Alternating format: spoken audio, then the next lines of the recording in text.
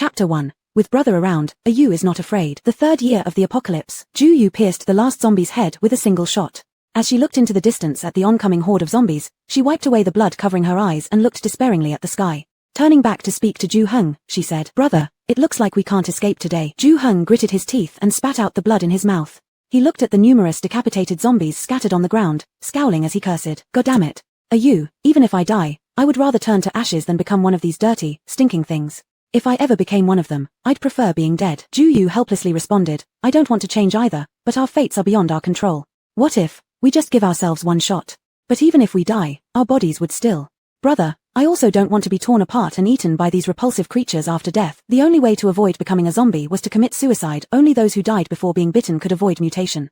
But even so, their corpses would certainly be devoured entirely by the zombies." Thinking about being torn limb from limb, having all her innards eaten, made Yu feel sick.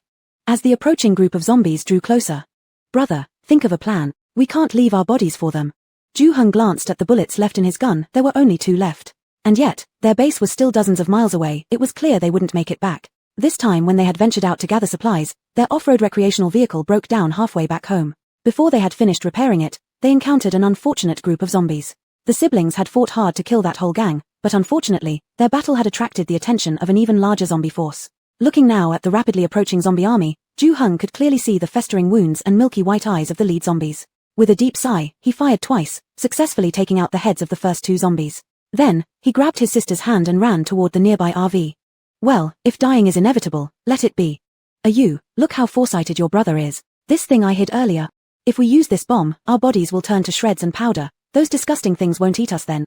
After getting into the car, Ju Heng reached under the seat, pulled out the pre-prepared bomb, grinned mischievously at his younger sister Ju, then suddenly turned serious, speaking gently. "Yu, don't be afraid. Your big brother is here with you." Ju smiled faintly at her brother and tightened her grip on his hand.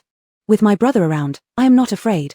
Whether before the apocalypse or during these 3 tough years struggling to survive, she never felt scared because her brother was always there, relying on each other for survival.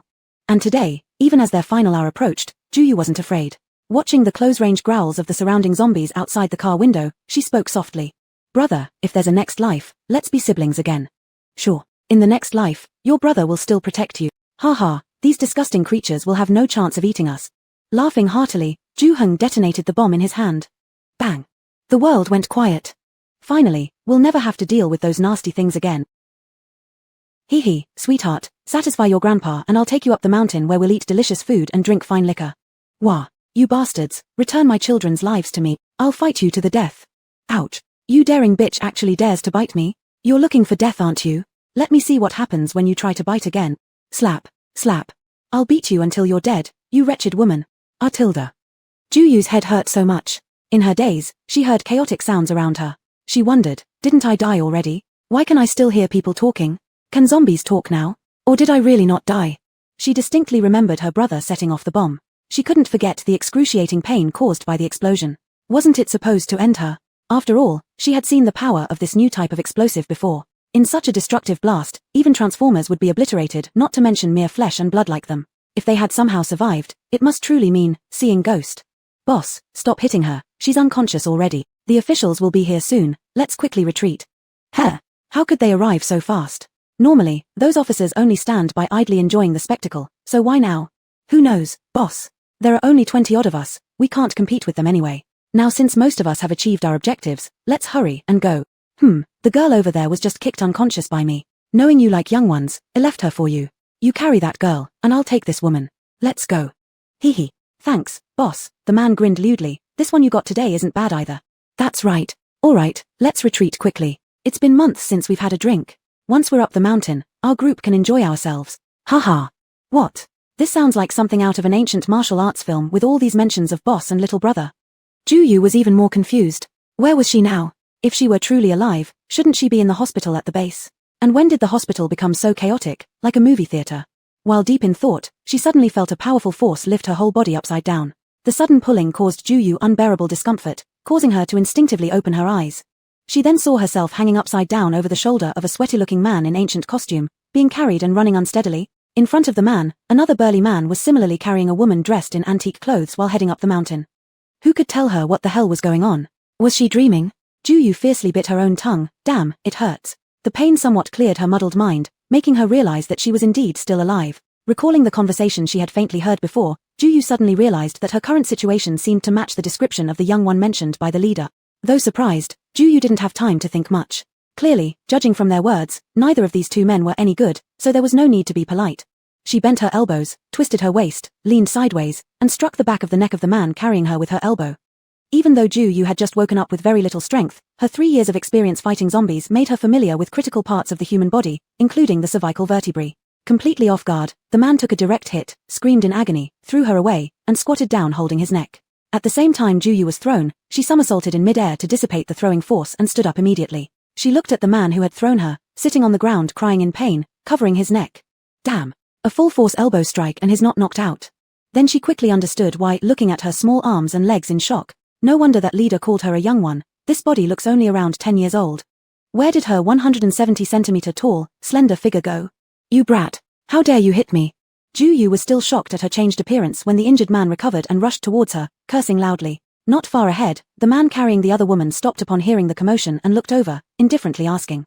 What's wrong, Larosai? Did this chick bite you too? Haha, didn't expect both women to have such strong characters. Just knock her out quickly and let's keep moving. The man addressed as Larosai replied, the severe pain in his neck turning his face completely red with anger. Damn, this little hussy was trying to kill him. If the girl hadn't lacked enough strength, his neck would have definitely broken today. Seeing the angry man charging towards her with murderous intent, Ju had no time to think about how she became a child. She sidestepped to avoid the man's hand grabbing at her, knowing her tiny frame couldn't withstand a direct confrontation. Looking around, there was nothing useful to use as a weapon, so she scooped up a handful of dirt from the ground and hurled it toward the man's face. Fortunately, this place was located on a mountain where soil was plentiful. The man swung and missed, only to have a mouthful of dirt blown into his face, temporarily blinding him and causing him to yell furiously. Without thinking, he instinctively began rubbing his irritated eyes. That's my chance. Ju's eyes lit up, and with a flip, she pounced towards him, aiming for the short knife tucked at his waist. When the man attacked earlier, perhaps enraged or maybe because he hadn't taken the little girl seriously, he forgot to draw his weapon. But Ju had noticed the dagger tucked in his waistband as soon as he lunged forward. Realizing Ju's intention the moment he felt movement at his waist, the man tried retreating to avoid her grasp while also disregarding his burning eyes, using both hands to stop her from snatching the knife and trying to seize it back. But it was already too late. Ju had already grabbed the knife first, raising it and forcefully slicing towards his neck as the man bent down to try and wrestle it from her. All of this happened in the blink of an eye. The man hadn't fully reacted yet, and after clutching his neck and kneeling to the ground with a few gurgling sounds, he fell down with wide-open eyes, dying without ever believing that he would end up at the hands of a little girl. Larosai. Equally incredulous was the man called Laro Da, who couldn't believe his brother had just been killed by the little girl in just a few moments. His laughter faded immediately as he saw Larosai being taken down so quickly. Realizing he could no longer underestimate her, he promptly threw the woman on his shoulder to the ground, drew his long sword from his waist, and held it in hand. Little bitch, didn't expect you to know martial arts. Let your grandpa teach you a lesson. With those words, he lunged toward Ju with the sword raised. Ju's heart leapt in fear. This body she now inhabited was ridiculously weak. Just fighting and killing the first man named Larosai had left her panting and almost out of strength. Dealing with this obviously stronger and armed Laro Da felt overwhelming. Judging by the angle and force of the man's attack, this Laro Da clearly possessed impressive martial arts skills. Ju wasn't particularly strong even back in the apocalypse, but she managed decent gun skills. Now, with all her energy drained, dodging Laro Da's sword caused excruciating pain in her wrist, and the short knife she held clattered to the ground. She watched helplessly as the man lifted his sword high. With bitter resignation, Ju thought, could I have come back to life only to die here again? Maybe heaven is just playing with me, bringing me back to life just to kill me once more. What bad luck. But the expected agony never came. Instead, the man let out a scream of pain. Glancing up, she saw a young man dressed in ancient clothes standing behind the attacker, repeatedly swinging a thick stick down onto the man's skull. While beating him, he cursed, "Shit. You dirty mountain bandits don't dare to touch the government officers but bully women around here. And you were about to take advantage of my mom? Then beat up my sister. Die you bastard." Ouch. Even Ju empathized with the pain the man must be feeling. In mere moments, the leader was felled by the youth, blood and brain matter oozing from the back of his head. He was definitely dead. Listening to the familiar curse of the boy before her, watching his unmistakably ruthless actions as he hit the man, Ju hesitated and called out. "Brother. Hihi, big sis, right? I'm your brother." Uncertain if the girl before him was indeed his sister due to the sudden time travel, Ju gave a vague response, remembering that this girl was his younger sibling in his past life. Big sis. Ju furrowed her brows, questioning whether this person was really her brother. Her brother always called her Ayu, and she was his only sister, why call her big sis?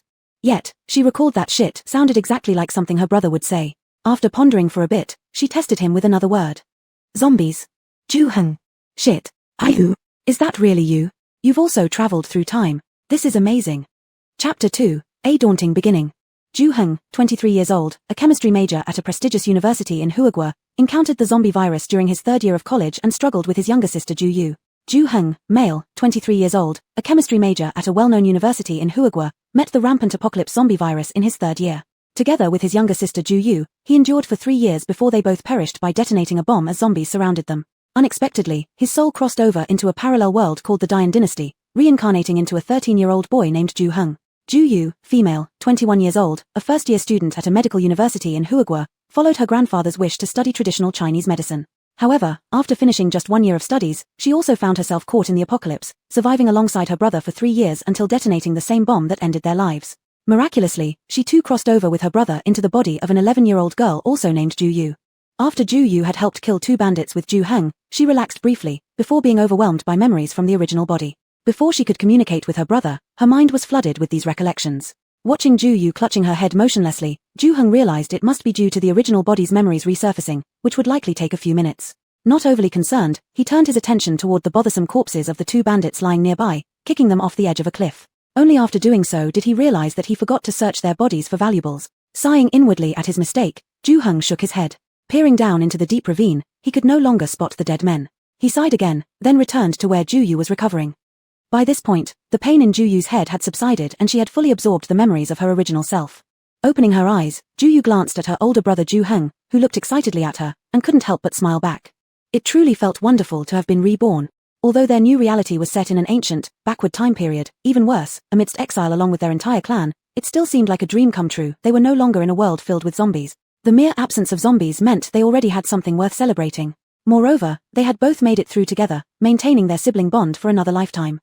No more worrying about being eaten by zombies or bitten, Ju Yu thought wistfully, recalling how sleep had once been such a luxury, fraught with constant vigilance.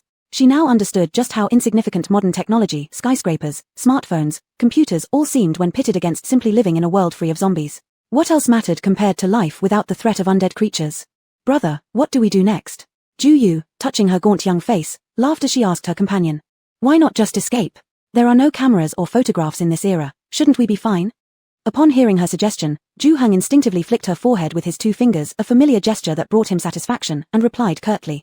Do you really think that because there are no surveillance cameras, we can just run wherever we want without being captured? That's naive. As far as I know, or rather according to my host body's memory, the household registration system in the Dian Dynasty is extremely strict. Anytime you enter or exit a town larger than a village, you need proof of identity and permits issued by your local village. This ID lists details like your origin, address, age, and physical appearance, very similar to modern-day identification. Without protection or assistance, hiding will be practically impossible. Let me stop you there. Are you thinking we can flee to some remote countryside? Let me tell you, hiding out in rural areas isn't easy either. We're unfamiliar strangers, and as soon as we step into any village, people will notice us immediately. Consider this, villagers typically live there for generations, rarely moving. Some might never have even visited the county seat. With such limited population movement, our sudden appearance would draw as much attention as movie stars walking down the street. You think people back then were fools? If they see unfamiliar faces, they'd immediately capture us. Our only option would be hiding deep within the mountains, leading a primitive life far from civilization, drinking water straight from streams and eating raw meat all our lives, completely isolated. Or, we follow the exiled group, at least staying safe temporarily for now. If danger arises later, we can always make our escape. Ju Yu. Then we'll just have to go with that plan, stick with the exiles for now. After all, she didn't want to avoid one fate only to fall victim to wild animals in the mountains. Alas. The original Ju Yu was a young girl who never ventured outside the house except to step into an inner courtyard. In her memories, all she did was learn calligraphy from her mother and practice embroidery. She had no knowledge whatsoever of the legal codes or national policies of the Dian Dynasty that her brother mentioned. She had thought that coming to ancient times would allow her to act as freely as those great heroes in costume dramas, like Guo Jing and Huang Rong, Yangguo and Little Dragon Maiden. Alas, it seems it wouldn't work like that. Alas. Ju Heng sighed too, let's not waste any more time. If we return late, there might even be punishments waiting for us. Before returning to the exiled group, we must first find our mother. In my memory, she was also captured by the bandits. Since we have taken over her children's bodies to be reborn, at least we should show some filial piety and take care of her properly. Alas. This mountain is so large, I wonder where the nest of the bandits could be. Can we still manage to rescue our original mother in time? As a man, Ju Heng naturally knew what those bandits intended to do with the women. Thinking about their mother's strict adherence to traditional values, if something untoward has already happened to her, he wasn't sure if she would even survive. Their mother. In Juyu's mind emerged the gentle and beautiful face of the original mother Zhengshe. It seemed like she just saw her somewhere. Oh, she remembered. Wasn't that woman just carried off by the leader of the bandits? She seemed thrown to the ground by the leader just now. Big brother, I think our mother is right there. Juyu scanned the area around her, and indeed, 10 meters east in the grass lay her mother. Shit, you're right. Juheng followed Juyu's pointing finger toward the patch of grass nearby, recognizing the clothes of the woman lying there. They matched the color of the dress his mother wore today in his memories. Rushing toward the woman, he scolded Juyu while running. Why didn't you say earlier? I swear to heaven, brother, this really isn't my fault. Juyu ran alongside her brother, explaining while she went, I just received the original host's memories but haven't fully integrated them yet. Besides, I was too excited just then to remember. Juheng didn't bother to respond. The spot where they fought the bandits was originally only about 10 meters away from where Zhengshe had been tossed in the grass, so they quickly reached her side. Juyu studied medicine in her previous life. Seeing that Zhengshe was lying on the ground motionless, she urgently approached to check if the woman was still breathing, and leaned down to listen to her heartbeat. Once confirming that her breathing was stable and her heart was beating, she let out a sigh of relief. Phew. No problem, she's still alive. She probably just fainted. However, her heartbeat is too fast, she must be hypoglycemic. We need to give her some sugar immediately, or her prolonged unconsciousness could be life-threatening. Juheng looked around the pavilion, seeing nothing but trees and grass. He started feeling anxious. Where can we possibly find sugar water here? I think we should return to the exile convoy as soon as possible, see if we can borrow something from clan members. Yeah, without sugared water, normal saline would work too. Let's hurry. Together, the siblings helped Zhengshe onto Juheng's back. One carried and the other supported as they moved towards the exile convoy according to their memories. Meanwhile, on the exile convoy side, Officer Song, the official escorting the prisoners, was currently dealing irritably with the irate old Minister Ju. He felt Minister Ju had perhaps become a bit dull-witted from studying too much. Ever since the women had been captured, he hadn't stopped pestering them, constantly questioning why the officers responsible for guarding didn't protect the women. Officer Song explained that the bandits attacked too suddenly for them to react, but the old scholar asked again why they didn't send troops after realizing the situation. Irritated, he dispatched men, but then Ju kept asking why it took so long, questioning how Song led his troops. So much time had passed, the women were already taken up the mountain, how useful would pursuing them be? Officer Song. How come you say everything? Why must they protect the female relatives? They are merely officials tasked with escorting, not security guard. The convicts under exile orders aren't their valued goods to guard with lives. All his own soldiers have wives and children waiting for them safely back home. Why would they risk their lives for these prisoners? Really, how has Minister Ju managed his career all these years? How, having held power for so many years, can he remain so naive? Does he genuinely consider their 1,000-mile exile trip as just leisure travel? Apparently, these constables in his view were merely his companions along the journey, doubling as sightseers and bodyguards. Officer Song wanted to blurt out every word stuck in his throat right into the old man's face. He imagined pulling the ears of this old scholar to tell him. Do you really think all those sentenced to exile dying en route was due to illness alone? Why would dozens of bandits dare to openly come down the mountain to rob a group of several hundred people being exiled? It's because they know that the soldiers escorting you won't take risks for your sakes. Old man, you and them are now criminals. The women who were taken no longer hold the status of madam or miss, no one even considers them human anymore. This area is still not far from the capital city, so my subordinates don't dare to overstep too much. Once we get further away, those ruffians will find a few pretty ones to have their way with. And they wouldn't need to use force, just offer a steamed bun or a bowl of thick porridge, and then the men in your clan will willingly hand over their wives and daughters. Of course, Constable Song only dared to curse like this in his heart. If he said it aloud, it would immediately offend the old scholar in front of him. Before departure, Song's superior had specifically called him aside and subtly hinted that he should be polite to this elderly scholar on the journey. Constable Song knew well that this was because someone important had spoken to his superior. Therefore, he really didn't dare to upset this former noble. After all, this scholar had once been the tutor of the crown prince, and almost all his students and acquaintances held high positions in Dayan. Since he hadn't been executed, although his family had been seized and he was now being exiled, who could predict if he might rise again one day? These powerful figures fall from power and regain influence repeatedly. Nobody dares to make conclusions about such matters easily. Besides, before setting out, Constable Song and his companions had received quite a bit of benefit from the old scholar's friends and relatives. This trip promised more profit than several regular missions combined. As the saying goes, when you receive someone's money, you do their work, so Constable Song was willing to give this person some face. Chapter 3 Big Brother Official. Do you have any sugar water? Quick, look. Those officials are back. There are only officials, not a single woman among them. What's going on? Oh no, this is terrible. Looks like none of them were saved. Heaven above. My poor apricot, my daughter. Look at them, their clothes aren't even torn. They probably just turned around at the gate and came back, didn't they? It sure seems so. And yet they had said they were off to chase after the mountain bandits. How could they have chased after them and not bring anyone back? They think we're fools, do they? With the return of the official squad that was supposed to chase the mountain bandits, chaos immediately erupted in the exiled group. All sorts of chatter arose instantly.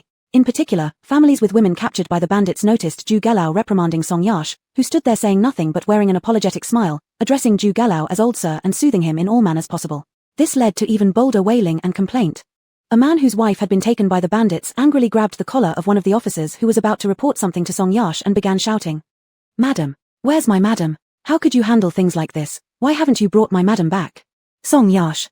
This Song Yash, he dares to lead a troop thousands of miles away escorting criminals, indicating his own bravery and not much patience for others. He gives face to Ju Galau due to respect for his status and has gained many benefits from it, but it certainly doesn't mean he's willing to give face to just anybody. He's already full of annoyance hearing the incessant nagging from Ju Galau, and then seeing these prisoners crying and complaining audibly right in front of him, or even daring to grab and pull at his subordinates. He thought to himself, "Good heaven. Are you trying to take me for a pushover?"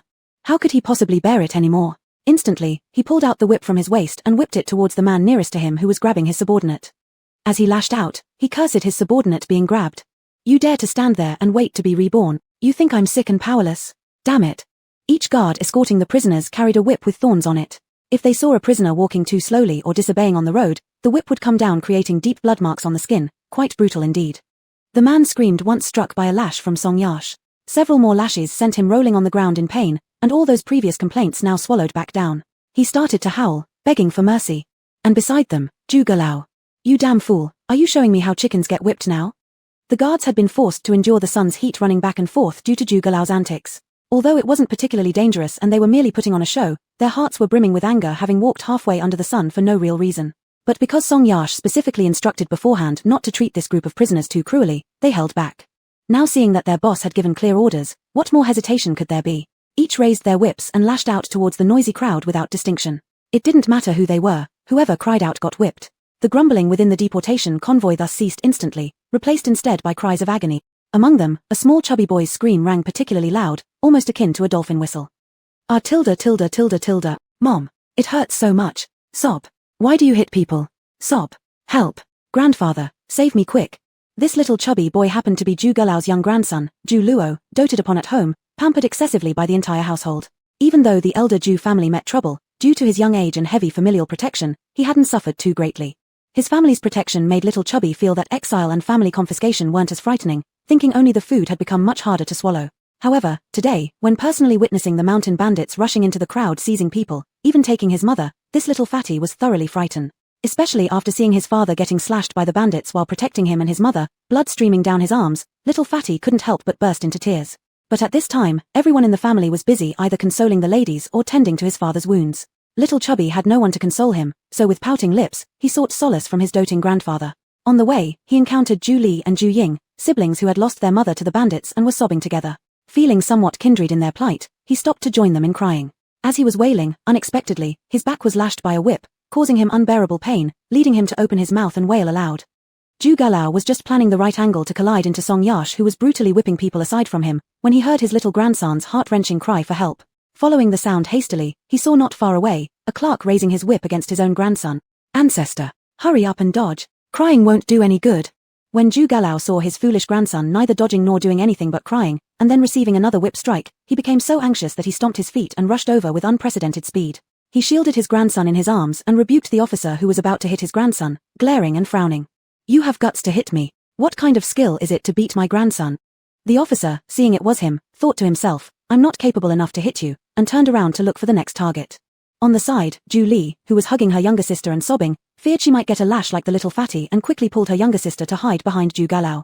Ju Galau. In the midst of this turmoil, Ju Hang and his sister had been carrying Zhengshe into the exiled group. Because the crowd was chaotic, the two weren't noticed until they were closer. Once the crowd realized, whether they were beating people, being beaten, or neither, everyone was shocked. None of them expected Ju Hang's family could all return alive and intact. Song Yash was just enthusiastically whipping people when he suddenly heard the crowd that was just screaming in pain become silent. Looking up, he saw Ju Hang actually carrying his mother and leading his sister back.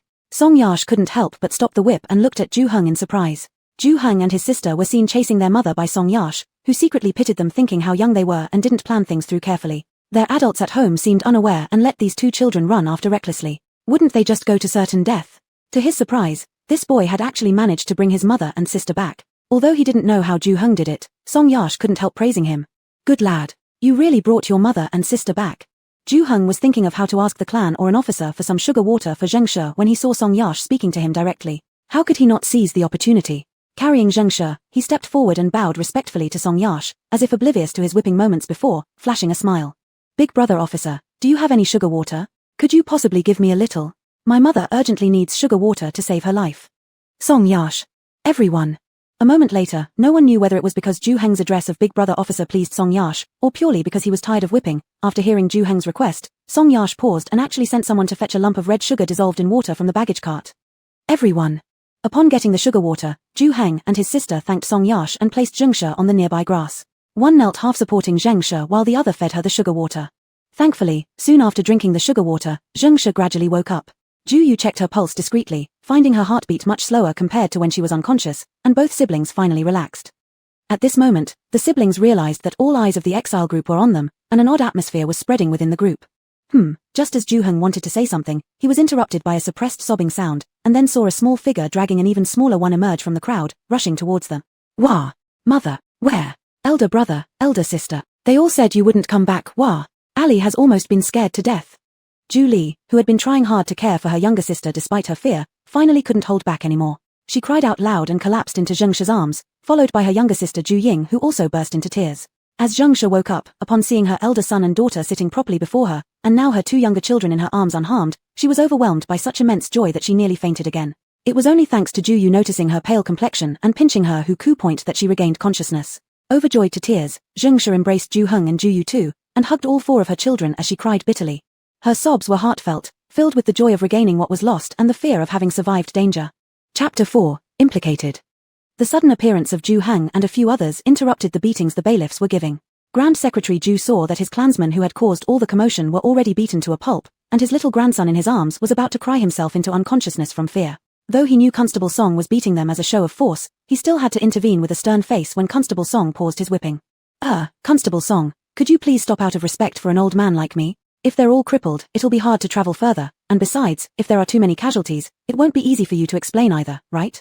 Constable Song had been tired after beating them for so long. When he stopped, he realized he had lost control of his temper, and he noticed that the clansmen of Grand Secretary Ju had been hit quite badly. Seeing Grand Secretary Ju approaching, he looked somewhat awkward and immediately ordered his men to stop. He chuckled and wanted to explain to this old scholar because the silver coins given by their relatives were still warm in his pocket.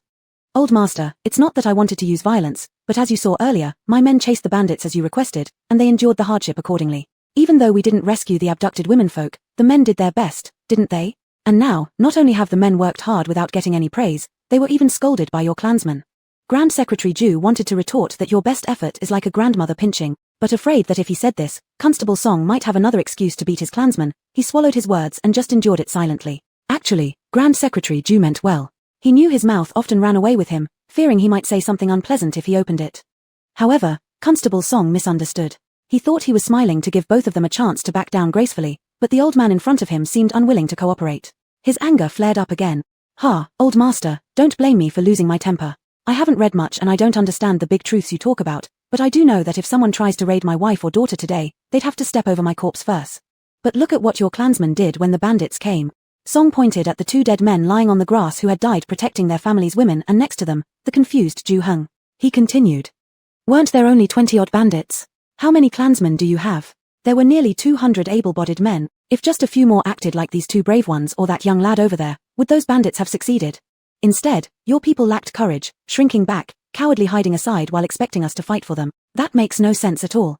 These cowards cried like ghosts as soon as the whip touched them. They seemed to forget their current status. As prisoners, they still think themselves above it all, living in the past when they used to bully others in the capital. Though this latter part Song refrained from voicing aloud.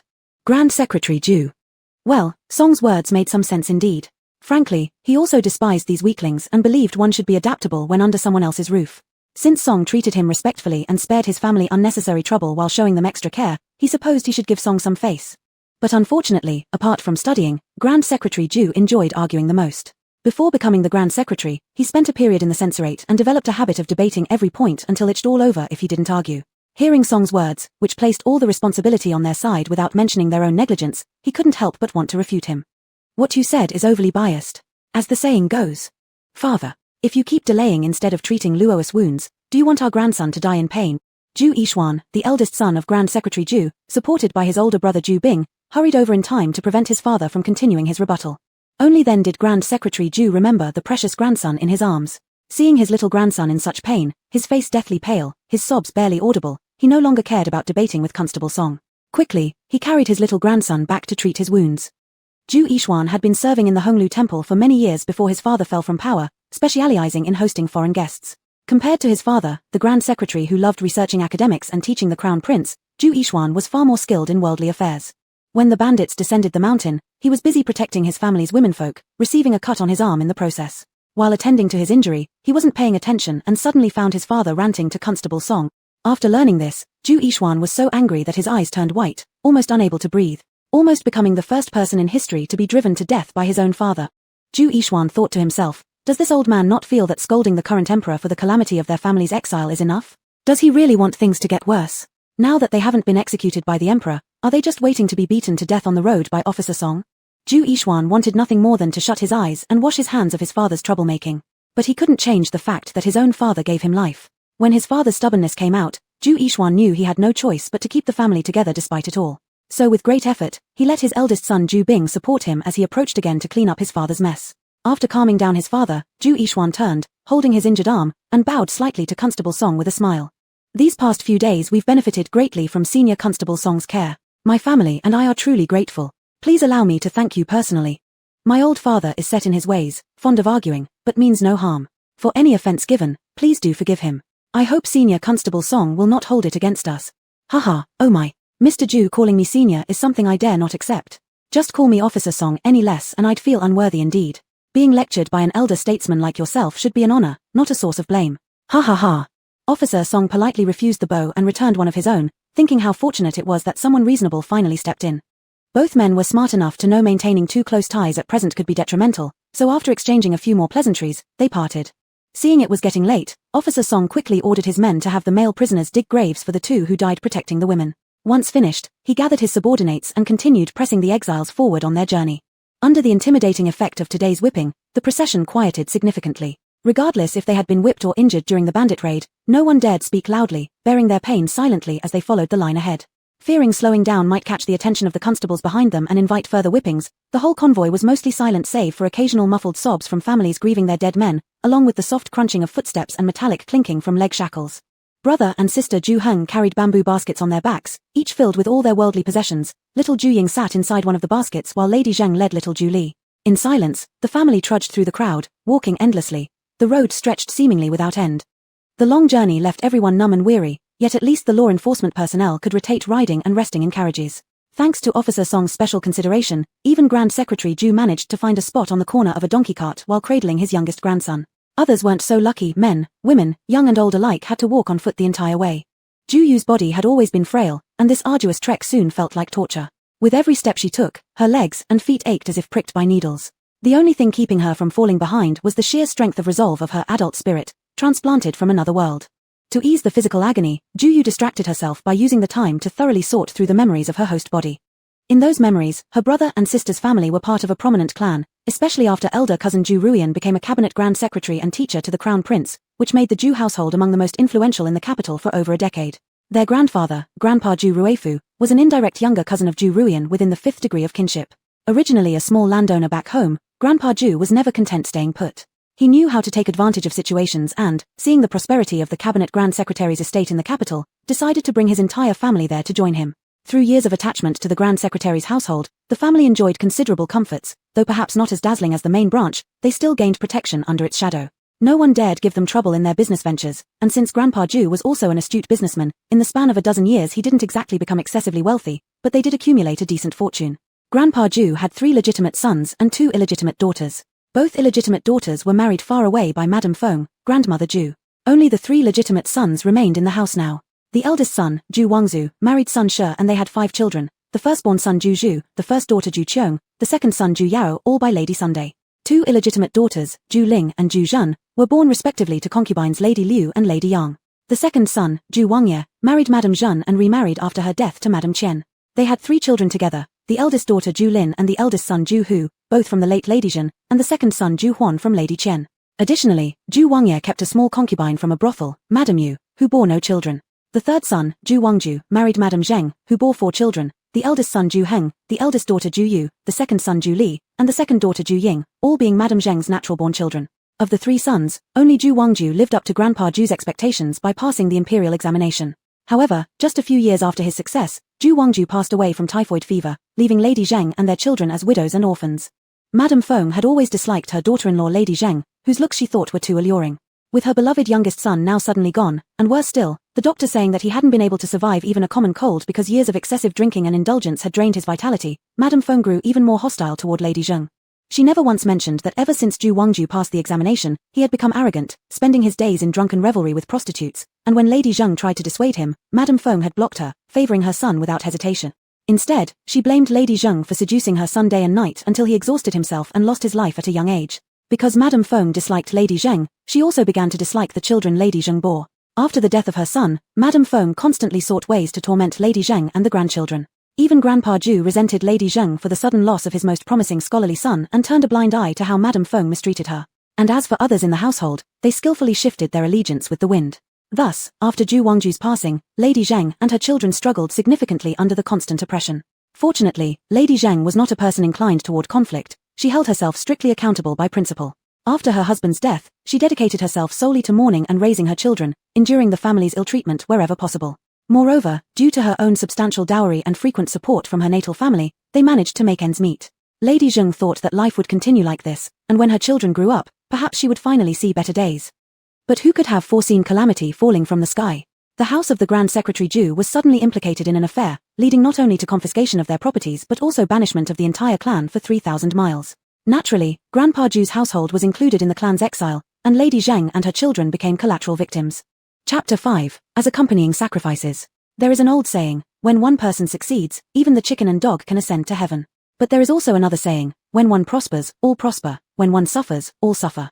Thus, because Old Master Ju's family was of the same clan as Minister Ju, they enjoyed over a decade of wealth alongside the minister's manor. However, when Minister Ju was condemned for denouncing the current emperor as tyrannical and cruel, leading to his demotion, confiscation of property, and exile of his entire clan to Liaodong, Old Master Ju's family also became entangled in the aftermath. Every member of their household, except for Ju Feng and Ju Lin who had already married off, were dragged along as accompanying sacrifices. Of course, they weren't the only ones.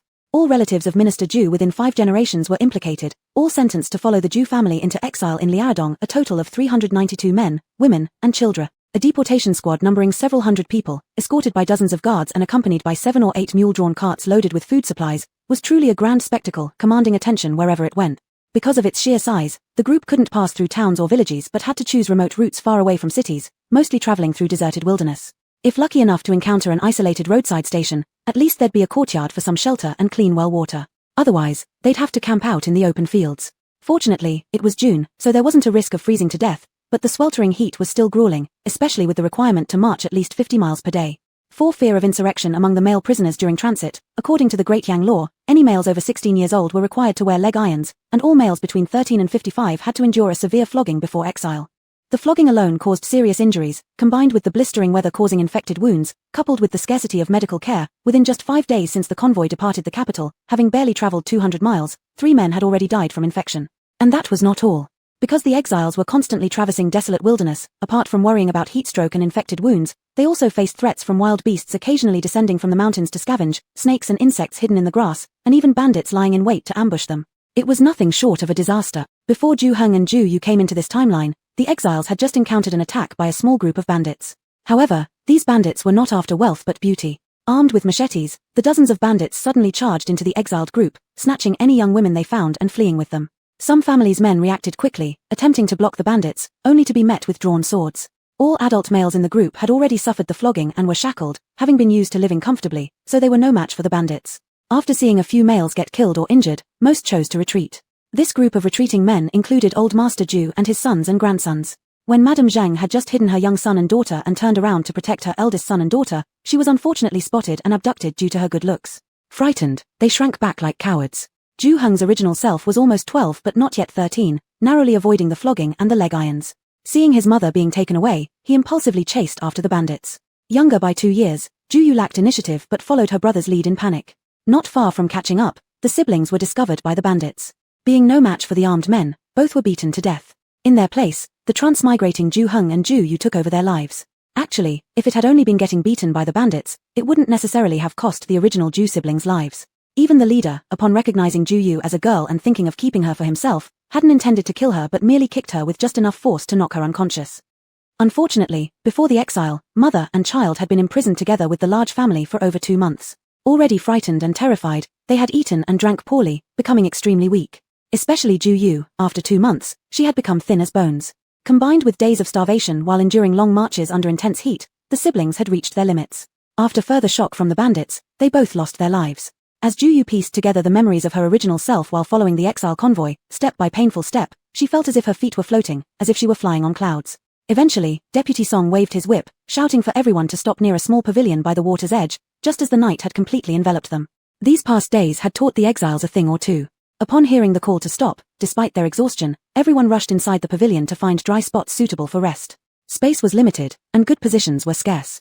If one ended up too close to the water, the swarm of mosquitoes could make sleep impossible. Madame Zheng also quickly led her children to a slightly offside but dry spot under a tree and fortunately managed to secure the position before a few others did. The Ju family walking behind them was not so lucky. By the time Ju Ruofu brought his family over, all the good spots had already been taken. Because during the beatings administered by the constables, both Ju Wanzu, the eldest son of the Ju family, and Ju Wangye had failed to dodge and unfortunately received several lashes. Combined with the injuries they sustained from the flogging days earlier, their old wounds combined with new ones made it difficult for them to walk without the assistance of their concubines. As a result, the entire family progressed at a slower pace and gradually fell behind in the group. After searching around, the family couldn't find a suitable place to rest and were reluctantly heading toward the riverside when they spotted where Madame Zheng and her children were stationed. Madame Feng immediately took her 2 daughters-in-law and approached Madame Zheng's group. Before she could even speak, her elder daughter-in-law, Lady Sun, arrogantly shouted loudly at the Zheng family. "Third sister-in-law, aren't you going to quickly give up this spot for our parents? Haven't you seen how exhausted mother is?" At this moment, Ju Heng had just finished laying out his mat. Upon hearing this, he furrowed his brow, about to speak, when Zheng unexpectedly spoke first, pointing to an open area nearby. Though her tone was still gentle, her resolve was firm. "There's still space over there. Elder sister-in-law, please hurry and help mother get there before it gets taken." Under normal circumstances, given Madame Zheng's usual accommodating nature, she would have given up this prime spot, but today she was too upset. Every time she thought about the cowardly behavior of the family when she was being abducted by bandits, she could no longer contain her anger, showing rare sharpness. "You." Lady Sun hadn't expected such resistance from Madame Zheng, who was usually obedient and non-confrontational, leaving her momentarily speechless. Nearby, Lady Chen, known for her acerbic and bitter remarks, was already extremely fatigued and wanted nothing more than to lie down on the mat Ju Heng had prepared for a rest. Seeing that Madame Zheng wasn't yielding, she lost control and yelled shrilly. "Hey, third sister-in-law, are you rebelling or something? How dare you speak to your mother like this? Are you saying your experience with the mountain bandits has turned you into one of them now?" Her words cut deeply, causing even Ju Ruofu in the back to frown. As far as Ju Heng knew, in their current Donya dynasty, although women weren't subjected to the severe restrictions of the Mingqing era allowing widow remarriage without bound feet, physical contact with men other than one's husband was still considered taboo even between mother and son. After the age of 7, boys were required to move to the front courtyard, maintaining a certain decorum between mother and child. Madame Zheng had ignored this rule today because she was overwhelmed with joy and relief after regaining her children. From what Ju Heng remembered, after he turned 7, Madame Zheng rarely held his hand anymore. So, Lady Qian's sly implication that Madame Zheng had engaged in improper intimacy with the bandits was exceedingly cruel. "You." Cough, cough. Upon hearing this, Madame Zheng became overwhelmed with embarrassment and anger, causing her to start choking uncontrollably. "Second daughter-in-law. Mother." 2 voices of objection rang out simultaneously, one from their grandfather, Ju Ruofu, and another from the eldest nephew of the second house, Ju Hu. Both clearly found Lady Qian's remarks excessive. The others in the Ju family, well, they were already content not to join in the drama. Ju Heng saw the absurdity and burst into laughter as he stood up abruptly. "If we go by second auntie's logic, my mother almost got abducted by bandits and neither my uncles nor any of the male cousins paid attention.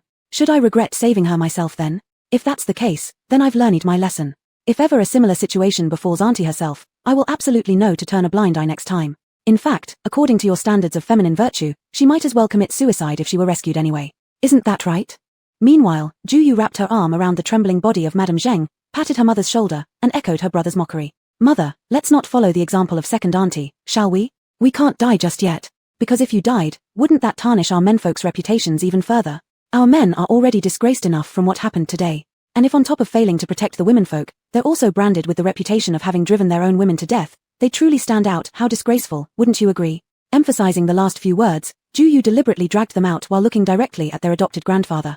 Thinking to herself, if you're not ashamed yet, let them continue making a scene. Just wait until things escalate, who will look worse then? "Grandpa Ju. You 2 little brats, how audacious. Qian, that's enough. Stop it. Lady Qian, after being outwitted by Zhu Heng and his sister, gritted her teeth and was about to hurl more insults when she was stopped by a loud reprimand from Zhu Ruofu. Zhu Ruofu had never imagined that the usually quiet members of the third house would dare to cause such a fuss, especially his own grandson and granddaughter, who had just spoken words that openly and subtly criticized their elders. Particularly infuriating was this granddaughter, a little girl who normally wouldn't even dare to look him in the eye. Now, she was boldly staring directly into his eyes, clearly indicating that if he didn't stop the Feng clan from escalating matters, she would immediately blow things out of proportion. Grandpa Zhu deeply resented this challenge to the authority of the Zhu family, and it was especially aggravating coming from an essentially useless girl. Still, he managed to suppress his irritation temporarily, knowing this wasn't the time to address such issues. Today, Officer Song's mocking words had already labeled them as weak men, and throughout the journey, other officers hadn't hesitated to mock them either. The inability to rescue Madame Zheng indeed disgraced the Zhu family men, causing even Zhu Galao to have many complaints about him, summoning him for a scolding.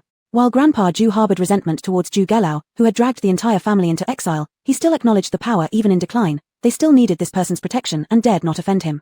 Moreover, offending Officer Song, who held life and death power over them during the exile, could be disastrous. It was like facing a Yama, a god of death. Therefore, Grandpa Zhu believed that their family should now remain humble and quiet within the exiled group, avoiding any attention that might worsen their situation. In his opinion, Madame Feng bringing two daughters-in-law to provoke the Zheng family at such a time was incredibly foolish. He couldn't directly rebuke his daughters-in-law or publicly shame Madame Feng too much. Watching them stand awkwardly without moving, he angrily kicked the two sons beside him and whispered in a low voice, "Aren't you going to drag your mother and those foul-mouthed wives back here? Don't you realize what time we're living in? Do you want our family to lose more face?" As someone accustomed to having the last word in the household, no one dared to disobey Zhu's orders. Both Zhu Wangzu and Zhu Wangye rushed forward, each delivering a kick to their wives and quietly repeating Zhu's words in their ears. Upon hearing this, Madame Feng dared not continue her tantrum and allowed her sons to pull her back. They retreated to the spot where Madame Zheng had indicated earlier. Yet, before leaving, she cast an intensely hateful glare at Madame Zheng, who was wiping away tears while looking down. Lady Qian internally blamed this third daughter-in-law for being unappreciative. Had Madame Zheng simply yielded the position earlier, there wouldn't have been so much trouble. Chapter 6, She Will Never Forgive Him. After the dreadful great-grandfather, great-grandmother, and the first and second aunts left, Zhu Li and Zhu Ying dared to rush forward to comfort their weeping mother Zheng She. Seeing her children all worried about her, she gathered her strength as a mother and thought that for the sake of her children, she had to be strong. Wiping away her tears, she forced a smile and said, "Mother is fine. You must be exhausted. Lie down on the mat and rest for a while. Mother will go fetch water and pick some wild greens, then I'll cook pancakes for you." During exile, there were only 2 meals a day, one hard, stone-like coarse grain pancake per person, and a bowl of thin gruel where you could see the bottom of the bowl. Zhu Li and Zhu Ying were still too young, so Zheng She was worried they couldn't digest the hard pancakes. Every time they rested, she broke the pancakes into small pieces and boiled them with wild greens to make a porridge. Since they didn't have a pot, Zheng She used concave stones by the lake as a makeshift cooking vessel. Though not tasty, the pancake porridge was at least easier to digest, especially when mixed with some wild greens. It barely sufficed to feed the 2 younger ones. Other families who pitied their children saw what Zheng She did and followed suit. "Ayu, take care of your younger brother and sister. I'll also wander by the river to see if I can find something edible." Seeing Zheng She go with the family's only bamboo tube to fetch water and look for wild greens, Zhu Heng couldn't sit still. The whole family couldn't just survive on pancakes forever. The memory of those pancakes was that at least 1/3 of them were husks, offering little nutrition. He decided to head to the river and check if he could catch some fish, at least giving his younger siblings a chance to supplement their protein. The exiled group consisted of several hundred people, and during rest times, women and children often wandered around looking for food nearby. As long as they didn't stray too far, the guards didn't bother them much, as long as everyone was present for the roll call before departure. "Brother, check if there's any bulrush by the river. If there is, bring some back. I'm thinking about trying to weave another mat tonight while we rest. It can keep us dry from the damp ground in the evening and protect us from the rain during the day. It's currently rainy season, it might rain any day now." Zhu Yu told his older brother. There was only one straw mat in the family, and in past memories, Zheng She always let the children sleep on it while she slept on the grass herself. If this continued, she would surely fall ill. Alright, good thinking on your part. I'll go find some bulrush first, then I'll look for food," Zhu Heng responded and left. Zhu Yu draped the family's sole thin quilt over her younger siblings who were sleeping soundly on the mat, both utterly exhausted, collapsing onto the mat instantly after lying down and now snoring softly. In her previous life, Zhu Yu had spent her entire existence as a younger sister, yearning to have a younger brother or sister to fulfill her dream of becoming an elder sister, but her parents passed early, making this wish impossible. Unexpectedly, transported to the ancient world fulfilled her dream twofold with both a younger brother and sister. Her sister, Zhu Ying, was only 5 years old, a cute little doll who slept obediently with long lashes. They fluttered slightly, perhaps dreaming. Her brother Zhu Li was 2 years older than Zhu Ying, 7 years old this year. Who knows whom he took after, but despite being tiny, his speech was serious and formal, yet in his sleep, he was uncooperative, sprawled out haphazardly. Perhaps because he walked quite a distance with the exiled group, he was lightly snoring now. Looking at her sleeping brother and sister, Ju felt relieved that their exile happened in summer so they didn't have to worry about freezing cold immediately. If it had been winter with their inadequate clothing and single thin quilt, the family would likely freeze to death before they even got far. Even if she and the older siblings survived, the young ones wouldn't stand a chance. Sighing, Ju thought to herself that no matter how difficult life got, they had to push through somehow. When things get tough, you adapt to wherever fate takes you. In Ju's opinion, those who wailed and complained at the slightest issue haven't really encountered hardship. Just imagine throwing them face to face with zombies. None of them would dare cry. Anyone who cried would be bitten by the zombies. With the two kids sound asleep, Ju felt reassured. She got up, looked around the vicinity, collected a few logs, then following Zheng She's methods from a few days ago, dug a shallow pit on the open ground using a log and gathered a few stones around it to start a fire. As the officials carried several large buckets of thin porridge and several baskets of pancakes over, Ju quickly went to collect her family's share. After collecting their meals, she sat down guarding her younger siblings while keeping an eye on the distant fire and fanning mosquitoes away from the two small figures using a large leaf as a fan. The summer night was the most annoying because of these mosquitoes, which seemed to be able to infiltrate anywhere. Luckily, the place they had found was relatively dry. Despite Zheng She's daily efforts to wash the children no matter how tired she was, they weren't too smelly and didn't attract many mosquitoes. Seeing the two little ones drooling in their sleep, Ju couldn't help but yawn herself, thinking that being young was indeed nice. Without too many worries, they could sleep soundly. Unable to resist, she gently patted the hair of both children and thought of how sweet they were when calling her sister during the day, her heart melting like warm butter. Ju didn't know whether it was due to some natural blood ties from her previous life or not, but within less than a day since she came through this world, she had inexplicably grown fond of her mother and these two younger siblings. Just thinking about the possibility of them suffering an unfortunate fate on the journey brought unbearable heartache to her chest. At this rate, even if one day they had a chance to leave, she felt as though she couldn't bear to leave them anymore. She believed her brother probably felt much the same way. Judging from his willingness to take care of the two kids along the journey, it was obvious he had deep affection for them, especially towards young Ju Ying. He carried her all the way while speaking softly with her, deliberately lowering his voice so as not to scare the girl, his indulgent gaze almost bubbling over with adoration. It was clear that he was completely enchanted by her. Ju silently mocked in her mind, reminding herself that her brother was still in the midst of his voice-changing phase. No matter how hard he tried to raise his pitch, it always sounded terrible. Ju couldn't help but roll her eyes, never imagining that this unexpected reincarnation not only fulfilled her dream of being an older sister but also made him realize his childhood dream of having a little, lowly, sister. Ever since she was little, her brother had always liked little girls. Every time he gave her birthday gifts, they were Barbies. He never understood why she, as a girl, didn't like Barbies but instead favored toy guns and miniature models. His most common comment was always, "You must have been born into the wrong body, we shouldn't be siblings, we should be brothers." And unlike his gentle treatment toward little Ju Ying, he never once treated her so tenderly, just bullying her around all the time, taking her toys, her snacks, pulling her braids, and deliberately scaring her with practical jokes. It wasn't until after their grandfather passed away that her brother started treating her a little better, showing a semblance of being a good older brother after the apocalypse began. Ju took a deep breath and shook off the sudden memories of her past life. She hadn't expected that despite the thin ties of kinship in her previous life, they could now feel warmth from family in this strange new world. Although Zheng She was gentle and weak, her love for the children was deeply rooted. The two little ones were extremely attached to them as well. Therefore, Ju thought that if she was given the fortune of becoming a part of their family this lifetime, then she and her brother would take the place of their original selves and properly care for their family. While Ju was lost in her musings, Zheng She returned carrying a stone block with grooves and holding a bamboo tube, containing a bunch of washed wild greens inside. Alongside her was Ju Heng, who held a big bundle of mugwort in his arms. Seeing this, Ju quickly ran forward and took the bamboo tube from Zheng She's hands. Zheng She noticed that her daughter had already lit the fire and thought about how her daughter, although often neglected at home, had actually been doted upon by her. She'd never done any of these things before. Feeling bittersweet, Zheng She instinctively patted her head affectionately and praised. "Our Au has grown up." When Ju was 5, her parents passed away unexpectedly. Her life was filled with just her grandfather and her brother, leaving her without a maternal figure. This gesture of affection from Zheng She, even though it wasn't directed toward her real self, made her eyes water uncontrollably. When Zheng She saw her reaction, her heart grew even heavier with sympathy, and she gently embraced Ju, comforting her daughter while still remembering to compliment Ju Heng, who was hugging a large bundle of mugwort. Aheng is growing into more of an elder brother's role. Mother and your younger siblings will rely on you in the future. Ju Heng felt quite proud upon hearing the praise and immediately threw down the bundle of mugwort, eager to continue helping out by the river. As the eldest son, he wanted to do more. "Hey, where are you going now? Eat first." Zheng She hastily stopped him. "Hee, Mom, let the pancakes keep cooking while I go collect snails. I saw plenty near the roots of the mugwort earlier. If I don't hurry, someone else might find them." Ju Heng whispered conspiratorially to Zheng She and Ju.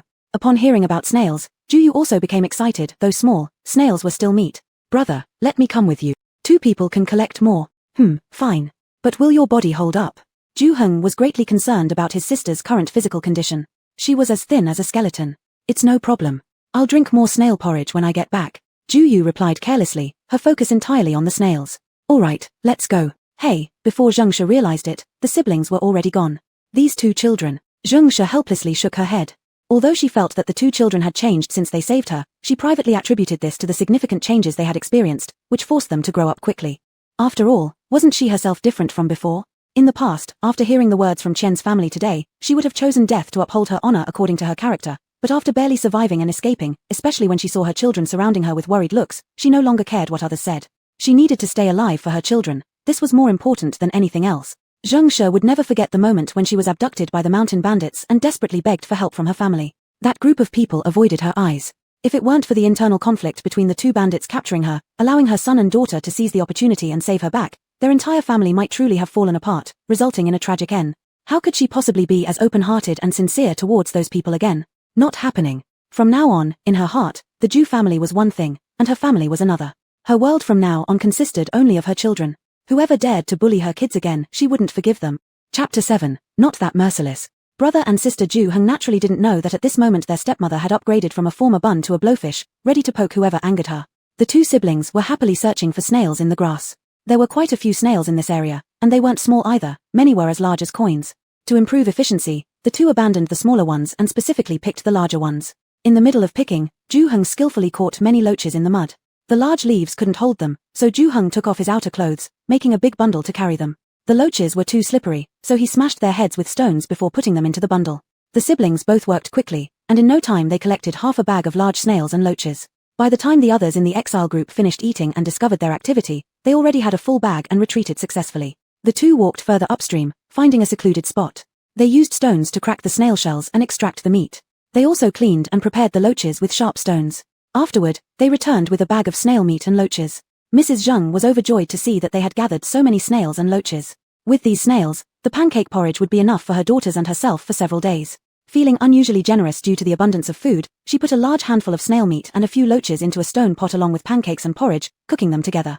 This made the two little ones, who had been woken up by Mrs. Zheng waiting for their meal, salivate endlessly. As for the rest of the snail meat and loaches, Mrs. Zheng planned to dry them on stones next to the fire. Otherwise, in such hot weather, they would go bad overnight. Mother, you only need to dry the snail meat. Leave the loaches for me, I have use for them. Ju Heng stopped drinking water from the bamboo tube offered by his younger brother after being exhausted from working hard for half a day, and promptly told her. Oh, alright, Mrs. Zhang readily agreed without even asking what he intended to do with the loach meat. In her mind, married women should obey their husbands, and if widowed, their children. Now that her son had grown and had ideas, she felt nothing but joy and would follow accordingly. Ju Heng felt that the feeling of being trusted was truly damn good. Though Mrs. Zheng's unconditional trust made Ju Heng feel great, he still thought it necessary to inform her of his plan. After all, now their household consisted entirely of women and children, the entire family of Grandpa Ju was automatically considered outsiders by him, and there was nearly 3,000 miles of exile ahead. As the sole adult in the family, Mrs. Zheng needed to handle certain matters. Mother, our family has encountered misfortune. I heard from the officials that we are being exiled to Liaodong, more than 3,000 miles from the capital. Even walking 50 miles a day would take us more than 2 months to arrive. My younger brother and sister are still young, this journey will undoubtedly be very arduous. Clearly, neither our grandparents will help us. We can only depend on ourselves. If we don't think things through thoroughly, our whole family might not make it to Liaodong. Ju Heng first laid out the difficulties of this journey. Although Mrs. Zheng hadn't traveled much, she was an adult after all. In the capital, she had heard people talk about how terrible it was for those exiled for committing offenses. Usually, less than 10% of people survived such calamity. Now their family had fallen into trouble. Day and night, every moment, she was constantly worried about this, fearing that the children were too young and one or two might not make it through the journey. That's why she was trying to soften the hard pancakes, always ensuring to boil some water, however tiring, to cool it down and pour it into bamboo containers for the children's travels, just to prevent them from falling ill on the road. But deep down, she knew that relying on just these measures probably wouldn't protect all the children. Along the way, lacking clothes and food, solely relying on herself, it would be very difficult for all the children to safely reach Liaodong. She just didn't want to think about it deeply. Heng, don't worry, your mother will risk her life to protect you all. I know you must have been scared today, don't be overly concerned. Mrs. Zhang assumed Ju Heng was equally worried and hastily gave some awkward reassurance. Ju Heng internally thought, it probably won't help even if you risk your life. Mother, what my brother means is that the journey ahead will be perilous. All of us should cooperate better. Many hands make light work. If we unite, we will definitely get through the adversity. Ju Yu, seeing that Mrs. Zheng had misunderstood her brother's meaning, quickly explained on behalf of her brother. Yes, that's exactly what I mean. Mother, your son has grown up now, and big sister is also very smart. From now on, don't just take all the worries on yourself or keep things bottled up in your heart, trying to figure it out alone. We can brainstorm together. Surely, we can come up with better solutions than you working alone. From the memories of his original body, Zhengsha had been in a state of extreme anxiety these past few days. She was exhausted from taking care of them during the day and often slept poorly at night, staying awake for hours. This couldn't continue or she would collapse first before anyone else. Yes, mother, our family cannot rely solely on you worrying. We can help too. Look, today brother caught so many snails and loaches, and your daughter even learned how to start a fire and thought about weaving another mat with wormwood grass. Aren't we doing great? To comfort the anxious Zhengsha, Juyu let go of her dignity, imitating the behavior of the previous self with exaggerated childishness. She cooed affectionately in Zhengsha's arms. Hee. Mother, please praise me. Ju Heng was shocked. Who was this soft, mushy creature in front of him? Was it really his sister who could shoot a gun into a zombie's mouth without blinking? Could it be that once possessed by a girl's soul, one naturally regresses into childlike behavior? No, his sister didn't even know how to act cute when she was a little girl, and seeing the look in his sister's eyes as if expecting him to do the same, he quickly turned away silently. No way, he still had his pride. Zhengsha, observing the two siblings' expressions, how could she not understand that they were worried about her and trying to cheer her up? How could she bear to let her children worry about her? Seeing her daughter being cute, she fondly poked Juyu's small nose and laughed. Our Yu is truly amazing. Now you've started to worry about family affairs too, but tell me, when did you learn to weave mats? And Heng, when did you learn to catch snails and loaches? Why does mother not know? Juyu touched her forehead. In the memories of the original body, she had been a spoiled lady never leaving home. She forgot that she mentioned learning to weave mats by watching neighbors use reeds back in her hometown. I may not know how to weave mats yet, but if we don't know something, can't we learn it? I think it should not be too difficult, somewhat like weaving nets. If we try studying, surely we can learn, Juyu quickly improvised. Ju Heng. Son just happened to learn catching snails and loaches when visiting the village. At the time, I was curious and followed others. Oh, I see. Mother was just wondering how you already knew. Zhengsha was merely casually asking and believed their answers after hearing them. Phew, they managed to get through. The siblings exchanged glances, thinking they needed to be more careful in the future since Zhengsha was the biological mother of the original body. If they were noticed acting different and assumed to be possessed by some evil spirit, that would be problematic. However, Juyu believed only caution wasn't enough, it would make them overly restrained. They must find a way to make Zhengsha believe their changes were reasonable and expected, rather than fearing to do anything new out of suspicion. So, she pondered for a while and then cautiously proposed. Mother, the tougher things get, the more forward-thinking we need to be. For instance, you being captured by mountain bandits today, we must think ahead and consider how to avoid such occurrences next time. Ju Heng agreed with his sister's logic, thought for a moment, and then whispered, I was thinking the same. That's why I held on to those loaches earlier to send them later to the official who brought us sweet water today. I've already inquired, and he is the leader of the officials escorting us. Cultivating a good relationship with him will certainly benefit us. And I think, moving forward, whenever we travel, we'll stick closely to Ju Galau's family. Those officials value Ju Galau, and his family receives more protection, so following them ensures our own safety. He glanced at the Ju family further away. It's fortunate that we got into an argument with them today. Let's just split apart from them. Since no one cares about us when issues arise, why suffer their arrogance any longer? Now, he didn't have the patience to deal with them. Zhengsha had long since lost trust in the Ju family and nodded upon hearing her son's words, staying far from them is better. Mother, see how thorough brother's thinking is. As the proverb goes, 3 cobblers with their wits combined equal Zhuge Liang the mastermind. Moving forward, we'll help you think things through together, and there will always be a solution, Juyu said while holding Zhengsha's hand. So, should they accidentally develop skills they previously lacked or their personalities change unexpectedly, they hoped Zhengsha would understand it was merely the result of being driven by hardship. Please don't suspect them of being possessed and burn them as evil spirit. In fact, Juyu was overly worried, as Lady Zheng had already thought the same way. Lady Zheng felt greatly comforted to see her eldest son and daughter were so sensible. She was still feeling terrified about today's robbery, not fearing for her own life. At worst, she would die. What truly frightened her was that if she died, her children wouldn't be able to survive. After listening to her children's words, she reflected on the situation and said, starting tomorrow, Mother and you will try our best to cover our faces with mud. If someone comes to rob again, they probably won't notice us then. Juyu. The effect was good. Finally, Lady Zheng was willing to open up and discuss matters instead of keeping everything bottled inside. But when Juyu looked down at her own flat chest, she was just a little 11-year-old child who could pass for either gender in boys' clothing, felt it didn't really matter whether or not she concealed herself. However, her mother definitely needed to take precautions. Lady Zheng was simply too beautiful, even looking unkempt couldn't hide her natural beauty. If Juyu remembered correctly, her mother was only 30 this year, and being naturally attractive along with her prime womanly years made her stand out wherever she went. Among the exiled group, she practically glowed like a beacon. Of course the mountain bandits would target her. Mother, I'm still young, but the key is you.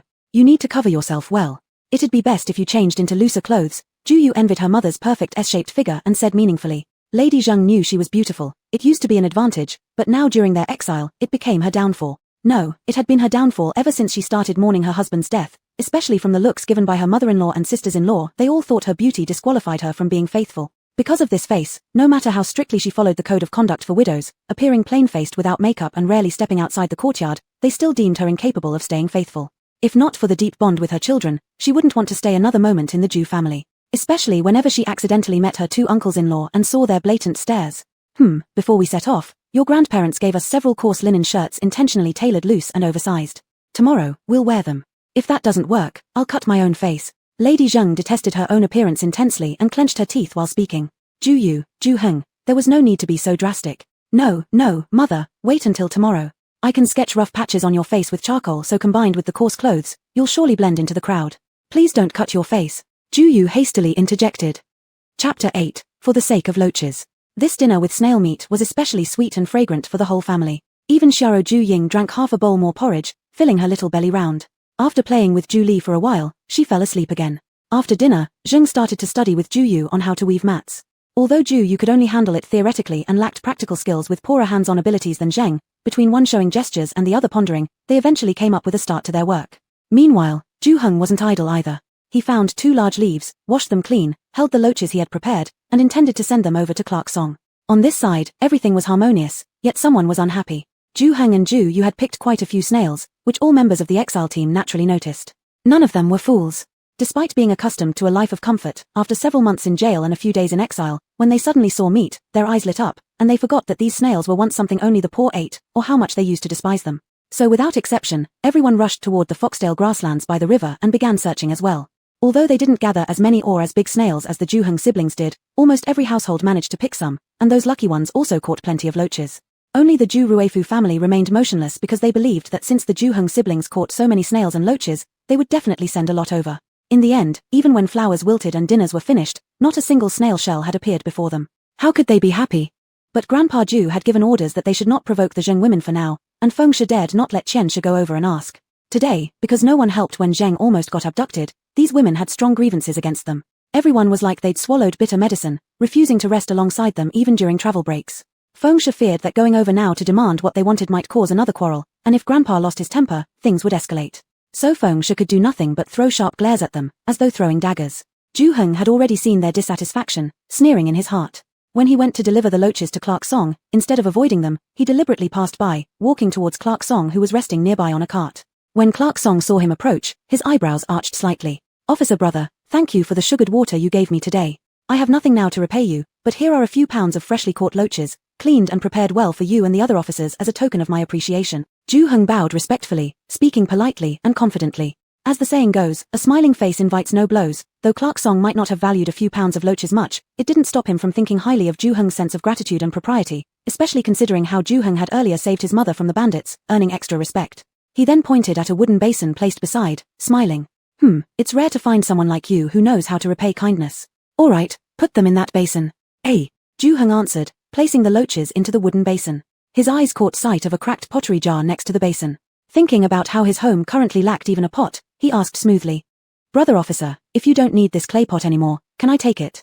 Though broken, the pottery jar wasn't unusable. With it, his mother could conveniently cook porridge and carry more water along the journey. Their current situation left them lacking basic essentials. His mother had been forced to find suitable stones to use as pots for cooking. While his cheap grandmother actually owned 2 small stoves, common sense dictated they wouldn't lend a hand. With such scorching weather, water shortage was critical. Having only one bamboo tube with limited capacity, there was clearly insufficient water for their travels. The pottery jar was originally slated for disposal, but Clark Song paid it no mind, casually waving a hand. "If you want it, take it away." Hearing this, Ju Heng happily grabbed the pot and showed deep gratitude to Clark Song. Song, noticing his appreciative expression, twinkled an eye, and said, "Since you're so sensible, brother won't take anything from you without giving back. Tell me, what else do your family lack? Brother will consider sending it to you." No, having this pottery pot is already great. Thank you, brother officer." Ju Heng, appearing honest and thick-headed, scratched his head and bent over in thanks. In Laro Song's intriguing gaze, he carried off the broken pottery pot. Seeing this, Li Maro, one of Song's underlings, couldn't understand why Song extended such generosity. "Chief, taking a few loaches from this kid is already being nice to him. Why are you also giving him stuff?" Moreover, at noon, Song had sent sugar water to the boy's mother. Sugar was a luxury they usually didn't get to enjoy. "Hey, something's off. Sending that kid's mom red sugar water? That kid's mom looks pretty good. Could it be that Their boss hasn't had a wife for more than a year due to illness. A man like him, who wouldn't want a woman? Hee hee. No wonder. Lee Marrow thought he'd figured out the truth and grinned lewdly at Clark Song, saying, "Boss, your subordinate knows what you're thinking. He, go to hell. What do you know? Hurry up and stew those loaches for me." Clark Song could tell from Lee Mao's lewd expression that his mind was in the gutter, so he kicked him aside and laughed as he scolded him. Actually, Clark Song intentionally mentioned giving things to Ju Hung just to see if the boy would be greedy or not. The result was clear, he wasn't. At such a young age, the boy already knew how to gauge the situation and attach himself without being servile or overstepping. If Juji Lauren doesn't fall from power, this kid might one day be someone important, but now, it's too bad. Clark Song couldn't help but sigh. Weren't you telling the men that Juji Lauren might have a chance to rise again? You told us all to respect that stubborn old man. So why are you so sure that this kid is pitiful? Zhuangzi, who had just been kicked away by Clark Song, came back holding a basin of loaches and asked curiously when he noticed Clark Song still staring at the departing figure of Ju Hung. Startled by Zhuangzi's sudden question, Clark Song gave him another kick before grumpily answering. It's uncertain about Juji Lauren, but this kid, didn't you forget? When these families get exiled to Liaodong, every household must send one man out of every 3 male members to the army, and you've seen what kind of people are in this kid's family. How can he possibly escape that? But the kid is so young, surely he isn't expected to join. Lee Marrow wanted to ask, but suddenly remembered the wretched demeanor of the male figures in the Ju family, and understood Clark Song's meaning. He also sighed, that's indeed a pity. Exile on the road is perilous enough, however, among those families, the males who are sentenced to military service have an almost certain death rate. Once war begins, they will be pushed to the front line as cannon fodder. Few survive. Ju Hung had no idea that he was already considered dead in the eyes of Clark Song and his subordinates. He was happily showing off the new earthenware pot he had obtained to Ms. Zheng. "Mom, you won't have to use the stone pot to boil porridge anymore. It takes too long and produces too little. From now on, we'll use this earthenware pot. It'll be enough for our whole family with each use." Ms. Zheng was pleased when she saw the earthenware pot Ju Hung had brought back, but she was also savvy enough to realize that her son should lower his voice. Seeing his excitement and loud speaking, she quickly signaled for him to speak quieter and pointed towards Grandpa Ju's family. Ju Hung deliberately spoke loudly for them to hear, and responded even louder. "Mom, you don't know. The officer kindly rewarded me with this pot especially. I originally thought since the officer's sugar water saved your life today, we have nothing else to repay him except offering the loaches we caught. Who would have thought the officer gave me this pot, praising my gratitude and encouraging me to protect Mom and my siblings. If we ever need anything, we can tell him." Ju Hung spoke extremely loudly, like a child who had received praise and was eager to report it to their parents. In the quiet resting area where most people were lying down, his words were not only heard by Grandpa Ju's family, but also by most people in the rest area. "TSK, isn't it just a broken pot that nobody wants that he got? Why show off like that?" Someone in the crowd immediately made a snide remark. However, because they feared retaliation considering Ju Heng's favor in Clark Song's eyes, they dared not speak loudly. Chen Shi and others of Grandpa Ju's side also cursed a few times, but Feng Shi stopped them. Not that Feng Shi wasn't angry, but she believed that Zheng's group would not stay smug for long. With the current lack of food and clothes among her family members, Zheng, leading 4 children, wouldn't last long before coming to beg her. Thinking of how to deal with this annoying daughter-in-law Zheng in a few days, Feng Shi showed uncharacteristic patience. This was exactly the effect Ju Hung was aiming for. Their family was currently too weak and could only rely on Clark Song's reputation to shield them for a while. Clark Song, standing nearby, watched everything silently, observing his subordinates busy preparing the mud loach soup for him. He thought to himself, considering this pot of mud loaches, let the clever boy continue to use me as a shield once in a while. Chapter 9, That Jar of Honey. At night, Madame Zhang and her daughters made a mat more than a meter long. They didn't dare to make too many since the fresh mugwort grass mats were still wet and weighed quite a bit. They had to wait for the mat to dry under the sun for 2 days before they could continue weaving.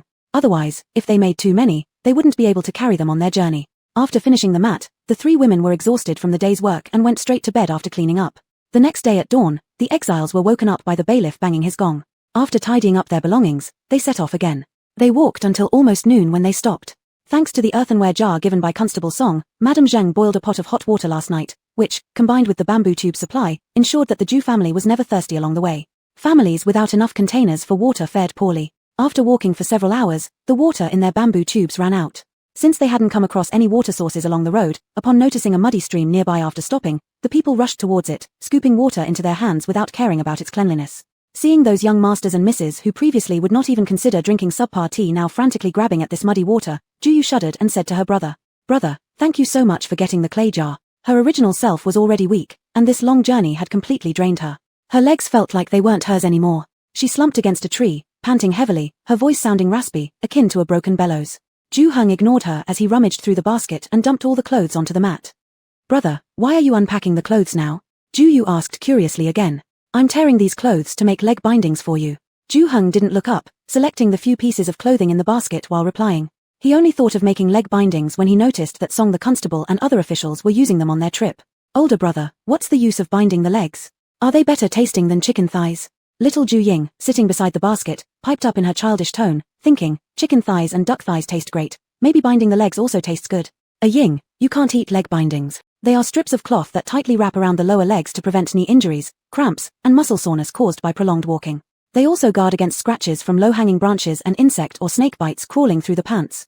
Seeing his cute little sister, Ju-hung couldn't help but soften his voice and explain tenderly. Oh, so they can't be eaten. Ju Ying pouted disappointingly, then stood up to play with her older brother. Ju-hung. Ju couldn't suppress a laugh. Puff. Serves you right. Treating the two younger sisters differently led to your own downfall. Ha ha. Even though her brother glared at her, she wasn't afraid and looked back just as defiantly. Madame Zheng, seeing the siblings exchange sharp glances like swords clashing, found it secretly amusing. Thinking that despite everything, they were still children who could easily start quarrels, she stepped forward to mediate. How amazing of you, Ahung. How did you come up with the idea to use leg bindings? I noticed how both mother and my sister couldn't endure the pain in their legs after walking all day. Then I happened to see Constable Song and others using them, reminding me of their use from books I've read, so I decided to try it out. Ju-hung deliberately emphasized the word sister, intending to stir her conscienceless sibling. How hard I worked for your sake, and you still dared to mock me. Humph. Is this binding really as effective as you've just described? Madame Zheng couldn't help but ask out of curiosity. Yes, it should be useful. Back in the day, during 25,000, the current emperor's military campaigns, the soldiers all used these leg bindings. Moreover, since Song and other bailiffs frequently walk, if these bindings were useless, they definitely wouldn't have adopted them. Ju-hung nearly blurted out the long march spanning 25,000 miles but managed to catch himself. After listening, Madame Zheng thought it reasonable and helped Ju-hung tear a dress that she had worn when their household was confiscated. This silk dress was not convenient to wear in prison. When her mother bribed the jailer to visit, she gave her a simple cotton dress, which left this silk dress stored away. Since the exile, it had been kept inside her luggage. Madame Zheng's dress was made from generous fabric. Once disassembled, it provided strips more than a meter wide and about 2 meters long, sufficient to make leg bindings for all. Thus, with Ju-hung's assistance, everyone except Ju Ying, who was carried and thus didn't need it, tied their legs with the binding. Big brother, I feel some pain in my legs. Ju Li looked at her legs, tightly bound by her elder brother, and felt a bit uncomfortable. Don't worry, Ali. You'll feel a bit uncomfortable at first, but you'll get used to it in a couple of days. With these bindings, we can walk faster and prevent leg injuries. Now that you're a little man, you need to endure. Ju-hung encouraged her while binding her legs. The little one was only 7 years old but had to walk as much as the adults every day. Though sometimes Madame Zheng would carry him for a while, he was afraid of tiring his mother and wouldn't let her unless absolutely necessary. To avoid any long-term issues like bowed legs, the leg bindings were essential. Upon hearing his elder brother praise him as a man, young Ju Li puffed out his chest, endured the discomfort, and nodded seriously. Yes, elder brother, I am a man now, and I will persevere. His elder brother said there were only the two of them who were men in their family, so they had to take responsibility for protecting mother and their sisters. He couldn't show fear or weakness. Good job, our Ali. After finishing with Ali, Ju-hung gave him a thumbs up, making the little one puff his chest even more proudly before showing Madame Zheng and the others how to tie the bindings. Some of the people around couldn't help but come over curiously to ask about this odd sight of everyone's legs being bound tightly like dumplings. Ju-hung explained the purpose and method of the leg bindings and deliberately emphasized that Song the bailiff and others also wore them. Some believed him, some doubted, some followed suit, and some thought it wasteful. But Ju-hung didn't mind. He'd already shared everything he needed to. The exiles were served 2 meals per day, lunch at noon and dinner in the evening. Because of the scorching heat, they could rest for an hour after lunch to avoid the peak heat of the day. At noon, as usual, Madame Zheng prepared pancake porridge, adding a handful of dried snail meat and some wild vegetables she'd found. Each person had a bowl, then rested for half an hour before Madame Zheng and Ju-hung, despite being drowsy, got up once again. They couldn't rest longer because there were too many exiles. Everyone was hungry, and anything edible like wild vegetables wasn't treated lightly anymore. Whenever the convoy stopped, people scrambled to search for food, leaving very little unless fought over. Moreover, following Ju-heng's lead yesterday, people discovered snails and loaches, which resulted in the muddy water areas now being crowded. Thus, Madame Zheng and Ju-hung took advantage of the rest period to go further away from the group to see if they could find something edible. Because there had been incidents where bandits attacked stragglers, Ju-hung no longer allowed Madame Zheng to act alone whenever they strayed too far from the group. Meanwhile, due to her frail health, Ju-yu was forcibly kept back by her mother to continue resting with her younger siblings. However, having an adult soul inside her, how could Ju-yu sleep when seeing her mother and brother working tirelessly for their survival? After they left, she quickly sat up to tidy their belongings, ensuring they would be easier to carry on the journey. Their entire possessions included a thin quilt, 2 straw mats, 2 baskets, a bundle of clothes, a pottery jar, a few pairs of bowls and chopsticks. That was all. Now that it was hot, the 2 younger children slept with just a layer of clothing over their stomachs without using the quilt. Ju Heng took the quilt and rebound it with a long strip of fabric left over from making the bindings, using a method he learned during military training. He then rolled the quilt into a package, tied the other straw mat in a strip shape and tucked it into the rope of the luggage roll, allowing them to carry it easily on the road. As for the 2 bamboo baskets, one had to be reserved for little Ju Ying to sit in, containing only a cloth bundle for storing clothes. The pottery jar, bowls, chopsticks, dried snail meat, bamboo tubes, etc., were all placed in the other basket. Having finished organizing, Ju Yu gazed at their meager possessions, growing worried. In previous lives novels she'd read, those who traveled through time always brought systems, spirit springs, space powers, and so on. Why did their family travel through time completely empty-handed? Not only were they lacking such advantages, but they ended up right in the middle of exile. It was truly bad luck. She must have forgotten by now, but the day she had just crossed over, how excited she was upon realizing there were no zombies. She was thrilled, wanting to hug the deity of traveling through time and suck on its cheeks in gratitude for granting her another life. But now, relying only on the dry provisions at hand, she felt their family could barely last 3 months or even 3 days. Sigh. Those two really seemed to be getting worse off. In the apocalypse era, they at least had compressed biscuits, canned goods, indoor-grown vegetables, not to mention villas, mansions, and cars scattered everywhere. All you needed was enough guts and didn't care if there were zombies inside, you could grab whatever you wanted. But here and now, even wild vegetables can't be eaten casually. Sigh. Who would have thought that life quality in this broken place is worse than in the post-apocalyptic world? Sure, aside from the unsolvable zombie issue in the latter, at least one wouldn't starve. Ju Yu couldn't help but grumble incessantly as she patted her flat, empty stomach. Still, for all her complaints, if given the choice between the 2 worlds, Ju Yu would still choose this one. Zombies were just too disgusting. How could they compare to the 2 little ones sleeping soundly beside her right now? But, life here was so hard. She missed that jar of honey found in the new recreational vehicle, where only a single spoonful had been shared before everything went up in flames. Chapter 10, The Space Appears. My honey. Ju Yu couldn't help but exclaim quietly. Suddenly, the scenery before her eyes changed, and she found herself in another place. Looking around, it was the RV they were in before they came through, and beside her was exactly the jar of honey she had been longing for. Ju Yu. Could it be that she now has a space too? Is her space their RV? Ha ha ha, this is amazing, she said it herself. The great power of crossing over would not abandon them, ha ha. Ju Yu looked at the familiar RV and couldn't help laughing out loud. After laughing enough, she remembered to start thinking about how she suddenly entered the RV space. How did she get in earlier? It seemed like when she mentioned honey, then she just went in. Could it be that honey is the password to enter or leave the space? Ju Yu thought, should she try again? My honey. Ju Yu called out again, but she didn't leave. So, calling out honey is only the password to enter the space. Go out. Leave. Return. Sitting in the RV, Ju Yu shouted all the words she could think of, but none worked. She was still in the RV space. She could feel that this space was next to where she was sitting before, and she could even hear the little snores of her sister-in-law, Ju Li, but she couldn't get out. At this point, she started to worry and tried opening the car door, finding that it wouldn't open either. Seeing that the car keys were still in the ignition, she climbed into the driver's seat and twisted the key, and she realized, the car was on. Ju Yu was delighted and quickly pressed the buttons on the car's console, discovering that besides the inability to open the car doors and windows, everything else such as the sound system and air conditioning were functioning normally. She tried pressing the gas pedal, but the car didn't move, she still couldn't leave. Oh no, what can she do? Soon, her mother and brother will return, and her sister-in-law will also wake up. If she doesn't go out by then, who knows what they'll think when they realize she's gone. But how can she get out? Ju Yu called out everything she could think of. She also pressed the car's remote control key countless times, but it didn't work. What's going on here? Can't others leave their spaces with just a thought? Why can't she? Is she destined to become the first traveler trapped and dying in her own space? If that really happens, what will happen to her brother? He'll surely die of worry. Brother, help. Your younger sister is trapped. Ju Yu stomped her feet in panic, stepping on the gas pedal. As a result, the car moved and shot forward this time. The extremely high speed made Ju Yu instinctively use her arms to shield her face. A few seconds later, when the car stopped and she opened her eyes, she found herself sitting on a large tree branch several meters above the ground, facing her brother Ju Heng, who was holding 2 bird eggs and looking utterly baffled. Ju Yu. Ju Heng. Damn. Ju Heng almost fell off the tree from the sight of his sudden appearance of his sister. In panic, he hurriedly grabbed the nearby branches, breaking both bird eggs in the process, barely regaining his balance. Unsure if he was seeing things correctly, he rubbed his eyes again. Sure enough, his sister was still standing there in front of him, equally confused.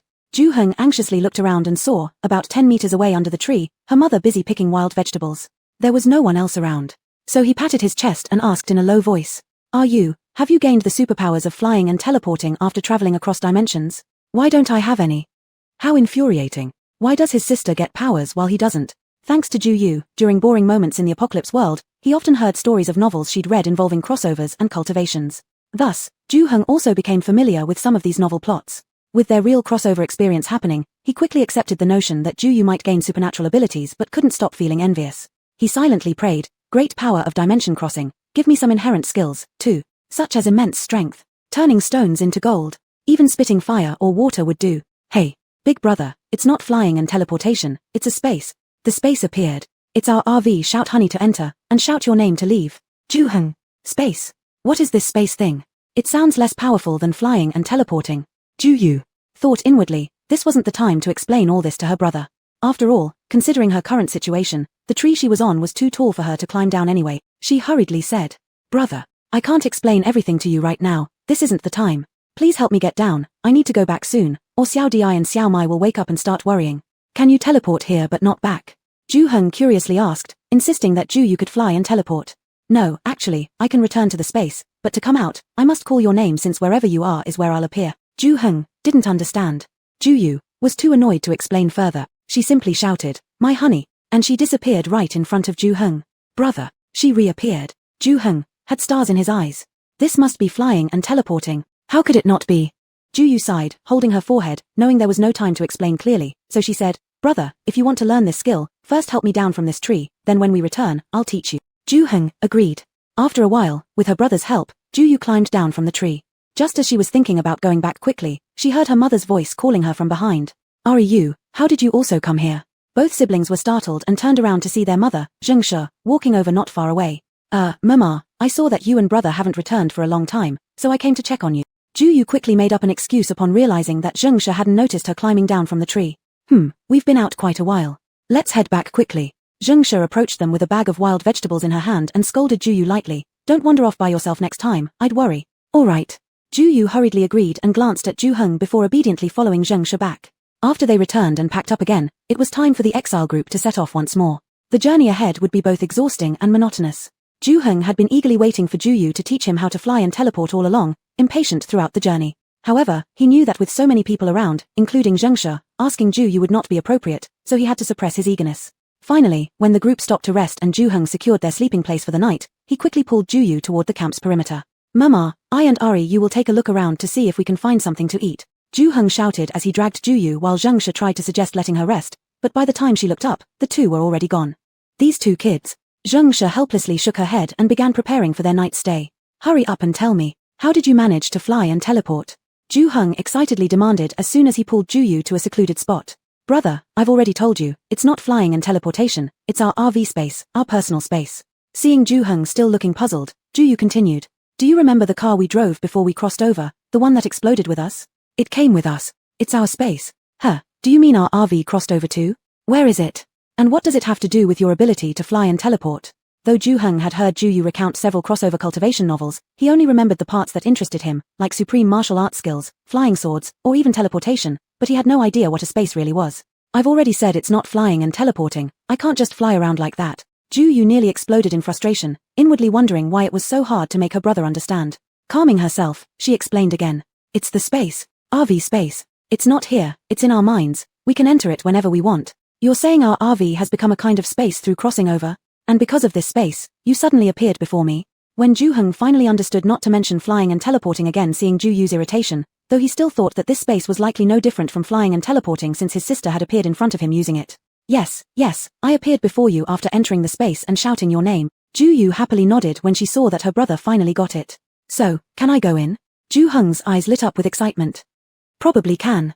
I just shouted honey in the car and entered, then called your name and came out. So, I think the password to enter this space should be calling out something inside the space, and coming out should work the same way. Since we were originally part of the space, calling your name. Compressed biscuits." "Ah." Before Juyu finished her explanation, Juheng suddenly shouted compressed biscuits, and then he vanished. Juyu couldn't help but feel exasperated that he hadn't waited for her to finish. Alright, she wouldn't get mad at him since his attempt worked, which proved her hypothesis right. One could access the space by calling out items within it. Juyu didn't dare to follow him into the space, because if her theory held true, leaving the space also required shouting an item from inside. The only thing from their space outside now was her. If she went in without thinking, they might both get trapped inside, with no way out. So, all she could do was wait. And wait she did, 15 whole minutes. Growing increasingly worried, she remembered something. While in the space, she could still hear sounds from outside. She hesitated to shout her brother's name directly for fear of accidentally summoning herself as well, so she whispered into thin air. "Hey, whoever you are, please come out already." No response. Her brother remained absent. Ah, did he go in without clearly understanding how to come out? Hey, you can't get out, can you? Just call my name to come out. Ju-yu quickly urged toward the empty air. A second later, Ju-hung appeared in front of her, holding a toothpick between his teeth. Ju-yu had been completely right. Phew. Oh my gosh, you scared me to death, Ju-hung said, patting his chest dramatically. So, I need to call you to get out. Why didn't you say so earlier? I called everything inside the car, even the toothpicks, but couldn't get out. Luckily, you weren't dumb enough to leave me there. Ju-yu was fuming, pointing furiously at the crumbs of compressed biscuits still on her brother's lips. Does this look like someone in a hurry? Shouldn't you take responsibility for not listening carefully? Ju-hung looked somewhat sheepish. His excitement at realizing he could also enter the space had made him rush in before he fully understood the instructions. Seeing his sister glaring at him angrily, he hurriedly shifted the topic, saying, Haha, our space is simply amazing. You won't believe it, it's a constant temperature static environment. Whatever you put in stays exactly as it is. The coffee in my thermos has been there for 2 days, and it's still scalding hot. Even the air conditioner and stereo system work. Ju-yu, are you telling me you've spent all this time eating biscuits, drinking coffee, enjoying the air conditioning, and listening to music inside? Ju-hung. Chapter 11, A Mobile Space. Nothing, I was just looking for something. Ju-hung nervously wiped the cookie crumbs from the corner of his mouth and hurriedly defended himself. Look what I found. As he spoke, he quickly pulled out 2 Swiss Army knives from the toolbox and handed one to Ju-yu, one for each of us, for self-defense. However, Ju-yu's attention was not on the Swiss Army knife. Bro, if you can take things out of the space, then does that mean you can also put things outside into the space? You said the space is statically temperature controlled, so putting things inside would be even better than a fridge. Things left in a fridge will eventually spoil, but this space wouldn't affect the contents like that. Just try it, don't you think? Ju-hung always believed that practice beats analysis. He directly picked a leaf from the grass nearby, ready to see if he could place it into the space. Hey, bro, this time when you come out, don't call my name. Call the Swiss Army knife instead. I want to check whether we exit by calling items from within the space. In previous tries, they exited by calling each other's names, so they were unsure if calling an item from the space would work too. If it did, then they could later simply leave a space item in a safe spot, allowing both siblings to enter the space simultaneously. Alright, Ju-hung nodded, now realizing why he hadn't been able to get out of the space earlier.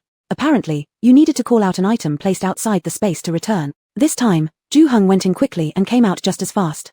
Moments later, he reappeared. The items indeed can be stored in there, and calling the Swiss Army knife gets me out. That's fantastic. Ju-yu clutched her fists in excitement, then from now on, both of us can enter the space together.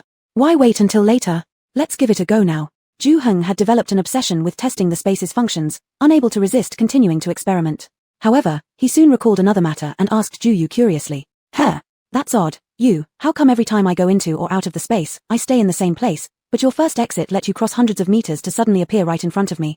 Moreover, she appeared directly on a tree branch 7 or 8 meters high. At the time, he thought his sister had somehow learned to fly. Hey, maybe it's because I stayed in the same place. Since I shouted your name when exiting the space, wherever I am is where you'd have to appear. This point wasn't certain either for Ju-yu. She vaguely remembered shouting her brother's name, after which the RV seemed to shoot forward, and she suddenly appeared in front of him. Ju-hung responded stubbornly, just try and you'll know. He ran several dozen meters away, shouted car keys, entered the space, and moments later reappeared at the same spot. He ran back panting. It didn't work. I called your name, and I got out, but I didn't appear in front of you. Think harder. What else did you do before appearing in front of me? I want to make sure I'm not missing any step. Ju-yu. What exactly did she do? Oh, bro, I remember now. I drove the car, and I must have pressed the gas pedal. Yes, exactly that. When I first pressed the gas, the car didn't move, but the second time I pressed it while simultaneously shouting your name, the car shot forward, and I appeared right in front of you. Ju-yu excitedly recounted. You wait here. Ju-hung rushed dozens of meters away again, entered the space, and seconds later materialized in front of Ju-yu, holding a pack of toothpicks in his hand. Haha, this RV space is amazing. It allows instant teleportation, just drive and shout the name of an object outside the space, and bam, you're right in front of that item. Haha, looks like this space isn't only for storage but can function as a portal, a real-life Doraemon's pocket. Ju-hung was ecstatic. He grabbed Ju-yu and said, come on, let's go eat inside. As he spoke, he tossed a few toothpicks specifically brought from the space into the dense grass nearby so that when they exited the space, all they had to do was call out the toothpicks to reappear in the grass. The thick grass would hide them from anyone who might notice their sudden appearance. Once everything was arranged, Ju-hung pulled Ju-yu inside, shouting RV seat cushion, and the two instantly teleported inside the RV space. Inside the RV, they immediately turned on the air conditioning and began eating. Due to food shortages and having 2 younger siblings to care for, they had been eating half-portioned meals recently, and they were already starving. After each eating a compressed biscuit, drinking a bottle of mineral water, and consuming a can of pork, they both patted their bellies with satisfaction and exhaled deeply in unison. It was utterly satisfying. Having finished their meal, the two began to inventory the supplies in the RV.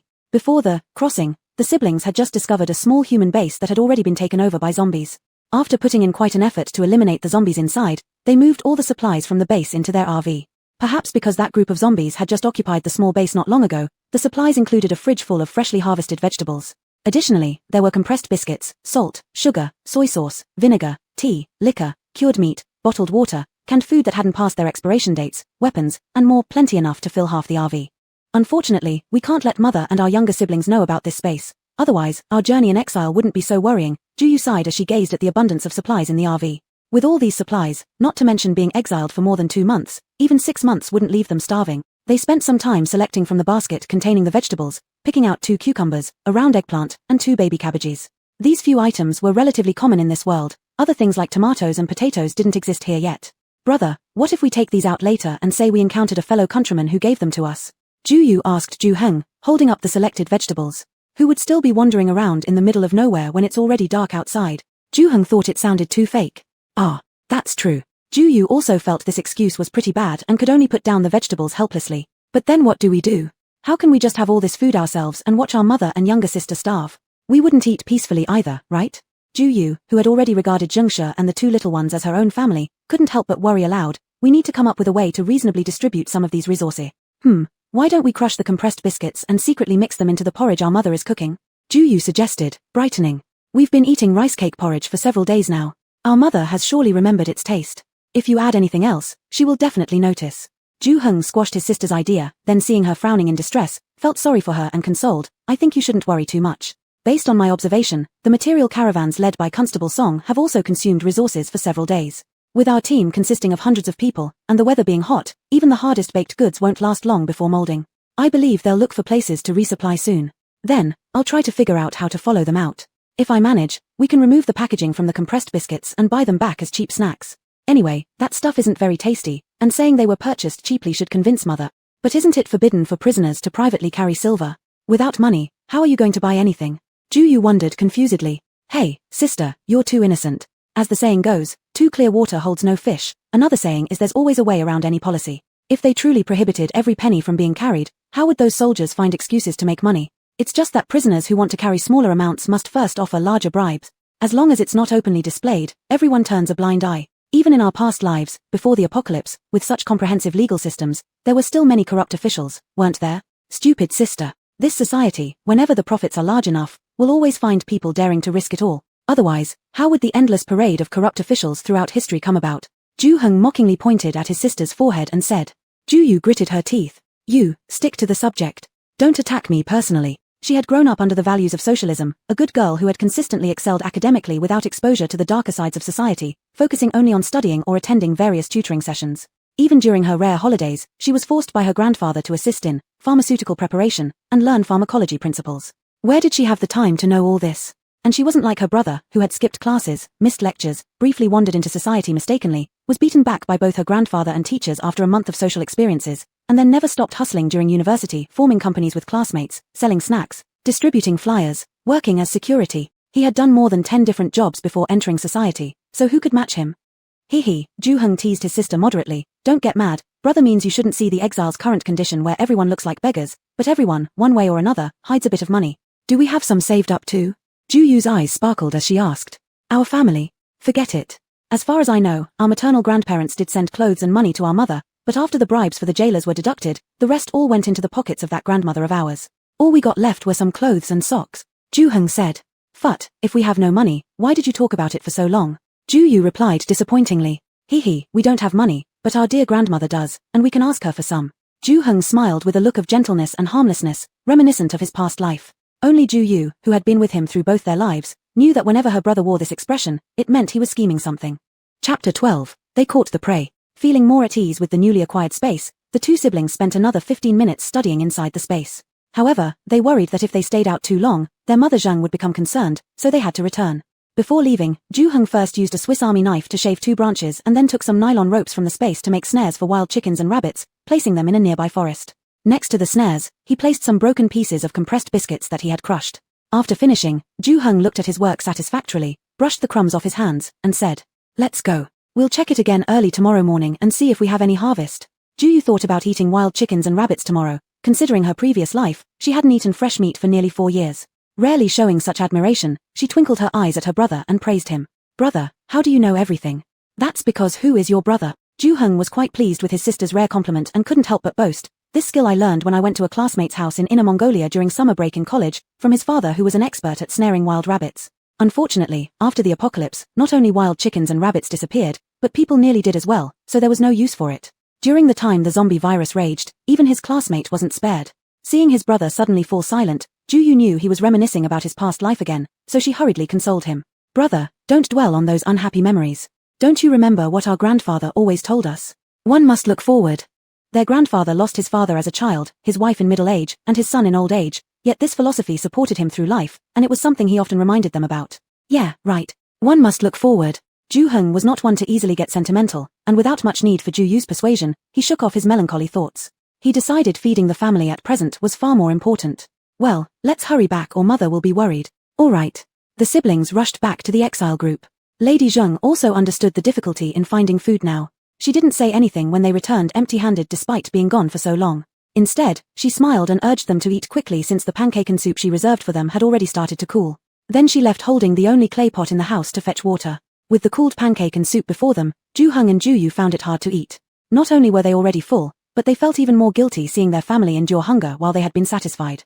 They exchanged a glance and after whispering a few words, they decided to take out some pre-crushed compressed biscuits to feed their younger brother and sister.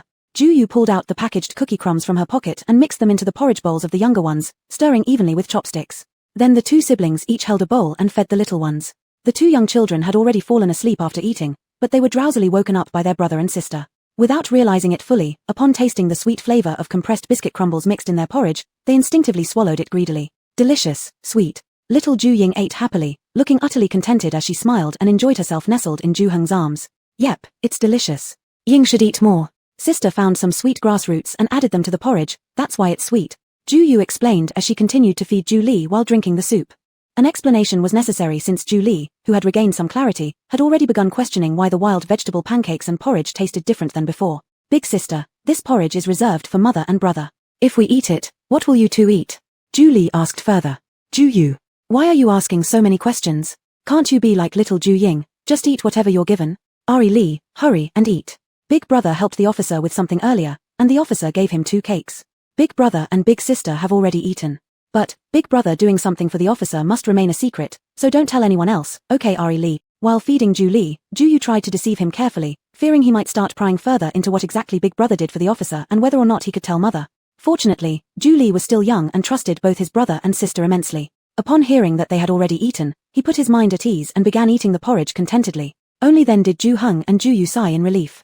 After being woken up from sleep and having eaten until their dizziness subsided, the 2 small children were gently patted to sleep again by the older siblings. Perhaps because they were satisfied, little Ju-ying kept smacking her lips in her dreams, and little Ju-li slept peacefully with a smile across his face. It seems that adding crushed compressed biscuits to the porridge can't be done anymore. This kid is too sharp. Ju-yu sighed in relief as she gazed at Ju-li's sleeping face. I told you it wouldn't work, didn't I? Look at how close we came to trouble. Even this kid can tell something's off, let alone mother. Ju-hung chided his sister again, unfazed by her glare in response. He continued, it seems we'll have to go with my plan and figure out a way when Officer Song goes to buy supplies. Looks like that's our only option, Ju-yu sighed dejectedly. But who knows when they'll go. I hope we get a chance to follow them when the time comes. Isn't that what we're all counting on? Both siblings couldn't help but look forward. Neither of them knew at the time, but their much-anticipated opportunity would soon arrive. After Lady Zheng finished boiling water for the next day, everyone tidied up and went to sleep quietly without a word. Very early the next morning, while it was still dark outside, Ju-hung opened his eyes and gently woke Ju-yu beside him. They had to check on the traps they'd set the night before the group departed. Quietly stepping over the sleeping bodies around them, the siblings tiptoed towards where they had laid the traps near the wild forest. From about 10 meters away, they could already hear flapping sounds. It looks like we've caught something. Ju-hung called out in delight and hurried toward the source of the sound, with Ju-yu closely trailing behind. As they got closer, they indeed found a plump wild chicken trapped firmly in the noose, struggling futilely. It appeared as though it had just been caught. Ju-hung quickly grabbed the chicken, not killing it yet but instead tying its legs securely with grass rope and lifting it by hand. Starting off with such a successful catch left both of them thrilled, so they eagerly checked the remaining traps. In the following 7 or 8 traps, they managed to snag another rabbit that had already died and a half-grown wild chicken. One trap clearly showed signs of a struggle, indicating they had likely caught something large, but unfortunately, it managed to break free from the snare and escape. Seeing this made the siblings sigh with regret. Still, catching 1 rabbit and 2 wild chickens was already a great accomplishment. Satisfied with their results, the excited pair carried their prey back to camp. By then, the exiles were already up, gathering their belongings. When they saw the siblings returning with their catches, the crowd erupted into excitement. Among them, the 2 youngest children were especially animated. "Big brother, did you catch these rabbits and chickens? Can we eat meat now?" Little Ju Li tugged on Ju Ying's sleeve and rushed over with his little legs, shouting excitedly as he gazed at the chicken and rabbit in the siblings' hands. "Yes, during the midday rest, we'll ask mother to cook us some meat." Ju Heng ruffled his little brother's head, which looked even bigger due to malnutrition, and smiled warmly, pleased to see the child so genuinely enthusiastic. Wow, we can eat meat at noon," little Ju Ying exclaimed loudly, much to the envy of the other children in the exile group. This incited drooling among the kids, who began crying and pestering their guardians for chicken and rabbit too. Realizing the commotion she was causing, little Ju Li quickly covered his sister's mouth and gave her a shushing gesture. Actually, it wasn't just the children whose mouths watered. Adults in the camp also felt their saliva pooling at the sight of the fat wild chickens and rabbits brought back by Ju Heng and his sister. Although none cried like the children, their expressions betrayed how desperately they longed for the taste of meat. Ever since their family was stripped of everything, eating meat had become extremely rare, and after being exiled, even those small opportunities disappeared. Now seeing the juicy prospects of stewed chickens and rabbits, how could anyone resist? Legs moving involuntarily, the crowd instinctively drew closer. However, Ju Heng wasn't concerned with whether others drooled or not. He wasn't about to act as a benevolent savior who starved his own family to feed others. As the saying goes, help in emergencies, but don't perpetuate poverty. Everyone here had hands and feet. If he could catch prey, why couldn't they? If someone chose to rely solely on others' generosity rather than trying themselves, Ju Heng had no respect for them. So naturally, under everyone's envious gazes, Ju Heng confidently led his younger siblings back to their own area with their catch. Chapter 13, A Soaked Chicken. In the morning, the exiled group had no food to eat. After Ju Heng and his sister returned with their game, the group set off immediately. However, since they anticipated having fragrant meat for lunch, the entire family was excited, even walking faster than usual. After another long and tiring half-day march, the group stopped by a pond in the woods. The family quickly found a shady spot under a tree to settle down. Ju Heng took out the prey from the morning. After consulting with Zheng She, he decided that only the live wild chicken would be kept for the family to eat, while the rabbits and the smaller wild chicken would be sent to Constable Song by Ju Heng himself. There was nothing else Ju Heng could do. He still hoped the officials would take him along when restocking supplies. If he didn't frequently show up in front of Constable Song, the leader, how could Song remember him? And how could he think of Ju Heng when sending someone out to buy goods? As for why Ju Heng was confident that officials would bring some prisoners along when going outside, that wasn't hard to guess. How could those officials not use free laborers instead of carrying things themselves? When Ju Heng arrived, Li Maro was busy arranging for the constables to distribute food to the prisoners. He was a small captain in the escort team, managing over 10 subordinates who were responsible for allocating meals to the prisoners. Since he had some culinary skills, he also regularly prepared private meals for Song and other leaders. At first glance, seeing Ju Heng carrying chickens and rabbits, the officials smiled even though they, being officials, were never short of meat. These wild animals were still a rare treat. "You're quite talented, aren't you? Catching these creatures," one of them teased. "Hee, official brother, this young man learned some trapping skills from people in the village when I was little. I caught some game and thought to bring it over to help flavor your wine." Ju Heng chuckled, acting as if he and Li Maro were close friends. Li Maro. This kid was pretty good at naming people too. He called the older man official brother and addressed Li Maro as official little brother. The title wasn't as subservient as others calling them lord officials, but more respectful than simply calling them constable. Calling them big brother or little brother made it all sound so friendly. It seemed this young man really was as clever on the inside as his plain face suggested. "Our leader isn't here now, he's sleeping in the carriage." Li Maro assumed Ju Heng came to deliver the items directly into their leader's hands, pointing at a nearby rock. "Why don't you sit there and wait a bit? Ho, this boy just came to deliver the goods. How dare I disturb official brother's rest? Besides, preparing these wild chickens and hares will require your oversight anyway, so leaving them with you is fine."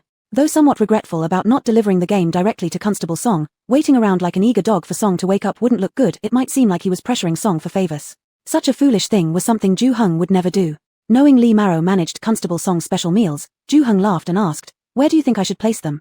Li Maro fetched a wooden basin, where Ju Heng placed the wild chickens and rabbits. Seeing that Li Maro was occupied, Ju Heng smiled again and said, "I originally intended to clean and slaughter them for you before bringing them over to save you the trouble, but without proper tools, I figured it would be better to leave them to you. Otherwise, if you could lend me a cleaver, I'd go prepare these wild chickens and rabbits, chop them into pieces, and then bring them back to you." Having someone save him the work, Li Maro readily agreed and found a cleaver, a small cutting board, handing them both to Ju Heng without hesitation, saying, "Don't chop the pieces too small, they're no fun to eat. Our big brother prefers bigger chunks." "Alright, leave it to me." With that, Ju Heng took the items and carried the wooden basin towards the river, thinking that since his home lacked appropriate tools to slaughter the chicken, he could kill it along with the game at the riverside while borrowing the cleaver. Zheng She was currently wrestling with her dilemma of how to slaughter the chicken. Although she hadn't lived particularly well at the Zhu household, she always had maids around her, and when cooking occasionally, any necessary preparation of poultry was done for her beforehand. She had never slaughtered a chicken herself. Not only that, but the mere thought of a struggling chicken frightened her to no end. Still, trying to keep composed in front of her children, she stood pale-faced, locked in a battle with her own fear. Juyu wanted to slaughter the chicken, but unfortunately, her mother underestimated her courage, shooing her far away to watch over her younger siblings while Zhengshe herself clutched a stone, staring at the semi-alive wild chicken for almost a quarter of an hour, too afraid to make the move. Little Ju Ying looked anxious and twisted her body while addressing Juyu. "Big sister, when will we finally get to eat some meat?" Juyu was hesitating whether she should kill the chicken, thinking it'd be better to relieve its suffering. Just as she deliberated over this, Ju Heng arrived. Seeing Ju Heng and Juyu, Zhengshe heaved a sigh of relief, one because she no longer had to pretend to face her fears, and the other because they wouldn't have to watch their mother struggle against a single chicken anymore. Hence, Ju Heng and Juyu split up their tasks, one carrying the game and the kitchen knife while the other held a pottery jar, heading together towards the river. Zhengshe initially thought she would go herself, but she was too frightened. Moreover, Ju Heng insisted that only Juyu needed to help him boil water and shouldn't watch the chicken being killed. With Juyu also agreeing not to let her mother fear any longer, Zhengshe finally reluctantly consented. The two siblings pretended not to notice their mother's attempt at appearing calm and took the chicken away. By the riverside, they found a clean spot, set up stones to make a fire for boiling water. Once the water began heating, while Juyu boiled it, Ju Heng skinned the rabbits, cleaned their insides, and chopped them into pieces. After finishing with the rabbits, the water in the clay pot started boiling. The two then carried the wooden basin filled with water, one pouring hot water while the other quickly plucking the chicken feathers. Growing up in the countryside without parents, when their grandfather was busy, they often cooked themselves. As such, they were quite skilled at these tasks. "Hey, look who it is, isn't it our little sycophants? Why, not only do you bring rabbits and chickens, but now you're here playing the servant as well?" While they were focused on their work, an acidic and nasty voice came from behind. Turning around, they saw Aunt Chen standing there with a mocking expression. Ju Heng glanced briefly at Chen, inspecting her up and down, before responding coldly, "Do you have nothing better to do? Are you so full that you've run out of things to do and must come here and screech? Why hasn't that hard pancake finished you off yet?" Juyu chimed in, "Brother, why bother acknowledging people who are just jealous all the time? Let's hurry up and clean this up so Mom can stew us some chicken soup. These sour ones can just drool over it." "Aunt Chen, how dare you two talk back like that? Do you even respect your elders?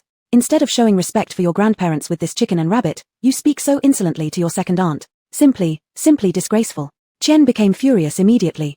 Never had she imagined the usually compliant siblings could be so sarcastic. She was fuming and stepped forward to slap them both. Could Ju Heng and Juyu let her succeed? Seeing her coming, they perfectly coordinated. One picked up the chicken, the other the knife, and simultaneously turned slightly to evade her hands. Their move proved unproblematic for them but calamitous for Aunt Chen. Since they had been squatting and plucking feathers, their evasion left her strike empty. Losing balance due to momentum, she lunged forward, landing headfirst into the wooden basin full of chicken feathers and water. The siblings stifled a hiss together, feeling sorry for Chen. Fortunately, the water wasn't too hot anymore, otherwise, this incident could have ruined her appearance. Even so, Aunt Chen suffered a great embarrassment. When she stood up with a head full of feathers, the onlookers by the river couldn't help laughing, despite their numbness from the hardships of exile. A stout, single-lidded, round-faced woman in her 30s jeered loudly. "Haha, oh my goodness. Aunt Chen, unable to eat the chicken your nephew hunted, are you trying to feast on feathers instead? Haha, those things are awful, stuck in the throat." This comment triggered more laughter among the crowd by the river. Ju Heng and Juyu. "Cousin, we seriously suspect you're driving us mad with sarcasm." With her hair plastered in chicken feathers, Aunt Chen glared angrily at Bai, a chubby woman whose surname was Bai. They had grown up as neighbors, but compared to her merchant background, Bai's origin was superior. Her father was a Ju Ren, successful candidate in provincial examinations, and her two brothers had become Shotsai, scholar candidates. Residing close to each other and of similar age, the two naturally knew each other since childhood, and they were constantly compared. Though Aunt Chen's family was extremely wealthy and she looked better than Bai, high-ranking families in the capital always valued family background. Merchants like the Chens were especially looked down upon. Therefore, Bai always accompanied others during social events or outings, making Aunt Chen envy her deeply since young. Bai returned the disdain with polite indifference. As they grew up disliking each other, they assumed there'd be no further contact after marrying. But fate had it differently. They ended up joining the Ju clan. Aunt Chen married into the secondary branch of the Ju family to Ju Wangye, while Bai married into the main branch to Ju Wangrong.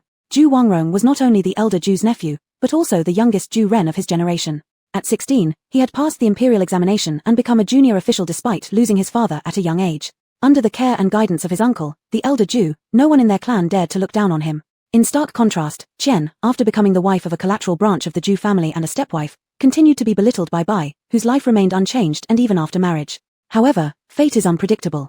Just over a year after Bai entered the Ju household and shortly after giving birth to her son, Ju Wangrong died tragically during an outing with classmates when their carriage was startled and overturned, throwing him against a large rock. This incident turned things around for Chen, who could now openly mock Bai whenever she encountered her among the Ju womenfolk, accusing Bai of having an ill fortune that killed her husband. Gradually, these words reached the ears of Bai's mother-in-law, Lady Wei, who had become a widow at a young age too.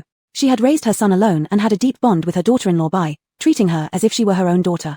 Enraged upon hearing Chen's insults, Lady Wei took Bai by the hand and confronted the Ju family. In front of Feng, Chen, and several sisters-in-law, Chen ended up scratched all over her face by Lady Wei and Bai. This became a major scandal within the Ju clan, causing Bai and Chen to become sworn enemies for life. So naturally, Bai would revel in any opportunity to humiliate Chen further.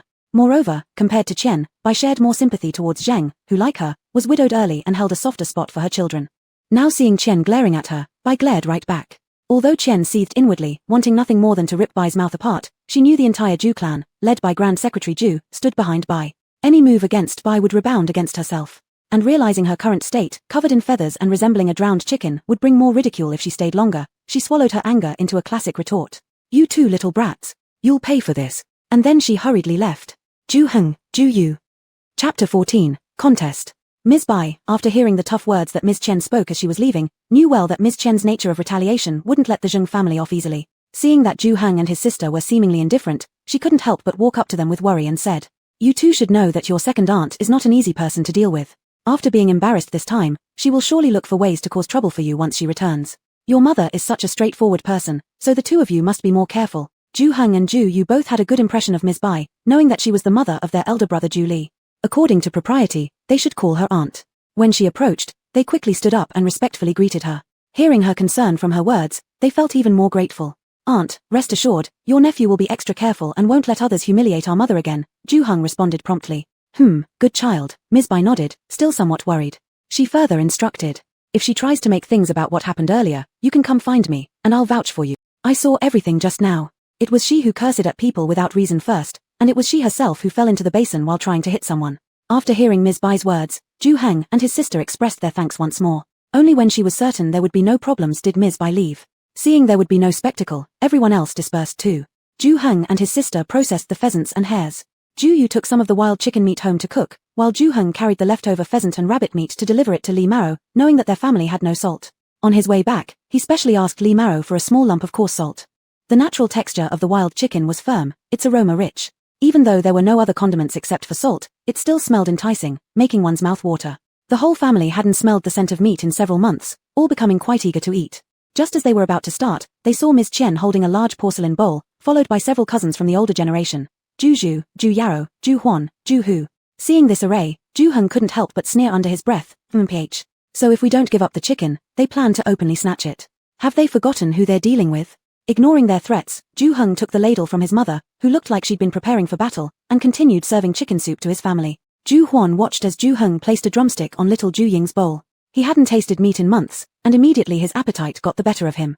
He shouted loudly, "Good job, Ju Heng. Not reserving such fine meat for grandfather and grandmother, but giving it to that money-wasting good-for-nothing? Who does she think she is?" "That's right. Ju Heng, hand over the chicken soup to us now or you'll regret it." Ju Yarrow chimed in threateningly, adding momentum to his bravado by kicking their straw basket over. This startled little Ju Ying, who burst into tears immediately. Seeing this, Ms. Zhang quickly comforted her, saying, "Don't be afraid, sweetheart, mommy is here." Ju Yu remained calm, pulling little Ju Li, whose cheeks were puffing up angrily behind him to ensure he wasn't injured during any potential scuffles. "What if I refuse to give it?" Ju Heng, seeing his adorable little sister crying, became weary of these flies buzzing around. Slapping the dirt off his pants, he stood up and grabbed a burning piece of wood from beneath the clay pot. Pointing at Ju Yarrow's nose with the flaming end, he asked slowly, "And what exactly are you going to do about it?" They had intended that if Ju Heng didn't obediently hand over the chicken willingly, then they would simply beat him up together and take it forcibly. For this reason, Ju Huan and Ju Yarrow had specifically brought along sticks, but none of them had expected Ju Heng to act first and so fiercely, pointing a blazing stick directly at them. The sight of the fiery log so close caused Ju Yarrow to recoil instinctively. The heat radiating from it made his face flush. "Hit me with that, and I'll either die in pain or burn alive," thought Ju Yarrow in panic. His previous bravado dissipated instantly. There was no question anymore. Looking into Ju Heng's eyes confirmed his fear. This guy would dare to do it. You, what are you doing?" I am your elder brother. Let's talk about this rationally." Ju Yarrow stuttered uncontrollably. However, standing beside him, Ju Huan acted recklessly. Moreover, since the burning branch was directed not at him, he wasn't fazed. Seeing Ju Yarrow shrink back in fear, he jumped up in anger and yelled curses. And what can I do to you? Naturally thrash you, boy. As he shouted, he swung the stick he held toward Ju Heng while shouting to the others who came along, Ju and Ju Hu.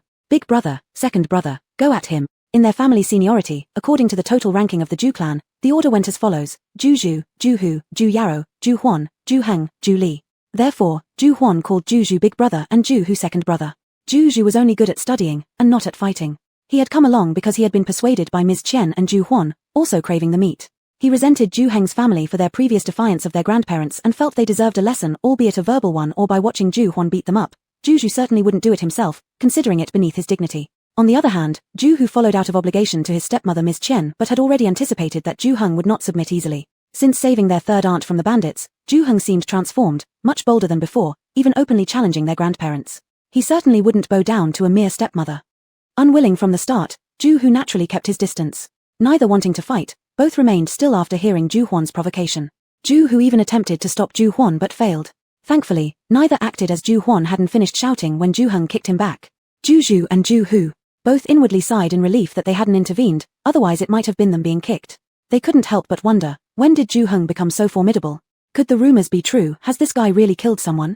Recently, among the exiles, it was whispered that Ju Heng had saved Zhengshe by possibly killing the bandit who abducted her, unlike what he reported about two bandits feuding, giving him a chance to rescue her. None of them were fools, nor were the bandits. Why would they feud on the way instead of waiting till they returned to their lair?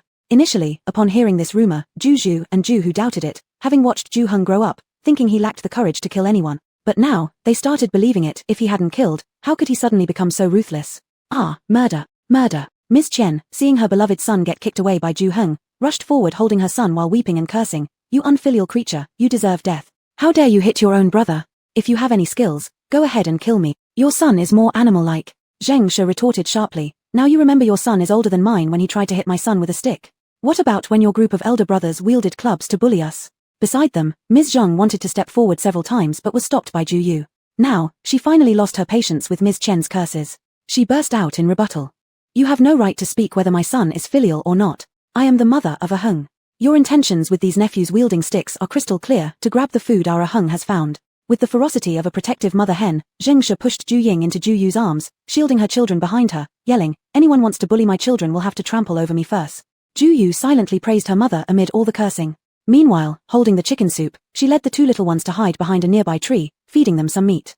After all, her brother was handling things up front, and her mother was already fired up, so it wasn't her concern anymore.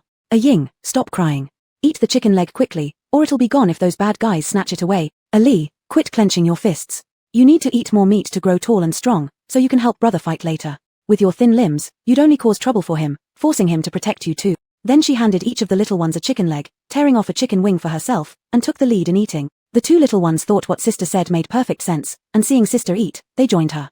One of them mumbled through bites, a Ying will eat the whole chicken leg and won't let those bad guys have any. The other fiercely tore into the chicken leg meat, thinking, a Li must grow fast and strong to help big brother fight. Thus, by the time Ju and Ju Hu, fearing things got out of control, mostly worried that Ju Heng might actually hurt someone, invited Grandfather Ju over, the three of them had already eaten their fill.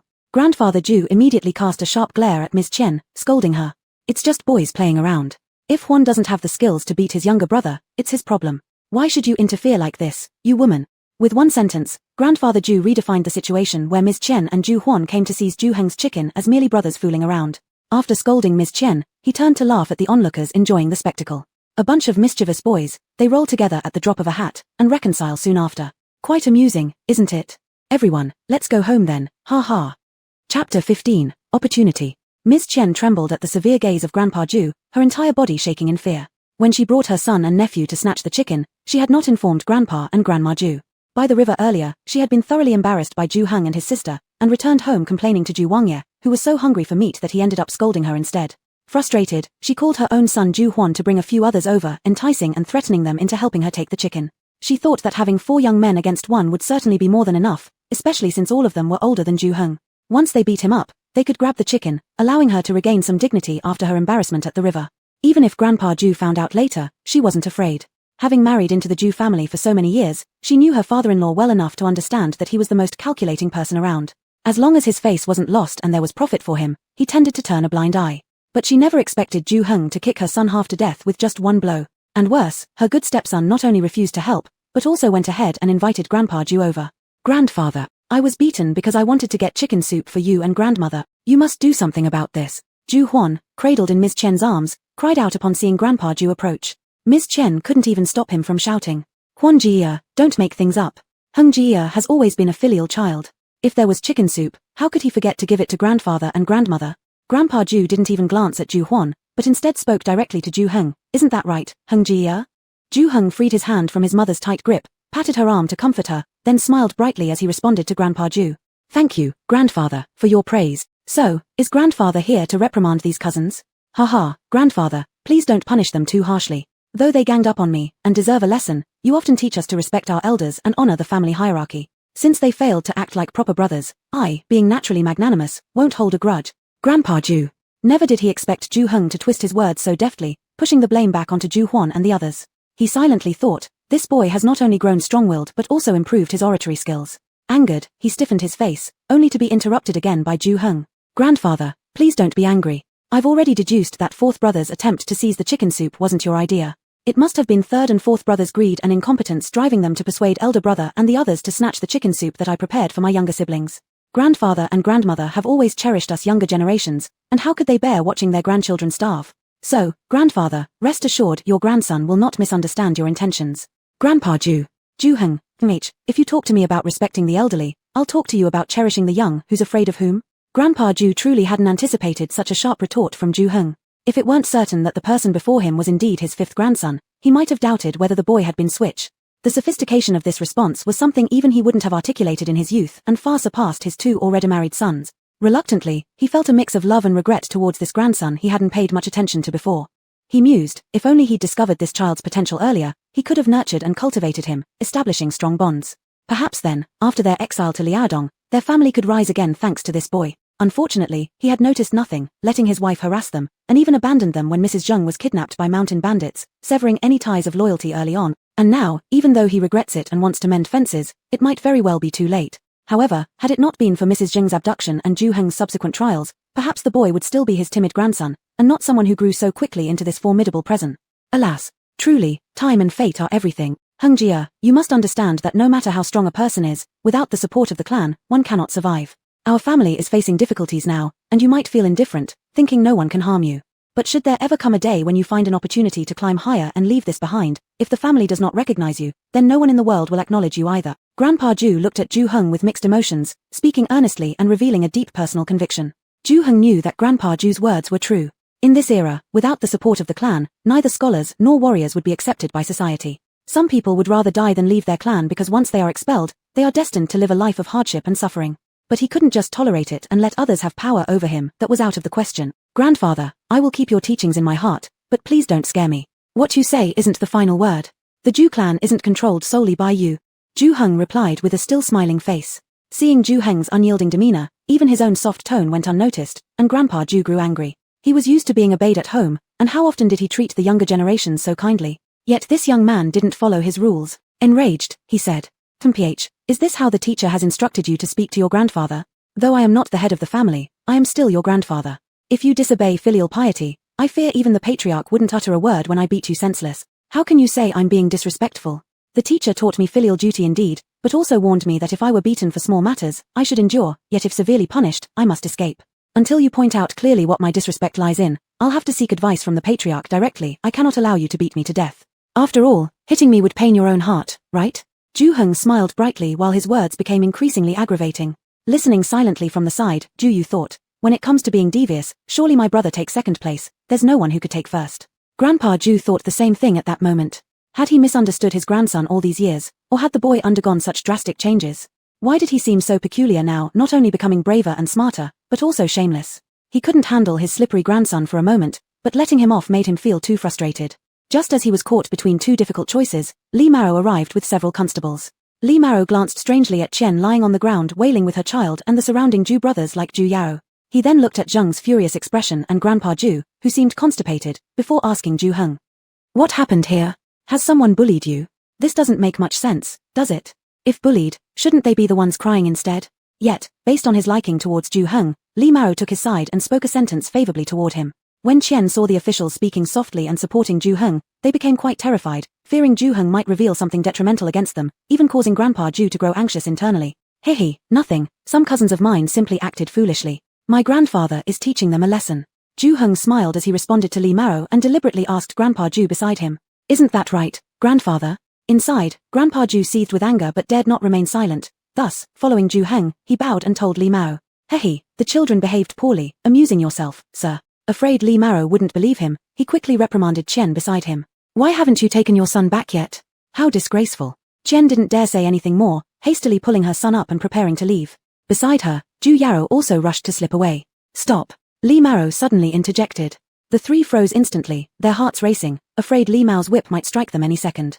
But Li Maro was lazy in punishing them on such a scorching day, striking them would make him sweat profusely too. Casually pointing at Ju Huan's ankles, he said to Grandpa Ju. Since your grandsons refuse to heed even your guidance, they must be stubborn troublemakers. It seems fitting to put chains on their ankles. Ju Yaro was already wearing ankle shackles, but since Ju Huan was only a month older than Ju Heng and had suffered no imperial punishment, he wasn't shackled either. Upon hearing this, Grandpa Ju wanted to argue that among his grandchildren, Ju Huan wasn't defiant, but could he really speak out now? All he could do was watch helplessly as the constables under Li Maro forced Ju Huan to wear shackles. After dealing with Ju Huan, Li Maro finally explained his purpose to Ju Yi. Well, I just came to tell you, tomorrow the boss is sending people to buy supplies and rations in the city. A few honest and reliable men need to go along. I mentioned you, and the boss agreed. Prepare yourself, we're leaving at the end of Yin hour tomorrow morning. Ju Heng hadn't expected the wish he cherished last night to come true so soon. Filled with surprise and joy, he hurriedly bowed deeply to Li Maro. I will remember your care, and I won't say thank you. But if you need me in the future, I will not dare to disobey. Haha, sure thing. I knew you were an understanding kid, no wonder the boss likes you. Alright, get prepared. Come find me early tomorrow.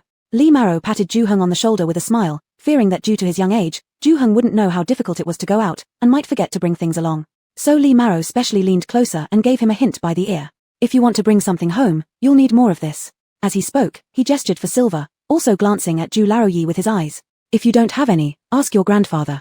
Thank you for the tip, Officer Li, I'll remember. Ju Heng bowed again toward Li Maro gratefully. Alright, come find me tomorrow. Li Maro patted his shoulder once more before leaving with his subordinates. On the side, Ju Laroyi observed everything in shock. He had thought that with just the little gift Ju Heng gave, some mudfish and wild rabbits, all he could do was win favor from the constables.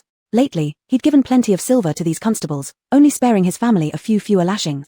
But never did he expect that Ju Heng would grow so familiar with these constables from such a meager present, earning such respect in front of them, even gaining the favor of Constable Song. After seeing Li Maro leave, Ju Heng glanced at his grandfather, thinking silently, good thing he's here. Saves me the trouble of looking for him. Grandfather, may I borrow a moment of your time? Ju Laroyi.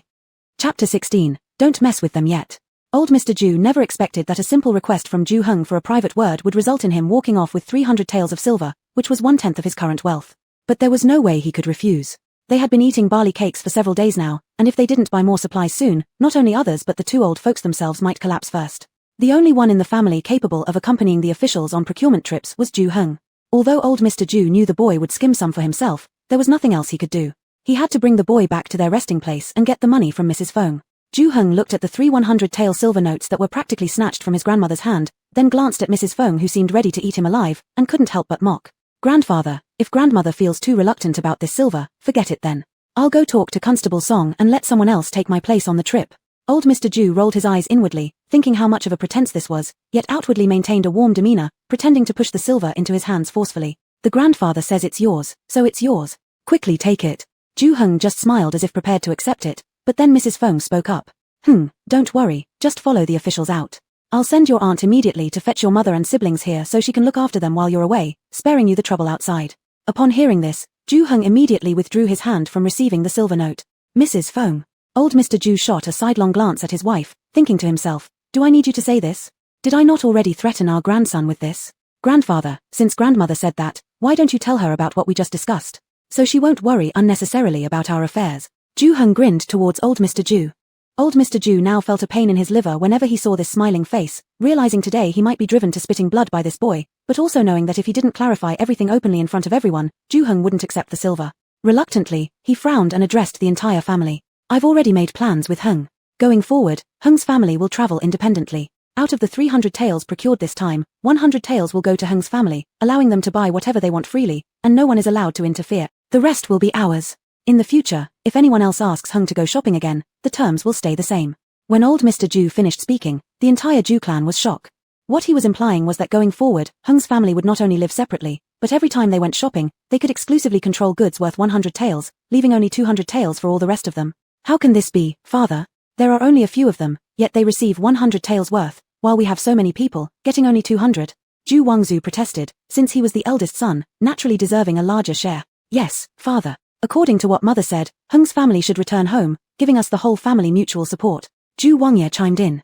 He wasn't entirely motivated by greed for money. He'd been coveting his younger brother-in-law Zheng for quite a while, always looking for an opportunity to ingratiate himself before her.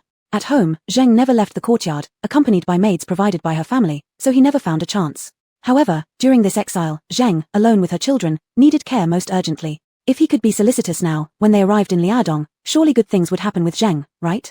If Zheng knew what he thought right now, she'd likely spit in his face and wonder, where were you hiding like a toad when I got abducted by bandits a few days ago? That's not fair, grandfather. Why should they enjoy all the benefit?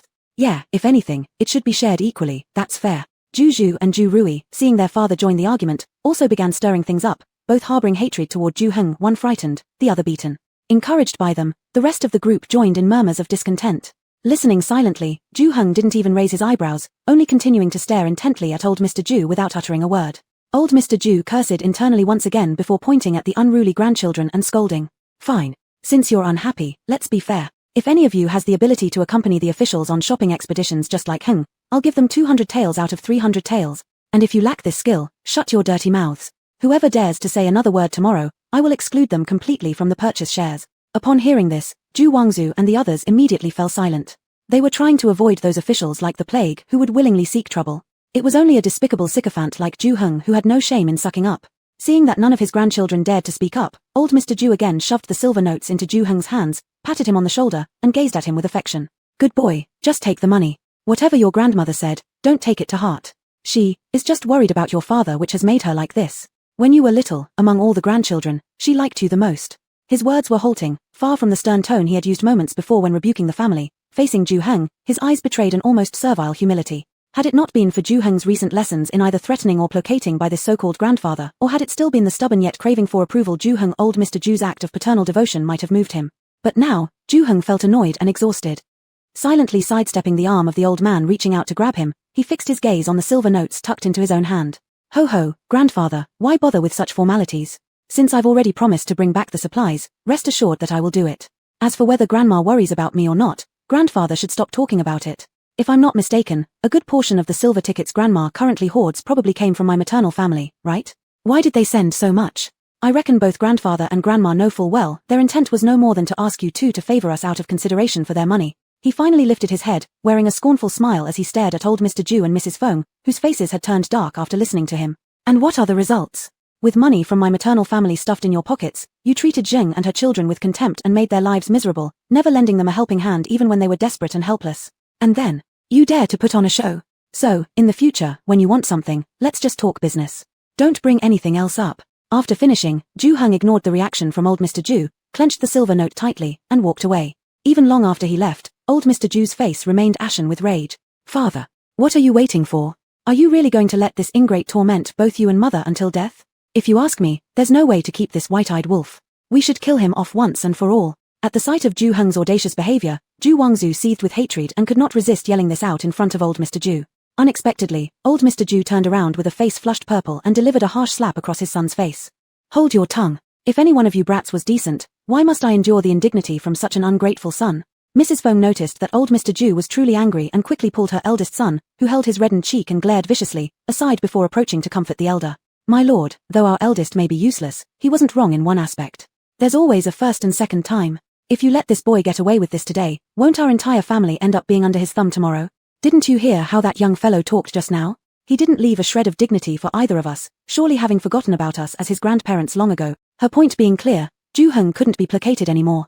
Letting him continue unchecked would only make things worse. Listening to this, old Mr. Zhu remained motionless, caught between winning over his grandson or eliminating him, finally sighing heavily. We'll see after he brings back the supplies. For now, none of you provoke them. Chapter 17, Shopping.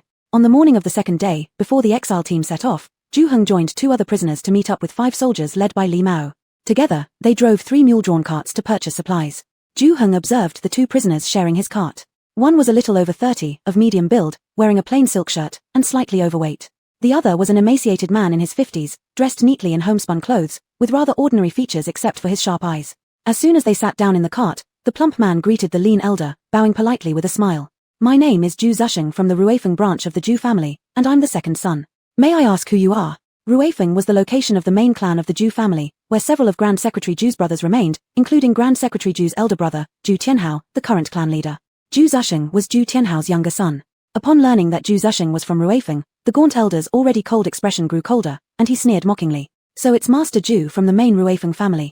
How honored we are. This old man is Zhu Fensong from the Zhuo Prefecture branch. Compared to the prominence the Ruifeng Zhu once enjoyed, the Zhu family of Zhuo Prefecture was far more low profile. Most were collateral branches, few of whom entered government service. Interaction with the main branch was limited, hence their resentment at being dragged into exile along with the main branch, bearing no glory but still suffering the same punishment, only increased. Thus, upon hearing that Zhu Zusheng belonged to the main branch, the elderly man not only restrained himself from slapping him, but also showed not a single ounce of goodwill, refusing even to look at him. His gaze turned instead toward Zhu Heng. Upon hearing the mockery laced into Zhu Fensong's address of master, Zhu Zusheng's face blanched, clearly perceiving Zhu Fensong's bitterness at his main branch lineage. But didn't Zhu Zusheng himself feel the same resentment? Having just passed the provincial examination, he had immediately been sentenced to exile. Not only would he never again rise in rank, but even his descendants could not participate in the imperial exams within 3 generations without a special pardon.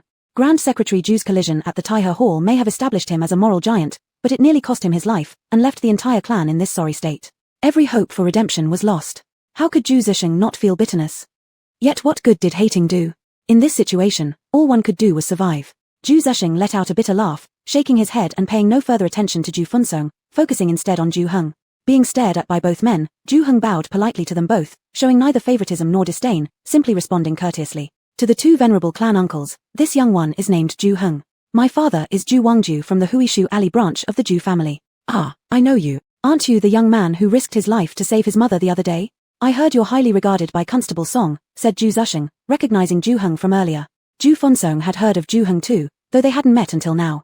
Seeing the boy now made him realize this was the youth who had rescued his mother from the bandits when he was only 12 or 13 years old. Earlier he'd wondered why such a half-grown child would be sent out to shop. Now things made more sense. It seemed that Constable Song trusted Zhu Heng implicitly. I am merely fortunate to have managed to save my mother. It's truly Constable Song's great virtue allowing me to come along on this errand, and for this my whole family is most grateful. Flattery never wears thin, and sitting there next to Li Maro driving the cart ahead, Zhu Heng saw no harm in expressing gratitude towards Constable Song constantly. After exchanging greetings and chatting briefly, mainly each separately chatting with Zhu Heng, given the presence of the press gang overseers, they refrained from discussing deeply, silently sitting through the journey. About an hour later, the mule carts stopped outside a town. The drivers reined in the mules. Li Maro called for everyone to disembark and wait while a constable went to present their travel passes to the gate guards, verifying their identities before allowing passage. Once cleared, the group reboarded and drove into the city. Upon entering the city, differences from the countryside became apparent. Most of the buildings changed from mostly mud houses to predominantly brick and tile houses, laid out neatly. The roads, though still muddy dirt, were regularly swept and appeared clean, free of pits and potholes.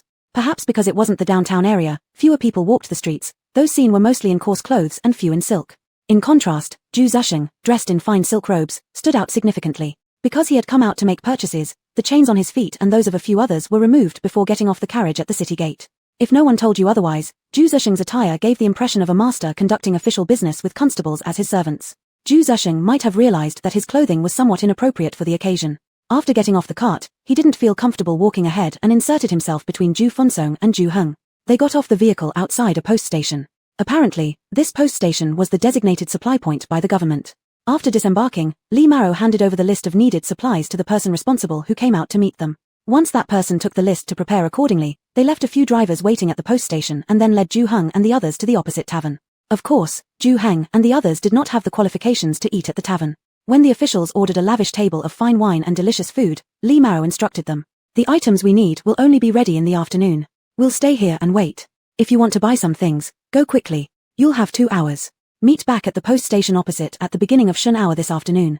Remember, don't be late or cause any trouble. Otherwise, it won't just be you who suffer, your entire family will face punishment along with you. Zhu Heng and the others had been waiting for this moment. They hastily agreed. Seeing that Zhu Zusheng and the other merely expressed thanks without offering anything more, Zhu Heng thought, these two don't seem clueless about social propriety. The fact that the people brought them to the tavern clearly implied they should foot the bill. Could it be they think as prisoners they shouldn't reveal any wealth? Afraid of being investigated? But that doesn't add up either. Yesterday, Li Maro had reminded him to get money from his grandfather. Clearly, everyone knows that each of them has hidden some money. Seeing that they hadn't moved even when everyone was leaving, Ju-hung stepped forward and smiled. Officials, please enjoy your meal and drink well. Following you on this journey must have been exhausting. We'll settle the bill later and ask the innkeeper for 2 superior rooms. After you finish eating, take a nap and relax a bit. Although Ju-hung said this, he included the other 2 so as not to appear to be the only one currying favor with the officials, and also because he didn't want to pay alone. Upon finishing his sentence, Ju-hung noticed Lee Marrow giving him an approving glance, finally setting his heart at ease. It was then that Ju Zusheng and the others realized they were expected to pay here as well. It wasn't that they lacked foresight, actually, to secure their participation in this errand of purchasing goods, both had already privately given Constable Song golden leaves and small gold fish as gifts, believing that would suffice.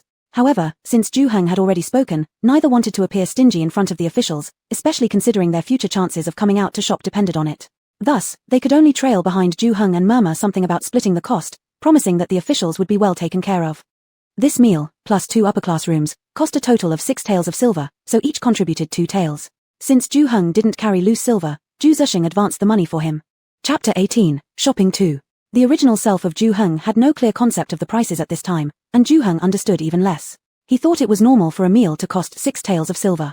As a result, when he went alone to the silver shop to exchange silver bills, while asking the clerk about the location of the rice shop, he casually inquired about the current price of rice and realized that the purchasing power of 1 tael of silver at this time was astonishing. The clerk from the silver shop said that during this era, 1 tael of silver could buy approximately 2 sha of common rice. Ju-hung knew that 1 sha of this time equaled about 180 jin, pounds, in later times, so 2 sha would be over 360 jin.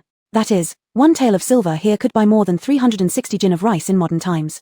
Ju-hung remembered that before the apocalypse, a pound of ordinary rice in the supermarket cost about 2 yuan, calculated by this standard, then 1 tael of silver was roughly equivalent to 720 yuan in modern times.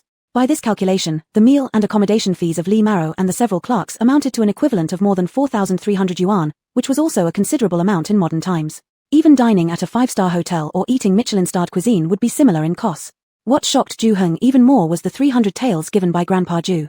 According to this calculation, it was equivalent to giving him over 200,000 yuan. He now understood why his late grandmother gritted her teeth in anger when she handed over the money back then. It also explained why the clerk at the silver shop was stunned when Ju-hung told him he wanted to exchange 300 taels worth of silver bills into loose silver, and why the clerk kept reminding him to be careful after he exchanged the money and left. Fortunately, Ju-hung didn't need to worry much about safety. As soon as he exited the silver shop, he found a secluded spot, put 200 taels out of the 300 taels he had received into the car space, and only kept 100 taels of small silver coins on his person. Knowing how valuable the silver was at this time, Ju-hung decided to reserve 200 taels for future use and 100 taels would be sufficient for buying supplies. As for how he would explain himself to Grandpa Ju, well, he could simply say that with 300 taels, he could only buy these supplies. If he didn't believe him, he could always come along next time. Given what Ju-hung knew, considering Song's aversion to cowards, even if his grandfather tried to get close through favors, it wouldn't have cost him less silver. His grandfather probably wasn't unaware of this either. That's why he allowed Ju-hung to come representatively without resistance. Based on Ju-hung's estimate, his cheap grandfather must still have around 1,000 taels or so. 200 taels to his grandfather, who possessed a fortune of millions, was nothing significant. Moreover, the money originally came from his maternal grandfather for him and his mother, so taking it felt justified and peaceful to him. The first stop for purchasing supplies was the grain shop where Ju-hung bought 300 jin of refined flour, 300 jin of polished rice, 20 jin of sesame seeds, 30 jin of bin oil, and 20 jin of white sugar. He asked the staff of the grain shop to help deliver them to the back door of a small restaurant, which Ju-hung had already chosen beforehand, quite secluded. The grain shop assistant assumed he was buying goods for the restaurant, so they didn't ask many questions, and delivered according to Ju-hung's instructions and left. Taking advantage of there being no one around, Ju-hung quickly put 100 jin of refined flour, 200 jin of refined rice, 20 jin of bin oil, and 10 jin of white sugar into the car space. Then, he knocked on the back door of the small restaurant, gave the boss 1 tael of silver as gratuity, and asked him to help process the remaining 200 jin of flour and sesame seeds, along with the oil and white sugar, into fried tea powder. 1 tael of silver processing fee equated to the daily profit of the small restaurant. With little effort, just using some firewood, the restaurant boss eagerly agreed and politely invited Ju-hung to sit inside while waiting. Ju-hung deliberately chose this small restaurant with only one storefront, mainly selling buns, fried dough sticks, and other breakfast items, operated solely by the boss's family. Because the main business was breakfast, naturally there were not many customers at noon. Only sporadically a couple people buying buns appeared. Seeing that Ju-hung needed to make a lot of fried flour, the boss lit both large pots in the kitchen. He and his wife each handled one pot, working together to make fried tea powder for Ju-hung. As Ju-hung sipped the tea the boss poured for him, he sat on a small stool in the corner of the kitchen watching the couple fry the tea powder. At the same time, he casually asked the boss where in town one could buy a wheelbarrow, a thing he suddenly thought of when seeing someone pushing one at the grain shop.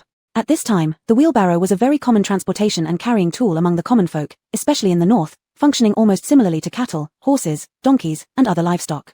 The wheel was wooden, very high and large, positioned right in the middle of the board, dividing the board into two sides. Items could be loaded on it or people could sit, but both sides needed to remain balanced. Between the two handles of the wheelbarrow, there was a cart tether that could be draped over the shoulder while driving, with both hands holding the handles to exert more force. Since the cart relied on only one large wooden wheel to stay grounded, it did not require any particular road width and thus could navigate narrow roads, mountain paths, alleys, field ridges, and wooden bridges alike. It would remain balanced as long as both sides of the board were evenly loaded.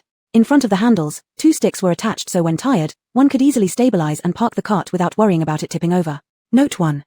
Thinking of his two younger siblings at home and the food items he planned to carry in the future, Ju-hung believed buying a wheelbarrow was essential.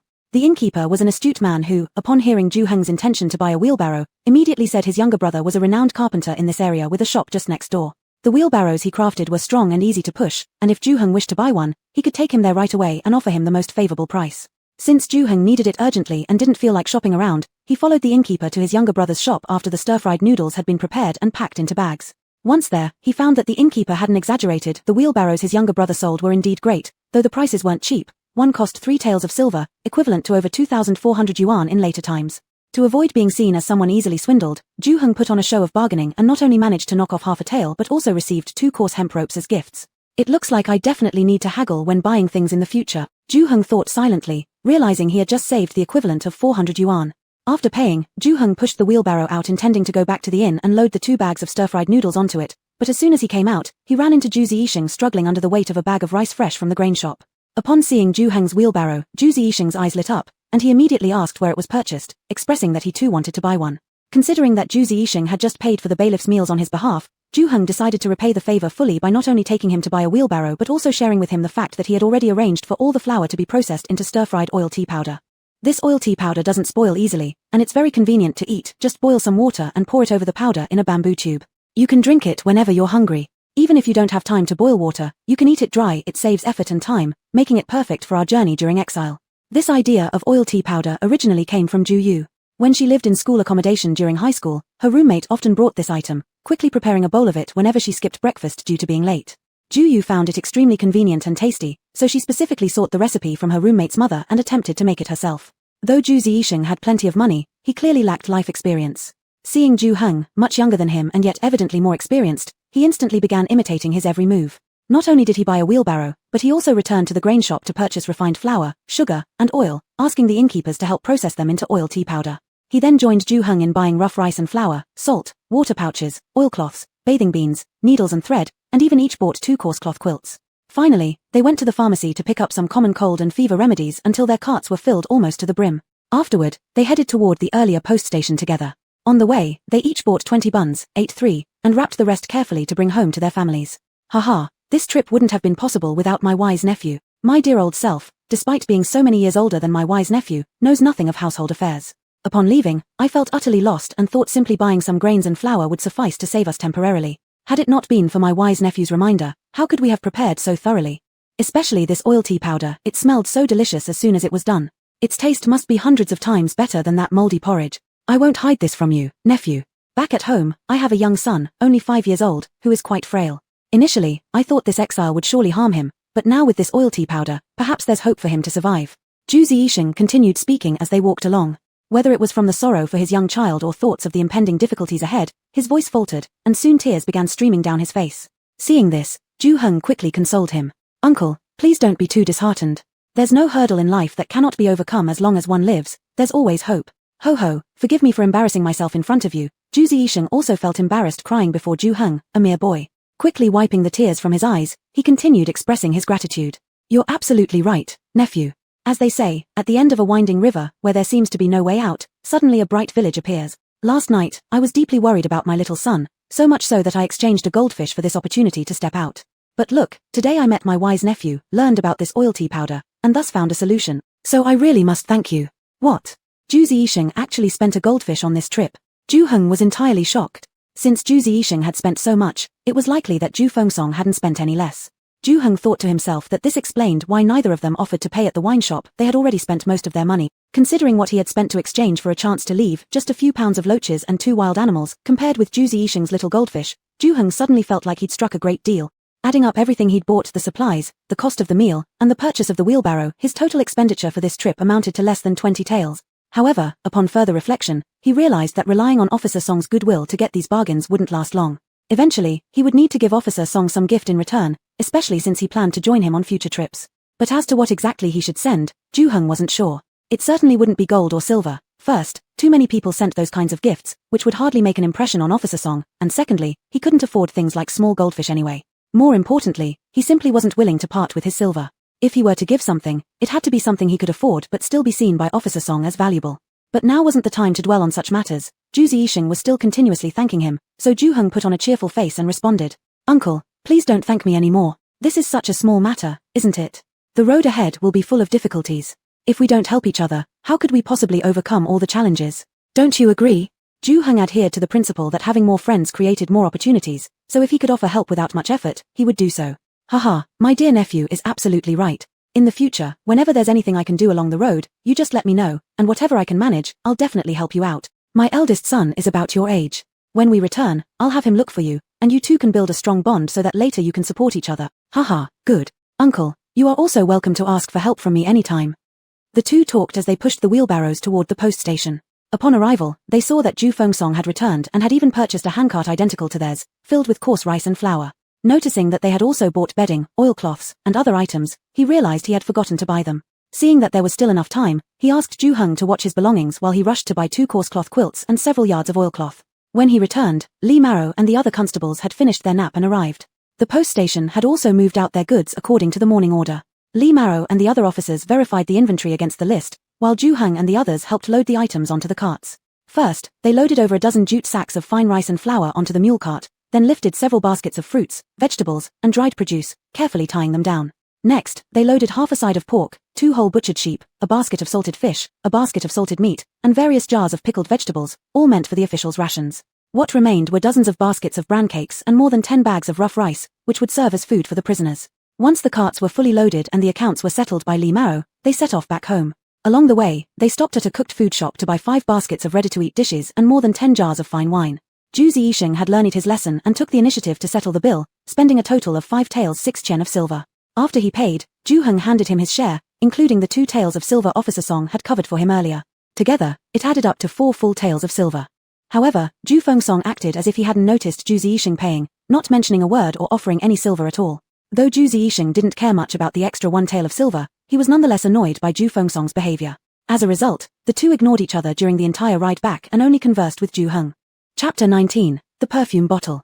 Ju-hung and his companions hurried as fast as they could. It wasn't until the sky was completely dark that they caught up with the exile convoy. The Zheng family had been waiting anxiously for quite a while. Even Ju Li and Ju Ying, the 2 younger ones, were awake, staring intently at the official road behind the camp. When they finally saw the purchasing group returning, the entire family eagerly rushed forward to greet them. However, unexpectedly, the Feng family arrived even faster, surrounding Ju-hung first. Without even a word of greeting, some of them directly began moving the items off the one-wheeled cart that Ju-hung had pushed. Ju-hung.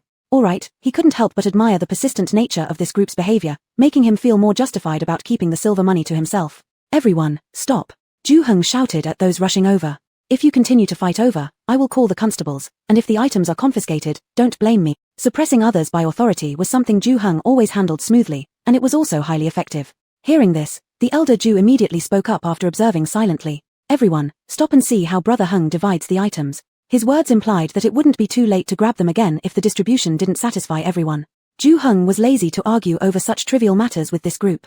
After all, he had already hidden what he should have hidden, and bought everything else in thirds. Thus, he divided the goods into 3 parts, unloading 2 of them from the cart and leaving only the portion belonging to his family on it. The elder Ju grandfather looked and smiled, pointing at the supplies and asking, "Brother Hung, did these things really spend all 300 taels?"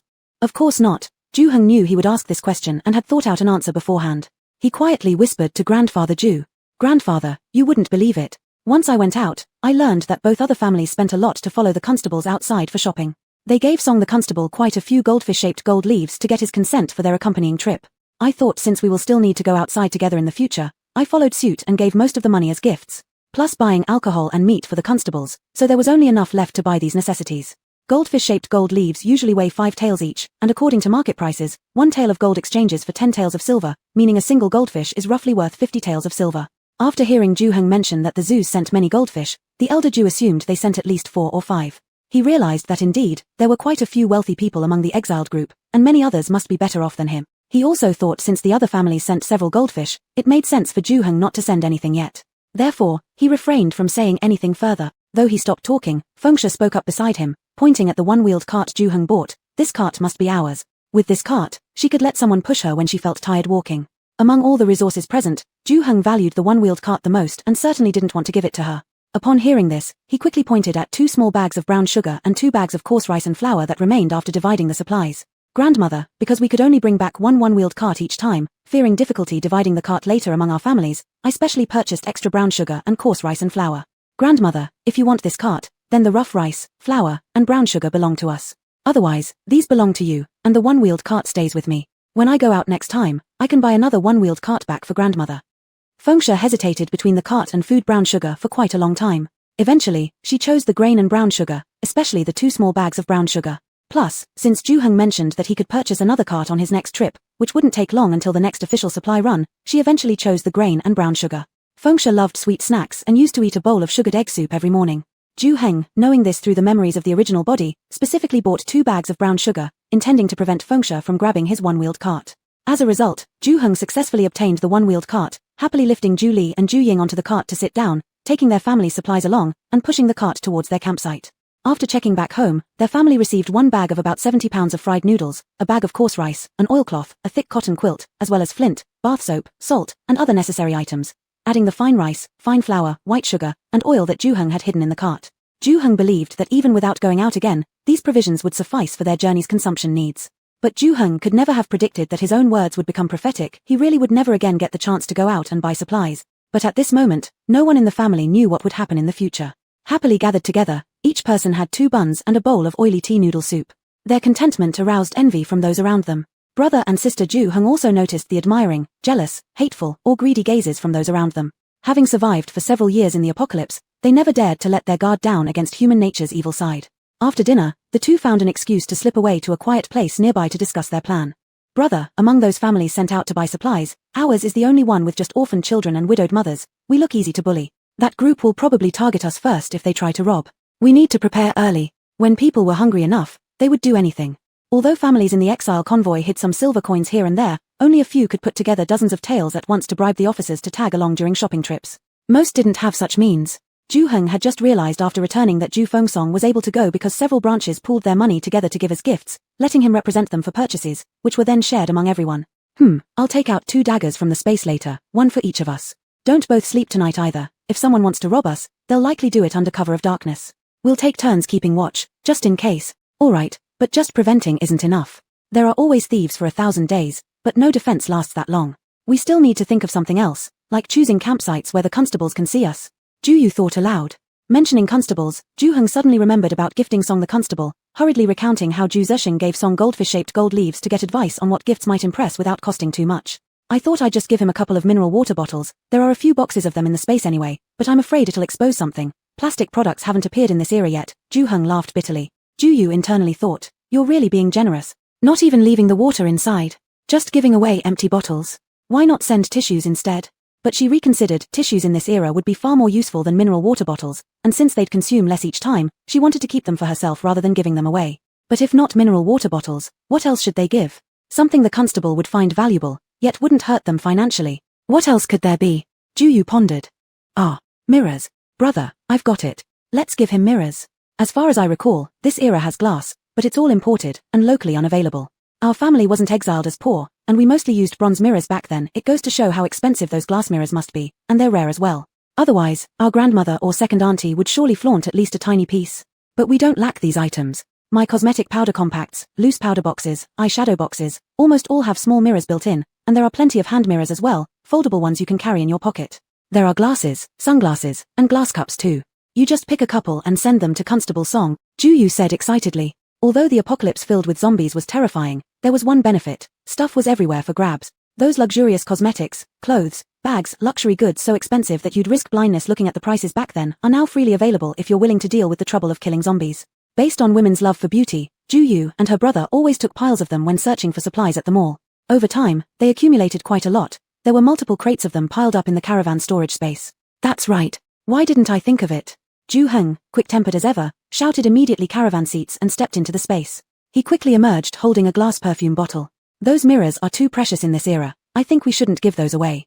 Who knows, they might fetch a high price later. Looking at your box, I noticed there are plenty of these bottles. This one's an empty bottle, without a spray head. Let's give him this one instead. Ju Heng explained to his sister while holding the empty perfume bottle. Another empty bottle? Ju Yu mentally sighed. Her brother had decided to gift someone an empty bottle, how miserly. Given that the perfume inside had already been used by herself, she did not mention to him that the Chanel perfume in the bottle once cost over 10,000 yuan, far exceeding the value of the many mirrors by over 1,000 times. With the decision on what to give, the siblings discussed further details on defending their family against others' assaults. Ju Yu went back first while Ju Heng headed to Constable Song's tent, secretly handing him the perfume bottle.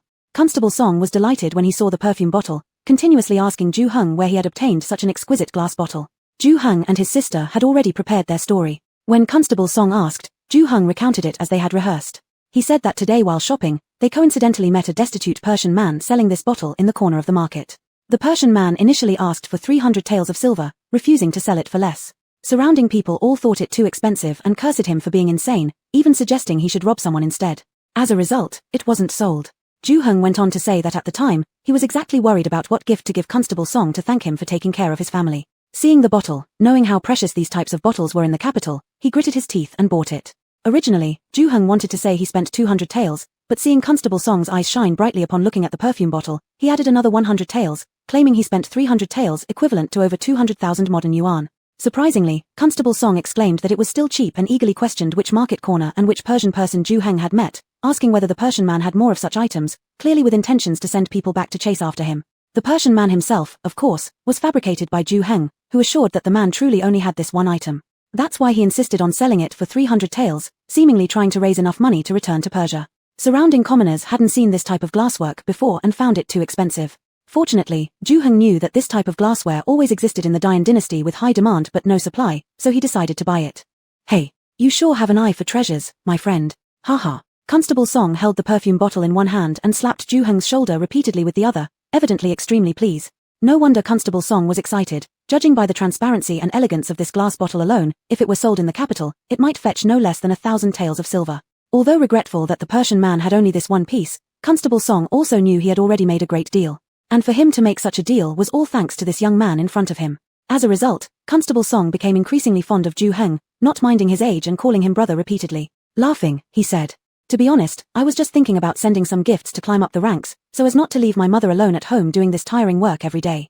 I've been worrying about what to give, and here you come, bringing me this treasure. Haha, you are truly my timely rain. Hehe, officer brother will like it, right? Right. Then this junior wishes officer brother success with his plans, ha tilde."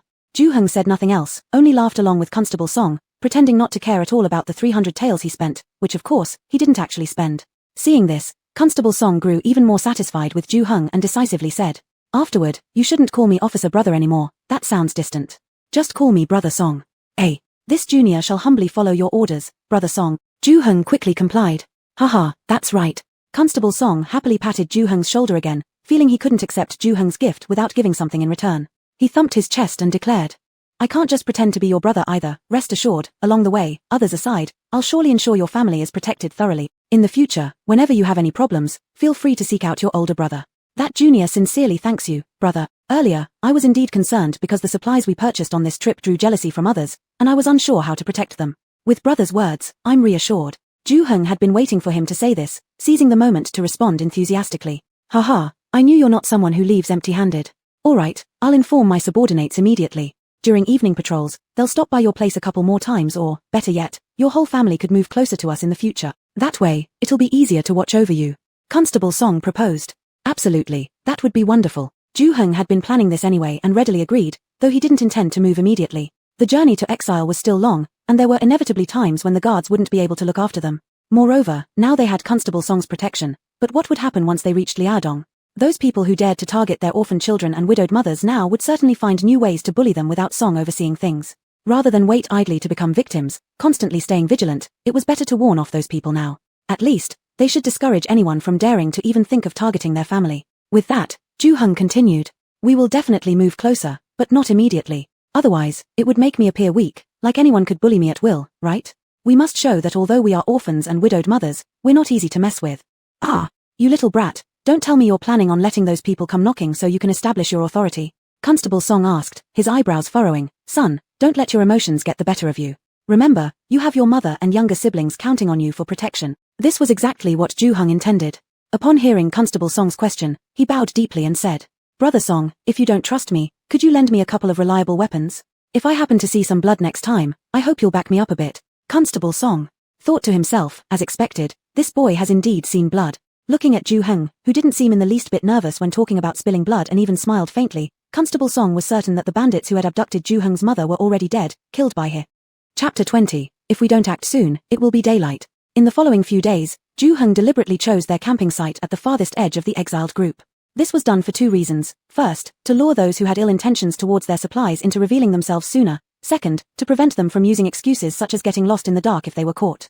However, after waiting for 3 consecutive days, the brother-sister duo saw no movement and began to think that these people might not have the courage to carry out their theft, perhaps never intending to come. On the 4th night, while Ju Yu was dozing off with closed eyes, a rustling sound emanated from the eastern grass patch.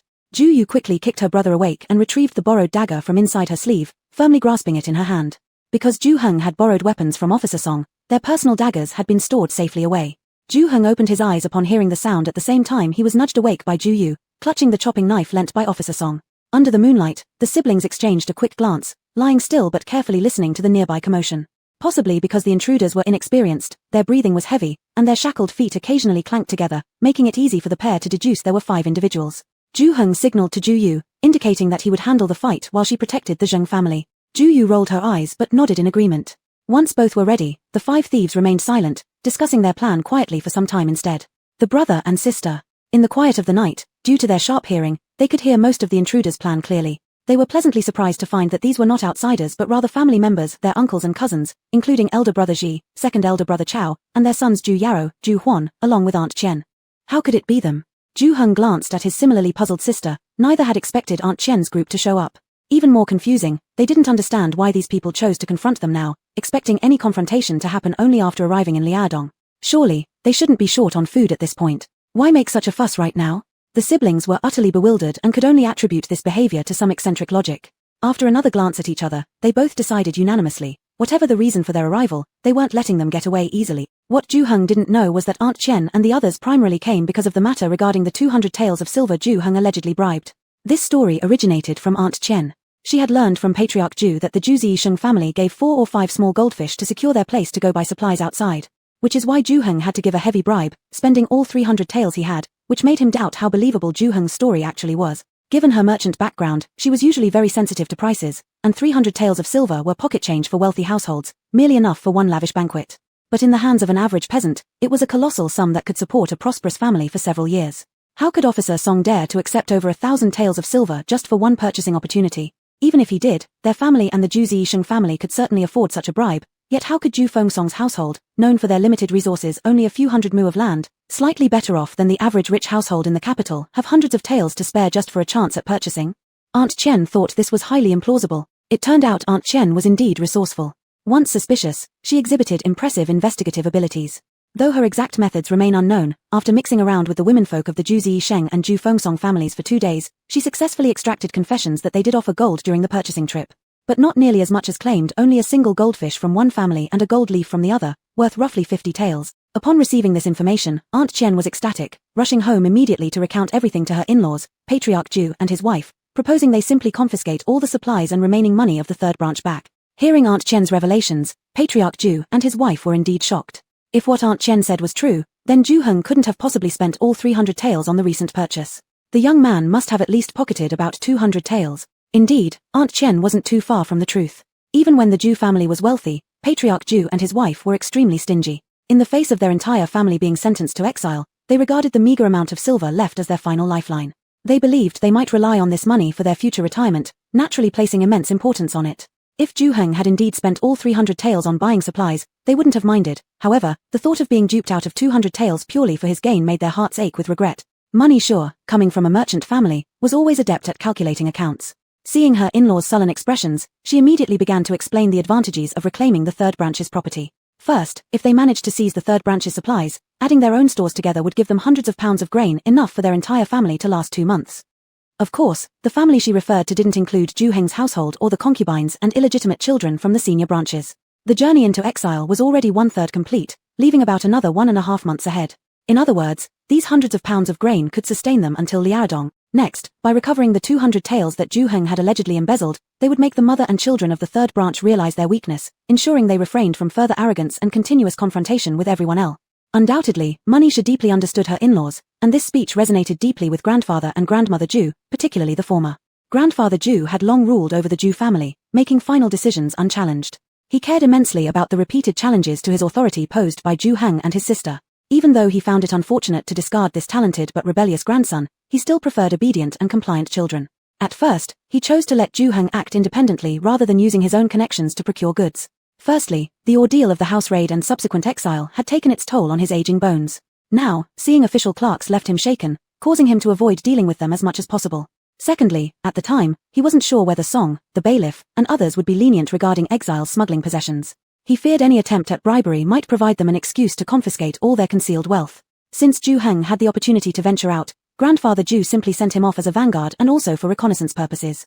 As a precaution, after Ju Heng's departure, Grandfather Ju instructed Fengshe to split up the silver notes, hiding them respectively inside her clothes and those of her two daughters-in-law. It turned out that the officers completely turned a blind eye to their illicit accumulation of silver, happy to profit from the arrangement. Furthermore, upon hearing Manisha's account, Grandfather Ju realized the bribes required were not as exorbitant as he initially feared. Just around 50 taels was sufficient for procuring supplies outside the confines of the exile camp. Thus, he grew increasingly convinced that the 200+ taels Ju Heng allegedly embezzled constituted a substantial amount. It's no wonder that Grandfather Ju considered this 200+ taels significant. You see, within the current exile contingent, though everyone had squirreled away some silver, most only amounted to several taels or tens of taels. Only a few families in the main line had more than 100 taels. As for why Grandfather Ju managed to hide nearly 3,000 taels, simply put, it was because he had a foolish father-in-law who, worried about his daughter and grandchild, handed over several thousand taels without hesitation, imploring the Ju family to look after them so that they could survive the difficult period ahead. However, knowing full well that their family now ranked among the wealthiest in the exile group, virtually comparable to the family of Minister Ju himself, Grandfather Ju's selfish nature meant he still wouldn't treat Fengshe and her daughters kindly. In his view, the third branch had already shown signs of disloyalty, planning from the outset to send Ju Heng to die in the military camp once they reached Liaodong. After all, the distance between them and their matchmakers was great enough that they would probably never see each other again, thus alleviating concerns about accountability. Therefore, listening to Manisha's plan, Grandfather Ju instantly believed that his son's wife was worth every penny of her surname Chen. Her calculation was indeed correct. Anyway, since he had already decided to cut ties with the third branch, what difference did it make whether it was sooner or later? And who would replace Ju Heng in the military camp if he disappeared? Well, Grandfather Ju figured he had plenty of grandchildren. If not Ju Heng, then there were others like Ju Yarrow or Ju Huan. Make sure to knock the members of the third branch unconscious first before you do anything else. Grandfather Ju instructed when Manisha and the others were about to leave. Thus, the present scene unfolded.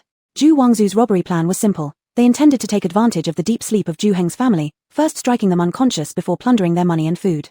However, behind the scenes, Manisha ordered her husband, Ju Wangye, and their son Ju Huan to ensure that Ju Heng wasn't merely knocked out, but killed outright, preventing him from seeking support from Officer Song the next day. Afraid Ju Wangye might resist, Manisha even hinted that with Ju Heng dead, Chensha and her daughters would be left entirely at their mercy, free to oppress them however they pleased.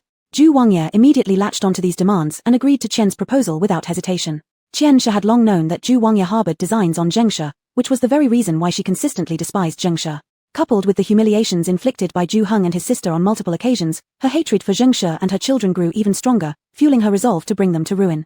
Seeing Ju Wangye react so strongly at just the mention of Zhengshe's name appearing as though he had eaten something sour only intensified Chensha's bitterness within. She thought to herself that if she endured a little longer, once Ju Heng was dead, everything would go smoothly from then on.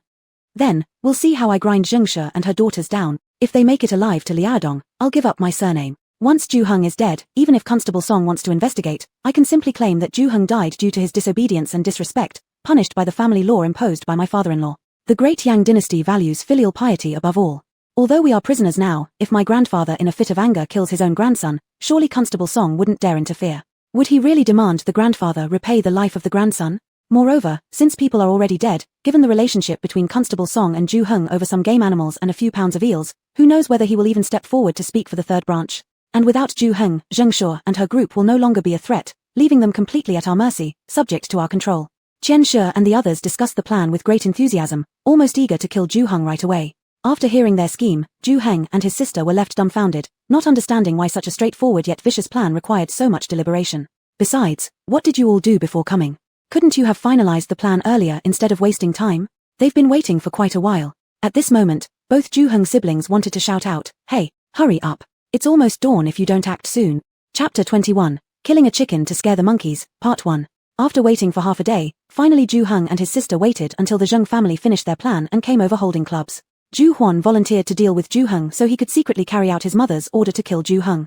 Ju-yaro, Ju-wangzu, Ju-wangye, and Chen's group planned to knock out the Zheng family first. The plan seemed good, but plans often fall short of changes. How could they have expected that Ju-hung and his sister had been waiting for them for a long time? Ju-hwan carefully sneaked up to Ju-hung's side and saw that Ju-hung was sleeping soundly. He thought to himself, "You little devil, how dare you beat me and make me wear shackles? Today is your last day." Then he raised the stick in his hand and hit hard toward Ju-hung's head. He used all his strength because his mother had said that if he killed this guy, his grandfather would take care of everything. His goal was to take Ju-hung's life. However, after the stick cut through the air, Ju-hwan felt something wrong when it landed. He focused and found the entire stick had hit the grass mat before him, and the Ju-hung who was just snoring on the mat was now gone. Ju-hwan thought he was hallucinating and blinked hard. But no, where did he go? While he was puzzled, a shadow flashed under his feet, then his left hand suddenly felt cool. Instinctively, he looked at his hand and saw that 1/3 of his left palm had been cut off. His pinky finger, ring finger, and a part of the palm were gone, leaving only his thumb, index finger, and middle finger standing out, showing how different he was. Soon after, an excruciating pain surged from his hand. "Aya, mother, it hurts so much." Unable to bear the pain, Ju-hwan dropped the stick, hugged his left hand, and screamed in agony. Before Ju-hwan's screams even began, Ju-hung kicked him aside and turned around, rushing towards Ju-yaro who was preparing to attack Ju-yu. Just as Ju-yu was about to stab Ju-yaro with the dagger, he helplessly watched as Ju-hung tackled him aside, hitting him several times until he lost consciousness. Ju-yu then turned around to stab Ju-wanzu next to Ju-yaro, but Ju-wanzu was also kicked away by Ju-hung, who had come back after knocking out Ju-yaro. Alright, Ju-yu thought. She wasn't angry at all. She was civilized. She wouldn't be mad at a dumb fool who got aggressive during fights. Ju-yu clenched her dagger in frustration, noticing Ju-wangye grinning viciously while lunging toward Ms. Zheng. So, her frustrations all merged into her dagger as she dashed forward and stabbed straight through his hand which was reaching for Ms. Zheng's chest. Then, in front of Ju-wangye's disbelieving eyes, she pulled out the dagger piercing his hand in plain sight. With a smile, she warned him. "Uncle, you know what happens when hands wander without control." "Ah." As expected, she heard Ju-wangye's scream. With a cold laugh, she aimed the blade at the throat of Ms. Chen, who had just let out a gasp at this scene. When these people discussed their plans in the bushes earlier, Ms. Chen was the cruelest among them. While others wanted to spare their lives and simply rob them, knock them unconscious, Ms. Chen insisted on killing Ju-yu's brother. Why keep such a malicious person around? What if she bites back later? Ms. Chen never imagined that the usually gentle-looking Ju-yu would suddenly look like an underworld spirit possessing her, grimacing as she just created a hole in her husband's hand, then immediately attacking her again. In that split second, Ms. Chen truly felt the presence of death. She didn't even have time to run. Frightened by her weakening legs, she fell to the ground, and simultaneously, she lost control of her bowels, releasing excrement and urine. Ironically, her collapse saved her life. The dagger Ju-yu originally aimed for her neck missed due to her body sliding down, instead slashing her face. Although it left a deep wound on half of her face, it spared her life. "Ah, my face." Ms. Chen felt a cool sensation on her face, instinctively reaching out to touch it, finding nothing but sticky blood. Terrified and in pain, she fainted. Although the series of actions between Ju-hung and Ju-yu seemed long, in reality, it took only moments. From the moment Chen's group stealthily approached until several of them became unconscious, fell down, screamed, and cries filled the area, it all happened within just a few minutes. By the time the Zheng family and some exiled criminals nearby were awoken by their cries, Ju-yu had already tossed the dagger she held to her brother who was still kicking Ju-wangzu incessantly. She pretended to wake up in shock, shouting loudly for help. "Help! Woo woo woo! There are bandits who want to kill us. Grab the thieves. Mother, I'm so scared. Someone save us. What happened? What's going on?" Ms. Zheng had been exhausted lately and was sound asleep when she was suddenly awakened by the calls of Ju-hwan and his gang. In a daze, she saw several shadowy figures around her grass mat, and then heard her eldest daughter's cries for help. Panicking, she jumped up without hesitation, grabbing the bundle she had placed next to her before sleeping and swung it towards the nearest shadow near Ju-yu. She shouted as she swung the bundle. "Yushi, don't be afraid, your mother is here. I'll beat you to death. I'll beat you to death." It just so happened that inside the bundle were several hard biscuits distributed by the constables the previous night. Now that their family no longer lacked food, none of them wanted to eat those rock-hard biscuits anymore. Although Ms. Zheng wanted to have them, her children didn't allow it, intending to keep them until the next day to give away to hungry neighbors. The biscuits were as hard as bricks, 4 or 5 together swung with all Ms. Zheng's might. Thus, Ju-wangye, who tried to escape after being stabbed through the hand, was once again knocked down by Ms. Zheng. "Woo woo woo. Mother, don't hit people. Where? Elder sister. Mother is so terrifying." The two younger ones woke up in confusion and still weren't clear about what had happened, seeing only vague shapes due to opening their eyes abruptly in the darkness. So the two little ones could only see their disheveled mother wielding the bundle furiously beating someone lying on the ground. And at this moment, the moonlight happened to shine directly on Ms. Zheng's fierce face. Hey! Not just the two children but even Ju Yu beside them was shocked by the look on her mother's face. Since the commotion had already woken everyone around them, they were approaching quickly with lit torches. Ju Yu hurriedly grabbed the bundle from her mother's hands that were still swinging, and hugged her tightly. Mother, stop hitting, stop hitting. I'm fine. No one in the family is hurt. If the beating continued, Ju Wangye would surely die. His bloody face looked much worse than just having his palm pierce. Upon hearing Ju Yu's voice, Ms. Zheng finally came to her senses. Trembling, she felt over her entire body, then pulled her two younger children close and gave them similar examinations. Finding that all three children were unharmed, she sighed with relief and immediately embraced them all protectively, murmuring worriedly, "It's good that nothing happened, it's good that nothing happened." Suddenly remembering her eldest son, she frantically searched around. "Where's your older brother?" Aheng. Mother, your son is fine." Ju Heng answered his mother's call nearby and deliberately raised his voice, shouting, "These thieves sneaked over in the middle of the night to rob our house, even trying to injure people. They've been subdued by me." As he spoke, he kicked Ju Wangzu underfoot, loudly cursing, "Cheeky thieves. Not satisfied with robbing goods, you actually dared to try and murder us. Fortunately, your junior master was well prepared, or else we would have fallen into your trap." By the time the prisoners nearby arrived carrying torches, they saw several thieves sprawled haphazardly around the bed mat where the Ju family slept, some groaning in pain, others motionless, either unconscious or dead. Meanwhile, on Ju Heng's side, Ms. Zheng was hugging her three children and sobbing uncontrollably, while Ju Heng held a chopping knife in one hand, a dagger tucked into his waistband, standing on a thief and shouting insults. "Everyone! This boy is really fierce." Chapter 22, Killing the Chicken to Scare the Monkey, Part 2. "Hey! You guys, come take a look. Isn't this thief Ju Wangye?" An elder holding a torch shone it on the thief sprawled on the ground, curled up and screaming in pain like a shrimp, shouting in astonishment. "Ah! It really is." Another person shouted, then frowned and said, "Isn't Ju Wangye Zheng's elder brother-in-law? How could he be a thief? Oh no, isn't that brother Wangye's wife? Is she fainted or dead?" A woman also pointed at Qian lying unconscious nearby and shouted, then waved her nose and stepped back. "Oh, how does it smell so bad?" That's Ju Wangzu." As soon as the woman finished speaking, someone else pointed at the man under Ju Heng's foot and shouted, "Ah, Heng brother, you're stepping on your uncle." "Hey, how is that possible?" This was when Ju Heng let out an exclamation of surprise, pointing at the speaking man and shouting, "Don't talk nonsense. I'm stepping on a thief. How could it be my uncle?" The man, who had kindly warned him but earned himself a lecture from Ju Heng, was quite dissatisfied and immediately replied, "How do you talk to me, kid?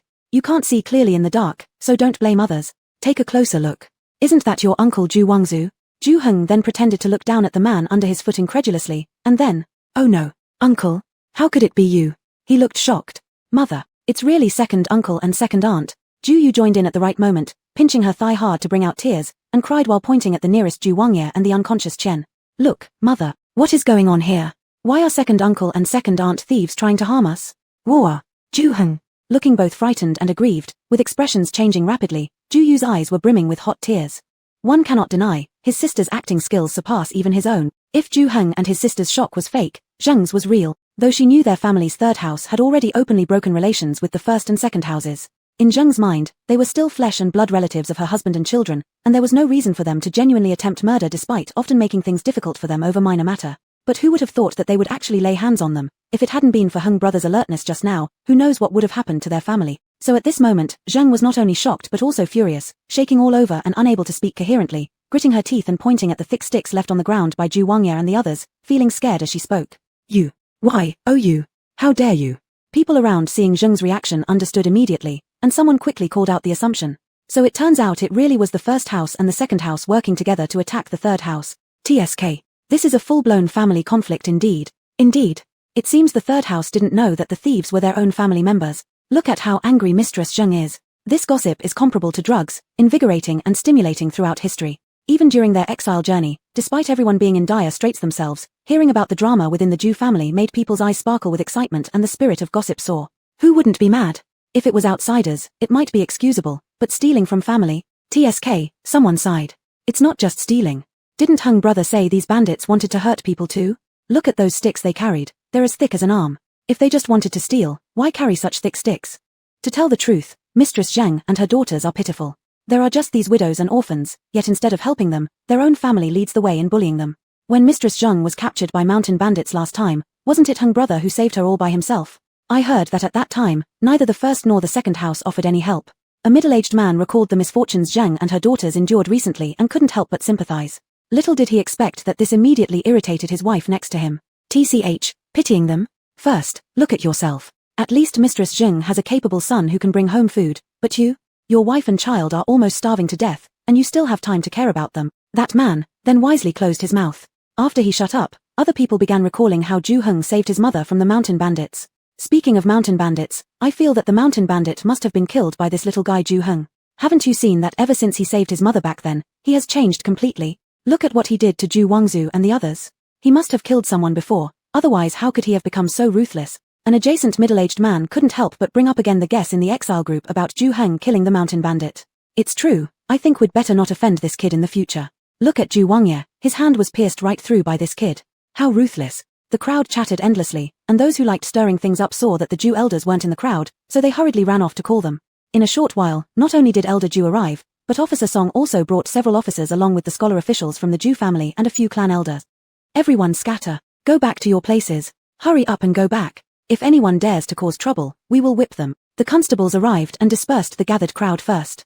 Although most of these prisoners were pampered weaklings and wore fetters on their feet, they were not to be underestimated due to their great number, so the constables didn't dare take it lightly. The prisoners, seeing the officers come and the whips being raised, immediately became afraid and scattered, returning quietly to their own straw mats and bedding. But they still kept their ears pricked and eyes watching towards this side. On Zhu Heng's side, only his family remained along with Officer Song and a few officers, the Zhu scholars officials, the couple called for by others, and several clan elders, as well as the sprawled forms of Zhu Wangzu and his cohorts lying haphazardly on the ground.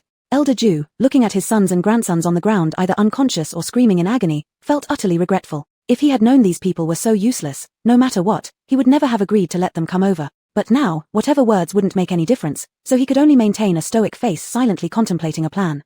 Zhu Heng explained the ins and outs of the event to Zhu Galao and a few others. Because during the last round of purchases, our family managed to get some grain. Over the past few days, there have always been people lingering near our home. With only women and children around, I didn't dare let my guard down. So secretly, I asked Brother Song if I could borrow axes and daggers, thinking that if anything should happen, at least I could protect mother and my siblings. Zhu Heng began by explaining the weapons in his hands. Zhu Galao and others all knew about his favor with Song, so upon hearing the officer's explanation, they simply nodded and signaled Zhu Heng to continue. I slept lightly at night, and these thieves, no, the uncles, with leg shackles, inevitably made some noise. So when they approached, I woke up. Seeing there were several of them, I was worried I might not be able to handle them alone, so I decided if they just wanted to steal some grain, I'd let them have it. But unexpectedly, they directly came to where I was sleeping, raising sticks and smashing them toward my head like they wanted to kill me. If I hadn't been awake, I'd probably already be dead. Zhu Heng put on an appearance of fright, also pinching his thigh hard as Zhu Yu had taught him, making his eyes immediately redden. In his mind, he thought that her trick really hurt. But from the bystander's perspective, it looked like Zhu Heng, despite his bravery in capturing the thieves, was now finally feeling scared afterward, showing a look of aggrieved stubbornness of a young lad. Having no other choice, for my mother and younger siblings, I had to fight with them desperately. Fortunately, before the exile, I learned some basic martial arts from 2 uncles, and having weapons helped too. Plus, the thieves, uncles were unaware that I was awake and thus somewhat careless, which allowed me to luckily subdue them. So from start to finish, you didn't recognize them as your uncles? Hearing this, the older brother of Zhu Galao, currently the patriarch of the Zhu family, Zhu Tianhao, questioned. I was extremely nervous at the time, it was late at night, and they never spoke. How could I possibly know who they were? And how could I imagine that they, had it not been for reminders from nearby people and multiple confirmations, even now, I can hardly believe that my uncle and second uncle would do such things to us. As Zhu Heng spoke, he began to sob, looking agitated as he questioned Grandpa Zhu directly, thinking there was no way his grandfather was unaware of this. Grandfather, please tell me, why did uncle and them come to rob us and even try to kill me? Why? Elder Zhu. Chapter 23, Making an Example of Someone 3. After hearing the interrogation from Zhu Heng, Grandpa Zhu hadn't yet thought of how to start his words when suddenly Zhu Wangye, who had been lying on the ground for a long while, shouted despite the severe pain. His head was bleeding heavily after being beaten by Lady Zheng, and his palm was wounded by Zhu Yu's stab. Father. His lying. This wretched boy has already recognized us since before, which is why he hit us so viciously. Not just him, even Zhu Yu, that little deathbringer of a girl knows it. It was her knife that pierced my hand. She not only stabbed through my hand, but she even called me uncle right in front of everyone. While shouting, Zhu Wangye pointed at Zhu Yu with his uninjured hand, who was currently hiding in Lady Zheng's arms. The crowd. Who stabbed you? That skinny as a toothpick little girl? Constable Song asked Zhu Wangye as he looked over at Zhu Yu with his hands behind his back. She also called you uncle while stabbing your hand? This sounds like total nonsense, doesn't it? How could anyone believe this? Unexpectedly, Zhu Wangye nodded furiously. Yes, it was her. She not only stabbed me, but she almost killed Chencha. Chencha fainted because she got scared out of her mind. Constable Song. Looking at the blood-soaked head of Zhu Wangye, Constable Song felt that this guy probably lost it, his brain might be damaged by beatings. Was he really dumb now? If Zhu Wangye said that Zhu Heng had recognized them early on and intentionally beat them into such sorry shapes, then Song would believe it. But Zhu Heng's sister? A mere 12-year-old girl piercing through his hand, nearly killing his wife as well? That's impossible. Not only did Song not believe it, neither did several members of the Zhu family. Zhu Tianhao went straight ahead, skipping all that absurd explanation. You stop blaming someone else for your injury first. Just tell me why all of you were holding sticks and rushing towards the place where Lady Zheng and her daughters-in-law lived in the middle of the night. Don't try to fool me by saying something about being lost or confused due to a dark moonlit night. Zhu Wangye. What could he say at this moment? They were caught red-handed. Seeing this, the old master, Zhu grandfather, inwardly cursed again what useless offspring he bore. Hurriedly, he pretended to scold his son Zhu Wangye, while actually reminding him. You despicable child. Wasn't it your wife's jealousy of House 3's grain stockpiling that incited you guys to come over here and steal things? Since these worthless offspring had been caught in the act by Zhu Heng and brought attention from Constable Song, Zhu grandfather thought that this situation couldn't be smoothed over easily anymore. Thus, the only strategy now was to shift all responsibility onto Chencha. Therefore, after finishing his warning reminding his son, Zhu grandfather put up a false pretense of righteous anger as he addressed Zhu Galao, the respected clan elders. My esteemed kinsman, let me tell you something you may not know yet. That venomous woman Chencha has always harbored bad blood against Lady Zheng ever since their days under one roof.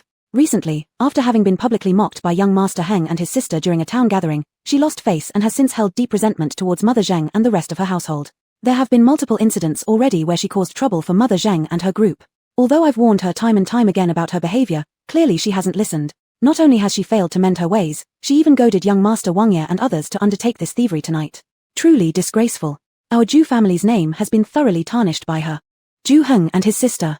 They really had to admire their dear grandfather, coming up with this scheme in such a short time and pinning all blame solely on Chencha. However, should they proceed with this plan, Chencha's punishment will be very serious.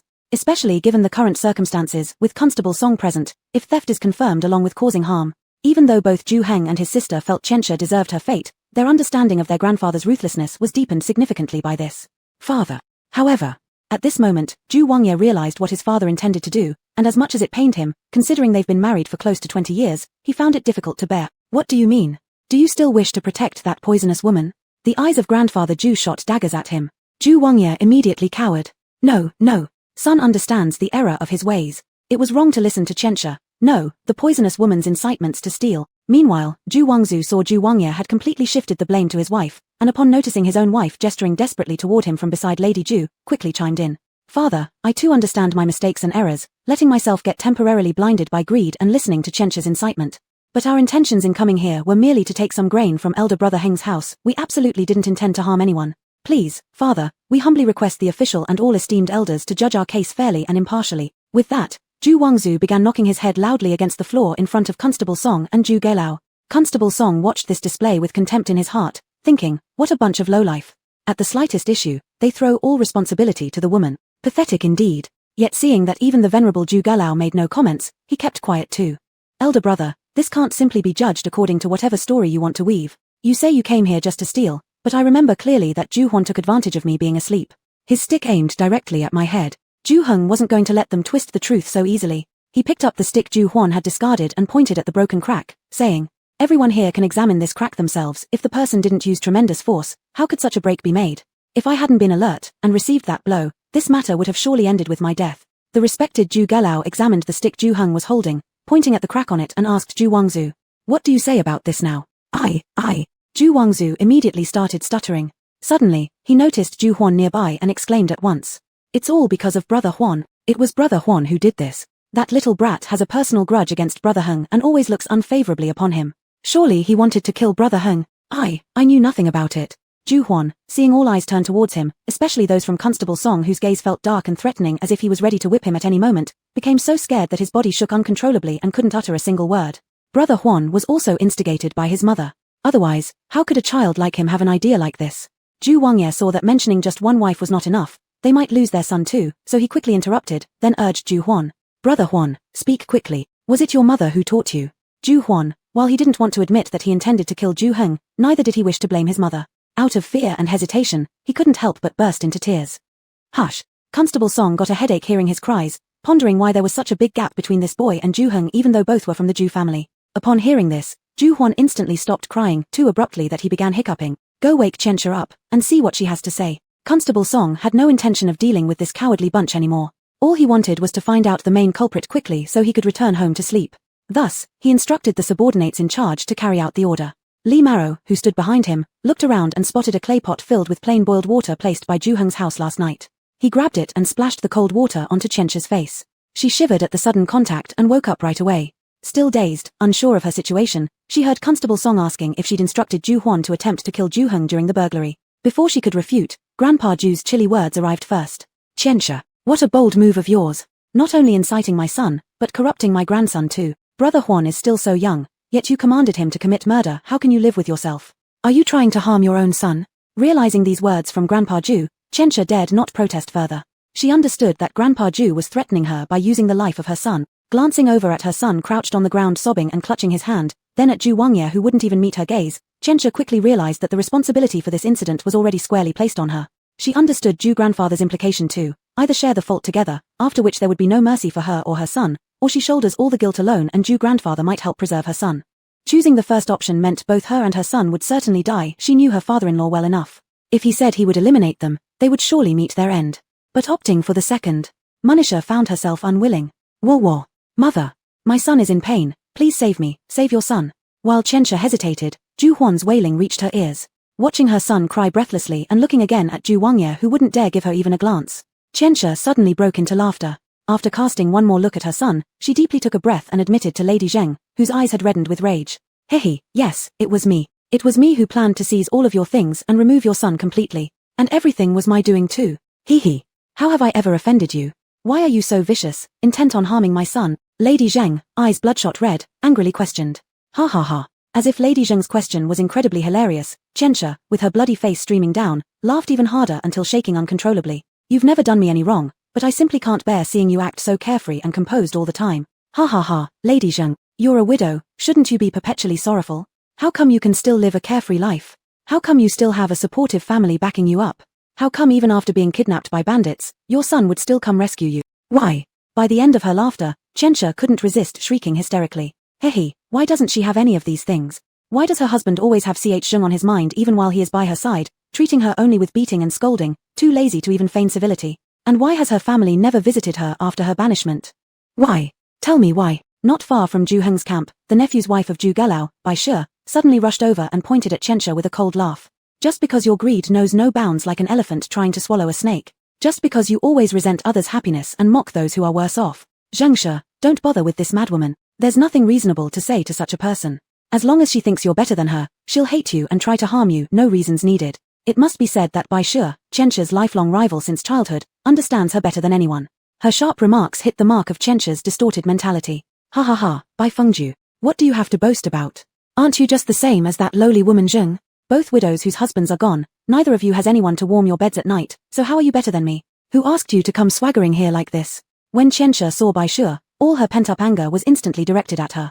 That's enough. Since Chencha has admitted to being the mastermind, then let Officer Song decide what to do. Standing nearby, Uncle Ju Gelao thought that Ju Ruefu's family had disgraced the entire Ju clan and, seeing Chencha curse vulgarly, feared his own wife would suffer losses. So he interrupted in favor of his side, cutting Chencha short. Officer Song had grown impatient long ago. Seeing that Ju Heng was unharmed, he wanted to resolve this matter quickly. When Ju Gelao spoke up, he pretended to push the matter aside. Since it's a matter within your elder clan, maybe you should make the decision instead. Both Ju Laroshu and Chencha naturally believed it would be better for the matter to be resolved by the clan rather than by Officer Song. Upon hearing this, they all looked hopefully toward Ju Gelao. But Ju Gelao didn't want to overstep his bounds. He felt that since Chencha and her accomplices had committed acts of murder, they deserved appropriate punishment. Otherwise, it wouldn't be fair to Zheng Shi and her daughters. So he bluntly told Officer Song not to concern himself and handle matters according to the rules. It's none of my business to meddle in the affairs of your clan, but Chencha and her group have indeed broken the rules for exiled criminals. If I don't deal with them, every criminal in this convoy will start imitating their behavior, stealing, injuring people, and causing riots. The guards escorting them will be restless just like Master Ju's family. After hearing this, Officer Song no longer refused. Smiling and bowing slightly, he announced to everyone, "Excuse me for intruding, but listen up. Take the main perpetrator, Chencha, and beat her to death immediately. For the rest of the accomplices, 50 lashes each. Do it right here, light the torches, and let all the criminals witness clearly what happens when you break the rules as a convict." The crowd including Zhu Galao gasped collectively when they heard Officer Song's severe sentence, unable to believe how harsh the penalty was. But upon second thought, it was Chencha's group who first attempted murder. Had Zhu Heng not been vigilant, they would already be dead. Since ancient times, murder has been punishable by death. What Chencha and her cohorts suffered was only fair. After Officer Song spoke, his officers took action immediately. They lit dozens of torches, turning Zhu Heng's campsite as bright as daylight, then gathered all the exiles into a circle around the scene of punishment. Finally, they pressed Chencha and Zhu Wangzu down into the center of the circle and began beating them loudly with wooden board. When Chencha heard that Officer Song intended to beat her to death, she finally grew frightened. Her crazy laughter ceased, and she became so scared her legs went limp. It wasn't until she was dragged forward by the executioners that she remembered to repent. Just as she shouted unjust, the officers shoved a dirty cloth into her mouth, pressing her to the ground before continuing the flogging. Moments later, she struggled for breath more than inhaling it. After receiving over 100 lashes, she breathed her last. Zhu Wangzu and the others were also severely beaten. After 50 lashes each, only Zhu Wangzu remained conscious due to his relatively good constitution, whereas the rest had passed out. The bloody spectacle struck terror into all witnesses. Several timid women even fainted on the spot. Some who had secretly plotted against Zhu Heng's household saw the outcome of Chencha's actions and privately rejoiced that their own schemes had unfolded too slowly. Otherwise, it would have been them dying. From then on, everyone avoided Zhu Heng whenever they saw him, not daring to scheme against his household again. Yawning widely, Officer Song watched as the execution was completed. Satisfied by the effectiveness of this demonstration, he ordered Zhu Laoshu to remove his family members promptly, then returned to sleep for his much-needed rest. Hey, Brother Song, wait a moment. You haven't returned my dagger and hatchet yet. Zhu Heng hurriedly followed behind, presenting the hatchet and dagger that Constable Song had lent him right in front of hundreds of prisoners and Zhu Laoshu's family. With some of the Qian clan dead or injured today, their relationship with Zhu Laoshu's family was now completely shattered, and from now on, that family would undoubtedly despise them. Given this, there was no need for Zhu Heng to remain courteous anymore. If they were going to hate him, then he'd ensure they wouldn't dare to. Not only them, he wanted to make sure all the exiled convicts in this camp dared not even think about targeting his household ever again. So, it wasn't enough for people to see his ruthlessness, he also needed to flaunt Constable Song's authority as a big backer. Constable Song stopped in his tracks upon hearing Zhu Heng call out to him, clearly not minding that Zhu Heng used him to intimidate others. In fact, he fully cooperated, patting Zhu Heng on the shoulder before scanning the crowd with his gaze and smiling. You can keep them. Next time if you come across someone who doesn't have eyes in their head, just kill them. I'll take care of any trouble that arises. Everyone. With the Qian women still lying there as casualties, who would dare provoke him in the future? Zhu Heng. How valuable was that perfume bottle he gave? Maybe sending a mineral water bottle would have been better. Chapter 24, Split the Family, Part 1. A moment, venerable elders, there is more I wish to say. After seeing off Constable Song, Zhu Heng noticed that Elder Zhu Ji and a few others were also leaving. He quickly stepped forward and intercepted them. Some of the crowd that had already dispersed turned back upon hearing the commotion. Elder Zhu Ji and the others also stopped in their tracks, waiting for Zhu Heng to continue. What Zhu Heng intended to say was straightforward. Now that his nominal grandfather's family had broken all pretenses with him, he decided this was the right moment to sever ties completely. He wanted to split the family. More precisely, he planned to separate their third branch from the Zhu family entirely. After hearing Zhu Heng's request, Elder Zhu Ji felt that although Zhu Wangzu and Zhu Wangye had behaved abominably, grandfather Zhu himself hadn't made any major mistakes on the surface. Zhu Heng, as the grandson, seemed overly unforgiving by demanding a split. This might invite criticism later. He wanted to advise Zhu Heng to stop while ahead they'd already taken one life, Lady Qian, and given Zhu Wangzu a beating with the rod. While the brothers may have deserved punishment, the Zhu family suffered no significant losses. Why dwell on it? At such a young age, being so rigid could make outsiders see him as overly cold-hearted. Seeing his father about to preach, Zhu Yixuan interrupted hastily. Father, why don't you listen to uncle first? Elder Zhu Ji thought about it and realized he was indeed overstepping since his older brother, Zhu Tianhao, was the rightful clan leader. Nodding silently, he chose to remain quiet. Compared to Elder Zhu Ji who focused solely on scholarly pursuits, Zhu Tianhao was much more adept at handling practical matters. However, due to his weak academic performance, he was relegated to managing the family business and overseeing ancestral lands in their home province while supporting his younger brother from behind the scenes. In addition, he also served as the clan leader of the Zhu family. Zhu Zusheng, who accompanied Zhu Heng on shopping trips, was actually Zhu Tianhao's youngest son.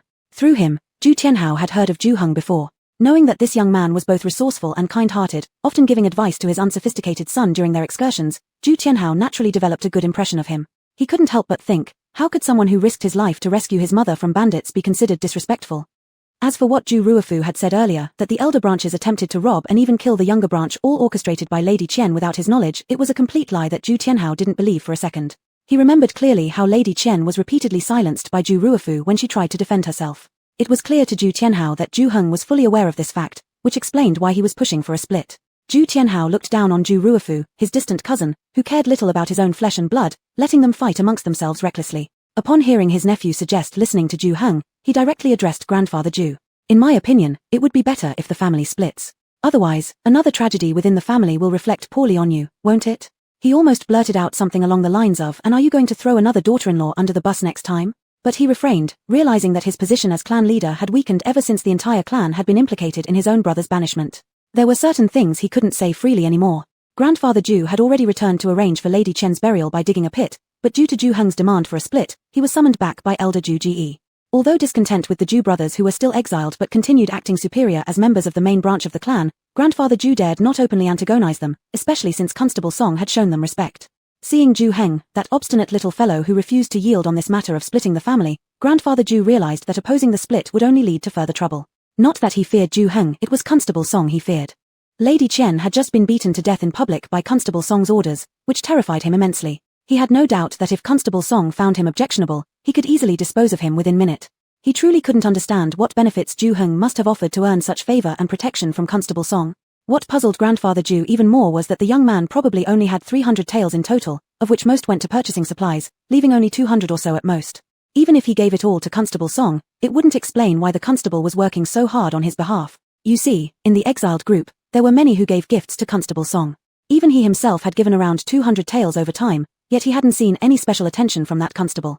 Could it be that Lady Zheng had hidden some silver separately? Grandfather Ju thought quietly but dismissed it as unlikely. Lady Zheng and her daughters had been confined with the whole family. When her relatives came to visit, they were under supervision.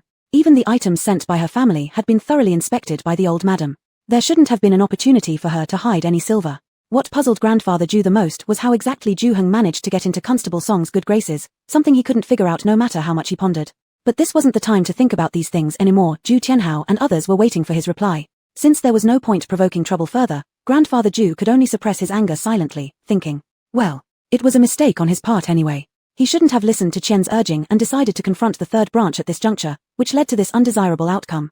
If they want to split the family, so be it. Let that young man enjoy his moment of triumph for a few more days. Once they arrive in Liaodong and lose Constable Song's protection, dealing with him would not be difficult. Thus, Grandfather Ju sighed mournfully towards Elder Ju Ge and the others. Alas, my dear brothers, I am ashamed. If I had been stricter in managing our family, we wouldn't have ended up like this. Now, young Master Heng is probably resentful of his uncles already. Even if I insist on not splitting the family, he might never stop pressing the issue. Pretending to be heartbroken, he pounded his chest loudly, appearing to all onlookers as a grandfather reluctantly being forced to divide his household by his own grandson. In the Great Yang dynasty, filial piety was highly valued, and traditionally families did not split as long as the elders were still alive. Should the younger generation propose such a split without major wrongdoing on the elders' part, it would lead to public condemnation and even legal action against them for disrespecting their elders. Although Ju Heng had almost been killed by Qian's group, Grandfather Ju had committed no significant error himself. Not only did he not complain about punishing those involved, but also carried out severe measures. Now that blood had been spilled and punishments handed down, Ju Heng continued to demand the family division. This left many people sympathetic toward Grandfather Ju, seeing Ju Heng as overly harsh. This was precisely what Elder Ju Ge had worried about earlier, fearing that the clansmen might perceive Ju Heng as too heartless. Grandfather Ju's theatrical performance successfully garnered pity from the outsiders, but angered Ju Yu, who had been supporting Lady Zheng all along. Ju Yu thought inwardly, at this critical moment, you're still putting on your pitiful act trying to absolve yourself. Dream on. He stepped forward, asking loudly, do you mean to say, Grandfather, that today's events don't justify our grievances? Or do you think because Aunt Qian failed in her schemes and has received her punishment, including losing her life, that we should simply forgive and forget? Even worse, perhaps feel guilt or sympathy toward them instead? While addressing his grandfather, Ju Yu scanned the crowd surrounding them with his gaze. I imagine quite a number of you here are also thinking along these lines. Like keyboard warriors from a past life, isn't the usual tendency to sympathize with whoever appears weaker or more tragic without actually examining who's right or wrong? Everyone. Well, you said it. Ju Yu captured everyone's thoughts perfectly. Ju Yu saw many people avoiding his stare, chuckled coldly, then challenged. Grandfather, you keep blaming us in the third branch for causing all this commotion. But let me ask you, did we invite Uncle 1 and Uncle 2 here? Why are we the ones suffering from unwarranted disasters? My older brother worked tirelessly just to support our little family, without expecting help from either uncle's side. So why does that irritate them so much? We were peacefully resting until calamity struck out of nowhere. Grandfather, Aunt Qian openly confessed in front of everyone that she intended to kill us outright. Our survival was not due to their benevolence but because of my brother's vigilance alone. Just because my brother was alert enough to prevent us from dying or getting injured, are you suggesting we should not hold resentment toward those who tried to kill us, nor wish to distance ourselves as far as possible from another death attempt? Should murderers escape blame just because they failed to kill someone? If a thief is caught and returns stolen goods, does that mean they can claim innocence? Moreover, Aunt Qian and her associates were punished because they dared to cause disorder as convicts, a consequence of their malevolent intentions. They only got what they deserved. So what if they were punished for attempting to kill us? Should we be the ones to bear the consequences of their actions? Grandfather, would you please explain the logic behind this? Ju Yu's rapid-fire questioning left Grandfather Ju speechless. Her words weren't just aimed at her grandfather but also intended for the surrounding audience, warning them not to feel sympathy for Qian upon hearing of her death when they themselves were the victim. Grandfather Ju. How blind had he been in the past? Not only had he failed to see that Ju Heng was ruthless, but he also hadn't realized how sharp-tongued his granddaughter could be. Minister Ju. If this girl were a boy, she'd be prime material for the censorate. Alright, since both parties have agreed to separate the third branch, let's discuss exactly how to split everything, shall we? Ju Tianhao noticed that Grandfather Ju was about to say something and hastily interrupted with a biased tone. You've got quite a few injured people on your side too. Once this matter is settled, you can return to take care of them. Thinking silently, he added, don't think I don't see that everything your sons have done was secretly orchestrated by you, just because you're hiding behind a mask. Unexpectedly, as soon as he finished speaking, Feng from beside Grandfather Ju piped up again.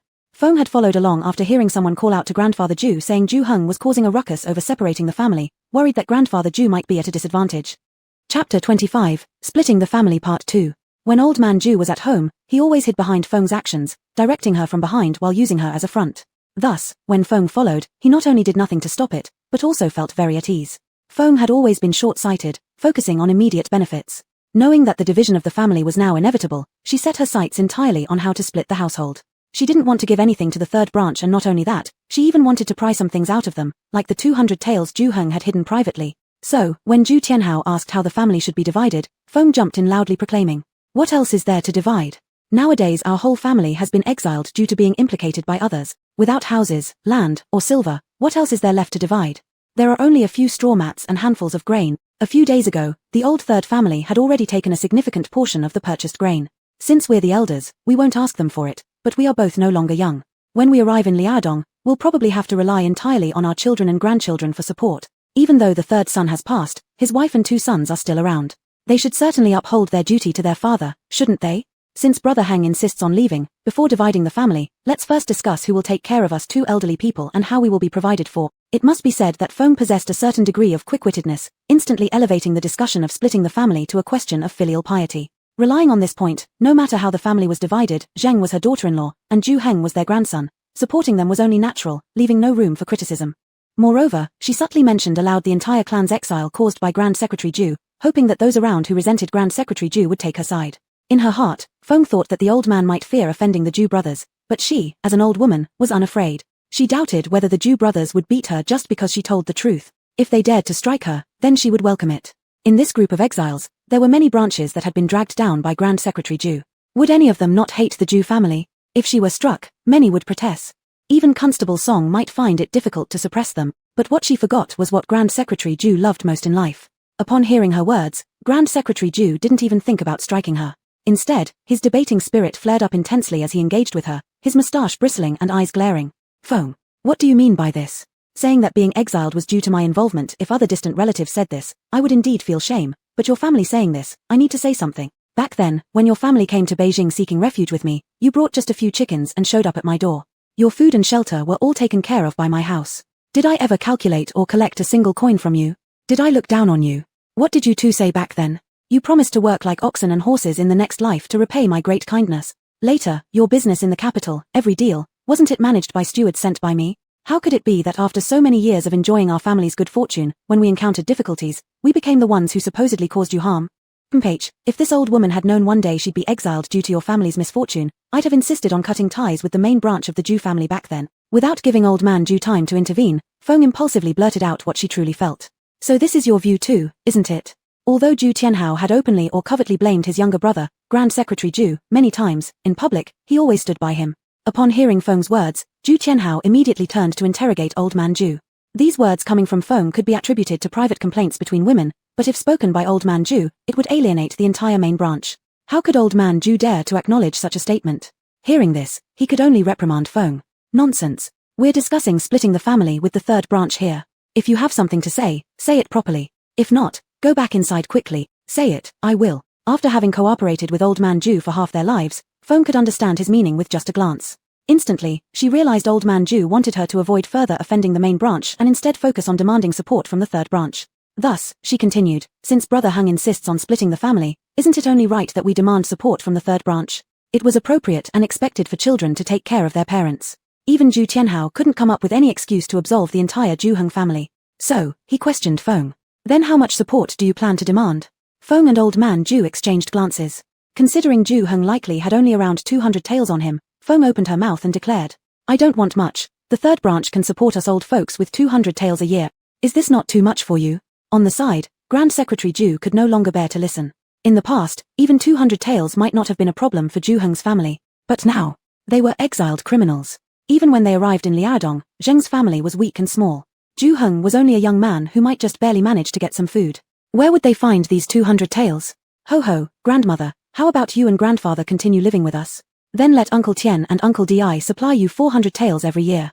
I promise I'll make sure the two of you live comfortably. Ju Hung also chuckled coldly after hearing this. Feng thought inwardly, if we follow you, we'll be dead within days due to your antic. Even if that doesn't happen, your mother and her cronies will drive us into an early grave. Every time something bad happens, it's because of her lot. Mph, what a wonderful idea you have. It's you who wants to split off, it's you who refuses to supply us. Do you expect us to feed you for free all these years without anything in return? Feng exclaimed. Ho ho, since grandma does not wish it, then forget about living with us. Ju Hung shrugged indifferently and continued, however, since we're splitting the family, shouldn't we handle the division before talking about supplies? Why don't you bring out all the hidden silver, divide it evenly among the families, and as long as it's fair, even if you give us just one straw mat for our share, I will still support you as I said earlier, and 300 taels annually is no issue. Ju Hung smiled pleasantly while pointing out Feng's hidden silver bluntly. Not just Feng and Old Man Ju, but everyone around, including the Ju brothers watching on the sidelines, panicked.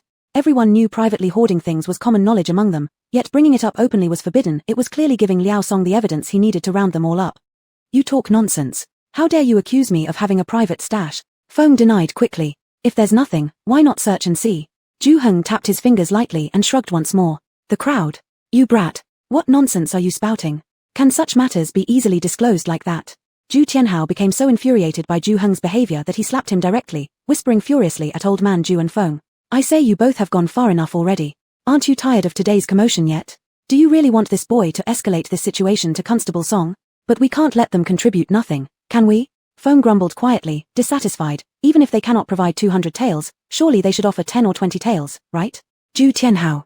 Though slightly repelled by Feng's petty mentality, Ju Tianhao equally disapproved of Ju Hung threatening his own grandparents using a leak to Song Constable, which he viewed as detrimental to the whole clan's interests. Before Ju Hung's time had ended in the apocalypse, he'd held over 80 different jobs for survival, training him to read people exceptionally well. When he noticed Ju Tianhao's changed expression, he immediately guessed his intentions and whispered back softly. Clan Chief Grandfather, rest assured, though I may lack talent, I do know the principle that we all prosper together and suffer together. If not driven to desperation by Grandma, I would never harm the entire clan's interest. Do you think this arrangement works? I'm willing to put forth 100 taels as compensation to Grandfather and Grandmother.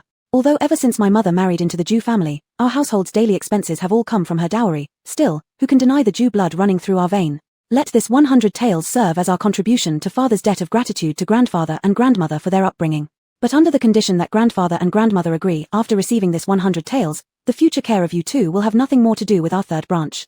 It must be based on the division document with an additional written commitment. Ju Hung didn't want the elder couple invoking filial piety to pressure them repeatedly in the future, nor did he wish for constant quibbling over a few coins, risking resentment from the Ju leaders towards him. It wasn't worth the trouble, so it made sense to buy peace by stepping back first. Using 100 taels to ensure the elders would leave their family alone forever sounded like a very reasonable trade to him. Feng was still somewhat dissatisfied, but Old Man Ju knew this was Ju Hung's maximum concession. The boy clearly wanted to contribute nothing extra. If Feng pushed further, the youth might indeed cause trouble leading to their complete exposure to Liao Song, not only jeopardizing their silver stash but also inviting anger from other clan members. Thus, before Feng could open her mouth, Old Man Ju nodded in agreement first. Though still dissatisfied, Madame Feng did not dare to openly defy Grandpa Ju in front of everyone. Since both parties had agreed, things proceeded smoothly from there. Ju Hung borrowed paper and pen from Li Maro and drafted 2 copies of the family division documents under the supervision of Uncle Ju Tianhao. The document explicitly stated that the third branch of the Ju family would officially split off as an independent household starting today. The third branch would pay Grandpa and Grandma Ju 100 taels of silver all at once, to cover their future living expenses and funeral costs. Thereafter, Grandpa and Grandma Ju would be supported by the first and second branches, and the third branch would no longer need to contribute any more funds. Grand Secretary Ju and Uncle Ju Tianhao signed as witnesses, after which Ju Heng and Grandpa Ju pressed their fingerprints on the documents respectively, keeping one copy each. In front of the Ju brothers, Ju Heng handed over the 100 taels of silver to Madame Feng, completing the division of the family. Chapter 26, a series of calamities. Because the family had split, and with Song the bailiff, a big shot in this exiled group covering them, Ju Heng's family lived quite well afterward. However, compared to their family, most of the other families in the exile group didn't have it so easy. They were already starving, and then they were drenched by a sudden heavy rainstorm. On the night the rain stopped, many people came down with fevers. Although the Ju family had oilcloth, it was just enough to cover the supplies on the handcart and the two young ones. Ju Heng and his sister, along with Lady Zheng, could only use grass mats for shelter. But due to the intensity of the rain, having grass mats was almost as ineffective as not having them at all. All three were completely soaked to the bone and began sneezing after being chilled by the wind. Fortunately, Ju Heng had brought back plenty of herbal medicines for colds and fevers from his last shopping trip. Lady Zheng, taking no chances, boiled several doses that evening. Everyone in the family drank a bowl, then slept under blankets, feeling somewhat better when they woke up the next morning. But many others weren't as lucky. This bout of wind cold soon swept through the entire exile group, claiming the lives of more than 30 elderly and weak members in just 7 days. Among them were young concubine and her daughter from the Ju family's elder branch, a mother-daughter pair who never had much presence in the Ju household. Even in death, they went largely unnoticed. Actually, Grandpa Ju's family also had medicinal herbs, even more than Ju Heng's family. Most of the herbs Ju Heng had bought last time went to their house. If given to young concubine and her daughter at the onset of the illness, the mother and daughter might not have died. How could Lady Feng possibly waste these precious herbs on a concubine and illegitimate daughter? She needed those herbs for her son and grandson. Although later, Lady Zheng learned about the situation and hurriedly sent over 2 doses, young concubine and her daughter were already critically ill and ultimately did not survive. Thus, after this wave of illnesses, while Uncle Ju Wangzu, who had been beaten raw by Song the bailiff, stubbornly pulled through, young concubine and her daughter tragically passed away. Yet, no one thought to blame Lady Feng. In this era, this was simply how things worked. Even in other families, when faced with such calamities as having homes ransacked and exiles enforced, the less valued concubines, illegitimate daughters, or even legitimate daughters, would be abandoned to ensure the survival of the legitimate sons and grandsons, or even illegitimate sons and grandsons. If the death of young concubine and her daughter made Ju Yu acutely aware that although the great Yang dynasty was far more enlightened than the Ming and Qing she knew from her previous life, it was still extremely unjust towards women, then what happened next further revealed to the siblings the cruelty of this ancient feudal dynasty. The typhoid fever that broke out after the heavy rain incapacitated 1/3 of the exile group. Even among the escorts, 7 or 8 couldn't get out of bed. Due to too many patients, Officer Song was forced to halt the journey and discuss sending people to nearby towns to buy more medicinal herbs. But misfortunes never come singly. Several galloping horses interrupted Officer Song's conversation. All present were astonished looking at the imperial envoy holding the emperor's decree dismounting from the horse. Only Song the bailiff noticed immediately the soldiers behind the envoy and the wooden box held in their hands. His heart sank. When he wasn't escorting prisoners, he had occasionally accompanied the envoys to deliver edicts. If he hadn't seen wrongly, that wooden box should contain means for execution, white silk, poison wine, and daggers. This series of events started 7 days ago. 7 days prior, a major incident occurred in the capital. The current crown prince, whom Emperor Chengqian had always cultivated as his successor, suddenly passed away, also due to a rainstorm. It turned out that not only here had there been a downpour, but the capital had received even heavier rains, which lasted for nearly 10 days. As a result, several neighboring counties around the capital suffered disasters, displacing countless citizens in dire straits. Crown Prince disregarded advice and insisted on personally inspecting the affected areas. Unfortunately, he contracted an epidemic disease, which resulted in continuous high fever upon his return. Despite all-out efforts by the imperial hospital, he succumbed to the illness. Emperor Chengqian deeply loved his son. Grief-stricken and enraged, he took vengeance by killing all the servants and concubines serving the crown prince, and did not spare the court physicians who had treated him nor former advisors and officials of the crown prince. Light punishment meant execution, while the severe penalty was decapitation, effectively sentencing everyone involved to die alongside the crown prince. In the midst of this chaos, Emperor Chengqian suddenly remembered the old mentor of the deceased crown prince, Minister Ju, currently being exiled. He also recalled how the crown prince had quarreled with him for 3 days to save this scholar's life, threatening to kill himself if necessary. Back then, Emperor Chengqian spared Minister Ju out of respect for the crown prince. Now that the crown prince was dead, Emperor Chengqian thought, since their teacher-student bond was so strong, then this master shall go join my son. Of course, this was not the original wording on the imperial decree. The one that came with the trio of death items contained a great deal more verbiage, all of which Ju Heng had summarized in his own plain words to convey the meaning. Minister Ju could never have anticipated that due to condemning Emperor Chengqian's slaughter back then, and being spared thanks to the crown prince's protection, he would, after much turmoil, now face an imperial order for his execution because of the sudden demise of the very same crown prince. He feared no death, but why was heaven so unjust, allowing such a benevolent and wise crown prince to perish prematurely? Now that the crown prince was gone, what would become of the 5th prince? Ha ha ha, oh heaven, why? Why must such a filial and virtuous person as the crown prince die young without divine mercy? From the moment the decree was delivered, Minister Ju became like a madman, laughing and weeping while cursing heaven non-stop, pointing at the skies. He paid no heed to the imperial emissary urging him with a grim face to hurry up with the white silk, merely embraced his beloved grandson Ju Luo, then cast an apologetic glance toward his eldest son, before colliding head-on into a rock by the roadside. In an instant, blood and brain matter splattered everywhere, and thus perished the renowned Confucian scholar. Father. Beside him, Ju Yixuan could not stop him, only tightly embracing their crying youngest son who was rushing over. Powerless to watch his father die by smashing his head against the stone, Ju Yixuan spewed out a mouthful of blood from heartbreak, fainting instantly. This incident threw the already chaotic household of the senior minister into even greater disorder, causing the rest of the Ju clan members even greater anxiety. It also made Ju Heng and his sister realize even more clearly the power of royal authority in this era. When the king decrees your death by 3 o'clock, who dares let you live until 5? The emperor's golden edict carried an authority rivaling even the grim reaper who demands exact obedience to when one should die. Because of the sudden arrival of the imperial decree, the exile convoy stopped once again. Only after the emissary returned to report that the identity of Senior Minister Ju had been verified did the crowd stir again in disarray. Some sighed and offered condolences to the wailing crowd in the senior minister's house, others helped treat the unconscious Ju Yixuan. But many more were preoccupied with fear for themselves, deeply worried they might be implicated once again if the emperor remained enraged upon hearing of Senior Minister Ju's death and ordered them all to commit suicide too. In their terror, their resentment towards Senior Minister Ju grew stronger, especially among the less favored branches who had benefited little but suffered along with the main family during the exile. Yet, since Senior Minister Ju was already dead, they couldn't harm him further. Their wrath found its outlet on Ju Yixuan and his brothers instead, and the direct male descendants of the Ju clan. If it hadn't been for Song the bailiff holding them back, some would have rushed forward to attack. The fury of the collateral branches alarmed the Ju clan's main lineages too, who now feared repercussions even more. Other than Ju Tianhao, Senior Minister Ju's own brother and his family, no one dared to approach, let alone take charge of his funeral arrangements. But Senior Minister Ju was after all a celebrated Confucian scholar. Surely, he couldn't be simply buried under a mat like everyone else. Should they do that, Song the bailiff feared the scholars of the land would eat him alive later. Yet, organizing a grand funeral for Senior Minister Ju terrified him as well. He didn't want to risk losing his head, hence his hair turned almost completely white from the stress and still no solution presented itself. It was ultimately Ju Yixuan who woke up, struggling despite his frail condition. With the help of his uncle Ju Tianhao, they managed to prepare a thin coffin and, in a slightly orderly patch of wilderness, hastily interred Senior Minister Ju. Ju Tianhao marked the grave as well, hoping that if the Ju family ever rose again one day, they could locate this site and relocate Senior Minister Ju's remains to their ancestral burial grounds. After the senior minister's funeral, the group rested for another night. Early the next morning, they resumed their journey in haste. Song the bailiff had no clear sense of the attitude from above towards the Ju clan anymore. All he knew was that the current emperor seemed to hold enmity toward the Ju clan, so he no longer dared allow any family members to go shopping outside.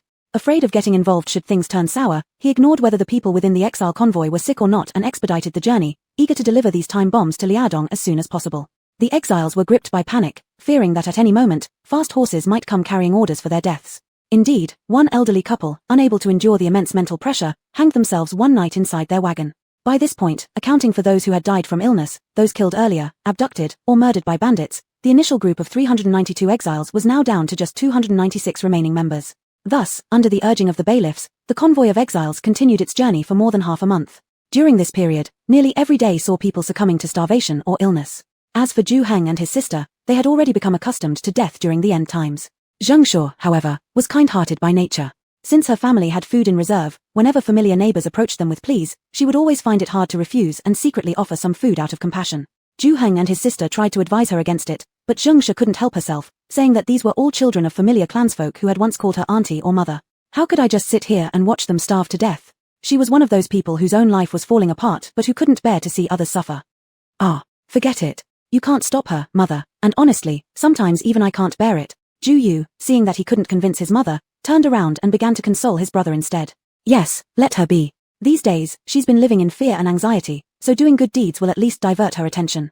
We just need to keep a close eye on things. If we come across someone who is too greedy, they should be reminded that we're not to be trifled with. Ju Heng nodded in agreement.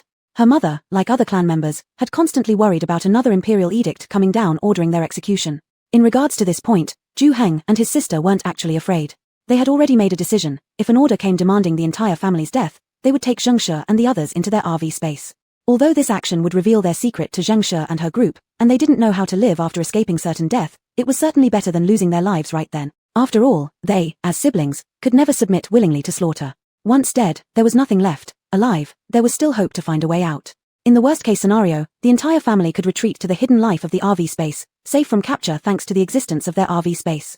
With this plan in mind, Ju Heng carefully took young Ju Ying to the RV space when Zheng She and the others were asleep, confirming whether their family members could also enter alongside them. However, unless absolutely necessary, they wouldn't use the RV space because using it meant becoming blacklisted citizens in this world and unable to walk openly among people anymore. Fortunately, halfway through their journey, nothing happened, and no imperial orders arrived. Only then did Zheng She and the others gradually calm down. Chapter 27. A group of youths. On this evening, the group stopped at a mountain hollow. As usual, the Ju Heng family found a place to camp not far from the bailiffs. The mother and children were busy starting a fire to cook porridge when they saw the Lady Bai approach with a thin boy. The three assumed that Lady Bai was coming to borrow food. They had heard of the miserable fate of the main branch of the Ju family. Ever since old Minister Ju was forced to commit suicide, Officer Song no longer understood the meaning behind his superior's instructions and thus dared not show any special favoritism toward the main branch of the Ju family. Other branches, seeing that even Officer Song was ignoring them, lost all restraint. These other branches had harbored resentment for quite some time against the main branch for dragging them into exile. Now, this hatred was unleashed, escalating to regular beatings of the main branch's children. Within a few days, encouraged by several leaders among the exiles, the entire group rallied and robbed the main branch of all their food and supplies. The number of younger members from the collateral lines in the exiled group was nearly twice as many as those from the main line. Thus, when the main line was robbed or beaten, they could do nothing but endure and survive on meager rations provided by the officers. Moreover, the offspring of the main branch were accustomed to luxury and couldn't endure such hardship. In just over a month, more than half of them perished from hunger and disease. Ju Galao's second son's family, along with Lady Ju Yixuan's wife, died on the road a few days ago. In merely 7 or 8 days, the once illustrious residents of Ju Galao now left only Ju Yixuan and his 2 sons. Moved by the years of care given by Ju Galao, Lady Bai and her daughter-in-law had been taking care of Ju Yixuan and his family these past days. Indeed, Lady Bai came this time to borrow food not for herself, but for the Ju Yixuan family. The boy she brought was none other than Ju Yixuan's second son, Ju Luo. Brother Luo, how have you grown so thin? I can barely recognize you. Just as Lady Bai had explained her intentions and before Zheng's family had a chance to respond, little Ju Ying pulled Ju Luo beside Lady Bai and began crying. For a period, the Ju Heng family had trailed behind Ju Galao's family because they were familiar from home. Ju Luo often visited to play with Ju Heng. But Ju Heng and his sister showed little interest in the boy who, despite being around their age, lacked worldly wisdom. They lazily avoided him. Conversely, it was Ju Li and Ju Ying who got along well with him, especially Ju Ying, who harbored goodwill towards brother Luo, who often secretly gave her white flower buns. In recent times, Ju Luo had endured the trauma of losing his grandfather to an imperial order, his father's and brother's severe illness, and the death of his mother and second uncle's family. He had lost weight, physically and mentally battered. He was no longer the carefree little fatty doted on by his grandfather. He had originally held little hope for this trip led by his aunt to seek help from Ju Heng, but upon seeing the concerned expressions of Ju Ying and Ju Li, he felt a warmth return and renewed hope. Alas, younger sister, if it weren't utterly necessary, your elder sister wouldn't be seeking your help. But now, only Uncle Ju and elder brother Bing and Luo remain in the old master's household, and both the uncle and Bing are gravely ill, subsisting on a few bran cakes, barely surviving. Both Lady Bai and her daughter-in-law were widows. If it hadn't been for Ju Galao's consistent support over the years, treating her son as if he were his own grandson, their lives would have already fallen apart. Therefore, Lady Bai truly felt pain for the brothers Ju Bing and Luo whom she had watched grow up from infancy. Their capabilities were limited, and their grain was also seized by others within the same clan. They could only collect wild vegetables to fill the gaps for the survival of Ju Yixuan and his sons. Among the exiled group, the only family they could potentially borrow grain from seemed to be Ju Heng's, which is why Lady Bai, mustering her courage, approached with Ju Luo. Sister-in-law, don't say another word. Even if it's not for your sake, for the sake of brother Luo secretly helping my 2 children earlier, I will certainly lend the grain. However, our family's food supply is dwindling too. We've already lent out quite a bit, so I can only give you 2 jin of oil tea powder and 3 jin of coarse rice. Zheng recalled the considerable amount of grains lent out recently and winced slightly. However, seeing the gaunt face of Ju Luo, she couldn't help but speak generously. That's plenty. Thank you so much, sister. Lady Bai thought she'd be lucky to borrow a pound or half a pound of rice and was surprised when Zheng gave so much. Quickly, she pulled Ju Luo to thank Zheng. Unexpectedly, after thanking Zheng, Ju Luo suddenly knelt before Ju Heng, knocked his head 3 times on the ground, and said in one breath, "As the book says, giving a man a fish is not as good as teaching him how to fish. So, brother Heng, could you please teach me hunting and fishing skills? Father told me it's still a month's journey from here to Liaodong. I want my father and brother to survive." After saying this, he could no longer hold back, collapsed on the ground, and started crying uncontrollably. If his father and older brother both died, he would truly be all alone. "Brother, you must help brother Luo. He's been very kind." Ju Li was the first to plead for Ju Luo. "That's right, brother. Brother Luo is too pitiful." Ju Ying also shook Ju Heng's arm with tears in her eyes. Ju Heng had no choice but to agree under Ju Ying's tearful plea. "All right, I will teach you if you follow me, but whether or not you learn these skills and can support your father and brother is entirely up to you. I cannot guarantee anything." Yes. Thank you, brother." Ju Luo was so excited he quickly bowed deeply again. Thus, the next day, when Ju Heng went out to look for food, there was a shadow following him closely behind. By the third day, another one joined in. Compared to Ju Luo, this new follower felt even more justified because he paid tuition to learn from Ju Heng. This person was none other than Ju Dai, the eldest son of Ju Zesheng. After seeing Ju Luo learning fishing and hunting from Ju Heng, Ju Zesheng came over that evening and forcefully handed over a goldfish to Ju Heng, asking him to include his son while teaching Ju Luo. Ju Heng knew that the Ju Zesheng family was also struggling financially now and initially refused, but Ju Zesheng had already figured out his thoughts and quietly told him, "Nephew, don't worry. Although those bastards have seized our grain and daily necessities along with some loose silver coins, the majority of the silver has already been hidden by my father in advance. So I'm not lacking in money, just food." Ju Heng thought silently to himself, "I may not lack money, but I do." For the sake of this goldfish, Ju Heng gained another disciple.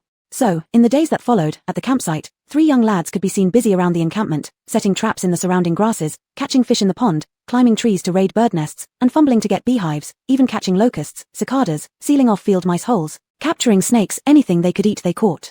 Gradually, the 3 became 4, 5, 6, eventually forming a group. In total, this group consisted of 18 youths, all around the same age. The oldest wasn't even 14 years old yet, the youngest being Ju Luo, 12 years old, none of them shackled at the feet. Apart from Ju Luo and Ju Dai, all the others were youths who weren't valued much within their families, both from main and collateral branches. Due to chronic hunger, they were forced to venture out to find something to eat. Initially, they merely mimicked whatever Ju Heng and his companions caught. Later, seeing that Ju Heng didn't drive them away, they shamelessly tagged along behind the trio and began addressing Ju Heng as boss alongside Ju Luo and Ju Dai. Ju Luo and Ju Dai were quite resentful about this, especially Ju Dai, since he was the only one who had actually paid tuition. Later, Ju Heng set down rules. If anyone else wished to follow him, they must surrender all their gain to him, who would then distribute them fairly. And each time during the distribution, Ju Heng always gave Ju Luo and Ju Dai slightly more, resolving any objections they might have had. These boys were young and ignorant of the complicated grudges and grievances between different factions.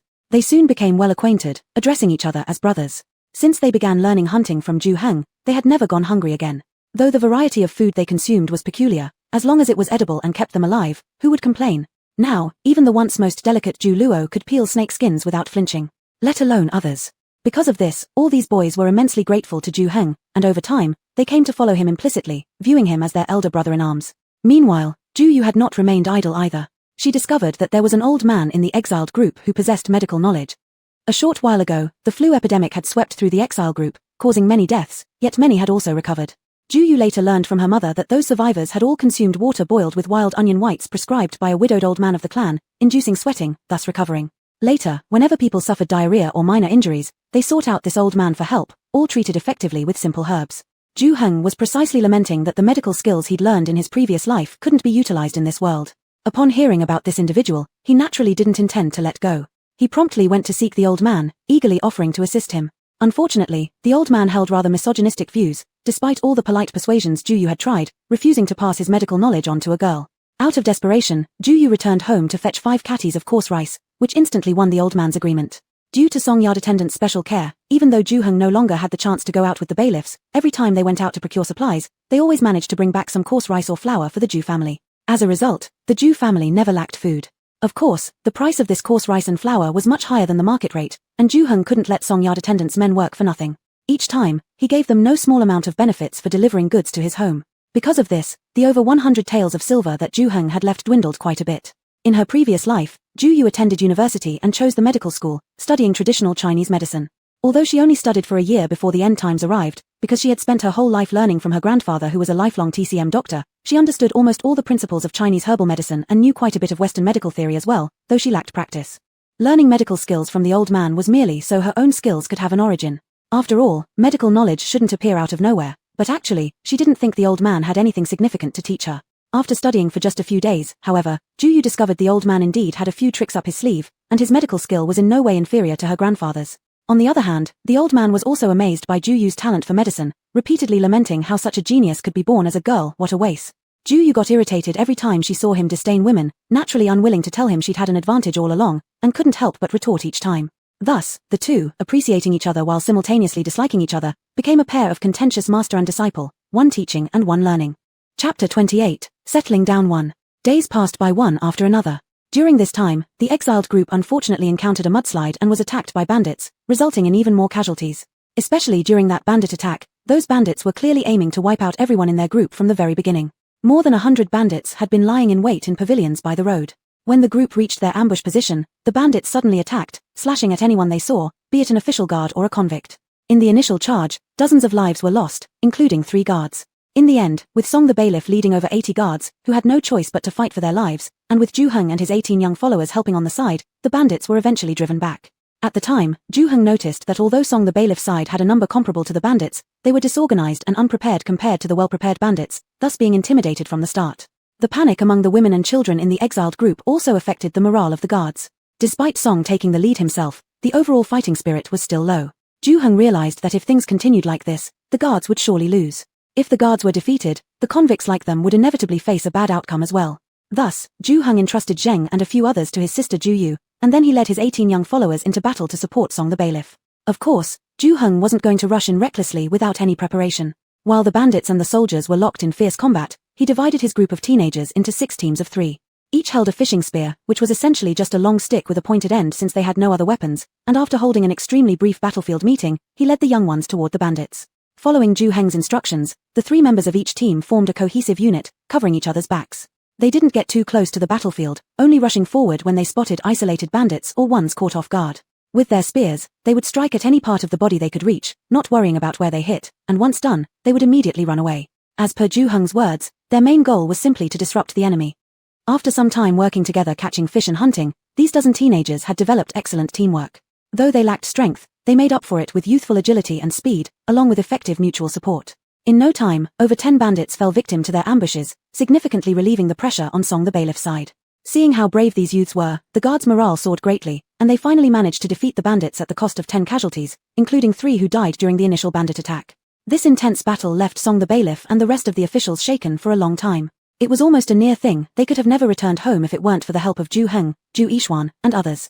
Especially those teenage followers of Ju Heng. Without their timely intervention, they might have lost. To express their gratitude to Ju Heng and the young people, henceforth, Song the Bailiff took responsibility for the meals of the 18 teenagers, allowing them to eat and stay with the soldiers. Because of this, by the end, the group of exiled teenagers had become quite familiar with the escorting soldiers, even becoming somewhat reluctant to part ways. A month later, the exiled group finally reached the Liaodong border. Their numbers had dwindled from the original 392 to just 208. It was truly a situation where more than half had died or were injured. Heng brother, tomorrow you will be handed over to the Liaodong soldiers responsible for you. Have you thought about what I told you yesterday? Song the Bailiff asked Ju Heng, who was walking alongside him, while idly sitting at the tail of the mule cart. Yesterday, Song the Bailiff deliberately informed Ju Heng that based on his 10 years of experience escorting convicts, due to the large number of prisoners in their group and their shared clan, to prevent them from clustering together and refusing to follow orders once they arrived in Liaodong, they would likely be separated for resettlement. He inquired whether Ju Heng's family had any preferences since he had some connections with the receiving officers and could use them during the handover. I've thought it over. Ju Heng replied step by step alongside the cart. Brother Song, you know our family's situation. First of all, is there any way we can avoid being separated from my grandfather? Yes, I thought of this long ago. Anyway, you have already separated from your grandfather's family. When the time comes, just give me the document of separation, and I'll find someone to separate your family from the old Ju household's records. This is not difficult. Song the Bailiff nodded in agreement and asked further. Is there anything else? For example, are there any families you've gotten along well with and want to be assigned together with? Since you're all exiles here, the places you will be sent to probably won't be very good, those things will depend on your own efforts in the future. As an elder brother, I can't help you with that, but which families to assign you together with, I can arrange for you. It would certainly be better to be assigned together with familiar families, after all, they will live nearby in the future. Even if he joins the army later, the people left behind can still look out for his mother. Ju Heng had only recently learned from Song the Bailiff that their exile in Liaodong wasn't the end. They still had to pass an important hurdle. Because after arriving in Liaodong, all of them would be registered as military households. According to the law of the Great Yang Dynasty, any military household must send 1 male laborer to serve in the army if there are 3 male adults or a family of 4 or more, and families with 6 adult males or 10 people and above with at least 3 males must send 2 soldiers, and so on. Although Ju Heng's family didn't yet reach 3 male adults, they were a family of 4, meaning that Ju Heng himself would have to serve in the army once they arrived in Liaodong, and it would be lifelong service. After hearing this, Ju Heng cursed under his breath all night long. He realized why his step-grandfather always watched him with a half-smiling expression regardless of how much trouble he caused. The old man was clearly waiting for this moment. No matter whether they had separated or not, this conscription quota could not be avoided. Ju Heng even guessed what the old villain was thinking then. I'll watch you struggle, but in the end, you're still destined to be cannon fodder. The only solace for Ju Heng was that this military service wasn't completely useless. Song the Bailiff said that as long as he survived and promoted to the rank of chief flag officer, the stigma of being sinners' relatives would be lifted. Although their family would still remain as a military household, his younger brother or son would be eligible to take imperial exams in the future. If successful, they could elevate their social status and transition from a military household to a farming household. In addition, Song the bailiff mentioned another benefit of being a military household: they would be allocated dozens of acres, perhaps even hundreds, of barren land for cultivation after their arrival.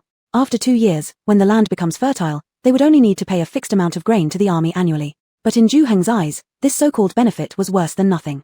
If the conscripts were essentially indentured servants to the army, then the policy of granting them farmland for cultivation amounted to selling their entire families into servitude to the military, making them tenant farmers who developed wasteland for the army. As for the additional words of comfort from Song the bailiff, who told him that he could earn a monthly allowance of 1 share of grain as a soldier to support his family, Zhu Heng dismissed it altogether. Since the whole family had been sold to the army, it meant all rights belonged to the army. There would be no human rights anymore. In the future, whatever the army demanded, whether it was farming or fighting, they would have to comply. And naturally, if the officers claimed there was no money for salary or deducted payments, they could do nothing but wait helplessly, without any other options. Thus, relying on that 120 jin grain allowance seemed much less reliable to Zhu Heng than counting on his younger brother, Zhu Li, or his future son passing the imperial examination and changing their family status. As for why Zhu Heng was so certain that the soldiers' wages would be withheld by the high-ranking officials, did he really need to say? In the historical books of his previous life, the pros and cons of the garrison system had already been analyzed thoroughly. In the history he knew from his past life, no one had done more to perfect the garrison system than Zhu Yuanzhong, the founding emperor of the Ming dynasty. That old Zhu could easily be called the exemplar of all unscrupulous bosses exploiting their employees, a man ruthless enough that even Zhu Bapi, a legendary miser, would have called him master. Old Zhu once boasted, "I maintain an army of 1 million soldiers without spending a single grain of rice from the common folk." Put plainly, he wanted to keep a massive army but refused to spend a cent. The reason he dared to say this was because he entirely placed the burden of maintaining the troops on the soldiers themselves.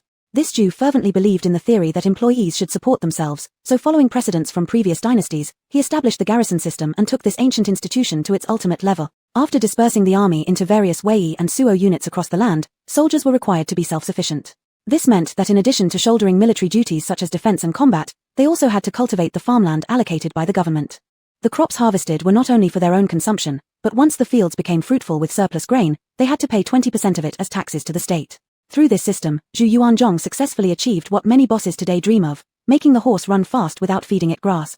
However, while the military garrison system in the early Ming dynasty contributed significantly to national finance and border defense construction, cultivating millions of hectares of wasteland and dramatically increasing grain production, all these achievements were based on the ruthless exploitation of military households. Apart from consuming the output of their farmland themselves, military households were required to contribute tunchen zili, which refers to a portion of grain paid as tax. During the Hongwu era, regulations stated, each person was allocated 40 acres of land, with half of the harvest being levied annually and the remainder reserved for personal consumption. In other words, half of the produce generated by military households had to be submitted to the authorities. Moreover, military households were perpetually conscripted, leading to much higher exploitation rates compared to common households. If military families lost their land, they were still required to compensate for the tunchen zili. This meant that regardless of whether the land assigned to them could produce grain or not, they were obligated to deliver grain to the authorities. By the mid-Ming period, much farmland lay abandoned due to infertility, while some tunchen plots were occupied by officials, yet the state still demanded grain contributions from the affected soldiers. This forced many military households to work tirelessly throughout their lives just to provide insufficient grain supplies. Additionally, military households suffered from severe oppression and exploitation by officers and nobles at all levels, primarily in 2 forms, privately using soldiers for personal services and withholding monthly rations. Essentially, these powerful individuals treated military households like slaves and refused to even feed them. Due to such harsh exploitation and the confiscation of tunchen lands, numerous military household registrations fled during the Middle and Late Ming periods, leading to the eventual collapse of the garrison system in name only. Subsequently, the recruitment-based militia system began to take hold. Although the Great Yang dynasty he'd never heard of before had a different version of the military garrison system compared to what Zhu Heng knew about the Ming dynasty, it wasn't too dissimilar. The basic framework remained more or less the same. Hence, for Zhu Heng, who was well versed in history from his previous life, becoming part of a military household came as a tremendous shock. Chapter 29, Settling Part 2. But no matter how great the blow, life must go on. Therefore, after hearing the inquiry from Constable Song, Zhu Heng replied, "Big brother, my younger brother and I, along with the families of Zhu Luo and Zhu Dai, have already discussed it. If possible, our 3 families would like to be grouped together. Also, my younger sister has newly apprenticed herself to a master from our clan, an old man named Zhu Ruifeng who has no children. My younger sister wishes to take care of him in his old age and hopes to arrange for him to live with our family. Zhu Luo and Zhu Dai are followers of Zhu Heng." Constable Song had become familiar with them over these days, naturally knowing which families they came from. As for Zhu Ruifeng, being just one person, this was but a trivial matter, so upon hearing this, he nodded in agreement. Naturally, Zhu Heng expressed endless gratitude. Constable Song shook his hand from the mule cart. Hey, we're brothers. What's all this talk about thanks? If anything, it's the older brother who should thank you. This bit of help is but a minor effort compared to what you've done for me. Ju Heng knew that Constable Song was referring to the perfume bottle he had given him and helping him deal with the bandits. Having understood this, he no longer hesitated, smiling as he greeted him with clasped hands. Since Big Brother says so, then your younger brother won't be overly polite. I only hope for better days ahead, and when we meet again next time, if I can make it through this predicament, I will surely drink heartily with Brother Song. Ha ha ha ha, I always knew you were someone with aspirations. Excellent, excellent. If there's ever another chance for us to meet in the future, let's drink until we're both thoroughly drunk, said Constable Song in hearty laughter, then gave Ju Heng a few more instructions before the two parted reluctantly. The next day, after traveling for half a day, they indeed arrived at a place resembling a yamen, government office. All the prisoners were gathered into a large courtyard for inspection. Constable Song took two of his subordinates with documents regarding the transported convicts to hand over to the local official here. After waiting another half day, Constable Song finally came out with a few soldiers. These soldiers began organizing the convicts by family units. Seizing the moment, Constable Song approached Ju Heng, informing him that everything had been arranged for him and for him to wait peacefully. Just as Ju Heng was about to say something, Constable Song shook his head, solemnly patted his shoulder, and leaned close to whisper, "My good brother, this is all I can do for you, brother. From now on, take care of yourself. Remember this, and should you ever find yourself on the battlefield, never rush to the forefront of every battle, preserving your life is paramount." After saying that, he patted Ju Heng's shoulder again before leading his officers away. Ju Heng watched as Constable Song departed, then let out a long sigh. In his heart, he thought, although Constable Song took extra care of him because of the perfume bottle he received, to have gone to this extent was truly commendable. Should fate bring them together again in the future, he wouldn't mind recognizing Song as his elder brother. Of course, that was a future consideration. After watching Constable Song leave, Ju Heng turned around and led his family behind the group, queuing up. They waited for roughly another hour, then saw 10 or more soldiers holding household registration documents step out from the post station. They lined up in front of the queue and began calling out names one by one. Everyone whose name was called automatically lined up behind that soldier and would follow him shortly.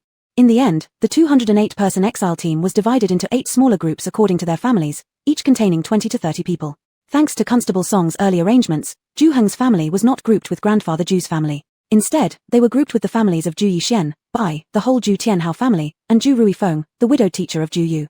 All these families together made exactly 22 people, forming a team, following a soldier in his 30s. The elderly couple Ju was very dissatisfied, yet they had no recourse. Moreover, they didn't dare to cause trouble publicly, so they could only glare in frustration. Ju Heng and his siblings ignored their glares completely, unwilling to waste energy arguing with such problematic individuals. However, Ju Luo and Ju Dai thought otherwise. During the previous period when the non-air branch seized property from the air branch, the elderly Ju couple were at the forefront, leaving deep impressions on both Ju Luo and Ju Dai as bad grandparents. Learning later of the wrongdoings against their leader's family, they grew even more contemptuous towards them. Seeing the angry stares now, they both became enraged and immediately stared back on behalf of Ju Heng. To aggravate the elderly Ju couple, Ju Luo even stuck out his tongue, rolled his eyes, and acted foolishly in front of them, earning himself a smack on the head from Ju Bing. However, he wasn't at all upset because his family being grouped with Ju Heng's filled him with joy. Ju Dai and Ju Luo were delighted to be grouped with Ju Heng as they wished, but the other companions who mingled with Ju Heng weren't so pleased. However, there was nothing they could do about it because they had little influence or say within their own families. Fortunately, everyone made a pact. If anyone had the opportunity to go to the county town or provincial city in the future, they would carve down the address near the city gate in an eye-catching place for others to see, then think of ways to reunite. Saying is one thing, but all the youngsters knew that after this separation, it would be extremely difficult to gather together again. Therefore, when the time came to part ways, quite a few of the tear-prone young people wiped away their tears. They didn't dare cry loudly because the soldiers didn't allow it, so they could only quietly wipe their tears while walking behind the soldiers. Ju Dai and Ju Luo also shed tears, but Ju Heng, already an adult at heart, though he felt the same sorrow, did not let any tears fall. Following this, Ju Heng's group followed the soldier leading them for 2 hours through winding paths until they reached a small village nestled at the foot of a mountain. The village was tiny, with only 10 odd households. The houses were mostly dilapidated, most being mud and thatch cottages. The villagers they saw along the way looked emaciated and lifeless, and upon seeing the soldiers escorting them, they bowed their heads and moved aside. The soldier escorting them took no notice, leading them another 100 meters or so until reaching the western edge of the village, where he casually pointed to a stretch of wasteland ahead and said, "From here to the foot of the mountain belongs to you. You several families can divide it amongst yourselves. If you have the strength, feel free to claim as much land as you want." After saying this, he turned around to leave. This left the group looking at each other helplessly. What's going on? Are they just planning to leave us here unsupervised? While Ju Heng and his siblings thought such a good deal sounded unlikely, Ju Tianhao stepped forward quickly, blocking the official from leaving. Without saying a word, he first slipped a gold bean into the soldier's hand and then, with a sycophantic grin plastered on his aged face, bent over toward the soldier and said, Officer, we've just arrived here unfamiliar with everything. We kindly ask for your guidance.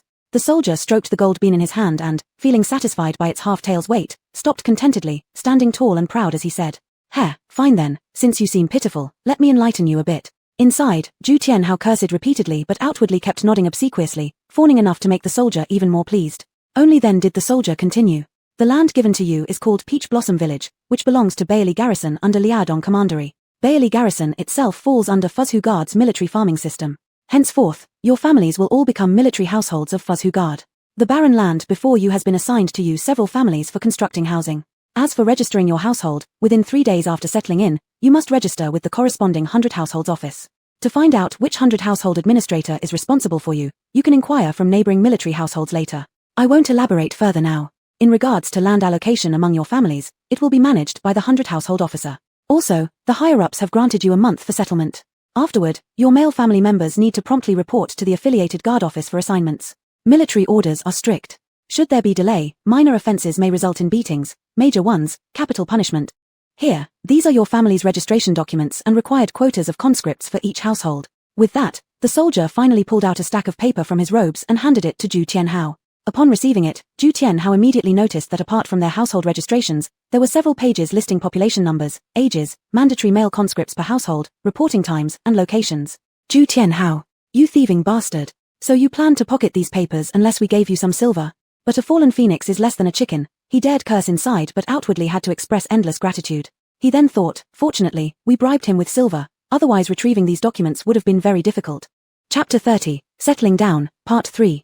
After Zhu Tianhao had sent off the soldier with much gratitude and a forced smile, everyone turned to look at the vast wasteland behind them and began to worry. The place was indeed spacious, but all it offered was a large piece of land covered in wild grass and thorny bushes. Not even a usable vine could be found. If they wanted to build houses, clearing this field alone would take an immense amount of effort. The families had thought everything would be fine once they arrived in Liaodong. They had even imagined that, no matter how difficult things were, there would at least be some place provided for them to live. But when they got here, they realized there wasn't even a single straw hut where they could rest their heads. Are you all newly assigned military households? May I ask your esteemed surname? Just as everyone was fretting over the barren land, they heard someone call from behind. Turning around, they saw an elderly man who appeared to be more than 70 years old, emaciated and frail, looking at them attentively. Yes, I am surnamed Zhu, my name is Tianhao. May I inquire about the esteemed surname of this venerable brother? Are you also from Peach Blossom Village? With a quick step forward, Zhu Tianhao greeted him warmly. Oh dear, don't address me as elder brother, I am only 57 this year. Though I might appear older, I'm likely younger than you. The elder immediately explained upon hearing Zhu Tianhao call him brother, clearly not wanting to offend. Zhu Tianhao. He looked so old. This elder had many more wrinkles on his face than Zhu Tianhao. He didn't seem 57, but closer to 75. Sigh. It seems Liaodong truly was a harsh and difficult place to endure. Ah, then we really should call you younger brother. Ha, I, Zhu, have just a few years more than you, I'm 66. Zhu Rui followed up with a laugh. As newcomers, we'll need your guidance and support in the future. Haha, guidance is an exaggeration. Now that we're fellow villagers, we must help each other out. My name is Li Gui, styled Shenrong. In the future, if brother Zhu needs help, please feel free to let me know. The elder quickly introduced himself. Surname Li. Might I inquire if you hail from the Li family of Luzhu? Upon hearing this, Zhu Tianhao was surprised. Seeing that the elder, though haggard-looking, spoke politely, and knowing that he used a courtesy name, Zhu suddenly recalled the Li family exiled to Liaodong many years ago. The Li family of Luzhu was once one of the most illustrious families of the previous dynasty. Decades ago, during the establishment of the Great Yang dynasty, they were exiled en masse because they refused to obey imperial decrees. Now, upon hearing the surname Li in Liaodong, Zhu Tianhao naturally associated it with the Li family's exile more than 10 years ago. Alas, what remains of the Li family of Luzhu now? Very few descendants remain, merely struggling to survive. Li Gui's eyes watered when he heard the long-forgotten mention of the Luzhu Li clan, astonished that Zhu Tianhao had so quickly guessed their origins. Thinking back to his youth, when people mentioned the Li family of Luzhu, who wouldn't look up to or envy them? And now, sigh. Unable to contain his sadness, he shook his head repeatedly. He truly is a descendant of the Li family?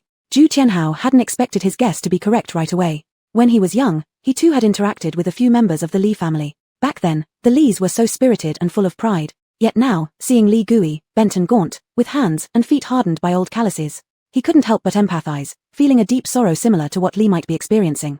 Wasn't his own Zhu family now also like the once glorious Li family, which had been wiped out overnight? Looking at the former brilliance of the Li family and then at Li Gui's current wretched state, wasn't this precisely a preview of their family's fate in just a few years? At the realization, sorrow overwhelmed him, and he burst into tears. Seeing his cry, the suppressed emotions of Li Gui resurfaced as well, and he too covered his face, sobbing uncontrollably. The crowd, watching this, couldn't help but reflect on their own hardships endured along the way, and on those loved ones who had already passed away, and began crying themselves. Only Ju Heng and his sister were unsure whether to cry or stay dry-eyed, feeling utterly helpless. After a while, the group calmed down thanks to the awkward and desperate comfort given by the siblings. Unexpectedly, these two new acquaintances, having cried together over their shared misfortunes, seemed to grow quite close, referring to each other as brothers even more openly. Alas, those days belong to ancient history. Please do not bring it up, elder brother. Our times are what they are. Let us focus on our present. Li Gui sighed. Alas, you're absolutely right.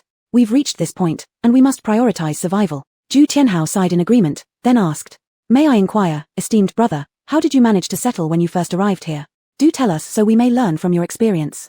As you can see, they've only pointed us to this desolate plot of land, with nothing else provided. Our families truly don't know where to start. In terms of settling in, Li Gui did indeed have experience, and after hearing this, he began offering them advice. First, you must go to register at Beilijan, which is 60 miles away. Once your household registration documents are registered, only then will it officially count as you having settled down here. Then, you can claim the uncultivated land and start building houses. Secondly, before the bitter cold sets in, you absolutely need to get the houses built. You haven't experienced winters here, it's freezing enough to kill a person. When we first arrived, our situation was worse than yours. This place was just a wilderness, not a single human settlement in sight. We didn't know any better back then, so for convenience, we hastily put up some thatched huts, planning to wait until spring next year before figuring out house building. As a result, over one winter alone, more than 20 people froze to death, and hungry wolves descending from the mountains even carried off several children. Sigh. Thinking back to those days still makes me. Li Gui's youngest son had been one of the children carried off by wild wolves, and as he talked about the past, he choked up once again. The group listened with sympathy but didn't quite know how to console him. It was Li Gui himself who regained his composure first, wiping away his tears and apologizing bashfully to Zhu Tianhao. Look at me, I said I wouldn't bring it up, but here I am talking about it again. It must make you laugh, elder brother. There's no such thing. No such thing. Younger brother has surely endured great hardships over the years, Zhu Tianhao consoled earnestly. Ah, precisely, Li Gui sighed once again. Back then, it was truly tough. None of us knew anything. We learned later from the locals how to build adobe houses with heated walls and stoves, and only then managed to survive. That's why old man Li wants to remind you all that the current priority should be getting your houses built. Thank you, younger brother, for reminding us. Zhu Tianhao expressed gratitude sincerely. He thought to himself, it was already late September, they were soon entering October. He'd heard snow would start falling in Liaodong in October. If they didn't act quickly, the ground would freeze solid, making it impossible to build the houses if they delayed further. However, none of them knew how to make adobe bricks, let alone construct houses themselves, so Zhu Tianhao inquired further from Li Gui. I wonder, little brother, do you happen to know a foreman who builds houses? If so, could you kindly introduce us to him? We want to hire someone to build our houses as soon as possible. Unexpectedly, Li Gui shook his head. There are foremen for construction in town, but they only take on big projects. They won't come to our impoverished countryside to build these adobe houses. Here in our village, nobody spends money hiring builders either. Everyone dries their own adobe bricks when they have time and helps each other build houses. There's no such thing as a construction team. Zhu Tianhao. So this godforsaken place doesn't even have a construction team? What are they supposed to do? May I ask Grandpa Li, are there any able-bodied young men in our village who can help build houses? If so, could you trouble yourself to find more of them to help us complete the construction? Zhu Heng, seeing his father was at a loss, quickly added. Since there were no professional construction teams, they'd just have to do it themselves. There were also over 10 able-bodied workers among their group. With some extra hires, they should be able to manage building the houses. Capable young men aren't too many. Most of the village youth are currently serving in military camps and only return during busy farming seasons. However, if you're urgent, our village can still spare about a dozen or 20 laborious like myself to help you finish the houses. Once Li Gui understood that the Zhu family likely saved money, he figured it'd be foolish not to earn some cash. Since the autumn harvest was over, there wasn't much for these older folks to do anyway. It would be beneficial to earn some copper coins for daily expenses, so he recommended himself and his fellow villagers. Still worried Zhu Tianhao might think they were too old, Li Gui added. Elder brother, rest assured all of us old bones are used to working hard. We'll surely build your houses properly without slacking off. Zhu Tianhao was simply grateful to find anyone willing to help them build houses. He wasn't going to be picky. So, he immediately agreed with Li Gui on a wage of 30 coins per day per person, asking him to recruit as many hands as possible, hoping that after registering their households in town the next day, they could begin construction on the third day. He also asked Li Gui if there were any idle rooms in the village available for rent so they could settle in temporarily. Li Gui initially assumed the Jews could pay 20 coins a day for hired labor, so he was thrilled when Zhu Tianhao offered 30 coins instead, eagerly agreeing. Hearing Zhu Tianhao asking about rented accommodations, he replied, "There is an idle place, it's right behind our house, it belongs to my brother from the same clan. His family has been reduced to only my nephew, who's currently serving in the military camp. Since there's no one at home, he only returns for a few days during holidays or farming seasons, so the house has been left vacant. It consists of 3 main rooms and 2 side rooms. All 3 main rooms have heated beds, kangs, but they're barely usable. Unfortunately, last year, one of the side rooms collapsed under heavy snow, making it uninhabitable. My nephew is pitiful. He's been living alone these past years without anyone looking after him. If you wish to rent, I can make the decision on his behalf. There's no need to pay any rent either. In return, you could buy some coarse cloth and cotton to make him a set of warm winter clothes. A rough cotton coat and trousers would cost at most a few hundred coins, which was indeed not high for rent. Zhu Tianhao immediately agreed, planning to go check it out soon.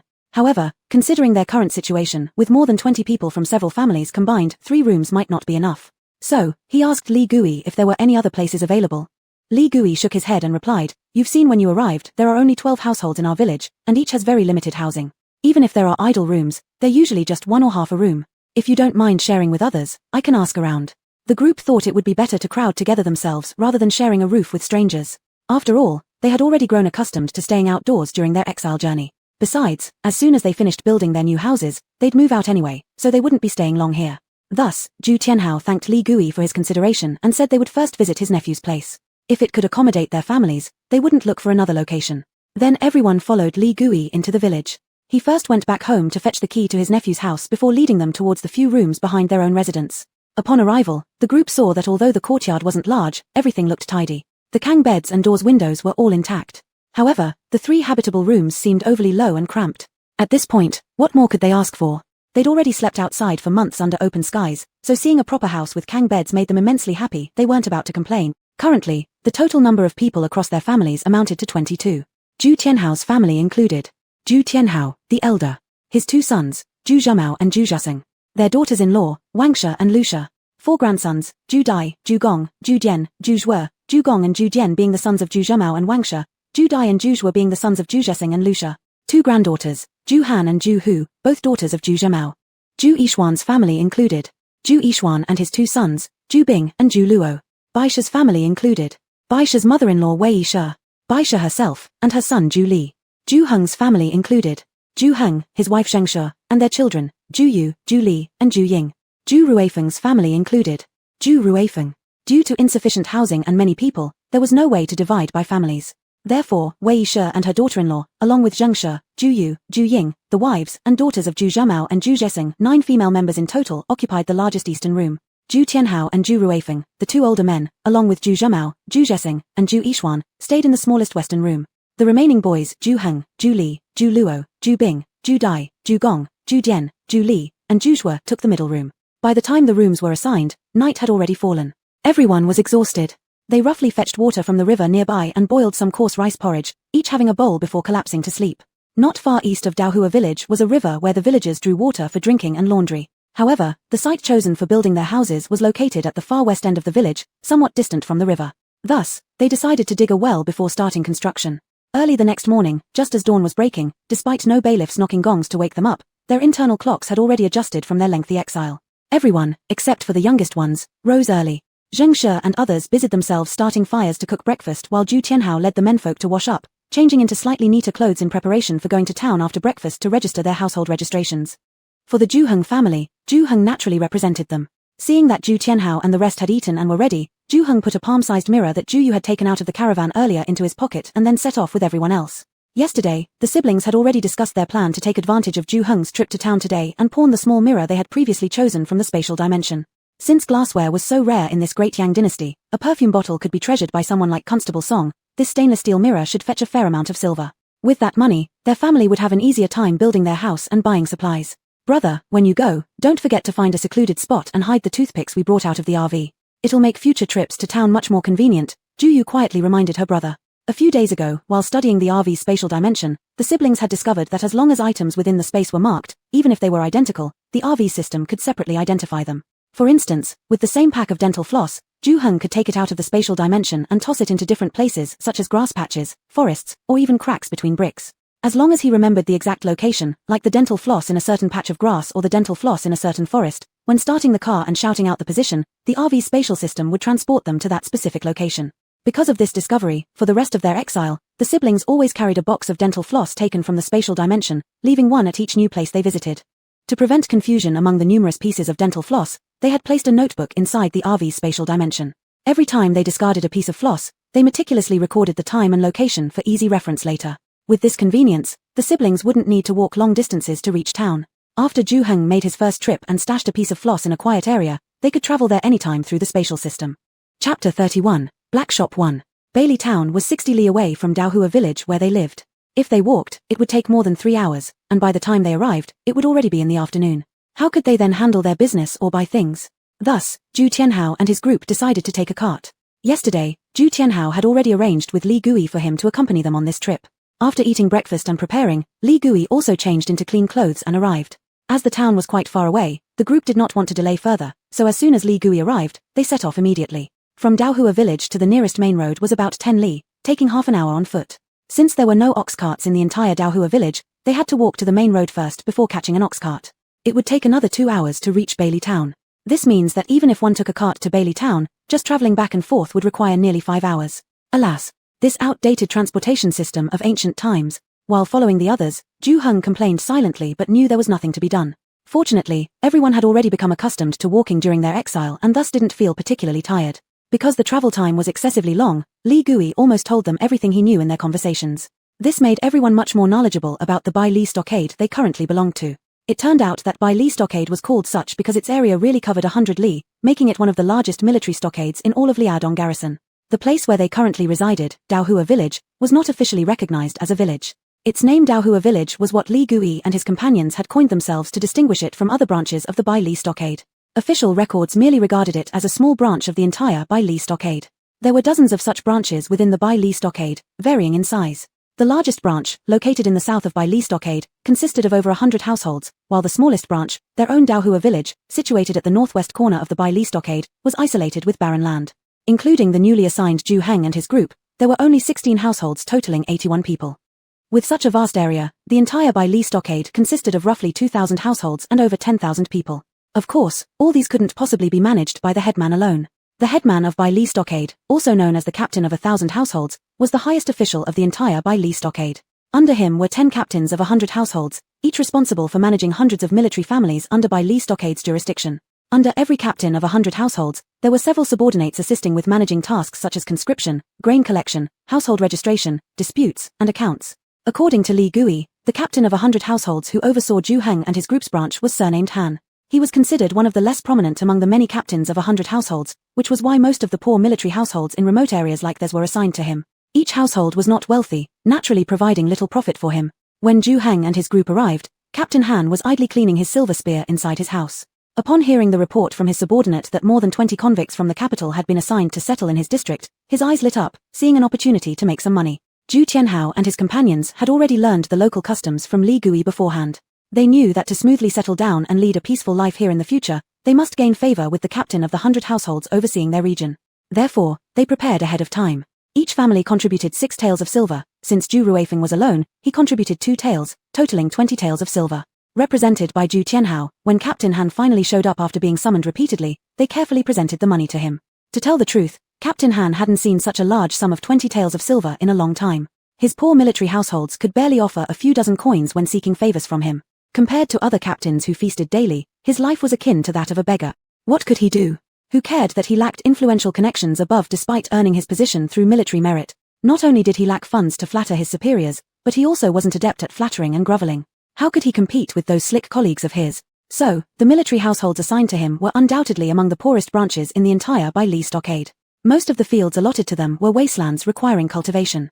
After paying their yearly taxes, ensuring the survival of these military households was hard enough. Where was he supposed to find additional profits from this? Thus, upon seeing the 20 taels of silver in Zhu Tianhao's hand, Headman Han's arrogance dissipated, and his stern face broke into a smile. He very agreeably instructed his subordinates to process their household registration immediately. When one of his subordinates asked him how much land should be allocated to these families, he generously proclaimed that within a radius of 10 li around where they resided, each person would be granted 10 mu of the wasteland for them to demarcate on their own. Since it was all uncultivated land anyway and abundant, demarcating anywhere wouldn't matter. The group hadn't expected that Headman Han would be so easygoing, so upon hearing this, they were all pleased. Headman Han, too, was delighted with the substantial amount of silver coins, thinking about when these household sons reported to the army camp in a month, they would come under his direct command, and then there would be another opportunity for profit. His mood only improved further.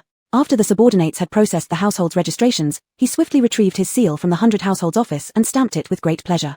Then, unable to wait any longer, he rushed off to the fragrant pavilion inn in town to see his longtime lover, his empty pockets having kept him away for almost a month. Because the household registration procedures were completed extremely quickly, from entering the office to leaving, it took less than 2 hours. By the time the group exited the 100 households office, it wasn't even noon yet. Zhu Tianhao, being older and not wanting to trouble Li Gui to run errands for the households, found a small restaurant, bringing Li Gui along to eat and wait while they discussed the house construction plans. Zhu Ruifeng entrusted the items to buy to Zhu Heng, himself going to the pharmacy in town to inquire about medicinal herb prices, as agreed with Zhu Yu beforehand. If the price of the herbs seemed reasonable, they planned to collect some herbs from the mountains later to sell. The remaining members, Zhu Zusheng and Zhu Zemao, took Zhu Dai, Zhu Bing, and Zhu Li to purchase goods. Because Zhu Yixuan's health had always been poor, he didn't join this trip, instead sending his eldest son Zhu Bing and cousin Zhu Li. Zhu Heng, who also wanted to pawn the small mirror in his arms, made up an excuse her mother told her to pawn a few pieces of clothing, agreeing to meet Zhu Wangxing and others at the small restaurant where Zhu Tianhao was staying. Thus, she carried a bundle alone and went straight to the pawn shop. Of course, before leaving, Zhengshe had indeed tasked her to pawn several silk clothes to exchange for cotton fabric and cotton for winter clothing. So, the excuse wasn't entirely false. Zhu Heng visited all 3 pawn shops in Bailey Town and chose the largest one to enter. After the 3 customers pawning their items finished and left, she approached the counter. Sitting inside was an elderly man in his 50s with a goatee. Zhu Heng already knew from the previous customers that this old man was none other than the manager of this pawn shop, Mr. Chen. Upon seeing him, Mr. Chen asked if he wished to pawn the item, and whether he wanted a live or dead pledge. Zhu Heng replied indifferently, both live and dead pledges are fine, it depends on your offer. Mr. Chen slightly scoffed internally, thinking, you're here pawning things but still picky. What treasures could someone like you possibly have? Seeing the bundle behind Zhu Heng, he assumed it probably contained decent clothing and capes, which couldn't be worth much anyway, so he half-heartedly said, show me the item first. Unexpectedly, the youth in front of him didn't open the bundle but instead pulled out a palm-sized glass mirror from his chest. Mr. Chen took the mirror and his eyes lit up instantly. It turned out that the frame of the glass mirror wasn't made of ordinary material, it looked like silver, but it was far shinier and much harder. The entire border of the mirror was intricately carved into the shape of a palm-sized round-faced kitten. The top featured detailed carvings of 2 cat ears, while the bottom base was carved into cat paws and tail, with the central part embedded with a crystal-clear piece of glass. It was incredibly intricate and delicate. If someone were to take it to Jiangnan or the capital city, it would undoubtedly be worth 500 to 600 taels of silver. Although Mr. Chen loved it secretly, his expression remained unchanging. Having been the manager of the pawn shop for many years, he knew well not to reveal excitement over valuable items. Therefore, he forcibly suppressed his excitement and instead put on an expression of disdain. Nonchalantly, he remarked toward Zhu Heng, look at your mirror, the frame isn't gold or silver, nor does it have any gemstones embedded. Although the glass itself is acceptable, it's too small to be of much value. How much silver do you want for your mirror? Don't expect too much, we might not accept it if it's too high. Zhu Heng thought inwardly, if you don't value it, why are your hands clutching so tightly? Your fingers are turning white. But she didn't voice it outright. Instead, she acted clueless and replied, my father said that this mirror was brought back from overseas by my grandfather when he was young. It's the most valuable treasure in our family. Now that we are so poor, we have nothing left. We are counting on pawning it to get me a wife. I won't do it for less. At least 300 taels. While speaking, taking advantage of the old man's distraction, he snatched the mirror back from his hand and firmly gripped it again, as if refusing to let go unless the other party paid up. Hey! Manager Chen was first startled, then enraged. What? How much? 300 taels? You dare ask for that price? Though 300 taels for the mirror would still be worth it, their pawnshop had always been accustomed to making profits from underpriced goods. Especially after General Lan Ting completely drove out the enemy occupying Liaodong several years ago, the court forcibly relocated many inland farming households to Liaodong for land reclamation, and many convicts were sent here as military households. As such, more and more people had come to pawn their belongings over the past few years, with no shortage of fine items among them. These impoverished individuals often didn't have enough food to eat. They'd pawn anything for a bit of silver, and the pawnshop had grown used to profiting at their expense. Now, the thought of buying goods at full value made him uneasy. Moreover, Manager Chen had his own calculations. If he could purchase the glass mirror at a low price, he could later inflate its price by 100 or 200 taels when reporting it. As long as the accounts were adjusted appropriately and his subordinates taken care of, their employer would likely never notice. So, upon hearing Zhu Heng's asking price, Manager Chen immediately exploded. It exceeded his expectations greatly. He certainly hadn't intended to spend that much silver on it. Your mirror can barely be worth 20 or 30 taels. Alright, because you're so young, I'll make an exception and give you 50 taels. That's a dead pledge. What do you say? This is already the highest price any pawnshop around here can offer. If it weren't for your youth, I definitely wouldn't give you so much. Manager Chen tried to convince Zhu Heng, seeing him as just a naive lad of about 10 or 12. Chapter 32, The Black Shop 2. Zhu Heng actually had no idea how much this small mirror was worth specifically. He asked for 300 taels only because the perfume bottle given to Officer Song impressed him so much that he assumed glass products in this world must be expensive, so he first asked for a high price to test Mr. Chen's reaction, and then estimate accordingly. But seeing Mr. Chen, despite looking infuriated, did not drive him away but started bargaining instead. Ju-hung felt that though his asking price was high, it wasn't out of this world, meaning that the mirror should be worth about 300 taels. Thus, when Mr. Chen bid 50 taels, Ju-hung shook his head, pretending as if he didn't want to sell, putting the mirror into his bosom and getting ready to leave. However, he was thinking, if Mr. Chen added more, giving 100 or 200 taels, then he would have agreed, because anyway, his sister's chest contained a lot more mirrors like this one, missing one wouldn't matter. Now in Ju-hung's mind, all the supplies they had in their carriage space were no match for the 2 chests of cosmetics his younger sister owned. Just thinking about it now made him regret immensely. At the time when his sister was collecting these items, he neither helped her gather them nor appreciated them properly. Instead, he even threw some away secretly on behalf of her. Ju-hung regretted himself so much that he wanted to punch himself in the face and poke his ignorant eyes out. What his sister collected weren't useless things at all. They're priceless treasures, aren't they? With these items, they could even do nothing their entire lives but depend solely on her cosmetic mirrors to live luxuriously. One can pawn an item when there's no money, and do it again when necessary. Could those 2 chests supply their family enough for a lifetime? Without worries. While walking outwards, Ju-hung dreamt about becoming enormously wealthy just by pawning items. Meanwhile, he waited for Mr. Chen to call him back. Unexpectedly, before he reached the door, indeed someone blocked him, but it wasn't Mr. Chen. Instead, 7 or 8 big guys suddenly emerged from the pawnshop's inner room, armed with iron rods and intercepting him. Subsequently, Mr. Chen came around from behind the counter, shaking his ear and laughing. Boy, how much silver did you say earlier? This old man has bad ears, I didn't hear clearly. Have the guts to repeat that. Damn. I've underestimated the situation, thought Ju-hung, not daring to voice any response. Our master didn't hear it clearly, but we sure did. You said 30 taels, didn't you? One of the big guys saw that Ju-hung didn't speak, thus while shaking the iron rod in his hand and sneering cruelly toward Ju-hung, questioned him. Ju-hung deeply regretted inside. He wondered if he was foolish. Why after being exiled had he lost his basic sense of caution? A 10-year-old kid without weapons dared to come here alone and pawn something worth hundreds of taels. Wasn't it obviously inviting to be taken advantage of? Alas. He underestimated the situation, still treating this world as peaceful as it was before its demise. Coming here unprepared, without anything to guard against danger. My goodness, is this a pawn shop or a den of bandits? Don't I tell you I don't sell anymore? While Ju-hung pretended to be timidly questioning the giant standing before him, he looked around, trying to find some sort of weapon, hoping that in case of a fight, it would increase his chances. But there was absolutely nothing around him. If it were in his previous life, even unarmed he might not have been afraid of these 10-odd people. After all, during the apocalyptic times, fighting against several zombies with bare hands wasn't unheard of. However, now young Ju-hung was simply too little, physically weak, and no matter how many tricks he knew, facing 10-odd heavily built men armed with iron rods, he had no chance but to surrender. Ho ho ho, boy. Do you know what kind of place this by Lee Town is? Let me tell you, all the casinos and pawn shops in this whole town belong to our boss. If you are reasonable, hand over your crystal mirror, take the 30 taels the boss offers, and scram. Or else, don't blame us if we get rough. That big guy indeed assumed that Ju-hung was scared, coldly laughed and pointed his iron rod at Ju-hung while continuing to intimidate him. Clearly, they had committed such acts of open robbery many times, and the big guy recited the terrifying words fluently and arrogantly. Unfortunately, Ju-hung was always one who feared persuasion rather than threats. At this point, not to mention giving him 30 taels, even if they returned him 300 taels, he could consider it. But they were making it obvious that they wouldn't give him 300 taels. Therefore, before Ju-hung could think much further, he blurted out, "What can you do if you're not polite?" After speaking, Ju-hung immediately regretted it. He thought to himself, why was he making things so real here? Having just arrived in a place where he didn't know anyone, what business did he have causing trouble? It would be better to take the 30 taels and leave. But alas, the words were already out of his mouth and there was no way to swallow them back. Helplessly, he thought, well, the words have been said, let's see how things go from here. The big man in front of him clearly hadn't expected such audacity and was stunned by the words.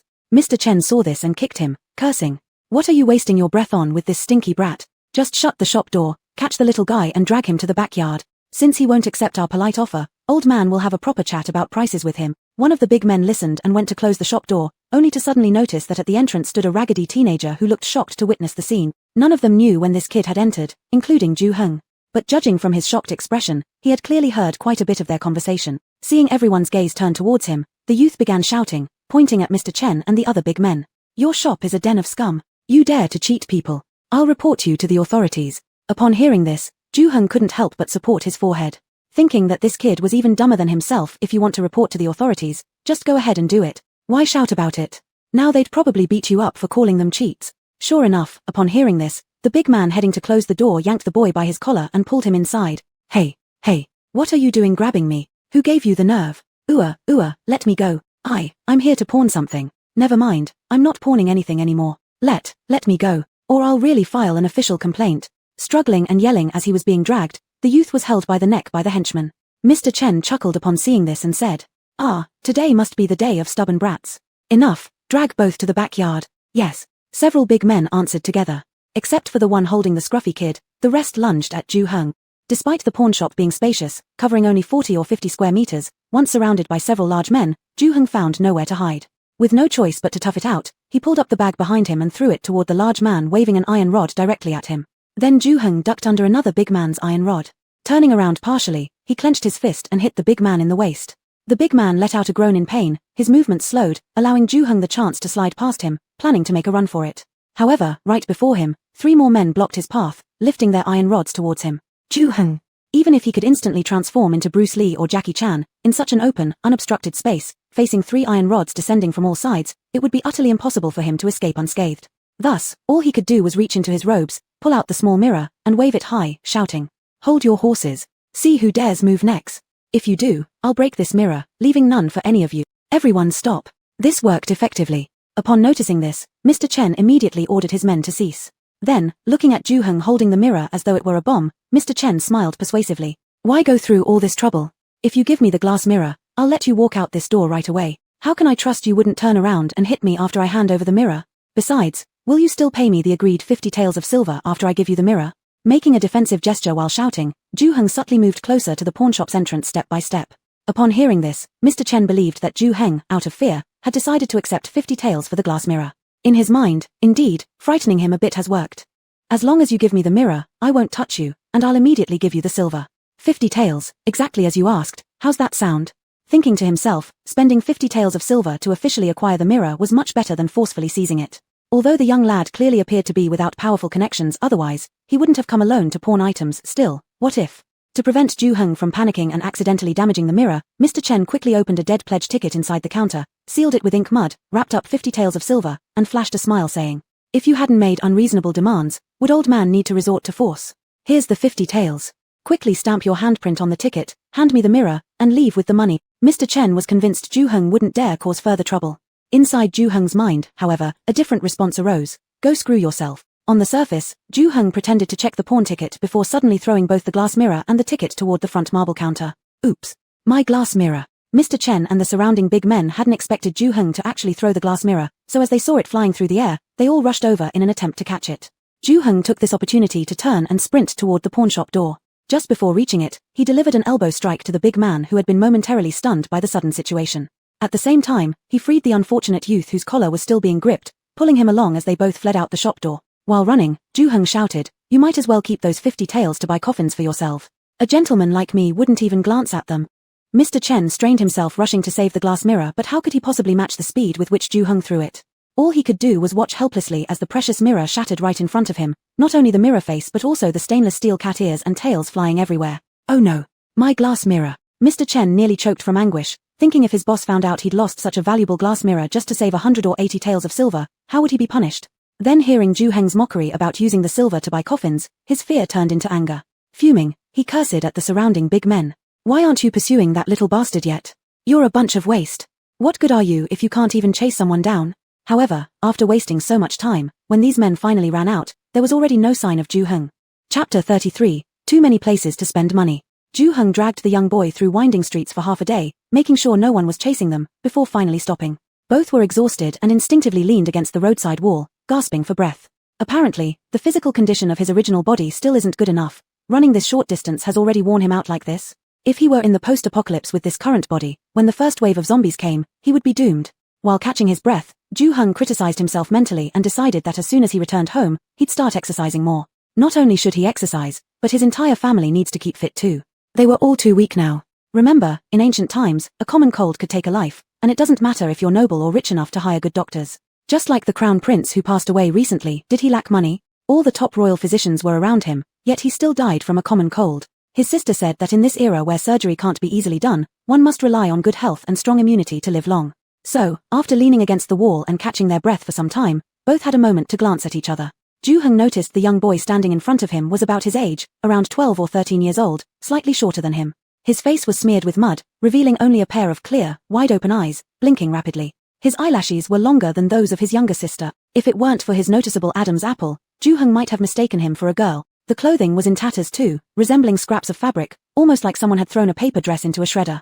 It was so torn that the pieces looked like a string skirt draped over his neck. Ju-hung couldn't even find the right words to describe its shabbiness.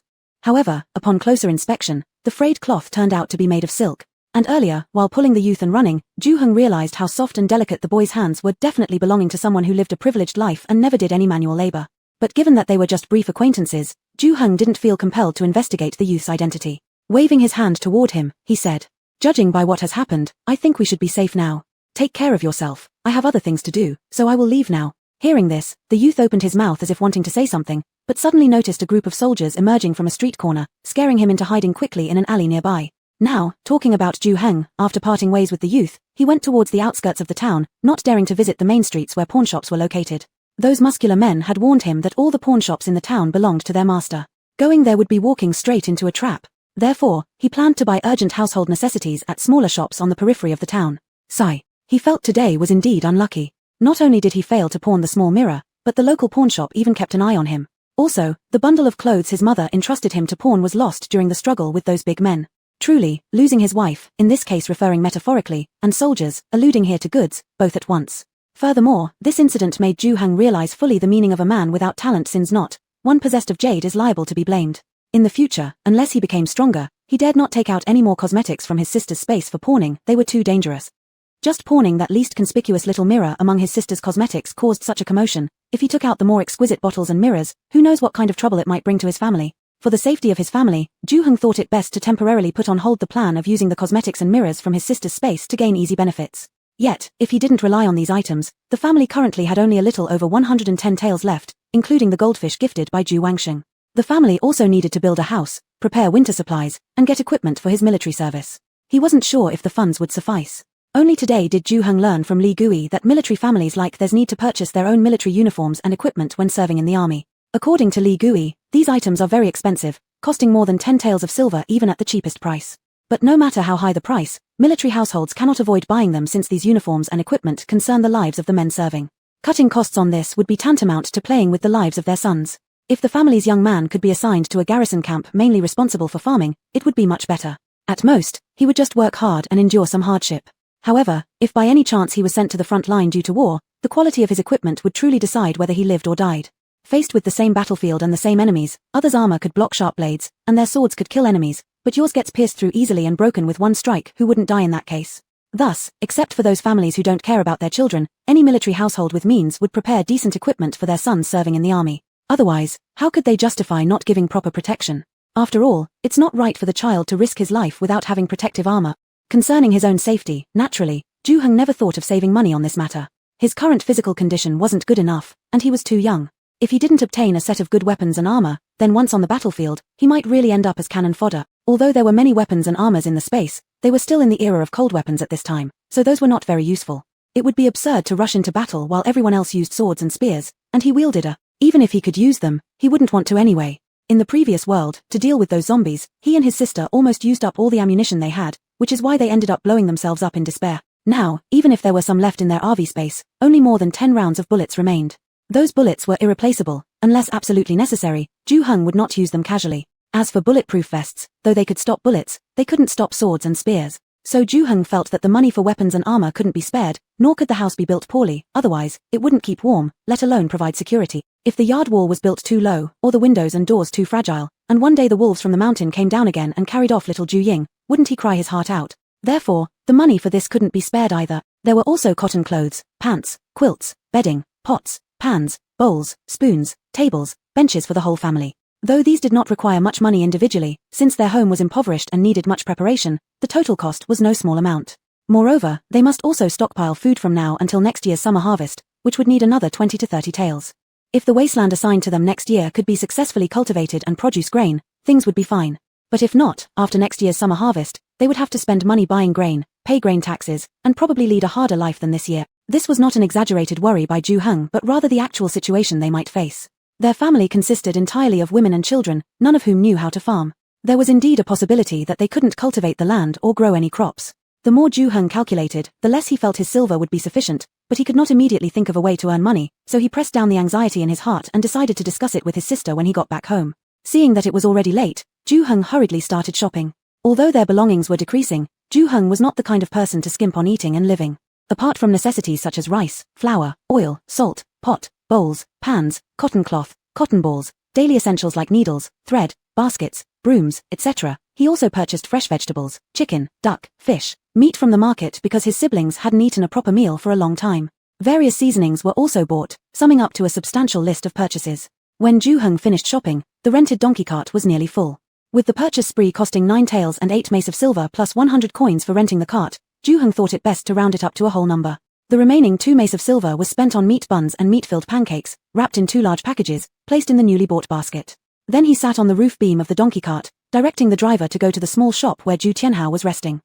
When they arrived, they saw that Ju Wangsheng and the others had returned too. They rented a donkey cart and bought many things, currently waiting for him outside the shop. Upon seeing him return, considering that there were over 60 miles left to home and with no streetlights in this era, to avoid night travel, everyone chatted briefly and then boarded the rented donkey carts to head home. Ju-hung's donkey cart driver surnamed Zhong named Shun, was a cheerful and talkative man in his 30s whose home was in the 100-mile town. With a long journey ahead, seeing that Ju Ruijing, who was sitting in the same cart, was dozing off, Ju-hung engaged in conversation with Zhong Shun to prevent boredom. In their talk, Ju-hung naturally shifted the topic to the several pawn shops in town. Today, my mother originally planned to let me pawn a few clothes that we don't wear at home, but she forgot it when we were about to leave. Uncle Zhong, do you know which pawn shop in this town is fairer? It would be helpful if I had some reference for tomorrow when I go to pawn things. Alas, crows everywhere are equally black. Since I see you as an honest young man, I'll tell you. Zhong Shun was not only talkative but also quite gossipy. Once Ju-hung mentioned the pawn shops in town, he couldn't stop talking and kindly warned him. Our town's pawn shops and gambling dens all belong to Liu Xiaowei's family. They specialize in ripping off people from other places like you. If someone from our town wants to pawn something, they usually have others send their items to Fuzhu Wei instead. After paying the intermediary fee, they still get 20% more money than pawning here in our town. In my opinion, your family should let your mother alter those clothes and keep them for use by the whole family. You won't get much money pawning them here in our town. Are the pawn shops and casinos in our town all run by the Liu family? Is the Liu Xiaowei so capable? Can such lucrative businesses be controlled solely by his family? Could it be that even our company commander lets him act as king and tyrant on his own territory? Ju-hung asked curiously. TSK, what capability? Don't make me laugh. Zhong Shun couldn't help spitting and said, isn't it because of selling his sister for benefit? A few years ago, Liu Xiaowei sent his sister to be a concubine to General Lan. Over these years, with the favor his sister has enjoyed, Liu Xiaowei started flexing his muscles in our area. Our company commander probably doesn't dare offend him because of giving face to General Lan, right? Maybe it's not just about General Lan's face, huh? Perhaps Liu Xiaowei is nothing more than General Lan Ting's cash-collecting tool placed here in Bai Li Town? Otherwise, how could one concubine have such significant influence, making the company commander hand over the 2 most profitable industries in Bai Li Town? Ju-hung thought it was impossible. It would make more sense if these were directly handed over to General Lan Ting.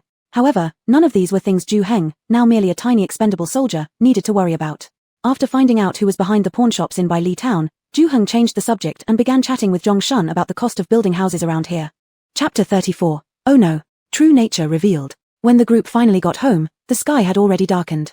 To avoid worrying Zheng's wife, Ju-heng did not tell her what really happened at the pawn shop earlier that day. He only complained that the town's pawn shops were too exploitative. They gave only 1 tael of silver for several silk garments and the clerks were very unfriendly. So, he would never go to a pawn shop again.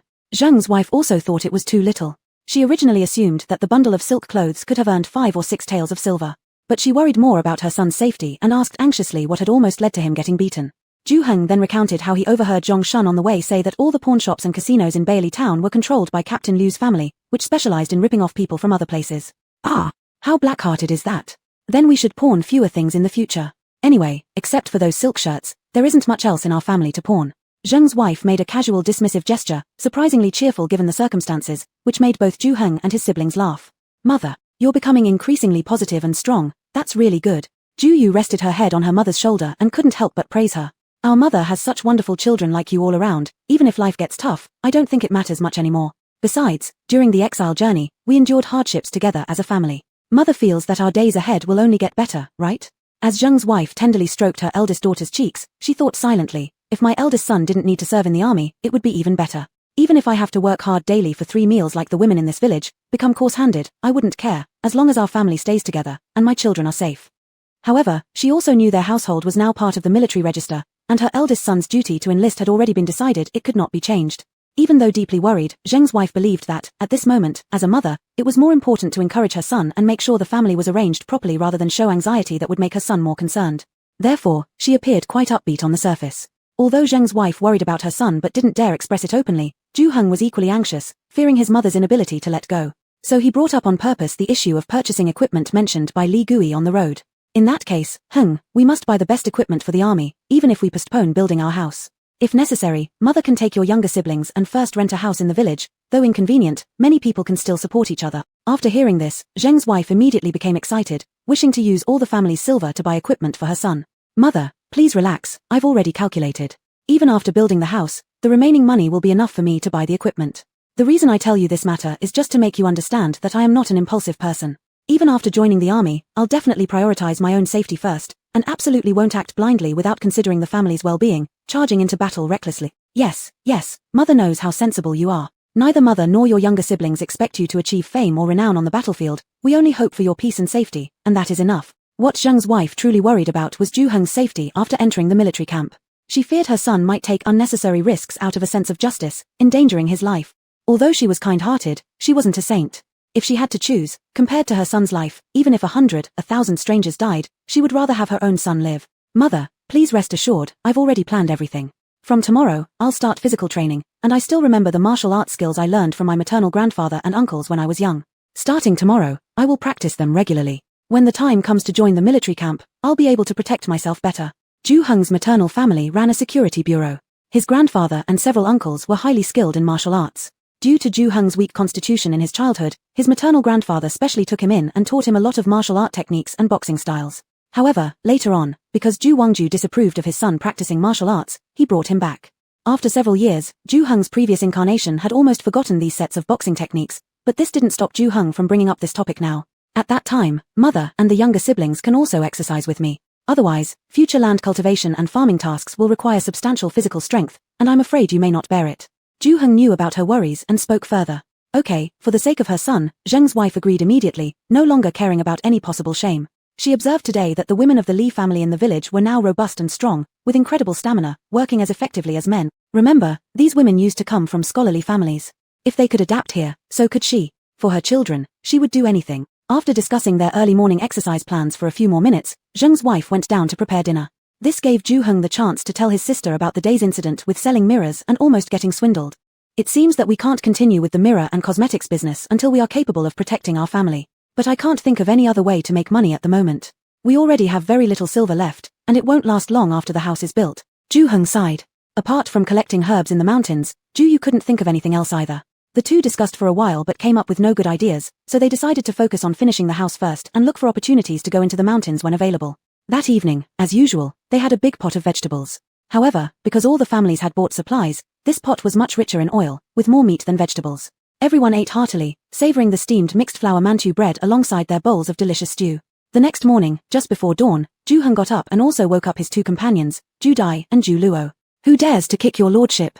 Zhu Luo rolled over with his eyes still closed, yelling before even opening them. But once he saw who had kicked him was Zhu Heng, he immediately deflated, rubbing his head pitifully. Boss, I was sleeping soundly, why did you kick me?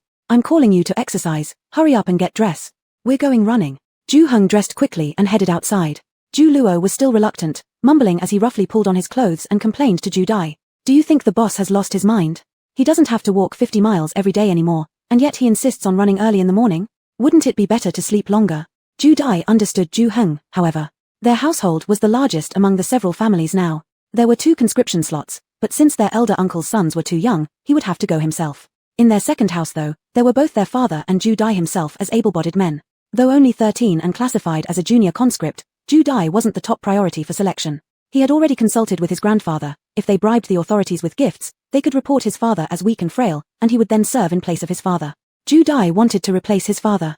His father knew only books, he couldn't carry or lift anything heavy and puffed constantly after just a short run. He didn't feel comfortable sending his father off to serve. And these past months following Zhu Heng had taught him a lot of things. In running races, he was the fastest among them, far faster than his father. On the battlefield, his chances of survival were significantly higher than his father's. Besides, he had a younger brother waiting behind him. Even if something unfortunate happened to him. No. Nothing unfortunate must happen to him. They were a military household now, and if he were unlucky enough to die, his father or his younger brother would have to step in. So he couldn't die. No problem. At that time, he'd ask his grandfather to spend some silver to arrange for him to stay with Brother Hung. With Brother Hung around, he definitely wouldn't die. Knowing that Ju Hung's training was preparation for joining the army, Ju Dai responded wholeheartedly and said to Ju Luo's complaints, "If you don't want to come, don't." Then he dressed and followed Ju Hung outside. Ju Luo. "Ah Luo, Big Brother Hung is calling you to exercise for your own good. Hurry up, elder brother will also join you." Ju Bing, who slept next to Ju Luo, was woken up by his brother's clamor. Hearing about going for a run, he simply got up as well. There was no choice for their family either. His father had only just recovered from illness and could barely walk. Ju Luo was only 12 years old, and Ju Bing himself was 17. Thus, he had to go to the camp. Ju Bing could not have foreseen the day he'd become a soldier.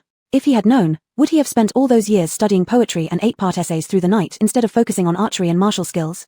But regrets cost more than gold. Ju Bing was a pragmatic man who realized now regretting was pointless. Instead, he decided to follow Ju Hang and train, improving his health at least within a short period of time, avoiding being as weak and sickly as he was now. "Big brother, can you handle it?" Ju Luo asked somewhat worriedly, knowing his father and older brother had been unwell ever since their grandfather passed away, making him anxious. "No problem. It's precisely because my body is weak that I should exercise. Sister Yu said that both me and father don't move enough normally, which makes us more prone to illness." Well, if Sister Yu said it, it probably won't be wrong. Apart from being a bit hot-tempered, Ju Yu was actually quite skilled in medicine. She had been giving her father acupuncture treatments every day, and his coughing had significantly improved after the treatments. Since it was Ju Yu who said they should exercise, Ju Luo didn't oppose, but obediently dressed himself with his elder brother and went to find Ju Hung. Thus, the originally family-exclusive morning exercise plan expanded to include 3 more people, Lady Zheng, Ju Bing. Because of their limited physical activity normally, Ju Hung didn't dare have them start running immediately. Instead, he took Ju Li for slow walking along the dirt path beside the mountain. Ju Ying was still too young, so Ju Hung didn't bring her.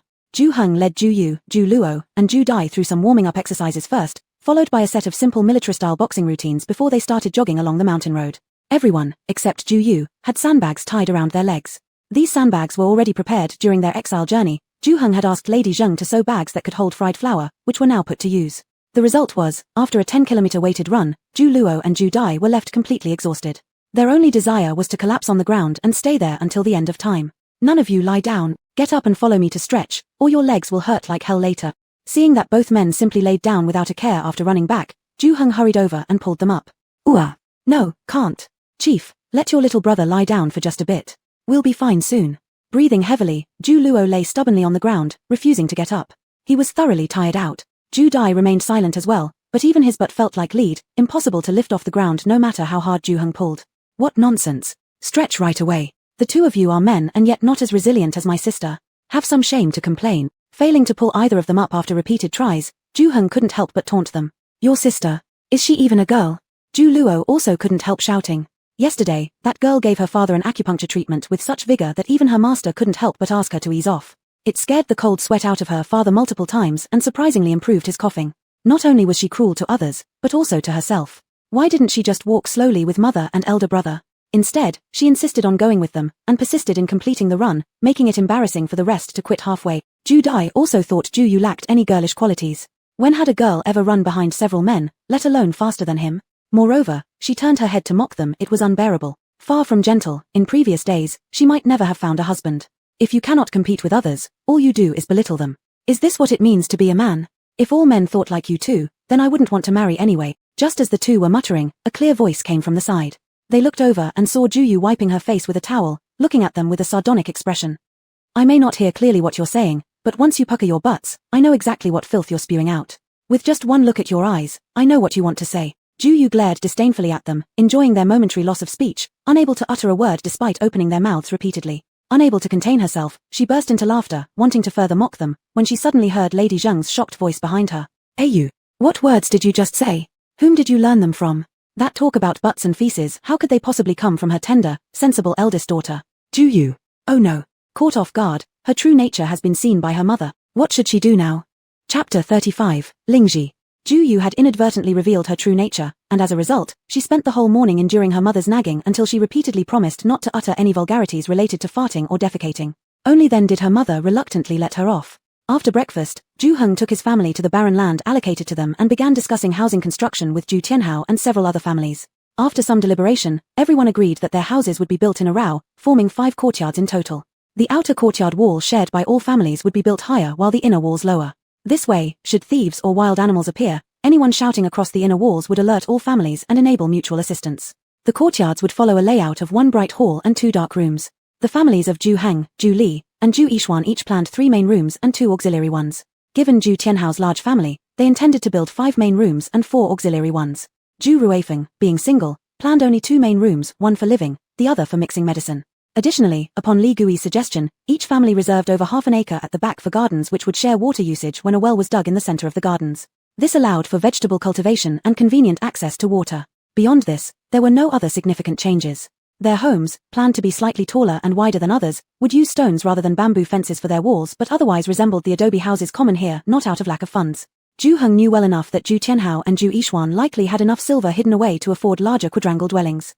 It was unanimously agreed, however, that as newcomers, it wouldn't do to stand out too much. In a village where building even brick-tiled houses could attract undue attention from mountain bandits, constructing elaborate quadrangle yards would surely invite trouble. They also heard through Li Gui that Taibai Mountain housed wolves, wild boars, and mountain bandits alike. Only because their area was near military barracks and impoverished beyond plundering, had the bandits ignored them so far. Thus, after deliberations, it was decided to build adobe houses. Making these adobe bricks, while straightforward, was labor-intensive. According to Li Gui, heading east 1 mile from the settlement would reach Daking River, whose soil was perfect for making adobe bricks. With the weather still warm, the drying process would be quick, prompting them to begin production immediately. Li Gui gathered 30 short-term workers from Daohua village, mostly men aged 50 years or older. Among them was an old Sun Tu, skilled in constructing heated earthen beds, Kang, and experienced in house building. Ju Tianhao appointed him in charge of the construction projects, offering 20 additional wen daily. Under his leadership, he and a team of young men, including Ju Heng, began producing the adobe bricks while the less adept Ju family members transported mud from Daking River to assist him. The remaining workers, led by a carpenter skilled in woodwork, ventured up the mountain to fell trees required for rafters, windows, and more. Ju Yu, having always preferred wooden floors, suggested, given the abundance of free timber nearby, that all floor spaces be covered with wooden planks. Agreeing to improve their standard of living despite current setbacks, everyone readily accepted the idea. As such, besides the cooking quarters with heated Kang, the rest of the flooring material was brought down together with the beams. Ju Tianhao went with Li Gui to neighboring villages, contacting those who could dig wells and procure roof tiles for the houses. Because the Ju family had hired numerous villagers during this period of agricultural downtime, local women and older children offered help clearing out the foundation sites needed for the new homes alongside Zheng She and Bai She. As it was a helping hand and impossible to pay wages, Ju Tianhao announced that during the construction days, everyone assisting would receive 2 meals a day. This freed up Zheng She and others, who then focused on preparing meals alongside Yang She, the daughter-in-law of Li Gui. Li Gui's eldest son served in the military camp. Yang She married a local woman after being exiled to Liaodong. Outgoing and helpful, she quickly bonded with the Ju family matriarchs and became very familiar with them. With over 20 people working together, the adobe bricks were made quickly. In less than 2 days, all the mud bricks needed for the houses were prepared. The next step was simply to wait for them to dry. Because each day required heavy labor of digging mud and pushing soil, Ju Heng's one-day exercise plan was temporarily put on hold, except for his personal routine of getting up early every day to practice military boxing and running a few laps around the mountain path. Everyone else stopped working out. After all, everyone had been extremely exhausted these past few days. After a day's work, their whole bodies felt as if they were about to fall apart. The process of drying the adobe bricks would take 3 to 5 days. During this period, no one was idle. Men went to dig the foundations while the women, under Yang She's guidance, wove the straw mats that would later be used for the heated earthen beds, Kang, in the new homes. Once the foundations were dug, the adobe bricks were also dry. Everyone then busied themselves with constructing the houses. In just over half a month, more than 40 people worked tirelessly, and the houses for all the families were finally completed. The well in the backyard was finished, the heated Kang beds and stoves were all set up, and the wooden floors were almost entirely laid. With 2 more days of airing everything out, the houses would be ready to move into. Everyone was utterly exhausted. Through these hard-working days, the young masters and misses, who once lived in comfort, now understood how difficult it was just to survive at the very bottom of society, let alone the gap in their social status. But one must deal with one's inner conflicts oneself, no one could help. Ju Heng knew that there were only 9 days left before they would have to report to the military camp. Out of the silver he had, apart from the 40-odd taels spent on building the houses, only 62 taels remained. After deducting money for buying equipment and winter food supplies, there really wasn't much left. The siblings felt it was time to go up the mountain to check things out. If they could find some herbs to sell, it might help support the family financially. A few days ago, Ju Ruifeng had already visited the town's pharmacy to inquire about the price of herbs in the area and shared the information with Ju Yu. According to him, although the herb prices here were slightly cheaper than in the capital, possibly because it was close to the border, there had been occasional small skirmishes even though major wars had been few in recent years. Additionally, every winter, there were always bandits coming to plunder. Therefore, herbs, especially those for stopping blood loss and treating injuries, were consistently in short supply. The prices, therefore, were still quite decent. During these days, Zhu Ruifeng had entrusted the construction details to Zhu Heng and had been wandering around the outskirts of the mountain collecting herbs. However, due to his old age, he didn't dare venture too deep into the mountains. As a result, he managed to gather large quantities of common herbs but couldn't sell them for much money. Relying on their unique space, Zhu Heng and Zhu Yu planned to head deeper into the mountain. Of course, they couldn't tell Zhengsha about this. They came up with an excuse of setting a few traps near the nearby mountain and set off before dawn. They had to leave early. Zhu Luo, the little boy, was like a shadow following Zhu Heng everywhere. If he found out Zhu Heng was leaving, he would surely insist on tagging along. To avoid this, the two decided to slip out quietly before he woke up. Carrying baskets slung over their shoulders, Zhu Heng and Zhu Yu stepped outside as the faint morning light lit their way. Making sure no one was around, they hurried toward the mountain. It was already quite cold in the deep autumn mountain, especially in the mornings and evenings. Luckily, both had brought several sets of windproof jackets and sports shoes from their space. After walking a short distance into the mountain, they put the baskets into their space, changed into their gear, and took out compasses, watches, and 2 compact crossbows. These crossbows were collected by Zhu Heng during the end times when he gathered weapons and ammunition specifically for Zhu Yu. They were extremely lightweight, equipped with sights, and could easily be drawn even by a girl's strength. Despite being lightweight, their power was formidable. They could fire at a speed of over 120 meters per second and came with safety features to prevent accidental injury or misfires. When Zhu Yu first saw the crossbows, she liked them instantly. However, after experimenting, the siblings found that these crossbows were somewhat ineffective against zombies, mainly because they couldn't shoot in bursts. Every time they fired, they had to reload. It was manageable against 1 or 2 zombies but completely impractical against a group. They preferred simply throwing away guns once the bullets were used up. As a result, the crossbows ended up tucked into a corner of the RV, kept only because Zhu Yu liked shooting weapons. Surprisingly, in this ancient world they had crossed over to, the crossbows turned out to be useful again. Zhu Heng took the crossbow mainly for self-defense. They intended to go deep into the mountains, where not only wolves and wild boars, but also tigers and brown bears were said to live. Although they had their space for supreme defense, able to retreat inside it at a shout if attacked suddenly, they might not have time or become too nervous to call out. Although the possibility was small, the siblings had been terrified by zombies during the apocalypse. Even while sleeping, they had to keep a weapon nearby for reassurance, a habit they still hadn't kicked. It always felt like they lacked security unless their hands were on their weapons. So, with their crossbows in hand, the two wandered through the mountain for nearly 2 hours. They didn't find much valuable medicine, but they did shoot quite a few rabbits and wild chickens, so much that the 2 baskets in their space were almost full. Most of these were shot by Zhu Yu. When it came to long-range attacks, Zhu Heng indeed couldn't match his sister. Half an hour later, after Zhu Yu killed another deer-like animal from far away, Zhu Heng's face twisted with envy as he couldn't help sarcastically quipping. "Looks like we don't even need to look for herbs. We should just count on you hunting and making money." In ancient times there was Mulan taking her father's place in the army, now there is Zhu Yu supporting her family in place of her brother, both are outstanding women. Zhu Heng, would you stop talking already? Your jealous face is too ugly to look at. I can't bear it. Zhu Heng. Alright, he probably wouldn't win in this verbal sparring anyway. To avoid dying of jealousy, he decided to head back to seek comfort from little Aang instead. So he said, "Alright, I won't tease you anymore. I think it's not early now, how about we stop searching today and continue next time when we have more time?" After searching for so long without finding any rare herbs, Zhu Heng started feeling reluctant to continue, worried that going back too late would make Zhengsha worry. He suggested stopping for today since they had already marked the place in their space. Next time they could start directly from here. Alright, Zhu Yu also thought their plan for finding rare herbs today might fail, so she nodded lazily, walking over to where the deer lay. Together, they put the animal into a hemp bag and each carried one end of it, planning to first put it in their space. "Hey, brother, wait." Just as Zhu Heng was about to call the item into their space, he was abruptly stopped by his sister shouting loudly. The sudden shout startled him so much that he accidentally bit his own tongue. "You, what the hell? You made such a big fuss out of nowhere." Zhu Heng held his injured mouth, cursing in pain. But at this moment, Zhu Yu paid no attention to her brother's anger. Instead, she pointed excitedly toward a broken tree root in the distance, yelling, "Brother, look at that direction, west 45 degrees from my position, about 20 or 30 meters away. That broken tree root isn't that Lingji mushroom growing on it?" Pointing excitedly, Zhu Yu exclaimed.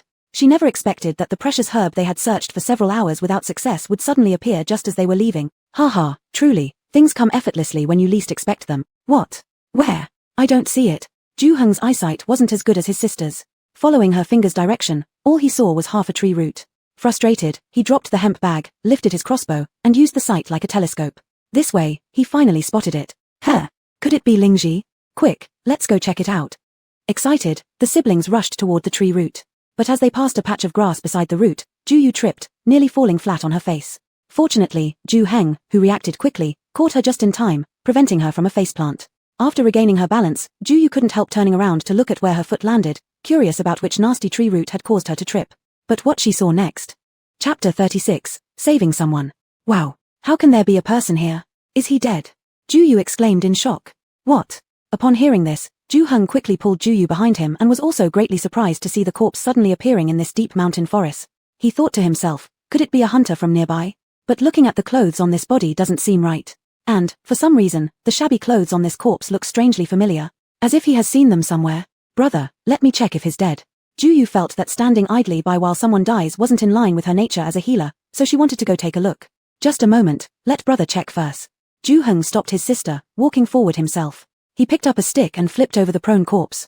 How could it be him? No wonder Ju-hung thought the corpse's clothes were familiar. Upon flipping him over, they discovered that this body turned out to be the young man he had met once in the pawnshop in town. Brother, do you know him? Yes, it's the guy I told you about, the one I met in the pawnshop, Ju-hung replied to his sister while leaning down to check the youth's breathing. He's still alive. Come quickly and take a look. If it were a stranger lying dead in front of him, that would have been it. But Ju-hung had already met the young man face to face before and had run through several streets hand in hand with him. Seeing him die like this in the jungle made Ju-hung sigh inwardly, thinking that if the boy were to die, he should dig a hole to bury him, so as not to leave his body exposed in the wilderness. Unexpectedly, when he probed for the youth's breath, he found that he still had a faint pulse, so he hurriedly asked his sister to come and check, seeing if anything could be done to save him. Upon hearing this, Ju-yu rushed forward to observe the young man. Of course, at this moment, the young man's face was even dirtier than when Ju-hung saw him. The main reason Ju-hung recognized him was due to his unforgettable outfit and the long eyelashes above his eyes. This kid must have been bitten by a snake. Seeing the youth's clenched teeth, difficulty breathing, and flaccid muscular paralysis, Ju-yu immediately thought of snake venom. She quickly rolled up the youth's trouser legs to search on his leg, and indeed found a tooth-marked wound on his left calf. She also noticed that the wound showed no redness or swelling, confirming that the youth was probably bitten by a snake carrying neurotoxins, and it seemed he had been bitten for a while now, as he was now showing signs of unconsciousness. Ju-yu urgently tore a ragged piece of cloth from the youth's clothing and tightly bound it about 15 centimeters away from the wound. She then turned to her brother and said, "Brother, hurry up and use your knife to make a cross-shaped cut on his wound, and squeeze out the poisoned blood. Be very careful not to injure yourself, otherwise, you might end up getting poisoned too." After giving these instructions to her brother, Ju-yu picked up a wooden stick and started searching the surrounding grasses. Not long after, she gathered several kinds of herbs capable of detoxifying. Because the youth's poisoning symptoms were already severe, Ju-yu hastily found a clean stone to crush the herbs, applying the crushed herbs directly to the wound where her brother had already squeezed out the poisonous blood. She then took out her trilobite needle, sequentially puncturing the 8 winds and 8 evils points on the youth's hands and feet, widening the puncture holes to release more toxic blood. Once all these operations were complete, Ju-yu said to Ju-hung, who stood beside, "Brother, we'd better bring this person back home via the space device quickly. I don't have much experience dealing with snake venom, and there aren't enough herbs here. It's safer to let my master take a look." "Alright, but are you sure this guy is unconscious? We mustn't reveal the secret of our space device," Ju-hung said. "Don't worry, he won't wake up anytime soon," Ju-yu confirmed. "We need to save him quickly, brother. Go put the deer we hunted into the space device first, and I'll go pick that reishi mushroom, then we'll head back quickly." The deer they hunted was still lying where they left it, and the reishi hadn't been picked yet, both things that could be exchanged for money. The siblings didn't plan on just abandoning them. So, Ju-hung went to deal with the prey, while Ju-yu walked toward the reishi mushroom near the tree roots with a dagger and a stick in her hand. The dagger was used to harvest the reishi, and the stick was for defense against snakes. More than once, her master had warned her that medicinal plants like ginseng and reishi become spiritual after reaching a certain age, often guarded by venomous snakes and ferocious beasts, reminding her to be extremely cautious when picking herbs. At that time, Ju-yu had completely dismissed her master's words, thinking it unscientific. In her mind, venomous snakes and ferocious beasts were carnivorous animals and didn't eat reishi or ginseng, so why bother guarding them? New paragraph starts here. After all, so-called reishi mushrooms are merely annual or biennial fungi. The most valuable part of them is their seeds, spores. Once the reishi matures and the spores have been released, the reishi will lose its medicinal value. Note 3. Therefore, based on knowledge Ju-yu had learned, a 1,000-year-old ginseng might be useful, but a 1,000-year-old reishi? That was probably just a piece of wood. But considering the youth had been bitten by a venomous snake right near this reishi, Ju-yu no longer dared to completely disregard her master's warnings. She carefully used her stick to clear through the grasses surrounding the reishi, ensuring there were no snakes nearby before daring to pick the reishi. There were 8 clusters of reishi at the base of the tree, their stems and caps already red-brown in color, indicating they were ready for harvesting. Ju-yu cautiously plucked each one and placed them into the space device. Then, she left a toothpick from the space storage next to the root where the reishi had been discovered, intending to come back after the new ones grew next year. Note 4. Once everything was done, Ju-yu returned to check on the injured youth, while by this time Ju-hung had already finished arranging the game they caught and came out as well. Together, the siblings carried the unconscious youth into the space device, placing him onto the bed inside the RV. After settling the boy down, both immediately changed their jackets, Then Juyu sat in the driver's seat and activated the RV while shouting out the word associated with the marker they had set in the mountainside underbrush. In an instant, the space transported them swiftly to the dense bushes at the foot of the mountain where they started. Juyu patted the grass debris off her clothes and said to her brother, who had just stepped out of the space carrying the youth on his back, "Our space has plenty of good features, but being thrown out during transport is really scary." Because of this issue, they always selected hidden spots as their destination, just to prevent anyone from seeing their sudden appearances. That's true. Ju-hung agreed that this was a bug-like flaw in the space system. He also felt it better to prepare for any possible accidents even though they usually chose very secure locations. What if something unexpected happened? For example, what if when they appeared suddenly somewhere in the grass or woods, someone happened to be relieving themselves or doing certain unspeakable activities? That would not only cause embarrassment but more likely result in serious trouble. Either the person who sees them could die of fright, or they themselves would be killed by locals mistaking them for monsters. It wouldn't matter which scenario occurred, neither outcome would be enjoyable. How about we wear our masks first whenever using the space for transportation? If by chance we meet someone, we can retreat back into the space quickly without getting recognized, Ju-hung proposed, believing that as long as they could guarantee no one would identify them, what happened to the other party, whether they got scared or even died, was beyond his concern. "I think it's a good idea. It's better to be cautious rather than complacent." Juyu thought her brother's method made perfect sense. After agreeing on this plan and making sure there was nobody around, they exited the bushes. One carried the youth while the other followed behind, walking home together step by step. Upon arriving home, everyone in the family gathered curiously since the siblings had spent so much time away and returned not with goods but with a stranger. Ju-hung first laid the youth down on the kang, a traditional heated brick bed, in his own room and called out to Ju Ruefeng, who was drying herbs in the new house, to join them before recounting their fabricated story. "Originally, I intended to take you to set some traps up in the mountains and see if there were any harvests from the traps we'd laid a few days ago. We thought if tomorrow we managed to get any prey, we could sell them in town for some money. But once inside the mountain, we somehow lost our way. After wandering around aimlessly until almost noon, we finally found direction again. Both you and I were exhausted and wanted to return quickly, but then we saw this guy lying unconscious in the grass." The intention behind Ju-heng and Juyu fabricating this story was simply to explain why they had stayed on the mountain for such a long period, but the audience interpreted it entirely differently. Everyone assumed that Ju-heng had taken the risk to go hunting in the mountains due to lacking silver coins and being embarrassed to borrow from others. Some among the listeners believed it explained why Ju-heng and his sister hadn't mentioned anything about heading to the mountains before leaving. It must have been because their family needed money, wanting to capture wild animals to sell. But everyone also worried that this region in Liaodong held a large number of dangerous creatures, and going alone like that could be incredibly perilous. Li Gui even said that experienced hunters dared not venture too deep. Changzi heard this and began feeling tearful. She lamented her own uselessness as a mother, forcing her children to endure so much hardship for the sake of the family and almost losing their way in the process. At her side, Ju Luo began sobbing right away. "Wah, boss, why did you leave me so early in the morning? Wah, if you needed money, just tell your brother. You've helped us so much that my dad would definitely lend you some." No need for lending. There's no such thing as borrowing between brothers. I've already considered you my real brother, and naturally, my dad is also your father. The silver coins in our house are yours too. Just say if you're short on money." Cough. Cough cough. What nonsense is this? How can my father also be your father? Ju Yishuan's face turned red after hearing his youngest son's words, which made him burst into another fit of coughing. While coughing, he uncomfortably glanced at Zheng She, who stood nearby. He noticed Zheng She tearfully looking at her own son and not paying attention to what his youngest son had said, thus Ju let out a sigh of relief inwardly. Then he gave his youngest son a slap on the head to stop his wailing before smiling toward Ju-hung. "Aheng, uncle knows about your pride. But you'll soon go to the military camp, where settling down your family and purchasing equipment should be the top priorities. If you're short on money, uncle can support you first. Once you stabilize yourself in the camp and earn rewards through military merit, then you can return it later. What you're doing now, going alone like this, isn't taking our families lightly. Or do you think you're incapable of earning money later?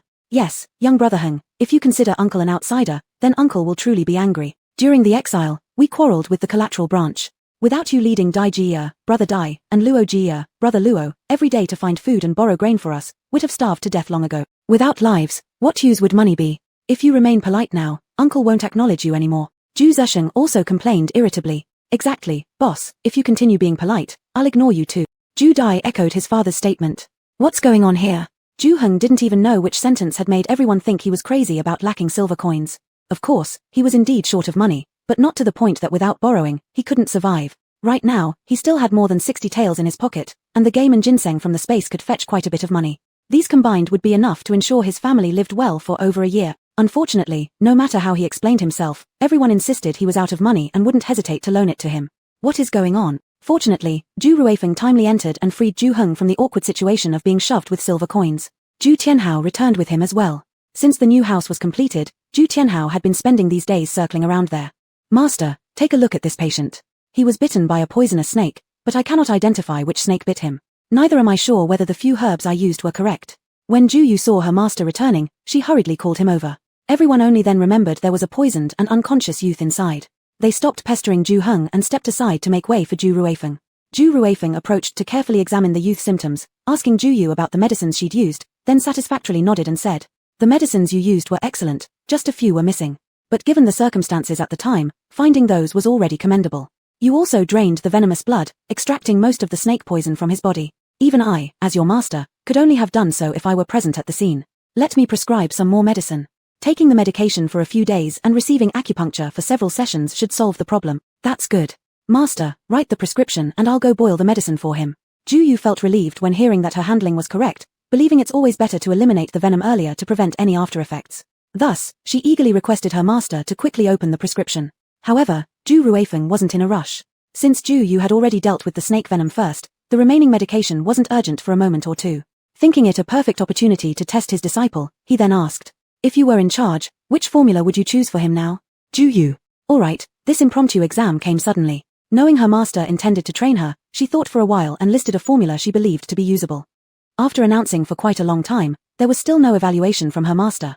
Juyu internally lamented, "At least give a response whether the test is passed or not. Leaving a student hanging like this, could it be a shared quirk among all teachers?" Just when she wanted to ask again, her master slapped her shoulder and looked at her with a sigh. Alas, such a wise route, such experienced usage of medicine, a genius of such caliber, how unfortunate to be a girl, alas. After finishing speaking, he sighed 3 times for every step he took as he slowly walked away. "Juyu, you've had enough, haven't you? Such a stubborn traditionalist favoring males over females, did it really need to show so much sadness?" Chapter 37, One prick and you're dead. After Juyu had boiled the medicine and fed it to the young man, after another hour or so, the young man finally woke up. After Juyu had boiled the medicine and fed it to the young man, after another hour or so, the young man finally woke up. By this time, it was already the evening hour of Shu. On the boy's side, Ju Luo was the first to see that the youth had awakened. The dirt on the young man's face had already been cleaned away, and he now lay there with wide-open eyes staring at Ju Luo blankly. Ju Luo quickly alerted everyone in the room, who then gathered around upon seeing the situation. Ju Dai hurried off the Kang bed, slippers shuffling as she called for Master Ju Yu and his disciple. Shortly after, Ju Ruifeng sat on the edge of the Kang bed, rechecked the youth's pulse, examined his tongue coating and facial color before declaring, "He is fine now. Just drink the medicine for a few more days to expel the remaining toxins from his body." He then gruffly instructed Juyu nearby, "Ayu, my old eyes are too blurry to find the right acupoints in this dim light. You will have to needle him again to drain out the poison." After issuing the order, Master Ju Ruifeng ambled back to his own room with his hands behind his back to sleep. Since all the points to be needled were on the palms and soles, and considering that his disciple was still young, there was no need to worry about propriety between genders. Ju Ruifeng naturally preferred leisure. In fact, even he had noticed that recently he had become increasingly reliant on his female disciple. But the more he liked the girl, the more Ju Ruifeng wished Juyu were a boy. It wasn't because he still clung to favoring males over females, but because as a healer, there would inevitably be situations where checking a patient's body without any reservations would be necessary. As a girl, there might be some inconvenience for Juyu when dealing with such tasks. However, judging by her talent in medicine, Juyu had already become nearly as proficient as him. With a few more years of practice, she was bound to surpass him, possibly even exceeding his very talented younger brother-in-arms. Such a genius shouldn't be confined to being merely a women's doctor. Each time Ju Ruifeng looked at Juyu, he felt regretful that she wasn't a boy, which made him perpetually put on a sour face. But what Ju Ruifeng interpreted as disdain toward women due to traditional values, Juyu just found exasperating, warranting nothing more than eye rolls. So, while watching his retreating figure, Juyu rolled her eyes dramatically, then took out her triangular needle, asking Ju Luo beside her to hold up the oil lamp as she stretched the youth's hand to begin needling. However, just after she inserted the first needle and began releasing blood, the previously dazed youth suddenly screamed and started struggling wildly, shouting as he fought. "Oh, you black witch, why are you pricking young master? Lighter, lighter." Juyu, black witch. Just waking up from his unconsciousness, Zhu Po felt dizzy and confused, not knowing where he was. Then, surrounded by a group of youngsters who were loudly asking him if he was feeling better, how he felt, etc., it dawned on him he must have been bitten by a snake in the pavilion before losing consciousness. He thought, was he saved? Probably. If not, he wouldn't suddenly end up on a family's hard earth bed. However, the bed was too firm, it hurt his bones. Moreover, weren't there too many sons in this family? There were already 6 boys of various sizes surrounding him, no, 7 including the one holding the oil lamp beside him. Zhu Po didn't know why his attention was drawn to counting the number of sons in the household, ignoring the conversations happening around him. He simply noted this family had more children than his. His father had 7 or 8 concubines and they produced 7 siblings, 3 of whom were girls. He wondered how many wives the master of this house must have to produce so many offspring. Besides, most were boys. Only the girl sitting beside him seemed to be a female. Zhu Po looked up and down at the only girl in the house, deeply disappointed in his heart. Why was this girl so dark-skinned? Even the little maids in their mansion looked cleaner than her. If she were slightly more presentable, he could take her back as a maid, as a token of gratitude for the family saving him. But looking this dark, how could he show her off? If people knew he had taken in such a dark-skinned girl, wouldn't he be laughed at by his cousins? While Zhu Po was lost in thought, a sudden severe pain hit his hand, and looking toward the source, he saw the black-skinned girl right there pricking him with a thick needle. Not only was she pricking him, but she was also pressing down and twisting the needle violently. Zhu Po couldn't help screaming from the pain, and despite his arm being pinned down by Ju Yu, he struggled instinctively, cursing. "You wicked girl, how dare you hurt Grandpa? Just wait till Master here beats you to death." Caught off guard for a moment, Ju Yu almost let the young man escape her grip. She quickly tightened her hold on his hand to remove the needle she had just inserted. However, thinking that she was about to prick him again, the youth swung his other arm toward her. Had it not been for Ju Yu's quick reflexes, she would have surely been slapped hard across the face. She wasn't naturally patient, and now with the near miss of being struck, anger flared in her heart. She thought to herself, "I've gone through all this trouble to save you, only for you to give me such a hard time. All I'm doing is giving you an acupuncture treatment, no one's going to die because of it. Do you really need to overreact like this?"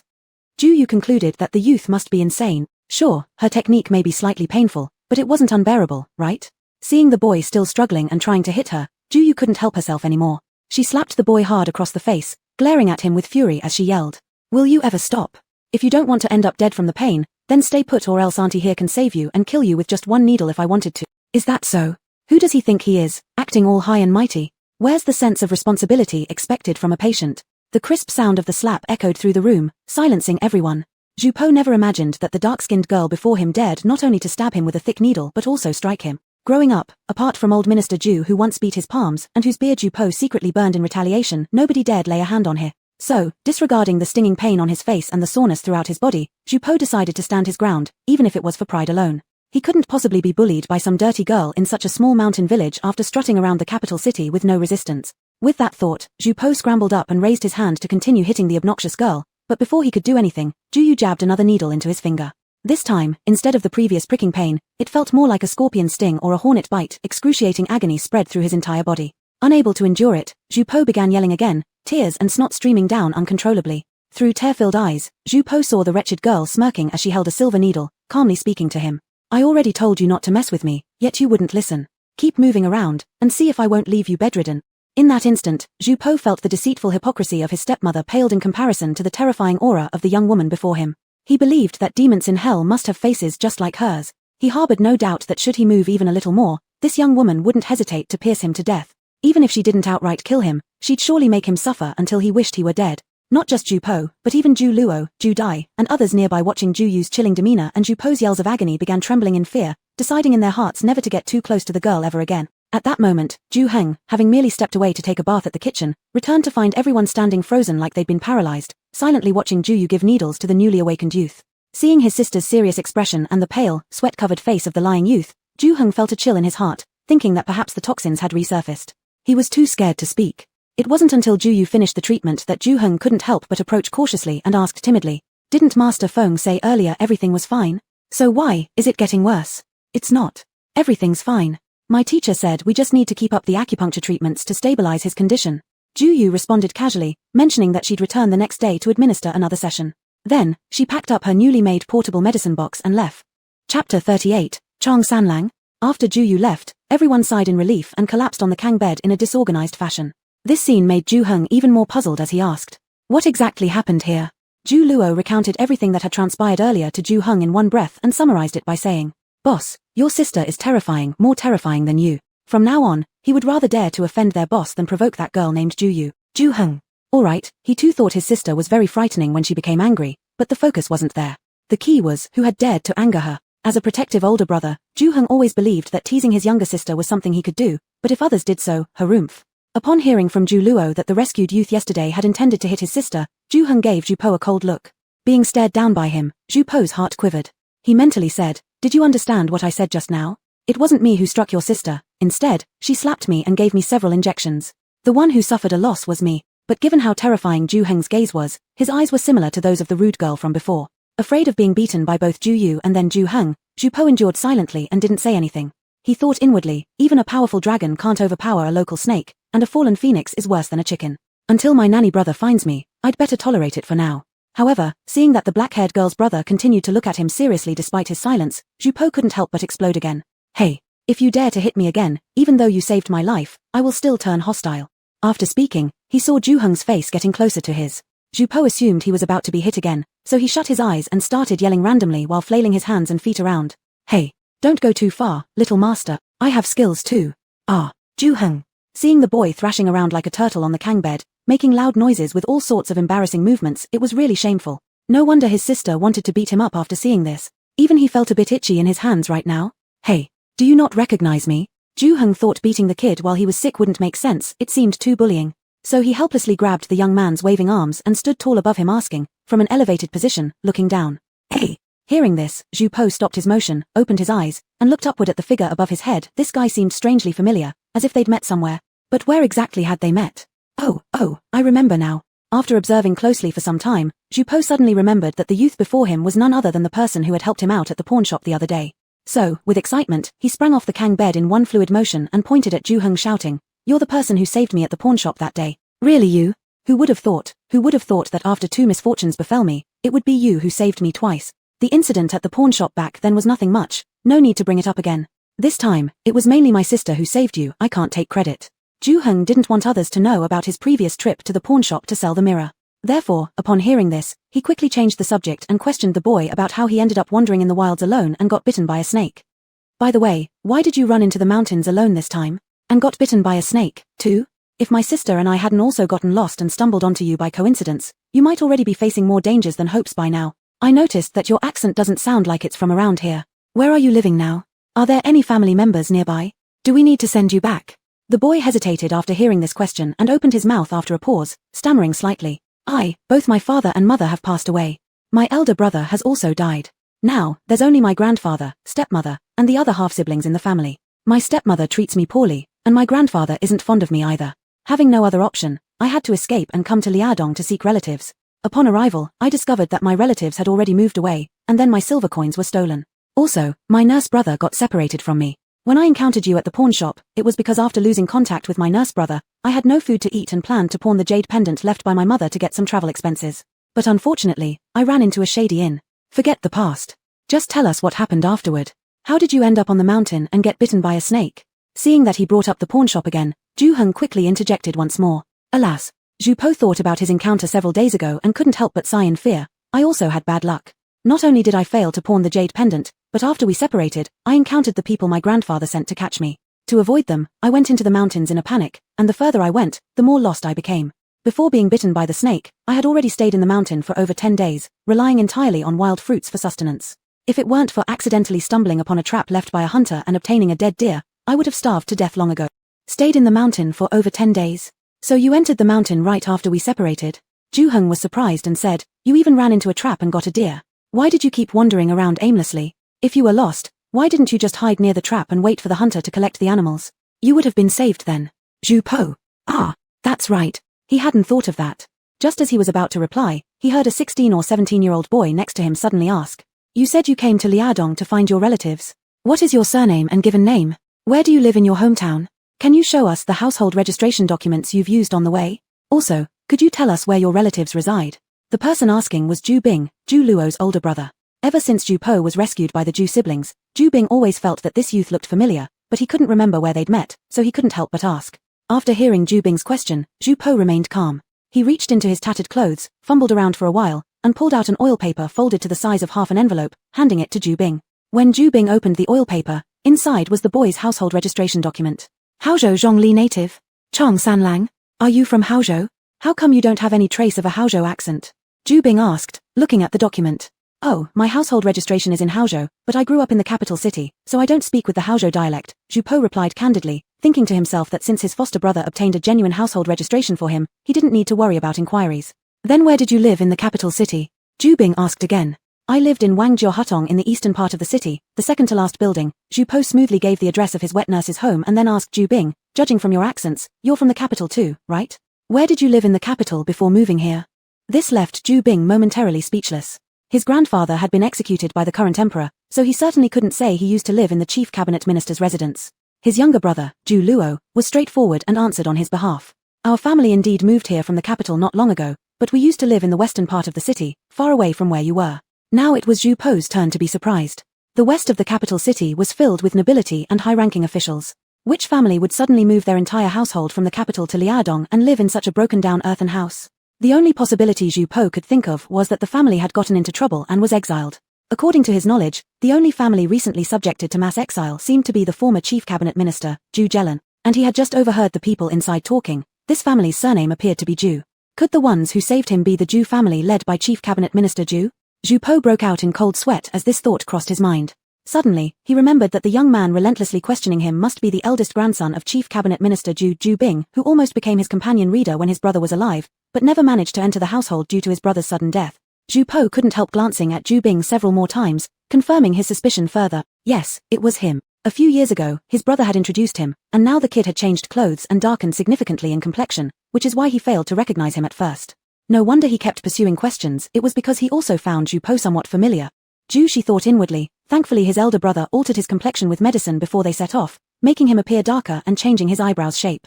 Over the years, he had grown taller, so his appearance had changed quite a bit, preventing him from being recognized. Otherwise, he would definitely have revealed his secret today. However, if Zhu Bing was here, then surely Chief Cabinet Minister Zhu wasn't far behind. Zhu Po began to secretly worry.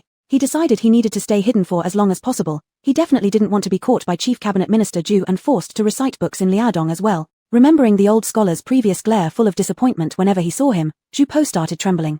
Back then, the old man wanted nothing more than to scold and slap him. It wasn't that he was afraid of the old scholar, but he simply couldn't bear the old man's nagging. If you ignored his complaints, he would kneel down and cry about his deceased elder brother, banging his head on the ground so hard it echoed as though determined to knock himself unconscious. But if you listened to him, he could drive you mad with irritation. Back in the day, when Zhu Po heard that Minister Zhu planned to commit suicide by crashing his head against a pillar, Zhu Po hadn't been surprised at all. He had thought the stubborn old man probably had one of his recurring quirks again. A day without using his head to bump into something made him feel uncomfortable. How could the old scholar be so obsessed with harming his own head? To avoid being recognized by Minister Zhu, Zhu Po decided that from tomorrow on, he should lower his head while walking and try not to get too close to the old scholar. The old man's eyesight wasn't good, and with so many children around, there was a chance he wouldn't be recognized. Haha, that place is quite far away indeed. While deep in thought, Zhu Po replied distractedly to Zhu Bing. Afraid Zhu Bing would ask more questions, Zhu Po pretended to be unwell, moaning about his dizziness and claiming he wanted to sleep some more. Zhu Bing felt that Zhu Po had answered truthfully, and there were no issues with the household registration, so he put his concerns aside. He believed he was being overly suspicious and stopped asking further questions. Just as Zhu Po was closing his eyes to feign sleep, he heard a voice nearby. Chong San Lang. Caught off guard since it was a fake name, Zhu Po paused for a moment before realizing Zhu Heng was calling him. He quickly responded nervously. Hey, yes. What is it? Hihi, nothing, just didn't want to forget your name, so I called you. Zhu Heng said with a sly smile. Chapter 39 Smooth Sailing. Because there were only 8 days left before the reporting time to the military camp, Zhu Heng went to Bailey Town early the next morning with Zhu Zesheng, Zhu Zemao, Zhu Yishuan, Zhu Bing, and Zhu Dai. This time they mainly went to buy equipment for a few people, including Zhu Heng, and also buy some winter grain supplies. Zhu Yishuan's family had decided that Zhu Bing would serve in the army as Zhu Yishuan was too weak, and no one would take him even if he went. Zhu Luo wanted to go, but he was only 12.5 years old, not yet considered as an adult male, so he couldn't join either. The Zhu Tianhao family had chosen their eldest son Zhu Zemao and the eldest grandson Zhu Dai to go. Their situation was a bit special. Although Zhu Zemao was Zhu Tianhao's eldest son, his first few children were daughters. His 2 sons, Zhu Gong and Zhu Jian, were younger than the second wife's son, Zhu Dai, which is why the title of eldest grandson fell to Zhu Dai from the second wife. This time their family had 2 conscription quotas. Since the eldest house only had Zhu Zemao as an adult male, he had to go. For the second house's quota, Grandpa Zhu thought carefully and finally gave it to the eldest grandson, Zhu Dai. It wasn't because the grandpa favored his youngest son over the eldest grandson. Rather, he found the eldest grandson's reasoning logical. Considering Zhu Zesheng's frailty who could neither carry nor lift, the likelihood of his survival would be lower than that of the eldest grandson who knew martial arts. When Zhu Zesheng protested, Zhu Tianhao straightforwardly let the father and son have a fight, and whoever won would go. Naturally, Zhu Dai won. As for Baisha's household, they once again benefited from Zhu Yishuan's family, because their 3-person household registration remained at the chief minister's residence and was still part of the same household as Zhu Yishuan's father and sons. Since now there were only the father and 2 sons left in Zhu Yishuan's household, adding Baisha's family, they had 6 people in total, so their 2 families only needed to provide 1 person for conscription, thus leaving Zhu Li fortunate enough to stay behind. Baisha and her daughter-in-law felt very embarrassed, but because their 2 generations had only this sole offspring left, after hesitating for a long time, they eventually didn't say anything about having Zhu Li replace Zhu Bing in military service. Zhu Bing didn't mind this arrangement. He thought that regardless of whether or not he had cousins in the mix, he would still have to go to the camp anyway. On the contrary, since Bai Shi and her daughter-in-law had taken good care of them during the journey, he was glad that their household could exempt Ju Li, his younger cousin, from conscription. Since Ju Yixuan and Ju Zusheng both had health issues and had to let their eldest sons go for conscription on their behalf, they felt quite heartbroken and thus were willing to spend generously when buying equipment. Not only did they buy good armor and weapons, but they each bought a horse for everyone. However, aside from Ju Zumao, who reluctantly bought an adult horse, Ju Dai and Ju Bing bought young horses. The reason they bought young horses instead of adult ones was that adult horses were extremely difficult to procure here. Even without a price, they were hard to find, costing over 100 taels per horse. Ju Zumao managed to get an adult horse thanks to luck and spent 120 taels. It was twice the price of the young horses bought by Ju Bing and the others. Originally, Ju Heng didn't want to buy a horse. He had already inquired, and soldiers like them mostly walked, with few people buying horses. But Ju Yixuan and Ju Zusheng insisted on getting him one as well, encouraged by Ju Bing and Ju Dai. Despite all his refusals, Ju Heng had no choice but to accept the favor silently and planned to repay it later. After buying the horses, Ju Heng insisted on paying for the remaining equipment himself. To prevent Ju Yixuan and Ju Zusheng from feeling sorry for him and offering further subsidies, he purchased high-quality equipment identical to what Ju Bing and Ju Dai had. This entire set cost nearly 100 taels. Aside from the 60 taels Ju Yixuan and Ju Zusheng had paid for his horse, Ju Heng spent more than 30 taels himself, leaving him with only about 30 taels from the original 60. Considering that after buying the winter supplies and grains for the family, the money would almost run out, and he couldn't leave his family completely cashless while he was in the military, Ju Heng decided to sell the game animals and lingji mushrooms stored in his dimension space. Before leaving, Ju Heng specifically took out 2 bags of pheasants and hares from the dimension space and brought several bags of herbs collected by Ju Ruifeng. He didn't need to fabricate any excuse, he just said he was selling the herbs for Ju Ruifeng as well as some recently caught game. He then handed over the remaining 30 taels to Ju Zusheng, asking him to buy the grains for his family later. He also asked Ju Dai to help him carry the equipment and lead the horse. Then Ju Heng rented a donkey cart by himself and carried several bags of herbs from Ju Ruifeng and 2 bags of rabbits and pheasants to the pharmacy in town. Since the pharmacy in town was right across the street from the pawn shop that had tricked him last time, to avoid being recognized by its staff, Ju Heng deliberately wore a big straw hat to conceal his face before heading to the Tongji pharmacy specified by Ju Ruifeng. Since Ju Ruifeng had already inspected the herb shop last time and was satisfied with their purchasing prices, and since Ju Ruifeng approved, Ju Heng believed they were a decent merchant. Thus, he did not bother looking at other shops but went straight in with several bags of herbs. A 20-something clerk greeted him. The clerk was very friendly, and indeed gave reasonable prices. After selling several bags of herbs, the total was roughly as estimated by Ju Ruifeng, exactly 1 liang 8 chen of silver. Only after this did Ju Heng decide to sell the 8 lingji mushrooms gathered by his sister here too. The lingji had been taken out from the dimension space and hidden in a bamboo basket on his back. However, Ju Heng thought these valuable herbs might be beyond the young clerk's authority, so when the young clerk was settling the accounts for the previous bags of herbs, Ju Heng asked whether the owner was around. Upon hearing this, the young clerk immediately understood that there might be more precious goods to buy. Without asking what it was in front of the other customers in the room, he directly led Ju Heng to the backyard. After letting Ju Heng wait for a while in the yard, the young clerk crossed over to another shop through the back area. Ju Heng then discovered that the backyard of the herb shop and the adjacent medical clinic's backyard were interconnected, which meant that both establishments likely belonged to the same owner. After waiting for a moment, an old man with white hair and beard indeed walked out from the back door of the clinic, still wearing an apron, obviously having just finished processing some medicinal materials. Behind him followed the young clerk. Without wasting any words, the old man asked directly, "Are you here to sell some herbs? Show them to me." Ju Heng put down the bamboo basket and revealed the 8 lingji mushrooms inside. Seeing them, the old man's eyes instantly lit up, carefully picking up one of the lingji and examining it closely. After finishing, he sniffed it and said, "Excellent, excellent. These are shiitake red mushrooms, picked at the perfect timing and with large caps. I'll take all of these. Tell me, how much do you intend to sell them for?" Ju Heng hadn't expected such straightforwardness. Before coming, he had already asked Ju Ruifeng about the current price, knowing that an ordinary lingji cost about 4 liang per catty, and good quality ones about 5 liang. His mushrooms weighed around 6 catties, so they should fetch over 30 liang. But instead of stating a price, Ju Heng left it to the old man to offer, planning to negotiate further if the price wasn't satisfactory. After hearing this, the old man examined each of the lingji again before quoting 30 liang. It matched Ju Heng's expectations perfectly, quite fair. He decided that any herbs collected by his sister in the future could also be sold here. Delighted, he sold the lingji and exited the shop, then looked for a secluded place where he took out the roe deer from the dimension space, rehired a donkey cart, and headed to large taverns and restaurants in town to promote the wild game. Yesterday, his siblings had hunted a total of 5 wild rabbits, 10 pheasants, and 1 roe deer. Earlier, Ju Heng had inquired from the driver who brought him there. A pound of rabbit meat was priced at approximately 8 coins, pheasant slightly higher at 10 coins, while roe deer meat was the most expensive, around 30 coins per pound. The driver had also mentioned that because his prey was so fresh, the innkeepers would probably love to buy it and offer a good price. Indeed, just as the driver had predicted, when Ju Heng arrived at an inn called Yingbin Building, dumping the contents of the hemp bag in front of the manager, the latter was delightedly surprised.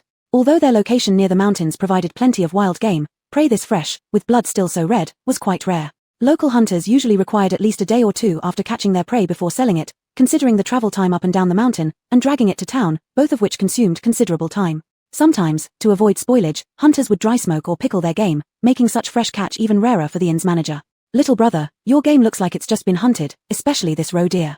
Its blood is still so fresh. Where did you transport it from? The manager asked curiously. The game was caught right on our mountain, then transported down the mountain immediately afterward and carried quickly with rented fast horses, which makes it fresher than others, Ju-hung lied casually. Ah, that's why. Then, how much do you intend to sell your game for? The manager asked again. Haha, manager, look at how fresh my game is. Just transporting it here has cost me plenty. You must give me a little more. I won't ask for too much, just add 2 coins more than the market price per pound. Roe deer 32 coins per pound, pheasant 12 coins, rabbits 10 coins, how does that sound? Given the freshness of the game, it was reasonable to charge 2 coins per gin, and the innkeeper hesitated for a moment before nodding in agreement, thinking that there would be several wealthy guests tonight who might enjoy these fresh wild meats. That's fine. Seeing how fresh your game is, I won't quibble over a coin or two. I'll take the roe deer and the pheasants. We've just taken in a lot of rabbits, so we'll skip those, said the innkeeper. Afterward, he instructed the bookkeeping clerk nearby to weigh Ju-hung's game and calculate the payment. Ju-hung thought today was going exceptionally well as he hurriedly helped lift the game to the scales for the clerk. As he watched the clerk weighing, he quickly calculated the price and smiled as he addressed the inn's accountant. 1 roe deer at 60 gin, 32 coins per gin, that's 1,920 coins. 10 pheasants at a total of 21 gin, 12 coins per gin, which totals 252 coins. Together, that makes 2,172 coins, or converted into silver, 2 liang with 172 coins. Give me 2 liang with 170 coins, and we're good. The bookkeeper. Not only was the bookkeeper surprised, but even the innkeeper was amazed. They hadn't expected Ju-hung to calculate so quickly. The innkeeper exchanged glances with the bookkeeper, who hastily began counting on the abacus. A moment later, he nodded toward the innkeeper and said, "It comes out exactly to 2,172 coins, not a single coin off. Who would have thought you could calculate so fast? Can you read and write? Would you like to work as a clerk at our inn? If you're willing, old Liu can take you as an apprentice, and when he retires, you can become the head bookkeeper at Yingbin Building." The innkeeper immediately took a liking to Ju-hung's talent. Seeing that Ju-hung was only around 13 or 14 years old, yet was already skilled at both calculations and speaking, the innkeeper figured that if he recruited this young man and nurtured him for a few years, he'd surely be an asset. Honored by the patron's regard, I should not refuse. However, my family has just been assigned as a military household here, and I am soon to serve in the army. So, unfortunately, I cannot accept this offer. Ju-hung expressed his regret in earnest. Although even if he didn't have to join the army, he wouldn't want to work as a mere clerk, he still wanted to thank the innkeeper for his kindness. In this era, it would truly be an excellent job opportunity for a common farm boy to work as a clerk at Yingbin Building. Oh, your family is newly assigned as a military household? You look about 13 or 14 years old. Don't you have any other male relatives? Why send someone so young to serve? The innkeeper sighed upon hearing that Ju-hung came from a military family, feeling sorry that such a good young man had ended up as part of one. He felt a pang of compassion seeing that Ju-hung, who wasn't even an adult yet, had already been sent to join the army, so he couldn't help but ask further. My father passed away a few years ago. As the eldest son, this duty naturally falls to me. Ju-hung's resolute expression caused another sigh from the innkeeper, unsure whether it was pity or sympathy. After settling the accounts with the bookkeeper, the innkeeper asked again. Do you have any other brothers who can read and write, 10 years or older? If so, they could come to work as apprentices at my inn. The pay isn't much, 600 coins monthly, but includes food and lodging. The work is light, just helping the bookkeeper with the ledgers and taking care of guests when idle. It's much better than farming in the countryside. Ju-hung didn't expect selling game to lead to such a fortunate turn of events. He immediately thought of Baisha's son, Ju-li, believing this position would suit him perfectly. He eagerly replied, "My younger siblings are still too young, but I have a clan brother named Ju-li who is 16 years old. He excels at writing and accounting, surpassing even me. He once passed the examination for young scholars and planned to sit for the provincial exams this year, but due to sudden changes at home, he moved here to Liaodong. Do you think he'd be a suitable candidate?" "Ah, a scholar?" the innkeeper asked, astonished. Finding someone literate was already difficult in the frontier region, let alone someone with academic credentials. Immediately intrigued, he pressed on. "What's your clansman like in terms of character?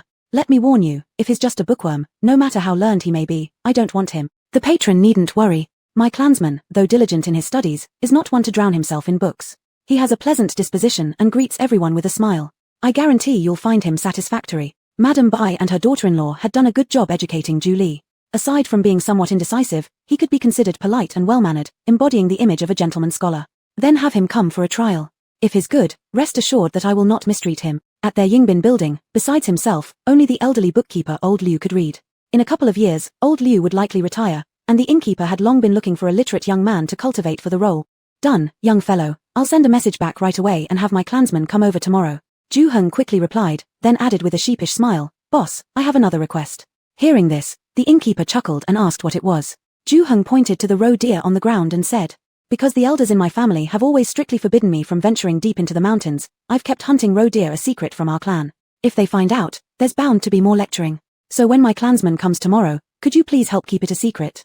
Just say that I came to sell pheasants and rabbits, and don't mention the roe deer. Hee hee. What? You mean to say you hunted these roe deer yourself in the deep mountains?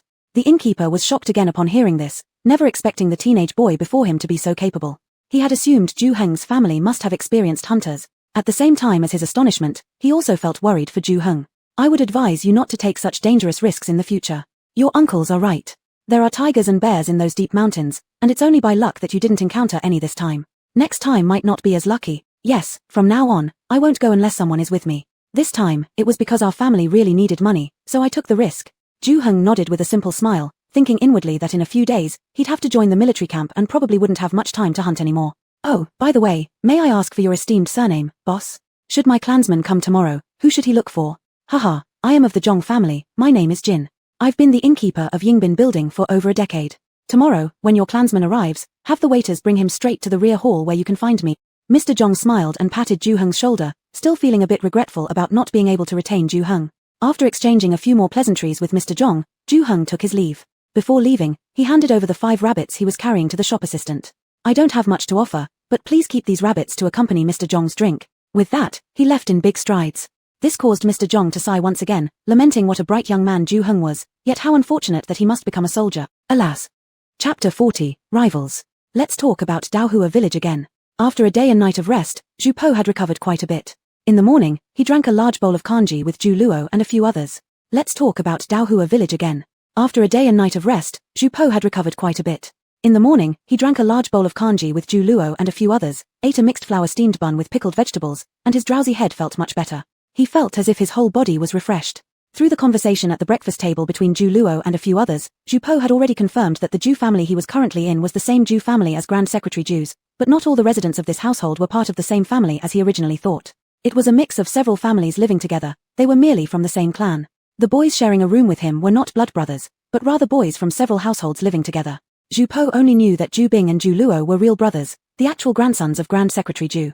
Then there was Zhu Heng who saved him at the pawn shop, and the black-haired girl who treated him with needles. They were real siblings, and they had another younger brother living in the same room with him. What was his name again? He couldn't remember. As for the others, he could barely distinguish one from another. But he knew that the reason these several families were living together now was just because they had newly arrived in Liaodong and didn't have anywhere else to live. Once their newly built houses dried out, they would move. By early morning observation, Zhu Po was already very certain that Zhu Bing and Zhu Luo were the real grandsons of Grand Secretary Zhu. Although he hadn't seen their father, Zhu Yixian, he had heard Zhu Luo mention that he had left very early that morning with Zhu Bing and some other clansmen to go to the town. But what made Zhu Po puzzled was that the old scholar he worried about still hadn't shown up, nor did Zhu Bing and Zhu Luo mention him. This morning when he got up, in order to prevent being recognized by that old scholar, Zhu Po carefully changed how he walked and spoke, trying his best to be different from his usual self. But after a meal, the figure of the old scholar never appeared. Could it be that the old scholar wasn't living with Zhu Bing's family?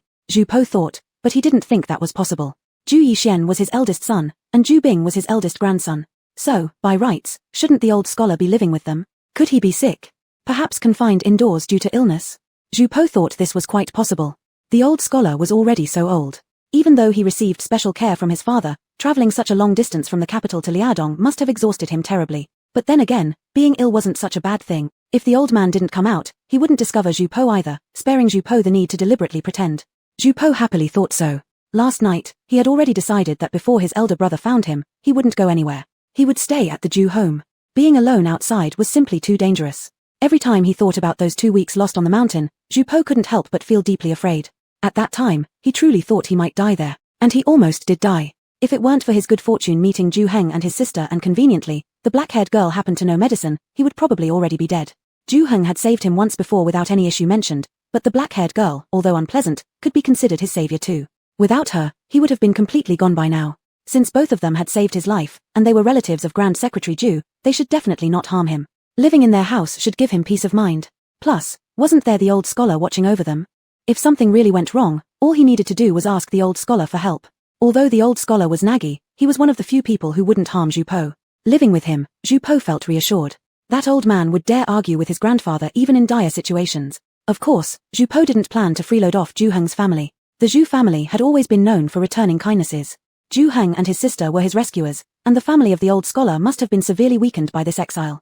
Once his older brother arrived, he'd let him withdraw a lot of gold from the properties his mother had left for him in the north, and give it to them. However, Zhu Po abandoned the idea of rewarding them by taking the black-haired girl into his household.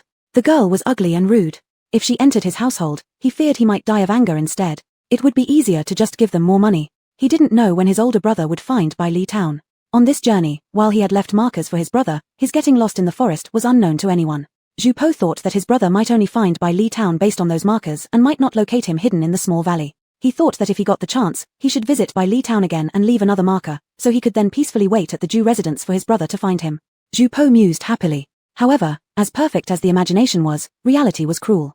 Zhu Po had just planned to freeload off the Zhu family when Zhu Yu spotted him and immediately threw a bundle of firewood at his feet. Zhu Po, since you're already feeling better and acting like you don't want to leave, then help with some work. Haven't you seen everyone's busy?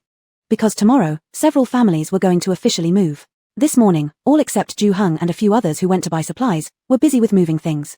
The womenfolk had gone to their respective new homes to clean, while the remaining children were shuttling back and forth carrying items to their new houses. Only Zhu Po was idle, still occupying a spot at the dining table long after it had been cleared for ages. Zhu Yu didn't plan on coddling him, seeing that he hadn't even mentioned leaving and likely wanted to stay a few more days since they, his rescuers, shouldn't let him leech off someone else's meal. They naturally put him to work. When has the young master ever thought about freeloading at your house without planning to leave? I have to wait for my elder brother to come pick me up, right? When he gets here, there will be plenty of silver for you as gratitude for hosting the young master. Zhu Po stared incredulously at the bundle of wood dumped in front of him and became enraged immediately. Forget carrying firewood. From childhood until now, he'd never dressed himself either. It was only on the way to Liaodong that, embarrassed to rely entirely on his older brother to protect and serve him, he had reluctantly taught himself how to dress. And now this black-haired girl dared ask him to carry firewood?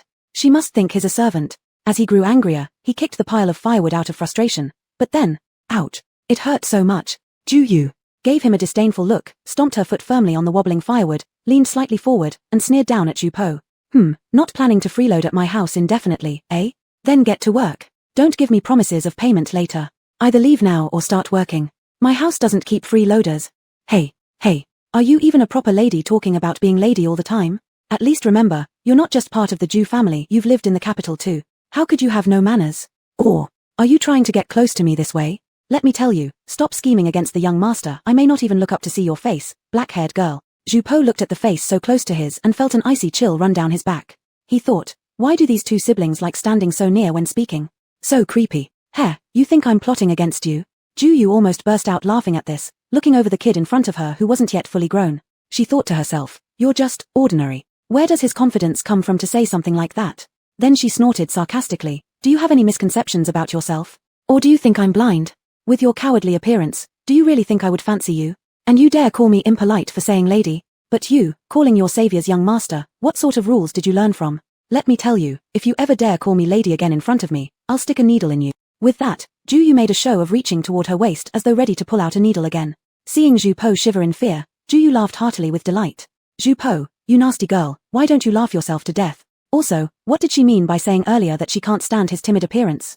He was renowned for being elegant and handsome, and a country girl rejected him? That, he couldn't tolerate, nor could he swallow this insult. Just as he was about to flare up again, he saw Zhu Yu smiling, pulling the little bag of silver needles from her waist, raising an eyebrow, and giving him a playful wink. Zhu Po. Chapter 41, Rivals Part 2. In my family, we always work together and eat together. If you still want to eat, then hurry up and finish carrying that pile of firewood. In my family, we always work together and eat together. If you still want to eat, then hurry up and finish carrying that pile of firewood.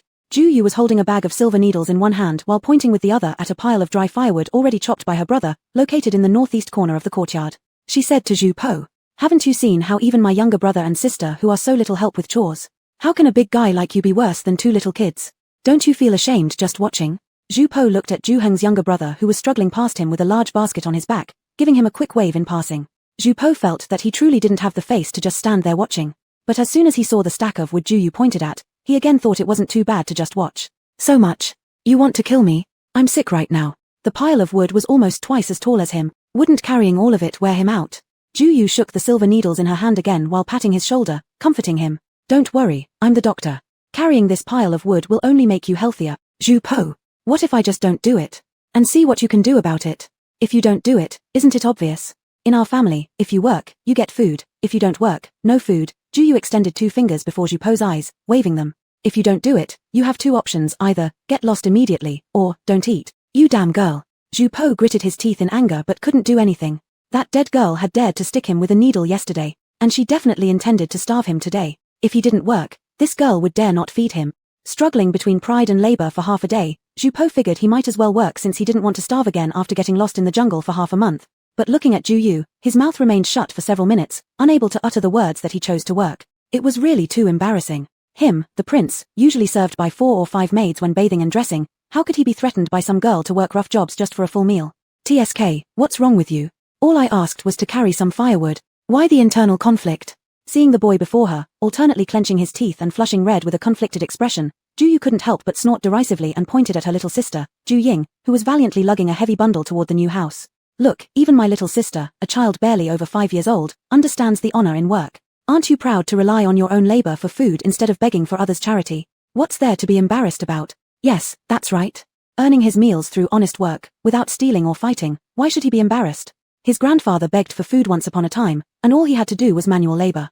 He was doing better than his grandfather in that regard. Realizing this, Zhu Po felt completely fine. Straightening his back, he proudly proclaimed, "Fine, I'll carry it. So what? It's just a pile of wood. I'll show you." He then strode several steps forward to the stack of wood, crouched down trying to lift it up to demonstrate his prowess to the annoying girl before him, proving he deserved respect. But, apparently, bloody hell, why was it so heavy? Fat. Haha, can you do it? Should I tie the bundle smaller for you? Zhu Yu laughed uncontrollably when she saw him struggling for a long time but failing to pick up the bundle of wood. Who said I can't? Such a small bundle is nothing more than a pair of chopsticks to me. You damn girl, just watch. As a man, how could he admit he couldn't do it? Though only 13, Zhu Po was sensitive about such talk. He thought, if the young girl Zhu Yu mocked him now and called him incapable, then he would lose face forever in the capital. So he took a deep breath, gritted his teeth, picked up the load, and staggered out the door step by step. Isn't this going well? Zhu Yu followed behind with 2 baskets full of pots and pans, praising appropriately as they walked. Her brother had told her before that mocking alone wouldn't work on middle school level boys. Proper encouragement was better at fueling their motivation. Years ago, her brother had used this principle to gather a gang of loyal followers. Sure enough, after one word, it was effective. Zhu Po's hunched back straightened up again. By the time he had finished carrying all the firewood, Zhu Yu had praised him so much that he was walking with an air of self-satisfaction. Of course, it could also be because he was exhausted. Zhu Po was in high spirits due to Zhu Yu's praise. Although his whole body ached from the effort, after breaking a sweat, he felt an inner sense of satisfaction. Especially when he saw the pile of wood at the corner of the new house that he had brought and neatly stacked himself, he felt a great sense of accomplishment. No wonder his grandfather, being the highest sovereign, still reserved a piece of land in the palace for farming. So this was how farm work felt.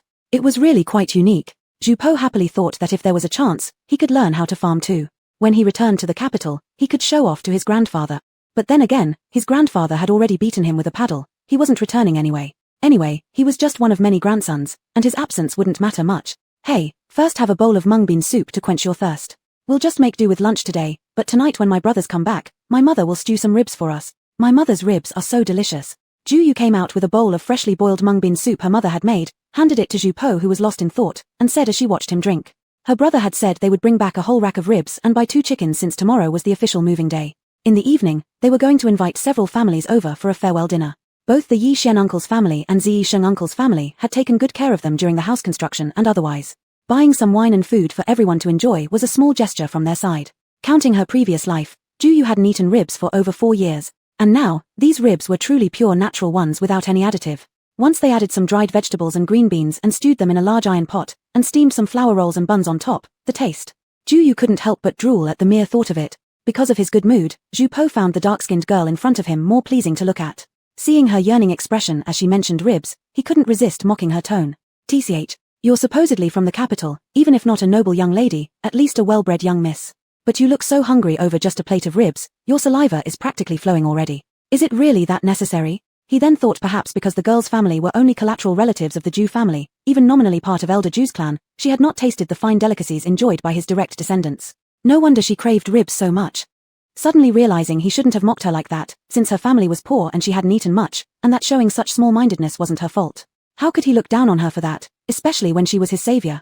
Just as he was hesitantly thinking about apologizing, the dark-skinned girl suddenly snatched the bowl of mung bean soup from his hand and turned away, leaving behind only this sentence. If you've got the guts, don't eat tonight. Not eating. So what? Young master, I'm sick of bear paws and birds' nests. How can I crave your broken ribs? The apology remained unsaid, and Ju Po's juvenile stubbornness resurfaced once again after another retort from Ju Yu. He started jumping and shouting angrily behind her.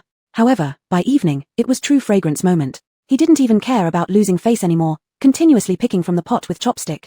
It simply wouldn't do not to pick fast enough. Ju Luo was eating way too quickly. Several pieces of meat he had set his eyes on had been snatched away by him. Meanwhile, Ju Bing beside him, although looking refined, wasn't any slower at grabbing meat. This was absolutely infuriating.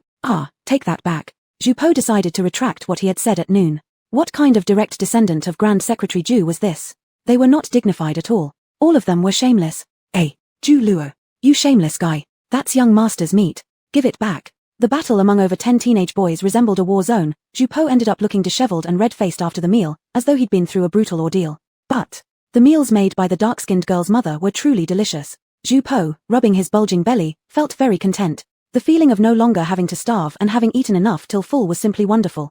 Chapter 42, Fury. At the same time, in the Qianqing Palace of the capital city, Emperor Chengqian Zhu Chongwu slammed his desk in fury. At the same time, in the Qianqing Palace of the capital city, Emperor Chengqian Zhu Chongwu slammed his desk in fury. What did you say?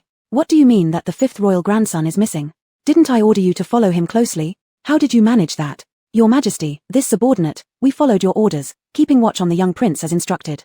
However, when the young prince arrived at Liaodong and met General Lan Ting, he somehow discovered that General Lan intended to send him back. In the middle of the night, he ran away secretly. We secretly searched for several days and finally found the young prince's trail in Baidu town under Fuzhu Guard.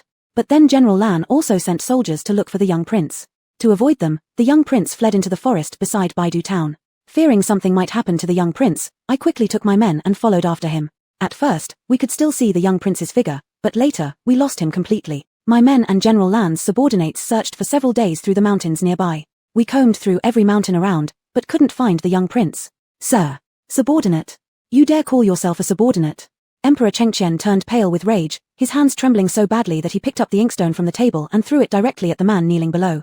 What the hell are you doing here instead of searching for my grandson in the mountain? What use are you if you can't even guard one child? Where's Jingli? Wasn't he supposed to be following Prince Bo? Where the hell did he run off to? Emperor Chengqian paced anxiously behind the grand table, shouting loudly. The man didn't dare to move an inch, letting the emperor's inkstone hit him all over his face and head. When asked by the emperor, the man, his head covered in blood and black ink mixed together, nervously replied. When the young prince escaped from General Lan's mansion, Jing Li was still following. But when this subordinate found the young prince in Baidu town, Jing Li had already disappeared. I don't know where Jing Li went. What? So you're saying my grandson has no one by his side? Emperor Chengqian slumped suddenly onto his chair, completely astounded. Not only had this group of incompetents forced his grandson into the woods, but they'd left him utterly alone. This is Liaodong's mountain forest, with tigers and bears roaming freely. A 13-year-old boy, weak and defenseless, wandering inside, it certainly doesn't bode well. Heaven above. Isn't it enough that you've already taken my eldest son and eldest grandson? Now you intend to take my grandson as well? What have I done to deserve this? You bunch of incompetents, get out there and search immediately. Order Lan Ting to deploy all his soldiers. If you cannot find my grandson, none of you will return. You'll all hang yourselves. Heartbroken, Emperor Chengqian held onto the table and caught his breath, pointing weakly at the black-robed man beneath. Terrified, the man dared not even lift his head, hurriedly responding before retreating and bowing out. After some time, Eunuch Yun cautiously approached. Emperor Chengqian spared him a glance, looking in that moment as withered as a fallen leaf, clutching his wildly beating chest as he asked. Do you think what Zhu Ruyan said about me is true, murderous, arrogant, addicted to war? Is it because I've caused too much death and destruction that retribution has fallen on my children and grandchildren? How could Eunuch Yun possibly answer that? Kneeling down, he stammered nervously. Your Majesty, the fifth prince is surely blessed by good fortune. Emperor Chengqian knew Yun would give no substantial answer. The question was more rhetorical than directed at anyone else. He glanced down and noticed Yun remained motionless on the floor, so he questioned further. Is there something else? Your Majesty, the crown princess has come again, bringing soup for the second prince. What should we do? Eunuch Yun kept his head bowed low as he spoke gently. Tell her to get out of my sight. Emperor Chengqian erupted furiously, thinking to himself how, if it wasn't for that poisonous woman, his grandson wouldn't have stormed off in a huff and ended up missing. Unknown whereabouts, uncertain life or death. Enraged over Zhu Bo's disappearance, Emperor Chengqian refused to admit that the primary reason for his grandson running away was the beating he himself had inflicted. Upon hearing the name of the crown princess, he vented all his anger on her. Yes. Eunuch Yun hastily agreed and backed away. Just as he was about to pass on the message, Emperor Chengqian added, let the second royal grandson stay. From now on, he shall reside here and I will personally educate him. Yes. Eunuch Yoon responded again and quickly went off to deliver the decree. On the other hand, in Peach Blossom Village, today was the day for the official move. For good luck, Ju Tianhao had specially bought several strings of firecrackers, which were lit by Ju Heng and others when the family officially moved in. Amidst the loud crackling of fireworks, Ju Tianhao stood under a large tree dozens of meters away from home. Looking at the dilapidated mud houses that even their servants wouldn't have lived in before, he couldn't help but burst into tears upon recalling his younger brother Ju Ruan who had collided with a stone and died during the exile. The Ju family was utterly ruined. It would take years to recover. Perhaps he wouldn't live to see it happen. Uncle, are you blaming father in your heart? Without knowing when, the sickly Ju Yishuan stood beside Ju Tianhao, asking questions while staring blankly at the house nearby. It wasn't clear if he was questioning Ju Tianhao or himself. Alas, time and fate. After pondering for a long time, Ju Tianhao finally sighed and then turned to ask, Xian, after all this time, haven't you thought it through yet? Ju Yishuan remained silent for a long time, so long that Ju Tianhao thought he might not speak up again. Finally, with a hoarse voice, Ju Yishuan opened his mouth. Uncle, these days, I've thought a lot. If I were my father, I definitely wouldn't dare to openly defy his majesty like he did.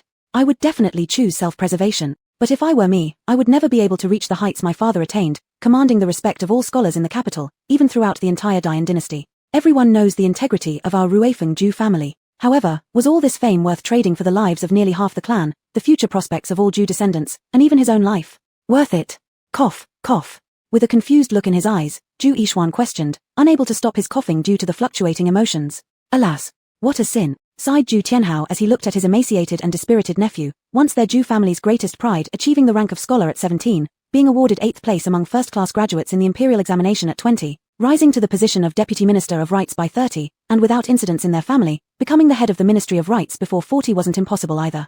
However, after his father smashed his head against a rock on the mountainside, the boy's vitality seemed to collapse instantly. The subsequent deaths of his wife and younger brother made his illness even more severe. Although Master Ju Yu is treating him fully, his fundamental constitution has been severely damaged. Without proper rest for a few years, he cannot recover easily. Ju Tianhao had heard Ju Ruifeng say that the root cause of his nephew's illness lies in excessive worry, also known as heart disease. It is often said that a heart problem needs a heart solution. If he can't think it through, no one can help him. Alas, the consecutive deaths of family members have caused him too much shock.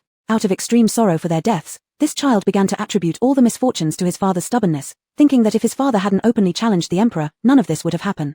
Ah, you this child. Ju Tianhao sighed once again, gently patting his nephew's back while consoling him. You've always been the smartest among your siblings since childhood, why can't you think it through now? You blame your father for being obstinate, aren't you just like him? Your father disregarded the safety of the whole family and the entire clan for the sake of justice, and aren't you doing the same, disregarding the well-being of your own nephews out of self-blame? Xian, your father is already gone, whether you resent or hate him or even feel pity for him, he can't come back anymore. But your nephews are still here. When will you decide to be strong? Ju Tianhao grew increasingly agitated, looking at his hunched-over and frail nephew, becoming more and more angry, filled with frustration at how iron doesn't become steel. With old fists raised, he pounded his hunched back one punch after another, choking with sobs. Xian, your uncle is old and your nephews are still young. When will you stand tall, shielding them from wind and rain? Are you really willing to let all our Ju clan's descendants suffer because of this upheaval in Liaodong? Wailing. Ju Yishuan felt nothing from Uncle Ju Tianhao's beating, only staring blankly at his crying and punching uncle, seeing again the figure of his own father. In the past, whenever he failed to study well, his father would beat him just like this. After beating him, he would feel regretful and hide to cry secretly afterward. Originally, after each beating, he would harbor resentment against his father, annoyed at his overly strict demands. He had tried his best, even receiving praise from teachers in school, yet his father wouldn't commend him but instead kept punishing him. But one time, when he discovered his father crying secretly in the study after beating him, he stopped blaming his father. In fact, he had always known that although his father was fully devoted to scholarship, he had never neglected their brotherhood. Their mother passed away early, and their father never thought of remarrying. Aside from pursuing knowledge, he focused on educating them, teaching them how to be good people, imparting knowledge, and even worrying about their daily needs. In fact, he had always known that not only had his father not ignored them, but he did better than most fathers. In fact, he had never truly blamed his father, he had always blamed himself. Wu. Uncle. I'm not blaming father, it's just that, I watched him go to his death, powerless to help, and my heart aches so much, Wu. Under Ju Tianhao's successive punching and scolding, Ju Yishuan could no longer hold back, shouting out what he had long kept inside, then kneeling down and hugging Ju Tianhao as he sobbed uncontrollably. Uncle, I'm so useless. I couldn't save father, nor could I save our family, Wu. I could only watch as they all died before me. Uncle knows everything. This isn't your fault. It's not wrong on your part. Your father wouldn't blame you either. Ju Tianhao patted his nephew's head, looking up at the sky with tears streaming endlessly down his aged face. Chapter 43, Awakening. The uncle and nephew held each other and burst into tears, not knowing how long they had cried. Until Zhu Tianhao cried himself out and realized that if he kept crying, he might suffer a brain hemorrhage or stroke, or even meet his brother earlier than expected, so he forced himself to stop crying. He also pulled up Zhu Yishuan, who was about to faint from crying, and consoled him. All right, your father, if he is watching over us from heaven, wouldn't want to see us so upset. Stop crying. Your body isn't well anyway, don't damage it further with sorrow. I can't have this old man of mine seeing your father before you go first. Zhu Tianhao muttered inwardly. Zhu Yishuan then wiped his tears, stood straight with the help of Zhu Tianhao. After having a good cry, his mind felt much clearer, and some things finally became clear to him. Seeing himself as an adult holding on to his uncle like a child, he actually felt somewhat embarrassed. With red cheeks, awkwardly smiling towards Zhu Tianhao, he said, "Uncle, please don't worry, I will take good care of myself in the future and also watch over the younger ones." Good. Uncle always knew you would be fine. Upon hearing Zhu Yishuan's words, Zhu Tianhao knew that he had figured it out. Inwardly, he thought that the punches he delivered weren't wasted after all. If only he had known sooner, he would have awakened him much earlier. Seeing Zhu Yishuan's shy smile at the corner of his lips and the glimmer returning to his eyes, Zhu Tianhao almost couldn't hold back his own tears again. Forcing himself to endure for quite some time, although the tears didn't fall, his voice cracked. Good. It's good that you've understood. Yes, I've understood everything. Zhu Yishuan lifted his face, not wanting his tears to be seen anymore, merely gazing at the distant rooftops and laughed bitterly. In fact, I understand everything inside, it's just that I have been unwilling to think deeply. Afraid that once I do, it will reveal my own incompetence. Father's last look at me before he passed, I know he wanted to entrust me, for me to take care of our family in his stead. But ultimately, my wife, younger brother, sister-in-law, nieces, and nephews are all gone, none protected by me. So many young and elderly members of our clan either fell ill or died. Ari Xian, this is all fate, how can you blame yourself? When Zhu Tianhao saw his nephew barely recover from his hatred for his father, only to fall again into self-blame, he thought inwardly, don't come up with another one. This old heart of yours won't hold out. He quickly interrupted his speech and racked his brains to persuade. That person, your father, appears stubborn, but is actually wise as water running beneath ice. If there wasn't a 9 out of 10 certainty, how could he stake the lives of all clan members on such a gamble? He wholeheartedly supported the Crown Prince, daring to oppose the Emperor for the sake of protecting His Highness the Crown Prince, practically taking on Hu Feng who opposed the Crown Prince's reforms alone. Why did your father willingly become this vanguard for the Crown Prince? Having been in the court for so many years, shouldn't you understand this better than your uncle? Isn't it because our Zhu family has always been a trusted confidant of General Chang who has already departed, and not directly tied to the Crown Prince? Your father is using this as an opportunity to show loyalty to the Crown Prince. Everything he does is for the benefit of our Zhu family. He values not the immediate interests, but the benefits of our Zhu family for the next few decades, even 100 years. As facts prove, your father hasn't miscalculated. From his public rebuke of the Emperor akin to Jiren Ju without losing his head, one can see how far the Crown Prince went to protect your father, not to mention the care shown during the exile journey. Look at which family under exile could be as comfortable as your father, riding in carriages, eating without worries. And the Emperor turned a blind eye to all this, indicating that he intended to leave your father for the Crown Prince's future use. If the Crown Prince hadn't unfortunately passed away, our family would have made it through these hard years. Once the Crown Prince dealt with Hu Feng, or perhaps ascended the throne in the future, we Zhu would surely enter a new phase of prosperity. Whether it's you or Aunt Bing, or the rest of the offspring, your futures would undoubtedly be boundless. This might very well be your father's true plan, but our luck ran out, and the Crown Prince suddenly passed away. To pacify Hu Feng, the Emperor had no choice but to deal a deadly blow to your father. Hence, our family has fallen to this end. So, Brother Xian, everything is due to fate. The Crown Prince's death is fate. Your father being sentenced to death is fate. We can only blame our misfortune in destiny. How can we possibly blame you and your father? In order to console his nephew, Zhu Tianhao exhausted all means, revealing some secrets shared by Zhu Galao during their exile along with his own conclusions, weaving them together into one narrative aimed solely at bringing Zhu Yishuan back. Please, don't dwell on it again. This frail old bone of mine really can't drag the Zhu household through this broken mess any longer. Fortunately, Zhu Yishuan only got stuck in self-reproach for a moment before quickly snapping out of it. Seeing his uncle had dried his lips from persuading him and still found time to joke around. Uncle, were all the things you just said actually told to you by my father? Yes. These are all what your father secretly told me during the exile journey. They're secrets that he ordered me not to tell anyone under any circumstances. If it weren't for you being depressed all the time, even I wouldn't have told you. Zhu Tianhao whispered. Haha, uncle, if I told you that you've been deceived by my father once again, would you be angry enough to hit him again? My father said that when you were young, you used to beat him because he couldn't keep up with your studies. His lying. Did I ever beat him because he couldn't study as well as me? I beat him because he always tattled on me to both master and father. Alright. Zhu Tianhao immediately exclaimed angrily. Hearing his nephew say that this old guy had tricked him once again, he couldn't help but curiously ask Zhu Yishuan. So tell me, how did your father deceive me this time? Why didn't I notice? Zhu Yishuan looked around, making sure no one was nearby, and determined that there was no harm in telling his uncle at this point, so he smiled and said, "Uncle, everything you said earlier was correct. The purpose of my father offending the current emperor indeed was to pledge allegiance to the crown prince. But he did this not for the benefit of our family over the next few decades or even 100 years. The reason he told you those things was simply because he didn't want you to blame or hit him. It was a ruse. If he really had our family's best interests in mind, he should have stayed neutral instead. Given his reputation among scholars, no matter who ascends the throne in the future, they would try every means to win him over." Was it really like that? That old man had tricked him again. He had thought the entire journey that his brother was revealing everything to him, which filled him with excitement, thinking that his brother had exhausted all efforts for the family's prospects despite being misunderstood by the clan members, only to realize now that this old man had deceived him. If it wasn't for our family, then for whom was he doing all these things? Old man as I am, I don't believe your father would do something that risks dragging down the entire clan just for himself. It can't possibly be that he disliked the emperor and decided to toy with him, right? Zhu Tianhao felt frustrated, completely baffled. He wanted nothing more than to grab Zhu Gelao and pummel him hard, but realized that since the person was already dead, even if he wanted to beat him, he couldn't. Would he chase him to the netherworld to continue hitting? His mood immediately sank. Zhu Yixuan also sighed deeply, then said, "My father probably didn't expect that this incident would involve the whole clan in the exile too. He may have thought that however enraged the current emperor was, at most it would only result in killing him or exiling our family, but never imagined the emperor would sentence our entire clan to exile. Then why did your father go through all this trouble?" Zhu Tianhao became even more puzzled. Perhaps it was still for the sake of loyalty and righteousness in his heart. Zhu Yixuan sighed. When General Chang passed away, he entrusted the care of the former crown princess and the first grand royal prince to father. This is how father entered the crown prince's palace. Officially, he was the crown prince's teacher, but in reality, his main task was to educate the first grand royal prince. But unexpectedly, a few years ago both the crown princess and the first grand royal prince died from illness, leaving the Chang family with only the fifth grand royal prince as their sole remaining bloodline. Therefore, father started teaching the fifth grand royal prince again. However, during the years the crown princess suffered on her sickbed, the fifth grand royal prince had unknowingly become uninterested in learning under the intentional or unintentional guidance of consort Han, who is now the crown princess. Despite father believing in the purity of the fifth grand royal prince's nature and saying that proper education could certainly turn him into a good child, his reputation as an uneducated and extravagant prince had already spread, and it was impossible to reverse this perception within a short period. Moreover, last year the crown prince made consort Han the new crown princess, causing father's concerns to deepen even further.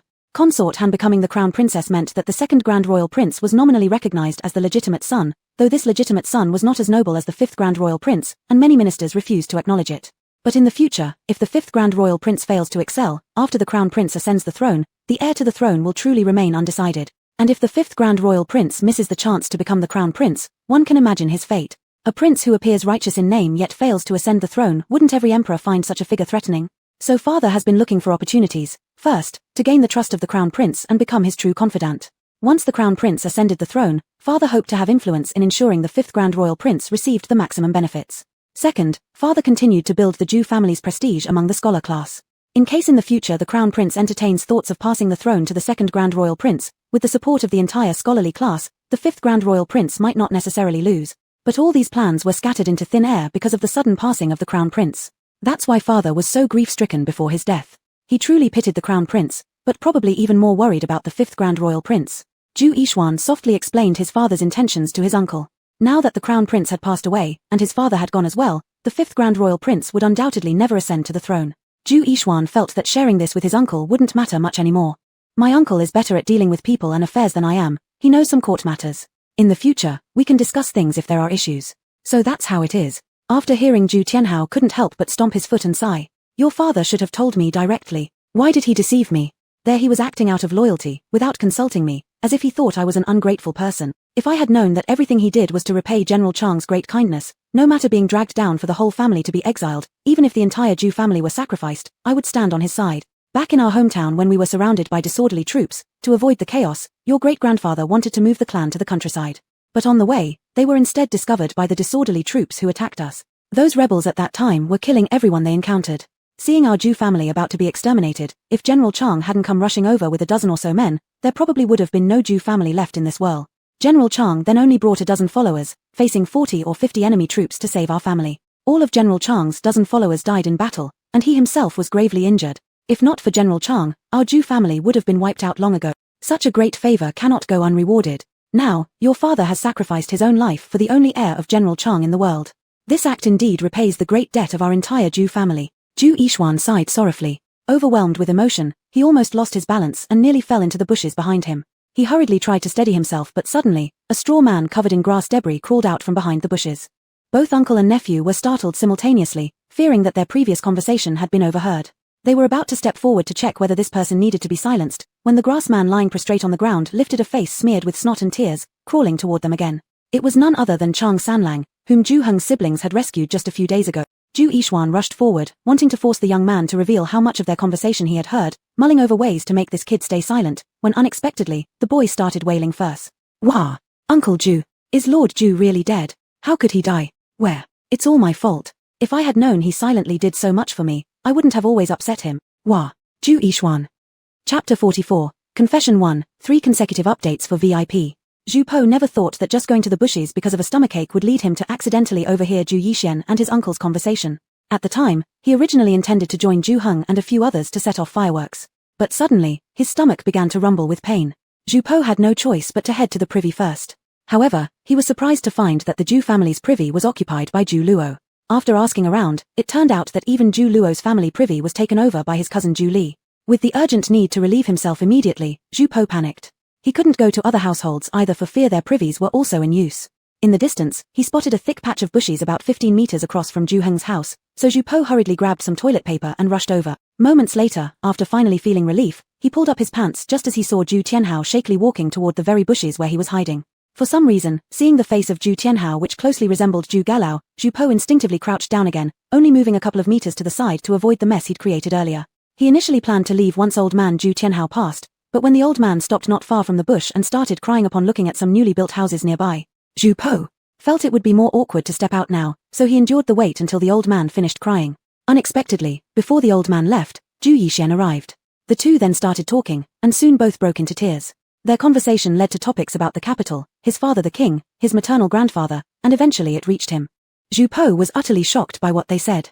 He learned that due to his father's death, countless people from Ju Galao's clan had been killed, including the elderly scholar Ju Galao who died by imperial decree ordered by his grandfather. Now Zhu Po understood why he hadn't heard the Ju family mention that old scholar these past few days, nor seen him appear. He had even felt relieved that he wouldn't have to face the old man. But it turned out that the old scholar had already passed away during exile. Though Zhu Po had previously mocked the old scholar many times for always bumping his head on things and predicted that one day he might really kill himself this way, he certainly hadn't wanted to curse the old man to die. Zhu Po had dreamed that when he grew up and owned his own mansion, he would invite the old scholar to live with him, hiring 4 or 5 chatterbox elderly women to attend to him. However, before he could grow up, that stern old scholar who frowned at him every time they met, wanting to slap his hands, had already died. In these past 2 days, he had foolishly avoided the old man, fearing he would be recognized, only to find out now that he would never see him again. Just moments ago, that old man was still among those he least wished to see, yet now, even if he wanted to see, he could never do so again. Back then, he did not understand that the old scholar punished him for his own good. In fact, he even tricked the old scholar multiple times out of anger over being slapped on the hand with a ruler, even burning the scholar's beard with a candle while he slept. But now, having experienced much in life, Zhu Po realized that though the old scholar loved to nag, he was one of the few people who truly meant no harm to him. And now, that old scholar was also gone. It seemed that within just 3 short years, those who were kind to him had gradually passed away. Nowadays, among the people left, Zhu Po could no longer tell who genuinely cared for him and who did not. While hiding in the bushes, Zhu Po cried uncontrollably. Especially when Ju Yixian mentioned how Ju Galao argued with his grandfather solely for Zhu Po's sake, he sobbed endlessly. Just as he was about to step out and reveal his identity to Ju Yixian to share his heartbreak, Ju Tianhao stumbled, nearly falling toward the bush where Zhu Po was hiding. Startled, Zhu Po instinctively tried to stand and help the old man. But when he attempted to get up, he realized that his legs had long gone numb from crouching too long. Severe tingling made it impossible for Zhu Po to stand steadily. Instead, he fell flat onto the ground and had to crawl out. Then came the scene at the start. A moment later, after Zhu Po confessed his origins to Ju Yixian, instead of showing any sympathy, Ju Yixian grabbed the collar of his neck and hoarsely questioned him. Are you out of your mind? Daring to impersonate the prince? Uncle Lin, I'm not lying. I am really Zhu Po. Zhu Po quickly explained, I've applied some medicine on my face, so you can't recognize me. Take a closer look at my features. Don't they resemble Zhu Po as you remember? Because of this, your eldest son grilled me the first time we met. Upon hearing this, Ju Yixian squinted and scrutinized the Chang Sanlang in front of him. He noticed that apart from being a bit paler, there were indeed some resemblances to his memory of the 5th prince. But since he hadn't seen the 5th prince many times, he still wasn't sure. Seeing that Ju Yixian still didn't believe him, Zhu Po hurriedly said, You've forgotten, once when I was little, Ju Galao took me to your house, and I accidentally took away your cherished minor bird. Did you take it or steal it? Ju Yixian thought sarcastically but became more convinced by Zhu Po's words. After all, such private matters wouldn't be known by too many people. And, Zhu Galao told me that you love eating lychees very much, but because it's what women usually enjoy, you don't eat it in front of others and instead sneak it in your study. He also said you are afraid of your wife. As long as Aunt glares at you, you won't say a word. And he said you're very timid, even scared of bugs. Your second younger brother used to get bullied by you, so he often scared you with bugs. To make Zhu Yishen believe he was himself, Zhu Po racked his brain thinking about the things Zhu Galao had told him about the Zhu family. Zhu Yishen. That's enough, stop. If you keep going, even my childhood bedwetting might come out. Zhu Yishen couldn't figure out why his father would have this kind of habit to expose his private matters to this young man. However, he thoroughly believed that the Chang Sanlang in front of him was indeed the fifth prince. Besides someone he extremely favored like the fifth prince, who else would his father tell these secrets to? But just as Zhu Yishen confirmed the identity of the person in front of him as the fifth prince, he was so shocked by his sudden appearance that his vision went black for a moment and almost fainted. It was only because Zhu Tianhao pulled him back that he did not fall down. Seeing Zhu Yishen's surprised look, Zhu Tianhao was equally shocked, never expecting the boy accidentally saved by Zhu Heng and his sister in the mountains to actually be the fifth prince. It was simply unbelievable. How could such a noble person suddenly show up in their home? Recalling how he recently ordered this fifth prince to find a bamboo pole to tie firecrackers and even kicked him for being slow, Zhu Tianhao began feeling a bit uneasy, contemplating whether he should bow deeply and ask for forgiveness. At the same time Zhu Tianhao felt uneasy, Zhu Yishen had already calmed down a bit from his shock and immediately pulled Zhu Po aside, quietly questioning him in rapid succession. Fifth prince. Shouldn't you be in the capital at this time? Why come to Liaodong? Who brought you here? How did you get here? What happened to those following you? How did you end up alone in the deep mountains and got bitten by a snake? Just imagining how the fifth prince once suffered alone in the mountains and almost lost his life made Zhu Yishen feel waves of fear afterward. If not for Zhu Heng's siblings, no one might have ever known about the fifth prince dying tragically in the forest. Zhu Po thought to himself, aren't there too many questions? Just as he wanted to answer, Zhu Yishen interrupted. This place is not suitable for talking, come, let's go inside and speak. So, the three avoided others and went to the room where Zhu Yishen was staying. Zhu Tianhao personally stood guard outside. Only then did Zhu Yishen let Zhu Po explain why he suddenly appeared in Liaodong. Since my father passed away, I've noticed a sharp decline in my position within the residence. Not only do fewer people flatter me as before, even my daily living standards have worsened considerably. I'm not stupid, if it weren't for Mother. No, if it weren't for the crown princess giving orders, those disgusting maids and slaves wouldn't dare treat me this way. Angry, I confronted the crown princess a few times, each time her nannies dismissed me on the pretext that father had just died, leaving the crown princess sick and unable to eat or rise from bed. Unable to vent elsewhere, I turned my anger toward those managing food and clothing, beating a few servants during this period. Somehow, this reached my grandfather, who beat me with the reason that I am soft-hearted and weak-willed, resorting to bullying the servants after a family tragedy without any sign of sorrow for my father. Then he sentenced me to 3 months of praying for father at the Ingrace Temple. Luckily, the eunuch Yun who came to administer my punishment had watched me grow up since childhood. He was lenient in his actions. Those strokes, while seeming harsh, didn't truly hurt me. Zhu Po said this part with visible satisfaction. Zhu Yishen helplessly glanced at the self-satisfied fifth prince, shook his head silently, thinking that this child was as naive as ever. Ever since the founding of Yang, to prevent eunuchs from meddling in state affairs, Emperor Chengqian has always strictly managed the eunuchs in the palace. Without his consent, even if given 100 chances, probably Yun the eunuch wouldn't dare act favorably against the emperor's command. However, Zhu Yishen did not intend to tell the fifth prince about this. Regarding the fact that Emperor Chengqian had ordered his father's death to stabilize the Hu Feng group after the crown prince's death, how could he not feel resentful? Yet he was also destined to be unable to seek revenge. At this moment, seeing him being misunderstood by his own grandson brought a certain sense of satisfaction and relief. Thus, he listened quietly as Zhu Po continued. Even though my bottom was fine, I still felt. Clearly it was those nasty servants who insulted me first, and I just lashed them a few times out of anger. Not only did grandfather refuse to stand up for me, but he actually had someone beat me with a board and scolded me for being unfilial. How am I unfilial? After father passed away, I was so sorrowful that I couldn't sleep for days and even soaked my blanket in tears. He still scolds and beats me, woo woo. The more Zhu Po spoke, the more aggrieved he felt, and the more he considered himself pitiful. Not only had his parents and elder brother died, but his stepmother also treated him poorly, and now even his grandfather didn't like him anymore. As he continued, he couldn't help himself from opening his mouth and started crying. Zhu Yishen. No wonder since his father started teaching this young man, his hair had turned grey rapidly. Faced with such an irrational, temperamental crybaby, his father must have often felt powerless. Why are you crying? Zhu Yishen pulled a handkerchief from his sleeve and handed it to Zhu Po, saying indifferently, your grandfather has just lost a son and is already in immense pain. When he hears that you were beating the servants over some trivial food matters, who else should he beat other than you? Beating you to vent his frustration is already lenient. How many people did he kill because of your father's death? Didn't his father die because of that too? When the emperor is angry, is there any question of whether something is deserved or not? It all depends on his mood. Who cares if you feel or not?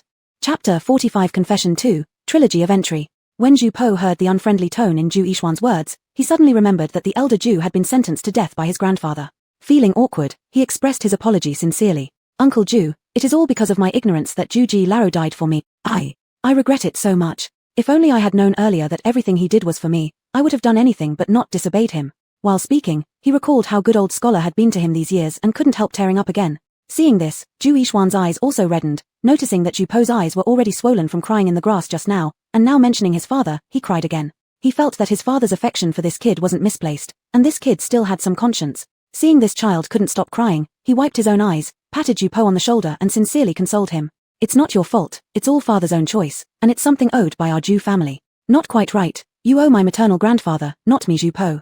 Ju Laro sacrificed himself for me, repaying my maternal grandfather's favor. What I Ju Po owe is owed by me personally. Though I can't repay him yet, I will definitely remember it and will surely repay him when there's a chance, Ju Po said earnestly with a red swollen face from crying.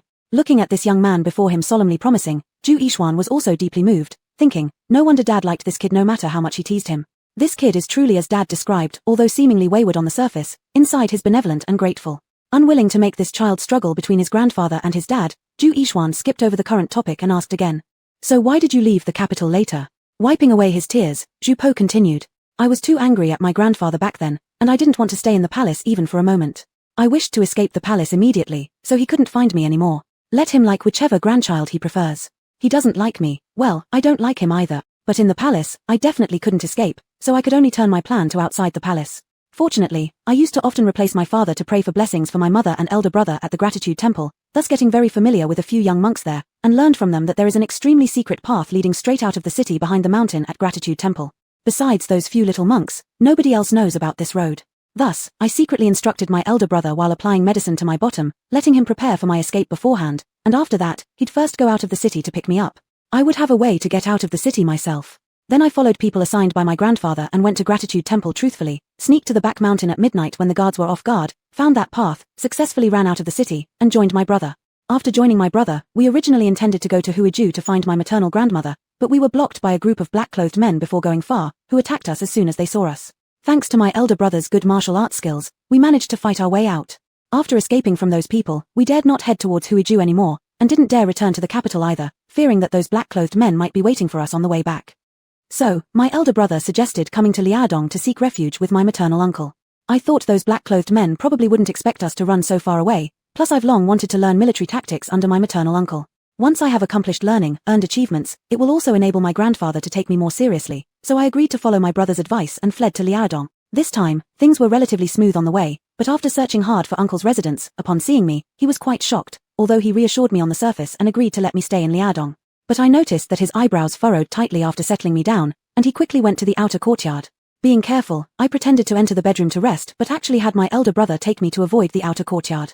Sure enough, shortly after, Uncle sent a group of soldiers to surround the courtyard where I was staying, and I heard him command the soldiers' leader to send this little lordie back at dawn. Not wanting to go back, I had my elder brother take me out, but unexpectedly we were spotted by guards from Uncle's residence. So, my elder brother took me and hid in the pavilion.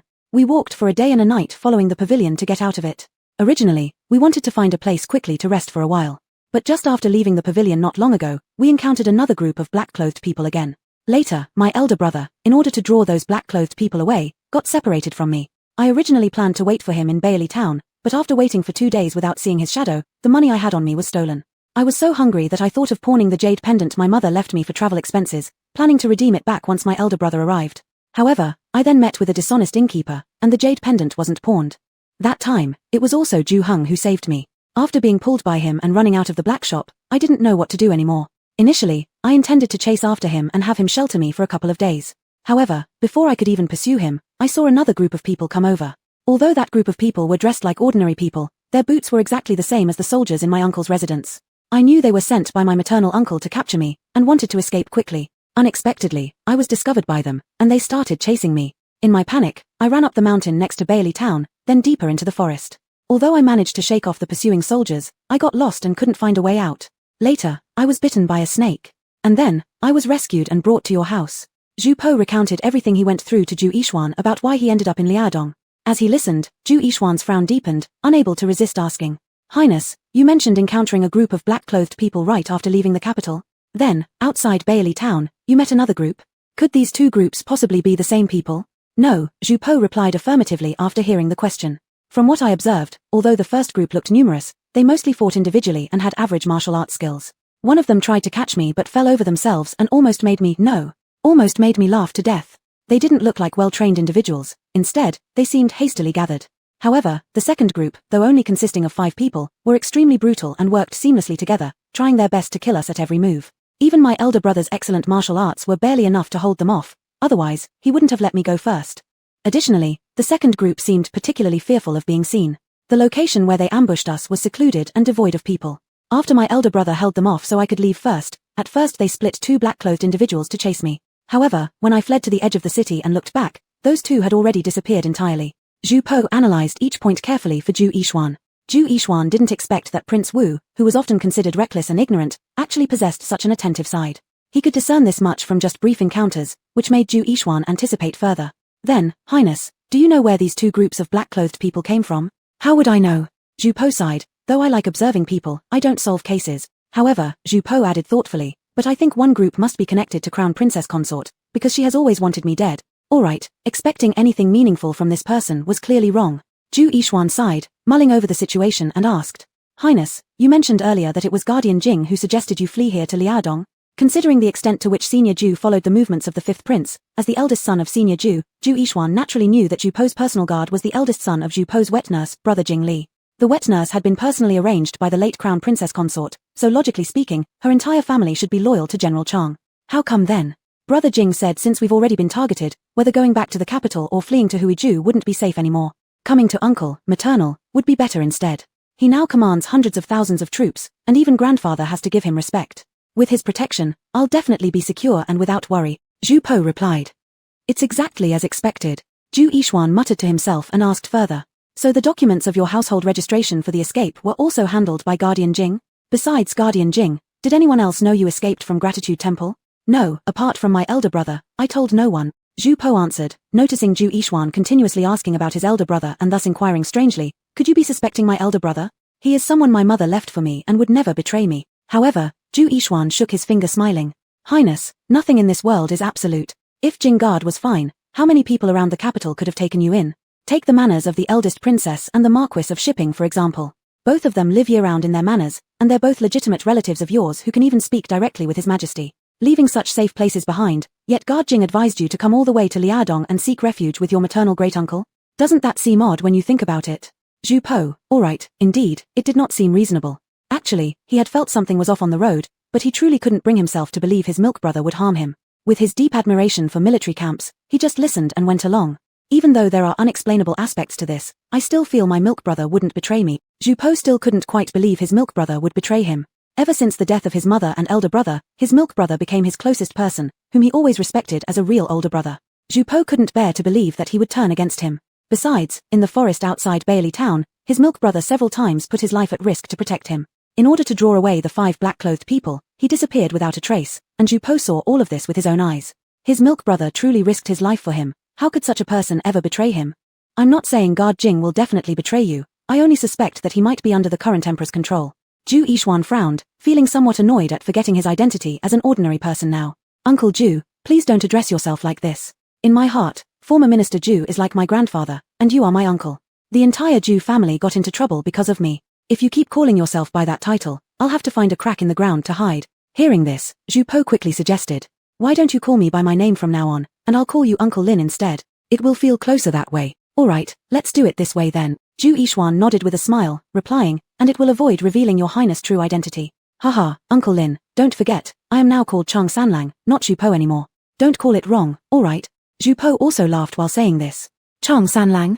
Haha, surnamed Chang, ranked 3rd in the family? Zhu Yixuan chuckled and shook his head, realizing he'd been too careless. Looking at this fake name, it clearly refers to the 5th royal grandson, doesn't it? Chapter 46, Confession 3, 3 consecutive updates entering VIP. It wasn't until after Zhu Yixuan agreed to no longer refer to himself as a commoner that the two continued with their previous topic. Zhu Po asked. Uncle Zhu just said my brother-in-law is actually my grandfather's man? Zhu Yixuan nodded and pondered. In fact, not only me, but my father also long suspected that Guarding Jing was this emperor's man. However, since Guarding Jing never made any mistakes, father never found evidence, so he thought it might be his own over-suspicion. The reason why father doubted this so much was because he felt that given this emperor's vigilance, how could he possibly place an outsider next to his direct grandson? Even if guarding Jing is your maternal grandfather's person, it should still be unsettling for him. At the very least, there should have been 1 or 2 more people planted nearby. But he didn't do that, instead letting guarding Jing stay by your side for so many years without replacement. This itself was very suspicious, and this time when he lured you to Liaodong, it proved this point exactly. So why did he lure me to Liaodong? Or rather, why did my grandfather lure me here? Zhu Po wondered. What does His Highness think? Zhu Yixuan countered this time without answering directly. Could it be to test my maternal uncle through me? After all, Zhu Po was born into the royal family. Even if he had grown up unlearned in many areas, the arts of power related to their family's dynasty were something he had to master, so he wasn't entirely clueless. His maternal uncle was specifically kept by his grandfather for his late father, and this he knew early on. But now that his father has passed, regarding those who were once trusted by his father and now hold significant military power, such as General Lanting, his grandfather must indeed find the situation quite challenging. To kill him would mean losing someone with too great a contribution, and there isn't sufficient justification. To keep him would raise concerns about whether, after his own death, any son who inherits the throne will be able to control him. Zhu Yixuan saw that Zhu Po immediately understood, and he felt even more appreciative of his father's remarks about Zhu Po's inward wisdom. He truly believed that this current emperor deliberately luring the 5th prince to Liaodong was probably meant to see General Lanting's intentions. If General Lanting retains this crown prince's heir right now, then once he conceives disloyal thoughts in the future, or the current emperor develops the intention to eliminate General Lanting, in the end a charge of inciting the royal grandson to flee abroad, or enticing the royal grandson with ulterior motives would inevitably fall on General Lanting. General Lan most likely knew this, which is why he intended to send this hot potato back home shortly after the 5th prince arrive. It seems ever since my father's death, my grandfather has developed suspicions towards my maternal uncle. Zhu Po couldn't help but sigh. A good relationship between ruler and subject turned sour just like that. Tell me, how did this happen? Should I mediate in the middle? Zhu Yixuan. Mediate? What nonsense. Do you think this is a rural dispute among peasants over a wall boundary that can be resolved with mediation? Is this really appropriate talk for a direct royal grandson? All these are merely our speculations, they may not reflect the real intentions of the emperor, your highness mustn't spread it around. Moreover, Liaodong hasn't been pacified yet, and the crown prince hasn't been chosen either. It's far too early to say anything. Zhu Yixuan quickly dissuaded.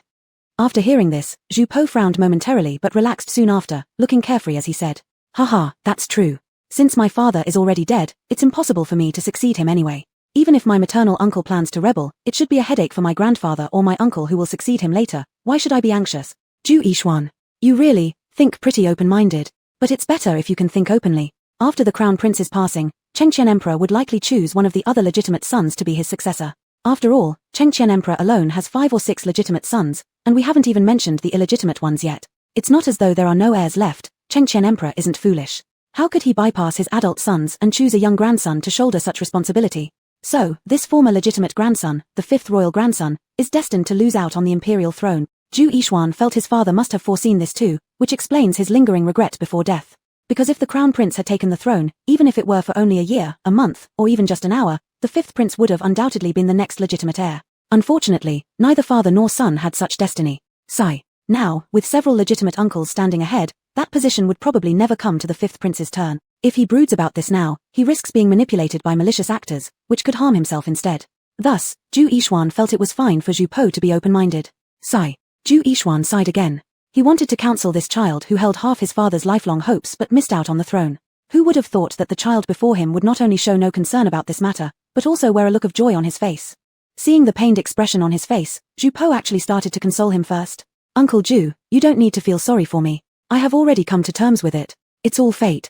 Zhu Po sighed as he looked down. Zhu Yixuan.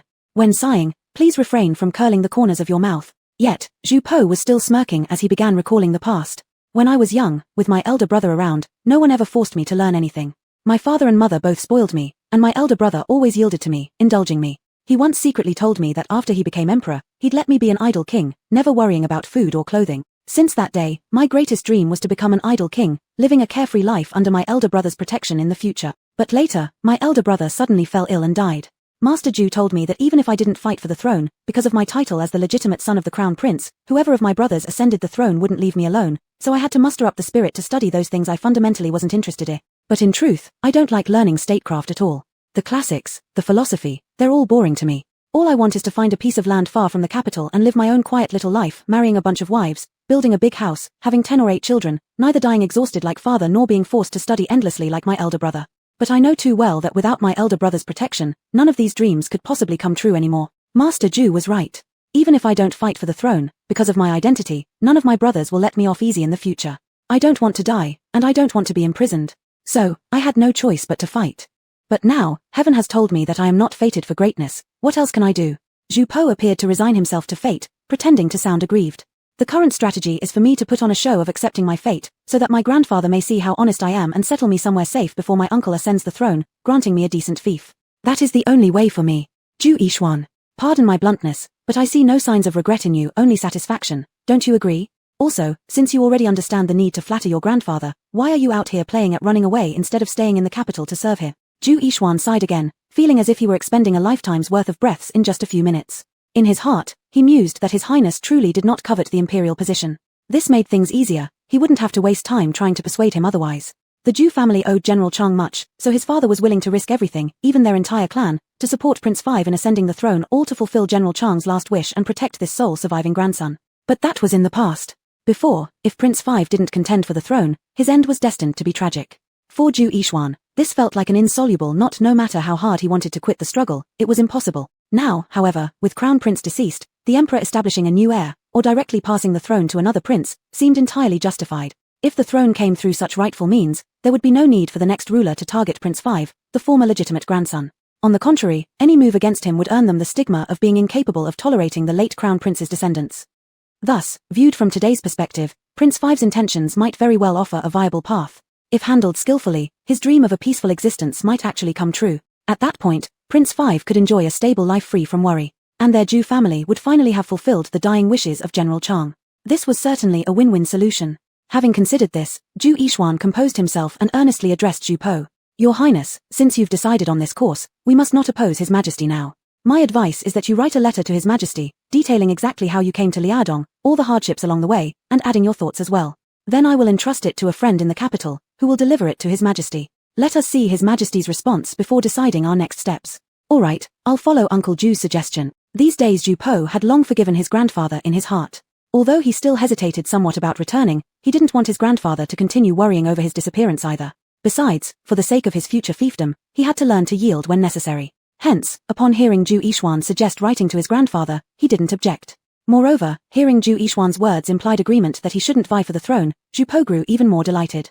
With a broad smile, he said, then I'll stay at Zhu Heng's place for these few days. His mother's cooking is quite delicious. Zhu Yixuan, you really seem like the type of person who would be perfectly suited to become a carefree prince, living an easy life. However, upon hearing Zhu Po mention Zhu Heng, Zhu Yixuan felt there were some matters he needed to start arranging. After Zhu Po finished talking with Zhu Yixuan, he wrote a letter of safety for Emperor Chengqian personally at Zhu Yixuan's house, detailing his journey and then handed it over to Zhu Yixuan before happily heading back to find Zhu Yu to play. After spending these few days together, Zhu Po thought that although Black Girl was quite fierce, she was very much to his liking. She was straightforward, never acting coy or artificial, and could easily join in conversations about food, daily items, and fun things alike, engaging him effortlessly. At one point, out of excitement, Zhu Po inadvertently mentioned how the courtesans from Tsayun Pavilion played beautiful pipa music. As soon as the words left his mouth, he regretted them, fearing that Black Girl would be upset. Instead, to his surprise, she showed genuine interest, smiling and asking curiously what tune had so captivated him that he couldn't forget, and whether he could hum it for her.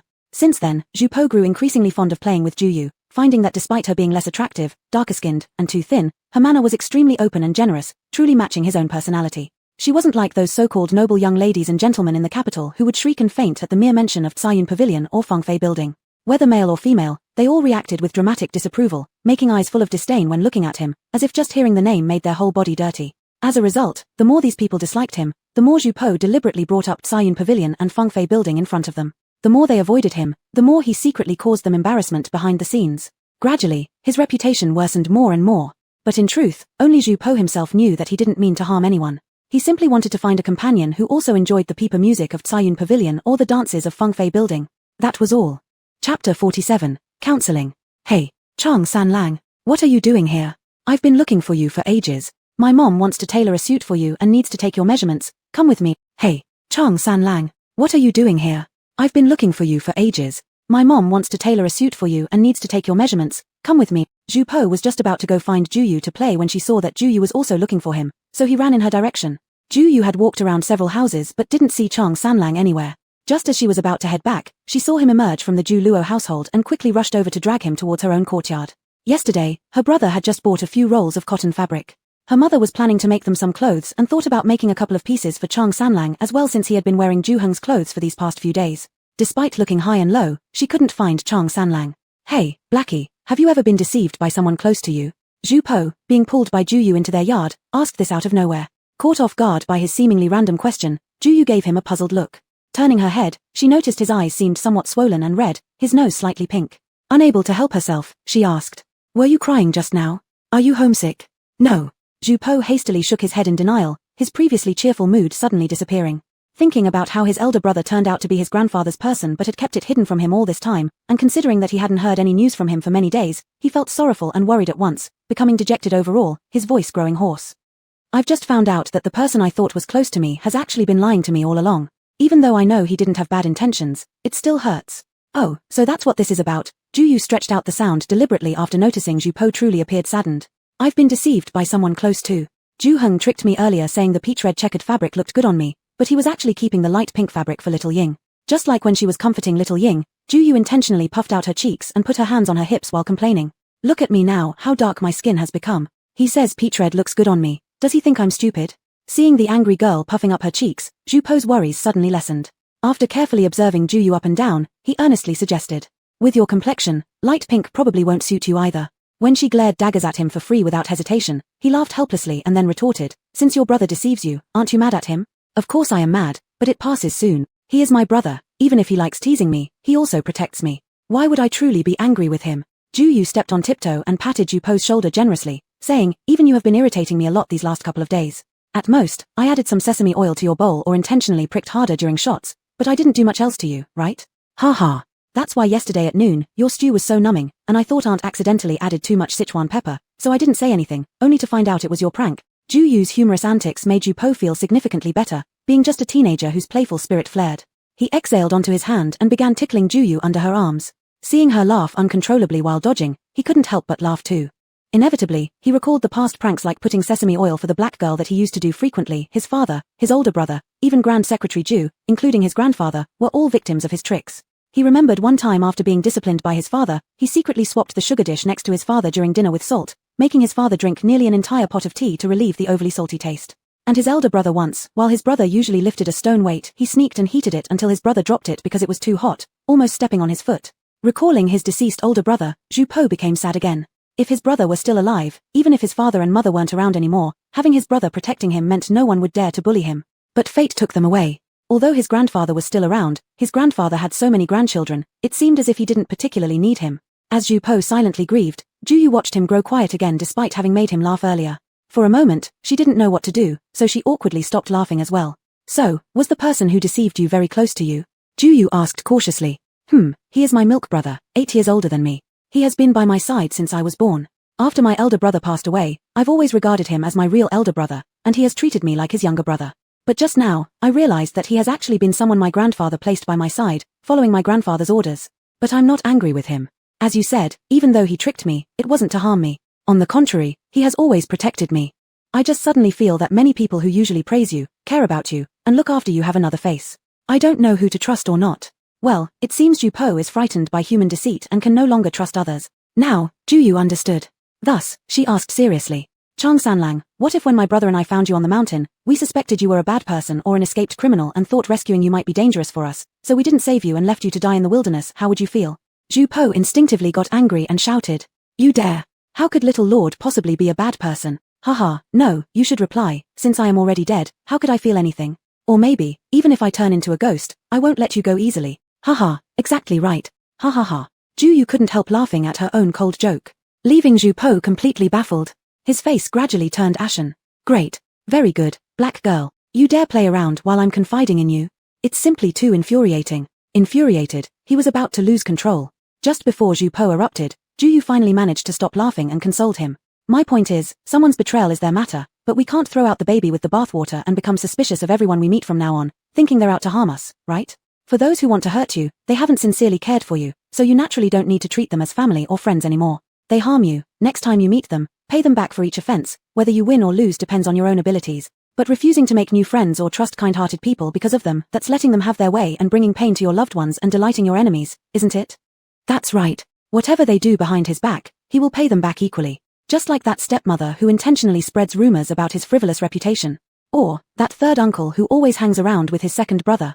Why should he feel upset for them? And even if he doesn't want to fight over that position, he still needs to show some spirit. He is the direct grandson of Emperor Chengqian, the son of the crown prince, and the grandson-in-law of the Marquis of E State. What does he have to fear from them? If he runs and hides, isn't that precisely fulfilling their wishes, as the black girl said? Isn't it going to give him a reputation for being weak and incapable in front of his grandfather? Originally, under their relentless guidance, he already appeared unruly and arrogant, incredibly stupid in his grandfather's eyes. If this continues, his grand fief, his utopia, his 10 or 8 wives, will all vanish. Zhu Po deeply believed Zhu Yu was right, and suddenly felt he couldn't continue being so disheartened. For his utopia, he had to work hard. At the very least, he needed to let his uncles and brothers know that he isn't easy to provoke either. You are right. We can't allow one person to ruin it for all. Little Lord can't deny those who have treated me kindly because of those wicked ones. Rest assured, from now on, Little Lord won't think this way anymore. Zhu Po promised Zhu Yu. I also don't think it should be so absolute. Perhaps, you should reflect on why so many people dislike you, Zhu Yu suggested earnestly. Isn't it related to the fact that you're too self-centered? Too narcissistic? Calling yourself Little Lord all the time also plays a role, doesn't it? Zhu Po. While Zhu Yu was counseling Zhu Po, Zhu Heng was invited by Zhu Bing to their yard, where Zhu Yixuan was waiting for him on the Kang bed. Zhu Heng arched an eyebrow, curious about what this clan uncle wanted to tell him, apart from last time when Zhu Yixuan insisted on buying him a pony besides the equipment. Normally, he rarely interacted with this clan uncle. Instead, his sister was more familiar with him due to often being called over to decoct medicine and administer acupuncture for Zhu Yixuan. After paying his respects and seeing that Zhu Yixuan remained silent, Zhu Heng just stood still with his eyes fixed on his nose and his mind calm. Zhu Yixuan was amused by the seemingly cautious, respectful demeanor of Zhu Heng which, in fact, concealed a calculating streak. He thought to himself, here's a boy who has killed men and dared to strike his own paternal uncle, now he pretends to be so innocent. Though reluctant to expose him, Zhu Yixuan pointed to the edge of the Kang bed and said, all right, stop standing there like a post, sit down. Seeing Zhu Heng gingerly shuffle over and barely perch on the edge of the Kang, Zhu Yixuan came straight to the point. In a few days, you all will be reporting to the military camp. Have you given any thought about what you intend to do? There was no choice but to get directly to the matter since, judging from the boy's defensive posture, if he were to beat around the bush, it might have taken the entire day. What exactly does my respected clan uncle mean? The boy, true to form, played ignorance and tossed the question back to him. Zhu Yixuan, growing more straightforward, asked. My question is this, upon arriving at the military camp, do you wish to bide your time quietly and focus on surviving, or do you prefer a more aggressive approach, hoping to earn some battle merit? May I inquire of my respected clan uncle, what would focusing on survival mean, and what would an aggressive stance imply? Furthermore, Zhu Bo, our older brother, is accompanying me. What are his plans? Rising slightly as he glanced toward Zhu Bing, Zhu Heng politely inquired. Truly a slippery young lad. Zhu Yixuan let out another exasperated laugh and responded. Your cousin Bo is different from you. If our family maintains its current status, pursuing a scholarly career may well bring some success, yet now, except for lying low and waiting for opportunities ahead, he has no other viable path. I plan to ask an old friend of mine to secure a clerical position for him within the army, one that will not only help him stay alive but also give him some courage training. On the other hand, you are quite decisive in matters, yet you show caution without blind aggression. You possess a bold and meticulous temperament suitable for the path of a military officer. That's why I wanted to ask you first. If you want the same route as Cousin Bo, then I'll also entrust my old friend to find you a clerical role or perhaps something related to managing farmland. But if you have other plans, feel free to share them with me. Although my connections in the army are limited, arranging some support here and there shouldn't be overly difficult. You need not worry, not only you two but also your cousin Dai and the other young men of the Zhu family, I will make every effort to take care of them too. Your grandfather is right, our Zhu family has already lost many sons, and we cannot continue losing them at this rate. With a smile, Zhu Yixuan shared his plans frankly with Zhu Heng, treating him like a capable adult rather than a child. In his view, the 13-year-old before him was more mature than he himself had been when in his 20s. He had just heard from Zhu Bing how this boy managed to secure a bookkeeping job at an inn for Uncle Li after merely going to town to sell some mountain pheasants. This small gesture left Zhu Heng's aunt deeply moved. For someone so young to exhibit such interpersonal skills truly surpassed his younger self. Chapter 48, Rebuke. It turned out that this was the reason he had been called over, and finally Zhu Heng understood Zhu Yixuan's intention. Since it was well meant, Zhu Heng naturally stopped holding back and candidly said, Nephew has heard that only by reaching the rank of Xiaoqi in our military households will other family members have the opportunity to study and take imperial exams. Nephew doesn't want his brothers and sons to be forced to fight on the battlefield in the future, so I intend to fight for my own destiny. I plan to make a career in the army. Good. Excellent. What an ambition to fight for oneself. Making a career in the army. I knew you were a man of spirit. If all the descendants of our Zhu family had your spirit, how could we worry about not rising in the future? Ha ha, cough cough, good ah, cough cough cough. Zhu Yixuan became so excited after hearing Zhu Heng's words that he couldn't help but choke and cough. Zhu Bing beside him quickly poured a bowl of water, which Zhu Heng handed to Zhu Yixuan. After drinking a few sips, Zhu Yixuan gradually calmed down. After resting for a moment, Zhu Yixuan continued. Since such is the case, I'll give you some letters shortly. You and Binger should ride together to deliver them to a bookshop called Songju Pavilion in town. The bookshop is located within a pine forest to the east of Bailey Town. Once there, you'll find it easily enough. When you arrive, just hand over the letters to the gatekeeper named Uncle Wen, who will ensure they reach his master. Yes, Ju Heng responded humbly. Although curious about who the friend mentioned by Ju Yixuan might be, he didn't press further since Ju Yixuan hadn't elaborated. However, Ju Heng felt assured that Ju Yixuan would not do anything harmful, nor did he have any reason to harm him. Thus, after receiving the letters, he left with Ju Luo to send them by horseback into town. By the time they returned in the evening, Ju Heng bought a slaughtered sheep from the market, intending to invite several families for dinner before he left for the camp. He hoped this meal would also serve as a request for these families to look after his mother and others while he was away. With winter approaching in Liaodong, even frail individuals like Ju Yixuan began using heated kang beds for warmth. Upon seeing the mutton, Zheng Shi vetoed Ju Heng's idea of eating grilled mutton and instead decided to cook a mutton hot pot. She first asked Ju Heng to help extract the best cuts of lamb ribs using a sharp knife. These were boiled clean and stewed in a large pot. While the lamb ribs were simmering, Zheng Shi cut the remaining meat into uniform slices, arranged them onto plates for later use, and directed Ju Yu and Ju Po to prepare vegetables like radishes, cabbage, mushrooms, broccoli, coriander, etc., by washing and arranging them neatly on dishes. Realizing there wasn't a proper stove for hot pot, Zheng Shi commandeered 3 stoves normally used by Ju Yu and his apprentice for boiling medicine. She placed coals from the kitchen hearth inside these stoves and put medium-sized sand pots on top. Into each pot went the pre-stewed lamb ribs, creating 3 servings of lamb rib hot pot. Aside from the lack of chili peppers, this dish closely resembled modern lamb rib hot pot. No, because no hormones or artificial growth enhancers were used, the mutton tasted far more fragrant than its contemporary counterpart, emitting a rich aroma. Even before eating, Ju Heng and the others could already imagine how delicious it would taste in their mouth. Hurry up and stop looking, why don't you go invite people already? Seeing Ju Heng and the rest of the siblings, including Ju Po, almost drooling over the sand pot, Zheng Shi couldn't help but tease them with mock scolding.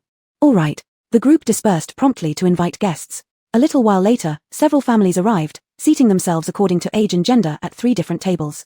On the table where Ju Tianhao sat, Ju Heng specially placed a small jar of white liquor, earning appreciative glances from Ju Tianhao. First, Ju Heng represented his entire family to offer toasts to the elders seated with Ju Tianhao and Ju Ruifeng, entrusting them to care for his household during his absence. He then joined the table with Ju Bing and others. The young ones at this table had already grown impatient, scrambling for the meat the instant Ju Heng returned. He barely managed to grab a piece, missing the last cut of lamb rib by mere seconds. But if the lamb ribs were delicious, the marinated slices of lamb were even better.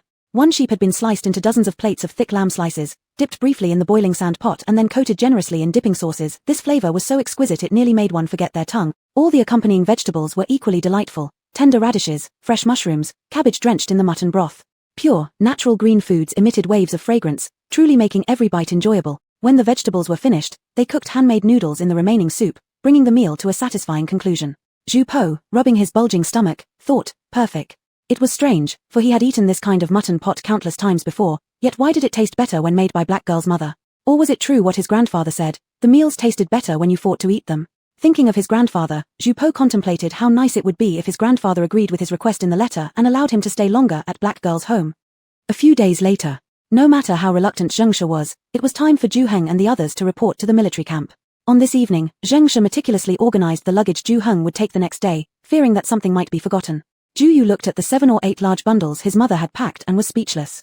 Tomorrow, his brother was going to leave together with Ju Bing, and since they couldn't carry the items in extra dimensions, how on earth was his brother supposed to carry all these things? He wanted her to reduce the load. For instance, 2 sets of cotton clothes were enough instead of 4, 1 set of quilts would suffice instead of 2. But when Ju Heng came in and said that they could take everything, their mother finally relaxed a bit. After comforting his mother, Ju Heng went to console young Ju Ying, who had cried all day due to missing him. Finally, after much effort, he managed to get the little girl to sleep. When he returned to the room, he saw his younger brother Ju Li quietly crying under the quilt. There was nothing else to do but pull the little one out from under the quilt and mess up his hair again. Big brother, Ali will surely study hard with Uncle Lin. When you become Chief Banner Officer, Ali will also pass the examination to become a Duran scholar, allowing our family to escape the burdens of being a military household. In the future, your son, my nephew, will only serve as a soldier if he wants to. Otherwise, he can read book. The little boy sobbed, red-eyed, while making promises. Yesterday, Ju Yixuan had specially called all the boys over and, regardless of whether they understood, explained Da Yang's policy for getting rid of military household status. He also made clear that once Ju Heng and the others left, Ju Li and the others would go to study with him. That was why little Ju Li said what he did. Haha, it's settled then. As the only 2 men in our family, let's both work hard so we can make our family's life better and better, alright? Ju Heng touched his younger brother's head encouragingly. Right, Uncle Lin said that Ali is also a man, and should not rely entirely on Big Brother for support. I must help too. Ju Li puffed his small face, pursing his lips resolutely. Oh well, ever since Uncle Ju started to regain his spirit, his ability to deceive had grown considerably. Just from talking to him briefly, look how motivated little Ju Li became. Sitting on the kang at the corner of the house, Ju Po silently ridiculed while watching the touching scene between the Ju brothers unfold. He thought privately that living as commoners was good. True brotherhood didn't have to be performed, unlike his relationship with his second elder brother, which was entirely fake every time they met. Hey, come here a moment. Ju Po was spacing out when he suddenly noticed Ju Heng calling him with a gesture after having comforted his brother. Although Ju Po had been saved twice by Ju Heng, they hadn't spent much time together because Ju Heng had been so busy recently. In contrast, Ju Po had spent more time with Ju Yu and Ju Luo. Now, seeing Ju Heng call him sternly, he felt uneasy. He had heard from Ju Luo that their leader had killed people. Surely, Ju Heng wouldn't kill him just because he didn't like his looks. What do you want? Ju Po asked somewhat nervously as Ju Heng directly led him into the shadows of the yard. You, who are you really? What's your relationship with Uncle Lin? Why do you two avoid people when you interact? Why does the elder grandfather behave as if kowtowing in front of you? Ju Heng cut straight to the point and asked bluntly. Ju Po. So his movements these past few days had been so exposed. If you want to lie to me or have something difficult to explain, don't bother. Seeing Ju Po hesitate, Ju Heng continued directly. You've stayed in my house for about 7 or 8 days now, your wound has long healed. Shouldn't you leave? Ju Po. Why did both siblings enjoy kicking people out like this? Sure, he wasn't unwilling to move to Ju Luo's place, but there were only father and son at Ju Luo's home, often without a hot meal. Ju Po had once luckily tried a dish cooked by his uncle Ju and almost got sick. If he stayed there, he'd rather return to the capital. Hehe, elder brother Heng, although I cannot tell you who I am, I assure you that I am absolutely a good person and would never do anything detrimental to your family. If you don't believe me, go ask Uncle Ju. He is your clan uncle, surely he wouldn't harm you, right? If I were a bad person, he would have kicked me out already, wouldn't he? Hee. Since Ju Heng was only 1 month older than Ju Po, and for the sake of his own stomach, Ju Po decided it would be better to flatter Ju Heng. He even called him brother, fearing that Ju Heng might really drive him away. Ju Heng had summoned Chang Sanlang merely to warn him. Since Ju Yixuan had already tacitly approved Ju Po staying at their home, Ju Heng felt this young man should not pose much danger. Besides, he believed this young man's identity was certainly either wealthy or prestigious, likely a young lord from some distinguished family who had fled home in a moment of adolescent recklessness. Otherwise, how could the old patriarch have fawned over him so much? If their family harbored him, they would most likely benefit from it in the future. However, the warning still needed to be given, otherwise, this young man might think it was proper for them to take him in without question. So Ju Heng continued. Since you say that, I'll believe you one more time. But, you should at least tell me how long you plan to stay at my house, right? Uncle Ju has already sent a letter to my grandfather. Once we receive his reply, I will know whether I am to leave or stay. However, with the distance between Liaodong and the capital being so great, a round trip will take at least a month or 2. Ju Po hurriedly answered, fearing Ju Heng might dislike his prolonged stay, so he added, rest assured, once my grandfather sends me silver, I'll pay your family back in full. I won't eat your meals for free. That's not necessary. We can afford a few meals for you, but I hope you can keep your word and not involve our family in trouble. It was very difficult for us to come here to Liaodong unscathed. I don't want our family to encounter misfortune because of you. After Ju Heng felt the warning was sufficient, he feigned generosity. No, never. You and your family are my saviors. Even if I, Ju, were to become blind like a pig dripping with oil, I wouldn't dream of harming you. Ju Po hastily promised. Thinking privately, how hard was it for him just to enjoy a decent meal? Here he was, a legitimate royal grandson, bowing and scraping so humbly before someone else. Thankfully, it was his rescuers, so lowering himself slightly could be justified. If it were someone else, and this got around to the capital, his reputation would be ruined forever. Chapter 49, Little Jiao Jiao turns out to be skilled in martial arts. The next morning, Ju Heng was all prepared. Together with Ju Bing, Ju Dai, and Ju Zimao, each riding a horse, they carried their luggage and set off for the military camp amidst the reluctant farewells of their loved ones. This departure meant they wouldn't know when they could return, so everyone brought a good amount of luggage. Among them, Ju Heng had the most baggage. Besides what was loaded on his horse, he also carried several large bundles on his back. From afar, Ju Heng's small frame seemed almost swallowed by his mountain of luggage, only his little head visible above it.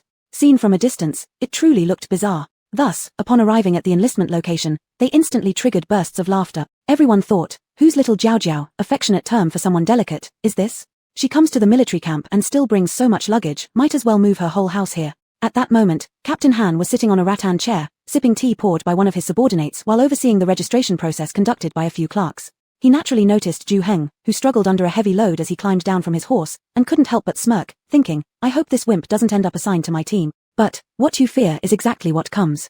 Just after Captain Han thought this, he saw Ju Heng heading toward their registration line. Captain Han. Truly cursed in all the wrong ways. Ju Heng and the others, of course, were unaware of Captain Han's internal musings. After arriving, they obediently lined up with the queue and, when it was their turn, respectfully handed over their identification scrolls. The soldier responsible for recruitment took the scrolls, glanced at the names written on them, then curiously turned to look at Ju Heng and the group before walking over to show them to Captain Han. Seeing this, Ju Heng realized it must be time for the connections arranged by Ju Yixuan to take effect. Sure enough, shortly afterward, Captain Han approached with a teapot in hand, giving them a sidelong glance before asking, "Which one of you is named Ju Zamao?" Ju Zamao quickly stepped forward, bowing slightly in response. "All right, you'll follow him shortly." Captain Han nodded toward a nearby soldier. He continued, "Who is? What the hell is this character pronounced?" Captain Han suddenly got stuck looking at the scroll, annoyed, kicking the clerk responsible for the recruit registry. "The character is pronounced Po, it's Ju Bing, Po." The clerk hurriedly answered, offering a hint. How amusing indeed. Captain Han silently criticized the nobility families in his mind. Why would they name their children Po? Yet he kept his face neutral, knowing these individuals were backed by influential people and shouldn't be offended lightly. So, he smiled at Ju Bing and said, "You will assist me as an army clerk from now on. I'll have someone take you to the tent later." Ju Bing promptly responded affirmatively and stood aside quietly. Captain Han hesitated again, prompting the registration clerk to quickly review the names before being kicked, softly reminding, "Sir, these two are called Ju Heng and Ju Dai." Captain Han acknowledged his help with an approving look, then asked, "Who are Ju Heng and Ju Dai?" Both Ju Heng and Ju Dai immediately stepped out. Captain Han was shocked this time. My goodness, wasn't this just that little princess-like figure? The other appeared slightly stronger, yet not by much, a couple of 12 or 13-year-old bean sprout. He had another verification done by the side clerk regarding the two names, inwardly wondering if there might have been some sort of error assigning two fledgling soldiers to be his personal guard. However, the clerk assured him that it was correct. The official documentation from higher-ups clearly indicated these two individuals, with matching household registries and names. Captain Han, again, glancing back at the little princess and bean sprout, pondered inwardly, "This is absurd. In battle, who'd protect whom, me or them?" Still, he dared not defy the direct order from higher command. Therefore, he kindly whispered a reminder to Ju Heng and his companion. "The intention above is for you two to become my personal guards, but being my guard isn't as simple as you think. I fight on the battlefield. When the fighting intensifies, no one will be able to protect the both of you. Perhaps you should reconsider. Like the other two companions, you can switch to a desk job." "No need, sir. The two of us have heard that Captain Han is a mighty general in our great Yang, both valiant and cunning. That's why we had our elders specially ask for us to be assigned under you, so we can learn from you.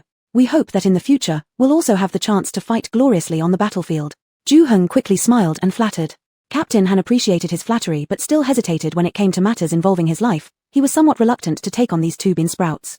Seeing this, Ju Heng quickly took out the gift Ju Yixuan had let him bring, a pouch of gold beans. He slipped a pack of 12 gold beans into Captain Han's arms when the latter turned sideways.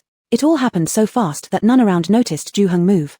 Captain Han, holy crap, little Jiao Jiao actually knows martial arts. Because of Ju Heng's deliberate display and the weighty present, Captain Han agreed to let Ju Heng and Ju Dai join his camp as personal guards, replacing the previous guards who had recently been promoted to small flag bearers. Ju Luo was also grouped with them, though his position was as the military secretary by Captain Han's side, mostly needing only to stay at the rear. If a real battle occurred, he wouldn't need to go to the battlefield. Ju Zamao, however, was assigned to the squad responsible for garrison farming and didn't need to go to battle either. His regular work mainly involved checking on the farming situations of over 100 households under Captain Han's command, and collecting rents and grains during harvest time. This job was specially arranged for him by Ju Yixuan. Though it required frequent trips to the countryside and could be tiring, it was quite safe. Moreover, now that Ju Zamao had a horse, running errands over 100 miles wouldn't tire him much. What pleased Ju Zamao most was that since his job often required going back and forth between the military camp and various villages, there were many opportunities to return home. This made it very convenient if Ju Heng or others wanted to send something home or if the family wanted to deliver something to them. Captain Han's 100 household post was located about 50 li east of Bailey town, roughly 100 li away from Fuzhou Wei. There were a total of 150 soldiers, equivalent to a modern company-level unit. All soldiers lived together, 10 men to a barrack. The so-called barracks were simply huts made of thatch and mud, warm enough inside, but low, narrow, and with over 10 men living together. In the cold winter, they couldn't bathe frequently, so the smell. Ju Heng got lucky and smelled it once. It practically matched the putrid odor of zombies from the end times. Fortunately, Ju Heng and the other two didn't have to crowd with the ordinary soldiers in these low huts. As Captain Han's close personal guards and clerks, they were fortunate enough to share a tent with Captain Han. Though they still had to endure the stench of Captain Han's smelly feet, compared to tolerating the smell from 10 men, enduring just one wasn't too bad. Besides, after the 3-month exile trip under the scorching sun, the trio had long become immune to such smells and sweat odors. Even Ju Bing, the cleanest of the three, could now sleep peacefully next to Captain Han's stinky feet. Captain Han appeared rough but was actually meticulous. Ju Heng had already heard through Ju Yixuan before coming here. He knew his new superior had earned his rank through hard-fought military achievements. Though looking casual in everyday matters, when it came to training, he was absolutely rigorous and swift in action. After entering the camp, they immediately underwent an intensive 3-month training session for new soldiers. Naturally, Ju Heng and Ju Dai couldn't avoid it, and neither did Ju Luo get spared. As Captain Han said, whether it was a cook, a groom, or even a clerk, any soldier under him must be able to fight on the battlefield in critical moment. To stand firm in his company, one must show courage, not fear hardship or fatigue, and possess real skills. Cowards, no matter how influential their backers may be, if they couldn't survive the initial training, Captain Han wouldn't keep them. Among those who entered through connections, only the 3 of them remained. Captain Han's words clearly referred to them, almost naming them outright. To avoid being labeled as cowards, the 3 could only grit their teeth and fully immerse themselves in the combat training. Without a doubt, Captain Han's training intensity was truly high, but the results were also remarkably apparent. Before the collapse, Ju Heng had practiced taekwondo and kickboxing for a while. Later, he was fortunate to learn various special forces combat techniques from a tactical team instructor. Yet what truly helped him grow rapidly was the accumulated experience from those life-and-death battles with zombies during those 3 years of the apocalypse. He had always firmly believed that when it came to fighting, apart from talent, the most crucial factors were the accumulation of experience and a steady, precise, and ruthless mindset, along with regular physical combat training. Everything else, like styles or schools, was all nonsense. Just take those so-called Qigong masters and martial arts experts from his past life for example, along with the various sect leaders who frequently appeared on TV alongside their personal disciples, weren't they all taken down in a few moves by zombies? On the contrary, many ordinary people, who initially knew nothing but courage, gradually accumulated experience through repeated battles against zombies. They honed their courage and strengthened their bodies, ultimately managing to survive. Take his sister for example. From a girl who only cared about reading books and studying medicine. Wait, his sister probably wasn't ever soft and cute from childhood to adulthood. Let's just say, from an ordinary girl who only knew reading and studying medicine, she transformed into someone who could kill zombies without batting an eye, someone who would stab a zombie's eyeball with a dagger, a fiery-tempered lass, and all this change happened within just a few months. It was impossible not to change. If you didn't change, either you die, or you turn into a zombie and live like one walking dead. Only those who chose to fight the zombies rather than become one, ended up as the ultimate survivors. Take him and his sister for example. After 3 years in the apocalypse, they had both changed immensely. But who among those who survived in the apocalypse remained their former selves? Though the 3 years in the apocalypse could be described as a rebirth for them, if given the choice, who would willingly endure such trials? He'd rather go back to his previous life, when he could earn a little money and, if he had time, travel with classmates, seeing places all over China. But could he go back? Therefore, being able to come to this ancient era, they were truly grateful. Only after surviving the apocalypse did they realize how precious and difficult it is just to be alive. And they understood that living without the constant shadow of death was the truest form of living. A life where you no longer have to hide and can freely enjoy the beauty of the world, that's the real deal. Chapter 50, Having One's Cake and Eating It Too. Under the cruel but highly effective single combat training of Han Baihu, in just 3 months, Ju Heng had restored to about 60 or 70% of his physical strength from his previous life. He'd also grown taller, though he was still wiry and lanky. However, combining his experience from fighting zombies in his previous life, his solo combat skills had become unmatched in the entire Baihu office. When sparring with Han Baihu himself, they were now evenly matched, much to Han Baihu's delight. Ju Bing, who used to be such a sickly individual, had also become robust.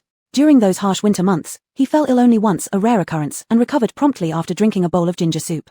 Although he almost always lost when he fought, compared to other clerical staff, he was already considered one of the strongest among them. Moreover, Ju Bing's writing skills far surpassed those of the other clerks. On one occasion, no matter how many times Han Baihu urged for their New Year supplies and rations, they never came. But Ju Bing, solely through his penmanship and knowledge of the Great Yang legal code, managed to send a letter that got their rations delivered promptly. After this event, Han Baihu could no longer look down on Ju Bing for being frail. What good is being physically strong? A man with education can fetch us our provisions. You may have a burly physique, but what good are you besides eating more? From that point onward, Han Baihu wished to place Ju Bing, the real intellectual of the Baihu office, on a pedestal like a Buddha niche, not demanding him to join drills anymore and almost even assigning Ju Heng, his personal guard, to serve Ju Bing.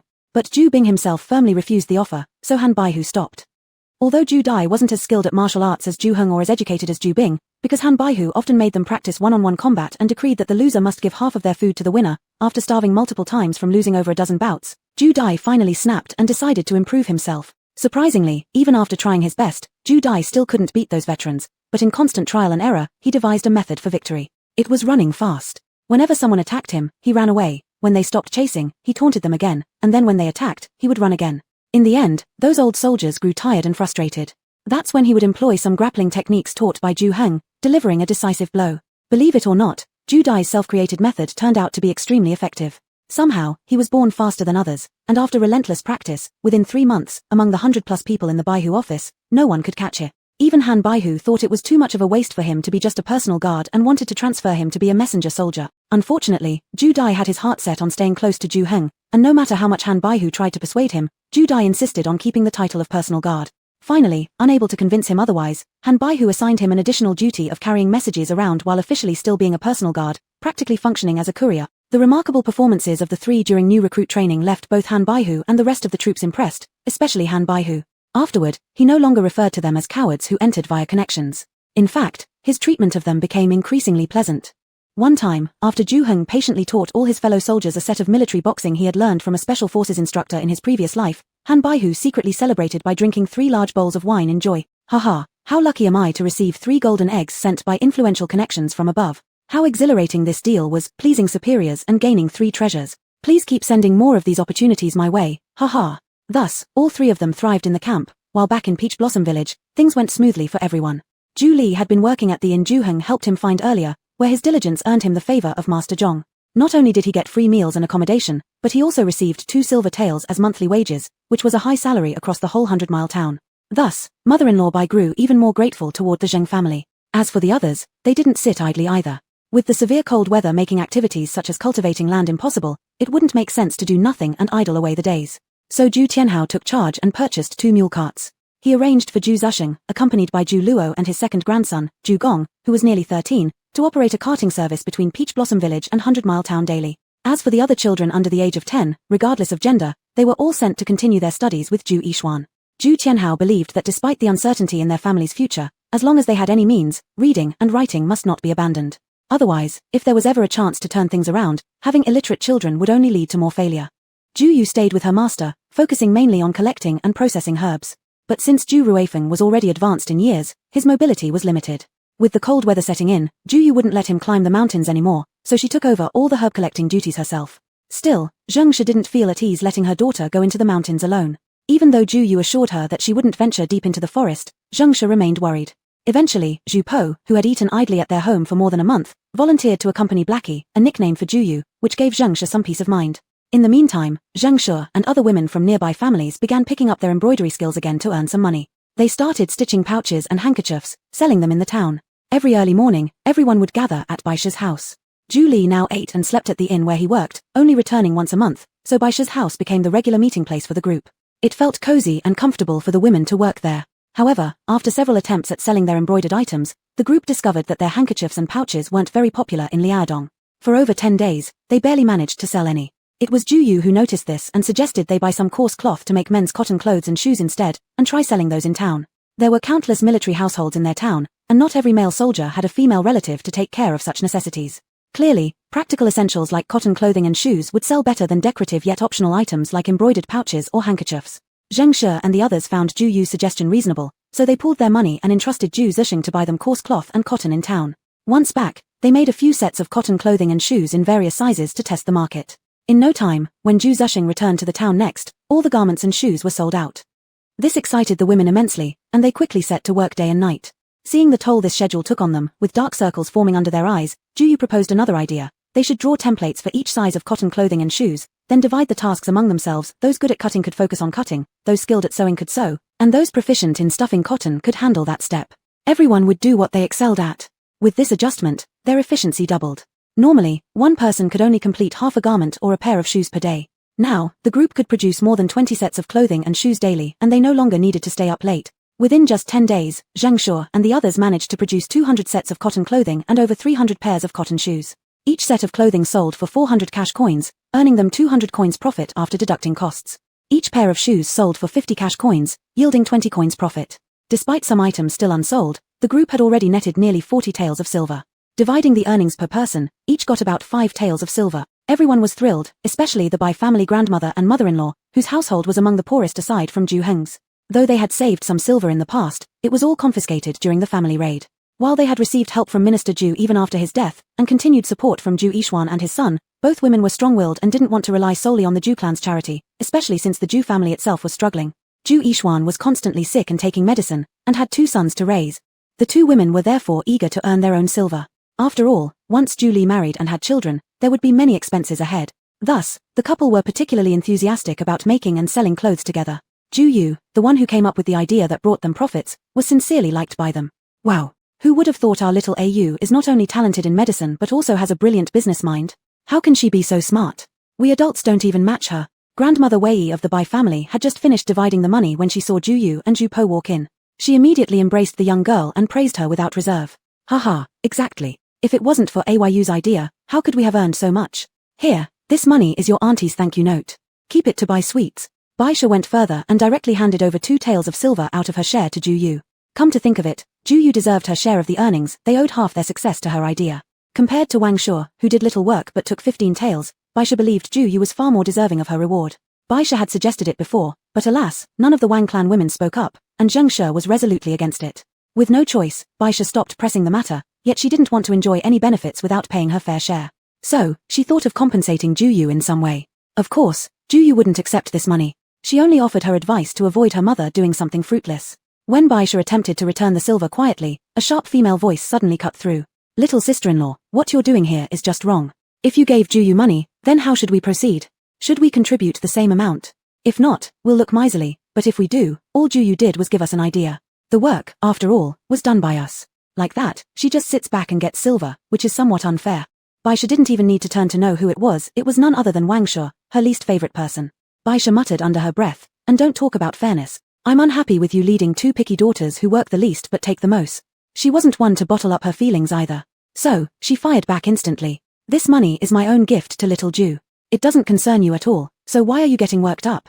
Besides, if it weren't for Ju Yu's idea, we'd still be making pouches and handkerchiefs, working ourselves to death and earning nothing.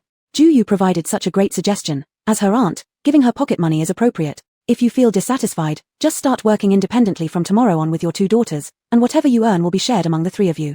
That would save us all from these complaints about fairness. Indeed, taking advantage and being pretentious, she wouldn't stand for such behavior. Chapter 51, Rising and Drawing Envy. Lady Wang had not expected that refusing to share her silver coins with Lady Ju would lead Lady Bai to lose all restraint, disregarding face entirely by forcibly evicting her and her daughters. Her face lost some of its composure. She initially thought of leaving immediately with her 2 daughters, but then reconsidered. Considering their working speed, earning 15 taels in 10 days was unlikely. They probably wouldn't even make 5 taels. She hesitated. Although their family still had some silver coins left, it wasn't much and was tightly controlled by her father-in-law. Each month, they only received 2 taels, and she and her daughters hadn't spent money freely in a long time, and now, just over 10 days, they'd earned 15 taels, 45 taels if continued for an entire month. In the past, Lady Wang wouldn't have cared about such an amount, but now, in her eyes, this was a considerable sum. She certainly didn't want to give up on this money, so, she began looking around at others nearby, hoping someone might mediate and help resolve the situation for her. However, among the remaining people were only Lady Zheng, Lady Wei, and Lady Liu. Even if Lady Zheng appeared soft, how could she possibly help those who targeted her own daughter?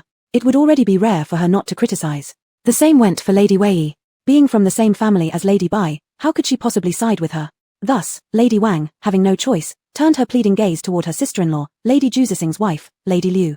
Lady Liu was practically fuming at her elder sister-in-law's actions. Although she wanted to ignore her, losing face would embarrass their family too. Reluctantly stepping forward, she intended to smooth things over with Lady Bai and Lady Zheng through a few polite laughs, but unexpectedly, while Lady Wang showed signs of backing down, her elder daughter, Ju Han, suddenly chimed in. Let's go then. As if we're so desperate for this lowly work. Ju Han angrily threw the scissors she was holding and shouted. After shouting, without heeding her mother's attempts to stop her, she dragged her younger sister, Ju Fu, out. As they passed Ju Yu, she cast a haughty, contemptuous glance at her, mocking. Don't think you're special because you gave everyone an idea to make money. You're still nothing but vulgar. A proper woman should strive for virtuous character and skills like music, chess, calligraphy, painting, etc. Acting like you with all that copper smell, what good is that? Ju Han had long been seething with resentment towards Ju Yu. A poor girl from a broken home, who paraded around showing off some basic medical knowledge, and if it were before, Ju Han might not even be worth tying her shoes. Yet somehow, everyone adored her, following her ideas to start a business selling cotton clothes. Even her own mother worked enthusiastically, forcing her along. This caused her hands to develop blisters from constantly handling scissors. Even if their family was fortunate enough to return one day, these rough palms would surely prevent her from playing the lute or practicing calligraphy. Ju Yu. What had she ever done wrong? She hadn't even spoken a word since entering the house. Hannah, what nonsense are you spouting? Seeing this, Lady Liu quickly stepped forward and grabbed Ju Han's arm, scolding her. Thinking to herself, perhaps being offensive ran in the family. Why were they both so combative today? Moreover, why must they offend Zheng's household? On the second half of the exile journey, if not for the frequent hunts of animals led by Ju Heng and his son Dai Jie, who regularly provided food for them, along with the consistent grain loans given by Lady Zheng, it was very possible their family would have suffered many losses. How could they have safely arrived in Liaodong intact?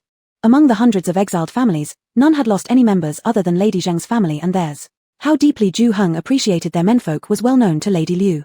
If Ju Heng or the grandfather found out Ju Han had insulted Ju Yu, there'd surely be trouble awaiting them. Lady Liu, having no daughters herself, always favored Ju Han, her niece.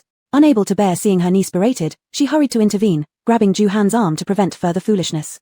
Unexpectedly, Ju Han showed no gratitude, instead pulling away from her grip and retorting, "Auntie, are you going to scold me just for speaking truthfully about this vulgar girl? Where am I wrong? Ju Yu roams around daily like a tomboy. She doesn't show a shred of feminine virtue and decorum. Why do all of you continue to idolize and flatter her? And her ridiculous plan to sell men's cotton clothes, how can you applaud something clearly damaging to feminine dignity and still participate enthusiastically? Why? Our Ju family is the leading clan among scholars. Why should my esteemed Uncle Ju, a respected minister's grandniece, waste her time making clothes for God knows which foul man will eventually wear them?" With hatred, Ju Han pulled away from Lady Liu's grip, her red-rimmed eyes glaring at Ju Yu as she cursed. "Ju Yu, standing out makes her envied, and being meek makes her dislike. I'll endure it. But, can I really endure it? Stupid girl. If you want to do it, then do it.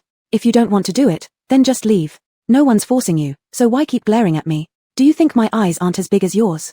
Just as she was about to retaliate, a voice akin to a rooster crowed from behind her. "Hihi, what right do you have to scold her? Naturally, you deserve to be scolded too."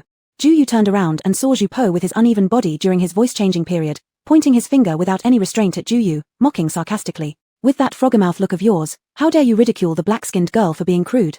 Who gave you that audacity? Don't make me laugh until I die, alright? Our lives are practically on the line, and yet here you are playing the part of a noble young lady, and still pretending to care about virtue, beauty, speech, and achievements. Since you're so noble, starting tomorrow, you should simply stop eating altogether. The money spent on buying food is too copper-smelling for you. You'd better drink Northwest Winds instead. There's plenty of them in Liaodong now, and they cost nothing. That way, your high and mighty mouthful of integrity will be fulfilled." The crowd. This boy's words were truly cutting. Ju Yu. Ah. So all these days of feeding this guy weren't wasted. Ju Dian. What? Ha. Froggy mouth. Chong San Lang. You're merely a smelly beggar who leeches off Ju Heng's family. How dare you mock Miss Ju? You.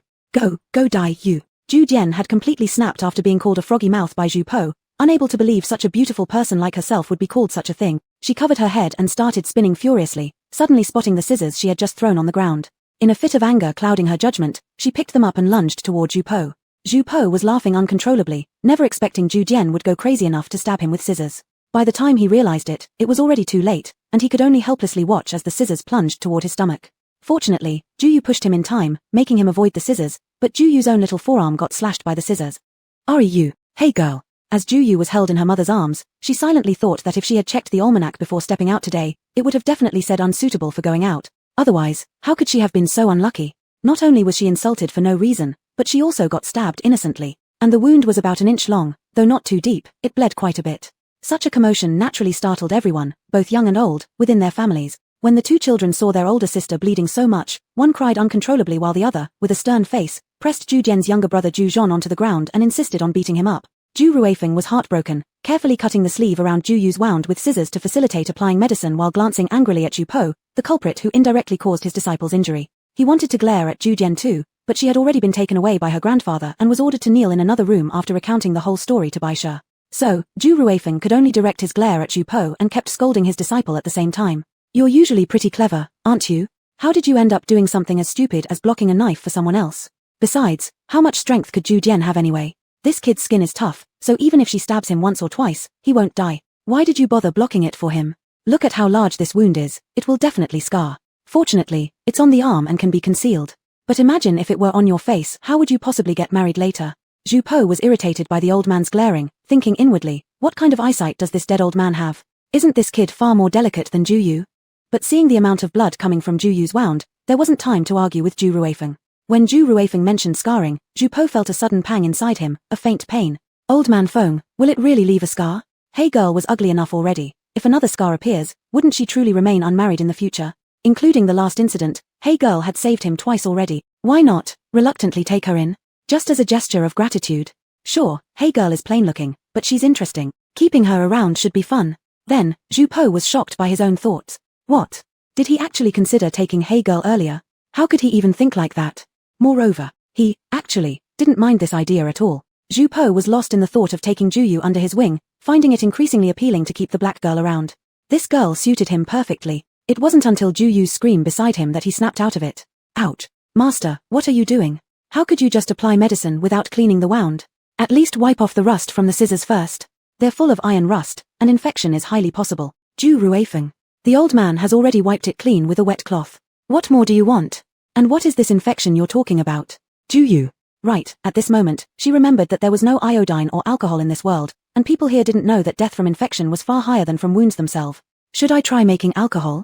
As far as Ju Yu knew, because Liaodong was cold, strong liquor for warmth was much needed, and the locals had already invented distillation technology and produced high-proof alcohol. If they distilled the high-proof alcohol once again, they could obtain medical alcohol. The purification method wasn't difficult. When she was in school, she'd conducted experiments with classmates using high-proof alcohol to extract medical alcohol. The challenge now was that they were in ancient times. Although distillation equipment could be purchased and the spatial thermometer might help, there was no purity detector available, which made it hard to judge the concentration of the alcohol. But Ju Yu believed that all things are possible if one tries. As long as she experimented multiple times, she would surely find a way. Chapter 52. Because we are friends. To avoid infection of the wound, Ju Yu still secretly went into the space to use the hydrogen peroxide from the first aid kit to wash her wound again, then disinfected it with iodine. To avoid infection of the wound, Ju Yu still secretly went into the space to use the hydrogen peroxide from the first aid kit to wash her wound again, then disinfected it with iodine, and only after that did she reapply the golden wound medicine prepared by her master and bandage it. The RV space belonging to the brother-sister duo, connected to the driver's cabin, was about 40 square meters in total. It was produced by a famous RV brand and according to her brother, this car was something you'd only see in comics driven by superheroes. He said they were lucky enough to have it as their ride because of the post-apocalyptic times. The interior was also luxurious, with 2 double beds on the upper and lower levels, a small living room and kitchen, bathroom, dining room as standard configurations, and all kinds of appliances were complete. However, at the time, the siblings were in the apocalypse and had no interest in maintaining this thing, except for reserving a little rest area on the double beds. All other places were packed full of supplies. Even the place on the RV designated for hanging a TV was taken over by her brother, who got rid of the useless TV and hung it with axes, daggers, short swords, and various weapons. And the small living room was filled by Ju Yu, with several boxes in the corner that used to be ridiculed by her brother but are now treasured cosmetics. The remaining space was piled high with medicines. Because in the apocalypse era there were no hospitals anymore, naturally, Ju Yu, as a medical student, collected a lot of medicines. Thus, in the space, her dozen or so large medicine cabinets contained a dazzling array of drugs, almost rivaling a small pharmacy, including some special effect drugs once worth tens of thousands to hundreds of thousands of dollars.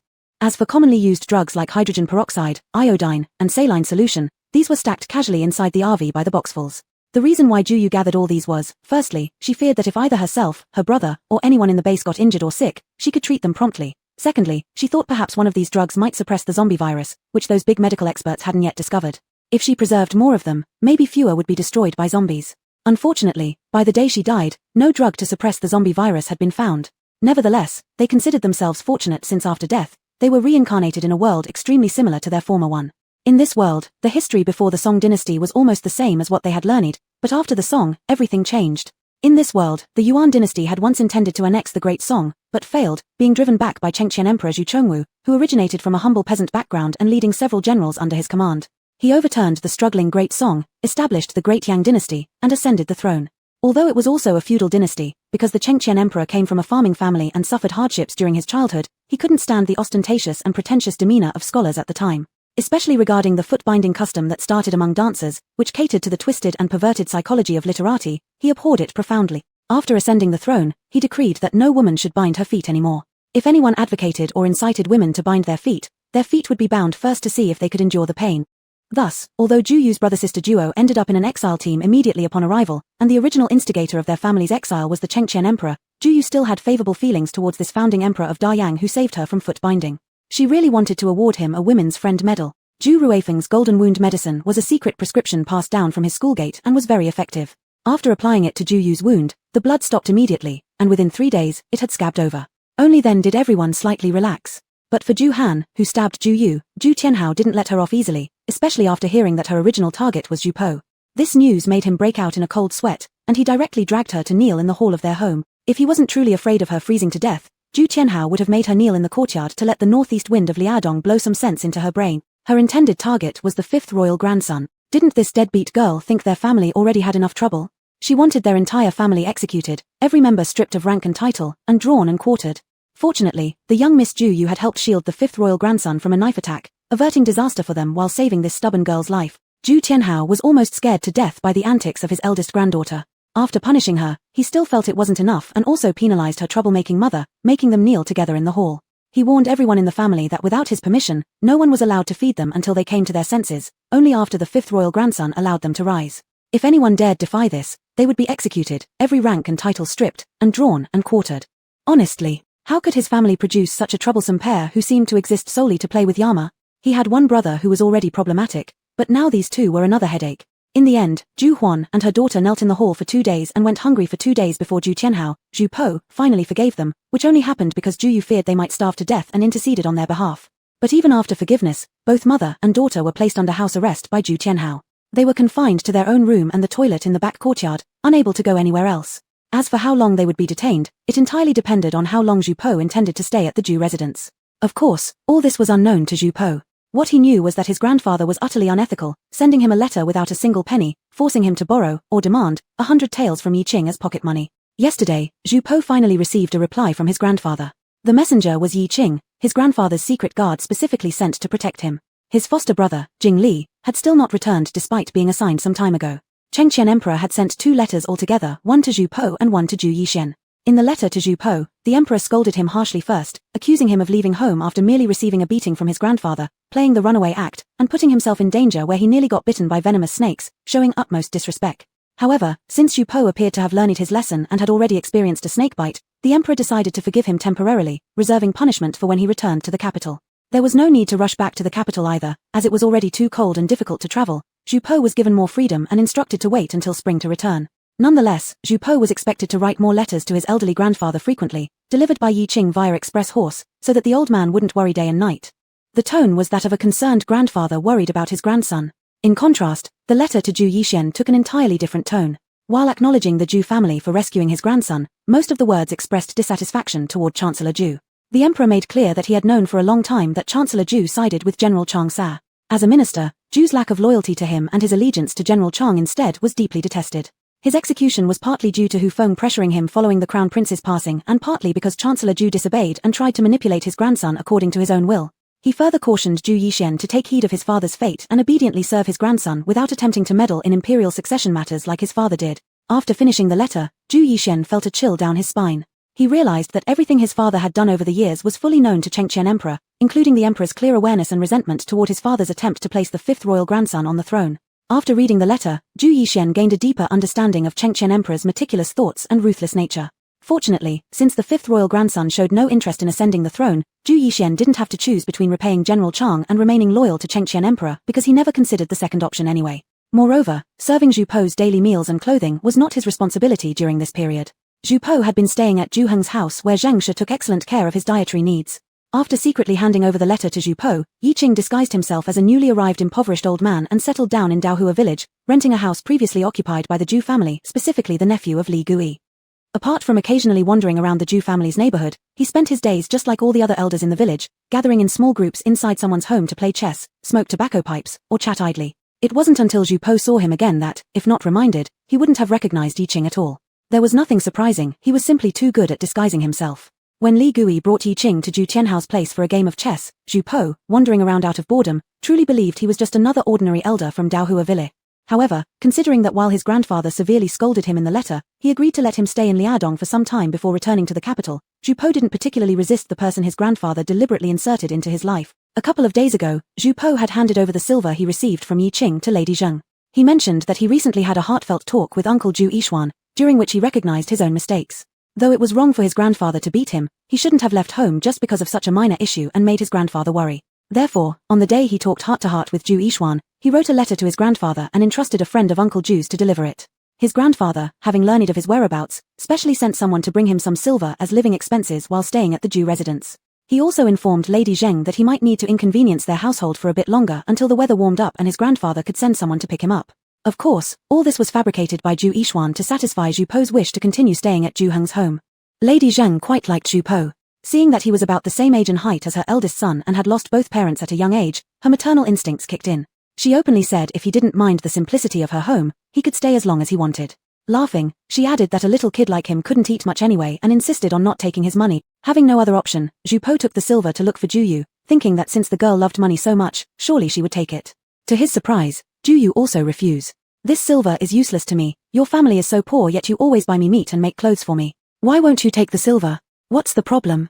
Zhu Po grumbled unhappily. He really did want to compensate the black-faced girl's family. These past few days, Zhu Yu had been busy experimenting with distilling high-proof alcohol into pure alcohol, completely worn out.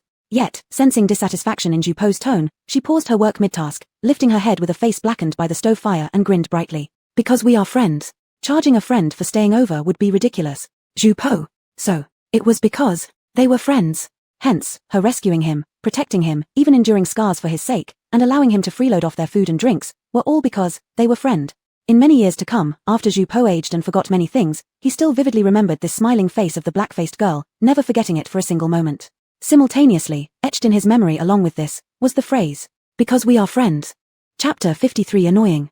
Time passed quickly. In the blink of an eye, another month had gone by, and in about 10 more days, it would be the Spring Festival. This would be the first new year since their families arrived in Liaodong. Time passed quickly. In the blink of an eye, another month had gone by, and in about 10 more days, it would be the Spring Festival. This would be the first new year since their families arrived in Liaodong. Zhu Heng and his friends had only been in camp for 2 months and were still in the new recruit training period. They had already sent a letter back through Zhu Zimao saying that they definitely wouldn't be able to come home for the new year. All the Zheng family missed them terribly, especially little Zhu Ying, who had already cried several times, saying that if her older brother didn't come back soon, she'd forget her. Perhaps fearing she really would forget, she seriously took a piece of charcoal and crouched over the Kang table to draw a portrait of Zhu Heng. Surprisingly, although her technique was the expression on the boy in the painting, his mouth slightly curled in a half-smile, was almost exactly like Zhu Heng. Zhu Heng always wore that kind of expression when he played his tricks. It was because of this painting that Zhu Yu discovered her younger sister's exceptional talent for drawing. That night, she secretly brought 3 meat buns her mother made, along with the painting by Zhu Ying, into the space to console her older brother's stomach, while also discussing how to further nurture little Zhu Ying's abilities. The siblings had agreed long ago that every evening at high hour, 9 p.m. to 11 p.m., unless there was something else going on, they'd both enter the space to exchange information. If they happened to miss each other, they would leave a note for the other so as not to worry. Because of this, the entire family was missing Zhu Heng terribly, except for Zhu Yu, who wasn't missing him at all. She was the one who was annoyed. Every day, she had to sneak food made by her mother for him. If she didn't, he'd sneak out in the middle of the night and steal from the kitchen himself. As a result, her mother had become suspicious of her several times already and subtly reminded her at the dinner table that if she was hungry, she should eat freely. There's nothing wrong with a girl having a big appetite during her growing years, there's no need to be embarrassed. But, it wasn't her eating, right? Zhu Heng had already been waiting in the space for a while. He had taken a simple shower but didn't dare use shampoo or body wash for fear that Zhu Bing, his roommate, might catch the scent. Now, he was lying in bed, his legs crossed, watching the Journey to the West movie stored on his laptop. During the post-apocalypse, with no internet, he found some classic old movies and stored them on a laptop, things like Journey to the West Romance of the Three Kingdoms Water Margin as well as some Marvel movies. When he was bored or under stress, he would watch these. Seeing his sister enter, Zhu Heng first glanced at the buns in her hands and couldn't help but complain. Only 3? The meals in the military camp were barely better than swill. He completely relied on the food his sister brought him each night to satisfy his cravings. How many more do you want? Do you know I haven't eaten enough myself just to save these 3 buns for you? Zhu Yu angrily threw the buns and the painting by Zhu Ying into her brother's arms and went straight to the kitchen in the space to fry herself 2 eggs. Since their RV space was a constant temperature space and had infinite energy, they didn't have to worry about water, electricity, gas running out, nor did they have to worry about food spoiling inside the space. Because of this, the siblings took some time earlier to reorganize the originally cluttered space, categorizing the supplies within. Those compressed biscuits and canned foods that kept the siblings from starving during their exile were now carelessly shoved into a corner. In the apocalypse, the siblings ate those things for years, and now, with the delicious homemade meals provided by their mother, they couldn't stand those items anymore. Also thrown into the corner were Zhu Heng's weapons, except for a gun with a few remaining bullets and the 2 crossbows used for hunting last time. Everything else was placed in a cabinet in the corner. Without ammunition, keeping them outside was useless anyway, they were just lumps of iron. They also cleaned out the small kitchen in the RV. Zhu Heng even took advantage of the midday rest periods at the camp to go disguised to the marketplace in Bailey Town and bought many vegetables, meat, and eggs, which he then stored in the space for emergencies. Although both siblings knew how to cook, their culinary skills were limited, so they didn't cook much. Zhu Yu also checked her cosmetics and medications. She asked Zhu Heng to go to the town and buy her a few wooden shelves, where she neatly arranged the medications according to type and purpose. The boxed iodine solutions and other supplies were stacked beside a few shelves. After this tidying up, the RV space became much wider and more like a room, unlike before when there wasn't even a spot to place a foot. At this moment, the 2 siblings were sitting at the tidied-up dining table, one holding 3 buns and the other a plate of fried eggs. While eating, they discussed little Zhu Ying's education. Zhu Heng saw the painting done by Zhu Ying and was deeply moved, as he had been longing to see little Aang for a while now. There were even times when he secretly returned home late at night just to check on the little girl. But considering she shared a room with her mother now, Zhu Heng didn't dare take the risk and always ended up leaving without seeing her. Now, seeing how well his sister could paint, even capturing the mole on his ear, he felt that at least his younger sister showed concern, unlike his older sister who apparently had no idea there was a mole on his ear. So, Ju Heng immediately agreed with Ju Yu's suggestion, deciding that no matter what cost, they would cultivate his younger sister into an artist.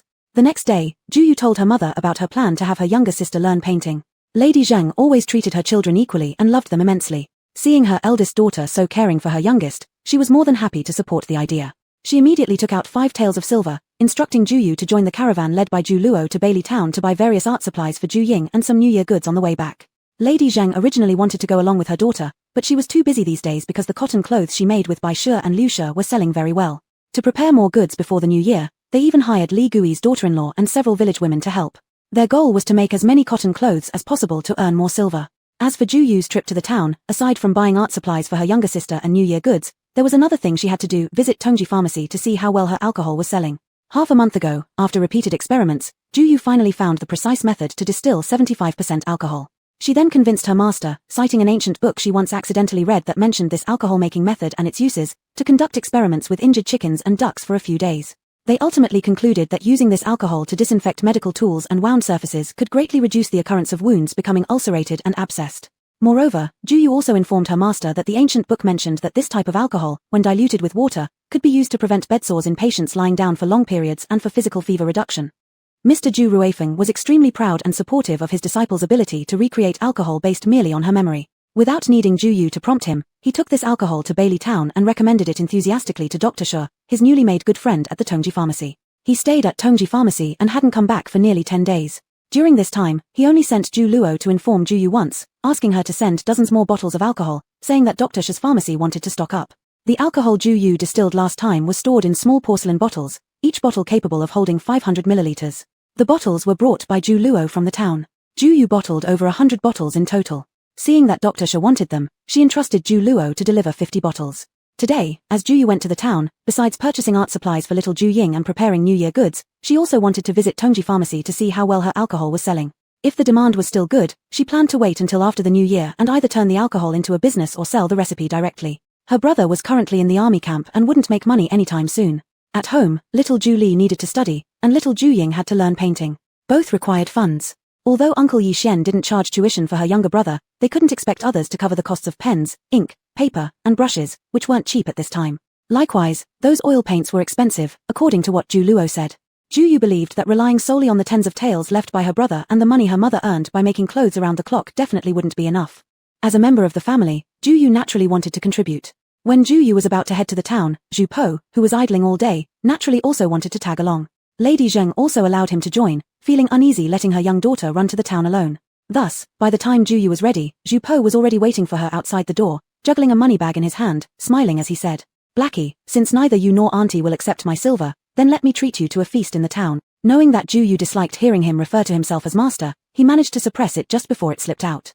Ju Yu glanced at his money bag, which was more than half empty in less than a month, and looked up helplessly, thinking inwardly, what a prodigal. Ever since his grandfather had sent him 100 taels of silver through an acquaintance, this one had turned into a spending monster, doling out 5 or 10 taels at a time to have Ju Luo and the others bring things back for him, or else going himself to the town to buy items that he didn't seem particularly fond of after playing with them for a while before discarding them. There was even one instance where he had Ju Luo bring back an entire slaughtered pig, claiming he wanted to host a feast and invite everyone from several families to partake in a whole pig banquet. But as he didn't know how to cook it and there was no place in the village to hire a chef, it ultimately fell to Lady Zheng and her helpers to put aside their work and prepare the feast for him. He was overjoyed, but Lady Zheng and the others each lost out on earning dozens of copper coins. So, Ju Yu figured that even if she didn't let him throw feasts, his bag of silver wouldn't last long anyway. Better to just spend it all. Sure, I've heard the stir-fried pork slices and roasted lamb legs at Yingbin Tower are delicious. Let's go try them. And we can stop by to see brother Ju Litang. Great. We'll bring some back for a Li and a Ning too. Zhu Po liked Ju Yu's straightforward nature and readily agreed. Then the two happily slung their baskets onto their backs and went to look for Ju Luo and the others to catch the carriage. As the saying goes, whether rich or poor, prepare well for the new year. With the Lunar New Year approaching, naturally many people were heading out to buy festival supplies. By the time Ju Yu and Zhu Po arrived, the 2 donkey carts driven by Ju Luo and the others were already full of passengers. Ju Yu noticed Ju Luo had specially reserved a spot on one of the carts for them, so she quickly pulled Zhu Po aboard. After sitting down, they realized that their neighbor, Yi grandfather, who often spent whole days playing chess with Ju Tianhao, was seated beside them. The younger generation of both families had become quite familiar with him over time. So Ju Yu smiled and greeted him. "Grandpa Yi, are you also going to the town to buy New Year goods?" Seeing Zhu Po rudely just sitting there without reacting, she nudged his arm and quietly reminded him. Say hello to him. How could he be so ill-mannered? Clenching his teeth, Zhu Po reluctantly greeted him. Jia, and Pa Yi. Hello. Yi Qing broke into a cold sweat. Oh, hello to you too. Chapter 54, Emergency. The pot-braised meat and roasted lamb shanks at Yingbin Building were indeed excellent. Both Ju Yu enjoyed them immensely, leaving them fully satisfied. After a hearty meal, they took some food to go for the Zheng family and handed over the items Bai Shi asked them to send to Ju Li to his elder brother, Ju Li. With their bellies full, they held the packed food and went straight to Tongji Pharmacy. As the largest pharmacy in Bailey Town, with Dr. Shi Yang being widely acknowledged as the best doctor in town, Tongji's business had always been flourishing. Whether it was the pharmacy or the clinic, both were bustling with people. It was just like those renowned top-tier hospitals in later generations, they never lacked for patients. Moreover, Ju Yu heard from her master that Dr. Shi from Tongji had no intention of keeping his medical knowledge to himself. Instead, he was quite willing to share it with others. Most doctors from other clinics in Bailey Town had received guidance from him.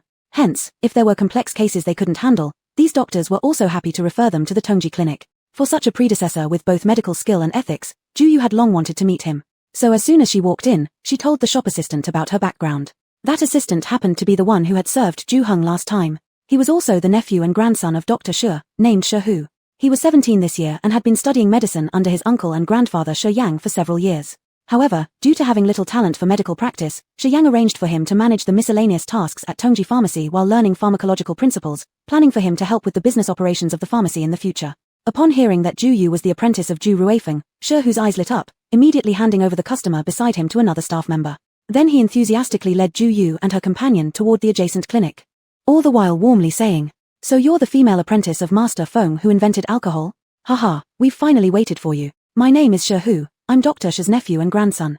If you come again, just ask for me directly. I can't believe how young you are. I thought you'd be at least, 4 or 5, haha, probably around my age. But you're actually a little younger sister. If I'm not mistaken, your name is Ju Yu, right? Ju Yu. Did she just encounter someone with social superpowers? Why was this guy so excited to see her? Deciding it was better to inquire, since otherwise she wouldn't feel settled. Hehe, brother Shi Hu, what do you mean by having waited for me? Unable to hold back any longer, Ju Yu directly asked. Oh, that. Haha, you don't know yet, right? My several uncles have already been waiting for you for a long time. If you hadn't come, they might have gone to your house to find you. This made Ju Yu even more confused. Being sought out at home wasn't exactly a compliment, usually followed by something like breaking your pots. You say your uncles want to find me at my house. Why is that? She hadn't offended them, nor even known them, so why would they want to track her down? Ah, ha ha ha, it seems you really don't know. Shi Hu saw Ju Yu's puzzled expression and laughed again. Hey, can you be straightforward for once? What exactly doesn't black girl know here? Just spit it out already. Zhu Po, standing nearby, was getting irritated by Shi Hu's evasiveness and clearly looked down on him. Here he was, a grown man chattering like a parrot, and deliberately not hitting the nail on the head, making people guess. It was incredibly annoying. Shi Hu did seem to enjoy watching Ju Yu and her friend confused, but upon seeing Zhu Po genuinely annoyed, he scratched his nose awkwardly and stopped stalling. Haha, actually, it's no big deal. Lately, your master has been bragging endlessly about you. My uncles were already skeptical, and then your master claimed even 10 of his apprentices could not match up to him, which infuriated my uncles. They had already planned on challenging you to compare skills when they saw you, and here you are. Ha ha ha. Ju Yu. What? Want to challenge me? And it's multiple of your uncles together? Not just one. This wasn't considered a big deal. Ju Yu felt absolutely flabbergasted. Must the master constantly talk about her to inflate his own ego? Why drag her into all these disputes everywhere? Is making enemies for her supposed to be fun? Is this how a master should behave? Most masters would dote on their apprentices, but not hers. Her master had gone as far as to dig a pit for her intentionally. If only he hadn't been so disdainful because his apprentice was a woman. Was it necessary for him to stir up so much resentment against her? After hearing that her master's carelessness led to Dr. Shi's disciples wanting to duel with her, Ju Yu got extremely angry and turned around wanting to leave. What kind of master was he? Who was his disciple? Who wanted to be his disciple anyway? She certainly didn't have such an embarrassing and humiliating master. But upon hearing that someone wanted to duel with Ju Yu, Zhu Po's eyes gleamed green like a cat who had drunk too much honey. His whole spirit came alive as he thought, now there will be a good show. How could he let Ju Yu retreat from the battlefield now? Before she even moved, Zhu Po stopped her. Not only did he stop her, but he also dragged her forward while cheering on the way. Hey black girl, what are you afraid of? Believe in yourself. Little Lord is here backing you up. Just go fight them, I bet on you. Ju Yu. Could she say that she wasn't consoled at all? Besides, she had only come to check on alcohol sales, not for a fight. What nonsense was this? But, possibly, no matter if you want or not, willingly or not, you are always forced to face some embarrassing moments, right? The moment Zhu Po pushed Ju Yu into Tongji Pharmacy, Shi Hu immediately shouted loudly. The female disciple of Master Feng has arrived. Then, Ju Yu saw more than 10 doctors diagnosing patients suddenly stood up all at once, and their eyes all turned to her direction. At that moment, Ju Yu really wanted to die or strangle her master. Hair, everyone. Ju Yu tried to politely smile to ease the atmosphere, but Ju Po behind her pushed her aside and jumped in front of her shouting, "Hey, which of you wants to challenge Black Girl? Step out and let little Lord take a look at you." Alright, now Ju Yu didn't just want to strangle her master, she also wanted to strangle this guy and find a crack to hide in. Fortunately, the commotion at the door saved her from social death. Then, they all saw a young man wearing Confucian robes, around 14 or 15 years old, with bloodshot eyes carrying a 6 or 7-year-old girl covering her neck and rolling her eyes walking straight in. "Doctor, where's the doctor? Hurry, quick, save my sister. Wah, hurry." Upon seeing the situation, the other doctors at Tongji Pharmacy completely forgot about challenging Ju Yu. They quickly surrounded them. Meanwhile, Ju Ruifeng and Shi Yang, who were discussing medical techniques inside, heard the noise and walked out. When they saw Dr. Shi coming, everyone made room. This is a foreign object stuck in her throat. Shi Yang saw that the little girl in the youth's arms had a flushed face, purple lips, and both hands gripping her throat, causing him to exclaim in fear. He immediately took the little girl from the boy and began slapping her back. If the foreign object couldn't be expelled soon, this little girl would die within moment. Just now, I was buying things with my sister on the street when she suddenly got choked by a skewer of candy fruit. The boy cried and bowed repeatedly to Shi Yang. "Doctor, please, save my sister." Naturally, Shi Yang wanted to save lives, but for cases like this where a foreign object was lodged in the throat, he didn't have many effective methods. Seeing the little girl on the verge of unconsciousness and unable to cough anymore, he became increasingly worried. In the middle of his distress, he suddenly heard Master Feng's female apprentice shout at him, "Quickly give her to me." Without waiting for his response, Ju Yu grabbed the little girl. She immediately embraced the little girl from behind, forming a fist and placing it slightly above the navel of the choking child. She then used her other hand to hold the fist and started rapidly pulling upward continuously. Note 1. Seeing his younger sister being taken away by a girl much younger than himself at such a critical moment, Su Mo, the girl's brother, was enraged and about to grab Ju Yu, but was immediately pulled back by Shi Yang. "Wait, she is saving your sister." Shi Yang noticed that although Ju Yu appeared nervous, she strictly followed her method, instantly realizing that she was trying to remove the foreign object from the little girl's airway using this technique. So, he hurriedly held back the youth and prevented him from interfering. Since Dr. Shi said that Ju Yu was saving the girl, no one dared to stop her. For a while, the room fell eerily silent, so much so that the sound of a pin dropping would be heard.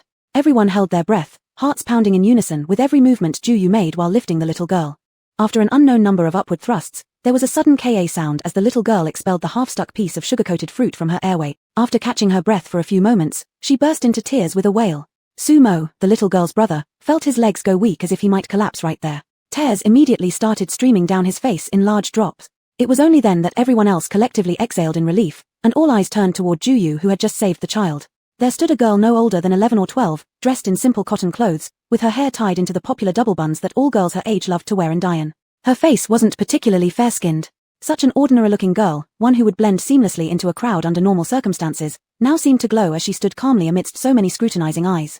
After taking a moment to compose himself, Su Mo stepped forward to take his sobbing sister into his arms. Without a second thought for the age difference between him and Ju Yu, he fell to his knees before her with his sister still in his arms. "Thank you, great benefactor, for saving my younger sister. Henceforth, whatever you may ask of me, Su Mo will not dare refuse." Ju Yu. This was far too sincere. The sound of his head knocking against the ground echoed clearly, making her wince in sympathy for the pain he must be feeling. No need. As a healer, it is my duty to treat patients and save lives. There's no need for such a grand gesture of gratitude. Ju Yu hurriedly tried to stop him, attempting to pull the youth named Su Mo back to his feet, but he stubbornly refused to rise. "I humbly request that you provide your name and address so that after informing our parents, we may personally visit to express our thanks." Su Mo insisted firmly. "You really don't need to be so formal. I just happened to be here at the right time, and I knew how to help your sister. Any healer in this room would have done the same thing. It's within my duties as a healer. There's truly no need for repeated thanks," Ju Yu said quickly. He'd already bowed several times, yet this still wasn't enough expression of gratitude. And what's more, the constant kneeling was something she found rather uncomfortable about this era. She struggled to support him and get him back on his feet. But when the elder couldn't be persuaded to rise, the younger sister began pleading instead. "Sister, please just tell us your name. Even if you don't let my brother thank you, surely we can at least play together, right?" Her soft voice and sweet demeanor left Ju Yu utterly defenseless, and ultimately, she surrendered under the combined assault of the siblings and reluctantly revealed her home address. She thought, if they sent gifts, she could always refuse them later. Satisfied, the Su siblings bowed once more to Ju Yu before bidding their farewell and departing. Finally, Ju Yu exhaled a deep sigh of relief. However, led by senior Dr. Shi, the physicians of Tongji Medical Hall gathered around her once more. Chapter 55, Younger Brother, how could it be you? Half an hour later, after Juyu finally managed to explain the principle of the Heimlich maneuver to Dr. Shi and his apprentices and taught them how to use it, he finally managed to extricate himself from the crowd and took Zhu Po with him to Dr. Shi's private office to drink some tea. However, this effort did have its benefits. Dr. Shi's apprentices now sincerely respected her. No one even mentioned the so-called competition anymore, which made Juyu sigh in relief. After drinking 3 small cups of green tea under the watchful eyes of both Dr. Shi and his master, Juyu finally caught her breath. Since saving the person earlier, she had been speaking non-stop without taking a sip of water. She was utterly parched. Before she finished, though, she heard her master bragging again to Dr. Shi. Haha, old stone, you must be convinced now, right? Aren't my disciples better than yours? Zhu Ruifeng, while holding a teapot and attending to his own disciple drinking tea, couldn't help but boast to Shi Yang. Haha, truly worthy as his disciple. How admirable she was. Everyone who saw her saving that person envied him for having such an excellent disciple. Though he didn't know where his disciple learned that emergency method from, that wasn't important. He would ask later. The key point was that at this moment, his disciple brought him glory in front of Shi Yang's apprentices. Recalling how those apprentices were initially so defiant when the girl first entered, and then thinking about how humble and earnest they became just moments ago, Zhu Ruifeng felt more proud and increasingly found his disciple even more pleasing. Apart from the fact that she is a girl, she indeed fulfills all his expectations, satisfying him thoroughly. Haha. Juyu. Looking at her master fanning himself enthusiastically with a fan in the middle of winter. She really felt quite exhausted. Thankfully, Dr. Shi was generous. Even if provoked by her master, he didn't get angry, but instead smiled at her. Haha, young friend, it truly shows the youth outshines us old bones. When your master was boasting to me several days ago, claiming his disciple was an unmatched medical genius, I still had doubts. But now, seeing everything today, I'm genuinely impressed and fully convinced. Whether it was the rescue method used earlier or the alcohol you produced a few days ago, these things prove their real value in the details and play significant roles. Indeed, it opened my eyes. Haha. Juyu felt somewhat uneasy being praised by Dr. Shi, thinking to herself that she wasn't that good. It was just the advantage of knowing thousands of years' worth of knowledge from future times stored in her brain. Feeling embarrassed to claim all these achievements as her own, she quickly humbly replied. You're overly praising me, sir. In fact, neither the alcohol nor the rescue method just now were created by me. They were methods recorded in an ancient book I stumbled upon as a child when trading things with my brother. I've always been interested in these topics, so I remembered some of them. Today, seeing that little girl choked, I suddenly remembered the technique described in the book specifically addressing airway obstruction due to foreign objects, so it's just borrowing wisdom from others, not really my own merit. Since the process for making alcohol was also attributed to this ancient book she mentioned to her master, Juyu didn't mind adding the Heimlich maneuver into the contents of this ancient book. Zhu Ruifeng had heard Juyu talk about this ancient book before and naturally knew that this precious ancient book disappeared along with the Zhu family's confiscation. However, Dr. Shi didn't know this, so he hurriedly asked Juyu about the whereabouts and the title of the ancient book. As for the location, Juyu had already told Zhu Ruifeng, so she said the same thing again. Regarding the title, Juyu could only come up with something on the spot. Considering the life-saving method she used earlier was the Heimlich maneuver, to show respect for Mr. Heimlich, she named the ancient book The Art of Medicine by Heimlich. Alas, there are actually people of such great ability in the world, comparable to legendary doctors like Hua Tuo and Bian Qiu. Not being able to read this medical text by our esteemed Heimlich predecessor is truly one of the regrets of my life. Dr. Shi, upon hearing that the ancient book was lost, couldn't help but lament in deep regret. How regrettable. So regrettable. Zhu Ruifeng also sighed repeatedly, deeply regretting that such a talented predecessor as Mr. Heimlich had left so little trace in history. Even his only medical text had disappeared because of the confiscation of the Zhu family. Alas. Just as the two were lamenting this misfortune, Zhu Po suddenly burst out laughing with a pu, and they both glared at him furiously. But how could Zhu Po care about their feelings? He completely ignored their fiery gazes and kept laughing while slapping the stool leg. Juyu was also puzzled by his laughter and couldn't help asking curiously, "What's so funny?" Then, they heard him laughing and shaking his shoulders while saying, "Wow, ha ha ha, ouch. Black girl, what name could that person have chosen? But he called it Heim. Ha ha ha, why didn't he call it seafood? Phut, ha ha ha." Dr. Shi, Zhu Ruifeng, Juyu all thought silently, smart people shouldn't get mad at fools, it's bad for health. After a moment, the three of them stopped paying attention to Zhu Po and continued discussing medicine inside, leaving Zhu Po bored by himself. While they were discussing, Shihua came over to announce that the chief medical officer of Fuzhu Guard was waiting outside to see Dr. Shi. Upon hearing this, Dr. Shi stood up and smiled toward Juyu. "I was so caught up in discussing the emergency procedure and alcohol's effects with you earlier that I forgot to tell you. A few days ago, I already recommended your alcohol to the military doctor, Officer Cheng. I guess he came because of this matter. Since you and your master are here too, we can all listen together." Juyu never expected Dr. Shi had already promoted her alcohol to a military doctor, even the chief medical officer of a garrison, someone obviously with significant authority. She imagined if her alcohol could be sold to the army, sales would be massive, and she would definitely make a lot of money. After Dr. Shi finished speaking, she naturally expressed gratitude while agreeing enthusiastically, and quickly adjusted her clothing, thinking that when Officer Cheng arrived, she would give her best performance to secure this big order. But when Officer Cheng entered the room, it was actually Ju Yu's master who exclaimed first. Younger brother, how could it be you? It turned out that this Officer Cheng was Ju Ruifeng's master, the last and only personal disciple master by Yang, Ju Yu's grandmaster, ever personally tutored, Cheng Qian, or Cheng Ziyu. According to etiquette, Ju Yu should address him as Uncle Master. Ju Yu had often heard her master speak of this younger brother, openly stating that he was a true medical genius, smarter than her. At just over 10 years old, he began studying medicine independently at home. At 14, he apprenticed under Master Bai, mastering his teacher's knowledge in only 3 short years, continuously innovating and advancing medicine. He surpassed all their seniors on the path of medicine. However, after their master passed away 3 years ago, this younger brother started traveling. Later, due to the Ju family confiscation, their contact ceased. They never expected to meet again here in Liaodong. Fifth elder brother, Cheng Ziyu also didn't expect to meet an elder from the same sect in this place, so he couldn't resist expressing his joy, eagerly grabbing Ju Ruifeng to catch up on lost time. Dr. Shi didn't expect that Officer Cheng and his old friend were actually from the same sect. Seeing that the two seemed to have much to say, after ordering tea, he let his nephew Sun Shihua out first, leaving the house to Ju Ruifeng and others. Neither Ju Yu nor Zhu Po knew much about the sect-related affairs of Ju Ruifeng, so naturally, they had no way to join the conversation and could only listen. So, Ju Ruifeng and Cheng Ziyu poured their hearts out to each other for half a day before talking about why they were both in Liaodong. There was no need to mention Ju Ruifeng. Ju Yu already knew everything. As for their newly introduced junior uncle Cheng Ziyu, through listening to his previous conversations with her master and from what her master once told her about this younger brother, Ju Yu had a rough idea of his background. It turns out that around the age of 10, both of his parents fell ill and died one after another.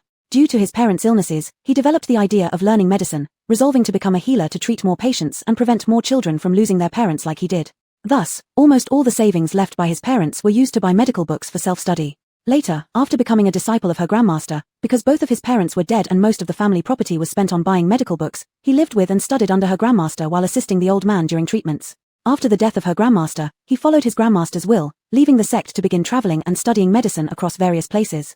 According to Cheng Ziyu's account, over these years he had traveled from south to north, covering many parts of Dian, always combining travel with research in medicine. Sometimes, he would exchange knowledge with renowned local physicians or gather rare herbs specific to a region. Since he was alone in the world and had no urgent matters to attend to, he kept moving at his own pace. He remained outside for 3 whole years until 2 years ago when he reached Liaodong. At that time, it just so happened that the Tartars were invading the borders, and General Lanting was leading troops against them. The warriors of Dian fought fiercely to protect their land from invasion, driving the Tartars back while suffering heavy casualties on their own side. As a physician, Cheng Ziyu, upon witnessing such tragic scenes, immediately joined other medical practitioners and without hesitation took part in treating the wounded. It was during this time that he met Dr. Shi of Tongji Medical Hall.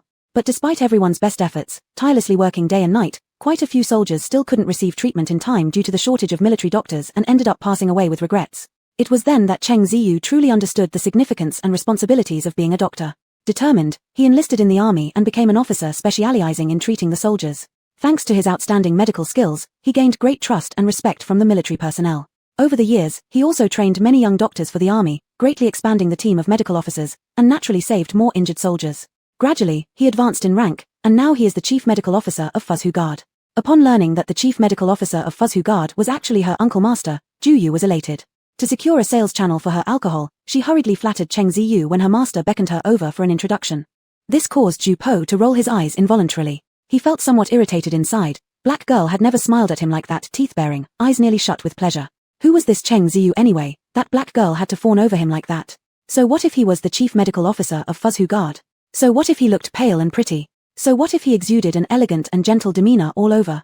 Big deal. He was Prince Wu with his graceful bearing, wasn't he? Had he ever bragged about it to anyone? Chapter 56, Body in Cow's Camp, Heart with Han. Cheng Ziyu indeed came to the Tongji clinic for the alcohol made by Ju Yu.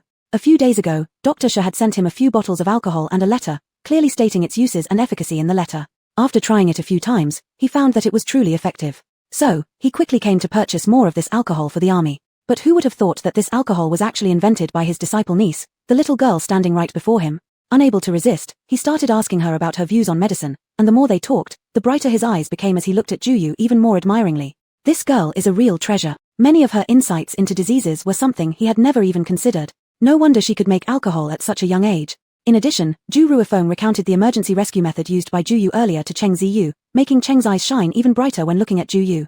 Haha, younger brother, how does my apprentice compare to you back then? Did you expect that there could be another medical genius like you in this world? My apprentice hasn't even turned 12 yet, younger than you were when you apprenticed, haha. After his younger brother asked his disciple many medical questions, all of which she answered, Ju Ruifeng couldn't help but boast again. Ju, old man, you've done enough already. Can you stop exaggerating about her every day? She still relies on this little uncle to help sell her alcohol. She must not offend him because of her master. Hehe, little uncle, don't listen to what my master says. How could I ever compare to you? Even the method for making alcohol was based on books, I just practiced it, aiming to reduce the suffering of infection for patients. However, the process of making alcohol is quite complicated. With just my own efforts, I really can't produce much. It's truly regrettable. Alas. Ju put on an appearance of concern for the country and its people and shifted the topic back to alcohol, thinking silently, we need to hurry up and discuss alcohol trading, don't listen to my master's idle talk. Unexpectedly, her new little uncle turned out to be far more straightforward than she imagined. After hearing her modest words, he actually nodded seriously and said, speaking of dedication to medicine and knowledge of herbs, you are indeed far inferior to me back then. But you shouldn't get discouraged. This might also be related to the lack of extensive medical books around you, and the limited experience from treating fewer patients. Besides, fifth elder brother's medical skills are mediocre, thus delaying your progress. Back then, after I traveled thousands of miles, I discovered that I only had theoretical knowledge of medicine and lacked practical experience, sometimes being less effective than street doctors going door to door. That's why I began collecting various medical books and examining numerous cases, gaining more experience in a short time. But even so, constant learning and self-improvement are still necessary. Ju. She felt that her little uncle was genuinely straightforward, with truly low emotional intelligence. There was no way he should evaluate her master's mediocre medical skills in front of him. Is it always like this for geniuses? Does the universe open one window while closing another? Ju couldn't help but glance at her master's face, now black as a pot bottom, immediately lowering her head, thinking, it has nothing to do with her, please don't involve her if you two start fighting. Unexpectedly, her little uncle didn't realize where he went wrong, seeing her lower her head, and he glanced at her master next to her dissatisfied, then continued talking to her. You don't need to fear your master, what I say is the truth. Your master's medical skills suffice for common illnesses, but fail when it comes to difficult cases. Moreover, at his age now, no matter how hard he tries, his skills won't improve much. Whereas you, though young, show great potential, much like myself when I was younger. Continuing to study under him will bury your talent. In my opinion, why don't you learn from me instead? Though I am currently serving in the military camp, I get a day off every 10 days, plenty enough to teach you. Moreover, I have a collection of medical books and some personal notes and insights. When I'm not around, you can go through them first. I rented a small courtyard near the military camp, using it to store my books and herbs. I'll give you the key. I don't live there, I hired an elderly couple to take care of it. You can stay there when you come to study medicine with me, and any questions you may have can be noted down for me to answer during my rest days. Cheng Ziyu, with a look as if Ju would be following him from now on, pulled out a key from his bosom and handed it to Ju. Ju. Was this person too self-centered? Had she agreed to accept the key he was giving her? Would she dare to agree? How could she possibly dare to accept the key he offered? Not only did she not take it, but she also shook off his hand that stretched out in front of her with the key and turned her head to assure her master. Master, I certainly haven't thought of recognizing him as my master. In my heart, you are the only master I have. Even if her master was somewhat prejudiced in favor of males, he had been sincerely teaching and protecting her all along, feeling proud of her in his heart. How could she betray him just to learn better medical skills? Ju Ruifeng was really infuriated by his little junior brother earlier. Being evaluated as having mediocre medical skills in front of his disciple was one thing, but what exactly did his junior brother mean by trying to steal his wall corner when it came to his apprentice? Fortunately, his disciple, though often irritating him, always took his side in critical moments and remained unmoved no matter how enticing his junior brother's words were, which calmed his anger a bit. Seeing his disciple seeking help from him, he stepped forward and wanted to reprimand his junior brother for a few sentences. But then his junior brother interrupted his speech again and said seriously, Big Brother 5, our master used to always tell us that the most taboo aspect in medicine is being stuck in one's own ways. Now look at you, clearly already lacking the ability to teach this girl, why do you still hold on to her and refuse to let go? Do you realize that doing so will ruin her future prospects and even endanger the lives of those patients who might be saved by her in the future? Ju Ruifeng. Alright, are you done mocking your senior brother like this? Thinking to himself, if he were 60 or more years old, and allowed his younger brother to scold him in front of his disciple today, he might as well throw his face away completely. Truly, such a young rascal. He hadn't beaten him in years, had he forgotten his place? The more Ju Ruifeng thought about it, the angrier he got, so he picked up the broom handle by the door and swung it towards Cheng Ziyu. While beating him, he cursed. Don't think your talk sounds dignified, the old man knows exactly what scheme you're planning in your mind. Don't forget, we brought you up ourselves. What kind of ideas you've had, can I not know? If you want to snatch my disciple, just say it openly. Why keep belittling me, your elder brother? Is there anyone who acts like you, little junior brother? I'll beat you senseless, you disrespectful good-for-nothing. By the side, Zhu Po. He should beat him. Zhu Po had long found this young man, who kept luring the black-clothed girl, very annoying. And by the side, Zhu Yu. So, the person who just talked so arrogantly was not someone with low EQ, but intentionally did so? His purpose was merely to snatch her as his disciple? Can't be. Such a graceful, mild-mannered person. Could he be that kind of person? Ju Yu began to doubt. But soon enough, Cheng Ziyu confessed under the attack of Ju Ruofeng's broom handle that indeed he was just that kind of person. He talked that way purely because he envied his elder brother for receiving such a good disciple and wanted to claim her for himself. TSK. Black girl, so, people really shouldn't be judged solely by their appearances. Just looking at the surface, who could guess that your younger uncle here is actually a seemingly righteous man whose only goal is to poach disciples from fellow sect members? Hehe, don't trust his words anymore in the future. Zhu Po watched happily as Cheng Ziyu got beaten and took the opportunity to poison the black-clothed girl's ears about how Cheng Ziyu wasn't a good person, how he betrayed his elder brother, and that she should stay far away from him. As a result, after Zhu Ruofeng had finished beating Cheng Ziyu, he did not break relations with him as Zhu Po expected or drive him away. Instead, he directly accepted the keys to his house for the black-clothed girl on her behalf, personally placing them in the girl's hands, and said to her, "Though it's wrong for your younger uncle to try to snatch you as his disciple, what he said is correct. When it comes to medical skills, the master indeed has nothing left to teach you. Your younger uncle's medical skills are hundreds of times stronger than mine. From now on, follow your younger uncle and study hard." Master, Ju Yu was caught off guard by her master's sudden move. Was her master suggesting she change masters and follow her younger uncle instead? That couldn't happen. Oh dear, are you really that naive? All I'm asking is for you to learn from him, not to bow and call him master. Even after learning everything from him, wouldn't you still be my disciple? He will always just be your uncle. Zhu Ruofeng, noticing Ju Yu's confused look, disdainfully tapped her on the head and quietly reminded her. That's right. Master, I can stay in Cow's camp but remain loyal to Han. Finally understanding her master's intent, Ju Yu also excitedly agreed. Cheng Ziyu, could you two get any louder? After a brief moment, Zhu Ruofeng and Cheng Ziyu finally reached an agreement on Ju Yu's teaching plan. And then, inevitably, the conversation turned toward the alcohol matter. Because Ju Yu was now considered one of them, Cheng Ziyu came straight to the point about the alcohol. This time I came here specifically wanting to purchase the alcohol AU has produced, but as I just learned from AU herself, there's only a small quantity available. To meet the army's demand, we would need to set up workshops and hire large numbers of workers to teach them how to make it. However, considering AU will also have to study medicine with me, where does she find the time for all this? Therefore, it might be better if I took the lead in contacting a merchant who specializes in supplying military medicine. AU could directly sell the alcohol recipe to them. She'd earn some money, and also avoid being trapped in managing production, which takes away time for studying medicine. He had already agreed with Zhu Ruofeng that after the new year every rest day, Ju Yu would go to his rented house to follow him and study medical skills for one day, while on normal days he'd assign homework and let her self-study at home, then check her progress when he returns. Since Cheng Ziwayu's rented courtyard was quite far from Peach Blossom Village, he even gave Ju Yu the use of the horse carriage assigned to him by the army, arranging for his driver to pick her up and drop her off. He even prepared rooms for both Ju Yu and his elder brother in the rented courtyard, in case bad weather ever required Ju Yu to spend the night there. Of course, these were just plans for the future. For now, Ju Yu had decided to follow her younger uncle Cheng Ziwayu's advice and directly sell the recipe. After all, she wasn't enthusiastic about founding a workshop or getting involved in business and money-making anyway, preferring to focus more on researching medicine. Chapter 57, Grass Raid. The days went by like this, and before they knew it, the new year had passed. However, the weather in Liaodong did not warm up at all, even though it was already early February, a heavy snow fell again. Ju Yu, Zhu Po, and Zhu Ruofeng had been confined in Cheng Ziu's little courtyard for 3 days. But since the small yard had everything they needed for eating and using, as well as an elderly couple taking care of cleaning and cooking, the few people there lived contentedly. Ju Yu naturally buried himself in medical books in the study all day and would not leave the house unless it was for meals or sleep.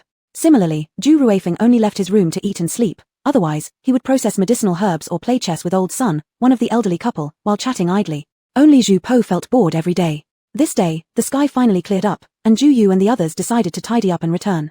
Zhu Po thought that in a few days, his grandfather would probably send someone to pick him up. Once he left, it might be a long time before he could see Black Maiden's family again. Giving them money, they would definitely refuse anyway. Besides, Black Maiden's alcohol recipe had just been sold for 500 taels of silver, so her family was not short on money now. He thought that when they passed through Bailey Town on their way back, he should buy them some gifts. After all, he had enjoyed free food and drink at the Ju family for several months. He couldn't be too heartless, could he? Thus, he casually wandered out alone, secretly heading to the neighboring yard. And he had quietly rented the yard next door from Yi Qing for 100 taels of silver, which he pocketed. As soon as he returned to the courtyard, he found it bustling with confusion. Upon inquiry, it turned out that Ju Yu's teacher had tripped unexpectedly just as he was about to go out. Although he hadn't been seriously hurt, he had twisted his ankle. Zhu Ruofeng immediately decided not to return home. Since Ju Yu would come again in 7 or 8 days, and there were Zhu Po and the coachman accompanying him, missing one trip wouldn't matter. Seeing that his teacher's injury wasn't serious and there was the elderly couple to look after him, Ju Yu set his mind at ease and agreed to let his teacher stay behind, deciding instead to return with Zhu Po. Therefore, on the carriage ride back, there were only Zhu Po, Ju Yu, and the coachman Wang Xiong in front. However, since Ju Yu and Zhu Po usually got along well in conversation, this journey was not boring either. When they were almost halfway through the journey, The two were chatting enthusiastically when suddenly chaos erupted outside the carriage. Ju Yu and Zhu Po hurriedly lifted the carriage curtain to take a look and saw the pedestrians rushing in the opposite direction. Their coachman Wang Xiong had already reined in the carriage. Without waiting for their inquiries, he panicked and said, "Miss, Master, something terrible has happened. There are Tartars ahead who are raiding for resources. They say Tartar cavalry is already coming toward us." So-called grass raids referred to Tartar cavalry crossing into Yang territory to burn, kill, and plunder. Wherever they went, corpses often littered the ground, and neither chicken nor dog was spared. Thus, upon hearing the words grass raid, both Ju Yu and Zhu Po were shocked. Immediately, Zhu Po ordered Wang Xiong, "Hurry, turn around and go back." Chengxiu's small courtyard was near the military camp of Fuzhu Guard. They had to return quickly to report the news. Wang Xiong, upon hearing this, hastily turned the carriage around and urged the horses on with fierce whips, rushing back. Zhu Po and Zhu Yu instinctively clung tightly to the sides of the carriage. Unexpectedly, the Tartar cavalry was extremely fast. The carriage had only gone about 100 meters when they heard chaotic horse hooves from behind, followed shortly by the screams of civilians. "Master, the Tartar cavalry is chasing us. Our carriage, we can't outrun them," Wang Xiong shouted anxiously as he whipped the horses harder. Zhu Yu quickly looked back through the curtains and saw the Tartar cavalry just 200 or 300 meters away. They could catch up within moments. He shouted to the driver, "This won't work. Uncle Wang, stop the carriage immediately and give them the carriage. We'll enter the forest." Not far from the main road lay a wooded area. The enemy being cavalry, maneuvering inside the forest would be highly inconvenient for them. If they could escape into the woods before the Tartar cavalry arrived, they might still have a chance of survival. Hearing this, Wang Xiong urgently stopped the carriage, and the three jumped down, ready to dash towards the nearby woods. At the same moment, Yi Qing, who had been covertly following Zhu Po on horseback, swiftly dismounted, grabbed Zhu Po from behind, and whispered, "Master, I can ride ahead with you. No need, carrying me will slow you down. You must ride ahead first and report the news." Sternly, Zhu Po gave him his order and then dashed forward to chase after Zhu Yu. Seeing this, the surrounding civilians also began to run with them. Yet Zhou Qing had been assigned to protect Zhu Po, so how could he possibly abandon him and go report the news alone? After hesitating for 2 seconds, he also followed on horseback. However, because of the surrounding civilians causing chaos and someone trying to seize his horse, this distraction caused Yi Qing to look up again only to find that Zhu Po and the others were nowhere to be seen in the chaotic crowd. Yi Qing broke out into a cold sweat and quickly spurred his horse toward the forest. Zhu Yu's companion had mentioned entering the woods, so if he reached there first, it would be much easier to find them. But none of them anticipated how fast the Tartar cavalry would arrive. As Yi Qing was about to ride towards the forest, over a dozen Tartar vanguard soldiers had already charged into the panicking crowd, wielding their machetes to massacre indiscriminately. The situation grew even more chaotic as a result. An old woman almost tripped beneath Yi Qing's hooves but, thanks to his quick reflexes, she was spared. There was no other choice. Riding through the panicked crowd was too inconvenient, so Yi Qing abandoned his horse, drew his hidden dagger, and rushed toward the woods with the fleeing crowd. His mind raced with urgency. If anything happened to Prince Wu, even if he committed suicide afterward to atone for his failure, the emperor would surely dismember his corpse as punishment. On Zhu Yu's side, Zhu Yu was pulling Zhu Po fiercely forward. The cries of the chased civilians and the excited howls of the Tartar cavalry behind them made Zhu Po, who had never witnessed such a scene before, feel numb and disoriented. He stumbled repeatedly, barely staying upright only because Zhu Yu was gripping his hand tightly. Contrastingly, Zhu Yu showed not the slightest panic on her face. She seemed calm, as though those screams came from outer space and had nothing to do with her. After all, she had become accustomed to being chased by zombies in her previous life. She focused solely on dragging Zhu Po along and harshly reprimanded him when he couldn't help turning back. "Don't look back. Run faster." Only 30 or so meters remained until they reached the forest. Once inside, they would have a chance at survival.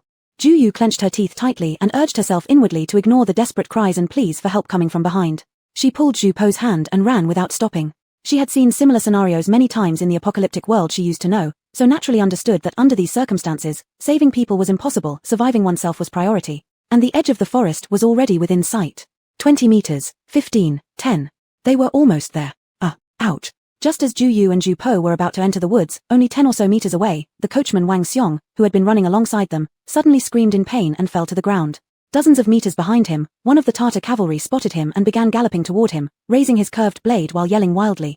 Wang Xiong was utterly terrified and tried desperately to get up, but panic left his legs shaking uncontrollably. Each time he managed to rise, he fell again. All he could do was watch helplessly as the enemy soldier raised his blade, charging at him. In terror, he shut his eyes tightly. At this moment, Zhu Yu also closed her eyes briefly before pushing Zhu Po forward with great force. "Chong San Lang, you run ahead." Then she unsheathed the dagger she kept hidden in her boot and dashed bravely toward the Tartar soldier who wielded the saber. Though she could remain detached and seemingly indifferent to the suffering of strangers, she couldn't bring herself to stand idly by and watch someone familiar, someone she'd spent several months with, die right in front of her. Zhu Yu wasn't that heartless. Black Maiden. Zhu Po was deeply shocked by this unexpected development and instinctively reached out to grab Zhu Yu's hand, but he missed. All he could do was watch helplessly as Ju Yu, like a stubborn yet fragile moth brimming with courage, tragically charged toward the demon, smiling wickedly and preparing to strike with his saber. A lump formed in his throat. Though he wanted to shout something, he found himself unable to utter a sound. At that moment, Zhu Po felt that the cheerful girl who addressed him as Chang Sanlang every day and had been by his side for the past few months might soon be lost forever. He felt an overwhelming sense of panic, as though his entire world was about to collapse around him. But Ju Yu didn't die. In a split second, she deftly evaded the blow from the Tartar rider's sword, leapt high into the air, gripped the dagger tightly with both hands, and plunged it forcefully into the neck of the rider's steed. As the horse writhed in excruciating pain, it let out a shrill neigh and collapsed sideways. The Tartar rider tumbled off its back, and before he could scramble to his feet, Ju Yu swiftly advanced and thrust the dagger directly into his eyeball. Censored asterisk. The Tartar let out a terrifying scream, mumbling something in his language, before taking his last breath. Zhu Po. Everything happened in the blink of an eye. Before Zhu Po could even react, Ju Yu had already returned covered in splattered blood, wielding the curved blade she had taken from the dead Tartar. She then shouted at Zhu Po, who was still dazed. Chang Sanlang, what are you standing there for? Hurry up and save someone. This guy really was a fool. Told to run ahead, he didn't. Instead, he just stood there frozen, offering no help whatsoever. It was only then that Zhu Po managed to gather some wits amidst the chaos. Looking at Ju Yu, he shrank back, unusually choosing not to retort after being scolded. This girl was way too fierce. He'd better avoid annoying her from now on. However, as Black Maiden, Ju Yu, was still alive, Zhu Po felt a great sense of relief. Responding to her call, he hurriedly went forward to help lift Wang Xiong, who was also dazed, pulling him toward the carriage. Ju Yu followed behind them with one hand holding a dagger and the other clutching the curved blade she had picked up from the slain Tartar. As soon as they all ran into the woods, dozens of Tartar cavalry arrived. One of them, a bearded man, leapt off his horse, embraced the corpse of the Tartar soldier that Ju Yu had killed earlier, and burst into sorrowful cries of rage. Spotting the curved blade in Ju Yu's hand near the edge of the forest, his eyes turned crimson red as he pointed in the direction Ju Yu had fled, barking orders in their language. Immediately, the group of Tartars dismounted and began chasing after Ju Yu and the others. Bad news, Black Maiden. The person you just killed was the son of one of the Tartar leaders. Now his father knows you've killed his son, and is coming to kill you for revenge. When Zhu Po was younger, he had studied the Tartar language. Although he couldn't speak it fluently, he understood it well. Ju Yu. How unlucky she was. Also, seeing how everyone around avoided her like she was some kind of plague. Chang Sanlang, could you shout louder? Are you trying to get me killed? Miss Ju, look out. The Tartars are about to fire arrows. Wang Xiong looked back and noticed a group of Tartars preparing to shoot arrows, immediately warning Ju Yu. Ju Yu. Wang uncle, you and Chang Sanlang should flee west. I'll lead them away. Having said that, she shoved the dagger she held into Zhu Po's hands and, waving the curved blade boldly, charged off fearlessly to the west side of the mountain forest, exuding the bravery of someone equipped with invincible powers. Hell no, once she entered the grassy area ahead, she'd vanish into her special space and wouldn't play this game with the Tartars anymore. Chapter 58, Terrible Teammate. The arrows of the Tartars whistled past Ju Yu as she darted around trees, glancing back frequently at the group of Tartars. Seeing them rapidly pursuing her while shooting arrows, she felt a great sense of relief and decided to continue leading them away from the scattered crowd. Once they were far enough, she could enter the space realm, thus ensuring her safety. But what were those sounds of breathing and footsteps coming with the wind from the side rear? Those Tartars couldn't possibly have caught up with her so quickly. Ju Yu was shocked and hastily glanced toward her right rear, only noticing the Tartars on the left earlier and neglecting the area nearby. Then, from the right rear, she saw Chang Sanlang suddenly appear, having followed her unnoticed. Seeing her looking, he waved the dagger she had given him and shouted, "Black girl, don't be afraid, your lord is here to keep you company." Chang Sanlang, why are you following me? Weren't you supposed to run west? Ju Yu couldn't help but yell in anger. If you follow me, how am I going to enter the space? You can risk your life to save others. I being a, man, how can I just watch you go to die? And didn't you say we were friends? Friends should live together if possible, and die together if necessary. Zhu Po shouted boldly while running. This was the Jiangshan of the Zhu family. The common people were also the Zhu families. He, a royal grandson, watched as the common folk were slaughtered by the Tartars, feeling utterly powerless and frustrated. Now that even Black Girl dared to put herself at risk for the commoners, he, as a man, certainly could not stand idly by. Thus, when Ju Yu made her move to draw the Tartars away, he resolutely followed her. However, Ju Yu wasn't moved one bit by his bravery. She thought he was utterly foolish. If it weren't for their current situation, she would have wanted to beat him to death immediately. She was now extremely worried. The dozens of Tartars behind were getting closer, and the barrage of arrows was becoming increasingly dense. Even with the thick forest ahead, it was challenging for her to escape with Chang Sanlang against such overwhelming force and relentless pursuit. Initially, her plan was to lead the Tartars far enough and then enter the space realm, but now, what with Chang Sanlang along, what should she do? Abandon him? Let him die while she escapes? Ju Yu didn't consider it for even a moment. After all, Chang Sanlang followed her for her protection, though it didn't help much, she couldn't leave him behind. They were friends. But how could she take care of him in this situation? Carry him into the space realm? Ju Yu shook her head. Her brother would probably want to kill her instantly if he knew.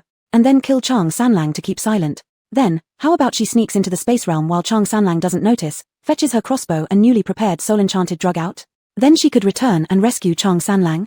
With that crossbow and soul drug, her chances of winning would greatly improve. As for whether Chang Sanlang would later suspect where those items came from, Ju Yu didn't worry too much about it now. The most important thing was survival first.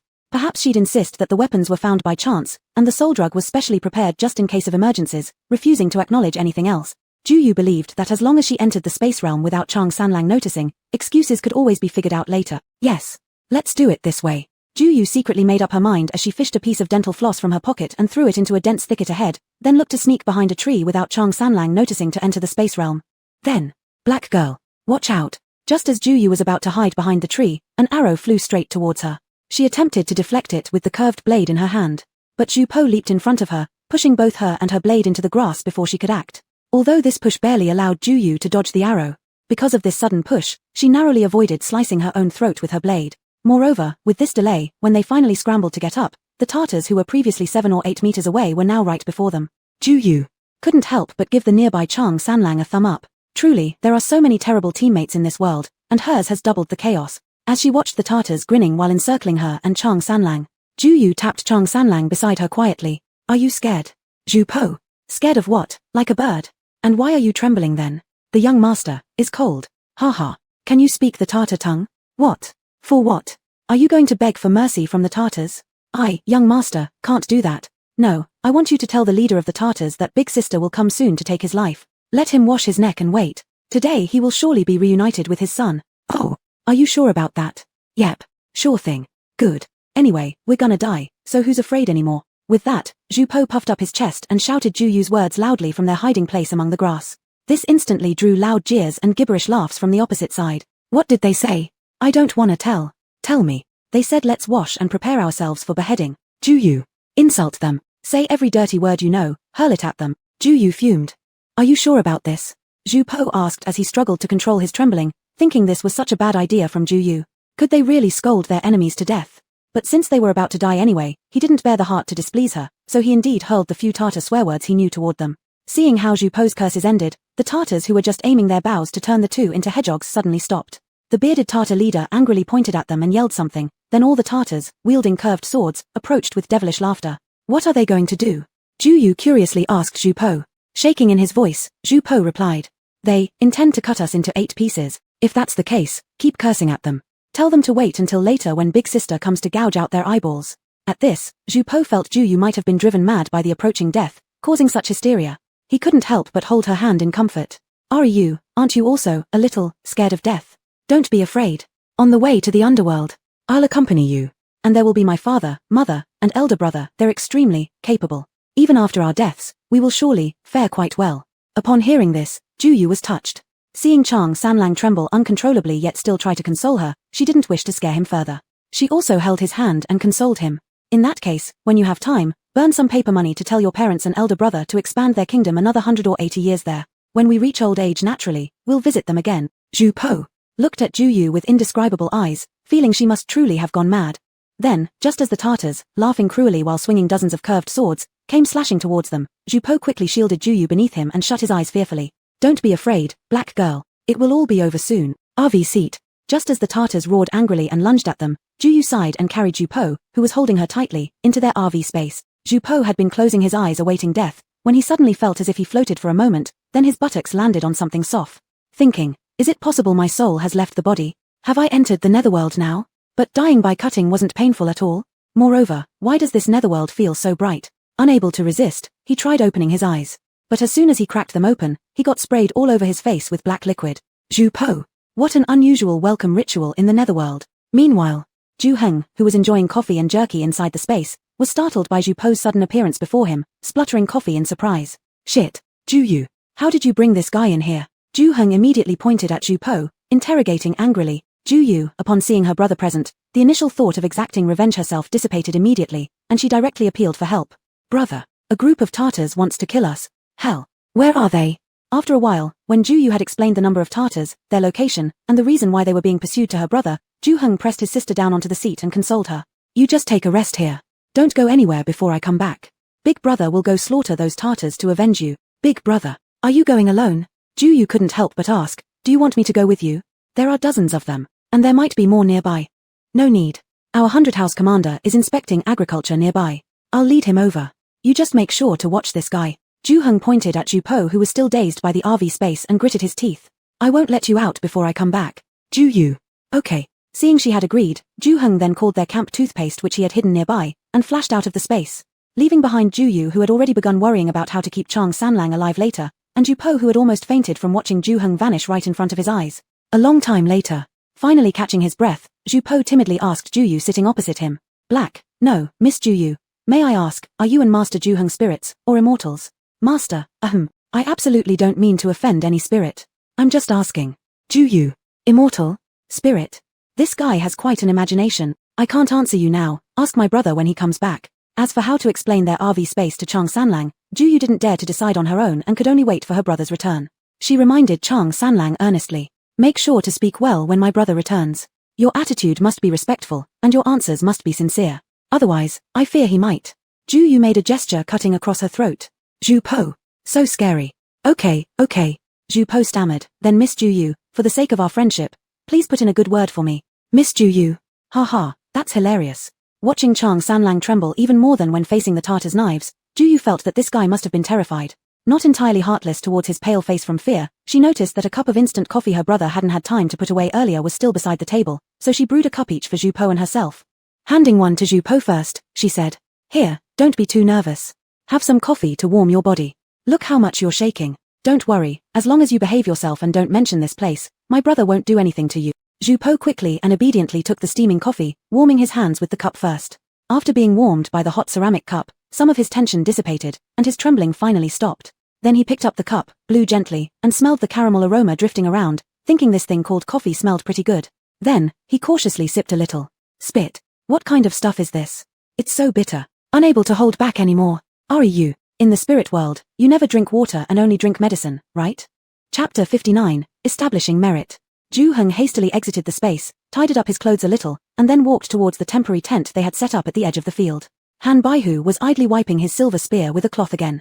Seeing him come in, he asked casually, where did you run off to, kid? Not far, just took a walk around the fields. Ju Heng also sat next to Han Baihu, pretending to be equally bored, complaining, this is so dull. All day long, it's nothing but watching the fields, over and over.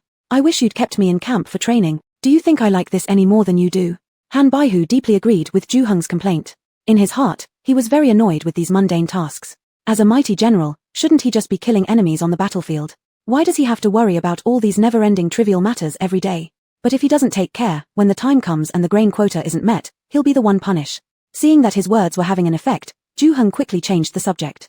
100 House, there's nothing going on right now. How about we go take a trip to 100 Li Town? I heard your old lover Spring Peach is ignoring you again. Hehe, do you know why? Han Baihu immediately got angry upon hearing this. Why else? Because I don't have enough money. Hehe, that can't be the reason. According to what you're saying, how does that poor scholar from West Fourth Alley manage to attract several top courtesans from the 100 Flowers building and Fragrant Hall, who are willing to pay for him and maintain his luxurious lifestyle, making him look plump and well off, even though he's poorer than you? Because he has a good face, a damn pretty boy. Han Baihu retorted angrily, how do you know so much nonsense hanging around the barracks all day? And why do you always bring up things that make me upset? Aren't I already troubled enough? Haha, just listening to what those veteran brothers keep repeating, Ju Heng laughed and continued, 100 House, after observing for a few days, I think the reason you aren't favored by Sister Spring Peach might be related to the fact that you're too low-key normally. Think about it, if Spring Peach stays with you, she must be expecting something from you. Maybe it's your money, Ju Heng glanced up and down at Han Baihu, you don't have any. Or maybe it's your looks, glancing again. While you're alright, you clearly can't compete with those pretty boys, so they can only admire your status. You brat, do you mean to say I should intimidate people for a courtesan? That's not happening. Han Baihu immediately roared. That's not what I meant at all. Also, it's unnecessary anyway. Moreover, compared with the other 100 households in 100 Li Town, your status isn't particularly high either, Ju Heng calmly added amidst Han Baihu's roar, which infuriated Han Baihu further, and he was about to hit him. Hey, stop hitting me, let me finish. Ju Heng still smiled as he said, I just think your valiant aura only shows when you wear armor. Once you put on your battle gear, those other 100 households and pretty boys would instantly pale in comparison to you. No one exudes heroism like you do. Ordinary clothing, especially silk robes, don't suit you at all. You look like a bumpkin wearing them, no wonder Sister Spring Peach finds fault with you. It's simply not your style. I believe that if you rode into town wearing your full suit of armor with us behind you, letting Sister Spring Peach see your majesty, she would definitely look at you differently. Women don't just prefer pretty boys. A world-conquering hero in front of them makes those pretty faces seem utterly meaningless. Haven't you ever heard in tales how beauties love heroes? When have you ever heard tales of beauties loving pretty boys? I believe if you show your heroic spirit, before you know it, the whole fragrance pavilion will be vying for you, and Spring Peach may not even get a chance to approach you. Really? Am I really better looking than those pretty boys in my armor? Han Baihu suddenly perked up, fearing Zhu Heng was tricking him, quickly turned to ask Zhu Bing beside him. Is that true? Gold armor through 100 battles shines bright, and without breaking Lulan, warriors shall not return. Naturally, a hero of the battlefield is more handsome than those pretty boys. Zhu Bing smirked. Back in the day, he used to be smug about being chosen as one of the 10 most handsome men in the capital, but after the family tragedy, now he feels shame for once considering himself part of some list of petty effeminate men. Ha ha ha, Zhu Bing's words clearly convinced Han Baihu more, and he immediately ordered Zhu Heng, then what are we waiting for? Quickly tell the brothers who followed us to get ready. Let's ride horses and pass by the fragrance pavilion, ha ha ha. After saying this, he hurriedly went to put on his armor with a satisfied smile. Zhu Bing then approached Zhu Heng, whose expression seemed amused, and asked, "What are you trying to do?" "Hihi, nothing serious, just bored, want to go around Bailey Town." Zhu Heng replied. Just that the road to Bailey Town happened to be the exact route the Tartar troop would take. Half an hour later, when Han Baihu and his 50-odd men encountered the Tartar cavalry of about 40 soldiers dragging supplies, Han Baihu's eyes lit up, instantly forgetting why they had set out for the fragrance pavilion in the first place. What the hell is a fragrance pavilion? Once he cut down these bastards, earned battle honors, and got rewards, why would he need any fragrance pavilion? Instead, he'd better hurry up and marry a plump, white-skinned wife, and let her give him a chubby baby boy. That's the proper thing to do. Brothers, all this training wasn't for nothing. Your test has come now. This bunch of Tartars are heaven's way of letting you practice fighting. By my order, each squad, form your regular drill formations and follow me forward into the charge. Han Baihu commanded aloud. Yes. The veterans in the team responded excitedly right away. The rookies, though feeling nervous at encountering enemies for the first time, had been drilled before under teams composed of 4 to 5 veterans leading 1 or 2 rookies. Even though they had all screamed from being beaten up during training back then, this time each rookie had the cover of a veteran or two, which greatly increased their sense of security as they heard the veterans shout, "Newbie rookies, don't be scared, come on, charge with the older brothers." So they gritted their teeth and charged forward. In close combat, things like bows and arrows or warhorses were naturally useless. Cavalrymen dismounted for battle too, engaging in bloody close quarters where every stroke was aimed for flesh. At this point, the advantage of the group tactic employed by Han Baihu's side came into play. What was called the group fight method was actually an enhanced version of what Zhu Heng used when he led 18 young warriors against bandits before, 3 people forming a small unit, 1 proficient in long weapons and 2 skilled with short knives. Regardless of how many opponents there were, these 3 fought together and moved on once one opponent fell. This strategy obviously wouldn't help much against enemies outnumbering them heavily, but it proved exceptionally effective against tired and nearly equally numbered Tartar squad. Moreover, Zhu Heng taught everyone some close combat techniques he'd learned from special forces in his past life, so the outcome of this skirmish was predictable. Han Baihu's group won decisively, suffering only 5 minor injuries with no death. Next, as Han Baihu was cleaning up the battlefield and confiscating supplies, another Tartar squad of 50 or so men appeared in their view, making Han Baihu chuckle incessantly. What a lucky day today must be. Truly auspicious. Ha ha ha. Meanwhile, Zhu Heng was searching through the Tartar troops for the bearded leader his sister had mentioned. He wondered, why can't I find him? Just then, seeing yet another squad of charging Tartar cavalry with their leader clearly sporting a full face of beard, he smiled too. The bastard chasing his sister across half a mountain until he cornered her and Chang Sanlang into space. Damn, he's right here. The moment Han Baihu gave the attack command, Zhu Heng rushed toward his target, brimming with murderous intent, only leaving Han Baihu behind in shock. Shouldn't this guy protect him? Why is he more aggressive than even Han himself? But seeing Zhu Heng charging already, Han Baihu also hurriedly took Zhu Dai and joined the fight. That Tartar leader was no weakling either. Although he didn't understand why this young Han man suddenly charged at him the moment he saw him, he figured, doesn't matter, just some runt, probably lighter than a fat sheep, killing him will be easy. Thus, he didn't dismount but stayed calmly seated on his horse waiting for Zhu Heng to arrive. When Zhu Heng reached close range, he wasted no extra moves which he wouldn't have known anyway, but simply held the long sword in his hand and fiercely swung it at the Tartar. This long sword belonged to Zhu Heng after Zhu Yu sold the alcohol recipe for 500 taels and Zheng entrusted Zhu Zimao to send Zhu Heng 200 taels, of which Zhu Heng spent 100 taels crafting this sword. Because this sword was extremely heavy, weighing over 20 jin, about 20 pounds, Zhu Heng would grow exhausted using it for a while at his previous strength. Thus, he insisted on practicing daily dozens of times, and after more than a month, he finally managed to wield it smoothly. Today, specifically targeting the Tartars, Zhu Heng brought this sword along. When the bearded Tartar saw Zhu Heng attacking, he quickly drew his saber and blocked with force. Although the Tartar didn't take the young man before him seriously, he knew well the consequences of underestimating an enemy on the battlefield, so he exerted 8/10 of his strength and took advantage of his height above on horseback. He was confident it wouldn't take more than 2 moves to chop down this Han kid. Yet, when their blades met, a crushing force came rushing in, shaking his palm so hard it nearly made him drop his curved blade. This boy's strength is extraordinary. The bearded Tartar was astonished. Actually, Ju Heng's palms were also tingling, but he didn't show it. Instead, he fought like a war god come to life, hacking towards the Tartar again and again, attempting to overwhelm the enemy by force and momentum alone. That Tartar lost his edge right from the first clash, so when Ju Heng swung his second and third blow, all the man could do was to defend helplessly without any counterattack at all. Besides, the self-proclaimed seasoned warrior found himself helpless against this youth's strange sword techniques, which felt even freer and wilder than those used on the grasslands. It seemed as if this guy had created his own style through countless battles, practically fighting however he pleased. This baffled the bearded Tartar greatly since one could never predict where his next attack would land. In no time, this brute killed his horse and forced him off his steed.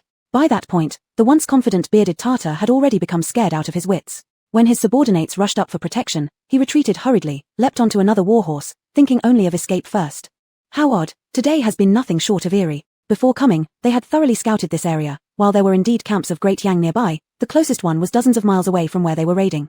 Moreover, before setting out, they had confirmed that none of these camps showed any signs of movement, and he led his men here with full confidence, planning to snatch what they could get and flee. But first, a stinking girl killed his son. When he rallied his men to surround her, intending to kill her for revenge, she suddenly disappeared into the grass along with her companion, terrifying them into believing they encountered a ghost. They abandoned the raiding mission and decided to retreat home immediately. However, on the way back, they ran into a fully armed group of soldiers from Great Yang. Worse yet, evidently, another detachment of theirs had been completely annihilated by these very troop. Retreat. Retreat now. The bearded Tartar truly felt he faced unprecedented danger today. Desperate to run away, he urged his subordinates to protect him as he fled, but how could Han Baihu let him go? Upon spotting his attempt to flee, Han killed the Tartar he was fighting, and charged forward with his team surrounding the retreating foe. While Han Baihu and his men surrounded the subordinates of the bearded Tartar, Ju Heng resumed his relentless attacks on the leader. Within moments, taking advantage of a momentary lapse in the man's attention, Ju Heng finally killed him. Seeing their commander dead, the other Tartars lost all heart for the fight. Already unnerved from the sudden disappearance of Ju Yu and Ju Po earlier, it wasn't long before they were all wiped out by Han Baihu's troop. This time, Han Baihu's side suffered around 10 wounded soldiers and 3 new recruits dead. Still, to veterans who had seen many campaigns, such losses were not worth mentioning. Aside from the rookies, the remaining old soldiers mourned briefly for their fallen comrades, then swiftly began cleaning up the battlefield with great enthusiasm. After every battle, aside from larger supplies of grain or precious jade jewels, smaller treasures like silver coins and copper pennies often went unnoticed by their officers. Han Baihu always turned a blind eye to this practice, hence the veterans' heightened motivation. Considering the lack of significant battles in recent years meant fewer opportunities for riches, their eagerness became understandable. During the looting, one veteran searching the bearded Tartar discovered a golden plaque. Naturally recognizing the severity of such an item, he promptly presented it to Han Baihu. At the sight of this plaque, Ju Bing, standing beside Han Baihu, his eyes narrowed sharply. He snatched the object, inspecting it closely. "Hey, can you read Tartar script?" Han Baihu asked, surprised. But even greater surprise awaited when Ju Bing spoke. "Congratulations, Commander Han. The Tartar slain by Ju Heng just now was actually the younger brother of the current Tartar Khan and the western chief of the Tartars, a real big fish. Damn." Han Baihu felt all his years of misfortune might have accumulated until today for his luck to skyrocket all at once. Ha ha ha, this report could see him promoted at least 1 rank. His plans for a wife would be secured instantly too. Ha ha ha. Brothers, hurry up with the cleanup, and when we get back, we'll buy wine and meat, and celebrate heartily. Ha ha ha. Han Baihu was almost beside himself with joy. Chapter 60, Silence Him or Get Beaten. Ju Heng was busy until nearly evening before finally having some free time. He found an excuse to leave and flashed into the space. When Ju Po saw him suddenly appear, he got another fright. Seeing Ju Heng's sullen face, he recalled what Ju Yu had told him earlier and hurriedly stood up to greet him sheepishly. "Hihi, Brother Heng, you're here. Isn't this my place? Why shouldn't I come? As for you, now that you know our brother-sister secret, what am I going to do with you?" Ju Heng scowled and said sinisterly to Ju Po. Ju Po immediately lowered his head fearfully and said hesitantly, "Brother Heng, you can trust me. I will not reveal your secret of being spirit." Although he did not know where Ju Yu had brought him to, nor what kind of spirits they might be, it did not stop him from making assurances first. Ju Yu had said, if he behaved badly, her brother really might kill him. Ju Po certainly did not want to be eaten by a spirit. Ju Heng did not expect such an answer, and was momentarily shocked, giving his sister a glance. Meaning, what kind of spirits is this kid talking about? How could he suspect us of being spirits? Ju Yu just shrugged at him and mouthed the words flying heaven diving earth. Meaning, when you first saw this space, didn't you think it was flying heaven diving earth? It's natural for Chang Sanlang to consider us spirits, no wonder. Ju Heng. Why does his sister always use the flying heaven diving earth analogy to mock him? What's wrong with him aspiring towards flying heaven diving earth? If given the choice between space and flying heaven diving earth right now, he would choose flying heaven diving earth, wouldn't he?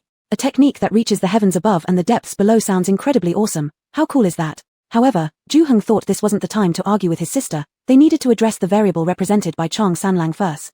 Thus, he coldly laughed at Ju Po again. Ho ho, even though my sister and I aren't the spirits you spoke of, killing you would be as easy as pie. Now that you've uncovered our secrets, well, we can let you go even less. Ju Po wondered, what secrets exactly had he uncovered? And upon hearing Ju Heng say they were not the spirits he thought them to be, he became more puzzled. If the two weren't spirits, then what were they? How could they bring him here so suddenly? After Ju Po's brief terror at thinking Ju Yu was a spirit, curiously, he found he accepted it pretty quickly. He thought, whatever Ju Yu truly was inside, as long as she was still the Ju Yu he knew, the black-haired girl who was the first to accept him as a friend, she would never harm him. Yet, he remained slightly curious about what kind of spirit Ju Yu really was, and kept guessing in his mind. Thinking she didn't fit the mold of a gentle and alluring rabbit spirit, flower spirit, or fox spirit, yet he dreaded her being a snake spirit, leopard spirit, or tiger spirit. Frankly speaking, he was still somewhat afraid. In the end, after all his guesses, none seemed fitting, and now listening to Ju Heng saying they were not spirits made him even more curious about what they really were. Of course, Ju Po thought Ju Heng could be whatever he wanted to be, but he mainly wanted to know what Ju Yu was. So, he asked cheekily again, what are you then? Deities? Or ghosts? If they weren't spirits, could they be deities? To be honest, Ju Po didn't think so. Which deity curses so often? Although the black-haired girl behaves rather gracefully in front of her mother and younger siblings, facing him, she's always cursing every day. If not a deity, not a spirit, could it be a soul possession? Ju Po felt it somewhat plausible. Lately, being always around Ju Yu, sometimes Ju Yu made him feel like she wasn't one of them. She knows so much he doesn't, loves breaking their rules, and often mocks them when there are no outsiders around. Ju Heng, this kid's imagination was really off the charts. But it couldn't be denied, his guess was surprisingly close to the truth. Weren't they two wandering souls from another world? It doesn't matter what we are, all you need to know is that with our abilities, taking your life would be as easy as flipping a pancake. Ju Heng sat down, flicked his nails, and smiled at Ju Po. Whether you're a prince or a noble's son, Little Master will decide your time of death if he wants it at midnight, and you won't last until dawn. Oh, now Ju Po understood. So Ju Yu's brother was the reincarnation of Yama? His words were just like those from the stories about Yama. If her brother was Yama, then Ju Yu might really be a ghost. Ju Po thought being a spirit would actually be better than being a ghost. Black, no, Au, I don't care whether you're a ghost or human, really, whatever you are, we're still friends. Ju Po said this with full sympathy, feeling that rather than being a ghost, she might as well be a spirit. It sounded better. Ju Heng, Ju Yu, what on earth was this kid thinking? You'd better worry about yourself first. Forget it, why am I wasting my breath with you? Ju Heng was thoroughly provoked by Ju Po's talk about trivial matters while he wanted to discuss lofty ideas. He stood up, spun around, and grabbed the axe hanging on the wall. As he flipped it in his hands, he coldly laughed. If it weren't for Au bringing you here, you would have been dead already. I might as well kill you now and throw your body back into the forest, pretending the Tartars killed you. Anyway, the group of dozens of Tartars who saw my sister bring you in, I've already wiped them out. If you die too, there will be no one left in the world who knows our brother-sister secret anymore. When Ju Po, looking at the sharp edge of the axe and the sinister face reflected beneath it, he finally started to feel afraid. Upon hearing Ju Heng say he had already annihilated those dozens of Tartars, looking at him again filled Ju Po with an overwhelming sense of menace. Ah, don't do this, Brother Heng. We can talk things through. We have no grudges after all, and Au and I are good friends. Auntie and Alii and Anying also like me. Only now did Ju Po realize the terrifying nature of Ju Heng, so he hastily promised. You can rest assured, I really won't tell anyone about your ghostly nature. Ju Heng, how had they come back to this again? How exactly did you become so certain that we are ghosts? Ju Heng was finally enraged by Ju Po's irrational logic. Not wanting to beat around the bush with him anymore, too exhausting, he directly pointed the axe at him and said, to be honest, we're people too, just like you, only carrying a bit of extraordinary ability that ordinary people don't have, and remember bits of memories from the past life. This kind of ability, unless under dire circumstances, we wouldn't easily use it. After all, our visit to this world is merely to live peacefully and quietly go about our own lives. But there are too many vile people in this world. In order to prevent these vile people from coveting our powers and doing things that harm our family and friends, we have to keep the secret of our power hidden, letting no one know, including our family members. But now you've found out everything, to prevent you from having ill intentions, I can only eliminate you. Ju Po, I swear, I really won't tell anyone. Ju Heng, I think it's better to just kill you outright. Ju Po, how could the conversation continue now? Could only grimace and look toward Ju Yu, hoping she could help mediate for him. Since Ju Yu brought him here to their secret base, she probably wouldn't watch him die, right? However, Ju Yu helplessly shrugged at him. Ju Po could only continue to save himself. Hey, Brother Heng, even if you kill me, it probably won't resolve everything. Didn't you always suspect my identity, knowing my relationship with Uncle Ju is deep? Actually, you guessed correctly, I'm not really called Chang Sanlang. My original name is Ju Po, the 5th imperial grandson of Chengqian Emperor, the 3rd son of the late Crown Prince. Grand Tutor Ju was officially my father's teacher, but actually was entrusted by my maternal grandfather to teach my eldest brother and me at Crown Prince Mansion, which is why I am familiar with Uncle Lin. You know, my grandfather has always disliked Grand Tutor Ju and your family. So, even if you kill me and make it seem like the Tartars did it, given his temper, he probably would still blame your family. Even though you guys have supernatural abilities, it won't be enough to save your entire clan, would it? Rather than that, why not trust me once? I promise. Zhu Po racked his brains but couldn't come up with another way to beg for mercy from Ju Heng, so he could only honestly confess his background. However, he didn't even finish. You said you are who? This time it wasn't Ju Heng asking, it was Ju Yu, who had been standing idly by watching her brother intimidate Chang Sanlang. Now her face was ashen as she angrily questioned him. Ju Yu was utterly shocked. She had never imagined that her good friend Chang Sanlang had actually been deceiving her all along. Even the name Chang Sanlang turned out to be false. There was no such person as Chang Sanlang at all. Ayu, don't be angry. I've long intended to tell you about my identity. But Uncle Ju said the fewer people who knew about my identity, the better, so he wouldn't let me say anything. But I've already decided I was going to tell you everything before I returned to the capital. But today's incident happened. Zhu Po hurriedly explained to Ju Yu. But clearly, Ju Yu did not want to hear his explanations. She got angry and turned away, sitting on the side, directly stating, "Brother, I think killing this guy would be simpler." Ju Heng, good. Hey, black girl, you can't be so unrighteous. Though I didn't tell you my identity, you didn't tell me yours either. Shouldn't we consider ourselves even now? Zhu Po was grabbed by the collar by Ju Heng and slammed against the wall. Seeing the bloodstains on Ju Heng's clothes and the axe pressed against his neck, he just killed the Tartars and hadn't had time to change, combined with the lack of protection from Ju Yu, Zhu Po really panicked and couldn't help shouting at Ju Yu. And besides, I've treated you so well, and I've even thought about bringing you back with me to the capital when I return. How can you be so heartless? Do you call being heartless? How many times has my sister saved you? What is your repayment to her?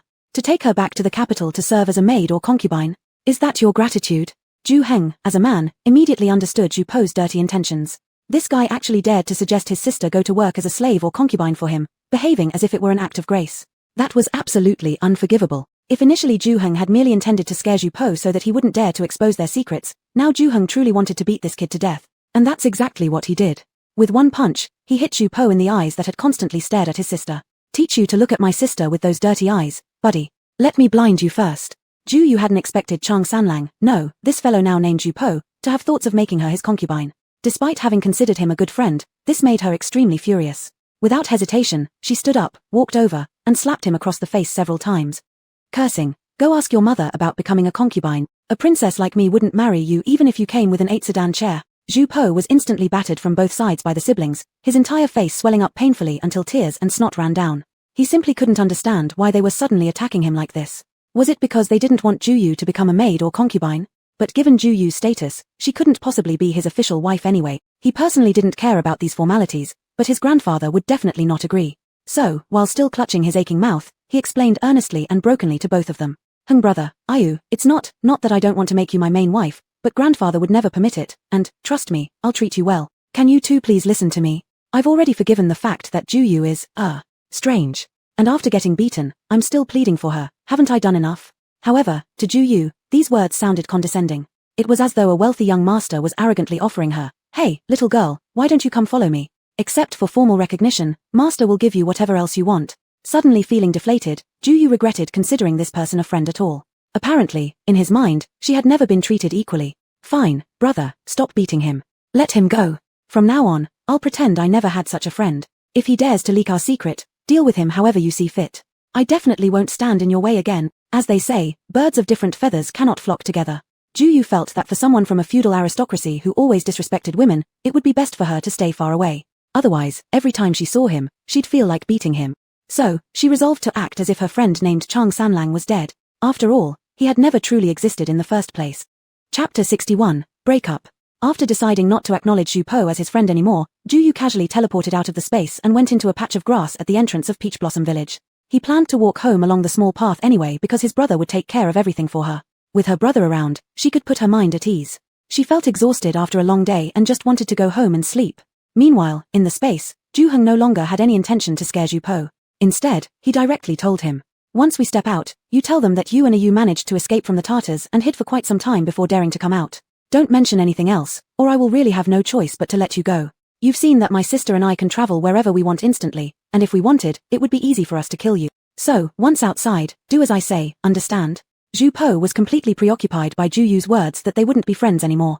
All he could think about was rushing to find Juyu and ask her why she suddenly didn't want to be his friend. If it was because she needed him to marry her first, he'd plead with his grandfather. It might be tough, but if he threatened death, his grandfather would likely agree it wasn't impossible. Why cut ties? From childhood till now, she had been his only good friend. Therefore, for Ju Heng's threats, Ju Po instinctively nodded. Ju Heng thought he understood the message and led him to the grass outside Peach Blossom Village. He was about to give more warnings when Ju Po immediately left the patch of grass upon recognizing the location and ran toward Ju Heng's house. Does this mean the kid is going to betray us? He shook his head, thinking Ju Po couldn't possibly jeopardize their secret now. As for later, Ju Heng decided to keep an eye on things.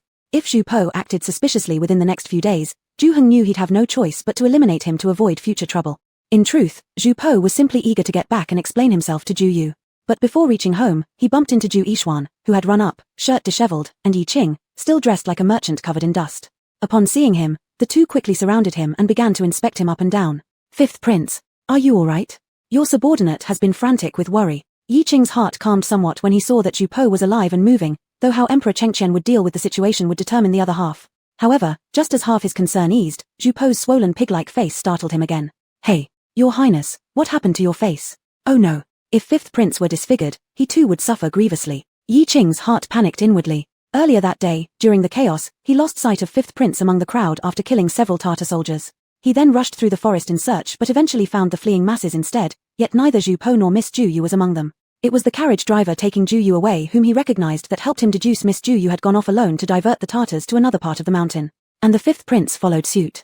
Without hesitation, Yi Qing returned to the eastern forest but found nothing, save a few stray arrows left behind by the Tartars. Both the Tartars and the two missing persons vanished without a trace. With a sliver of hope, Yi Qing hastened to Peach Blossom Village, but losing his horse forced him to purchase another from Bai Li Town at great expense.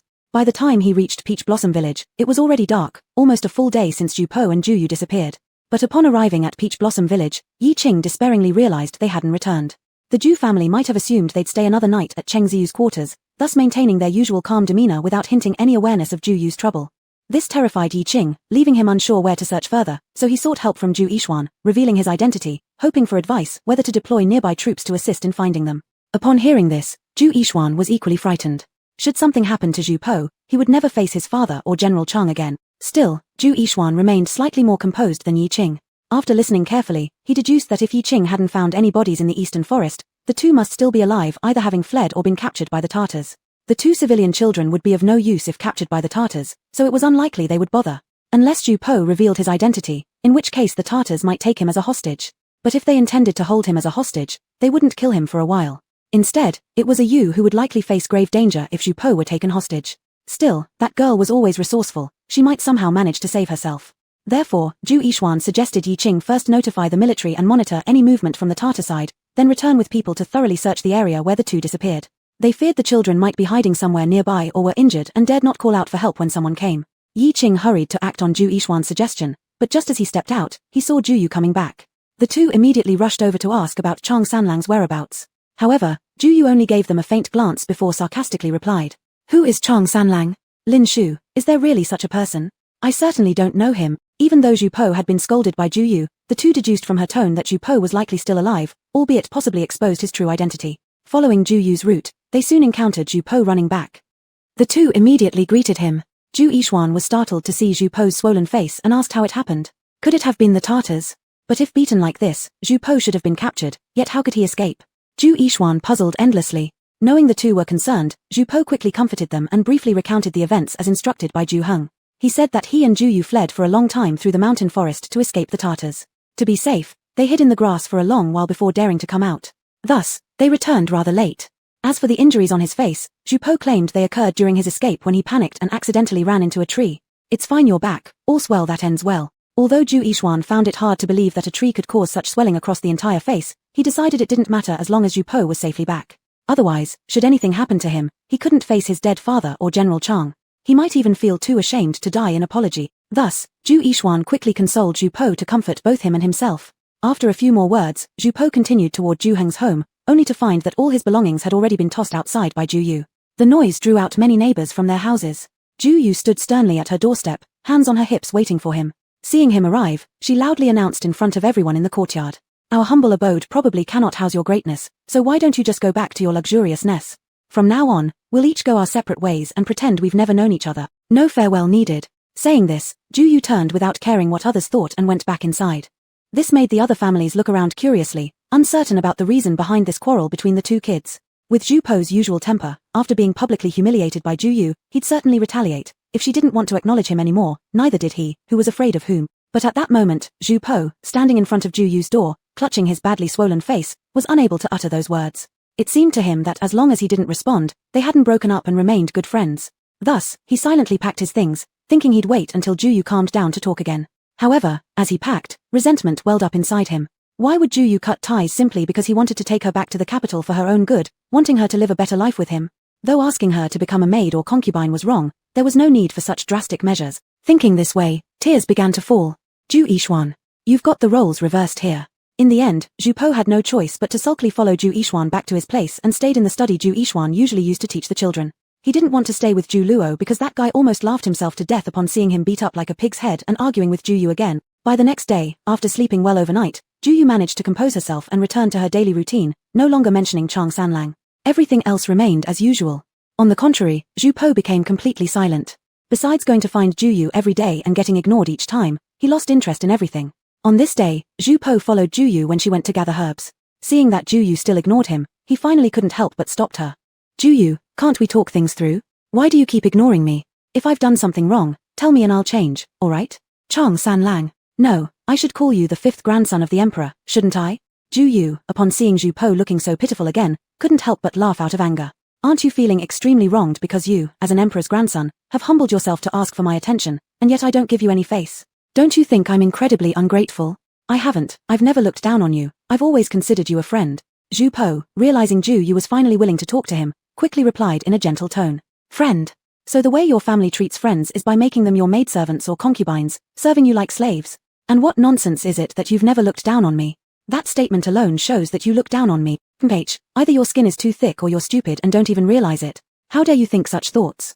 In what way am I inferior to you? I study medicine, I can cure people, earn money, and take care of myself. What do you know how to do? Without your title as an emperor's grandson, you are nothing. Without your great-grandfather, you'd starve to death in no time. I've never looked down on you and have always treated you as a friend because I thought, despite being useless, at least you were sincere with me as a friend. But you, not only did you hide your identity from me, but you even dared to suggest that I become your concubine with the attitude of doing me a favor. How dare you think like that? Just because I'm not some arrogant fool like you. After Ju Yu angrily scolded the worthless man in front of her, she turned and headed into the mountains, saying clearly that bridges and roads have their own paths, so why bother chasing after trouble? She wasn't going to hold back any longer. Leaving Zhu Po stunned there, his mind echoing repeatedly with that phrase, are you just a piece of trash? So, in the heart of the black-haired girl, he was merely a good-for-nothing? That made sense. Away from the capital, away from his grandfather, what else could he do? If it weren't for the good fortune of meeting Ju Yu and her brother, he would have been dead countless times already. Neither literary nor martial talents to speak of, he couldn't even understand strategy discussions or dress himself properly. Facing the massacres carried out by the Tartars, all he could do was curse in his heart, doing nothing. He had to rely on the black-haired girl to protect him. What kind of face did he have to call himself young master in front of others? Feeling self-important. And what kind of face did he have to claim making Ju Yu his concubine was for her own good? Not to mention having her as his concubine, would he even be able to protect her if they married, let alone if she were his main wife? Zhu Po felt completely dispirited after hearing Ju Yu's words. He stood there motionless for a long time, making Yi Qing, who was hiding nearby and watching over him, worry enough to approach and check on his condition. Your Highness, are you all right? Yi Qing asked cautiously. Yi Qing, did you hear everything? Zhu Po first stared blankly at him before recognizing him and asked. Do you think it's not just Ju Yu, but that many people feel the same way about me? That I'm a waste? Ah. Your Highness, Ju Yu was just angry, please don't dwell on it. Yi Qing struggled to comfort him with clumsy words. I'm not blaming her. Actually, what Ju Yu said isn't wrong. Without my royal bloodline, I truly am nothing. Zhu Po muttered silently in the direction where Ju Yu had gone. Yi Qing. Has His Highness been so upset about the argument with Ju Yu that he's lost his senses? Yi Qing thought that it wasn't surprising that his Fifth Highness was so angry. Ju Yu's words were indeed venomous. No matter what, one shouldn't call a man useless. Moreover, what was so bad about being the Fifth Highness concubine or maid? It was such a great deal. Eating well and drinking fine every day. Yi Qing simply couldn't understand why Ju Yu was so repulsed by it. With the Fifth Highness' affection for her, wouldn't he carry her on his palm every day? And there would be plenty of gold and jade. Everyone in the capital knew how wealthy the Fifth Highness was. Wasn't it better than her current life of rushing around giving medical treatments every day? This girl really didn't know how fortunate she was. It baffled Yi Qing how so many enviable opportunities she rejected actually appealed to the Fifth Highness. Sigh. How could one console this situation well? Yi Qing scratched his head, thinking that if Juyu were here, he would surely be able to mediate between the two of them. But unfortunately, he wasn't around, and Yi Qing himself was so used to being a covert bodyguard that he barely even knew how to speak, let alone how to persuade people. So all he could do was stand silently behind Ju Po and keep him company. After a long while, the sky had turned completely dark. Yi Qing thought that Juyu must have already gone down the mountain from another path, and finally managed to open his mouth hesitantly. Your Highness, let's go back first, and come again tomorrow. There's no need. She won't talk to me anymore. After much silence, Ju Po finally spoke. Yi Qing, there's no need for you to try and comfort me. Go prepare the things we'll need, we're going back to the capital tomorrow. Yi Qing. Chapter 62, 1 year later. Ju Po left quietly, leaving only a letter for the Zheng family with a silver note worth 100 taels attached. The letter made no mention of Juyu but expressed gratitude to the Zheng family, promising to repay them when there was an opportunity in the future. After reading the letter, Lady Zheng couldn't help but tap her eldest daughter on the forehead. You, my child, couldn't you have restrained your temper? You knew third brother didn't have bad intentions. Why couldn't you have talked things out instead of making everything so tense? Juyu's response was the same as always. Those who follow different paths cannot walk together. She didn't think she had done anything wrong. But whenever she was alone, preparing medicinal herbs or studying medical books, and without Chang Sanlang around chattering, it felt like something was missing beside her. She strangely felt an emptiness in her heart. But Juyu assumed this feeling was just due to unfamiliarity. Even cats and dogs develop feelings after being raised for a few months, how much more so for people? However, two individuals whose thoughts are not synchronized and whose values differ greatly are destined not to get along for long. Since they were bound to part ways eventually, splitting sooner was better than later. She had always been the kind of person who preferred having nothing over settling for less. Perhaps her nature really wasn't suited for making friends, otherwise, why would she not have any friends in both lifetimes? Nevertheless, now she had come to terms with it. No friends? So be it. Living alone was pretty good too, at least she wouldn't get betrayed. In her past life, except for going to school and studying medicine, she spent most of her time being a loner. Apart from occasionally listening to music, she had no other distractions, let alone close friend. At the start of university, a boy once invited her to sign up for the dance club. At that moment, she was truly surprised and delighted, believing someone finally wanted to be her friend. So, she summoned her courage and went. But after practicing only a few times, that boy stopped interacting with her. She wondered what about her annoyed him. Eventually, a senior in the dance club couldn't bear to see her confusion and revealed the truth. Every year when new students arrived, the boy would make a bet to see if he could invite the most reclusive girl of that year's batch, and she happened to be the one selected by the male students of their cohort, and she had successfully fallen for the trick. She was incredibly angry then and couldn't help confronting the boy. Naturally, the result was embarrassing herself publicly and getting ridiculed. Of course, she didn't let him off easily either, making sure he faced public humiliation too thanks to her fists. That experience, however, left her with trust issues regarding human hearts. From then on, she became even more solitary. So, all her life through both lifetimes combined, the only two friends she thought she'd ever had turned out to be liars. Time passed day by day, and before anyone realized it, a year had gone by. Since the weather warmed up, the cotton clothing business of the Zheng family was no longer viable. Therefore, Juyu suggested they all partner up to open a ready-made clothing workshop. They needn't cater to rich clients, focusing instead on soldiers as their primary customer base. Following the style of riding clothes sold in the capital, they modified those overly large coarse fabric garments, designing several styles of men's riding outfits that were convenient, durable, and specifically marketed toward the soldiers. Moreover, they didn't have to work themselves to death. Juyu also proposed employing the women from Peach Blossom Village who were skilled in needlework and worked efficiently. Dividing labor according to modern methods, not only would this increase daily production, but it would also reduce their own workload. In this way, they could earn more money themselves while simultaneously helping the women of Peach Blossom Village earn income too. After hearing Juyu's ideas, Bai's family praised her highly and indeed gathered funds to proceed as suggested. The workshop was located at the Bai residence, with shareholders being Lady Bai, Lady Liu, and Lady Zheng. Because 2 rooms from the Bai household served as the factory, both Ju Li and Lady Bai's rooms were requisitioned, they held 40% of the shares. Lady Zheng and Lady Liu each held 30%. After the improved men's clothing launched, it quickly became extremely popular among the soldiers. With more sales, the Zheng family bought raw materials in larger quantities, securing lower costs, enabling them to sell the products at competitive prices. Gradually, almost every soldier in the 100 Li town owned one of their workshop's outfits. It practically became standardized military attire. Of course, during this period, some copycat women tried selling imitation clothing. However, relying on volume, the Zheng family engaged in wholesale rather than retail, which others simply couldn't compete with. Upon calculating profits after the sale, these imitators found their earnings barely covered the cost. Over time, no one bothered trying anymore. Thus, over the course of a year, the Zheng and Bai families hadn't earned little. Apart from paying worker wages, each had already split 200 taels of silver. The women of Peach Blossom Village were also very satisfied. The Zheng family was quite upright, offering high payment for work done well. If someone worked hard, one person could earn approximately 2 taels of silver per month, which amounted to nearly 50 taels per year. One individual could earn more than what their entire family would make cultivating land for a year, and because of this, the women of Peach Blossom Village felt they could hold their heads high. Especially Yang, the daughter-in-law of Li Gui, who was spirited and willing to work, was promoted by the Zheng family into a small managerial role at the workshop. She earned an extra half-tael of silver each month compared to others, earning 6 additional taels in a year, which made her strut around confidently at home. According to Li Gui's account, his daughter-in-law had always been somewhat insecure before due to being from a rural background and not knowing how to read or write, even though she appeared capable, especially in front of his eldest son.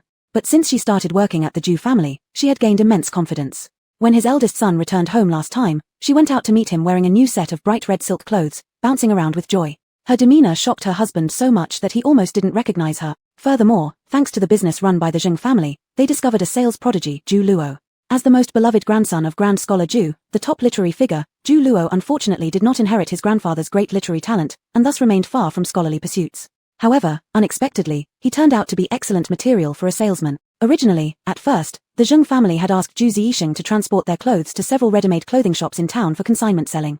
At that time, Zhu Ziyisheng was busy ferrying goods back and forth between Peach Blossom Village and 100 Li Town with his nephew Zhu Gong and his cousin Zhu Luo on 2 mule-drawn carts, carrying various items people needed delivered. Zhu Ziyisheng himself paid little attention to such matters, and despite having practiced for many days, still couldn't get it right. Whenever he arrived in town, he simply dumped the garments as required by his wife Lady Liu in the designated shops without caring whether the clothes sold well or not. For some time, Lady Zhang noticed the clothing sales dwindled significantly. When Lady Liu questioned Zhu Ziyisheng about this issue, he showed no understanding. It was Zhu Luo who took the initiative to secretly investigate and found that the several ready-made clothing shops, seeing the popularity of the Zheng family's workshops, had collectively raised the price of each set of clothes by 10 coins, trying to increase their profit margins without adhering to the agreed-upon prices between both sides. With such high pricing, the sales naturally declined, leaving Lady Zhang and her companions furious but seemingly powerless. How could they possibly sell the clothes themselves? Even if they pooled money to open a shop in town, how much could just one shop sell in such a vast place like 100 Li Town? Knowing this, the ready-made clothing shops brazenly united against them, certain that without their partnership, the Zheng family's clothes would never be sold. Ultimately, it was again Zhu Luo who came up with an idea. He sought out more than 10 peddlers who roamed around town daily. As long as they paid a deposit, the cost of the clothing, they could take the clothes from his cart to sell wherever they pleased. If they sold each item at the specified price, they would receive a commission of 10 coins per piece of clothing and 5 coins for shoes. If unsold, they could return the items undamaged, and upon his inspection confirming no damage, the deposit would be refunded. These street vendors typically earned only 30 or 40 coins per day. With the potential to make double by selling just 2 sets of clothes, hearing that the pricing was low and the quality good, they all thought the clothes would sell easily. Best of all, they wouldn't have to use their own capital. These astute peddlers naturally jumped at such a great opportunity. Some paid deposits for 3, 5, or even 10 pieces of clothing, taking the corresponding amounts and heading off to familiar places to promote the goods.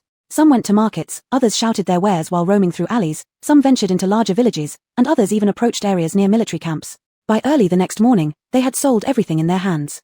They waited eagerly on the side of the road even before Zhu Luo arrived. Zhu Luo, according to the number of pieces recorded in his notebook, paid each of them their commissions and asked if they wanted more merchandise. Those who wanted more needed to pay another deposit, whereas those who didn't could leave with their earnings. The deposits served as offsets for the purchase price. The vendors, naturally clever and unwilling to lose such a lucrative deal, all decided to take more stock and more than they had the previous day. Since then, the clothes made by the Zheng family were no longer consigned to those ready-made clothing shops for sale. Instead, they were all handed over to Zhu Luo, who took them to town and passed them on to the street vendors under him for promotion. By the end of the year, the number of salespeople under Zhu Luo had grown from the initial dozen or so to several dozen. And Zhu Luo no longer followed Zhu Ziyisheng around in the mule carts. He negotiated a commission of 3 coins per piece of clothing and 2 coins per pair of cotton shoes with the Zheng family, working together with his elder cousin Zhu Gong as their grand agent. The Zheng family actually intended to give the 2 young ones more commissions. The commissions they used to pay to the ready-made clothing shops were 5 coins higher than what Zhu Luo charged the street vendors.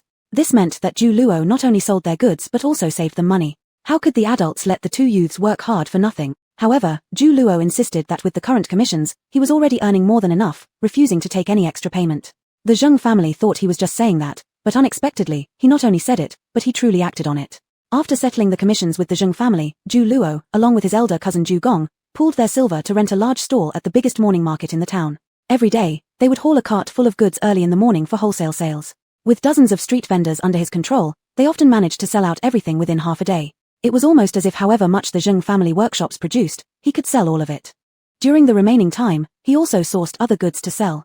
Even though he earned less in commissions than the street vendors, he simply sold much more almost every day, yielding more than 1 tael of silver in earnings. Thus, after more than a year, it was unclear whether the Zheng family or Zhu Luo had earned more. Actually, as the youngest master of the chief cabinet minister's estate, who among the good things had Zhu Luo not seen or eaten? He truly didn't love money, but he adored the feeling of earning silver, the crisp sound when counting coins, and was thoroughly absorbed in the business world. Later, when Ju-yu realized summer was approaching, she suddenly remembered mosquito coils. She considered that the herbs needed to make the coils could be found on the mountain nearby, and charcoal could be burned by someone in Peach Blossom Village. Pulling Ju Tianhao and her old master into the mix, she opened another workshop, hiring most of the elders in Peach Blossom Village to specifically handle the mosquito coil trade. Naturally, the finished products were all entrusted to Ju Luo, who distributed them among his street vendors for promotion. Because these families' partnership included two enterprises, which practically employed all able-bodied men and women in Peach Blossom Village, not only were the newly allocated fields left untouched, but even Li Gui's cultivated wasteland began to suffer neglect. Compared to the produce from farming the land, a family could earn that much by working at the Ju family workshops in just 2 months. If it weren't for fear of letting the land go back to waste after painstakingly cultivating it, many wouldn't have bothered planting at all. As for the Ju family, because there was no one left skilled at farming, nor anyone available to cultivate more land, they decided to simply leave the fields fallow. They figured they could directly pay taxes with silver during grain collection season instead. It was Ju Yu, however, who, while discussing the topic of land reclamation earlier in the year and seeing the backyard vegetable garden, suddenly remembered the vegetables collected from their space last life during its final storage session. She recalled something about dried chili peppers, along with a few potatoes and tomatoes. Chapter 63, Digging Potatoes. Ju Yu suddenly remembered the vegetables in her spatial ring and discovered that several of them didn't exist in this world. She thought to herself, if she could grow them, wouldn't it be a big win? However, she soon recalled the lesson from her brother selling small mirrors and realized that while growing chili peppers and tomatoes might go well, potatoes, as a crop capable of solving food crises, even if she could grow them, they might not stay with her. If potatoes could prevent the lower-class poor people from starving, then contributing them would mean nothing, and it would be an inescapable duty. But she feared those in power would keep this kind of crop in their own hands, using it as an opportunity to amass vast wealth. Still, Ju Yu thought these worries were premature. With just a few chilies, potatoes, and tomato seeds, for them to develop into large-scale planting, it would take at least 3 years or more. So, she decided that things for the future could wait until later. For now, she should first focus on getting these things to grow. Ju Yu thought about the potato, chili, and tomato seeds during the second month after Zhu Po left, right at the end of April. Because Liaodong was cold, crops were planted late anyway, and Ju Yu believed that planting potatoes, chilies, and tomatoes now would still be in time. Thus, she found a piece of empty land in the backyard garden and, following the planting methods from her previous life's memory, carefully planted those chilies, tomatoes, and potatoes. When Zheng She asked what she had planted, Ju Yu repeated the story her brother had told the bailiff song, claiming she bought these vegetable seeds from an overseas merchant she encountered in Bailey Town. She said she didn't know what they were, but the foreigner claimed they tasted good. Out of curiosity, she bought some to try growing. Their location, Fuzhu Wei, was not far from the sea. In recent years, the border situation had become much calmer, and occasionally, ships of overseas merchants would dock. Moreover, Ju Yu often accompanied her master to the Tongji Medical Hall and Cheng Ziyu's courtyard recently, so encountering foreign merchants conducting business was common. Therefore, upon hearing this, Zheng She didn't say anything. While tending to the other vegetables in the garden, she also watered, fertilized, and caught pests for the strange vegetables Ju Yu planted. By autumn of that year, Ju Yu harvested a small basket of red chilies, dozens of tomatoes, and 60 or 70 potatoes. Ju Yu couldn't resist, so she took 5 tomatoes, 5 potatoes, and a bunch of chilies. Excusing herself by saying that the overseas merchant who sold her the seeds explained how to prepare these dishes in broken Chinese, she instructed her mother on how to cook tomato and scrambled eggs, braised pork with potatoes, sour and spicy potato shreds, diced chicken with chilies, and finally made a tomato egg soup. At the dining table, when the long-missed flavors filled their taste buds, Ju Yu felt completely satisfied. She deeply regretted that Ju Heng wasn't home, eating another bowl on his behalf. Zheng She and Ju Ruifeng, along with the 2 little ones, also enjoyed the meal immensely. The 2 children especially loved the tomato scrambled eggs, while Zheng She preferred the soft and glutinous potatoes. On the contrary, the oldest Ju Ruifeng absolutely adored the diced chicken with chilies and sour and spicy potato shreds. Even as he was gasping due to the spiciness, he couldn't stop himself from taking bite after bite until he finished a whole plate of diced chicken with chilies and sour and spicy potato shreds. He then held the bowl of tomato egg soup Zheng She served him, drinking it happily while laughing at Ju Yu and saying, "How come you always have such good luck, girl? I'm almost always with you, yet why did that seed seller only meet you?" Ju Yu was just about to find an excuse to bluff her way through when she heard her master say, "Didn't you buy these seeds from a tall-nosed, deep-eyed foreign merchant with red hair and a bearded face? I saw him pass by the door of the Tongji Medical Hall once, carrying a cloth bag, looking weather-beaten. It was clear he had just gotten off a ship." Ju Yu, this. What else could she say besides nodding? During this year, Ju Li's studies became increasingly better. Ju Yixuan even predicted that after studying for 2 more years, he and Ju Zixing's youngest son, Ju Zhuo, could participate together in exams. Of course, this was all assuming that Ju Heng and Ju Dai could both be promoted to chief officers within the next 2 years. The last time Officer Han annihilated 2 Tartar squads, including an unfortunate Tartar prince of the Western Court, he was not only rewarded with 300 taels of silver but also promoted to Deputy Thousand House Officer. Not only did the thousand house officer above him receive commendations, but he also started treating Officer Han with a more amiable demeanor. Although the position of Deputy Thousand House Officer was just a nominal title, Officer Han actually still managed the 100-house unit. But for Officer Han, who had no roots at all, this was already excellent. Therefore, during this period, he was beaming with joy every day. Not only did he buy a house in Bailey Town, but he also kept asking people to act as matchmakers for him. As for Zhu Heng, who personally killed the Tartar prince of the Western Court, he was promoted to Xiao Qi due to his bravery in battle. Now he had 10 soldiers under his command. Zhu Dai was also promoted alongside him. However, it wasn't because Zhu Dai was brave in battle either. Rather, after the previous incident when the Tartars came to seize grain and his unit located merely 40 li away from them knew nothing about their presence, if not for Zhu Heng's lucky suggestion to take an outing to Bailey Town, those Tartars would have slipped right past him. Hence, Officer Han felt deeply ashamed about the matter and decided to specifically allocate 10 nimble-eared, agile soldiers to form a special reconnaissance unit responsible for gathering intelligence in nearby areas or during expeditions. Since Zhu Dai stood out particularly in this area, Officer Han assigned him as the leader of this small unit. Meanwhile, Zhu Bing gained much recognition for his remarkable handling of several interactions with superiors. He was directly transferred from Officer Han's camp, though he still served as a clerk at Fuzhu Wei's military barracks. His authority far surpassed what it used to be under Officer Han. At first, Officer Han was very reluctant about Zhu Bing's departure. But since Zhu Bing now mainly handled the distribution of provisions and rations among various camps and took good care of his former superior, Officer Han's unit enjoyed more supplies than ever before even without any need for groveling and begging. Therefore, Officer Han gradually came to terms with Zhu Bing's departure. When talking about him, he liked to boast, "That man was once my marching secretary and I'm the one who handpicked him." Young Zhu Ying's painting skills had made leaps and bounds this year. Although Zhu Yu didn't possess exceptional talent in painting and could hardly teach her anything beyond basic techniques, she secretly spent time with a piece of charcoal pretending to accompany the little girl while actually teaching her some tricks with shadows and lines that she had learned in art class during her past life. Little Zhu Ying indeed showed extraordinary talent in painting. After learning a few days from Zhu Yu, her half-knowledgeable teacher, she had fully integrated all these line and shadow techniques into her own artwork. Compared to hers, Zhu Yu thought her own drawings were practically unviewable. Even Zhu Yixuan, who had seen countless famous calligraphy works and paintings and had deep insights into this field, couldn't help but praise Zhu Ying's paintings highly. At the same time, he also held Zheng She in higher regard as a mother who, despite the adverse circumstances, still supported her elder daughter nurturing her younger sister. You see, the pigments for painting were extremely expensive, and neither inksticks, inkstones, nor paper was cheap. Judging by Zhu Ying's monthly volume of work, the cost wouldn't be less than 5 taels of silver. 5 taels a month means 60 taels a year, which was almost equal to the annual expenses of an ordinary family. Although Zheng She wasn't short on money at the moment, not like other women hoarding everything for their sons, she was willing to invest heavily in a girl. This proved that she truly loved her children and had great foresight. Time flew by, and another year passed quickly. This was already the 4th year that the Zhu clan members had been exiled to Liaodong. Last autumn, Zhu Yu's new vegetables reaped another harvest, and the number of potato seeds had grown from dozens to several baskets. By then, Zhu Yixuan had known that Zhu Yu had grown several types of vegetables that didn't exist in Dian and had tasted them all. Although tomato and chili peppers tasted great to him, they didn't catch too much attention, yet potatoes, being incredibly filling, high-yielding, and could be considered as grains, caught his particular focus. Not only did he order all families to keep the existence of potatoes strictly confidential, but he also called Zhu Heng over secretly when he returned home. The result of the secret talk was that all families jointly spent money hiring someone to dig a cellar, exclusively storing Zhu Yu's recent harvests of potatoes there. As a precautionary measure, Zhu Tianhao even specially locked the cellar door. Zhu Heng deliberately informed Zhu Yixuan about the existence of potatoes to make them become a shared asset among several families and attempt to gain maximum benefits through Zhu Yixuan's network. Thus, naturally, everyone followed Zhu Yixuan's instructions. By late April of the following year, Zhu Yixuan freed up 1.5 mu of vegetable land in each backyard garden. Besides planting half mu of chili peppers and half mu of tomatoes, the remaining 1 mu was dedicated to growing potatoes. The previous year, since 2 workshops operating at home proved very inconvenient, all families together chose a place not far from the residences and built several spacious factories. Zheng She's ready-to-wear workshop and Zhu Yu's mosquito-repellent workshop had already relocated there. Therefore, these days, apart from the Zhu family members, few people entered the courtyards of these houses. Even so, Zhu Tianhao was still overly cautious.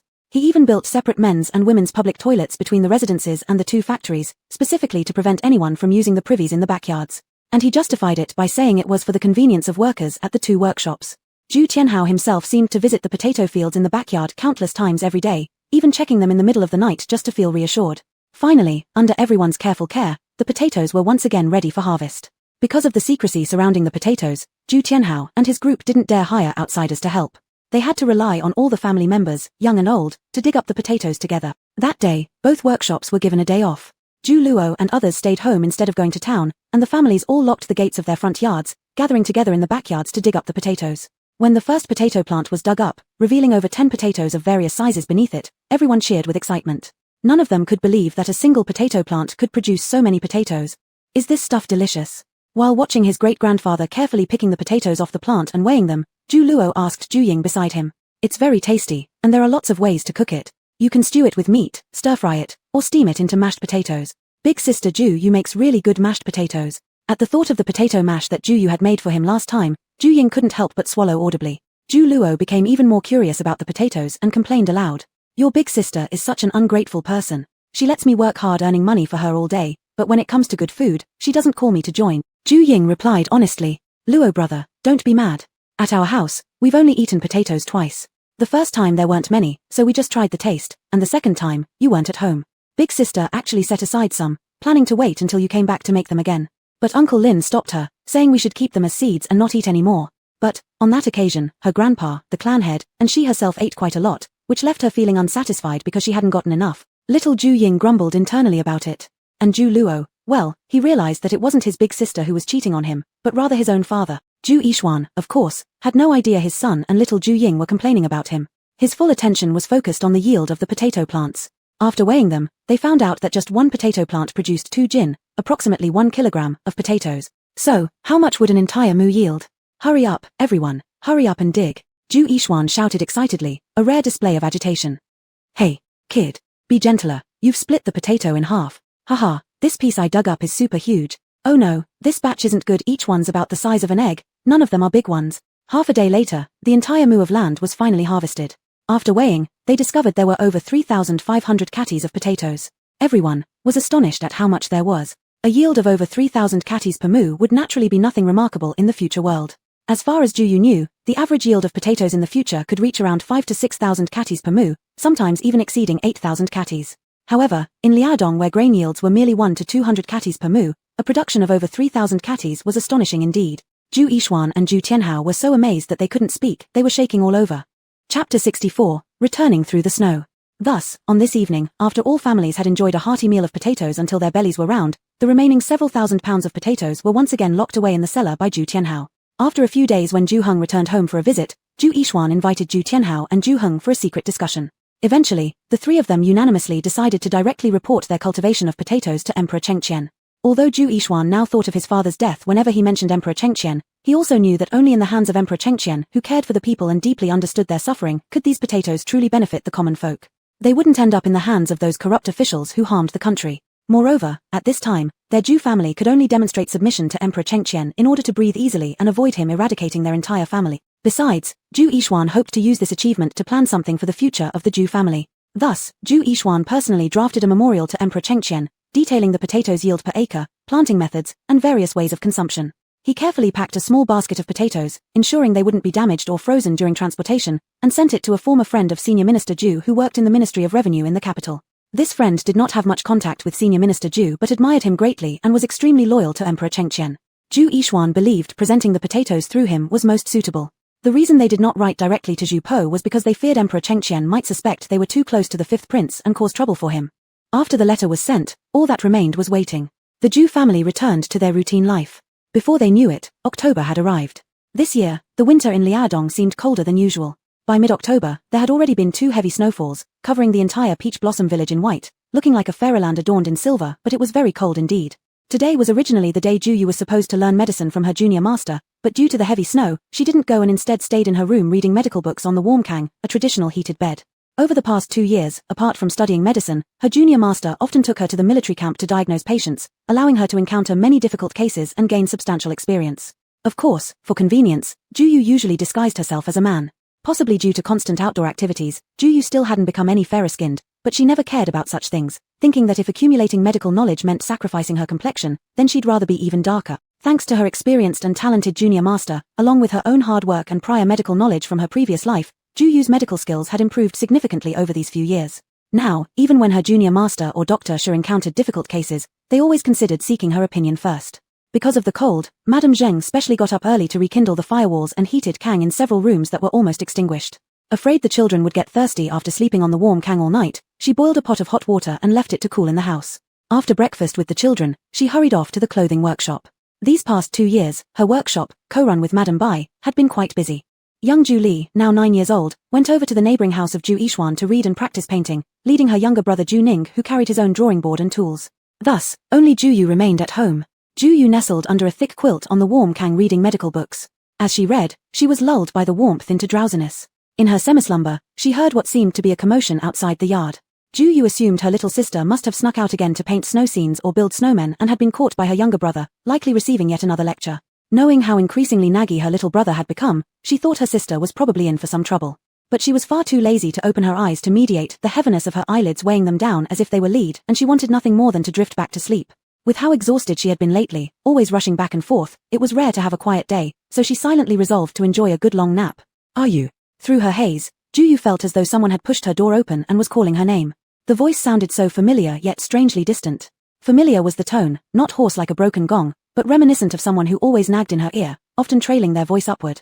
Unfamiliar was how rarely this person used such a tone to call her you. Normally, he'd bellow with his rough voice, slightly raising the pitch at the end. "Hey, dark-skinned girl." Ju Yu thought, who is this person? So annoying, disturbing her peaceful dream at a time like this. She didn't want to deal with him, but the cold wind rushing in through the open door woke her up completely. Instinctively opening her eyes, she wanted to see who was so shameless as to enter the house without closing the door. Didn't they know that the weather in Liaodong could freeze someone to death? Moreover, why were they just pulling back the cotton curtain? But the glaring white snow outside stung her eyes, blurring her vision. Ju Yu instinctively covered her eyes and closed them briefly before peeking through her fingers toward the silhouette standing by the doorway. She saw a tall, handsome young man in a bright red crane-patterned feather coat. His almond-shaped eyes with long lashes twinkled as he smiled sweetly at her. "Ju Yu, who are you?" "Zhu Po." Zhu Po had rushed all the way from the capital to Liaodong, not dying in the torrential rain along the road or being frozen by the accumulated snow of Liaodong, but now froze stiff upon hearing Ju Yu's words. "Who are you?" The fervent passion in his heart immediately felt like it had been doused with a bucket of icy water, truly chilling him to the bone. Had she forgotten him completely while he was still yearning for her every single day? How laughable it was that these past 2 years, he had been constantly reflecting on himself, striving to become less incompetent so that he could be the friend she hoped for. How laughable it was that after nearly a month of wits against his grandfather, he was finally allowed to come to Liaodong to say the apology he'd longed to say for 2 years but never had the chance. How laughable it was that despite Mu Linga's warnings, he galloped ahead against the wind and snow just to see her sooner. And yet, she didn't recognize him.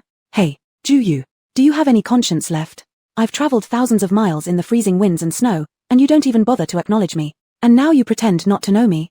Do you know that because of you, I rode a horse for almost a whole month, my thighs nearly rubbed raw, and my cheeks chapped from the biting cold? And yet, you still pretend not to know me." Zhu Po's eyes welled up with tears, thinking, did Ju Yu really intend to ignore him for the rest of her life? Even though he had changed so much, she refused to give him another chance. Ju Yu was speechless. "Chang Sanlang? Ah, no, are you Zhu Po? Isn't it me? You finally recognize me, right?" Zhu Po exclaimed joyfully. Ju Yu took a deep breath, exhaled. Forget it. She couldn't take it anymore. "Zhu Po, how many times have you deceived me? Were you disguised before? Your sister. Not only your name was fake before, but even your face was too." "Zhu Po, eh? Ha ha ha, little Apo, so your little girlfriend is this amusing? Why didn't you tell me earlier? No wonder you've been so eager, urging me to hurry on our journey." Zhu Po was standing awkwardly by the door, thinking to himself, how could he be so stupid? How could he forget about the disguise he wore back then and blame Ju Yu here? Now things would only get worse for him, and she wouldn't forgive him easily. At that moment, laughter like tinkling bells came from behind him. Zhu Po quickly moved to cover the speaker's mouth, fearing she would say something that would further enrage Ju Yu. Unfortunately, it was too late. He thought, that's it, there's no hope now. All his hard work over the last 2 years was wasted. Given his elder sister Linga's big mouth, even if he begged Ju Yu to forgive him, she could ruin everything just by speaking. Look at what she was saying about his little girlfriend and how he yearned for her. Hey! Even if those thoughts might have been true, shouldn't he have kept quiet about them? If Ju Yu got angry enough when she pretended to be his maid, wouldn't she explode upon hearing her words? While Zhu Po silently blamed Mu Linga for coming, he cautiously turned to check Ju Yu's expression. To his surprise, not only was Ju Yu not angry, but she looked puzzled as she asked Mu Linga, "Excuse me, who are you?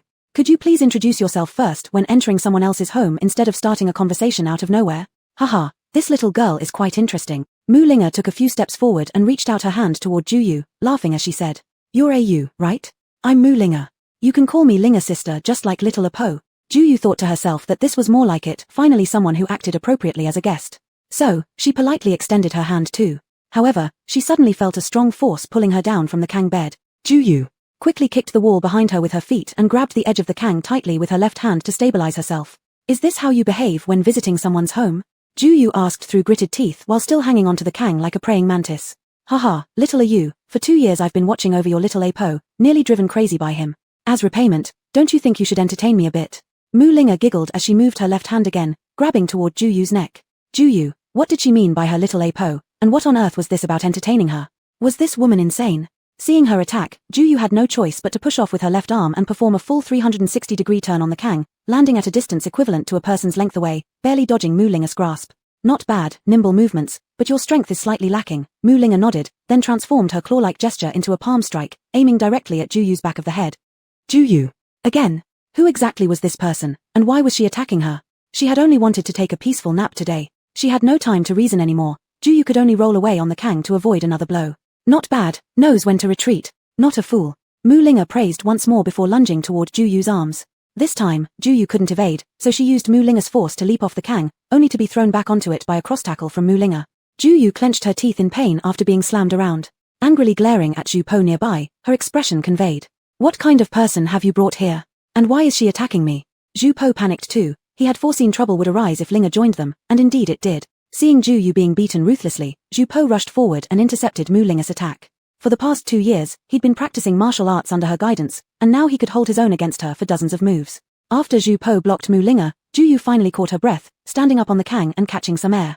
Then she rummaged through her sleeve. Next, holding her breath, she opened the paper package and flung its contents straight onto Mu Linga, who was currently grappling with Zhu Po. Really, if she couldn't overpower this woman physically, could she not at least poison her? Juyu executed this action behind Mu Linga and directly facing Zhu Po, so Zhu Po saw her sprinkling powder clearly and quickly held his breath along with her. Mu Linga, with extraordinarily sharp senses, immediately detected the powder being tossed. She instinctively leaped aside, though while avoiding most of it, she ended up inhaling a small amount. Mu Linga. Never thought she'd be nipped by such a little girl after all her experience hunting swallows. Then, she watched helplessly as the girl lying on the Kang smirked at her and raised 3 fingers. 3, 2, 1. At that moment, Mu Linga's vision went black, and she fainted directly into Zhu Po's arms, who had hurriedly come to catch her. Juyu sighed in relief. Finally, silence returned to the world. Chapter 65. Please speak in human words. Zhu Po held Mu Linga, who was poisoned and unconscious, and looked at Juyu standing on the Kang bed, laughing triumphantly. Suddenly, he remembered that his Ayu wasn't an ordinary person from their place. But it seemed like he always deliberately forgot about this fact and never took her difference from them into account. He never mentioned it to anyone for fear that once he did, his Ayu would never acknowledge him again or disappear from his life forever. Sister Linga said he had fallen ill with yearning even before he understood what longing was. But he felt that only after leaving her did he understand that yearning could also make one sick. Ayu, my surname is Zhu, given name Shi, I am 16 years old, once ignorant and arrogant, causing the ones who sincerely treated me to lose faith in me. Zhu Po knelt halfway on the ground, holding the unconscious Mu Linga in his arms, looking up at Juyu under the dazzling snowlight. Would you be willing to give me another chance to recommit myself to you? Juyu. Please speak in human words. Ayu, I know I was wrong for not respecting you and used the idea of making you my servant concubine as a way to offend you. I was too stupid. I am nothing, yet dared to look down on you. I've reflected a lot over these 2 years. From now on, I swear I will never do such things again, nor deceive you again. Can we become friends again? Juyu, no way. At the same time, in the Qianqing Palace of the capital, Emperor Chengqian handed a list to a middle-aged man around 30 standing below him. Take a look. The middle-aged man hastily bowed and took it, reading carefully, then bowed lower. In 3 days, 20 people, all from the 6 departments, either requested retirement or feigned illness. All I asked was for them to return a fraction of what they had embezzled from the common people. It's but a trifle to them, but still, they created this commotion. As if complaining that I haven't fed them enough and are now pressuring me. Do they think I have lost the ability to wield my sword? Emperor Chengqian chuckled coldly. He scolded the middle-aged man standing with his head lowered. That's enough. Stop pretending here, hurry up and give your father some advice. Only then did the middle-aged man raise his overly handsome face, smiling and saying, Godfather, haven't you already come up with a plan? Otherwise, you wouldn't be this angry. You damn kid. You're the one who knows. Emperor Chengqian laughed and cursed, and then suddenly grew serious, sighing regretfully. Now that Yunnan and Guizhou have just been pacified and Liaodong remains unsettled, there's no other option for me but to learn patience from Han Xin. Alas, if your older brother were still alive, how would I have come to this state? As he spoke, his eyes reddened. The middle-aged man below listened and tears immediately welled up. He fell to his knees with a thud. Godfather, please take care of yourself. If elder brother were watching from above, he surely wouldn't wish to see you in such a state. That's enough, enough. Don't bring up that ungrateful one. After feeling melancholy for a moment, Emperor Chengqian casually wiped away his tears with his hand, waved, indicating the middle-aged man to rise, and continued. Let's talk about you. Feng, you've been back for quite some time. Is your wife still ignoring you? What about Linga? Hasn't she tried to persuade her mother? Hearing this, the middle-aged man became silent. After a brief pause, he shook his head, saying, "It's not her fault. Back then, it was truly my fault towards her." It turned out that the handsome middle-aged man standing below was none other than Chengqian Emperor's godson, shipping Marquis Mu Feng, and father of Mu Linga. Alas, your wife is indeed exasperating. Didn't you just deal with an outside mistress? If she didn't want you to take her back, fine, why must she insist on leaving the family? Moreover, the Empress Dowager protected her back then, making it impossible for me to vent my anger on your behalf. Alas. Thinking of his deceased wife, Emperor Chengqian sighed again and worriedly added, "By the way, Linga is not young anymore. Have you made any plans for her marriage? You should know that before your godmother passed away, she originally planned to marry her into our family as my eldest granddaughter-in-law, but unfortunately, soon after her passing, Yinga also went. How about letting her consider Taoye?" Emperor Chengqian suggested.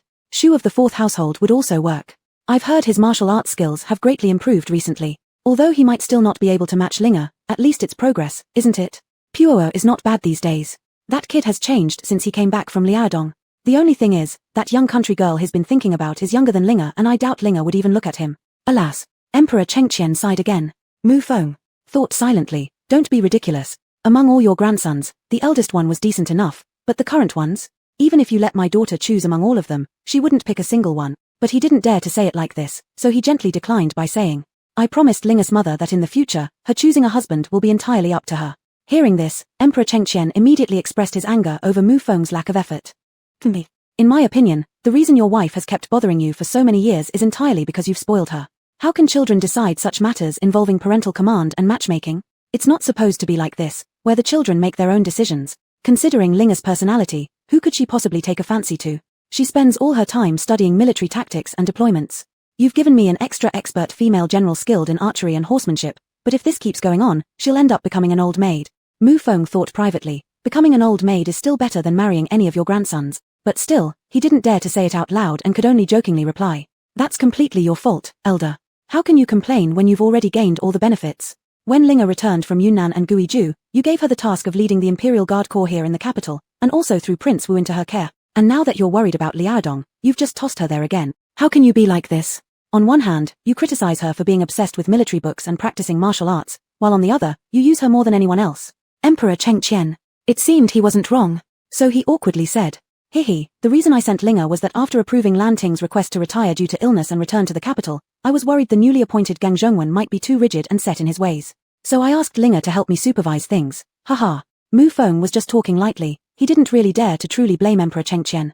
Moreover, he knew his daughter well. She'd rather fight on the battlefield than join those noble women stitching embroidery. Furthermore, before her, there were Yangning, Wanzhou, and Izhou guards protecting her assigned area at Fuzhou Garrison. Apart from minor harassments, there were hardly any serious security concerns. Therefore, he laughed heartily and started chatting about other topics with Emperor Chengqian. "I heard from Linga that the fifth prince insisted on going to Liaodong because of a young savior of his.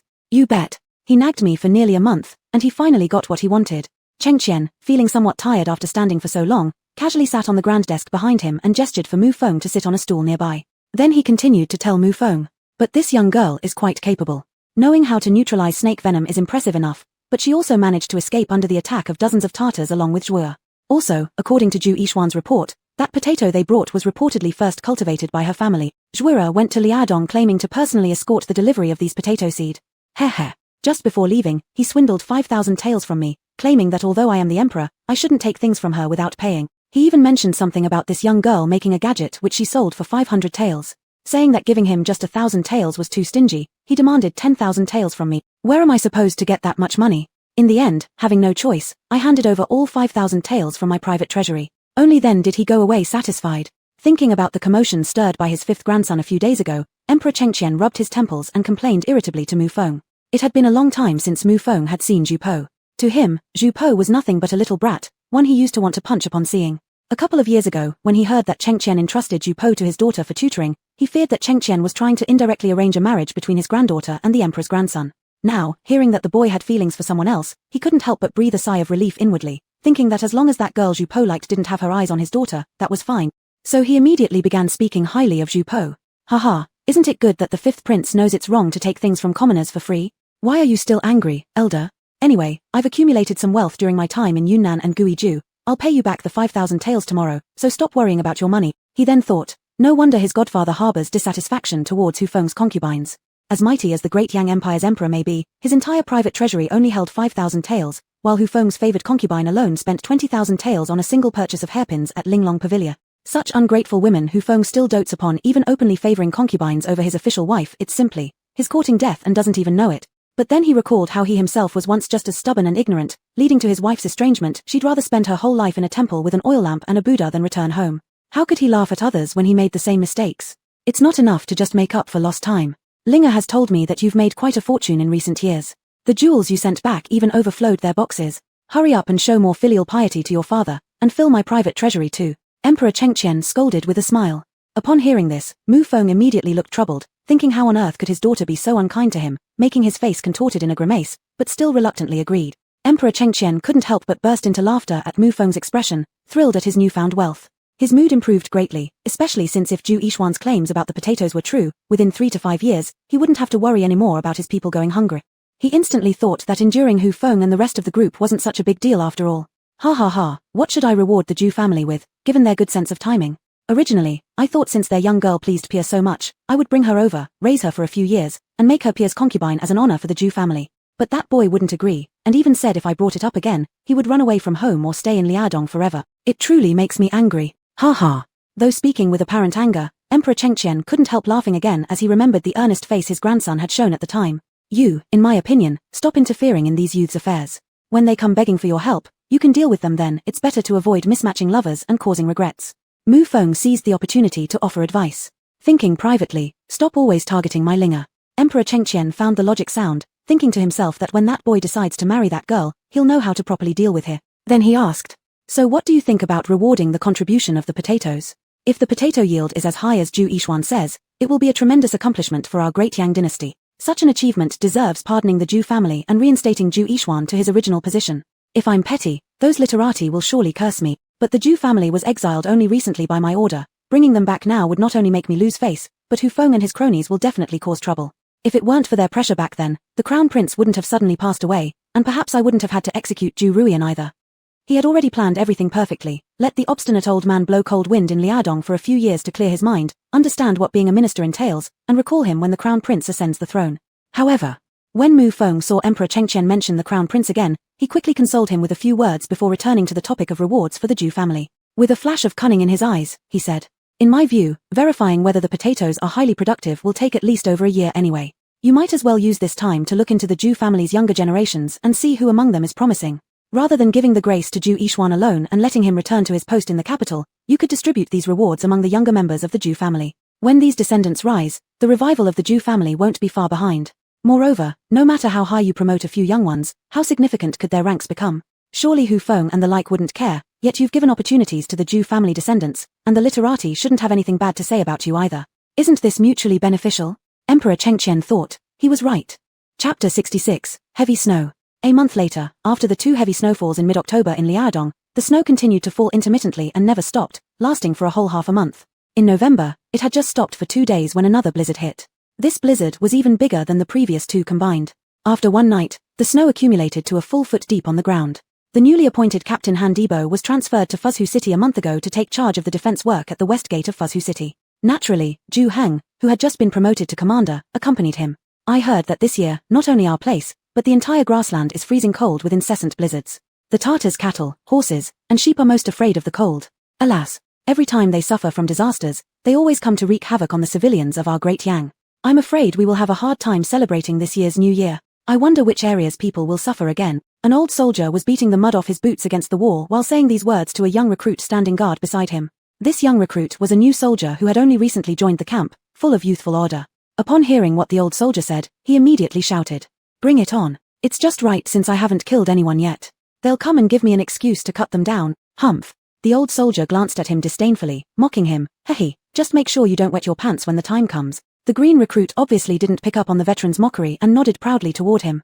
That won't happen. Just wait and see then. He then asked with a grin, "Uncle Wang, have you seen our new female general here? She's really impressive. Dressed in her battle armor, riding her chestnut horse, she looks just like Mulan from the storybook." The old soldier paid no heed. TCH, how much does higher-ups disregard us in Fuzhou garrison? Even if our city is in the rear, they can't send a little girl to lead us, right? Looking good doesn't do jack squat. You youngsters may treat her like a treasure, But let me tell you, having some decoration around is useless compared to issuing more knives to the troop. To the new recruit, a female general seemed far better than getting another knife. At the same time, Thousand House Han was also cursing under his breath. Shit. How unlucky am I? I just got transferred and now I'm being bossed around by a woman. On top of that, she gave me a taste of her authority upon arriving, claiming there were loopholes in my defense. Back when I was fighting, that girl was still sucking on teats over there. And how dare she insult me? Oh, shit. Lighten up, will you? Ju Heng roughly applied the golden wound powder given to him by his sister onto the whip wounds on Captain Han's back. When he saw him gritting his teeth in pain and finally shutting his foul-mouthed trap, he patted the medicine powder off his hands with satisfaction and tossed the remaining bandaging job to Captain Han's current bodyguard. Then, he sat down in a chair nearby and stared at the prostrate form of Captain Han as he asked, "Boss, you're usually so clever, how could you not know about the 3 fires of a new official? Why rush ahead at such a moment? Moreover, which word of Bath Commander Mu was wrong? There's a clear flaw in your rotation mechanism. Although the time is extremely short, if there are spies within us, that spot could become the enemy's breakthrough point. I've told you twice already, but you ignored it." Lady Bath Commander nicely pointed it out, but you wouldn't listen, instead mocking her fiercely, forcing her to take action on you. Do you think it's amusing? Hey, Ju Heng, how can you turn against me? I'm your superior. Don't forget, you owe your promotion as a commander entirely to me. Thousand House Han, unable to respond after being confronted by Ju Heng, suddenly flew into a rage and shouted, "Is it because you find that girl pretty and want to betray me to join her? Let me tell you, it's not happening. Ju Heng, please stop making unreasonable trouble when you're out of argument. Let's stick to the facts. If Commander Mu were male, would you dare to argue with him as boldly as you did today? Or, if she were male and you showed such disrespect to your superior officer, would you be this unyielding after he beat you? Today's trouble is all because you look down on Commander Mu for being a woman, but you haven't even seen her combat skills. You dismiss her simply because she's a woman. Isn't that a bit too much? To hell with it, the battlefield isn't a place for some girl in the first place. I just can't accept her leading me. When we go out and tell others we are under the command of some fierce general or another, how am I supposed to face people when everyone else has some renowned warrior as their commander, but I get some girl?" Han Qianhu still argued unyieldingly. Ju Heng, realizing further explanation was useless and feeling exasperated by him. "I think you're getting off easy with this beating. If you look down on women so much, then why didn't you refuse your mother's milk back in the day? Or be born by men instead of being raised by women?" Having said that, he no longer paid him any attention and got up to leave. As he was about to reach the door, he turned around and added, "Also, my position as captain these past 2 years has been earned through battle achievements. Although it relates somewhat to your promotion of me, it really doesn't mean much." With that, Ju Heng lifted the curtain and left. Han Qianhu, HMPF. When did this kid start having an attitude? After leaving the house, Ju Heng went to the watchtower at the west gate where a segment of the patrol zone belonged to his group. Upon reaching the base of the tower, Ju Heng didn't alert anyone. Silently, he climbed upstairs. As soon as he reached the stairway entrance, a soldier barked, "Who goes there?" Then came the sound of a whistle followed by a spear aimed directly at him. Within seconds, 7 or 8 more soldiers armed with spears surrounded him. It was only then that Ju Heng spoke up, "It's me." More than 10 soldiers recognized Ju Heng's face and quickly lowered their spears, standing at attention as they saluted, "Captain." Ju Heng smiled and nodded at them, saying, "Good job, everyone remains alert." The group grinned happily. One particularly smart one responded, "Captain, the duck feather coats you arranged for us are simply incredible, warm and lightweight. Even wearing chainmail feels easy." Another more honest one scratched his head beside him, muttering, "Warm, sure, but some feathers keep poking out." He was slapped by the quick-thinking one. "If you can't speak well, don't say anything." This triggered laughter among the surrounding group once again. A while ago, Ju Heng, considering the bitter cold the soldiers endured during patrols, had asked his mother and others to help create something similar to modern down jackets for them. Although using 2 layers of rough cloth caused some issues with feathers poking through, they were highly warm and far lighter than heavy furs. Ju Heng briefly exchanged a few more words with everyone before sending them back to their posts. Only the soldier who noticed him first remained since his patrol area was here. Ju Heng laughed again toward him. "Liuzi, isn't your wife due any day now? My younger sister has been staying at Dr. Cheng's rented courtyard. I've already informed her. Once your wife begins labor, have your mother find her. Don't deliver at home without a midwife." Liuzi hurriedly replied with a smile. Yes, Captain, my mother sent word yesterday that Sister Yu checked my wife's pulse and confirmed the baby's position. It's all good. She also told my mother that if the time comes, to send for her, regardless of whether it's day or night." "Haha, excellent. Then I'll be expecting the full moon wine for your child's celebration." Putting his heart at ease, Ju Heng reminded him, "But even if she gives birth to a daughter, you must not complain. Boys and girls are both your own flesh and blood. And compared to boys, girls spend less time with their parents, especially in this world. They live harder lives than we men. They should be cherished more. The troops under my command don't condone favoring sons over daughters." "Hehe, Captain, rest assured, my wife hopes for a son, but I'd rather have a daughter," Liuzi replied naively, thinking to himself how fortunate it was to follow their leader, taking care of everything from food and shelter to even matters at home. After giving instructions to Liuzi, Ju-hung continued patrolling elsewhere, unaware that near the side of the stairs leading to the wall, a fully clad woman in black armor leaned casually against the wall. Living life tougher than men. The woman tilted her head back, softly murmuring to herself. She wondered, how many men truly thought like that in this world? On Ju-yu's end. These past few days, Ju-yu had been staying in Changzi-yu's small courtyard, busy with her uncle trying to turn the complicated Chinese herbal decoctions into more convenient and concentrated traditional Chinese medicine or pills. Recently, because of the continuous heavy snow, many elderly people and children had caught colds. Not only were the decoctions slow-acting, but they also took quite some time to brew. Some people, either out of fear of spending money or being too occupied with work, did not have time to boil the herbs, allowing mild symptoms to drag on until they became serious conditions. Ju-yu thus thought that if she could make some kind of instant granules specifically designed for common diseases, similar to Isatis root granules, it would save brewing time and take effect quickly. Because of the extreme cold weather and her master's advanced age, Ju-yu had recently prevented him from accompanying her. However, since Ju-hung was now in Fuzhou City and promoted to commander, with authority over 50 soldiers, every time she went back and forth, her brother would send someone to escort her, giving peace of mind to her family. On this day, after finishing her work, Ju-yu stretched her stiff neck and realized she was feeling a bit hungry, noticing that the morning had already passed. Just as she was thinking about going out to see what they would eat for lunch, she heard the sound of loud knocking at the door outside. Old Sun, who was in the adjacent room, rushed to open the door. As soon as he opened it, a young man burst in, carrying a person covered in blood on his back. Second Zhong, is that you? Who is the person on your back? Old Sun was startled by the sight of the blood-soaked figure on Second Zhong's back and asked urgently. The boy carrying the person was the youngest son of Mr. Wang the hunter from their street, named Zhong, whom Old Sun recognized. Uncle Sun, is Dr. Cheng here? Please ask him to help save my older brother, the boy shouted anxiously. Your brother? Old Sun carefully looked at the man carried on the boy's back. It was none other than Da Zhong, Zhong's elder brother. He was so alarmed that he stamped his feet. What happened to Da Zhong? Oh no. The master just returned to the military camp today. Ah! Hearing this, the young boy started to cry. What are we going to do? Don't panic. Old Sun glanced at Da Zhong on Zhong's back and then hesitated looking at Ju-yu standing at the doorway. He wondered whether he should let Ju-yu check first.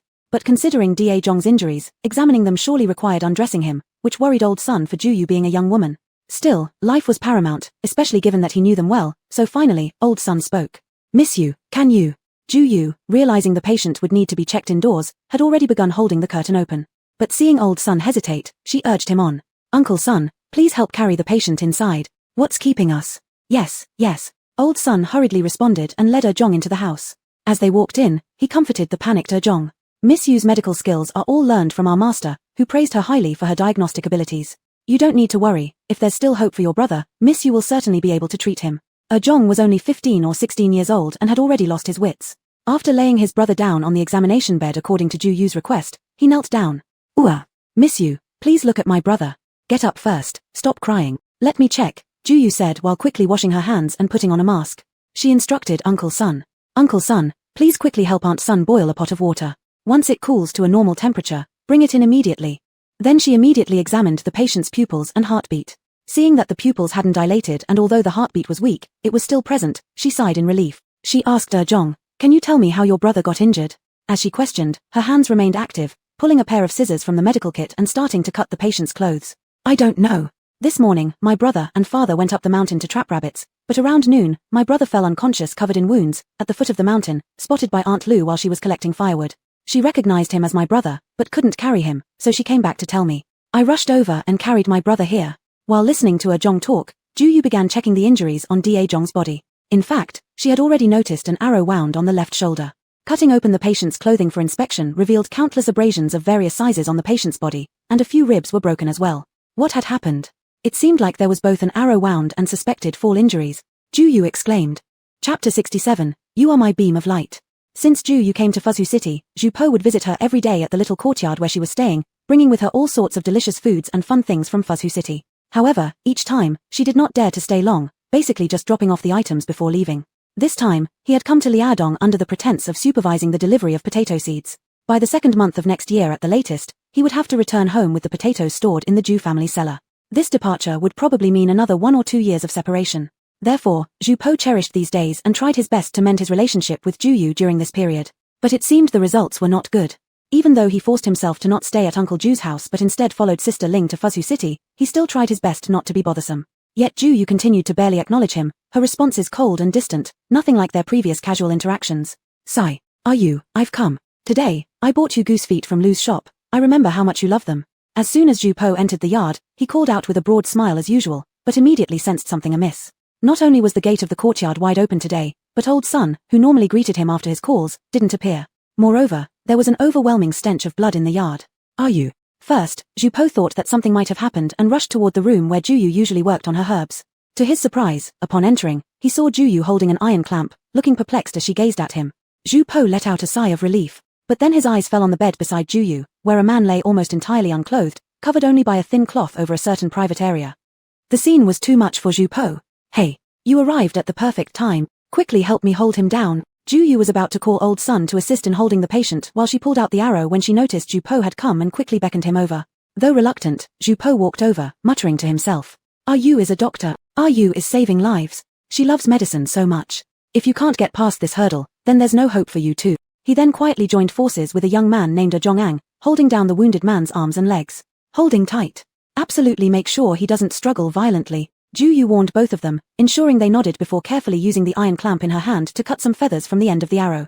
With a knife, she carved a cross shape into the wound, exposing the arrowhead, then instructed them once more. I'm going to pull now, keep him steady, and with one swift motion, she cleanly extracted the arrowhead. The unconscious Da Zhongang began to thrash violently as the arrowhead was removed, causing Zhu Po and the others to struggle to firmly hold him down. During this struggle, the cloth covering the man moved slightly. Seeing this, Juyu swiftly adjusted it back in place. Zhu Po. It was covered again. After pulling out the arrow, the remaining work included disinfecting, stitching up the wounds, and resetting the ribs.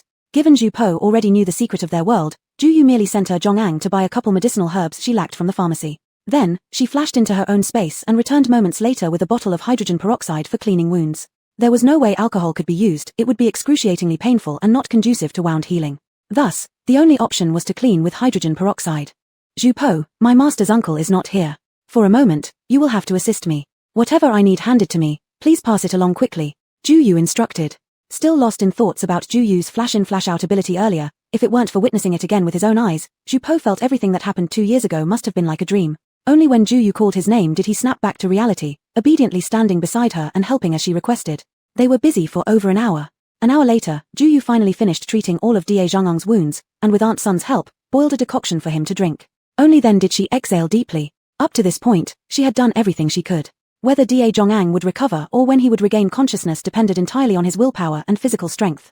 Exhausted after such a long effort, Juyu entrusted Da Zhongang to Zhongg's care with instructions to alert her should anything happen. Then, she went alone to rest in the nearby hall. She sat there until her stomach suddenly growled, startling her back to the realization that she hadn't eaten since a bowl of porridge in the morning. Just as she was hesitating whether to laze about a bit longer or head to the kitchen for something to eat, she saw Zhu Po enter with a tray. On it was a plate of steaming smoked goose, a small dish of flour rolls, and a bowl of vegetable porridge speckled with green and white. Here, I bought this smoked goose at noon for you. Aunt Sun reheated it for you. It might not taste as good as when it first came out of the pot, but make do with it. The porridge has just been boiled and is still hot. Drink it slowly. Zhu Po placed the food one by one on the small table next to Juyu, then casually sat down on the chair beside it, lifting his handsome face with a smiling tone. Sigh. Juyu secretly sighed in her heart. These past few days, every time she saw this face handsomer than the average man's and heard a voice much more pleasant than a broken gong, she still felt somewhat uneasy. Thus, instinctively, she shifted her gaze away from him, and busied herself eating. Sigh. Seeing Juyu's slightly distant eyes, Zhu Po also silently sighed in his heart. It seems he still can't win her favor, he thought to himself. Perhaps it would be better if he left first so that Juyu could eat comfortably without him being there. So, he prepared to leave with the tray in hand. Unexpectedly, Juyu spoke behind him. Zhu Po, you've already seen that I am not what society defines as a virtuous and graceful woman. I dare to look at a man's nudity, and who knows how many more I'll have to see in the future. I am passionate about my identity as a healer and will never give up practicing medicine in this life. In this world, women like me are sure to be criticized, and frankly, marriage is simply unsuitable for me. Moreover, I have no intention of having any dealings with anyone in your royal family. What others perceive as a splendid future is merely a cage to me. I'm trying my best to avoid it. How could I possibly seek such unpleasantness for myself? Therefore, we two come from entirely different worlds. You should direct your attention and time to someone suitable for you. Don't bother me anymore. Zhu Po. So, it turned out she had long seen through his intentions and understood them all. That was why she rejected him so clearly. Before coming, Sister Ling had asked him if he had thought everything through, advising him not to come if he hadn't. After all, they didn't want him to pay 1,000 pieces of gold for her smile now only to become ungrateful later. He knew what Sister Ling worried about. In these past 2 years, because of his grandfather's affection, though he was far from the throne, with the degree of favor he received, the title of prince was almost certain. The consort of a prince may not match the prestige of an empress or concubine, but given the limited spots for those titles, those who couldn't achieve it might consider becoming a wealthy prince's consort as decent enough. Some even thought that being his concubine or maid would be fine, considering his wealth and looks were well known across the capital. Nearly everyone knew the money his mother left him was probably enough for 10 lifetimes. Haha, Zhu Po self-deprecatingly thought, how many masks he had encountered in these 2 years in the capital. Every time he saw those hypocritical faces, he yearned for his Yu even more. Only his Yu befriended him when he was nothing. Only his Yu would risk standing before danger just to protect him whenever he was in peril. Thus, the more fake faces he encountered, the more Zhu Po cherished his Yu, and the crazier he became missing her. To the point that when he heard his grandfather mention that the potatoes actually came from Yu's family, he couldn't suppress this longing anymore and immediately wanted to rush over here. His grandfather said, since you like her so much, why don't we just bring her over? We won't mistreat her. After you marry a main wife, let her be your secondary consort. But only he knew that, let alone being a secondary consort, even if he begged her to be his primary wife, she wouldn't spare him a glance. Sigh. Are you, if I say that I've thought everything through, and I won't care about anything you do in the future, would you give me another chance? Zhu Po turned around and asked Ju Yu with a melancholy look. Seeing her ready to refuse, he hastily added. Just to be friends again. Are you, I truly know I was wrong. I will never speak nonsense about making you my concubine or maid again. Please forgive me once and give me another chance to be friends with you, alright? Zhu Po beseeched pitifully. Ju Yu. Seeing Zhu Po blinking his almond-shaped eyes and looking pitiful, Ju Yu thought to herself, what has the 2 years in the capital city done to this good-for-nothing? Why has he changed so much? Shouldn't he have flown into a rage and stormed off when she provoked him? Why is he still lingering here instead? Just as she was about to lash out at him again, she heard him say, if you don't refuse, I'll take it that you've agreed. Then he fled in the blink of an eye. Ju Yu. Zhu Po who ran out the door. Phew. Thank goodness he quickly ran away before you chased him off. Since the injured man might run a high fever, Ju Yu went to check on the patient every half hour. That night, she simply didn't sleep, only occasionally dozing off in the armchair in the hall. Zhu Po also stayed without leaving, pretending to be busy but no one knew exactly what he was doing. Ju Yu grew tired of dealing with him, letting him fuss around by bringing her blankets or adding some charcoal fire from time to time. Inwardly, however, she wondered, who is he acting like such a little housewife for? Let's see how long he can keep it up. Sure enough, Dajwang started running a high fever team. After Ju Yu made him drink a bowl of medicine, she originally wanted to personally give him a physical cooling treatment with alcohol, but Zhu Po took over, pushing her out of the door. Seeing that he was willing to help, Ju Yu enjoyed the leisure. Fortunately, after about half an hour, Dajwang's fever subsided, and his breathing became stable. Ju Yu felt slightly relieved. With the long night ahead, to avoid boredom, she even enthusiastically started duetting songs with Zhu Po. Zhu Po sang a folk song taught to him by his grandmother. His grandmother said that when his grandfather was fighting wars far away and she was living in the countryside with his mother, she often hummed this tune to his mother, who would fall asleep upon hearing it. As Zhu Po tapped the leg of his stool lightly and softly sang, the crescent moon shines over the 9 provinces. Some families are happy while others grieve. Some families enjoy reunion and joy, while others are scattered afar. Note 1. His somewhat deep male voice hummed with a faint sorrowful tone. Under the candlelight, even someone as lively as Zhu Po seemed serene, as if wrapped in a gentle glow. Ju Yu couldn't help but stare in a daze. Suddenly, a soft laugh startled her. Zhu Po then teased. Are you, don't I look handsome? Ju Yu closed her eyes briefly. Do you want to die? Haha. Are you, worthy of your reputation? I knew you'd say that. Ju Yu. Alright, stop fooling around, hurry up, it's your turn to sing. Ju Yu. Exactly who is fooling around with whom? But feeling inexplicably happy, she didn't argue further. After clearing her throat, she began humming softly too. You are the ray of light that fell into my life. Toward you, everything grows. Note 2. Ju Yu hummed gently, her voice carried a trace of hoarseness from fatigue. With his chin propped up on his hands, Zhu Po listened quietly, feeling as if a beam of light really had fallen on Ju Yu, making him unable to tear his eyes away. He truly wanted to listen to his Are You singing forever. Zhu Po thought. But just as he thought that, Huang's voice cut in. You girl. My brother woke up. Chapter 68 The Siege. You girl. My brother woke up. Huang's joyful shout broke Zhu Po's reverie, causing Ju Yu to immediately stop singing and rush to the ward to check on the patient, while Zhu Po could only sigh and follow. Dajwang on the bed looked extremely pale, seemingly just waking up, with a bewildered expression. However, upon recognizing his brother beside him, he immediately panicked and shouted. Huang, run. The Tartars are coming. There are Tartars all over the mountains, so many Tartars. They killed our father. They almost killed me too. Woo. Our father protected me. Ju Yu. Zhu Po. In the middle of the night, in Fuzhu City, Zhu Po rode his donkey wildly on the quiet streets, where even the sound of a pin dropping could be heard. He carried a token that allowed free entry and exit from the Fuzhu guard camp. Although exhausted to the point of heavy panting, he didn't dare slow down even a fraction. Regretting endlessly in his heart as he rode, alas, these past few days, he went to see Ju Yu daily on horseback. But today, since he changed into a plain white silk shirt and was afraid of soiling it from riding, he specifically asked Sister Ling to send him in a carriage, only to end up encountering this incident. And to make matters worse, the carriage Cheng Ziyu had assigned to Juyu was also borrowed by him. Can you believe how unlucky he is? The only means of transportation left for the whole family was the donkey Uncle Sun usually rode. But this donkey was way too slow. No matter how much he whipped it, the speed wouldn't increase, and Ju Po was getting more and more anxious. Suddenly, he saw a few horse-mounted patrol soldiers approaching the intersection, so he hurriedly urged his donkey towards them. What kind of person are you? Several soldiers raised their long knives as a warning to Ju Po. Rezhou City has a curfew starting a team, don't you know that? You're riding a donkey recklessly in the city at midnight.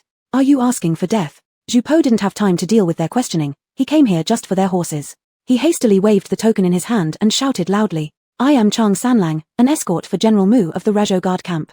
There's urgent military news, and I need to requisition your horses. Upon hearing this, the soldiers were initially shocked, then one of them stepped forward, dismounted, and checked Ju Po's token.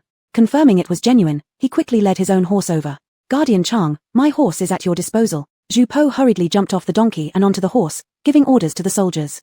You guys hurry and notify the 4 gate guards, say it's the general's command. Immediately strengthen precautions, and if there's any unusual noise, send someone to report right away. With that, he spurred the horse and rode away. The soldiers were left looking at each other, wondering, is this guy really just a general's guard? Should we listen to his command? Judging from his urgent demeanor, something might have really happened. One soldier hesitated. It can't be possible. We are backed by Mount Taibai, and there are several defensive posts in front of us anyway. Even if the Tartars came, they couldn't attack us first, another soldier argued. To me, better safe than sorry. Anyway, this man's identity as a general's guard is definitely real. If what he says turns out to be false, the punishment would be on him for spreading false military orders, none of our business. But if something serious does happen and we're questioned later, none of us would escape blame. The veteran soldier who checked Ju Po's token said, to me, we should follow his instructions. Yeah, Brother Zhao has been in the army for decades, surely he knows better than us. Let's follow his advice, one young soldier agreed. As a result, the patrol soldiers reached a consensus immediately. They had 3 horses and a donkey left. So the veteran surnamed Zhao took the donkey and headed for the nearest north gate, while the remaining 3 soldiers galloped towards the other 3 gate. Meanwhile, Ju Po had already arrived at Mu Linger's commandant camp. He hadn't even reached her residence when Mu Linger lifted the door curtain and came out, directly asking, what happened? Seeing her fully dressed in armor, Ju Po thought to himself, did she not sleep? Or did she already wake up? A moment later, all the messengers of the Rezhou Guard command post were dispatched, scattering everywhere. Soon after, all flag-level officers above in Rezhou City mounted their horses and rushed from all directions toward the Rezhou Guard command center. Half an hour later, 3 groups of 5 cavalry riders each galloped out of Rezhou City, heading towards the other 3 large camps in Liaodong. Over 10 soldiers disguised as commoners also rode fast horses through the 4 gates of the city, rushing off in all directions. After they left, all 4 gates of Rezhou City were tightly closed, and the gate guards stood ready, prepared for battle. At the same time, the Rezhou Guard command center was lit brightly, with Officer Han standing firm despite the still healing injuries on his back, leading Zhu Heng and several other subordinates together with the rest of the 1,000 households officers gathering inside the main tent waiting for orders. Mu Linger, dressed in black armor, sat in the spacious chair designated for the commander, saying to those below including Officer Han. Although the current enemy situation is still unclear, we must prepare thoroughly. Officer Han, Officer Lu, Officer Chen, Officer Lu, each of your 1,000 households units should each dispatch 300 soldiers under my unified command. The remaining troops shall continue guarding the 4 gates strictly. Within an hour, each section must prepare more than half a month's worth of supplies for the defense, including rocks, logs, mud, sandstones, and other necessities, all transported down to the walls. Make sure that wherever the walls are damaged, we can repair them immediately. Understood? Yes. Officer Han and others answered in unison. Facing the impending threat, even if they didn't completely respect Mu Linger, no one dared to defy the military order. Moreover, since Mu Linger took over command, every step of her handling had been impeccable without any room for complaints. Is the clerk in charge of provisions available? Mu Linger asked again. Ju Bing stepped forward in response. How many days' worth of supplies are currently available for the soldiers in the city? Mu Linger asked. Reporting to General Mu, there are sufficient rations for the soldiers in the city to last over a month. Ju Bing quickly bowed and answered. General, more than a month's worth of rations should be enough. Even if tens of thousands of Tartars come, as long as we can hold Fuzhou City for 3 days, one of the other 3 garrisons will surely send reinforcement. The commander Lu, standing beside them, could not help but interject. In his view, preparing for half a month's worth of rocks and logs as per Mu Linger's orders was unnecessary. They had never fought a battle lasting more than 3 days in Fuzhou City. Historically, they had only sent reinforcements to others and never received any themselves. But what if the Tartars have already pinned down the other garrisons? Mu Linger asked faintly. How could that possibly happen? Commander Lu simply wouldn't believe it and opened his mouth to argue further, only to be cut off by Mu Linger. Don't tell me what's impossible. I've made myself clear, we must prepare for every eventuality. Being fully prepared means eliminating all so-called impossibilities. Commander Lu, your duty is to firmly defend the East Gate. If there is any failure at the East Gate due to your careless optimism, Do you think you can take the responsibility? Therefore, follow my orders immediately, and whoever disobeys will be executed. Mu Linga fixed her cold stare on Lu and a few others until their backs bent under her gaze, and they all collectively answered with a yes before she was satisfied. You'd better hurry up. Mu Linga concluded. After Han Bahu and the others left, Zhu Po hesitated to step forward. Sister Linga, no, General Mu, would the Tartars really attack the other 3 major garrisons? Even if they were more numerous, how could such dispersed attacks benefit them? In the past 2 years, Zhu Po had been learning not just martial arts from Mu Linga but also strategies of military formation and arrangement. To him, the Tartar forces were far from capable of simultaneously attacking all 4 forts in Liaodong. If it were just the Tartars, naturally they wouldn't dare attempt this. Mu Linga paused with a flicker in her eyes, then spoke solemnly, but what if it isn't just the Tartars? Zhu Po. Could it be? Meanwhile, Commander Han was gathering his men to assign tasks, and naturally Zhu Heng was among them, being appointed to Mu Linga's mobile force because of his alertness. Once the officers had all received their missions and departed, Commander Han specifically kept Zhu Heng behind, asking hesitantly. Heng, do you think what General Mu is worried about, having no reinforcements, is possible? Furrowing his brow, Zhu Heng responded frankly. I don't just think it's possible, it's certain. If I'm not mistaken, by now our Fuzhou garrison has probably become a lone fortress. How could it be like this? Commander Han exclaimed in shock. In my opinion, if Chang Sanlang's intelligence is accurate, there must be a large number of Tartars coming. While Fuzhou City has the least soldiers, it is the deepest inside the 4 garrisons. If the Tartars didn't have complete confidence in victory, they would never dare to send an army straight here to attack us, lest they end up captured like fish in a barrel. As Commander Lu said, even if they could traverse through mountainous terrains and catch us off guard, as long as we can withstand 3 days in Fuzhou City and wait for reinforcements from the other 3 garrisons, the Tartars will end up surrounded by our forces. Who would command their troops so foolishly? Unless the Tartars are absolutely sure that we won't receive any reinforcements, then it might make sense for them to use this tactic. Commander, our Fuzhou Guard is the last barrier of Liaodong. If the Tartars manage to take us down, they can advance to attack Huabei and Beijing, or retreat to occupy Liaodong while surrounding the remaining 3 garrisons inside. Oh no. Then if that's the case, the ones who'll end up trapped like rats won't be the Tartars, it'll be us. Commander Han was once again shocked, then realized something seemed amiss. But how is that possible? The Tartars were driven back to their lairs by General Lanting a few years ago. How could they gather such a large force in such a short time? Moreover, they couldn't suppress the other 3 garrisons while sending a large army to attack us at the same time. Besides, General Geng personally commands an army of 80,000 soldiers stationed in Liaoyang County. Without more than 300,000 troops, how could they dare play such a grand scheme? Commander Han thought it was impossible. Tartar women giving birth continuously couldn't possibly produce 300,000 troops in just a few short years. 20,000 would already be a stretch. What if the Tartars and Walla united? Zhu Heng asked. Commander Han. But aren't they sworn enemies? If the prey ahead is big enough, 2 starving lone wolves might very well team up to hunt. Whether it's possible or not will be clear once the soldiers sent for reinforcements return, Zhu Heng said quietly. But, half an hour later, the people who had rushed off to seek aid did not return. Instead, the Tartar army arrived first. Mu Linga stood atop the city wall of Fuzhou City, looking out to see the dense mass of Tartar troops extending from about 10 miles outside Fuzhou City all the way to the foot of Mount Taibai. All the Tartar soldiers were calmly setting up camp, building stoves, and cooking meals, as if this small Fuzhou City was already theirs and awaiting lamb ready to be slaughtered once they were full and rested. That's right. 5,000 against nearly 80,000, a ratio of 1 to 16, such a drastic disparity. If she were on the side with more men, she'd probably be even calmer than them. Sigh. After exhaling a long sigh, Mu Linga stood on the city wall and shouted loudly. Time for dinner. Chapter 69, Hiding. In November of Liaodong, it was frighteningly cold, but the Tartars were not afraid to fight in this snowy weather. Their cattle and sheep had all died in the snowstorm that had lasted for nearly a month, and if they didn't come out to conquer soon, their women and children would starve to death. The large joint force of the Tartars and Walla who had just crossed Mount Taibai did not rush to attack the city after coming down the mountain. Instead, after surrounding Fuzhou City, they first sent out more than 10 small teams of several hundred men each to plunder the surrounding villages. They always acted this way when they came out to conquer, bringing little dry rations with them. Before each campaign, they would raid some nearby towns to seize the grain needed for the next phase, while also capturing some slaves who could be pushed forward to shield them from the arrows and stones during their sieges. But for some unknown reason, this time their raids were not very successful. They had managed to seize some grain, but not much, and even fewer slaves, which greatly surprised the Tartars.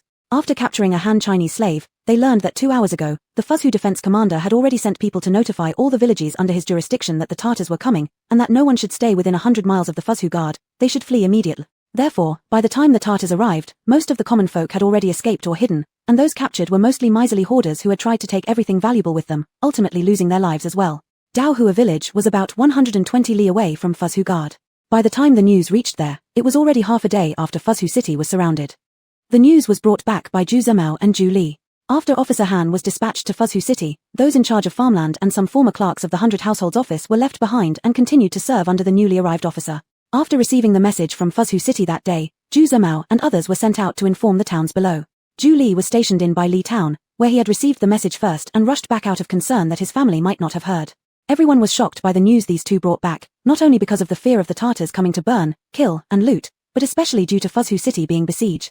Zhu Bing, Zhu Dai, Zhu Heng, Zhu Yu, Zhu Luo, and Zhu Gong, all from various families, were all inside Fuzhou City. Upon hearing the news, all the female relatives fainted except for Madame Bai and her daughter-in-law. Particularly Madame Wang, Zhu Zimao's wife, as Zhu Gong was her only son after giving birth to two daughters. If anything happened to him, it could truly cost her life. She collapsed on the ground wailing uncontrollably, hinting at complaints that Zhu Luo had taken her son to Fuzhou City. Zhu Tianhao. Zhu Zimao. Zhu Zimao had long been told by his father that his wife lacked vision and had too many ulterior motives, saying that choosing her as the eldest daughter-in-law was one of his biggest mistakes, but since they had lived together for nearly 20 years and Madame Wang had suffered through so much exile with him, Zhu Zimao could never bring himself to criticize her harshly. However, seeing that Madame Zheng and the other sisters-in-law weren't behaving like his wife, and hearing her subtly blaming Master Luo, Zhu Zimao was instantly furious. He stepped forward and lifted Madame Wang up, lecturing her. "What are you fussing about? Is this the time to cry and scream? Is our Gong brother the only one in danger now? Are the children of other families safe then? Look around. Who among the younger sisters-in-law is acting like you are?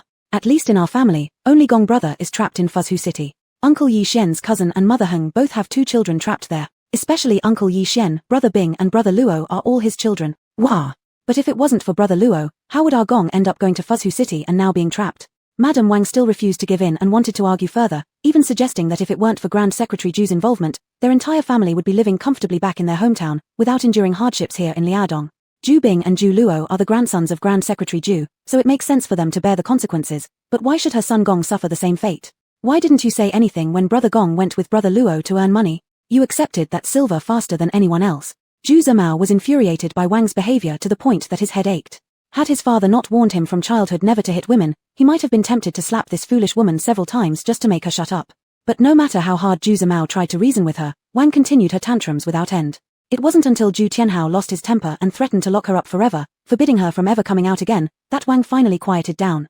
A few days earlier, Zhu Po had returned and confessed his true identity to the Zhu family. Only then did everyone in the family realize that the so-called Chang Sanlang who had lived off the food and drink of the Zhu Heng household for several months 2 years ago was actually the legitimate son of the crown prince, the fifth royal grandson. For others hearing this news, it didn't stir too much trouble besides shock or perhaps some joy. After all, being able to cultivate good relations with the fifth grandson could potentially benefit their future. If he spoke kindly of the Zhu family to the current emperor, perhaps they could be pardoned. Only Wang and her daughter realized at this moment why Zhu Tianhao had been so furious when he learned of Zhu Hong's intention to stab Chang Sanlang with scissors. He had confined both mother and daughter to their quarters for half a year as punishment. At the time, both were terribly frightened, fearing that Zhu Po harbored resentment against them. They avoided him whenever they saw him, only sighing in relief after he left for Fuzhou City. Unbeknownst to them, Zhu Po had long forgotten about the incident and even mixed up Zhu Han and her sister Zhu Hong. Thus, Wang now carried a deep fear of confinement. When her father-in-law mentioned punishing her by confinement, she immediately recalled this, knowing full well that Zhu Tianhao would follow through on his word, and thus she dared not create further chaos. Had they not been in Liaodong, where Wang had nowhere else to go, Zhu Tianhao would have strongly considered allowing his eldest son to divorce this foolish woman. But he knew this was not the time for quarrels, so upon seeing her settle down, he urgently questioned Zhu Yixuan beside him. "Brother Yi Xian, what do you think we should do? Our children are all in Fuzhou City." That place was the hope for their entire Zhu family's revival. Losing any one of them would devastate him, let alone all of them, and even the fifth grandson was there. How anxious could Zhu Yixuan not be, yet knowing little about military matters, apart from hoping the newly arrived General Mu would hold out long enough for reinforcements to arrive, there was nothing else he could do. Attempting to temporarily suppress his concerns for his two sons, he reassured everyone. "Don't worry, the commander overseeing Fuzhou City now is the same Mu girl who accompanied the fifth grandson before. This young lady had already embarked on campaigns in Yunnan and Guizhou under General Mu Feng at 12 or 13, earning numerous merits at such a young age, deeply favored by the emperor. She excels in battle strategy, surely capable of defending Fuzhou City." "Yes, yes." Hearing this, Grandma Bai Wei followed up with comforting words. "What Brother Yi Xian said is correct. We must trust our children, especially Heng and Bing, both diligent youths. They will definitely look after their younger siblings properly. All of you stop grieving here. Now isn't the time for grief. Quickly gather your things. We must find a place to hide soon. Although our location is remote, there's still a risk that Tartars may come." "That's right. Right now, our top priority is to protect ourselves first. We wouldn't want the children to be fine while we get wiped out by the Tartars." Zhu Tianhao stomped his foot and ordered, "Everyone listen to me, quickly gather your belongings. Besides warm clothing, bedding, grain, and silver, bring nothing else. Hurry up. We'll assemble in my courtyard in 15 minutes. Having said that, he instructed Zhu Zimao to immediately inform Li Gui and the others, for fleeing was naturally something they'd do together. Listening to this, they all forced themselves to bear their sorrow, hurriedly gathering supplies. Since the children hadn't encountered problems yet, it was too early to lose hope. 15 minutes later, everyone had gathered their belongings, helping the men carry over 40 baskets of potatoes out of the cellar. But subsequently, everyone began worrying about where to hide. I know of a cave. I and brother Yu often rest there when we go gather herbs. It's quite secluded, hardly discoverable. Zhu Ruifeng hesitated before saying, just, with the freezing cold today and so many children in our family, would going there freeze them? This. All the others hesitated as well. In my opinion, the cave works. At least it blocks wind from all sides. We can set up makeshift tents with oilcloths inside and craft simple brick beds using mud beneath us. If it gets too cold, we can start fires to keep warm. With so many of us, we'll surely find ways. As everyone was hesitating, they saw Li Gui leading Old Sun and a few others rushing over. It was Old Sun who spoke. He had always been regarded as the best craftsman in Peach Blossom Village. When he said he had a way to keep warm, everyone immediately believed him. Adding to that, Zhu Ruifeng mentioned that the cave they had found was situated at a high elevation, making it easy to spot any Tartars coming up the mountain. From the entrance of the cave, they would be able to see intruders and have time to flee if necessary. As such, they all unanimously decided for the entire village to hide in the cave for a few days first. Uncle Gui, you must quickly gather all the men from our village. We still have thousands of pounds of crop seeds reserved to offer to His Majesty, and these absolutely cannot be lost. They must be taken with us. Zhu Yishuan pointed to the dozens of baskets of potatoes in the courtyard and realized that their families alone wouldn't be able to carry everything. He decided at once to seek help from the Li family. What? Crop seeds to offer to His Majesty? Li Gui looked at the numerous baskets in the yard and was greatly startled, but then he quickly realized that this might also be an opportunity for the Li family. If the Zhu family kept items intended for the emperor, it meant they must have close friends or relatives who could connect them to the royal court. The Li family had long since detached itself from the circles of the capital, and despite wanting to plot a return, they lacked the connections. They were stuck enduring life in Liaodong.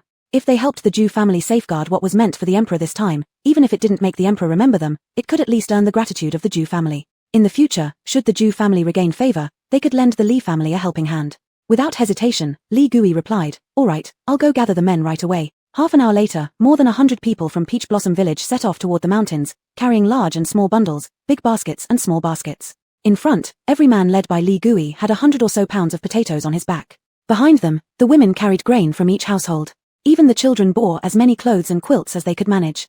Because of the cold weather, the workshop managed by the Zheng family brought out over 100 sets of extra warm cotton clothing and quilts. Chapter 70, No Reinforcements.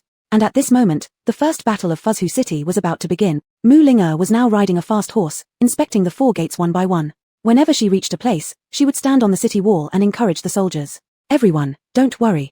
Our Fuzhu City has strong walls and sufficient supplies. No matter how many Tartars come, we have nothing to fear. Moreover, even if there are more Tartars, only a few hundred can come to attack the city gate, anymore, and they simply can't fit. As long as we stay calm, wipe out each wave that comes, no matter how many they are, it won't be enough for us to handle. Mu Ling'er, with a long sword in her hand and wearing black armor, shouted loudly to the soldiers under the city wall. Our Fuzhu Guard soldiers are brave in battle and strictly disciplined. Each one is excellent. We're no worse than any other guards. But why do we always have to be the little brother to the other guards? Why do we have to be looked down upon by them? Isn't it because our Fuzhu Guard hasn't gone through the baptism of a big battle yet? Today, let's use the Tartar soldiers outside the city to raise our pride and expel this turbid breath. As long as we can hold on to this city, then when they dare to speak so disrespectfully again, we will have the backbone to spit all over their faces. Tell them, we once blocked 10,000 Tartar soldiers with only 5,000 troop. Do you have the confidence to follow me and create this grand feat? Yes, yes, yes. The soldiers below were all young men full of blood and fire, whether old soldiers or new soldiers, were all excited by Mu Ling'er's words, and answered in unison. Good. Behind us, not only are there civilians of great yang, but also our parents and friends, sisters and brothers. For the sake of our parents behind us not being slaughtered, and sisters not being insulted, today, let's all together, defend this Fuzhu City. Mu Ling'er shouted again. The soldiers below also responded in unison. Hold Fuzhu City. Hold Fuzhu City. The soldiers' voices were neat and majestic, deafening. The citizens in the city heard it and felt reassured.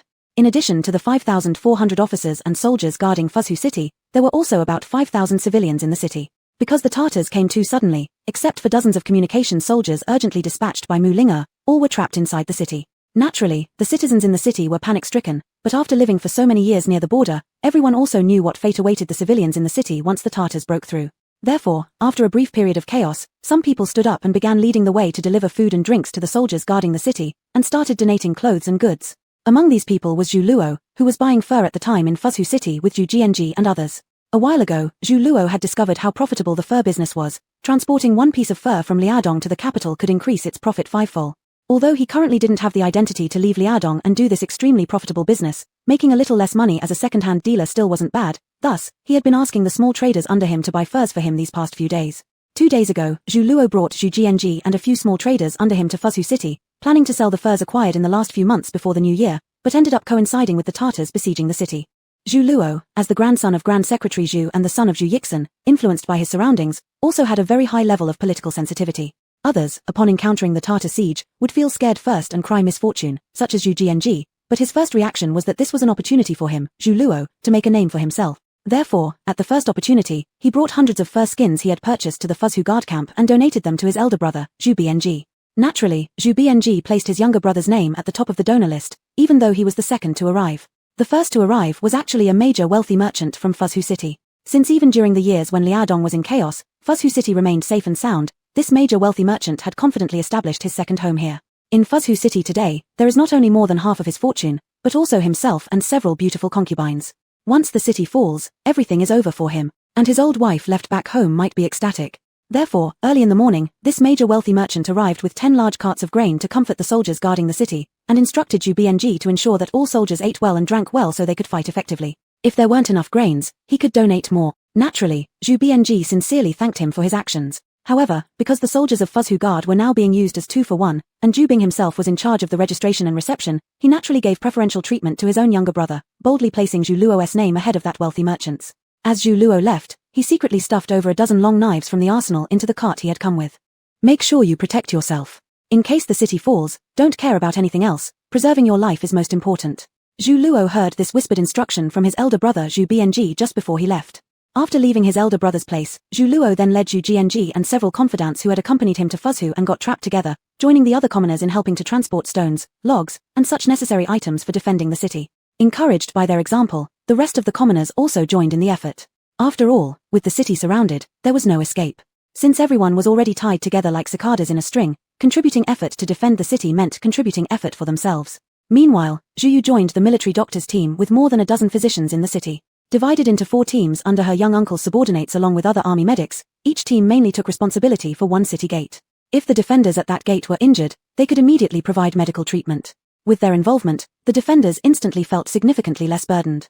Every day, they only needed to hold firm at the gates or on the walls. Almost everything they lacked was delivered to them, even chamber pots. Thus, under the joint efforts of all officials and civilians, the first day of the city defense ended in absolute victory, greatly boosting the morale of the officers and soldiers. Especially when they saw the new commander Mu Ling'er fighting courageously alongside them on the front line, it filled them with confidence about the siege battle. Everyone assumed that if they held out for 3 or 4 days, reinforcements would surely arrive, but only Mu Ling'er knew that reinforcements were unlikely to arrive, not even after 30 or 40 days. Because none of the messengers sent to the other 3 garrisons for reinforcements had returned yet. This indicated that the situation she most feared might have already become reality. The other 3 garrisons may have indeed been bogged down by the Tartars. Ling'er sister, quickly drink this bowl of meat soup, and then get some rest. ZH Po came in carrying a bowl of meat soup and handed it to Mu Ling'er. She had been awake for a whole day and night without sleep. Mu Ling'er pinched her forehead, hummed softly, and while taking the bowl from ZH Po, said to him, Po, tonight I'll send a few people out of the city with you. I'm not leaving. Now that you and all the warriors are fighting bloody battles for our Zhu family, how can I, as a Zhu descendant, retreat and not fight alongside you? ZH Po immediately rejected the proposal. Po, war isn't a game, and given the current situation, you won't be able to leave soon. I personally promised His Majesty that I would keep you safe, so how can I let you stay here? Don't act stubborn at this moment. If you're worried about a you can take her with you. Several of my personal guards have fought with me for years, they will certainly ensure your safety. Mu Ling'er spoke seriously. Sister Ling'er, it's precisely because of a you that I won't leave. ZH Po responded solemnly. My Yu is someone who would dare to fight against the Tartars to save a carriage driver she barely knows and has hardly spoken to. Right now, she is healing the wounded soldiers along with other doctors. If I run away, wouldn't I feel even more ashamed and unable to face her? How could I ever think I deserve her? Besides, I, Zhu Po, am no longer the coward who ran away upon seeing the Tartars. Sister Ling'er, please let me stay behind. I promise I can give you a hand. ZH Po firmly stated.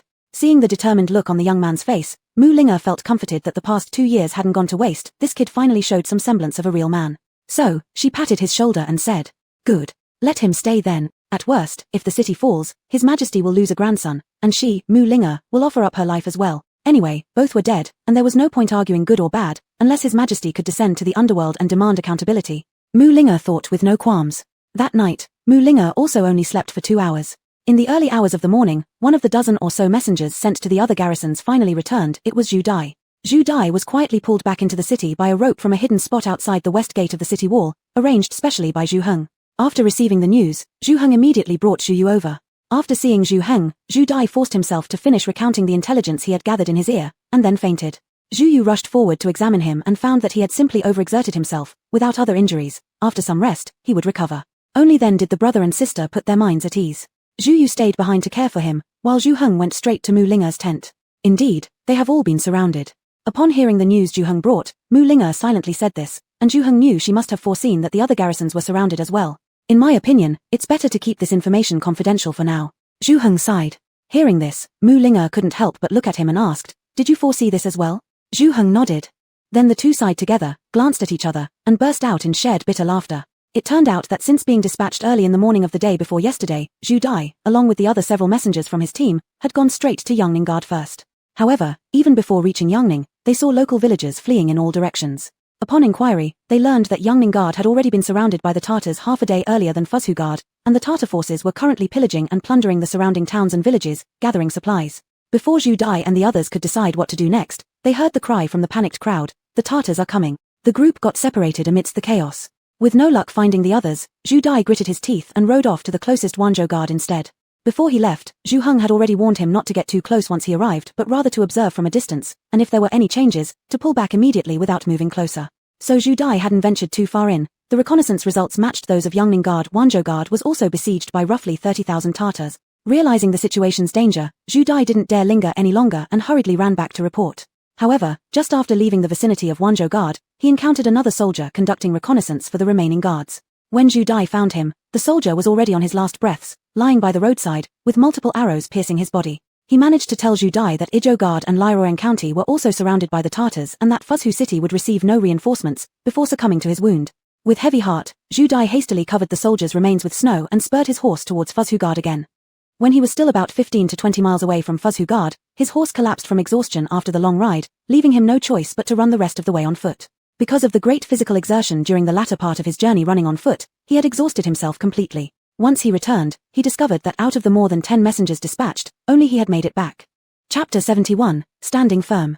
The news that Zhu Dai brought back was strictly sealed by Mu Linga, and only Han Qianhu, a few others, and Zhu Heng knew about it. Before they knew it, the second day had arrived. The defense battle on the second day was exceptionally arduous.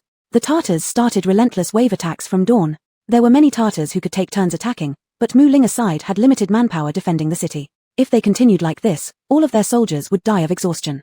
Zhu Heng, Song Hu, each of you lead 500 soldiers to support the 4 gates. Wherever the Tartars' attack is fierce, go there for reinforcement. Also, tell the leaders guarding the 4 gates to divide all the gate-defending soldiers into 3 groups. No matter how intense the battle is, they must take turns eating and resting. Mu Linga was solving a problem with her sword, a Tartar attempting to climb the wall via a siege ladder while shouting loudly to those around her. It was necessary. The battle on the city wall was extremely intense at the moment. Yes. On both sides of her stood Zhu Heng and another commander, Song Hu, sent to heed her orders. They quickly responded in loud voices, each gathering 500 soldiers, then departed. The remaining 300 people continued following Mu Linga to firmly hold the city wall. In this manner, under Mu Linga's command, the warriors of Fuzhou city persevered doggedly. Since the first day the Tartars attacked, until now, Fuzhou city had endured for 10 days. The number of soldiers defending the city had decreased from more than 5,000 to nearly 4,000. Faced with an attack from nearly 100,000 Tartar troops, after 10 days, casualties numbered only in the hundreds, which was indeed not a high amount. If it hadn't been for General Mu's adept command, such minimal casualties wouldn't have been possible. Even veterans like Han Qianhu deeply understood this point. As such, they no longer looked down on their current superior officer, Mu Linga, as they did when she first arrived. "General, we have enough arrows for only one more day before they will be gone." Han Qianhu and several mid-level officers, along with Zhu Heng and other junior officers, seized the brief respite between enemy offensives near the stairway beside the city wall to convene an impromptu meeting with Mu Linga, the highest-ranking official of Fuzhou city. The officer responsible for military equipment reported gloomily, "Alas, how could all the arrows be depleted so quickly? What should be done?" Listening to this report, Han Qianhu and the others were deeply troubled. Without thunderstones or wood logs, supplies could be replenished from the river within the city. In dire situations, even dismantling some houses within the city could last a few days. But without arrows, could new ones be made instantly? Without arrows, defending the city would undoubtedly become much harder. No worries, I have a plan. Hurry and gather the citizens of the city to help me create several hundred scarecrows. Keep it simple and sturdy, no need for precision. The faster, the better. I need them tonight. While rubbing her slightly painful forehead due to lack of sleep, Mu Linga calmly instructed the officer. Remember, when making the scarecrows, ensure they are created in secret places. Do not let the opposite Tartars see them. Yes. The military equipment officer hurriedly agreed and left to prepare, leaving Han Qianhu and others looking at each other in confusion, wondering why General Mu would want straw men at such a time. Mu Linga pointed at the still fairly bright sky and laughed. I've observed today's celestial phenomena. There will surely be no moonlight tonight, with slow winds. To keep the opposite Tartars from getting bored, why don't we put on a show for borrowing arrows using scarecrows? After laughing, she reclined onto the cotton mattresses donated by the city's citizens, closed her eyes, and drifted off to sleep. Everyone. Ari. Our general is too tired. Let her rest a while. Han Qianhu, seeing Mu Linga leaning against the city wall and falling asleep, sighed as he led the way towards descending the city wall, asking Zhu Heng, rarely seen these days. Ari Heng, do you think General Mu really understands astrology? Amazing. She's just a girl under 20, how can she be so capable? Being skilled in martial arts and proficient in warfare is one thing, but actually being able to read astrological patterns? Isn't that something only Zhuge Liang does in operatic stories? Zhu Heng thought internally. She knows nothing about astrology. Just look at the bright clouds of fire on the horizon when the sun set. It's also the second day of the lunar month. Anyone with common sense would know there will be no moonlight tonight, and calm wind. She's just fooling the lot of you. But he couldn't say that. The whole spirit and morale of Fuzhu City currently relied on this extraordinary woman standing strong, or the moral would have collapsed long ago. So, he could only ask Han Qianhu back. Aren't you usually disdainful of her because she's a woman, unwilling to obey her commands? So, are you convinced now? Why do you always bring up the things I don't want to talk about? Let me tell you, I only submit to someone stronger than me. General Mu kills Tartars more mercilessly than I do. She is also great at military strategies. I truly admire her. After hearing that, Zhu Heng teased him again. Then aren't you admitting now that you misjudged her before? Do you admit that General Mu was right to punish you back then? Han Qianhu, why does this guy always cling on to that matter? Unable to help it, Han Qianhu rolled his eyes. Yes, I admit it, I misjudged her before, having eyes but failing to recognize the mountain. Isn't that enough? After this war is over, if I'm still alive, I will definitely apologize to her in person with thorns on my back. Isn't that enough? After saying angrily, Han Qianhu no longer paid attention to Zhu Heng and walked straight ahead. Seeing that, Zhu Heng shrugged his shoulders and thought internally, how could he still be angry? Is it really so hard for you to admit that you're not as good as a girl? Besides, there are probably few people in this city who can surpass that girl. What's shameful about it? He also thought, who knows whether his kung fu could match hers? He admitted that his martial arts techniques were surely inferior to hers, but regarding real combat, she might not be able to defeat him. No way, tomorrow if I get a chance, I must challenge her. That night, many scarecrows quietly appeared on the walls of Fuzhu City. When the Tartars began their new attack at night, the archers on the city walls immediately drew their bows and shot arrows towards them. Of course, compared to usual, this round of arrows was naturally much less. But it successfully provoked a strong retaliation from the enemy's archers. The soldiers guarding the city quickly hid behind the wall, watching the arrows flying all over the sky, and in an instant, the scarecrows beside them were covered with arrows. The soldiers quickly knocked down the scarecrows filled with arrows and replaced them with new ones, while crouching down themselves and pulling out the arrows stuck in the first scarecrow. After doing this twice, until the Tartars started their fierce attacks, the scarecrows were taken down and the real soldiers went up. In the following days, every time the Tartars attacked, Mu Linga's side would use the same strategy again. After a few days, they had gathered enough arrows to last them half a month, but their borrowing arrows with strawmen strategy was discovered by the Tartars and could no longer be used. After persisting like this for a few more days, the Tartars outside the city became increasingly annoyed, and their attacks became more intense. Quite a number of Fuzhu's soldiers were killed, and now there were only 3,900 soldiers left to hold the city. By this point, it had already been half a month since the first day they defended the city. The danger of other troops being trapped should not have been resolved yet, because reinforcements still hadn't arrived. Although the heavy snowfall of the past few days had stopped long ago, Liaodong was colder when the snow melted, and the hearts of the soldiers in the city were even colder than the weather in Liaodong. During another meeting, seeing the still dense Tartar army outside the city, even Han Qianhu and others started to lose hope. Everyone was worrying about how to fight against the Tartars next, when Zhu Po's voice came over. Sister Linga, I've figured out a way. It turned out that Zhu Po, worried about Zhu Yu, took advantage of the ceasefire gap to visit her. When he arrived, he saw her busy running around with other healers, looking extremely haggard. Actually, where in this Fuzhu city was there anyone who didn't look exhausted under the enormous pressure of being surrounded by tens of thousands of Tartars outside, with the constant possibility of being overrun and pillaged? Their mental state was understandable, their spirit and morale couldn't be good. Even Zhu Po himself, due to defending the city with Mu Linga all the time, had become scruffy and full of dust, with frostbite cracks all over his hands and face. However, all Zhu Po could see was his AU. Seeing her worn-out appearance, his heart ached so much that he wanted to find a place to get her a bowl of hot soup to drink. But after walking out for only a few steps, he saw an old woman helping the soldiers carry water slip and fall, spilling all the water on the ground. Zhu Po hurriedly helped her up and quickly helped to pick up the fallen bucket, and found that the spilled water had already begun to freeze slightly. This Liaodong weather was indeed one where water froze instantly. Zhu Po lamented inwardly, then suddenly had an idea. Sister Linga, I've figured out a way. When Zhu Po rushed over, he saw that there were already people standing around Mu Linga, so he quickly changed his words and respectfully said, General Mu, I've come up with a plan. Seeing all the officers looking at him, and Mu Linga signaling him to continue, he spoke again. Our men could continuously pour water on the city walls, turning them into ice walls, and make the entire Fuzhu city into an icy fortress. That way, we could save more than half of the manpower needed for guarding the walls and focus on defending the gates instead. The group, that's it. Ha ha ha, this is a great idea. Han Qianhu clapped his hands in great praise. Anyway, they were short of everything in the city now except water. There were piles and piles of unmelted snow within the city. Plus, there were also rivers nearby. If necessary, they could even break ice to fetch water. Thus, moments later, all the civilians in the city were called together, forming dozens of water-carrying teams. Countless buckets of water were poured onto the city walls one after another during the Tartars' attack breaks. After pouring water non-stop for a whole day and night, a freezing ice wall covered with 2 palm-thick layers of ice finally appeared. Now, the Tartars' ladders and climbing ropes had no effect, and the pressure on the walls was immediately reduced. Half of the soldiers guarding the walls were reassigned by Mu Linga to defend the 4 gates. With reinforcements arriving at the 4 gates, the pressure there was relieved significantly too.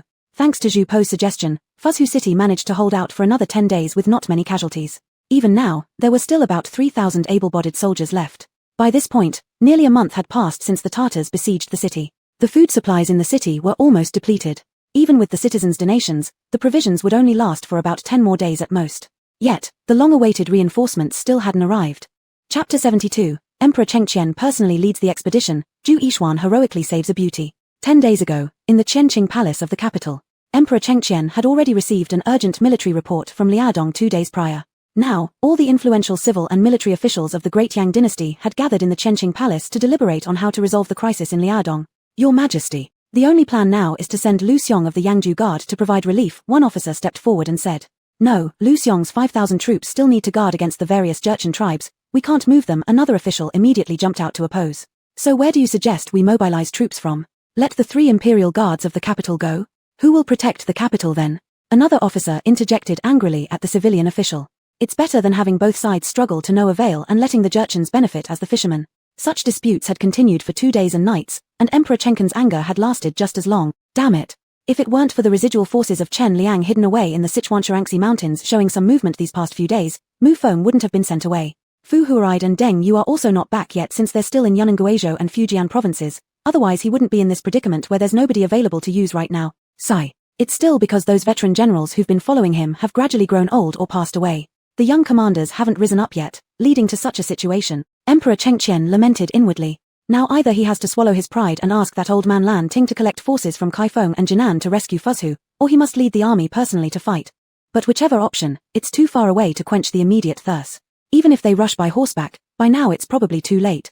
Fuzhu City has already been surrounded for nearly 20 days. How could 5,000 soldiers withstand the onslaught of 80,000 Tartar and Walla troops? The city must have fallen already. Damn it. What a damn fool, Geng Jingzhong. He holds 8 10,000 strong troops, plus nearly another 3 10,000 men from the other 3 units, more than 10 times 10,000 troops, and yet, the Tartars have managed to pin him down so he helplessly watches as Fuzhu is besieged for so many days. This hesitant old bastard is definitely afraid of losing the other 3 units, which is why he doesn't dare to advance recklessly. If his grandson dies because of this old man's hesitancy, don't blame him for being merciless. All of you shut the hell up. Pass the order down, mobilize 10,000 troops from each of the 3 camps of the capital, assemble tonight outside the city walls. I'll personally lead the expedition at dawn tomorrow. Emperor Chengqian slammed the desk, directly cutting off the disputes between the civil and military officials below. Disregarding their objections, he resolutely decided.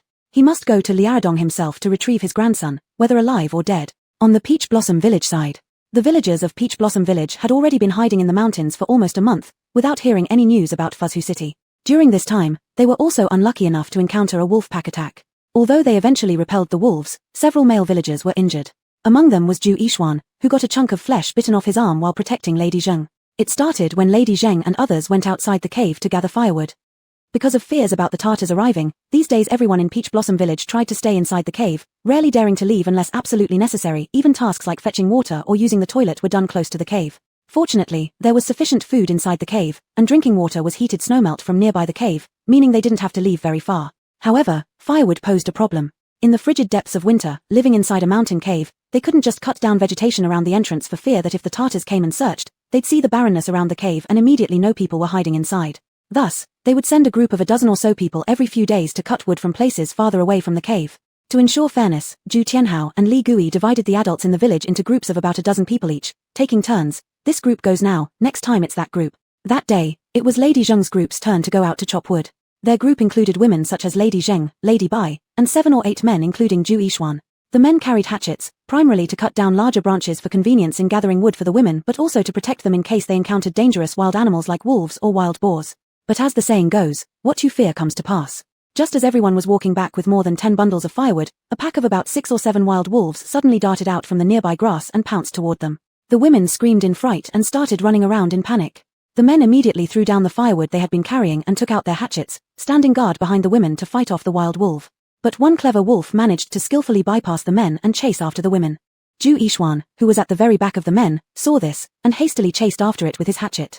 Lady Zheng, distracted these days by constant worry for her brother and sister, Zhu Heng, reacted a bit too slowly and ended up running to the very back among the women. When she neared the mountain cave, misfortune struck and she was caught by that wolf which pinned her to the ground. As the sharp fangs of the wolf were about to tear through Lady Zheng's throat, fortunately Zhu Yixuan arrived just in time, wielding the hatchet to strike toward the wolf's neck. However, he missed.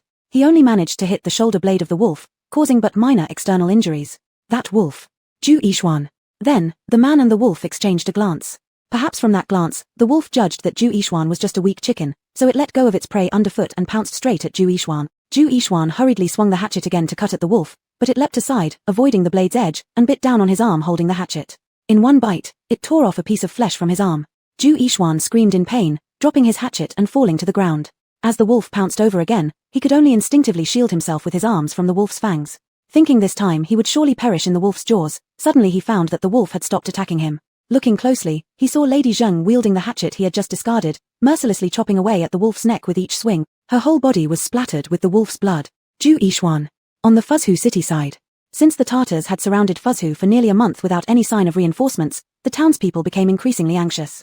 Some cowards even began to stir up talk about surrendering to the Tartars. They reasoned that since no Yang army had come to save them, abandoning them to their fate, it would be better to open the gates now and surrender, possibly gaining a chance to survive. Mulinger neither punished nor beat those people who talked about surrender. Instead, she directly ordered her soldiers to throw them onto the city wall, letting them see firsthand what befell the commoners captured by the Tartars these days. And then, after these people came down from the city walls, no one spoke anymore about surrendering. Instead they became even more active in helping the soldiers defend the city, far exceeding the enthusiasm shown by the initially more engaged civilians. Because the sight of those commoners captured by the Tartars was absolutely devastating. Men, women, and children were all driven by the Tartars to the foot of Fuzhou city, not only whipped cruelly, but also occasionally two were randomly selected from the crowd every once in a while. The Tartars would drag them up to specially erected platforms, then kill them in extremely brutal ways for the defending soldiers to witness. Watching those children impaled on spears, or women stripped naked and disgraced publicly before being murdered, even the most timid and cowardly ones were stirred up by their indignation. Ugh, damn those Tartars, I'll fight you bastards till my last breath. One man who had previously been vocal about surrender, after seeing the barbaric abuse inflicted by the Tartars on the Dahan citizens, shouted angrily with tears streaming down his face. No longer trembling like he used to, as soon as he ran down the city wall, he grabbed a kitchen knife and voluntarily helped the soldiers defending the city. Shit. Rather than dying in such disgraceful manner, it's better to fight the Tartars. Killing one is worth it, killing two earns an extra profit. In Fuzhou city, nearing midnight, Zhu Heng thought, their General Mu is such a contradictory person. When killing the Tartars, she is as cold and ruthless as ice. But when she smiles, she is like fire, passionate and vibrant. But, right now, calm and quiet, she resembles a deep pool, mysterious and hard to fathom. It makes one curious as to what she might be pondering when lost in thought. Facing the possible fall of the city, has she ever been afraid? You've got a problem?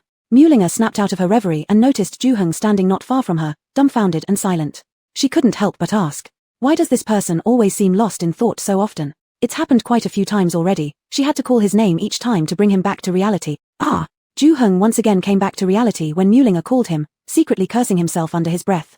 He wondered why he kept getting distracted and thinking about General Mu in front of him, even getting caught each time. Shaking his head hastily and waking himself up again, he turned toward Mulinger with a smile, explaining, Haha, General, I'm not here because there's anything the matter. I saw you were deep in thought, so I just waited for a while.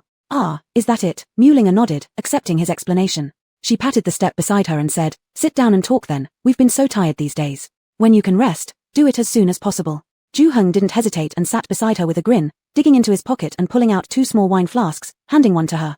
Here, I went through a lot to get them. 1 each for us. Drink some when you're tired, it helps relieve fatigue. Mulinga's eyes lit up at the sight of it. She eagerly took it, uncapped it, and took a swig. Instantly, all her weariness seemed to vanish. Wow, this is excellent wine. Where did you manage to find such good stuff? Ju Heng dared not reveal it was stored in his space, so he vaguely replied. If you like it, I'll get you more later. There's no need for that. Mulinga smiled brightly, tipping her gourd up for another drink. She savoringly closed her eyes for a moment before looking off into the distance. In a slightly raspy voice, she spoke to Ju Heng. Thanks for the wine. You know what? Today is my 17th birthday. I was just sitting here thinking. How tranquil this year feels. The Lantern Festival is coming up, and yet there hasn't been a single firecracker set off, not even any fireworks I could watch by chance. Now, having this flask of wine you gave me, it's more than enough. So today was her birthday? No wonder she seemed quieter than usual, she must be missing home. Ju Heng silently reflected on this, raising his wine flask in a toast and grinning at her. So happy birthday. Then pointing at the moon in the distance, he said. Do you have any birthday wishes? Though there's no cake now, the moon is still pretty round, you could make a wish toward it. Mulinga, puzzled. What's a cake? Why do you need to make a wish on your birthday? Ju Heng. Atilda, it's the custom where I come from. People say making a wish while facing the cake on your birthday is supposed to be effective. Mulinga. Well fine. If you say so, let me make a wish too. After finishing, she stood up earnestly, placed her hands together in prayer, devoutly bowed toward the moon, and then closed her eyes saying, O great moon above, I, Mulinga, hope this birthday isn't going to be my last. Ju Heng. Chapter 73. Was she flirting? After a long pause, Mulinga had already drunk half a gourd of wine before she remembered to ask Ju Heng. By the way, what do you want with me? Ju Heng. Luckily you asked, otherwise I would have forgotten why I came here. He then put down the gourd of wine in his hand and seriously said, General, I feel that we cannot continue like this indefinitely. The grain and fodder in the city are almost gone, and there has been no news from the other units until now. We cannot count on them either, so we must find ways to save ourselves. Do you have any ideas? Mulinga reluctantly also put away her gourd of wine and looked up at him, asking. She thought that this future brother-in-law Zhu Po, since he could quickly judge that reinforcements would not come, it was not strange for him to have an idea to break the enemy. Ju Heng, I think instead of sitting here waiting to die, we should take the initiative. Now that the Tartars and Walla have all come out, their rear defense must be empty. If we lead troops to secretly attack their headquarters at this time, we will surely succeed every time. Oh, it's this idea? Mulinga sighed. Do you think I haven't thought about it? But our troops now can hardly defend the city. Where do we have extra forces to do this thing? General, we don't necessarily need many soldiers. I feel that now although the Tartars and Walla temporarily united to attack our great Yang, they have been enemies for so many years, and there must be full of differences and guard between them. As long as we can create an illusion that they are attacking each other, at that time they will certainly suspect each other, and their cooperative relationship will naturally fall apart. At that time, the crisis of Fuzhu City may be resolved. Ju Heng looked at Mulinga with bright eyes and said. Mulinga's eyes suddenly became brighter too, excitedly said. You mean, we can send people to pretend to be Tartars to attack Walla's headquarters, or pretend to be Walla people to attack the Tartars' headquarters, let them guess each other, causing chaos internally? Ju Heng smiled and nodded, thinking it was always pleasant to talk with intelligent people, just saying the beginning, and she understood everything after. But soon, the smart person turned and looked at him, while supporting her chin with one hand and winking at him, smiling brightly and asked. Director Ju, you say such a tough task, who should we send to do it? Ju Heng. What a dead girl, she thought of killing the horse after grinding the mill so quickly. He had just given her a good idea, but she immediately assigned the task to him. Sigh. Well, let him go ahead with it then. Since today is her birthday, he wouldn't hold it against her. Anyway, he had planned to go himself from the beginning, so he laughed and replied. I am willing to go. Good. After Mulinga saw her goal achieved, she happily got up by slapping a stepstone, stood up, gave Ju Heng a thumbs up, and generously praised. Director Ju is indeed very courageous. But then she started complaining. But you know, all the soldiers I have now are only around 3,000 left. Although I would like to give you more, but considering the current situation, I have no choice. This way, the most I can give you, 500 soldiers, and the longest I can hold off the Tartars is 20 days, any longer, it's all up to fate. Can she hold out for 20 more days? Ju Heng silently thought, with 5,000 soldiers holding back the Tartars' 80,000 strong army for over a month and still having 3,000 soldiers left. Giving him 500 soldiers, she even declared she could defend Fuzhu City for 20 days. This girl truly has great abilities. After this battle, whether Fuzhu City falls or not, whether she dies or not, this female general of Great Yang will surely leave behind a praiseworthy note in Great Yang's history book. Lifting his eyes, Ju Heng looked at the young woman standing before him, who was roughly the same age as him. Despite her chapped lips from fatigue and her frozen red cheeks, her eyes were still resolute, softening his heart somehow, speaking to her gently. You don't have to give me 500 soldiers, keep more for defending the city. 300 would suffice, rest assured, I will definitely return within 20 days after completing the mission. You must strive to stay alive, wait for me, to return. Mulinga. Was it because she drank too much? Or was it her illusion? Why did she feel like she was being flirted with?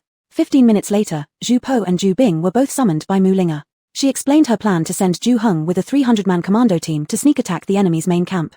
Zhu Heng then stepped forward and said to the two, "Besides waiting for reinforcements, this might be our only way to resolve the Fuzhou city siege, so I intend to try it no matter what. However, this mission requires someone who can speak Tartar, as we will have to pretend to be them.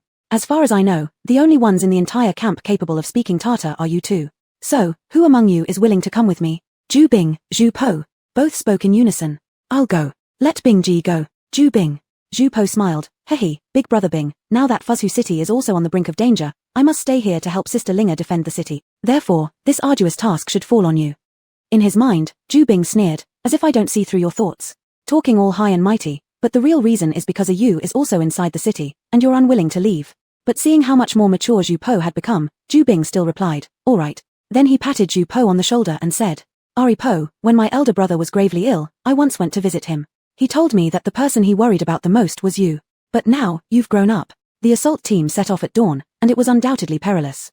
Taking advantage of the time before departure, Zhu Bing paid another visit to his younger brother Zhu Luo, while Zhu Heng went to see his sister Zhu Yu. Upon hearing that her brother was going to raid the Tartars' main headquarters with Zhu Bing and Zhu Dai accompanying him, Zhu Yu didn't say anything. She immediately went into the space and took out half of the 20 or so boxes of compressed biscuits she'd stored there. She removed their outer packaging with scissors and then found several cloth sacks in the courtyard to repackage the biscuits into smaller bundles, handing them over to her brother. She also gave him several large packets of knockout powder and some wound medicine she had prepared recently and instructed, "Brother, during this journey, I doubt you'll have any opportunity to enter the space, so these biscuits will be shared among you, by Tonga, Zhu Bing, and Dai Tonga, Zhu Dai, for the soldiers to eat along the way. If they ask where these biscuits came from, just tell them that I bought them before the Tartars besieged the city, originally planning to give them as New Year gifts to the villagers, but never expected them to be useful now. Also, take these packets of knockout powder, each of you should carry one. Use them if in danger."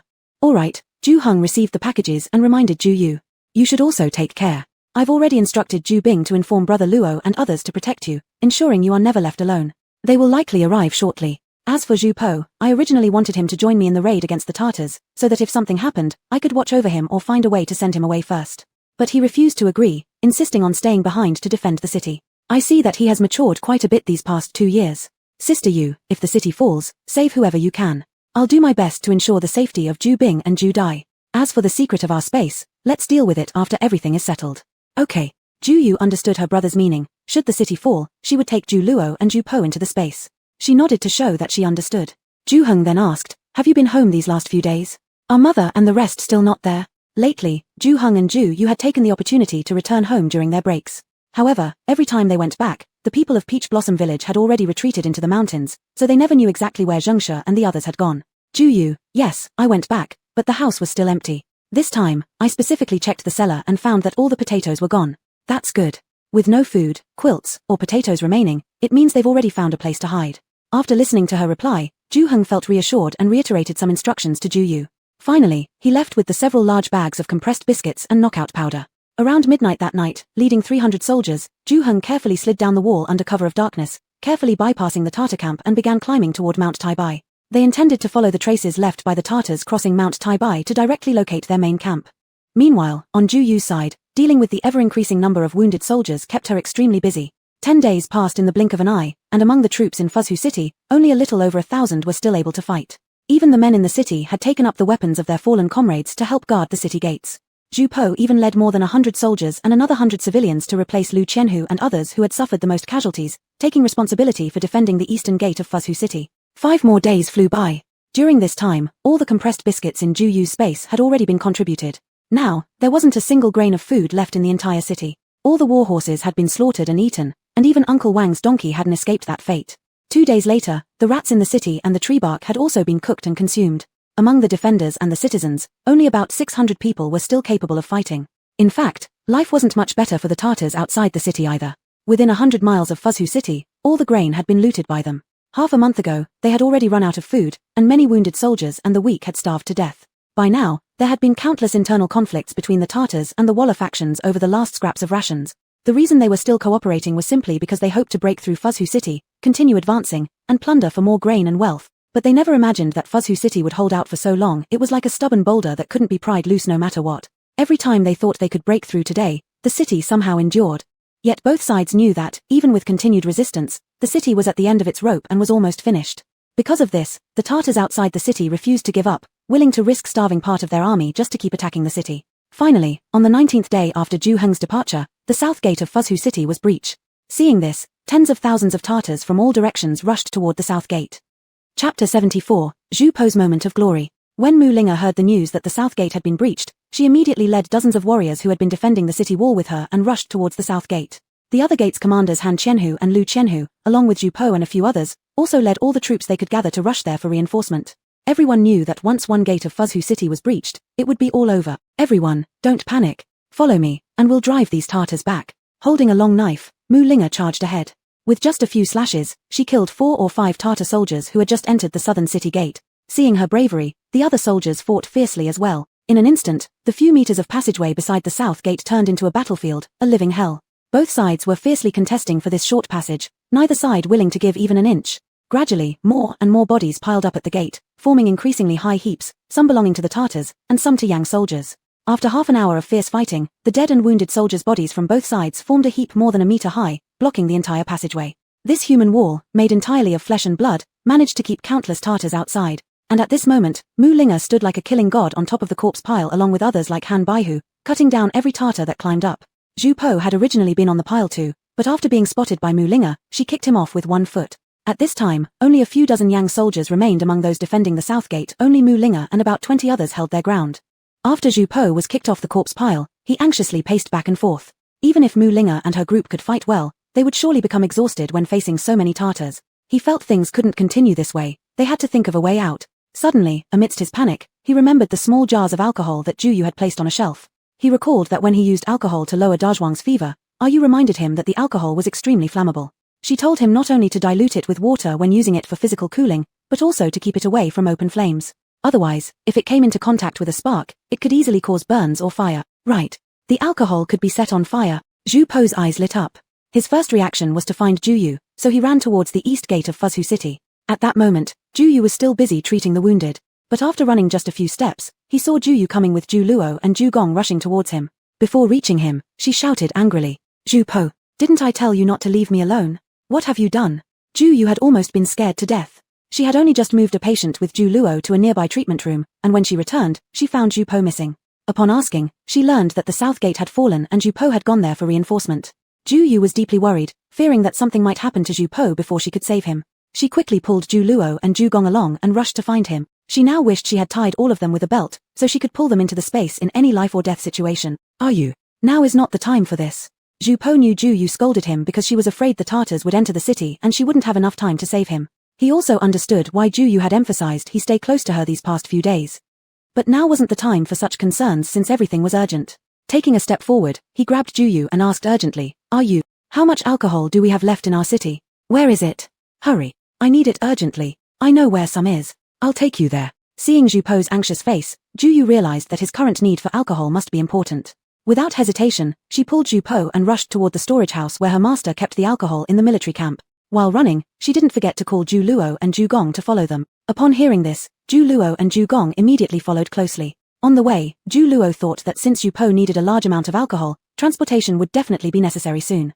Noticing several scattered carts along the road, he smartly led Zhu Gong to push 2 carts before catching up with Zhu Po again. The building storing the alcohol was not too far from the south gate of Fuzhu city, so the group arrived shortly after running a bit. Due to the current numerous injuries across Fuzhu city, for convenience of transport, the door to the building with the alcohol wasn't locked either, which helped them.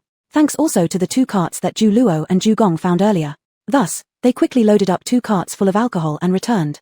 When Zhu Po pushed the cart full of alcohol jars to the front of the pile of corpses, he saw that although Mu Linga and Han Baihu were covered in wounds from head to toe and drenched in blood, they were at least still alive. Zhu Po let out a deep sigh of relief. Then, while throwing the jars of alcohol behind the pile of corpses, Zhu Po shouted loudly toward Mu Linga and the others. "Sister Linga, you must quickly come down." Zhu Luo and Zhu Gong, upon hearing this, also hurriedly joined him in throwing the jars. Mu Linga first heard Zhu Po's shout, then amidst the overwhelming stench of blood, she caught a faint whiff of alcohol. She immediately realized Zhu Po might be planning to set fire, so she quickly called over Han Qianhu and others, repelling the Tartars with their blades before rolling down from the pile of corpses. They had no choice but to roll down as they had been standing on the pile for too long. Their feet were already numb, leaving them unable to exert any strength. By this time, Zhu Po and his men had finished throwing all the jars of alcohol from one cart. Seeing that Mu Linga and her group had come down, and as they were now fending off the few Tartar soldiers who had leapt over the corpse pile in pursuit, Zhu Po dared not waste more time. He rushed into his robes for flintstone, intending to ignite the alcohol. But he didn't seem to have brought any. In desperation, he turned to Zhu Luo and Zhu Gong for help, but both frantically felt inside their robes and shook their heads towards him. Zhu Po, damn it. This was truly like losing your seal on the day you take office, or forgetting to bring paper when you need it most, truly troubling beyond measure. Not knowing what to do, Zhu Po suddenly heard Zhu Yu calling out behind him. Step aside. Then he saw something unknown carrying a tiny spark of flame soar over his head, heading behind the pile of corpses. Then, there was a loud boom, and a blue flame rose high from behind the corpse pile. Because of the cold weather, those Tartar soldiers were all wearing fur coats which burned extremely easily. Soon, the fur coats of the Tartars near the corpse pile soaked in alcohol caught fire, followed by screams of pain echoing from their direction. In their panic, those whose clothes had caught fire instinctively fled back or rolled on the ground. Seeing this, the remaining Tartars, fearing the fire would spread onto them, hastily retreated outside the city walls. Still, many could not escape their doom, having their clothes ignited. Ultimately, even the massive pile of corpses couldn't avoid its fate, burning entirely. Meanwhile, 10 days earlier, Zhu Heng had successfully infiltrated disguised as a Waller's army and carried out a surprise attack on the Tartar main camp. The swift and successful attack owed much to Zhu Yu's knockout drugs, which allowed them to capture a small detachment of Tartar soldiers located 10 miles from the main camp without losing a single man. They seized their clothes and war horses and managed to extract information about the location of the main camp from some prisoners they kept alive. Using this knowledge, they successfully executed a surprise attack, making the Tartars believe that all this was done by the Wallers. Afterward, the group raced swiftly toward the territory of the Wallers. After posing as Tartars and attacking the Wallers' main camp once again, 16 days had passed since they left Fuzhu City. There were only 4 days left before the 20-day deadline he had agreed on with Mu Linga. Hurry up and return to Fuzhu. Zhu Heng dared not delay further, and rather than taking mountain paths, he led the remaining 200-plus soldiers and dozens of dead or injured comrades' bodies along the main road, riding fast horses captured during their raids to race back. However, passing other guard stations while being cautious of discovery by the Tartars forced them to take slight detours. Through relentless nighttime and daytime gallops, the group finally arrived within 10 miles of Fuzhu City just as dawn broke on the 20th day since their departure. From afar, they could see that Fuzhu City was already engulfed in flames and the cries of battle could be faintly heard from over 10 miles away. Everyone assumed that Fuzhu City might already have fallen. Leader, let's hurry back. A young soldier whose whole family lived in Fuzhu City pleaded anxiously, longing for wings to fly straight back and protect his wife and children. Zhu Bing and Zhu Dai, worried about the safety of Zhu Yu, Zhu Luo, and others, were also growing increasingly anxious. With just our numbers, going back right now wouldn't make much difference. However, Zhu Heng remained surprisingly calm. He reasoned that if their surprise attacks hadn't leaked, the Tartars' internal situation was likely already chaotic. All he needed was to add more fuel to the fire. You all quickly go cut branches, as many as possible. After cutting, tie them all to the horses, Zhu Heng instructed. He also gathered a dozen soldiers who had learned to mimic the Tartar language well under Zhu Bing's tutelage and gave them orders. In a while, you will. At the Tartars' military camp. At this point, the leaders of the Tartars and the Wallers had both received news that their main camps had been sneak attacked by the other side. They were now facing off with their respective troops, tension thick in the air. Having reached this point, neither side could trust the other anymore. They even forgot about Fuzhu City, which they were just about to capture, deeply fearing that if their troops pushed forward, their rear would be stabbed by the other party. While the two sides were cursing each other and questioning each other with their armies present, suddenly countless torches and huge clouds of dust rose from the distance. Subsequently, in the darkness of night came terrified cries of soldiers. Damn! The Han army has arrived. Run! Trouble! We've been surrounded by the Han army. Ah! The Han Emperor is leading his troops here. Over the past few days, countless numbers of the Tartar forces had died from disease and starvation. Their morale was already shaky, so hearing the news that the Han army was coming completely threw them into disarray. And since both parties no longer trusted each other at all, who would care about Fuzhu City anymore? All they cared about was preserving their own strength. If all their soldiers were killed, what would happen if the other party took advantage of the situation to annex them? It would be truly unprofitable not to have defeated the Great Yang only to have their territories shamefully swallowed by the other side. Thus, retreat. The leader of the Waller's army gave the order first. The leader of the Tartars immediately followed suit with an order for withdrawal. On Zhu Heng's side, boss, the Tartars seem to really be retreating. Zhu Dai, looking toward the distance, exclaimed in surprise next to Zhu Heng. Zhu Bing and the more than a dozen riders sent out by Zhu Heng to confuse the enemy had also returned. Aheng, the Tartar army is retreating, Zhu Bing said excitedly as well. Good. Zhu Heng clapped his hand with excitement. Go.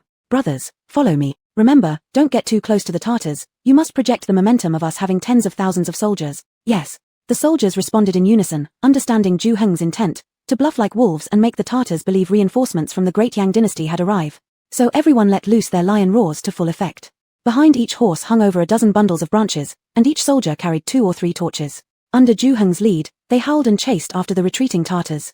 but always keeping 3 or 4 miles distance between themselves and the Tartar army. Already in a state of panic, the Tartars were further deceived by Zhu Bing and others speaking Tartar tongue. Believing it to be true that reinforcements from Great Yang had arrived, upon seeing the rolling clouds of dust behind them and hearing deafening battle cries, they didn't dare to distinguish real from false. With the leading officers already fleeing, how could these foot soldiers care anymore? They only knew that whoever lagged behind was dead. All that mattered now was escaping. Chapter 75, the greatest female war goddess of Great Yang. At this moment, in Fuzhou City, Mulinger knew that sooner or later, the city of Fuzhou would fall today. Due to Zhu Po's strategy, the city had managed to hold out for another day and night. This was already quite an achievement. But she always hoped that this moment would come a little later, and then later still. Today was the 20th day they agreed on. He said within 20 days, he would surely return, urging her to try not to die, but to wait for him. She wasn't sure if what he said in his drunken state still counted. General, the North Gate and West Gate are about to fall. A soldier ran over to report. Order everyone to retreat into the alleys around the 4 gates. No matter what method you use, seal off all roads leading into the city, Mulinger commanded. A few days ago, all the elderly, weak, women, and children in the city had already been transferred to several cellars in the center of the city.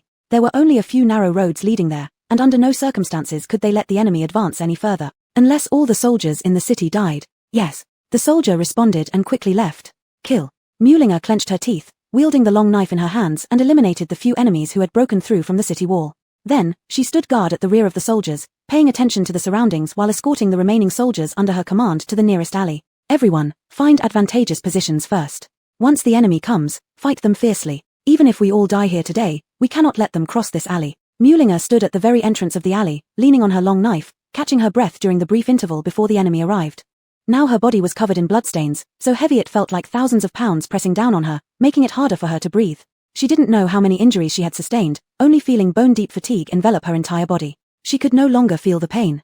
But why hadn't he returned yet?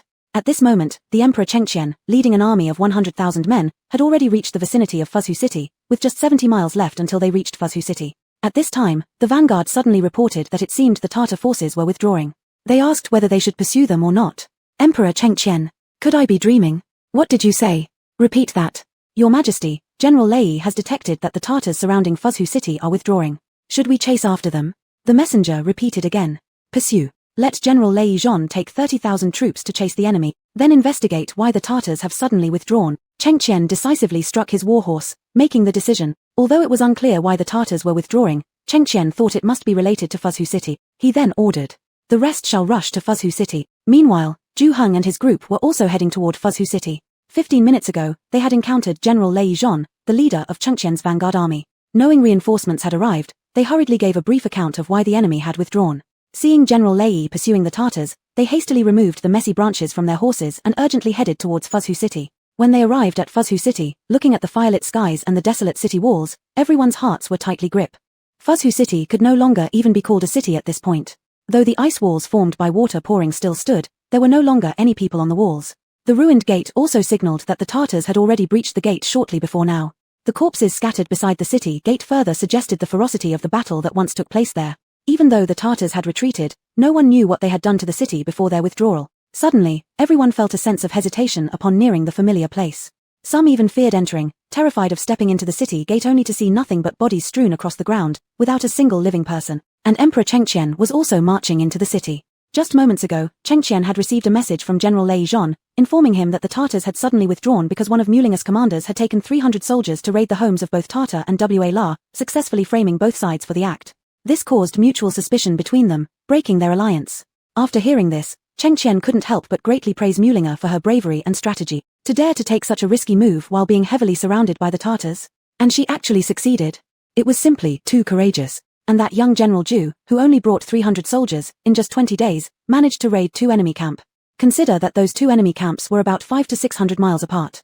Moreover, the Tartars lived in tents, and their camps were always moving. If it were someone else, it would probably take at least 10 to 15 days just to figure out their locations, let alone successfully raid them. This General Zhu truly showed great respect for his juniors. Emperor Chengqian immediately praised him highly. But although Mulinger and General Zhu's strategy of undermining the enemy from the base worked wonderfully and successfully made the Tartars withdraw their army, no one knew if they had occupied Fuzhou City before retreating. Thus, Emperor Chengqian was also extremely anxious when he entered the city, especially since they were entering through the southern gate where the battle had been most fierce. The massive pile of corpses was still there, even burning. The Emperor's troops had to clear a part of that pile of bodies in order to pass through. Riding on his horse, Emperor Chengqian watched as his soldiers quickly cleared the huge pile of bodies. Having experienced countless battles, he suddenly became afraid, his whole hand shaking slightly, fearing deeply that in the next moment, among those bodies would be the appearance of his grandson. Or worse, hearing the news that his grandson was indeed there, but unrecognizable amongst the bodies. It took less than half an hour to clear the pile of corpses. Afterward, Emperor Chengqian, with a heart full of anxiety, carefully crossed the gateway still warm from the fire, leading his people into the city. At the same time, Zhu Heng's group also hesitantly stepped through the north gate. Both groups passed through narrow alleys littered with corpses, streets desolate with emptiness, still not seeing any living soul. Their hearts couldn't help but grow even more uneasy. Not until they approached the vast parade ground of all Fuzhou City did they hear a clamor of voices approaching. Emperor Chengqian's guards were startled and immediately surrounded the emperor. Several squads of soldiers instantly rushed toward the source of the sound. It's not the voice of the Tartars. Chengqian, leaning forward to listen, heard the cheers, cries, and shouts of joy from the citizens of Great Yang. His anticipation grew stronger, disregarding the resistance of the guards in front of him, and galloped towards the source of the sound. Could it be his grandson, still alive? At the same time, Zhu Heng's group also hurried over. Everyone saw. All the civilians who had survived in the city, soldiers whose appearances were almost completely ruined, Han Qianhu wrapped up like a dumpling, Zhu Po, Zhu Luo, and Zhu Gong, collapsed from exhaustion on the ground, Cheng Ziyu and Zhu Yu busy treating the wounded, Mu Linga covered in bloodstains, leaning on a long knife to keep herself upright. They were all there. And at this moment, everyone who could move or even just shout, were either cheering, sobbing uncontrollably, or laughing and crying simultaneously, celebrating their victory. Zhu Heng's group. Chengqian's group. Half an hour later, on the steps of the parade ground of Fuzhou City, Emperor Chengqian embraced his beloved grandson, crying old tears. Just barely escaped, oh so narrowly avoided losing his grandson. If only by a hair, he wouldn't have fulfilled his promise to his eldest son to protect his children. At the same time, all the soldiers and civilians of Fuzhou City were still somewhat confused. How could the current emperor personally bring his troops to save them? And the ever-present protector of theirs, Chang Guard, turned out to be the fifth grandson of the current emperor? Long live the emperor! 1,000 years, thousand years for the fifth prince. No one knows which flatterer, seeing this situation, mimicked the words from drama performances and shouted, immediately followed by the entire square of civilians shouting along, kneeling in gratitude, with those unable to kneel also laying down prostrate. Zhu Heng, Zhu Yu. This wicked old society. Both of them really couldn't understand why all the efforts to defend the city were carried out by the entire army, ably commanded by General Mu. The one who led the expedition against the Tartar stronghold was Zhu Heng, and those persisting in treating the wounded were medical practitioners like Zhu Yu, Cheng Ziyu.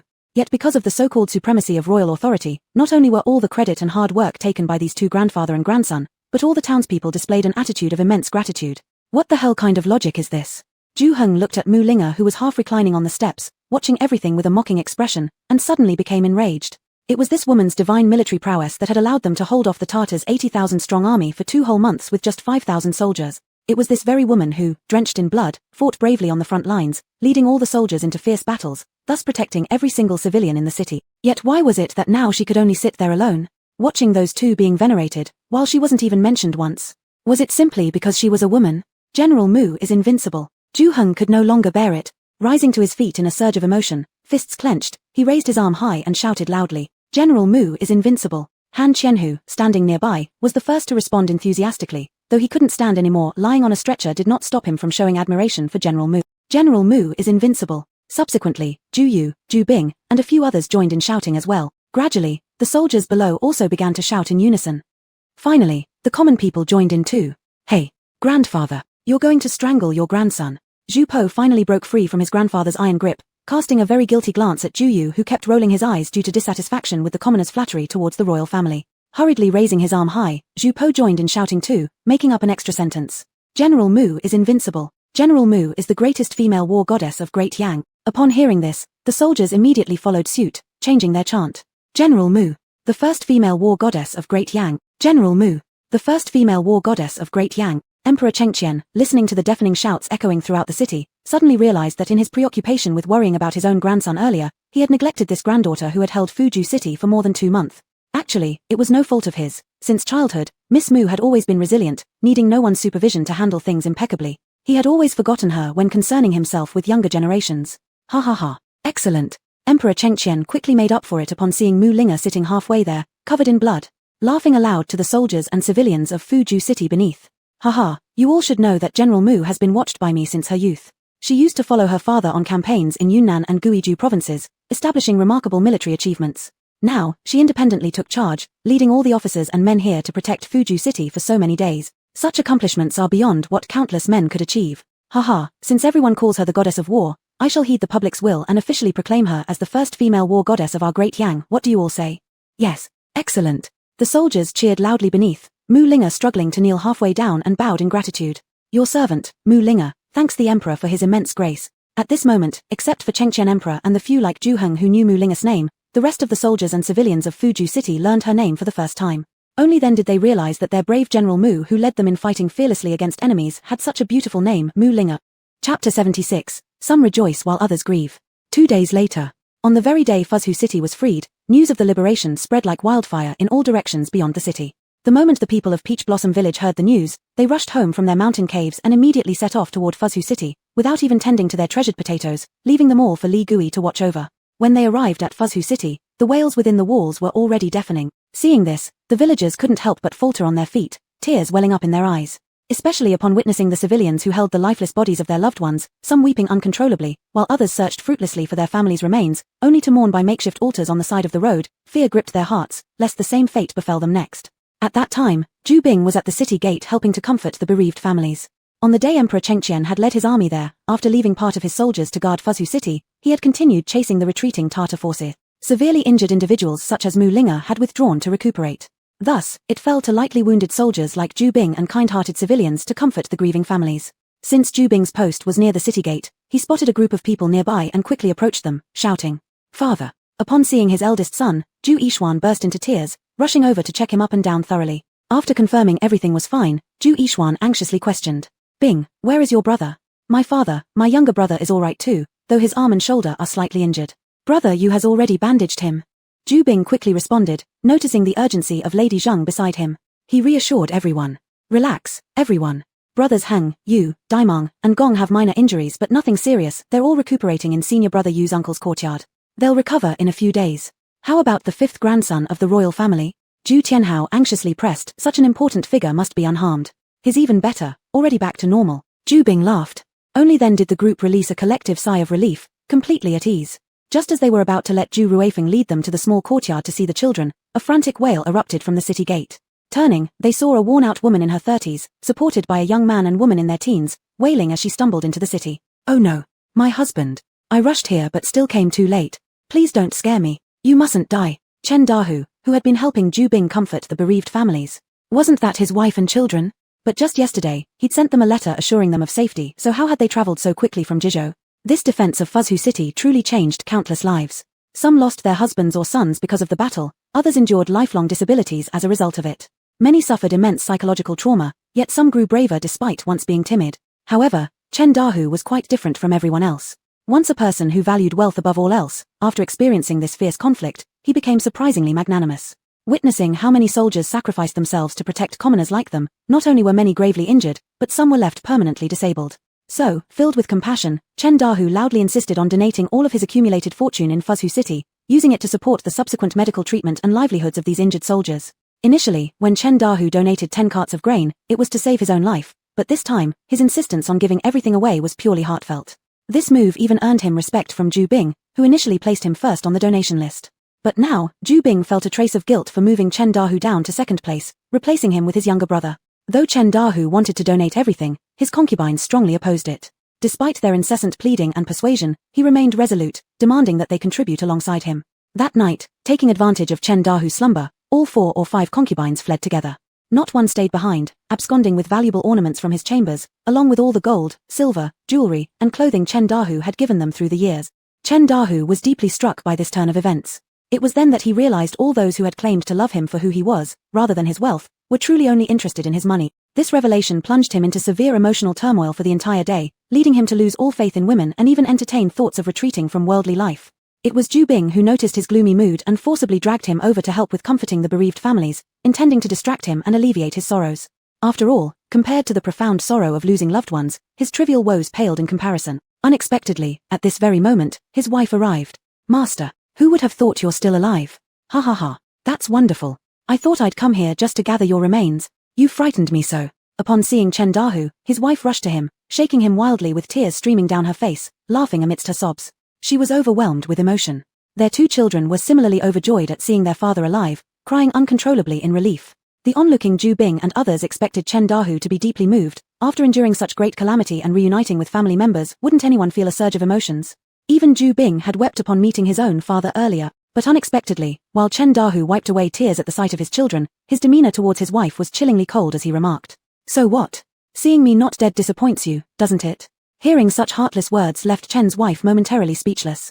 It was her daughter who, unable to suppress her indignation, shouted back at her father. "Father, how can you say such things about mother? When we heard Fuzhou City was surrounded by the Tartars, do you know how worried she was? That very night, she set off with us for Fuzhou. For these last 20-some days, mother has been traveling day and night without rest, shedding countless tears. She said, regardless of whether you're alive or dead, she must come to see for herself to find peace. If you're alive, and doing well, we'll leave immediately and not interfere with your life with your concubines. If you're gone, we'll bring back your ashes. We simply couldn't let you pass alone without your children seeing you to the end. Wu, who would have guessed that after we traveled so far, this is how you speak? Yes, father, apart from being slow-tongued and not pretty, in which way isn't mother better than your concubines? All these years, you've left her behind in our hometown, yet she dutifully cared for our grandparents and raised us without fault. In what way has she not met your expectations, earning such reproach from you?" Chen Dahu's son also chimed in, furious at his father's cruelty and even contemplated dragging his mother back home right away. At this point, Chen Dahu realized his mistake. Seeing his son truly angered and determined to take his mother away made him reluctantly step in. "It's not that I'm angry with your mother. She always kept her distance from me, and I thought she only cared about you and our family's wealth and business. I assumed she came here to witness my demise." However, before he could finish, Mrs. Chen interrupted him, lunging forward. "Chen Jingjing, do you have any conscience left? If it weren't for you, why would I have given up my lucrative business and stayed at home to care for your parents and raise the children? All these years you've been merrymaking outside, rarely returning home, greeting me with cold sarcasm whenever we meet. And I never once complained. Now you dare to accuse me of neglecting you. And you accusing me of neglecting you? Have you ever taken care of me?" Mrs. Chen, overcome with rage, tore into Mr. Chen openly in front of Ju Bing and others. Amidst sobbing, she clawed at his face, seemingly ready to fight tooth and nail. "Woo, Chen Jingjing, oh Chen Jingjing, I've come such a long way, worrying night and day, fearing that you might have been killed by the Tartars. And this is how you repay me? Have your principles been eaten by dogs? Ah, I cannot go on living." Ju Bing and the others thought to themselves, wondering why the conversation took this violent turn. Unsure if they should intervene, the scene unfolded rapidly as Mrs. Chen had already scratched several bloody streaks across Chen Dahu's face and neck, leaving everyone hesitant to become involved lest they get caught in the crossfire. Everyone assumed that since Chen Dahu detested his wife so strongly and now bore public humiliation from her scratching him, he'd surely retaliate if not beating her, certainly resenting her even more. However, contrary to expectations, he not only refrained from raising a hand but laughed loudly after being cursed and beaten by his wife, then abruptly pulled her into his embrace. "Haha, Erini, do you mean to say that you've been caring about me all along?" Chen Dahu asked in surprise and joy. "Then why, every time I came home, you seemed only concerned about our businesses and properties, always finding ways to ask me for money? You never cared or questioned about me." Over the years, whenever he returned home, his wife was polite enough to him, but this politeness made Chen Dahu extremely uncomfortable. He always felt that his wife wasn't as open with him as she used to be, instead scheming and trying her best to control his assets, which left a bitter taste in his mouth. "With all those vixens outside sweet-talking you, how could I not worry that you'd give all our money away to them? Would my children end up with nothing? That money and those businesses were earned through hard work by both of us back then. Why should those vixens benefit from it? Besides, you have so many pretty women flattering you outside. Why would an old woman like me dare to bother you? It's better not to cause annoyance." Being embraced by her husband, Mrs. Chen's face flushed red. Her anger subsided somewhat, yet she couldn't break free. Blushing, she complained while explaining. "Haha, now I understand. I thought you only cared about money and no longer valued me as you did before." Hearing this, Chen Dahu felt greatly pleased, hugging Mrs. Chen even tighter. Then he asked, "Then tell me, if I decided to donate all our wealth in Fuzhou City to the soldiers here, would you blame me?" "No, I've realized on my journey here that wealth is but external possession. With both of our capabilities, we can earn more if we lose everything. As long as you're safe, our family remains unscathed. Even if you donate all our assets, I won't reproach you." Mrs. Chen replied tearfully, then added one more sentence, "Just don't give it to those vixens." On her way here, Mrs. Chen was truly terrified, fearing she wouldn't even see her husband one last time. It was only at this moment she realized, despite believing herself to have let go and no longer cared for this man, her heart had never truly moved on. Ha ha ha. Chen Dahu became even happier after hearing this. He hastily promised, "As long as you still care for me as you did before, why would I need any vixens? Ernie, it was all my fault in the past. I lost myself after acquiring wealth, forgetting the hardships we went through together.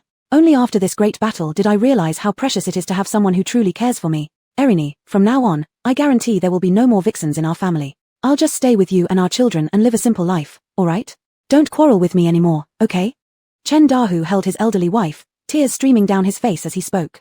Not until the wife in his arms turned bright red, as if returning to their wedding day, did he let her go. Then, the entire family happily walked home together, hand in hand, leaving behind Ju Bing and others eating melons at the scene. Ju Yixuan and others had no mood for watching their marital squabbles at this moment. They were eager to let Ju Ruifeng lead them to Chengxiu's courtyard to visit the children. Ju Bing, looking at the harmonious departure of the Chen household, and glancing beside at the grieving families mourning their lost loved ones, he reflected inwardly, truly, some families rejoice while others sorrow. Chen Jingjing, weren't you still ranting about becoming a monk half an hour ago? How did you turn so quickly into a joyful family reunion? This change is far too swift. Chapter 77, the older the ginger, the spicier it is. Time flies so fast, in the blink of an eye, 2 months had passed. Fuzhou City had already regained its former bustle. The streets that were once filled with blood and corpses have now been cleaned thoroughly, leaving not a trace behind. The damaged city gates and walls have all been repaired, restored to their original state. Life is just like this, everything in the past will eventually pass, time always moves forward regardless of how reluctant you are, and the long river of history will submerge you. Alas, who would have thought it's only after 2 months that I can drink wine with you again, but what a pity, there's no moon tonight. Mu Linga was draped in a dark green silk cape, sitting casually on the city wall, holding a gourd of strong liquor. She raised it toward Ju Heng who stood opposite her. Come, taste the fiery liquor I brought, how is it? Then, without waiting for Ju Heng, she tilted her head back and took a sip herself. And another one. Ju Heng. Seeing her drinking endlessly, Ju Heng had no choice but to step forward and take away her wine gourd, persuading her. You've just recovered from your injuries, you shouldn't drink so much. How stingy. Mu Linga tried to grab the wine gourd back but failed. Pouting, she became completely unhappy. It had been 2 months, and she had barely had these 2 sips of wine. Rarely had Ju Heng seen her behaving like a little girl, her face stretched out as if losing the wine was like losing her life, making him laugh outright. He gently said, your wounds haven't fully healed yet. You said that for wounds like yours, which are both severe and numerous, if they're not properly taken care of, when you get old, you'll suffer greatly. After the defense battle of Fuzhou City, Ju Yu found during his checkup on Mu Linga that her body had no less than 18 wounds, not counting the slight sword cuts or bruises. Only the major ones that required stitches were considered. One wound under her left shoulder, had it been a little deeper, would have pierced her heart. Even though it didn't pierce the heart, it was still a very serious injury. Even under Ju Yu's meticulous care for 2 months, the injuries weren't completely healed. Moreover, this girl was extremely stubborn, as if this body wasn't hers. She always made various excuses and refused to take proper care of her wounds. She had angered Ju Yu several times, making him lose his temper with her. You be good. When you're fully recovered, I'll accompany you to drink the sweet grape wine from the western regions, okay? That wine is far better than this fiery liquor, and less harmful to the body. Ju Heng patiently persuaded her, even himself unaware of how gentle he had become. Really? Can you really get good wine from the western regions? Upon hearing this, Mu Linga naturally got interested. She ignored the word be good, feeling that calling her by such names sounded like a joke, focusing solely on the mention of the western region's grape wine. But then she suddenly looked downcast, deeply regretting as she said, alas, I doubt I'll be able to drink wine with you. I'm about to return to the capital. My father has already sent me a letter, asking me to go back with His Majesty immediately, or else he'll come and drag me back personally. Alas, I think it'll be 3 to 5 years before he'll let me out again. By now, Ju Heng had learned from Zhu Po that Mu Linga was the daughter of Duke 11ping, Mu Feng. He quite understood why Lord Mu acted this way. What father could remain calm upon hearing that his own daughter almost died? If he had a daughter in the future, he might protect her even more fiercely than Lord Mu. Thus, he advised, you're hurt this badly, it's only natural for your father to worry about you.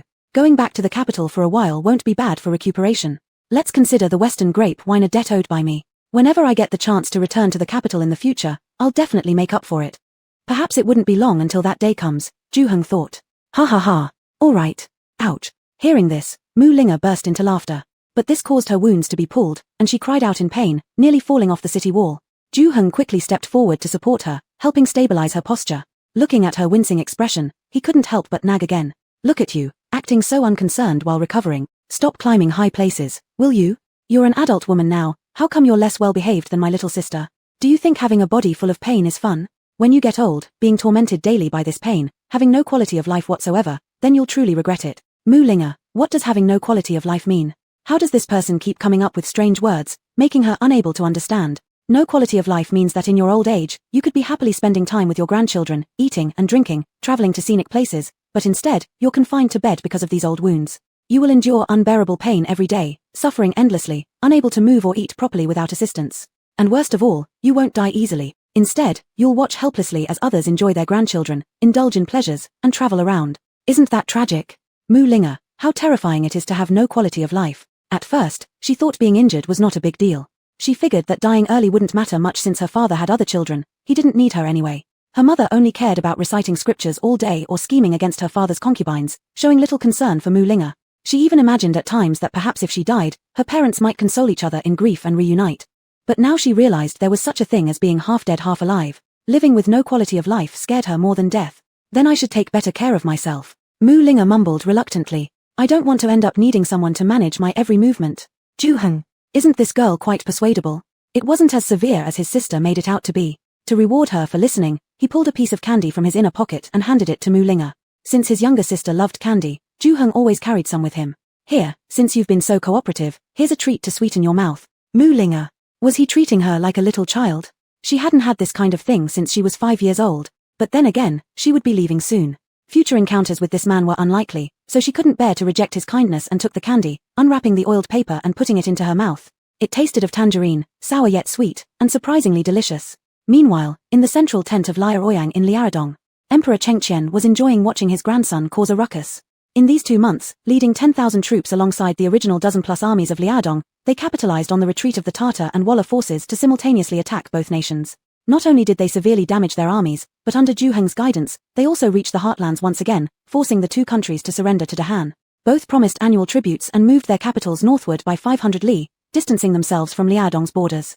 After this battle, Emperor Chengqian's lifelong wish to pacify Liaodong was finally fulfilled. For the next 20 to 30 years, Liaodong would no longer be a significant threat.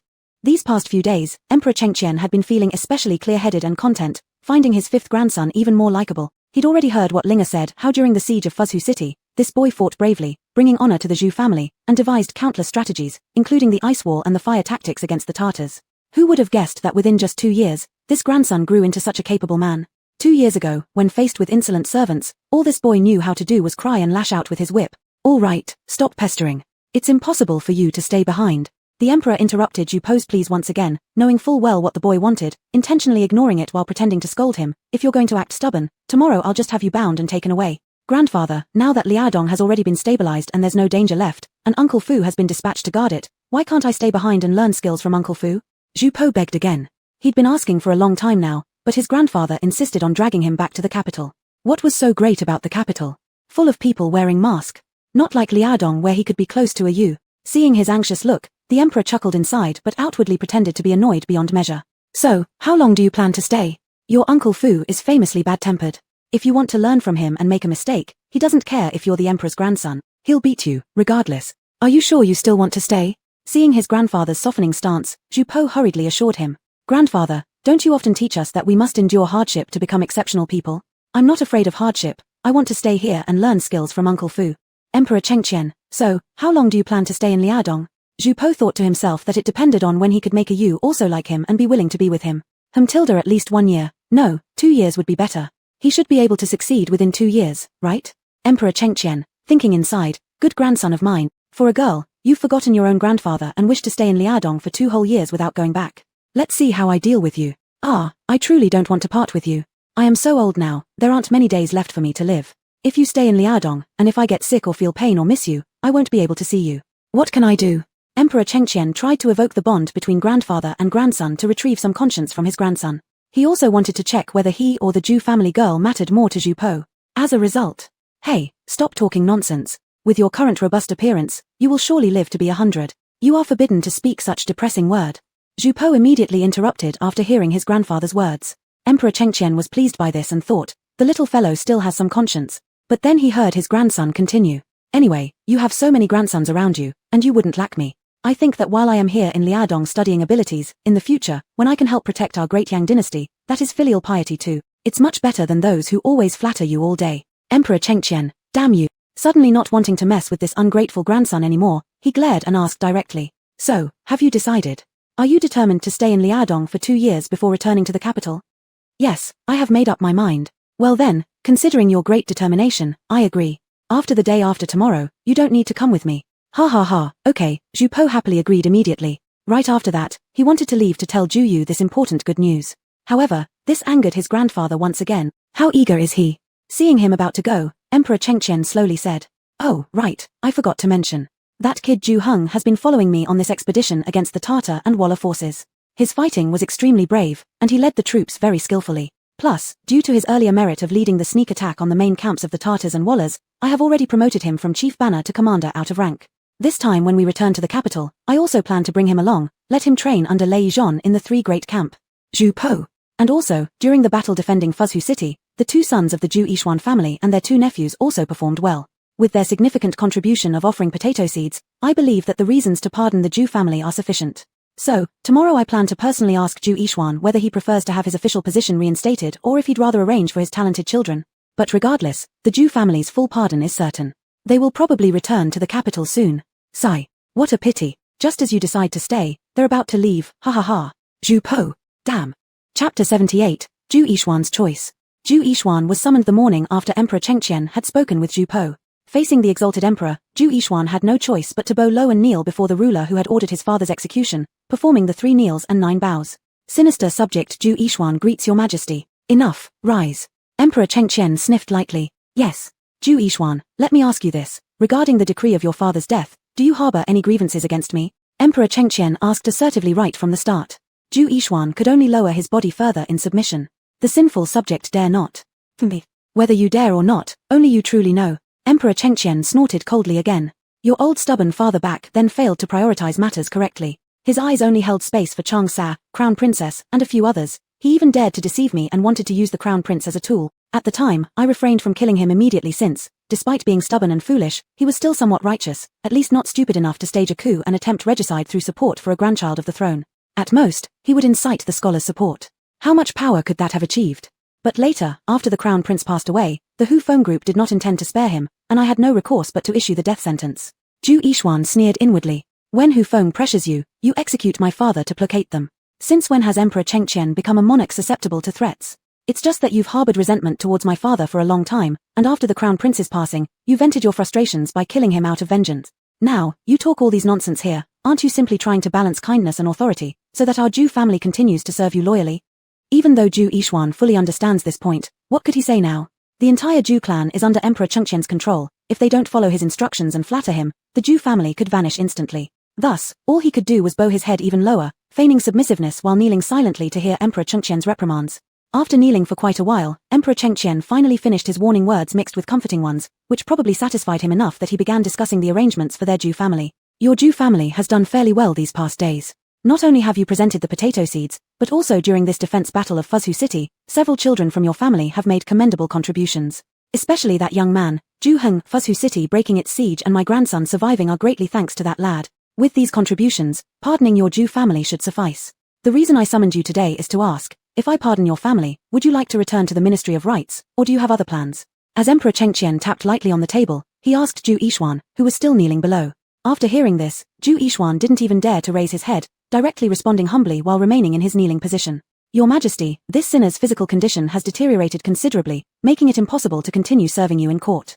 If the Lord grants his grace, I would prefer to retreat to a countryside life, opening a private school, thereby contributing a small portion of effort to your Majesty and our great Yang dynasty. As for the offspring and nephews of this sinful subject, if your Majesty sees fit to employ them, it would indeed be an honor for my Zhu family. This sinner shall certainly guide them to never betray royal grace and faithfully serve the Emperor wholeheartedly.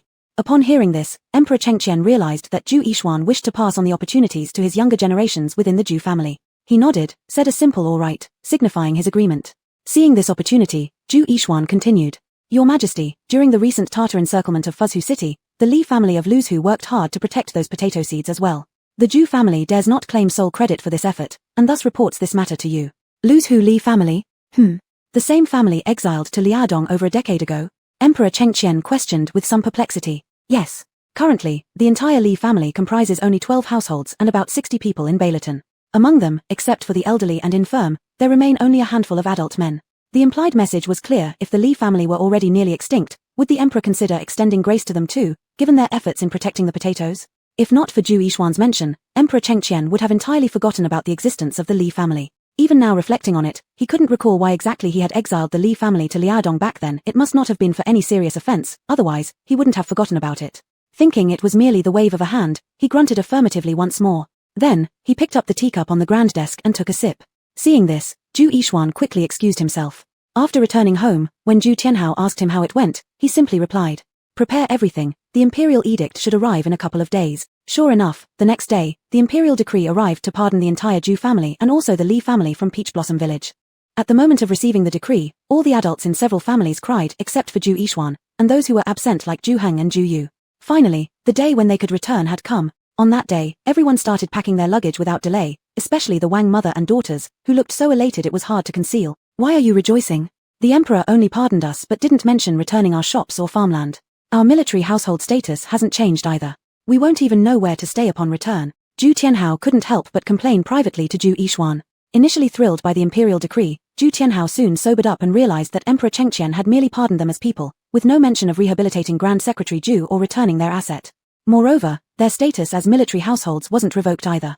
This meant their children would still have to join the army in the future. Their transfer back to the capital simply allowed all the Zhu relatives in Liaodong's military camp to apply for reassignment to camps closer to the capital.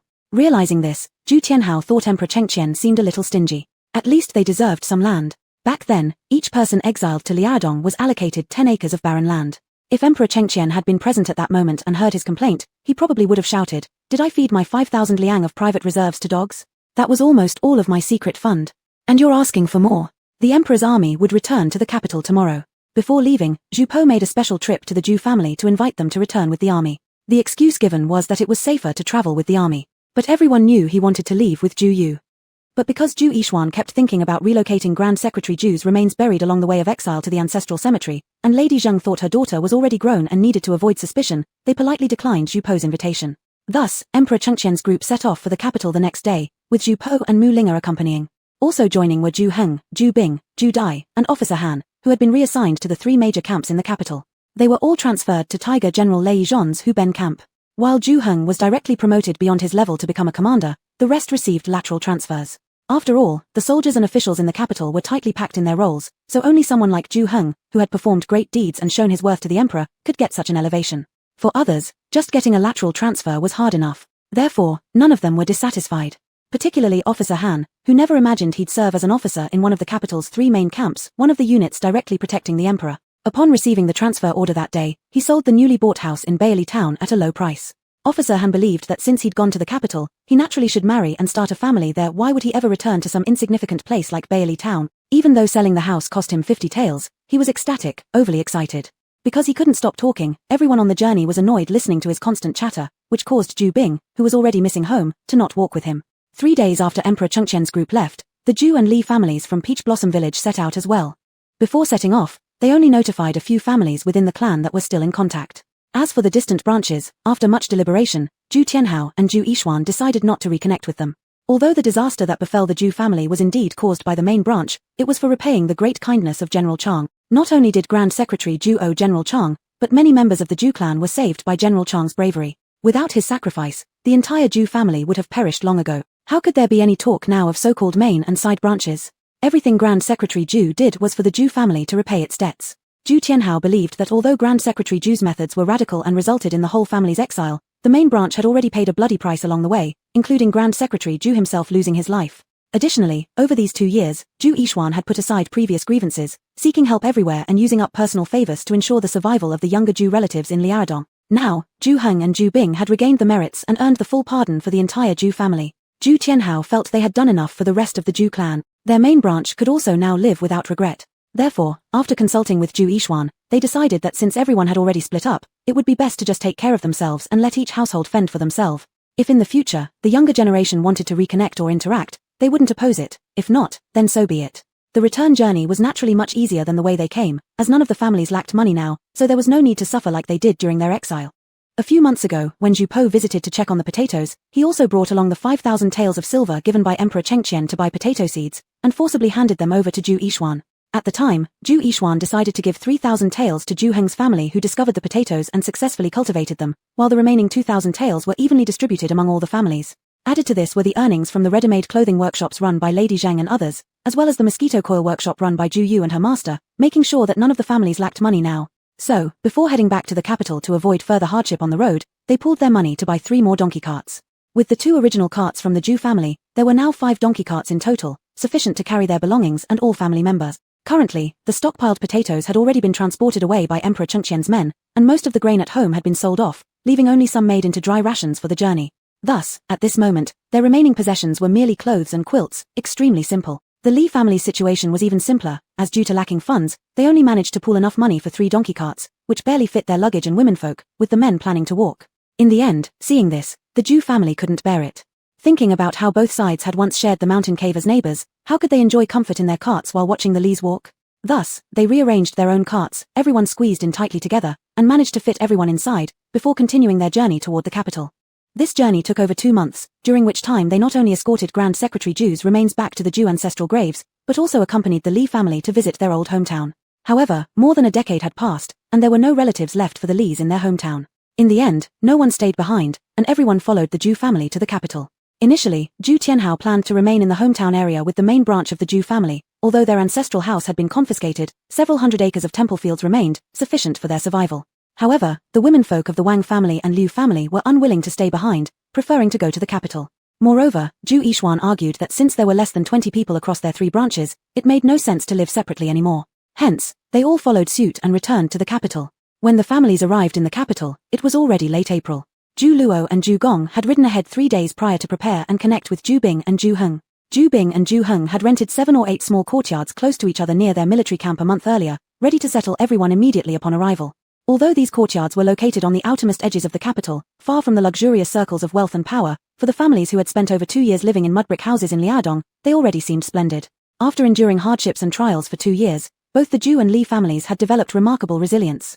Thus, everyone approached the idea of returning to the capital filled with confidence. Chapter 79, Not Standing High Enough. The air in the capital city of April seemed much sweeter than that in Liaodong, a harsh and cold region. The next morning. The air in the capital city of April seemed much sweeter than that in Liaodong, a harsh and cold region. On the very next morning, all the families got up habitually early. Some were busy tidying up their houses and furnishing items for the new home, some just woke up and thought about how to earn a little silver, others were staring at the blue sky of the capital, reminiscing about the past. Zheng She and her family members also got up before dawn, all dressed in their new clothes, washed up cleanly, and without even having breakfast, they went along with Zhu Heng, who took leave from the military camp early that morning, driving a mule cart to P Alley on the west side of the West Mountain, where Zheng She's maternal home was located now. Zheng She had been yearning for her mother's home so much, if it hadn't been dark after the whole family settled down yesterday, she would have wanted to go back yesterday. Zhu Heng's family now lived in a small courtyard on the edge of the western city of the capital, about 30 miles away from Zheng She's maternal home located at the foot of the West Mountain. To avoid the hunger of the family on the road, Zhu Heng bought more than 10 newly steamed meat buns when he came over, intending to eat them while walking. But Zheng She couldn't bring herself to eat. The closer they got to her mother's home, the stronger her sense of guilt became. Originally, her mother's home conditions were relatively good in the capital, but because their family had been stripped of their wealth, her father and mother worried about her and her children's hardships on the journey, fearing there would be no one to look after them. They wouldn't even reach Liaodong. Before they were exiled, they sold most of their possessions and gathered about 3,000 taels. Besides what was used to bribe the jailers and officers responsible for escorting them, the rest were secretly given to her parents-in-law. To gather those bribes, her maternal home even sold the courtyard in the center of the capital, which had been operated as a well-known security company for several decades, henceforth unable to continue running the security business. Thus, the whole family had to relocate to such a remote place near the West Mountain, leasing a mountain plot and surviving by planting fruit trees. As a result, due to her weakness, all the money ended up in her in-laws' hands. Moreover, her child suffered hardships alongside her. Her son, Heng Ji, despite his tender age, had no choice but to wield a knife and fight alongside them.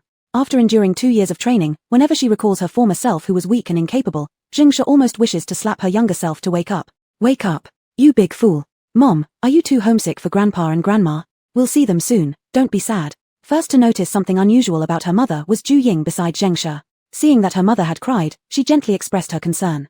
Because of the attentive care given by Zheng She and her elder siblings, Zhu Ying never really experienced any hardship these years. Therefore, following Zhu Heng's intentions, she grew up into a gentle and sweet little girl, always speaking softly and warmly. Hearing their younger sister mention that their mother was saddened, both Zhu Heng at the front leading the carriage and Zhu Yu sitting beside him, as well as Zhu Li who was leaning against the mule cart closing her eyes reading silently, looked over with concern. Seeing the worry in her children's eyes, Zheng She quickly wiped away her tears with her sleeves and smiled somewhat awkwardly, saying, "Mom's fine, it's just that I feel these years your grandfather's family has been dragged down heavily by ours. I feel extremely ashamed and somewhat unworthy to face them. Mom, although you did seem overly attached to those 3 obediences and 4 virtues in the past, appearing somewhat weak, weren't you gradually changing afterwards? My uncle Bai even told me that you dared to kill a wolf to save Uncle Yi Xian." Zhu Heng, seeing that his mother fell back into her self-reproachful emotions, hurriedly smiled and persuaded. Therefore, people truly do grow because of hardships. Mother, look at yourself now, aren't you becoming more and more capable?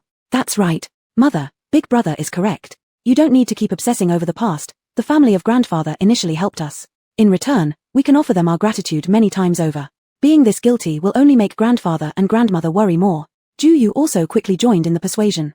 Listening to these words, Zheng She felt slightly better, but still a bit gloomy. To divert her mother's attention, Ju Heng then further tried to cheer her up by saying, "Mother, could you please tell me and you again how you killed that wild wolf? When Aunt Bai described it to me, I was absolutely stunned. Alas, it's regrettable that neither of us were present to witness your heroic demeanor during the rescue. Haha, don't believe what Aunt Bai tells you, it wasn't me who saved Uncle Yi Xian." Upon hearing this, Zheng She quickly explained, "At that time, Uncle Yi Xian was knocked down by a wild wolf while trying to save me. His arm was brutally torn off a large piece of flesh, and he was about to be bitten to death by the wolf. I got extremely anxious at that moment. How could I just watch my savior get bitten to death by the wolf? So, I picked up the axe Uncle Yi Xian had dropped and slashed the wolf twice." It wasn't just 2 slashes. At the mention of her mother killing the wolf, Ju Li, who had been feeling drowsy, instantly perked up. "Big brother, big sister, neither of you were there then, and Aunt Ying was being protected so she wasn't allowed to look. But younger brother here actually saw it with his own eyes. The wolf's neck was almost completely chopped off by mother, only some skin remained. It died in such a tragic way. When I arrived, mother was covered in the wolf's blood from chopping it. She was so exhausted she couldn't even hold the knife anymore. Uncle Yi Xian was scared by mother's ferocity, he couldn't even stand up." "You kid. How could you say your uncle was scared by mother? Uncle Yi Xian was scared by the wolf, alright?" After hearing this, Zheng She immediately retorted anxiously, but suddenly realized that saying it this way made Uncle Yi Xian seem cowardly, so she quickly corrected herself. "Actually, Uncle Yi Xian isn't cowardly, it's just that his body is too weak." "Ah, that didn't sound quite right either." Ju Heng, Ju Yu couldn't help exchanging glances. Why did they feel a whiff of pinkness? The place where the Zheng family now resided was a rather spacious large courtyard, with West Mountain behind it. Ju Heng had already been there once when he first arrived in the capital, meeting his maternal grandparents and several uncles, telling them that their family had been pardoned by Emperor Chengqian and would return to the capital soon. Since that day Ju Heng came, Zheng She's mother Lin She had been sitting on a small stool by the gate every day waiting for her daughter's family to come back. "Mother." Zheng She knelt down before Lin She as soon as she stepped off the mule cart, hugging Lin She's thigh and burst into tears. "Mother, the ungrateful daughter has returned. Woo." Lin She couldn't hold back her emotions upon hearing this. Trembling, she held her daughter's face which had grown thin after so long, and started sobbing while holding her daughter tightly. "Ling Hui ah, my child. I thought I would never see you again in my lifetime." The cries of the mother and daughter were pitiful. Those nearby, including Ju Yu, wiped their eyes too. "Ling Hui girl. Is it really you returning?" An old man dressed in simple attire, accompanied by 3 men of different ages, heard the commotion and rushed out from the yard. "Father, elder brother, second brother, third brother." Upon hearing the voice, Zheng She hastily raised her head from Lin She's embrace and threw herself into the arms of the approaching elder, crying all over again. After that, Zheng She hugged her parents and cried for a good while until both sides finally calmed down. Lin She then pulled Ju Yu and the others, touching and hugging them warmly, making the reunion last even longer before everyone eventually entered the courtyard. Zheng's family courtyard was very spacious, covering an area of about 2 acres. As soon as you entered the gate, you'd see a giant stone screen wall. Beyond the screen wall was a row of 6 spacious main rooms facing south, with side rooms on either side. As Lin She led her daughter and grandchildren into the house, she smiled and said, "This place may be a bit remote, but its advantage lies in its space. Mother has lived here for several years, and now cannot live in that crowded inner city of the capital anymore. It's truly too narrow, and one can bump into someone just by turning around. Look how great it is here. Even if 10 children ran around in the yard, it would still be very spacious. We can also plant vegetables and fruit trees in the yard, saving a lot of silver each year, making eating convenient unlike in the capital where even a blade of grass costs money." How could Zheng She not understand that her mother was consoling her deliberately due to fear that she might feel guilty? Unable to go against her mother's kindness, Zheng She hurriedly chimed in with a few responses. She asked, "Mother, why haven't we seen big sister-in-law and the 2 nephews yet?" Being the second among the siblings, Zheng She had 2 younger brothers beneath her, Zheng Wen and Zheng Wu, twin boys, and they were her parents' late-born children, 15 years younger than Zheng She, now barely 18, and none of them had married yet. Therefore, the only one in Zheng's family who had married was her elder brother Zheng Yong, whose wife was named Zhong, and they had 2 sons named Zheng Ping and Zheng An, both of whom weren't young anymore. The older one was 17, and the younger 60. When Zheng She mentioned Zhong and her 2 sons, the Zheng family members all became awkward simultaneously. It was because big sister-in-law Zhong had been throwing tantrums ever since she heard that the little sister-in-law's family was coming back, thinking that her in-laws would definitely keep giving them subsidies endlessly once Zheng She's family return. Zhong was absolutely frustrated by her in-laws' behavior. In order to save their already married daughter's family, they had actually sold off all the family asset. What made it even more infuriating was that her own husband supported his parents' decision. No matter how much she complained, it was no use. Eventually, the grand estate in the capital was sold, and all the money was given to the Zhu family, while they had to move to this desolate place. In Zhong's view, the house in the capital should have belonged to them. Because of this, Zhong was so heartbroken that it took her years to recover. And just when she had finally convinced herself to let it go, this troublesome family came back. Feeling utterly powerless against the situation, Zhong found an excuse and returned to her maiden home, taking her 2 sons with her. She did this deliberately to show Zhang Shi's family how unwelcome they were. Of course, Lin Shi didn't dare to let her daughter know about this. When Zhang Shi asked, she hastily fudged a reply. Your elder sister-in-law's family has some matters to attend to, so she took your 2 nephews back yesterday. Let's not bother with them. Quickly come inside and rest for a bit. Your father knew you would return, so 2 days ago he got some fresh fish and put them in the water tank in the yard. He also specially bought a sheep leg, so today at noon we'll stew them and eat. Listening to this, Zhang Shi feigned a coquettish smile. She had been craving the fish her father stewed, so she was determined to eat a lot today. At the same time, Zhang Wu, who was standing behind them, was busy trying to ingratiate himself with his 2 nieces. Hihi, you sister, Ying sister, uncle heard from Heng brother that you both love fruit. Luckily, the mulberries in our yard are ripe. Let me take you 2 to pick some. Great. Upon hearing this, Ju Yu and Ju Ying lit up immediately, and their fondness for this little uncle increased significantly. Beside them, Ju Wen felt jealous, as he also wanted the 2 pretty nieces to like him. So he quickly said to the 2 girls, the female dog in our yard just gave birth to several puppies. They're so fat they can barely walk, it's so much fun. Would second uncle take you to see them? Ju Yu and Ju Ying's eyes lit up even brighter. Immediately forgetting Zheng Wu, they surrounded Zheng Wen, calling out second uncle repeatedly. Little puppies were far more appealing than mulberries. Seeing this, Zheng Wen smirked smugly at Zheng Wu and said with a grin. If you like, when you return home, second uncle will give each of you 1 puppy, okay? Naturally, this brought forth another round of cheers from the 2 girls. Meanwhile, Ju Li, who was completely ignored, wondered. Why wasn't anyone paying attention to him? Was it because he wasn't tall enough, so the uncles couldn't see him? He wanted a puppy too. It wasn't entirely Zheng Wen and Zheng Wu's fault for ignoring little Ju Li. It was just that there were too many boys in the Zheng family. Apart from Zheng Shi, who had already married, there were currently no girls left in the Zheng family. Naturally, Ju Wen and Ju Wu's attention tilted towards the sisters Ju Yu and Ju Ying. Chapter 80, A Li Loves Vanity. In the main hall of the Zheng family, Ms. Zheng had already recounted her family's misfortunes over the past few years to Mr. and Mrs. Zheng, as well as a few brothers. When she heard from her daughter that Mr. and Mrs. Ju had not only embezzled over 2,000 taels of silver they sent but also ignored and even bullied her daughter and grandchildren, Mr. Zheng was so angry that he nearly smashed the table next to her. He couldn't help but shout curses. Damn Zhong Ruofu.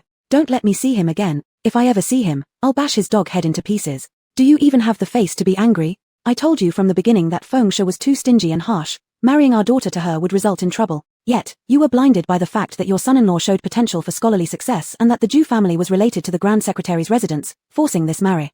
In the end, you've caused my daughter endless suffering, wailing. It's all your fault. Mrs. Lin was also infuriated, with nowhere to vent her anger but at Grandpa Zheng. Grandpa Zheng inwardly complained. Who knew back then who kept rambling about how her daughter resembled a fairy and must marry someone destined to become the top imperial scholar? Had it not been for that, how would he have ended up finding someone like Ju Wangju, who can't lift or carry anything? Moreover, when that person passed the imperial examination, didn't the same individual celebrate so much that she wanted the entire world to know she got an excellent reading husband? But these words dared not be spoken aloud by old Mr. Zheng. Instead, he silently criticized himself while allowing Mrs. Lin to keep yelling, placing all the blame on her. He thought inwardly, if blaming him is what it takes, as long as the old lady doesn't blame herself, it's fine. Beside them, Ju Heng saw that his maternal grandfather looked somewhat pitiful and stepped forward with a smile to help ease the tension. Grandmother, this matter can't be entirely blamed on grandfather. How could someone like grandfather and grandmother, who love their children so deeply, foresee that there are such heartless people in the world, willing to scheme against their own grandchildren just for money and personal gain, disregarding blood tie? That's right, mother, everything has passed now, so stop scolding father. If we must blame anyone, blame me for not being stronger initially. Had I been smarter, no one would have dared to bully us. Ms. Zhang added hurriedly. Yes, mother, it's all over now. Let's not bring up those painful memories anymore. It's almost noon, I'm sure sister and the nephews and nieces are hungry. Let's quickly prepare some food. Mr. Zhang's eldest son, Zhang Yong, chimed in promptly to divert the topic. Hihi, that's right, let's cook fast. I'll stew the fish today, my daughter loves the fish I stew. Come on, elder brother, hurry up and help father clean the fish. After hearing this, Grandpa Zheng immediately responded, extremely agilely leading his eldest son to stew the fish. As for Mrs. Lin, it turns out Grandpa Zheng's stewed fish really was delicious, combined with their uncle's roasted tender lamb legs and accompanied by pancakes made by their grandmother, the taste. The siblings Ju Heng all ate until their bellies were full.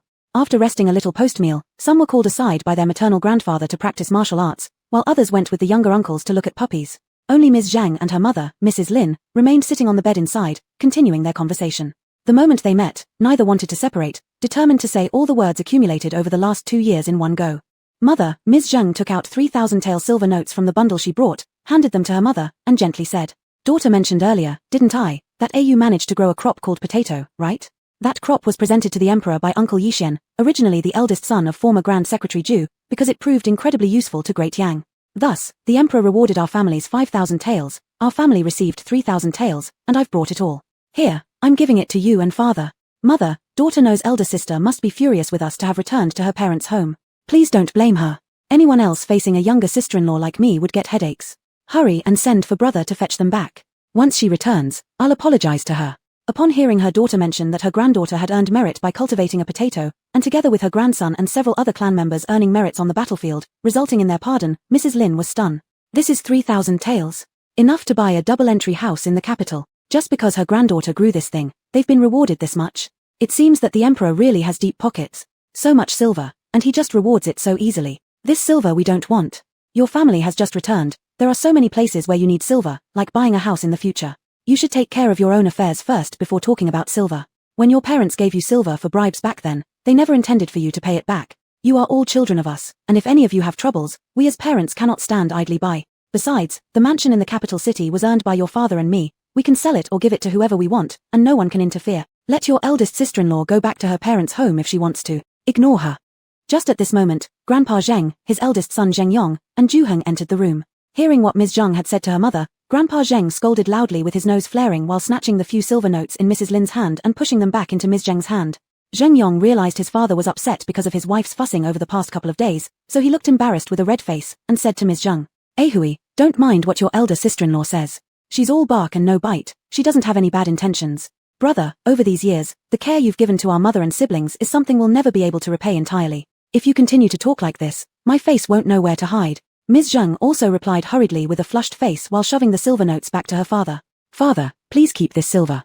I've always wanted you to redeem our escort agency. Even if we can't redeem it, opening another one would be fine as well, so that I could rest easier. You old man don't worry about us. Now, your grandchildren, both male and female, are extremely capable. Our family doesn't lack silver now." At this moment, Zhu Heng added beside them, "Grandfather, just take it. Everything my mother said is true. We truly do not lack silver now. Without hiding anything from you, during the expedition with His Majesty against the Tartar and the Oirat, the vanguard camp I belonged to captured plenty of good things. Our current commander Lei is very generous and gave me quite a lot, worth no less than 1,000 taels. Once I sell those things, buying a house will definitely be sufficient." Upon hearing this, Grandpa Zheng slapped Zhu Heng's arm muscle heavily and praised excitedly. "Good. Great. I didn't expect you to be so timid when you were little, but now you have become so accomplished. When you left 2 years ago, you looked like a little sheepling, but now you're so strong. Haha, your kung fu has improved so much that even your grandpa and your uncle Big can't beat you. Haha." Looking at his promising grandson, Grandpa Zheng felt deeply consoled and couldn't help but laugh happily, but laughing, his expression suddenly turned somber, feeling that if it weren't for enduring such great hardship, how could his grandson have grown up so quickly? He is still only a child who has just turned 16. To support the entire family at such a young age alone must be an indescribably arduous task. Great kid. Grandpa Zheng, with red eyes, patted his grandson's shoulder again. Thinking for a moment, he took out one of the 3 1,000-tael silver notes his daughter had just slipped him, and put the remaining 2 into Zhu Heng's chest. "Good boy, this 1,000-tael note Grandpa will keep first. Both of your uncles and 2 cousins are growing up and will need money to build houses and arrange marriages. This 1,000-tael note Grandpa will save for that. The remaining 2,000 taels, you guys keep them first for buying a house and setting up your household business. After a few years, if Grandpa sees that everything is settled, and if there is extra money, Grandpa certainly won't hesitate to accept more. At that time, whatever you give Grandpa, he will take it." Hearing this, Zhu Heng knew that his grandfather was still worried about their family, so he followed suit and accepted it, thinking that once some time passed and his grandfather saw that their lives were getting better and he became reassured, he would give more money to his grandfather's family later. "But father, what about our family's security bureau?" Ms. Zheng was still concerned about redeeming the escort agency. "Alas, Ahui, let me tell you honestly, even if none of you had issues, father wouldn't want to reopen that escort agency. When I was young, I didn't feel this way, but now that I'm old, I have become increasingly timid. Although the courier industry earns a lot of money, it is too dangerous. I am afraid your brothers and nephews might get into trouble in the future." Grandpa Zheng sighed. "All I wish now is for my descendants to live safely. Being poor isn't such a big deal, so stop worrying about redeeming that escort agency. Even if I had silver, I wouldn't want to engage in that courier business anymore." "That's right, Ahui, you should just listen to our father. If you don't live happily, neither our father nor our mother would feel at ease. So, you should focus on living your life well first," Cheng Yong said persuasively beside her in a simple-hearted manner. After hearing this, Ms. Zheng became silent, her thoughts aligning with what her son was thinking. She planned to wait until everything was settled at home before discussing the matter of silver with her father and mother. With the issue of silver resolved, everyone happily chatted about other things. Just as they were talking, 2 cheerful young voices came from outside the room. "Ha ha ha, younger cousin, elder cousin, when did you arrive? Why didn't you send someone to call us? Little and Ying, how you've grown so tall. Indeed, even you also looks like a grown-up girl now. Haha. It turned out that Ju Ping and Ju An had returned from visiting their maternal relatives with Mrs. Zhang. They were speaking to Ju Yu and others who were playing with puppies in the courtyard. Ms. Zhang was just about to get off the kang to check it out when the door curtain was lifted and two youths who looked extremely similar to Ju Wen and Ju Wu walked in. Upon entering, they called out warmly to Ms. Zhang. Auntie. Ms. Zhang immediately took a liking to them and happily responded, dragging her slippers and pulling the two youths closer for a good look, unable to hide her fondness. My, have you both grown so tall? How come you are becoming more and more like my second and third brothers? Not like uncle and nephew but rather like real brothers, haha. You two are truly strong-built. The older of the two youths, Ju Ping, pointed to Ju Heng and laughed. Ever since Brother Heng visited a few days ago, my grandma has been frequently mentioning how regrettable it is that we didn't inherit any traits from you but from our second and third uncles instead. Otherwise, we could have grown up as handsome men like Brother Heng. Haha. Upon hearing this, Ms. Zheng playfully gestured for silence to her eldest nephew while deliberately raising her voice so everyone could hear. Brother Ping, please don't praise his handsomeness in front of Brother Heng later, he doesn't like to hear it, easily getting upset. However, Brother Li might be flattered as he loves being praised, similar to girls, so, do go ahead and compliment him more often. Meanwhile, Ju Heng, standing nearby, heard all this. And just then, Ju Li, who had just entered the room by lifting the curtain. Chapter 81, I Want to Buy a Mountain. That evening, Ju Heng drove the donkey cart back to the military camp alone. The Zheng family women stayed at the Zheng residence. Taking advantage of the time when Zheng was helping prepare dinner, Lin quietly pulled her eldest grandson aside and asked why the two brothers had suddenly returned but their mother had not. Our mother took us to our grandmother's place because she told us that our grandmother was ill and wanted us to visit her. On the way, both of us were extremely worried. But every time we asked our mother what illness our grandmother had, she wouldn't tell us. Upon arriving, we found out that our grandmother was in perfect health. She was even washing clothes in the yard. Only then did we realize we'd been tricked by our mother. But at the time, we thought our mother was just upset with father again, so we didn't take it seriously. We figured if she let off some steam, chatted with grandma for a while, we could persuade her to come home later. And since we had already made the trip, leaving immediately would have seemed impolite, so we decided to stay for a meal. However, during the meal, our two aunts and several cousins treated us like we were imposing on them, like inviting us over for a meal was doing them some huge favor. But we weren't empty-handed guests. Not only did we bring a basket of eggs, but along the way, our mother also bought a pork hind leg as a gift. Zheng Ping complained bitterly. We felt offended, so after the meal, we planned to take our mother back home. But our grandmother stopped us from leaving, saying that she missed us terribly and wanted us to stay longer to keep her company. Our grandmother is so old, and she was speaking so kindly to us. It would have been really rude of us if we had insisted on returning immediately, so we stayed another night.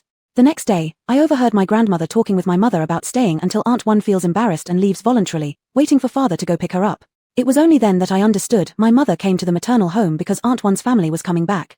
But how pitiful is Aunt One's family? Cousin Ju Ying left so young to be exiled. Who will help them if not us? Can we just sit by and watch them die? Now that they've returned after traveling such a long distance, my mother is still acting this way. The two of us thought it couldn't go on like this anymore. We tried to persuade our mother to return home, but she refused. In a fit of anger, we returned alone. The children of the Zheng family all possessed a straightforward and honest nature, and Zheng Ping was no exception. When questioned by his grandma, he truthfully revealed everything, foolishly without hiding even a little for his mother. Hearing that her grandsons were so protective of Aunt One, Lin was filled with satisfaction and deeply moved. She almost wanted to scoop up her grandson and kiss him. You truly deserve to be my good grandson, knowing how to care for your aunt. Grandma has not loved you in vain. But grandma, what should we do about mother? Should we let her continue living at grandmother's house? You know how scheming those two aunts are. When our family was thriving, both of us were greeted warmly with cries of my child whenever we visited, and given the best food to eat. But now that our family has fallen on hard times, even eating at their table comes with a price. Grandma, I can't feel at ease letting my mother stay there. Our grandmother is so old yet they still make her work. And as for my mother, those two aunts will surely exploit her mercilessly. Although Zheng Ping inwardly disapproved of his mother's harsh treatment towards Zheng's children, he couldn't bear to see his mother suffer. Thus, he expressed his concerns earnestly. Don't worry. Let her stay for a couple more days, and Grandma will personally go fetch her. Rest assured, even if she works for a few days, she won't be too exhausted. This will teach her a lesson and help her remember who truly treats her well. Though our family may be poor now, we've never made any woman do heavy labor. Your mother has been spoiled lazy by living with us all these years. How could she endure the chores your maternal home makes her do? After suffering for a couple of days, hopefully, she'll learn her lesson and consult properly with your father on future matters, rather than constantly running back to her natal home, Lin calmly stated, showing her deep understanding of her eldest daughter-in-law who harbored no malicious intent. And she knew very well in her heart that this situation couldn't solely be blamed on the tantrums of the elder daughter-in-law. They had been too partial to their daughters over the years, but what could they do? Her daughter's life was always beset with misfortunes. She became a widow at such a young age, and when things seemed to be going well, calamity struck unexpectedly, and the whole family got exile.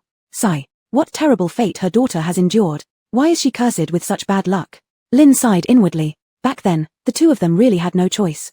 They knew selling the house in Kyoto was unfair to their sons, but compared to their daughters' families' lives, they could only burden their son and daughter-in-law. Fortunately, everything has turned out fine now. Not only did the whole family come back unscathed, but they also returned with 1,000 taels of silver. If Zhong finds out, she'll likely come back without being called. I'll go and fetch her, buy more things for her natal family, give her enough face and steps to come down from, and that should be it. Zheng Ping saw his grandmother appeared to have made up her mind, so he set his mind at ease and said, "Then Grandma, when you go to pick up Mother, I can drive the cart with you." "No need," Lin immediately refused. "At that time, your uncle will accompany Grandma to go. Even for your uncle, Grandma won't let him enter the house. He'll wait outside on the carriage. Brother Ping, Grandma tells you, in the future, you and Brother and should visit your maternal home less. When you do, avoid your cousins as much as possible, and don't stay alone with any of them." "Haha, Grandma, are you afraid my cousins will seduce us?" "Don't worry, their eyes are set too high, they wouldn't look twice at us too." Seeing the cautious look on his grandmother's face, Zheng Ping found it incredibly amusing. His two aunts had been dead set on marrying their daughters to rich people. Given how poor their family was now, the aunts looked down on them. "Not necessarily," Lin responded deeply. "You said yourself that when our family was wealthy, your two aunts were overly affectionate with you, probably already having ideas about you too. After our family became poor, they stopped caring. But what if our family gets rich again?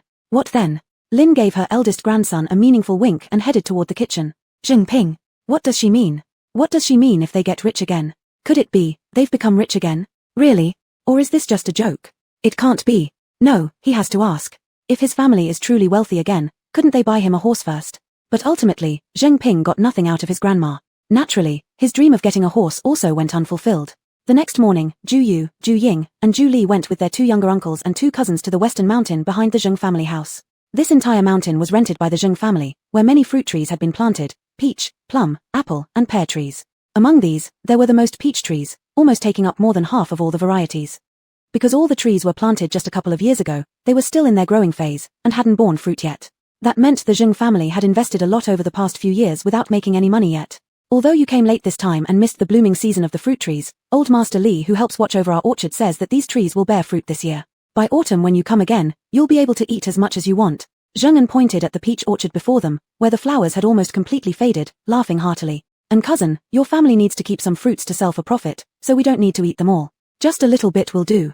Young Ju Ying initially wanted to say they didn't need the fruit, they could leave it all for her maternal family to sell. However, seeing the adorable water peaches, she couldn't help herself and signaled with her hands for just a little bit. Her expression was so cute that it made the Zheng family boys gathered around her, offering generous responses. "Zhang Wen, there are so many trees here. Even if you ate until you're stuffed, you'd only finish a few. Feeding both you and sister you will be no problem." Zhang Wu, absolutely. "At that time, your uncle will take you to pick whichever one is ripest." Zhang Ping, your uncle is quite busy all day, so let me, your cousin, take you instead. Zhang Wu, exactly. My brother and I will accompany you both.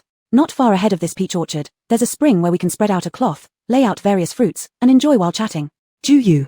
Hey, this kid sounds pretty romantic. Ju Li.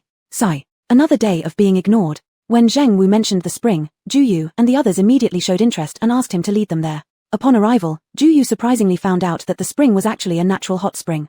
"What? This is a hot spring? And you just let it sit idle like this?" Ju Yu pointed at the pool of water, roughly 70 to 80 square meters in size, excitement filling his voice. "Hey, what else can we do with it?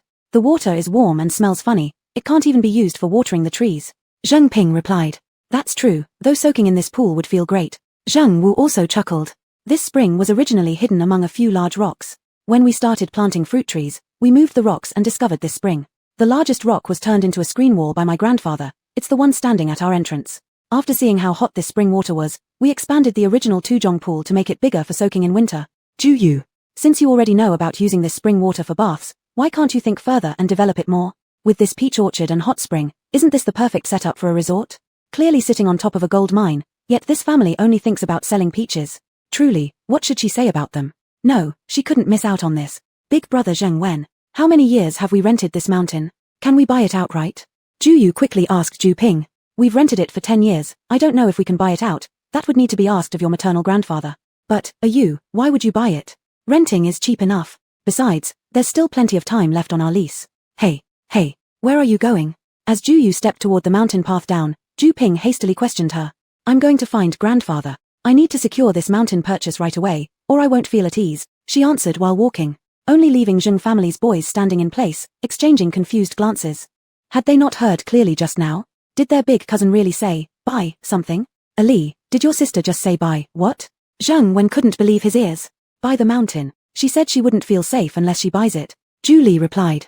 How could an unmarried girl dare decide such a major matter herself? Shouldn't she consult aunt first? And, is your family really that rich? Zheng An also chimed in from the side. Our family doesn't have much money. Mother says all our money has been repaid to your family, so there's not much left. But, my sister has her own savings. All the money she's earned over the years, mother and my brother let her save as her dowry. If my estimate is correct, if the price of the mountain exceeds 1,000 taels, her savings might not be enough, but, within 1,000 taels, she should have enough without needing to discuss. The Zheng family boys continued to exchange bewildered glances. What had Ju Li just said? They must not have heard it clearly again. Chapter 82, The Sorrow of a Minor Girl. Just as Ju Li said, Ju Yu is indeed quite wealthy now. Those 500 taels she earned from selling alcohol were all given to her family and have been spent on various things. But later, her brother flourished even more in the military camp. Any achievements, big or small, Battalion Commander Han would credit him for. In just 1 year, the rewards alone amounted to quite a bit. Besides, her mother's workshop also started making money. Hence, the family no longer needed her financial contributions. Not only that, her mother took the original 500 taels she had earned and returned it to her, making up the spent portion, telling her to save it for her dowry. Moreover, over these past few years, while accompanying her young uncle in practicing medicine and sometimes helping out at Dr. Shi's clinic, although many impoverished patients were treated for free, illness does not distinguish between rich and poor. Quite a number of wealthy individuals came seeking treatment from Dr. Shi or her young uncle by reputation. At such times, neither her young uncle nor Dr. Shi hesitated to charge them for medical consultations. As their assistant, she naturally received a share as well. Besides, thanks to being a woman, many female patients were referred to her by Dr. Shi and her uncle. Gradually, her reputation among female patients in Fuzhou City and Bailey Town spread, and the silver she earned kept increasing. Adding to the commission from the mosquito incense workshop over these years, by now, excluding loose coins, Ju Yu has in her possession whole-numbered silver notes amounting to 1,600 taels. Inside the Zheng family hall, Grandpa Zheng was greatly shocked upon hearing that his granddaughter intended to directly purchase the mountain they currently rented. He was especially stunned when she pulled out dozens of 100-tael silver notes right before his eyes. Yujia, what is this? Grandpa Zheng stuttered with astonishment. Grandfather, is this money enough to buy our family's mountain outright? If not, mother, take some of the money set aside to repay grandfather's family. We must purchase the mountain we've been renting for our grandfather as soon as possible. The sooner, the better. That hot spring on the mountain is a treasure. If someone else discovers it, we'll lose out. Ju Yu anxiously stated. Zheng Sha, mother still has 2,000 taels here, but you gave grandfather 1,000 taels yesterday. Jejia, shouldn't you discuss this matter with your brother first? After all, buying a mountain isn't like buying an onion or garlic. It costs at least several hundred taels, far from being a trivial sum. No need, mother. We cannot afford to take risks. What if, during the time spent discussing with my brother, someone else buys the mountain instead? Wouldn't we regret it then? Rest assured, even if my brother knows, he wouldn't oppose it. Ju Yu said resolutely. Grandpa Zheng, is that broken water pit really so sought after? Somehow, he finds it hard to believe. This western mountain is so remote, good only for planting fruit trees. Few people come here usually. Who would possibly come so far to snatch a pond? What would they do with it anyway? Bathe. But seeing his granddaughter turn red in the face from urgency, Grandpa Ju didn't dare to voice these thoughts and could only persuade her. Yujia, calm down first. Even if we buy the entire mountain, it won't cost more than 700 or 800 taels. There's no need to spend so much money. You have sufficient funds, but this is no trifling matter. That's wonderful then. Upon hearing her grandfather say that the entire mountain wouldn't even cost 1,000 taels, Ju Yu immediately became happy, quickly packing away the 1,600 taels she had just taken out. She excitedly tugged at Grandpa Zheng's hand, eager to leave. Grandfather, hurry. Quickly take me to buy this mountain, then we'll partner up and build a resort. Then, we will become incredibly wealthy. Ha ha. However, she couldn't pull him. Grandpa Zheng felt his granddaughter was going mad. A child saying they would casually spend 1,000 or 800 taels. And talking about building a village? Shouldn't the establishment of villages be determined by the court? How could a little girl like her simply announce plans to build one? So he sat still and pulled Ju Yu back, scolding her sternly with a serious face. Yujia, this isn't something to play around with. No nonsense allowed. Ju Yu gazed at the face of her grandfather, a face clearly written with unwillingness to compromise. Alright, this was the sorrow of being a minor girl in ancient times. Even if she wanted to use her own money to buy things, she still had to seek adults' approval. It seemed like she would have to quickly go to the military camp and seek help from her brother. Ju Yu thought helplessly. Ayu, we've come to play with you. Just as Ju Yu was about to rush off and seek her brother's help, she heard Ju Po's voice at the courtyard gate. Her eyes lit up instantly, and she hurriedly ran out. This made the couple, Grandpa Zheng and his wife, even more disapproving inside the house. They thought, what's wrong with this girl today? Why is she so restless? And who is that boy outside? Why did Jia run out as soon as she heard his voice? Thus, they quickly led the rest of the household out to see. and they saw two extraordinarily handsome young men, each leading a fine steed, standing by the door and chatting happily with Jia. One was dressed in pure white brocade robes, tall and elegant, with delicate features. His peach blossom-like eyes on his pale face were especially captivating. The other wore plain fine cloth clothes and had a wheatish complexion due to years of travel, but he stood there radiating an aura that matched the youth in brocade, also appearing graceful and handsome. The family recognized the visitors well. They were none other than Zhu Po and Zhu Luo. Upon seeing the two, Zhu Yu briefly greeted them and went straight to the point. You two came just in time. I have a business opportunity. Is anyone interested in investing? At this, the Zheng family members overheard the youth in fine cloth raising an eyebrow and smiling as he asked, Wow! What kind of great business has caught your interest, lady doctor who's always obsessed with medicine? Aren't you usually most impatient with such things? Hot Spring Villa. Zhu Yu immediately began excitedly promoting it, pointing to the mountain behind the Zheng family's yard. Do you know?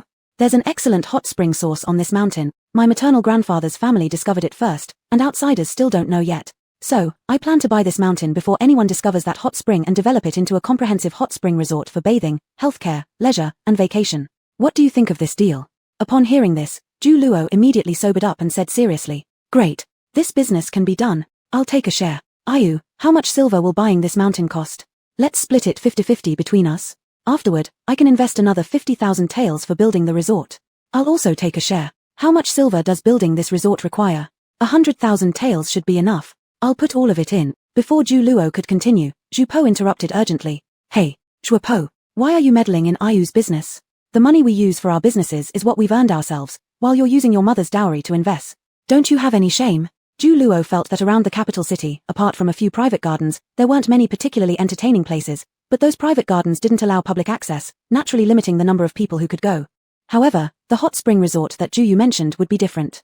According to Zhu Yu's idea, it would be open to everyone. Moreover, its hot springs were something other private gardens didn't possess. Therefore, upon hearing Zhu Yu mention building the hot spring resort, Zhu Luo immediately thought it feasible. He believed that although the early stage of the hot spring resort business would require substantial investment, it would undoubtedly make a fortune later on. So, how could he let this opportunity to co-invest slip away, or allow Zhu Po, the foolishly rich one, to snatch his chance? Knowing his current savings couldn't compete with Zhu Po's wealth, he directly mocked him, saying how childish it was to rely on his mother's dowry, trying to dissuade him with a sense of shame. But, it didn't work. Who says my money comes only from my mother? These last 2 years, I've been learning to conduct business too, okay? All this silver is what I've earned by managing the shops and estates my mother left me these past 2 years. Zhu Po immediately retorted. It's still because of the foundation of your mother's dowry. Otherwise, you wouldn't have earned it. Zhu Luo snapped anxiously. And when you partnered with Chen Dahu, didn't you let Chen Dahu provide the foundation for you? Don't think I don't know. You merely relied on your title as the top donor merchant in Fuzhou City and the manpower of the small vendors under you to get Chen Dahu to invest 5,000 taels into your fur business without actually putting anything in your cell. If it weren't for Chen Dahu's 5,000 taels, your entire fortune would have been donated during the defense of Fuzhou City, leaving you no money to conduct business. How could you possibly earn any then? Infuriated, Zhu Po countered. He wanted to do business with Ayu too, so he argued right back with Zhu Luo. How could that be called getting something for nothing? Isn't it because of my talent? Then what's wrong with using Mr. Chen's money for business, while I can't use my mother's dowry to earn money? In order to be able to take a share in Zhu Yu's business, the two immediately began arguing heatedly. Zhu Yu truly couldn't understand what they were fighting about. Hey, the two of you, what exactly are you arguing about? Can't we all work together? Zhu Luo, Zhu Po, could it be right? The Zheng family who witnessed this scene were utterly astonished. Mr. and Mrs. Zheng, along with their eldest son Zheng Yong, thought, what kind of children are these before our eyes? Zhu Yu, a 14-year-old little girl, could just pull out over 1,000 taels of silver without batting an eye, but who are these two golden nuggets youth? Even the grandson of the emperor couldn't possibly have 50 or 100,000 taels as pocket money, right? And Zheng family's bunch of boys around Zhu Po and Zhu Luo's age were now so overshadowed by the two that they started doubting life itself. They each touched their own purses, which didn't even contain 1 tael of silver, and then lowered their heads in unison, thinking, why is the gap between teenagers so immense? Because Zhu Po and Zhu Luo joined, the purchase procedures for the mountain were completed within half a day. Zhu Luo took Yi Qing, Zhu Po's personal attendant now, to personally handle the procedures. Given Zhu Po's status, it wouldn't be appropriate for him to show up in person, nor would it be convenient for Zhu Yu since she was a girl. Therefore, all matters related to the procedures were handled by Zhu Luo. Of course, Yi Qing also played an important role. Using the name of being a personal guard for the 5th imperial grandson, not only did the procedures get done much faster, but the entire mountain was secured at an extremely low price, costing only 500 taels. Naturally, Zhu Luo was quite perceptive and slipped a private bribe of 100 taels to the official handling the matter. The official, delighted, added the 2 small hillocks beside the entire mountain when writing up the documents. Only after getting hold of the complete procedures for the mountain did Ju Yu finally let out a sigh of relief. Chapter 83, Cooperation. Ju Yu successfully purchased the hilltop as she wished, and then enthusiastically led Ju Po, Ju Lu, and a large group of family members to go up the mountain to see the hot spring. While everyone was examining the hot spring, Ju Yu took the opportunity to talk about her future resort plan. Look, although this hot spring pool looks small, the water flow from its source is actually quite large. It's just that after the water flows out, it might go through the cracks in the bottom of the pool or somewhere in the mountain fissures, leaving only a small pool on the ground. In the future, if we can divert the hot spring water from this source, we can create countless hot spring baths on this mountain using this source.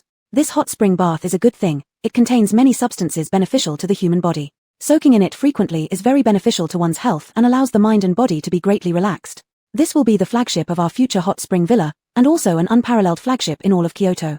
Ju Yu excitedly said to everyone. With these hot spring baths, we can find a good garden designer and create various distinctive yet harmonious small gardens based on these baths, for example, a peony garden here, a thatched house there, etc. And then connect these small gardens together to build a large villa where people can both enjoy the scenery and relax. This will be our hot spring villa, I think, with such a great place, and since Kyoto has no shortage of wealthy people, once our hot spring villa is built, there will definitely be a lot of customers. At that time, we can also use the fruit pavilions planted by my maternal grandfather's family. For instance, when the flowers bloom, we could host a peach festival or a pear festival under the guise of flower appreciation, and when the fruits ripen, we can hold a harvest festival. We can even build a special garden to entertain the female guests. Let me tell you, women spend money just as much as men do. Ju Yu kept talking endlessly about her plans. Among the crowd, except for Ju Po and Ju Lu who occasionally interjected with their own opinions and ideas, everyone else was already dumbfounded by Ju Yu's thoughts. How much silver would it cost to follow through with young Miss Ju's antics? But upon further thought, there were two financial backers standing right there willing to give over 10,000 liang and let her run wild. Thus, everyone stopped worrying. Now, everyone had learned about Ju Po's identity. Although no one knew exactly how much money Ju Lu possessed, the fifth royal grandson, there wasn't a single citizen in Kyoto who didn't know about this. When the crown princess married the crown prince years ago, her dowry stretched all the way from the residence of the Marquis of E to the Eastern Palace where the crown prince lived. The grandeur of that event was still being talked about with admiration by the citizens of Kyoto. Whenever a daughter from a prominent household got married, her dowry would inevitably be compared to the crown princesses at that time, forcing some families who originally didn't want to give too much dowry to add more for face-saving purposes. Otherwise, with all of Kyoto watching, a small dowry would simply appear too embarrassing, causing the entire family to lose face. The Marquis of E practically used all his fortune to provide the crown princess, his only daughter, with a dowry. Everyone almost knew about this. And they also knew that now, all those dowries are in the hands of this fifth royal grandson. So, who would be without money? Not him. However, with the issue of finances put aside, everyone began to worry whether this fifth royal grandson's intentions were pure, considering he was willing to spend so much money just because of Ju Yu's word. After all, Ju Lu and Ju Yu are cousins from the same clan, there's no way he'd have any ill intentions towards his cousin. But the fifth royal grandson is uncertain. Even Lady Zheng started to feel slightly uneasy. Lady Zheng thought that Ju Po's feelings towards her young Miss Ju are probably obvious to anyone by now. Back when Ju Po stayed at her home, seeing the two kids always inseparable, Lady Zheng had actually considered this matter before, and back then, she indeed thought the two children made a good pair. They had known each other since childhood and their personalities matched extremely well. At that time, Ju Po was called Chang Sanlang. Although he often yelled and seemed restless, he was completely subdued by her young Miss Ju. No matter how Ju teased or angered him, he still wanted to play with her. Young Miss Ju also appeared to disdain this boy openly, but soon after, she would laugh heartily at his antic. At the time, Lady Zheng didn't know Ju Po was the fifth royal grandson, only thinking him to be an orphan whose parents had passed away, and because of his stepmother's disapproval and his grandfather's reprimands, he stubbornly left home in anger. At that time, Lady Zheng had thought that if her Yu grew up in the future, she could recruit Chang Sanlang as a son-in-law who comes to live with the family, so their Yu wouldn't have to marry out and serve her in-laws. Moreover, Chang Sanlang had always been afraid of Yu when they were kids. Even when he grew up, he probably wouldn't dare to bully her. Therefore, after Chang Sanlang left due to a falling out with his daughter, Lady Zheng regretted it for quite a while. Little did she know that this child, upon returning, had become the fifth royal grandson. The identity of the fifth royal grandson was undoubtedly much nobler than Chang Sanlang, an orphan without parents. But for Lady Zheng, whose life as a daughter-in-law wasn't very smooth and who had just gone through exile, Ju Po's current status simply wasn't a good match for her daughter. What she hoped now was that her daughters could live a lifetime of peace, health, and happiness. Therefore, she definitely didn't want her Yu to marry into the royal family to become some high and mighty crown prince consort who must follow all kinds of etiquette rules every day. Besides, given their family status, the current emperor would surely not allow the fifth royal grandson to marry her Yu as his principal wife. No matter how well-side it sounds, being a secondary consort is still being a concubine. Their Yu is so spirited, how could she be willing to be someone else's concubine? Ju Yu, of course, had no idea what her maternal grandfather's family and her mother were worried about. After introducing her plans to everyone, she began discussing the issue of cooperation and profit-sharing. Zhu Yu believed that since they were partnering up in business, the rules needed to be clearly stated beforehand, written down in black and white. Although building the villa in the future may require more investment from you, the hot spring on the mountain was discovered by my maternal grandfather's family, and the idea of opening a hot spring resort was mine. Don't underestimate the value of coming up with an idea. Without me thinking of this idea, how could there be our partnership and the money we'll make together in the future? So, I think this hot spring and the idea of building a hot spring villa should also count as part of my and my maternal grandfather's family stake. Zhu Yu spoke up first on behalf of her side. After hearing her words, Zhu Lu smiled and asked, then, how much equity do you plan to take? Tilda, I think my maternal grandfather's family and I should each take 20% of the shares, and the two of you should each take 30%. That seems reasonable enough. That won't work, Zhu Lu responded with a serious face, seeing the change in expressions of both Zhu Yu and Zhu Po before bursting into laughter and smiling. You already said that the idea was yours, and the hot spring was found by your maternal grandfather's family. How can you two own such a small share? In my opinion, let's not argue anymore and just divide the shares equally into 4 parts. Zhu Lu felt that Zhu Yu's reasoning made perfect sense. In his eyes, Zhu Yu, who came up with the business idea, and the Zheng family, who discovered the hot spring, deserved to own more than half of the shares. Zhu Po naturally believed the more shares given to Zhu Yu's family, the better, so he didn't oppose and even suggested giving Zhu Yu more, which Zhu Yu declined. Thus, the shareholders' meeting that was expected to turn into a heated debate ended quickly amidst Zhu Yu's astonishment. They quickly reached an agreement and signed the contract. And Zheng Laoyi, who was even more astonished, was pulled along by his granddaughter to put his thumbprint on the document, becoming one of the 4 major shareholders of the future hot spring villa without having to invest a single penny. After signing the agreement, the next step was to discuss how to build the villa. I think since we're building it, we must ensure that it looks entirely new and refreshing. The craftsman responsible for designing the gardens will be my responsibility. Let a Ying draw a rough outline of your ideas first so that I can show it to those craftsmen as a reference.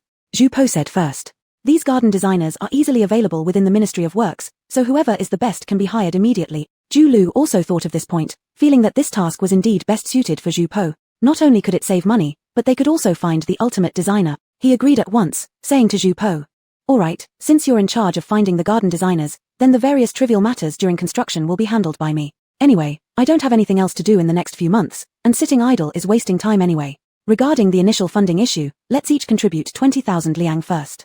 If it's not enough, we'll discuss it again later. Do you agree? Zhu Po naturally nodded in agreement, and Zhu Yu responded. I think our villa doesn't need to be excessively extravagant, simplicity and comfort should be the focus. The over 1,000 liang in my hands can also be used initially. Although I don't have as much money as you two, as a shareholder, I should still contribute the necessary fund. I'll put in 1,000 taels, too. On the side, Grandpa Zheng, seeing all the children investing so much silver into the project, figured he shouldn't get something for nothing. So, he placed the 1,000-tael banknote his daughter had just given him onto the table. Forget about marrying off sons and grandsons for now, earning money was more important.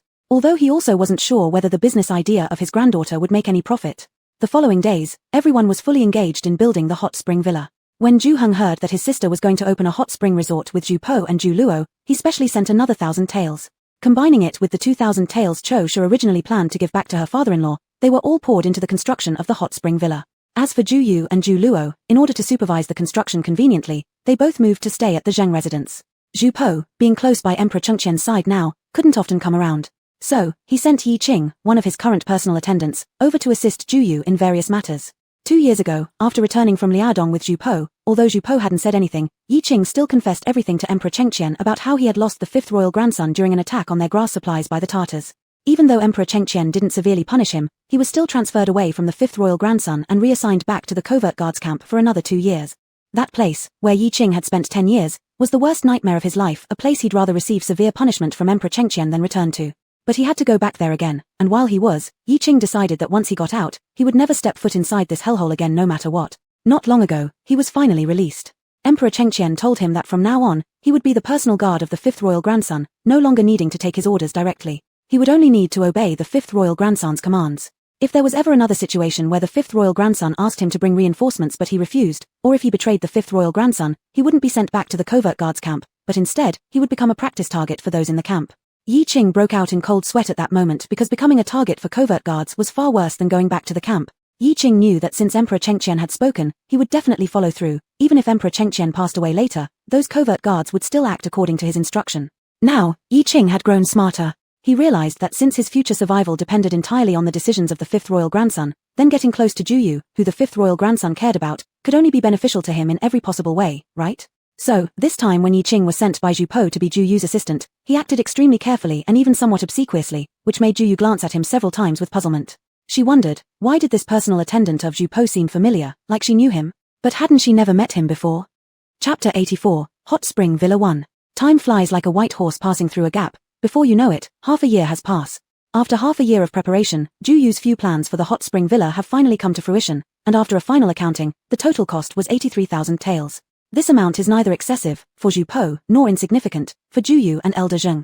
However, the outcome of the construction is extremely satisfying for everyone. The villa consists of 12 small gardens. Based on Zhu Bing's suggestion, they are named after the 12 flower fairies: Plum Yard, Apricot Hall, Peach Dock, Peony Pavilion, Pomegranate House, Lotus Pond, Orchid Valley, Osmanthus Garden, Chrysanthemum Hall, Hibiscus Pavilion, Camellia Arbor, and Narcissus Pavilion. Among these, the Hibiscus Pavilion, Camellia Arbor, and Narcissus Pavilion are specifically reserved for female guests, with separate entrances and directions compared to the other gardens. Each of these 12 gardens covers 2 or 3 mu and not only features flowers that represent their respective names but also boasts unique landscape designs, ensuring that each one offers a distinctive experience, making visitors eager to explore all of them. Within each garden, there are 4 to 5 independent hot spring pools available for guests to use. Additionally, there are accommodation rooms, beds, desks, inkstones, chairs, chess sets, arrow pitching games, and more to ensure a complete entertainment package.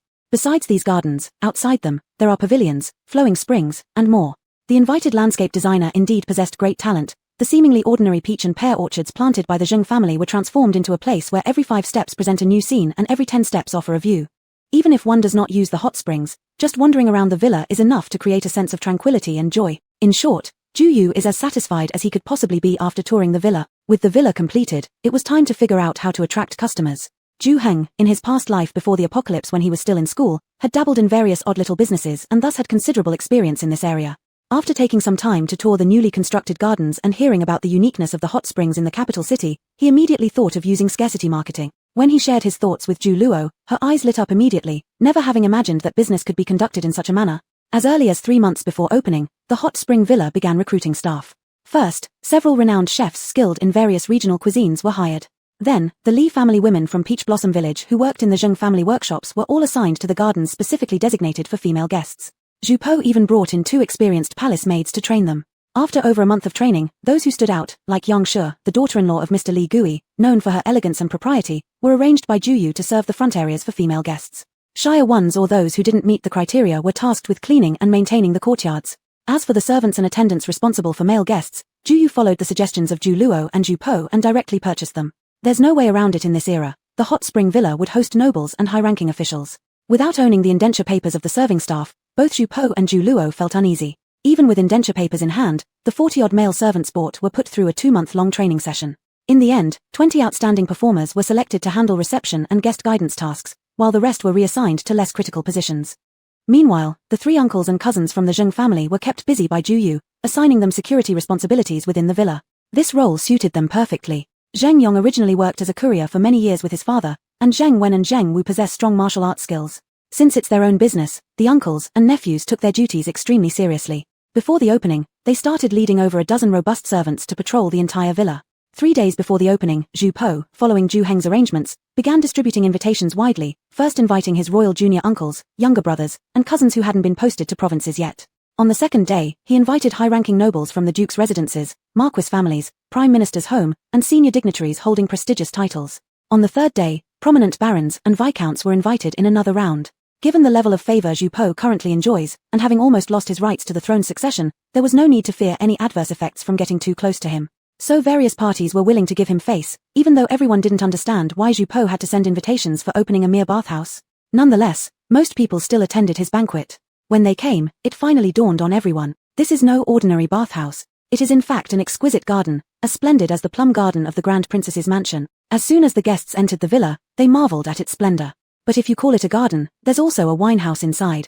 During the meal, the guests discovered that Zhu Po had arranged a non-fixed menu with dozens of northern and southern dishes for them to order freely, all freshly prepared after ordering. And the dishes arrived quickly, with flavors far surpassing expectations. Their roasted whole lamb even surpassed the renowned Zui Xiong building in Kyoto. There were also some very strange dishes, made using a unique seasoning from their hot spring resort. What's it called again? Chili? Every table, regardless of whether they ordered or not, received several dishes made with chili, just for tasting. Unable to resist, everyone took a bite. The flavor, how to describe it? At first, it seemed unbearably spicy, but the more you eat, the more addictive it became. The chopsticks couldn't stop moving. After finishing the meal, everyone felt this place was essentially a private winehouse masquerading under the pretext of bathing. But once they soaked in those hot springs, they realized why this estate was called Hot Spring Villa. Apparently, soaking in these springs differs greatly from bathing at home or going to a regular bathhouse. After soaking in these hot springs, one immediately feels refreshed and invigorated. Then when massaged by the specially hired massage masters, even Xiaoho, the elderly national duke nearly 70 years old, refused to leave the peach dock of the villa, shouting at his eldest son who accompanied him to bring extra clothes, saying he was already retired and wanted to stay a few more days in Xi's Hot Spring Villa. Later, only after much persuasion from his eldest son did he agree to go back temporarily, promising to return when the official opening happened. After hosting guests for several days, everything went well, and everyone enjoyed playing, eating, and soaking in the hot springs. As they left, each person was given a free gilded VIP card by Zhu Po. Then, following Zhu Heng's advice, Zhu Po explained that due to the limited number of pools at the Hot Spring Villa, they could only entertain VIPs. This VIP card symbolizes their status as a VIP at the Hot Spring Villa. With this card, you can make a reservation a day in advance and enjoy VIP services. Without this card, even bringing silver won't get you in. Would you dare not receive your uncle if he comes? The Crown Emperor's adoptive brother, Duke of Lu, laughed and scolded. Haha, uncle, you're right. Your honorable face alone represents our VIP status at the villa. If you come personally, there's no need to bring the VIP card, just bring your majestic face. Whoever doesn't recognize you, feel free to kick him. Zhu Po smiled broadly and continued. However, if others from your mansion want to come, they must follow the rules. After all, we have limited pools, and now with colder weather, everyone wants to relax in warm water. If you come without prior notice, it would create inconvenience for everyone. So, better to arrange things properly in advance. Prince Wu, with so many restrictions on your business, claiming that no one will be admitted without this VIP card, aren't you afraid people will call you pretentious and look down on them? In business, isn't it absurd to turn away ready-made deals? If no one comes afterward, wouldn't your business fail? Hu Feng's close friend Wang Xiong asked with a smile, yet his words carried no friendly undertone. Everyone. It's known that Hu Feng didn't have good relations with the previous crown prince, yet here Wang Xiong still mocked the young prince's new venture. What does it mean? Won't he be afraid of Prince Wu hitting him? He was infamous for being unrelenting before. Little did they know, Wang Xiong actually hoped Zhu Po would hit him. Though the late crown prince's death practically removed him from contention for the throne, he is the legitimate first grandson of the crown prince by birth. It's often said, one never worries about 10,000 possibilities but fears the unexpected one. What if the current emperor disregards his adult sons and chooses a delicate grandchild? Therefore, Wang Xiong intended to provoke Zhu Po deliberately. He aimed to provoke the irascible nature of Prince Wu, so that his previous reputation for being irascible and foolish would continue to spread. By then, even if the current emperor wanted to make him heir, the ministers wouldn't support a quick-tempered and angry king ascending the throne. But Zhu Po, after years of refinement, was no longer the same Zhu Po. Not only did he not get angry after hearing Wang Xiong's words, but he immediately realized his intention, therefore laughing heartily and saying, "Ho ho, Mr. Wang, your words are mistaken. The reason my enterprise has these many restrictions is precisely out of respect for the honored guests coming here. Imagine this, if we didn't have these restrictions as you say, suppose you came, and there happened to be a wealthy pork butcher who also came with money, insisting on soaking in the same hot spring pool as you, what do you think we should do? Let him soak. That would be disrespectful to you. Don't let him soak. But he has money. Ha ha, wouldn't that put us in a very difficult situation? Ha ha ha. When did you become so witty, young man? Ha ha. Imagining old Wang sharing a bath with pigs. Ah, sorry, sharing a bath with a pork butcher. Old man Wang here is laughing to death. The Duke of Zhen laughed first, one of the few among the crowd who didn't need to care about Hu Feng's faction's opinion. Joke aside, how could the offspring of the Zhu family allow someone surnamed Wang to speak like that? Wouldn't his grandfather be infuriated enough to kill him if he knew? Moreover, they thought, Prince Xi seemed to be doing much better than before. Despite Wang Yu deliberately finding faults with his business, he managed to stay calm and not lash out. He'd have cursed them on the streets in the past. When the Duke of Zhen started laughing, Kang Wang and a few others who had previously been close to the crown prince followed in laughter. For a moment, it made Mr. Wang seem entirely discredited inside and out. Mr. Wang couldn't help but glance at Hu Feng in the crowd. Seeing that Hu Feng stood composed without any intention to support him, he angrily threw down his sleeves and was about to leave. However, he was stopped again by Zhu Po. Hey, Mr. Wang, please don't go yet. Since you look down upon this humble business of mine so much, I ask that you return your VIP card to me. Our VIP cards in total number only 300, and there are only 300 people in the entire capital city who will receive them. It's an exceedingly precious item. Mr. Wang, after being so publicly disgraced by Zhu Po, all he wanted to do was throw that worthless card right into Zhu Po's face. But he dared not. Zhu Po might be of low rank, but he is still the grandson of the emperor. Using words to mock him slightly wasn't too serious, but if anyone dared to publicly throw things at him, tarnishing the royal family's dignity, the Chengqian emperor would likely chop him up on the spot. Therefore, Mr. Wang had no choice but to have a subordinate place the card respectfully down, then storm off angrily. Yet, barely had he taken a few steps when he heard Zhu Po shout again. Throw that VIP card away. Hurry up and make a new one tonight. Something touched by such an odorous person, well, I wouldn't dare show it around tomorrow. Mr. Wang. Chapter 85, Hot Spring Villa 2. Because they had invited several rounds of guests before the opening, on the day the hot spring villa officially opened, those who had been invited naturally came to support the occasion and let their families enjoy it as well. Some, who cared deeply for their wives and children, gave money to their offspring on the day Jupo hosted a banquet, so that their family members could book the hot spring gardens in advance and come to experience them after the villa opened. Therefore, even before the hot spring villa opened, the bookings had already been scheduled 7 days ahead. After discussion, Ju and others divided the hot spring gardens of the villa into 3 tiers for pre-reservation, similar to the resorts of later times. The first tier allowed each member to separately book 1 or several hot spring gardens for entertaining guests. The cost was 200 taels per garden per day, with an 80% discount if booking more than 3. After booking a hot spring garden, the kitchen at the hot spring villa would provide all customers in the garden with 3 meals a day for free, and offer services such as massage, foot care, and ear cleaning for free. Of course, the villa also had limits on the number of guests for each garden. The maximum number of guests for one garden could not exceed 30 people. The second tier was for members who did not want to book the entire garden but only 1 or 2 hot springs along with the corresponding restrooms. Since every hot spring in the garden existed independently and provided good privacy, it was equivalent to a large suite. If only 3 or 5 friends came over, booking just 1 hot spring would suffice. The consumption level for this tier was 50 taels per day, with 3 meals and various services provided for free. The guest limit was set at 7 people. More guests would require additional bookings. The third tier removed the provision of 3 meals and various services from the second tier. It only booked you a hot spring, and all food and drinks were self-provided. The cost for this tier was 30 taels per day. For the common people, 200 taels was almost their income of 6 to 7 years, or even a decade. But for the wealthy aristocrats, 200 taels sometimes was really just the cost of 1 meal. Besides, at the hot spring villa, 200 taels not only allowed them to eat food no worse than what was served in the major wine shops in Kyoto, but also enjoy the hot springs and various services. Moreover, compared to other wine shops, the space here was much more private and comfortable, unlike the noisy atmosphere in those wine shops. Since they had to spend money anyway, why not come here? Moreover, due to the rule that only non-members couldn't make reservations, and since they only had 300 members, each of these members was someone who could cause Kyoto to tremble when they made a move. Being able to bathe or eat the same food in the same garden as them was certainly an honor, wasn't it? Thus, gradually, when the powerful families in Kyoto entertained guests, being able to reserve a garden in the hot spring villa became a symbol of prestige. In no time, there were increasing numbers of households across Kyoto pulling strings and offering heavy gifts, just to borrow a membership card, and the hot spring villa was almost always fully booked. Ju and others naturally reaped huge profits. At the main account office of the villa managed by Ju Li, the daily revenue of the villa reached 4 or 5,000 taels, and the pure profit, after deducting for labor costs, still amounted to more than 2,000 tael. In just 2 months, the group had not only earned back the money they had invested, but also gained over 10,000 taels extra. Faced with such enormous profits, even Jupo, who had played with pearls as marbles since childhood, was astounded. It was making too much money. An investment of tens of thousands of taels turned out to earn millions of taels annually. After all the businesses left by her mother consort combined only earned this amount in a year. The imperial treasury of Dian only earned 20 million taels a year, and yet their tiny hot spring villa could earn nearly 2/10 of the entire national treasury every year. That was the entire national treasury. If his grandfather heard about this, wouldn't he be furious? While Jupo was silently thinking, he couldn't help but glance at his grandfather nearby. Ayu said that jealousy often distorts a person's face and might even drive them crazy. Given that for the past half year, his grandfather had been in high spirits due to the bountiful potato harvests at the royal farms, happily envisioning the spread of potatoes across the entire nation in the next 2 to 3 years, solving once and for all the issue of insufficient food for the citizens of Dian. To prevent his grandfather from going crazy, Jupo decided not to tell the old man about how profitable their hot spring business was. Alas, thinking about Ayu again, Jupo couldn't help but sigh.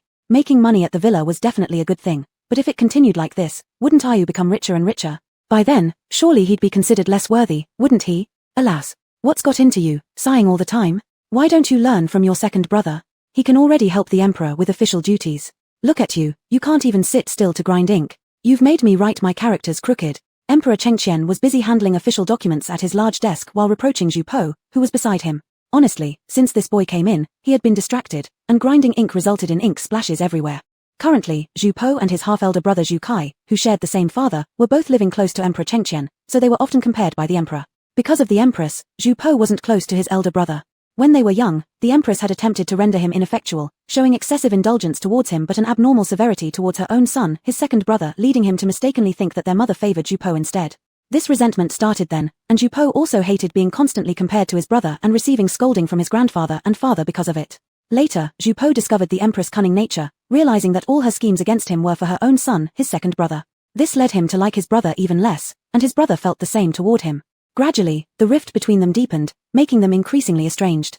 Therefore, although they lived near their grandfather, their interactions were merely superficial formalities. However, Zhu Po believed that as blood brothers, as long as Zhu Kai didn't bother him, he wouldn't initiate any trouble either. For instance, despite knowing deep down that his second brother still harbored aspirations for a position narrowly missed, and thus worked hard diligently before their grandfather, Zhu Po chose to turn a blind eye and pretend not to notice. Sigh. He truly couldn't understand what was so great about that seat, comparing to the freedom akin to the sky is high, let the birds fly. What was there to quarrel over about a chair with such limited territory? Smack. While Zhu Po was lost in thought, an official report flew towards his head, which he instinctively dodged, landing with a loud slap on the green stone floor by his feet. Then another tirade from his grandfather began. Hey, I'm reprimanding you here, yet how dare you space out again? Are you daydreaming about that girl from the Zhu family? Tell me, why are you always thinking about her? What's so good about her? She comes from a minor family, she's dark, and dresses like a man every day. Compared to the noble young ladies of Kyoto, they're like heaven and earth. Curious to know what kind of girl his grandson had been pining for more than 2 years, Emperor Chengqian had once taken a look at Juyu pointed out by Zhu Po during the time when they were in Fuzhou City. Back then, after the defense battle of Fuzhou just ended, Juyu was extremely busy tending to the wounded soldiers without a break. She certainly didn't make a favorable impression. With her messy hair sticking out everywhere, wearing a loose male leather coat stained with blood, her face looked rough and sallow from the cold weather, with cracked lips and red eyes from exhaustion. The first glance Emperor Chengqian took left him almost horrified. Naturally, no good impression remained. He thought over and over how that ugly girl wasn't worthy of his handsome fifth grandson.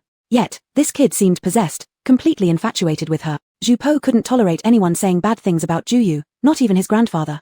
So, he immediately retorted. What exactly is wrong with AU?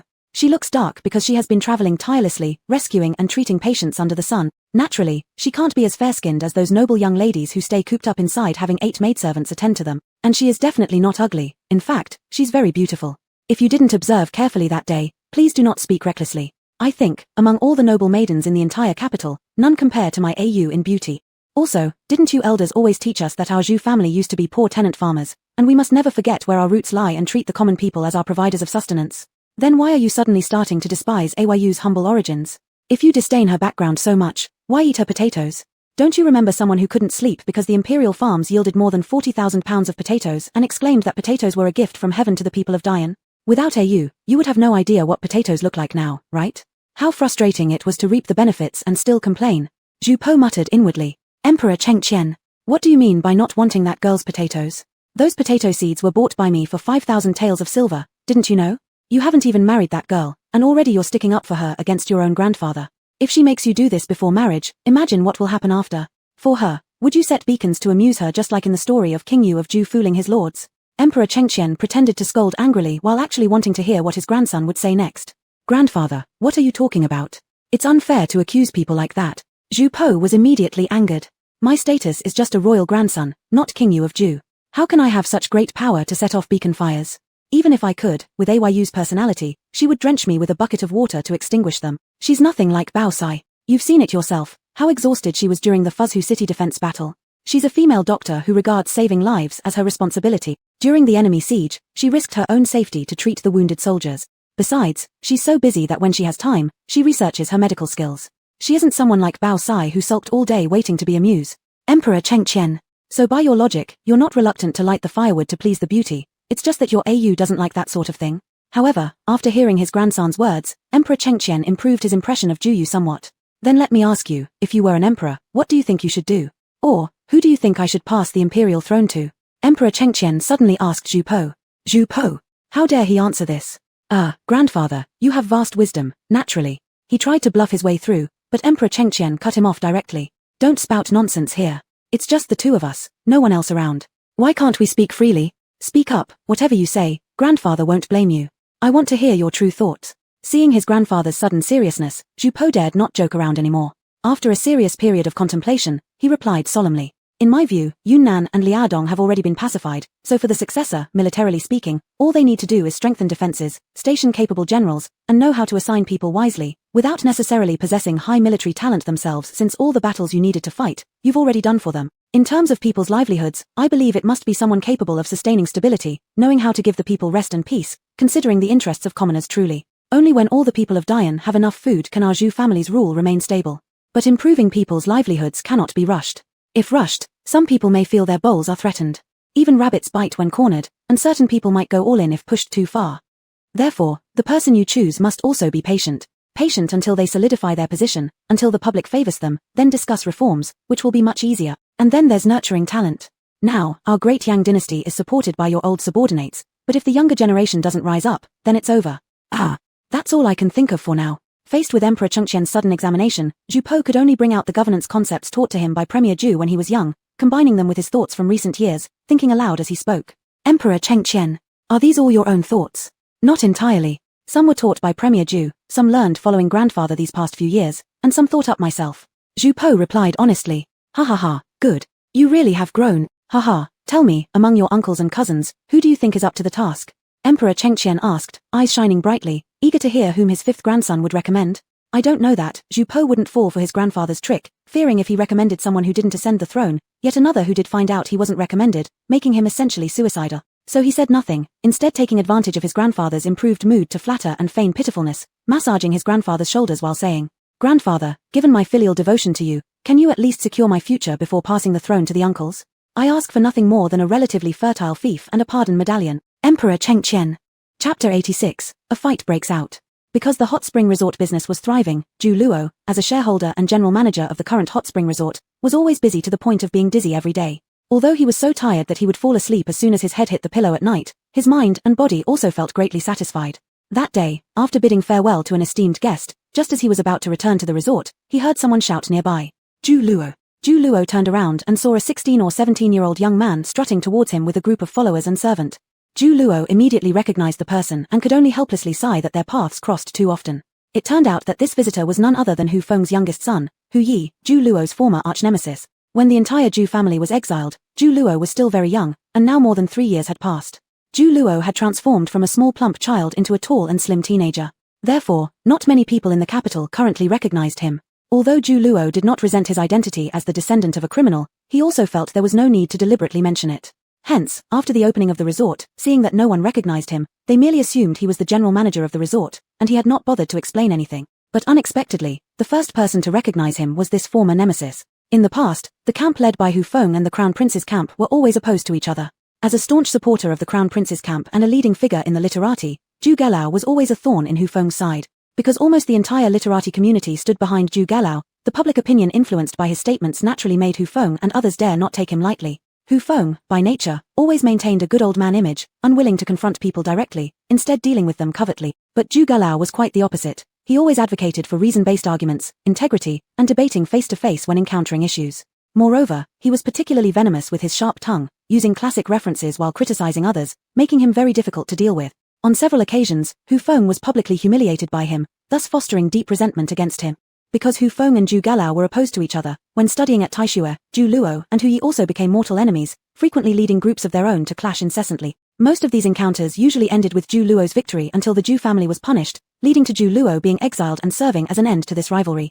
Both of them didn't expect to encounter each other again under such circumstances and scenarios. Ah, I wonder who this could be. Isn't this Lord Luo from the cabinet minister's house? How interesting, without your grandfather to protect you. Are you here running away because things went poorly for you in Liaodong? Now you're reduced to working as a servant. Ha ha ha, never thought I'd see the day. Just perfect, my shoes are dirty, and I don't see any shoe polishing servants here. Why don't you lick them clean for me? As soon as Hu Yi recognized Zhu Luo, he began ridiculing him. Not only ridiculing but also extending his foot with its shoe for Zhu Luo to lick. This show of arrogance drew disapproval from the passers-by at the resort entrance, but most people dared not say a word. After all, Hu Feng was a powerful figure today, and the other person's grandfather was sentenced to death by the emperor due to offending Hu Feng. With this precedent set, who now would risk helping Zhu Luo by offending Hu Feng? Some people who couldn't bear to watch merely shook their heads and walked away. Zhu Luo was also spoiled since childhood and could not tolerate being mocked like this by someone he used to have the upper hand over, especially given that their families harbored irreconcilable enmity. If it weren't for Hu Yi's father forcing the emperor's hand to punish his grandfather would not have died. Hence, Zhu Luo promptly retorted. I am a servant, what about you? Aren't you the illegitimate son born to a concubine? Ha, if I'm not mistaken, your mother who is a concubine is also the daughter of a criminal official, wasn't she once assigned to serve in the teaching office? According to the law of our great Yang dynasty, anyone registered as commoner cannot become either a legitimate wife or a respected concubine unless specially pardoned. Even becoming a mistress counts her as a lowly concubine. You, the son of a lowly concubine, and I, the grandson of a criminal official, what's the difference between us? Zhu Luo deliberately emphasized the term lowly concubine to mock Hu Yi. Hu Yi hated more than anything else when people mentioned his status as an illegitimate son, let alone being directly called the son of a lowly concubine. His father, however much he favored Hu Yi's mother, wouldn't dare to amend the Great Yang law for her. Therefore, although Hu Yi and his mother were pampered in the prime minister's mansion, bending the so-called legitimate wife and heir completely to their will, and despite his father often taking her out for social engagements to elevate her status outside, people gave him respect and now referred to her as lady. Nevertheless, these things didn't stand up under scrutiny. Their lowly origins remained the deepest pain in their heart. They had always hoped that when his father gained more power, he could get rid of her criminal record and erase her history of serving in the imperial teaching office. But until then, naturally everyone pretended not to know and refrained from mentioning that part of history. Hu Yi never expected that a history no one had dared to mention for several years would be brought up again by Zhu Luo in public. In an instant, he erupted in rage, lifting the riding whip in his hand with a livid face, and slashed it toward Zhu Luo. "You're asking for death." Zhu Luo had been on guard for this, and when the whip came swinging, he leaped aside in a flash, dodging it. Seizing the moment when Hu Yi was pulling back the whip to strike again, Zhu Luo darted forward, colliding into Hu Yi's armpit, instantly knocking him down to the ground while snatching the whip away from him. What a joke! Even when he used to be fat back then, he could still brutally beat this guy. How much easier now? "Ha ha, young master, I killed bandits during my exile and slaughtered the enemy in the Fuzhu defense battle. With your level of skills, you actually dare to provoke me." Without hesitation, Zhu Luo swung Hu Yi's whip towards him, beating and cursing at the same time. "Ouch! Master!" Instantly, Hu Yi's cries of agony and the startled shouts of the servants behind him rang out simultaneously. The servants following Hu Yi hadn't expected their master to be subdued by Zhu Luo in just a few moves, and for a moment they were dumbfounded. Only after Hu Yi was struck did they snap back to reality, terrified. If Lady Hu found out about this, what would happen? She'd probably have them beaten to death. Thus, they quickly drew their weapons hidden on their bodies and attacked Zhu Luo all at once. Ha ha, it showed how arrogant Hu Yi was, carrying weapons even when going to take a bath. Zhu Luo thought silently that this matter today likely couldn't be resolved peacefully, but if it had come to this point, there was no backing down. Let things play out however they may. So, he wielded the leather whip in his hands and charged forward. "Kill him like vermin. A good beating will earn you a generous reward. If you kill him, I'll take responsibility." As soon as Hu Yi was helped off the ground by his attendants, he immediately pointed at Zhu Luo, yelling curses. Upon hearing this, his henchmen began attacking even harder, and Zhu Luo, outnumbered 4-1, was soon hit a few times. A cut also appeared on his arm. Seeing this, Hu Yi grew even more excited and shouted furiously. "Good. Beat him well. Kill him for me. Where do these villains come from? How dare they cause trouble at the hot spring resort? Luo brother, we'll help you." Zhang Wen, Zhang Wu, and a few others were patrolling inside the resort when they heard the commotion by the gate and hurried over. Seeing Zhu Luo being surrounded and beaten by over 10 men, how could they just watch? They immediately rushed forward as well. At this moment, quite a few guests staying at the resort were drawn by the noise and gathered around from a distance to see what was happening. Some high-ranking figures, who didn't want to appear directly, sent lesser-known servants to check out the situation. By the entrance of the resort, dozens of guards had already engaged in battle with Hu Yi's servants from the Prime Minister's mansion. The entire entrance of the resort was in chaos. Zhang Wen and Zhang Wu were all skilled in martial arts, and their skills weren't weak. As soon as they led their men forward, the situation turned drastically, changing to Hu Yi's servants being beaten up. Seeing things go awry, Hu Yi wanted to summon reinforcements. He was here today with his mother, who had gone earlier to the special entrance dedicated to female guests. But as soon as he took a step, he was blocked by Zhang Wu holding a long stick. A chilling realization struck Hu Yi's heart, realizing that getting a beating today seemed unavoidable. Just at this moment, a splendid carriage drove over nearby. Behind the carriage were 2 more carriages filled with maidservants, along with over 10 mounted guards. Because the entourage was so imposing, everyone fighting at the resort entrance stopped and looked toward the carriage. Everyone wondered in their hearts, which royal aristocrat or nobleman was traveling with such grandeur. Then, they heard Hu Yi shout out, "Mother, quick, save me. Someone's bullying your son." Zheng Wen and Zheng Wu. This guy. How could he be the first to accuse others of being malicious? Who started bullying whom? However, seeing that there were more of them, Jing Wen immediately ordered Zheng, who was standing by, to quickly call for reinforcement. The onlookers thought that some grand lady's carriage had arrived, but it turned out to be Hu Feng's flaunting concubine. The carriage that had just arrived belonged to Tian Shu, Hu Yi's mother. Tian Shu had been listening to the noble women in Kyoto talk about how beautiful this hot spring resort was, saying that soaking in the hot springs made one's skin smooth and the whole body feel comfortable. Multiple soaks could even whiten one's skin. Tian Shu was extremely vain, loved beauty, and attended several feasts where other women discussed the hot springs at the resort. She hadn't been there yet, couldn't participate in the conversation, and instantly felt envious. After returning home, she began pestering Hu Feng, demanding that he book a few garden areas for her at the resort. She absolutely had to come and soak. Hu Feng didn't originally want to agree to her request, as this hot spring resort belonged to Prince Wu of the 5th rank. But unable to withstand her incessant nagging and alluring ways, Hu Feng finally fell prey to the same old weakness. He gave in to her demand. With a wave of his hand, he instructed the steward to go directly to the hot spring resort and book 2 garden areas, one for her, and one for their son. Only after having her wish fulfilled did Tian Shu dress up extravagantly, bring her son along with numerous servants and guards, and arrive in grand style with dozens of people. But shortly after arriving at the resort entrance, after barely separating from her son and taking only a few steps inside, Tian Shu thought she heard her son shouting curses. Concerned about her son, and wanting to see who had dared to provoke him, she ordered the servant to turn the carriage around and head back to investigate. At this moment, hearing her son's cries for help, Tianxia hastily lifted the curtain of the carriage and stuck her head out to check on her precious son, and thus everyone saw a stunningly beautiful woman lean half her body out of the carriage and shout toward Hu Yi. "Yeah, are you alright? Who dared to bully you? Let me rip his skin off." The woman was so breathtakingly beautiful that those who had never seen Tianxia now understood why Hu Feng doted on her so much. Such charm, who could resist it? However, while the woman was beautiful, she was also quite formidable. Seeing that her son was being beaten by a group of servants from the hot spring resort, she immediately became furious, not caring to find out the truth of the matter. She angrily ordered the guards behind her. "What are you standing around for? Tie up these blind servants for me. How dare they hit my son? They're simply asking for death." Naturally, Zhu Luo, Zhu Wen, and Zhu Wu could not let themselves be captured without resistance. Thus, fighting broke out once again in front of the resort, but this time the situation shifted again. The guards brought by Tianxia were all experts, and soon Zheng Wen, Zheng Wu, and Zhu Luo couldn't hold their ground and were defeated. Chapter 87, A Tangle of Fights 2. In the Furong Pavilion of the Hot Spring Villa, Mu Linga was sitting on a soft couch with the elder princess of Ningguo, drinking tea and chatting idly. In the Furong Pavilion of the Hot Spring Villa, Mu Linga was sitting on a soft couch with the elder princess of Ningguo, drinking tea and chatting idly. The elder princess of Ningguo had heard from her son that Zhu Po's newly built hot spring villa was better than her plum garden, which she found quite objectionable. This time, she specially invited Mu Linga to come over to compare them personally and see which one was truly better, her plum garden or this so-called villa of her fifth nephew. The elder princess of Ningguo was the firstborn daughter of Emperor Chengqian, 10 years older than the deceased crown prince, making her the first child of Emperor Chengqian and the late empress. Back when the previous empress was too busy to spare any time, the elder princess of Ningguo took up maternal duties and became responsible for raising her younger brothers. As such, not only were Emperor Chengqian and his wife always heavily reliant on her, but the younger brothers below also had a healthy fear of her. Mu Linga's father, Mu Feng, was a child Emperor Chengqian had picked up and adopted as his godson from an early age. Since being taken in by Emperor Chengqian, Mu Feng had been raised alongside the crown prince's siblings under the care of the late empress. Thus, Mu Feng could also be considered someone who grew up under the elder princess of Ningguo's watchful eyes. A few years ago, Mu Feng's keeping of a concubine was discovered by his wife, Mrs. Su. Enraged, Mrs. Su left home and moved into a convent. Feeling remorse towards his wife, Mu Feng spent most of his time in the military camp thereafter, devoting all his energy to helping Emperor Chengqian expand their territory, rarely returning home. Thus, Mu Linga, still just a child at the time, was left alone at the residence, attended only by some servants. Without either parent's care, Princess Ningguo couldn't bear to see this. Since the two estates weren't far from each other, she often invited Mu Linga to stay with her.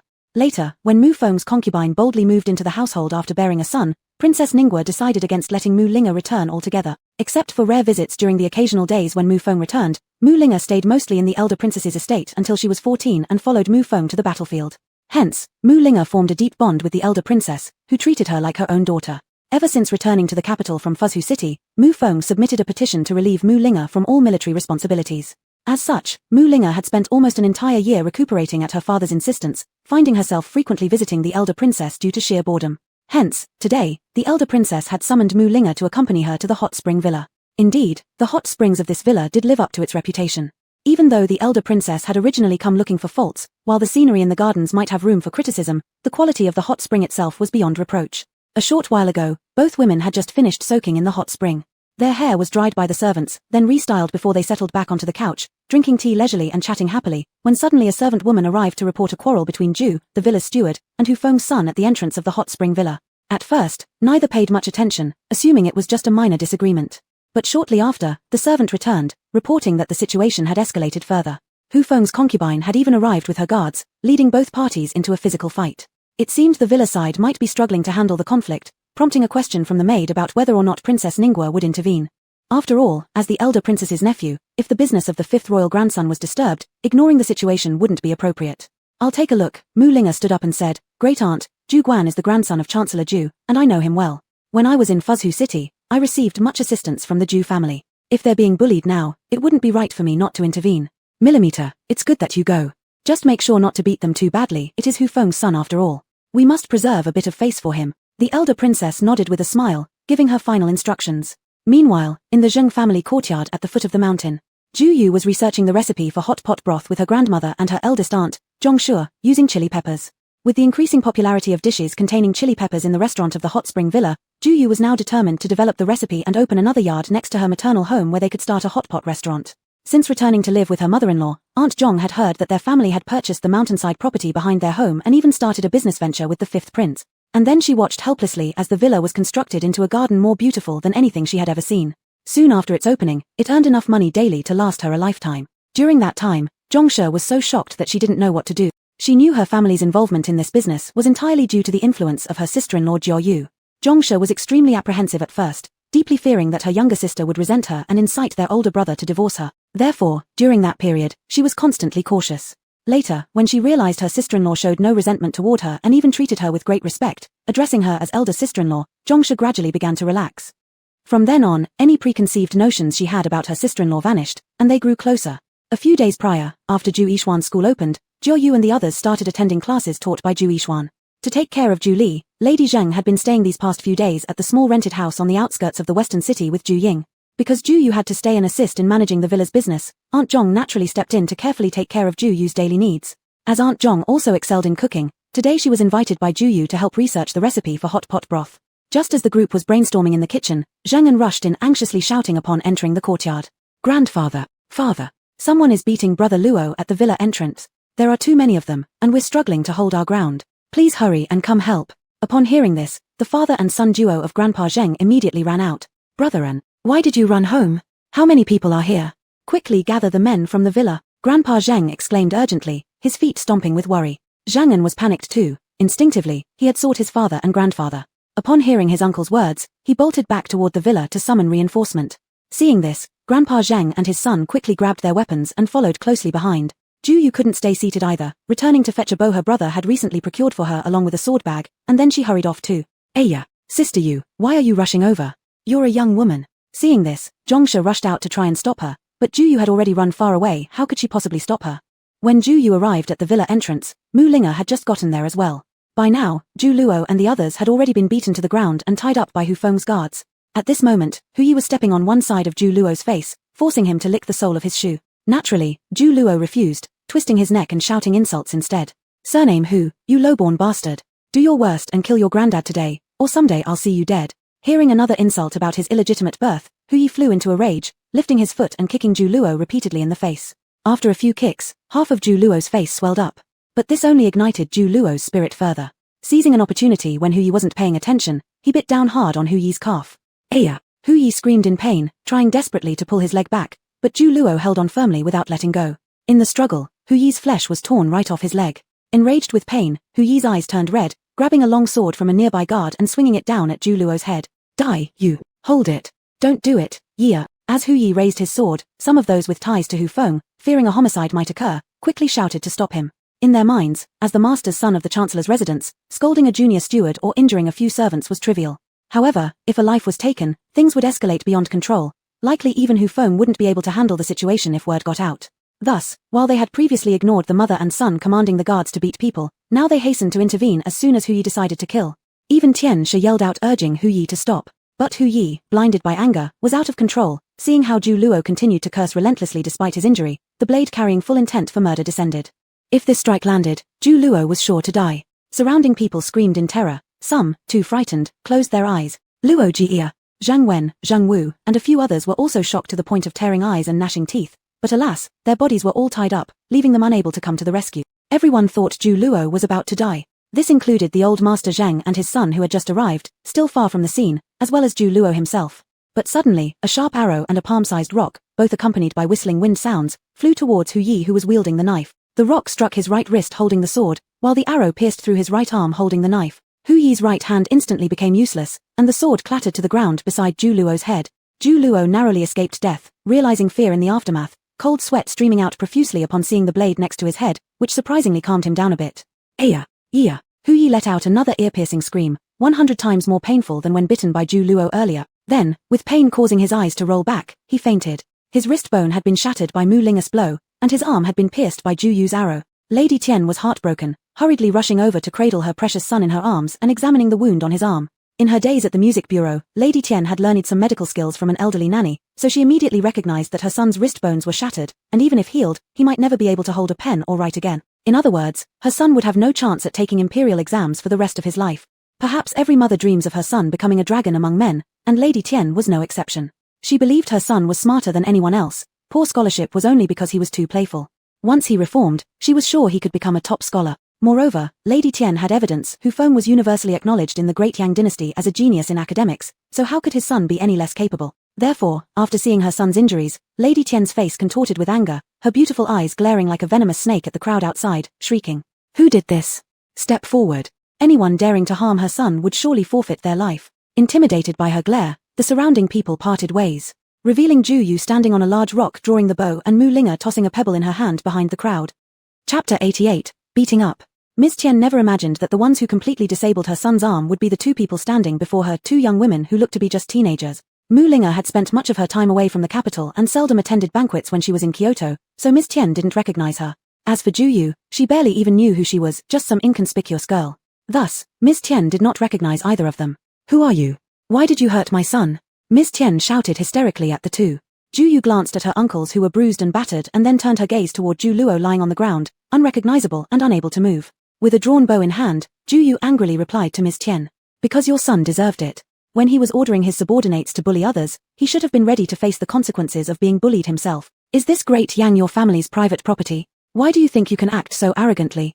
Ha ha ha. Great Yang is not your family's private property. What you said is absolutely reasonable. Ha ha, I love hearing that." Beside her, Mu Linga couldn't help but chuckle upon hearing Ju Yu's words. This girl's way of speaking was truly entertaining. "You two wicked girls, you seem to want to die." Hearing Ju Yu's reply, Ms. Tian became even angrier. She yelled furiously at Ju Yu and then barked loudly at her guards behind her. "What are you waiting for? Don't delay. Capture them immediately. I'll personally break these wicked girls' hands to avenge my year." The guards behind her hesitated after receiving her order when suddenly, an arrow shot at lightning speed and with incredible precision straight toward Ms. Tian. It flew past below her ear, knocking off a bead from her earring. This arrow was so fast and precise that even the closest guard, a lean man near Ms. Tian, could not react in time to save her. Ah! Ms. Tian felt a chill pass by her ear and assumed her ear had been shot off. Terrified, she let go of her son, whom she had held in her arms, and started shrieking while covering her ear. After a long while, she realized her ear was still intact and there was no pain. Then she heard the people around laughing aloud. That was when she noticed she had instinctively used both hands to cover her ears, letting her unconscious son roll off her arms and drop to the ground without noticing. Ms. Tian. In haste, she retrieved her son and became increasingly enraged due to being mocked by those around her. However, fearing the threat of Ju Yu's bow, she dared not shout openly anymore and instead quietly instructed the lean, dark-skinned man behind her. "Ruoner, what are you hiding for? Quickly take care of that girl for me." Upon hearing this, Ruoner sighed helplessly in his heart but did not make any immediate moves. Instead, he whispered instructions to two guards nearby. After listening, they moved left and right respectively, attempting to flank Ju Yu. Ju Yu quickly discovered their movement, rapidly readied another arrow, and threatened the guards while still pointing the bow at Ms. Tian. "I dare any one of you to make a move. If anyone dares, the next arrow will be shooting more than just her earrings. See whose movements are faster, your approach or my arrows. You dare offend our mansion and see what happens to you." Still shaken from Ju Yu's earlier arrow and now seeing her point the arrow at her face again, Ms. Tian's previous bravado wavered. "You're welcome to test it. If you're offering your pretty face as a target, I don't mind granting your wish." Ju Yu retorted immediately, thinking inside herself, "Today, offending this Hu Feng concubine is inevitable. Whether Zhu Po will be able to handle the fallout, she doesn't know yet.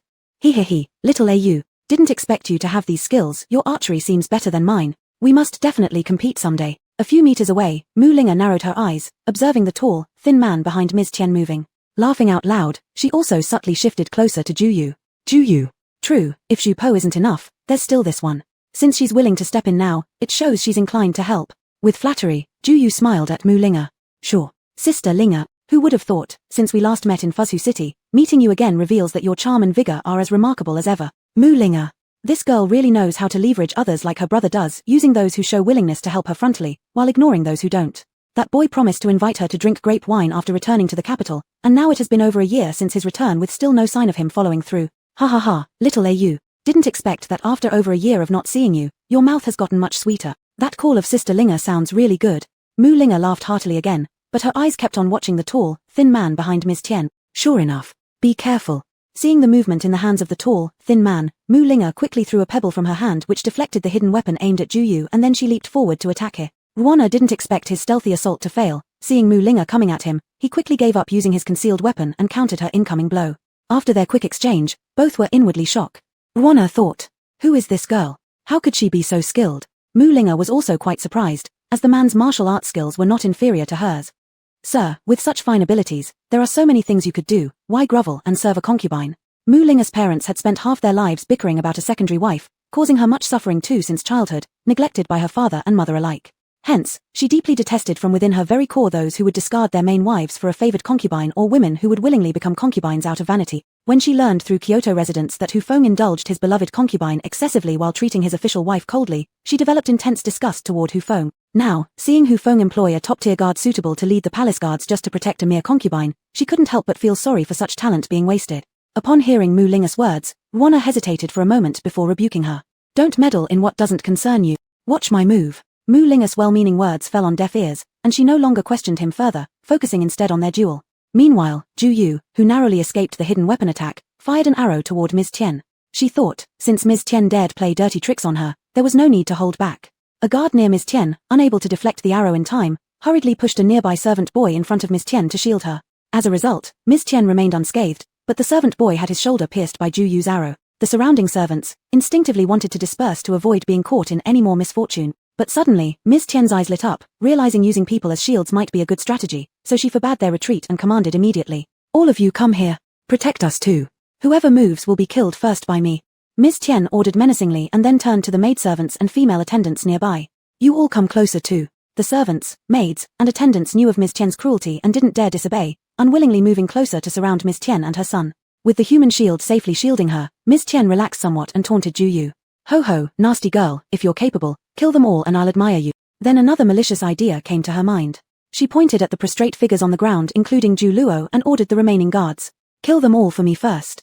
At Ms. Tian's command, Master Zheng and his son, who had just untied the ropes around Ju Luo and others, along with Zhengen, newly arrived with male servants from the estate for rescue, gripped their weapons tightly and shielded the injured Ju Luo and others, engaging in fierce combat against the charging guards. The situation became chaotic once again. Since Ms. Tian was surrounded by so many people now, Ju Yu could no longer aim arrows at Ms. Tian, as unlike Ms. Tian, she did not treat lives as grass. Thus, she aimed her arrows at the guards engaged in combat with her grandfather and his allies. In a few moments, several guards were shot down, significantly reducing the pressure on her grandfather's side. Master Zheng seized the opportunity and ordered his second grandson. Take them to the estate immediately. Grandpa will hold them off here." "Okay." Zheng immediately agreed, under the cover of Master Zheng and others, carrying the wounded Ju Luo and others on their backs and heading towards the estate with several male servants assisting. This fierce battle continued for nearly 2 hours until all of Ju Yu's arrows ran out, leaving her no choice but to draw her dagger and rush towards Ms. Tian. By this time, most of Ms. Tian's capable guards had been injured by Ju Yu, 7 or 8, and the remaining ones were busy dueling with Master Zheng and his sons. In other words, on Ms. Tian's side, apart from the top-tier expert still engaged in fierce combat with Mu Linga, there were only those useless lackeys, maidservants, and housewives left. Therefore, seeing Ju Yu charging over, Ms. Tian immediately screamed in fright again. "Protect me. Stop her. Stop her." Actually, by combat capability, Ju Yu was about the same level as Ju Luo. If those lackeys had all attacked together, it wouldn't have taken long to subdue her. However, her earlier record of perfect accuracy had truly left a huge impact on both Ms. Tian and the group of lackeys and servant women. Thus, everyone thought her martial arts skills must also be extraordinary. So, when they saw her rushing towards them, none of the lackeys in front of Ms. Tian and her son dared to step up first to stop her. A few who had intended to act were also frightened back by her ruthless expression. This allowed Ju Yu the chance to get closer to them, then holding her breath, she scattered 2 large bags of knockout powder towards them. Mu Linga, who was not far away, still battling fiercely with Ruan as Ju Yu charged over, had some concerns. In her impression, although Ju Heng's younger sister possessed exceptional medical skills, her kung fu wasn't too good. Therefore, she wanted to warn her to retreat quickly. But before she could speak, she noticed Ju Yu reaching into her bosom. Having been deeply affected by her tricks before, Mu Linga instantly shut her mouth and held her breath as well. Then, sure enough, that girl pulled out 2 more large packets of powder and scattered them indiscriminately at Ms. Tian and the others. Mu Linga, how many of these things has that girl actually made? Why does she always seem to have an endless supply? Nope, she must ask this girl for some next time. In the end, due to Ju Yu directly using her dagger to take hostage of the unconscious Ms. Tian, this chaotic battle that lasted for over half an hour finally came to an end. The high-ranking experts around Mu Linga immediately stopped fighting and sent 2 guards galloping toward Kyoto. Ju Yu didn't sit idle either. She also dispatched a few people in 2 directions, one heading to Kyoto, and the other towards the military camp where Ju Heng and his companions were stationed.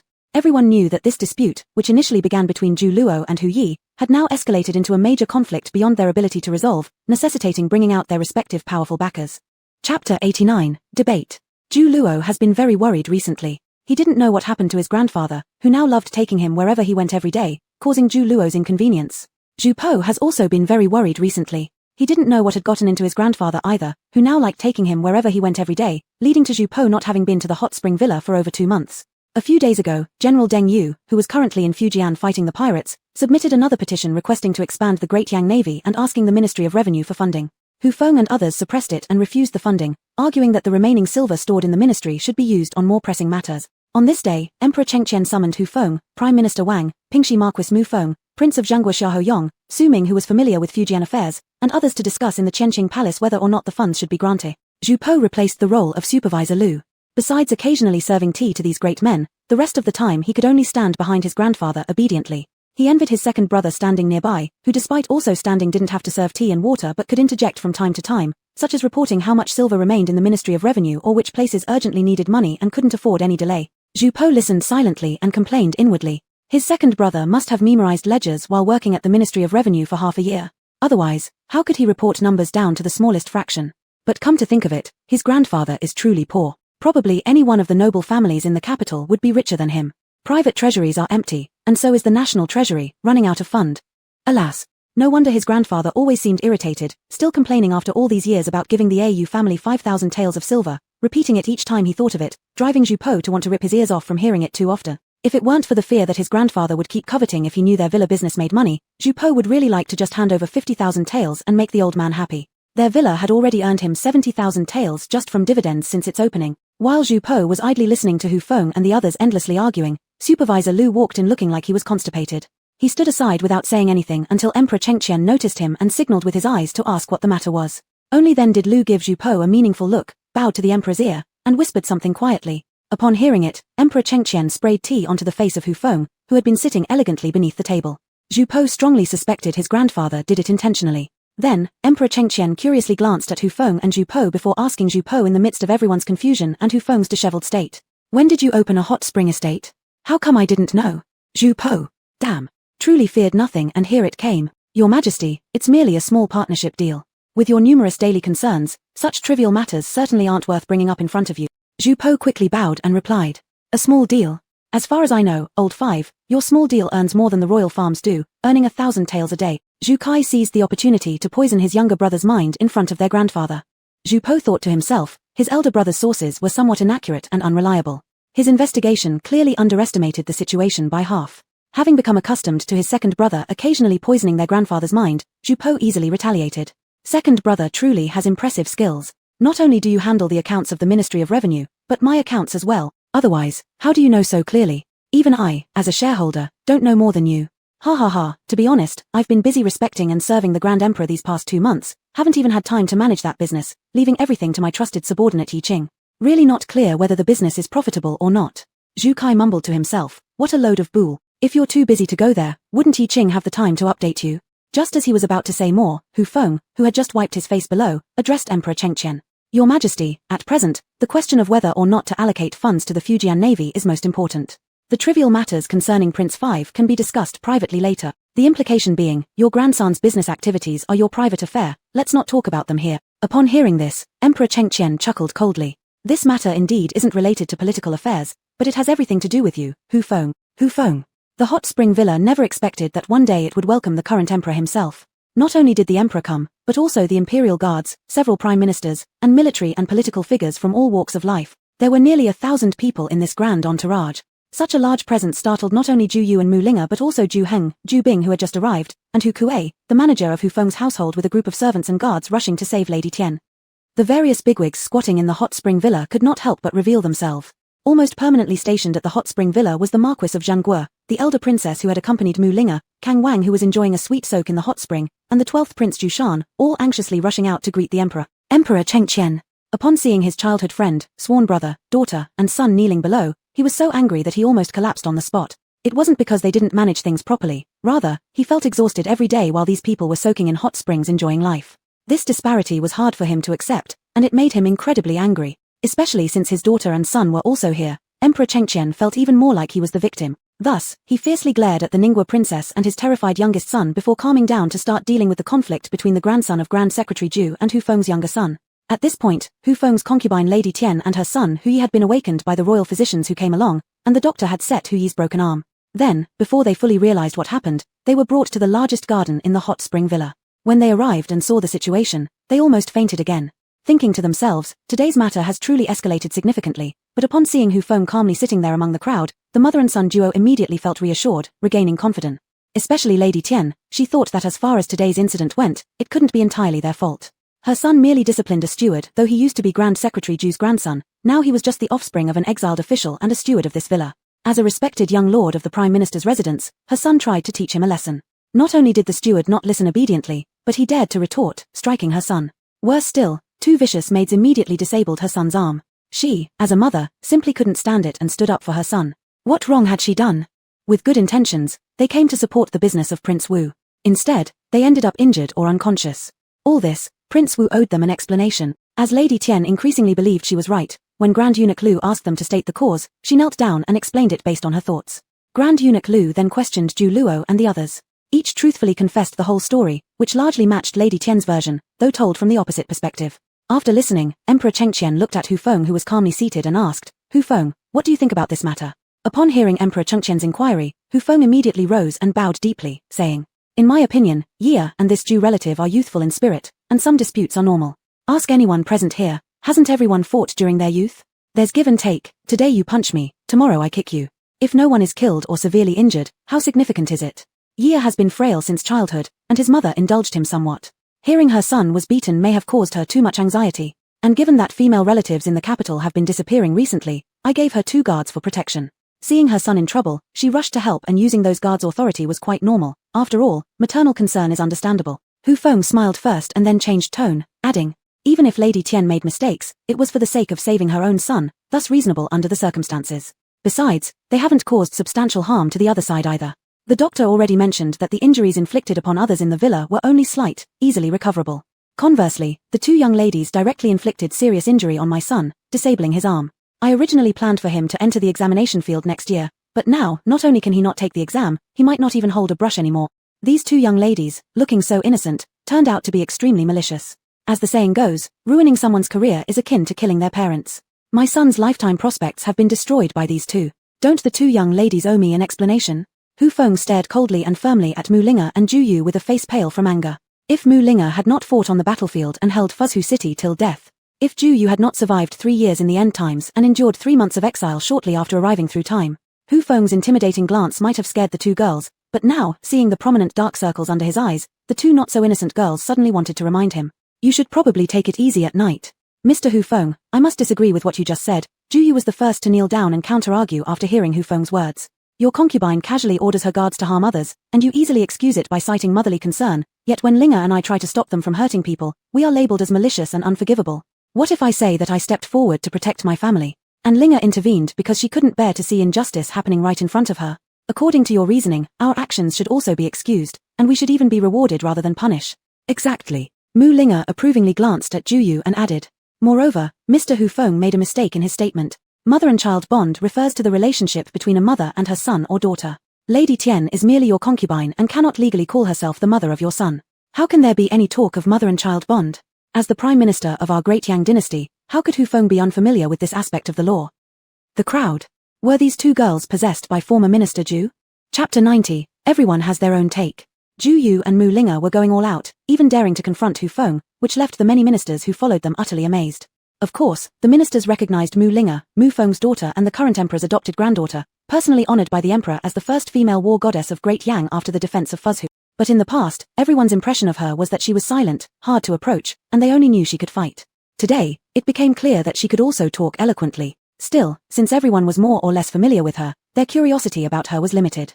Except for Mu Feng, who seemed deep in thought watching his daughter, others were more focused on the other girl. Everyone wondered privately, who is this young lady? So bold. How dare she confront Hu Feng, who wields great power in the court? And not at all shy in front of his majesty. Given that her surname is Ju, and there's also an injured grandson of Senior Minister Ju lying on a stretcher nearby, people assumed that perhaps this girl might be Senior Minister Ju's granddaughter. Some, familiar with the members of Senior Minister Ju's family, knew that he had just one granddaughter, and her age didn't match. Thus, they guessed, could this girl possibly be Senior Minister Ju's niece? Anyway, everyone thought this girl must be somehow related to Senior Minister Ju. Otherwise, how could she speak so fiercely? Even Hu Feng believed that the reason this girl dared to challenge him so boldly was because she wanted revenge for her grandfather. It seemed only Emperor Chengqian knew Ju Yu's background. He wasn't yet aware that Ju Yu was also a shareholder of the Hot Spring Villa. As such, he pondered privately, why does this girl seem to be everywhere? He glanced down at Ju Yu, kneeling calmly below, then turned his gaze to Zhu Po standing behind him. "Ah, forget it. It's best not to look. That grandson of his has practically drooled looking at the girl. What a disgrace to their Zhu family. Still, Emperor Chengqian considered, his reason for lowering himself to come here was precisely to find fault with the Hu clan. From that perspective, this girl did serve some good purpose. Hu Feng, you've heard it too, both the girls and several others have said your concubine incited servants to injure people first. What do you have to say about this matter? Emperor Chengqian questioned Hu Feng. Your Majesty, Hu Feng respectfully replied, realizing that Emperor Chengqian was trying to use his concubines and illegitimate children as leverage to force him into political concessions. But Hu Feng had no intention of yielding. If he did, who among his subordinates would still follow him? So he directly responded. To my knowledge, whether it be General Mu or Ms. Zhu the manager, or even this Miss Zhu, they are all very close associates of His Royal Highness, the Fifth Prince. Since they're all on the same side, their accusations against me are unsurprising. If your Majesty deems their testimony credible, then I have nothing more to say. This statement practically accused Emperor Chengqian of siding with his own grandchild and colluding as a family to bully others. The ministers present were all shocked when they heard it. Those standing nearby, including Zhu Heng and Zhu Bing, were also startled. They hadn't anticipated that the conflict between Hu Feng's faction and the emperor had escalated to this degree. Hu Feng, what do you mean by those words? Your concubine clearly admitted just now that it was your son who initiated the attack. Can you simply deny it and it be dismissed? Also, as for this concubine of yours, a mere secondary wife, her entourage is more extravagant than mine as crown princess, and you don't rein her in at all? Crown princess couldn't contain herself any longer, slamming her hand on the table and rising angrily to confront Hu Feng. Crown princess wrongfully accuses me. Hu Feng knelt with a thud and appealed to Emperor Chengqian. Sire, please see through the truth. I've already explained that the reason I sent guards and maidservants to accompany Lady Tian was due to recent disappearances of noblewomen around the capital. Out of caution, I arranged more security personnel. If this decision is wrong, it's my mistake alone, not an intentional overstepping on Lady Tian's part. As for who initiated the violence, I've stated clearly that even if he acted first, it's merely child's play. The allegations of Lady Tian encouraging violence from her subordinates are ones I cannot accept. If the villa hadn't pressured Lady Tian excessively, as a weak woman, she wouldn't dare to instigate trouble even with 100 borrowed bravados. Lady Tian has always been timid, far different from someone like General Mu, renowned for decisive combat skills, or Miss Zhu, skilled with bows and poison. Hu Feng glared sharply at Zhu Yu and Mu Linger. Mu Linger, Zhu Yu. This man's ability to twist the truth left one astonished. Following his logic, their competence somehow equated to wrongdoing?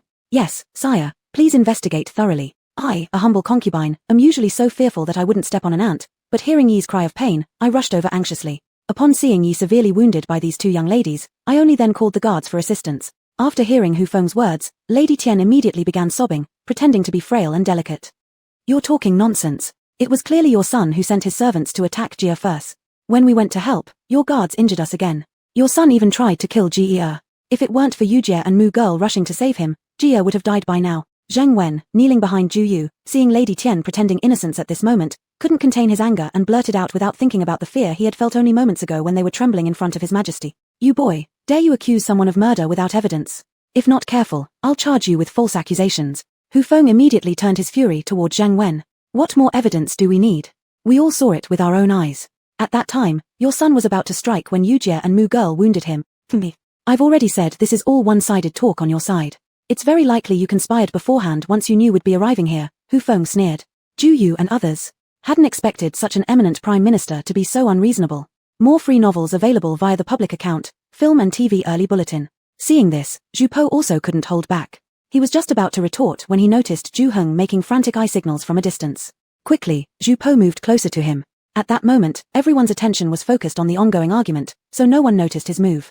Mu Feng had also stepped down, speaking on behalf of his daughter. Although he still didn't understand how his daughter got mixed up in all this. Mr. Hu's words, is this weak woman really your concubine?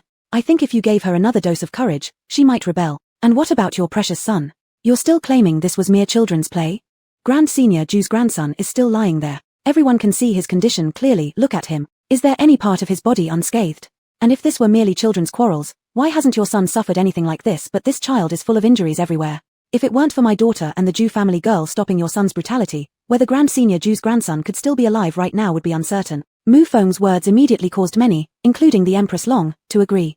But there were people supporting Hu Feng too. After Wang Xiong heard this, he immediately stood up. Mu Marquis, isn't Hu's nephew, as the son of a chancellor, entitled to bring along a few attendants? Those servants are there to protect their master. Seeing their master in danger, how could they just stand idly by? Besides, there were people here who joined in as well. Being less skilled than your side doesn't mean they don't have a say. Do you mean, since Linger and her group beat Hu Yi, it's something normal because he was not strong enough? Even the 12th prince, Zhu Shan, younger son of Emperor Chengqian, couldn't help but jumped in arguing against Wang Xiong. Due to his seniority despite being young, even though he was 1 year younger than Mu Linga, she and others had to call him little uncle. Because of his young age, Zhu Shan was mostly under the supervision of Crown Prince who always treated him like a son.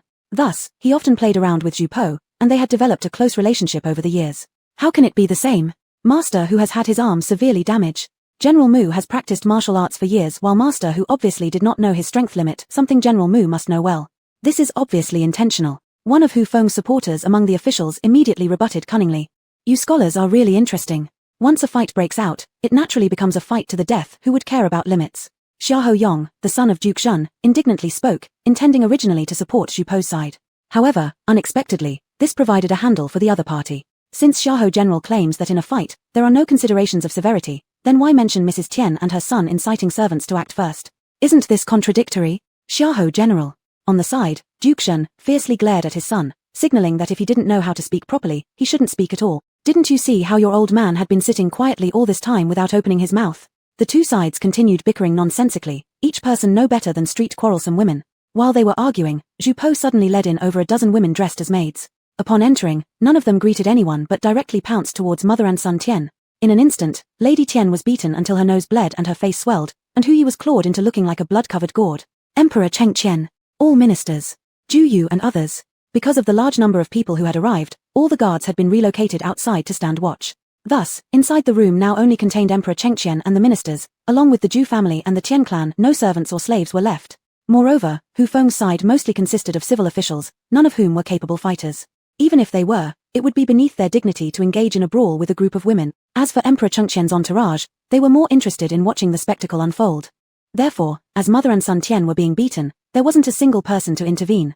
Fifth royal grandson. What do you mean by this? Hu Feng, seeing his beloved concubine brutally beaten beyond recognition, screamed in agony. Heartbroken, he immediately turned his fury toward Zhu Po. Zhu Po stood confidently, mimicking the air of an elder statesman, and replied coolly. Why is Hu Feng so agitated? It's just a bunch of frail women. No matter how much they fight, what harm could they possibly do? Besides, even if they're beating someone, how does that concern the fifth royal grandson? I don't even know them, but clearly these are the maidservants from your estate. You just led them in. A voice from Hu Feng's faction shouted loudly. Ah, is that so? Just because I brought them in, does that mean I incited them? If that logic holds, then why doesn't Hu Feng take responsibility for his son leading his servants to strike first, or Tian bringing her guards who injured others first? Why does Hu Feng refuse to acknowledge those actions? And yet you claim our side conspired together to bully your tender son and favored concubine, dismissing all our testimonies as fabrications. Hu Feng, anyone can twist the facts and act unreasonably. Should I say these women are all old flames of yours? They came here to settle accounts with Lady Tian because they couldn't bear seeing her monopolize your affection. That's right, Hu Lang. The last time on the street, you gave me a palace flower. How could you forget me so soon? The oldest among the women, Li Gui's wife, immediately spoke according to the tone Zhu Po had spent half the day teaching her. After finishing her line, she felt so disgusted herself that she broke out in goosebumps. It was finished. From today onwards, she'd have no face left. But for the sake of aligning her family with the fifth royal grandson, she accepted it. Seeing this, the other women from the Li family also joined in, copying the coquettish behavior toward Hu Feng. Hu Feng. Everyone. Chapter 91, Defeat. The situation spiraled into a deadlock due to Zhu Po's stubborn and Hu Feng's unreasonable conduct. Everyone knew that by now, this conflict had long surpassed a mere struggle between two young men. It was the clash of Emperor Cheng Qian versus Hu Feng's elite group. The nobles held far too many assets of the Great Yang, their power growing increasingly, instilling fear and caution in Emperor Cheng Qian. However, these assets and rights were initially bestowed by Emperor Cheng Qian himself during the early days of the founding era as rewards for his loyal companions who had fought beside him in building the empire. It had only been about 20 years since the founding of Great Yang. At this point, reclaiming those assets would be both unjustified and perilous, risking provoking them into outright rebellion. After all, they had indulged in these privileges and wealth for so long that they'd lost their original intent of serving the people selflessly when establishing the nation and no longer cared about the exploitation of their granted powers over the years, expanding these assets exponential. They only saw them as theirs, and any attempt to reclaim even a part was out of the question. Even before the Crown Prince's passing, Emperor Cheng Qian and his son had clashed with the Hu Feng group once. However, after the Crown Prince's sudden death, Emperor Cheng Qian was forced to retreat temporarily. Hu Feng thus became more powerful and influential than ever, not just among civil ministers but even gaining allegiance from numerous military generals. For the past couple of years, Emperor Cheng Qian had endured quietly. After losing the Crown Prince, like losing an arm, and dealing with the volatile situations in Liaodong and Yunnan Guizhou, he had been unable to address the internal threats effectively. Instead, he placated Hu Feng and others, letting them believe he feared them.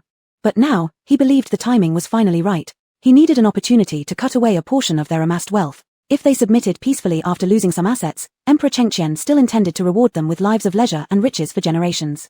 But if they remained defiant, they should not expect mercy from him, as the two sides were deadlocked. The neutral mediators in the court, such as Minister Su Ming, could not stand idly by anymore.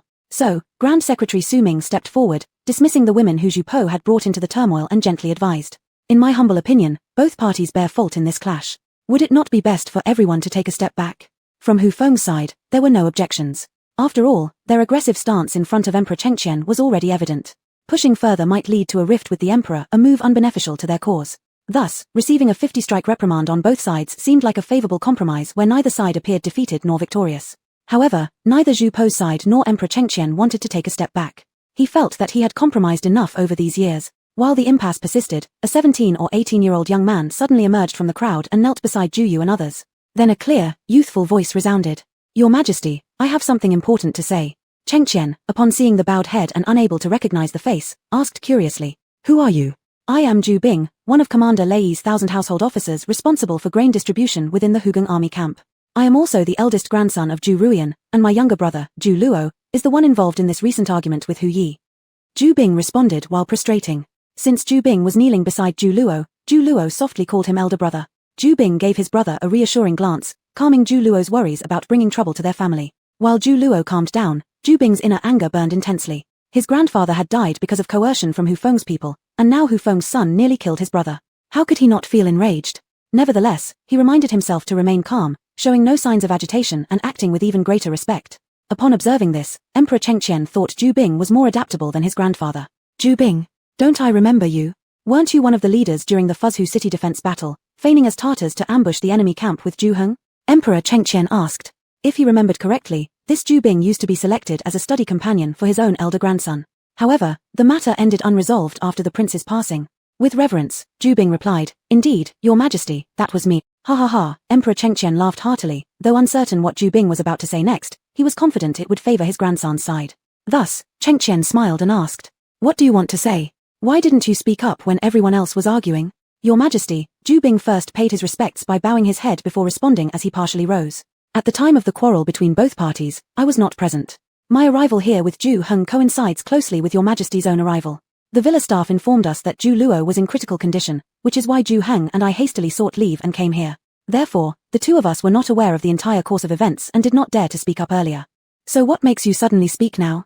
Wang Xiong, who was beside Hu Feng, could not help but question sharply, You're just a lowly 1,000 household officer. Since you weren't involved in this altercation, you should remain silent and not speak unless summoned. Who gave you the audacity to interject without permission? Upon hearing this, Zhu Bing glanced at him with extreme disdain and ignored him. Enraged instantly, Wang Xiong said, I am speaking to you. Wang Xiong, I am answering His Majesty's question. You, as a subject, who gave you the gall to be so disrespectful to His Majesty? Whether I have erred or deserve punishment should solely be determined by His Majesty. How dare you decide for His Majesty in his presence? Who bestowed you the authority to do so? Zhu Bing bowed again deeply to Emperor Chengqian before calmly questioning Wang Xiong. Wang Xiong. Everyone.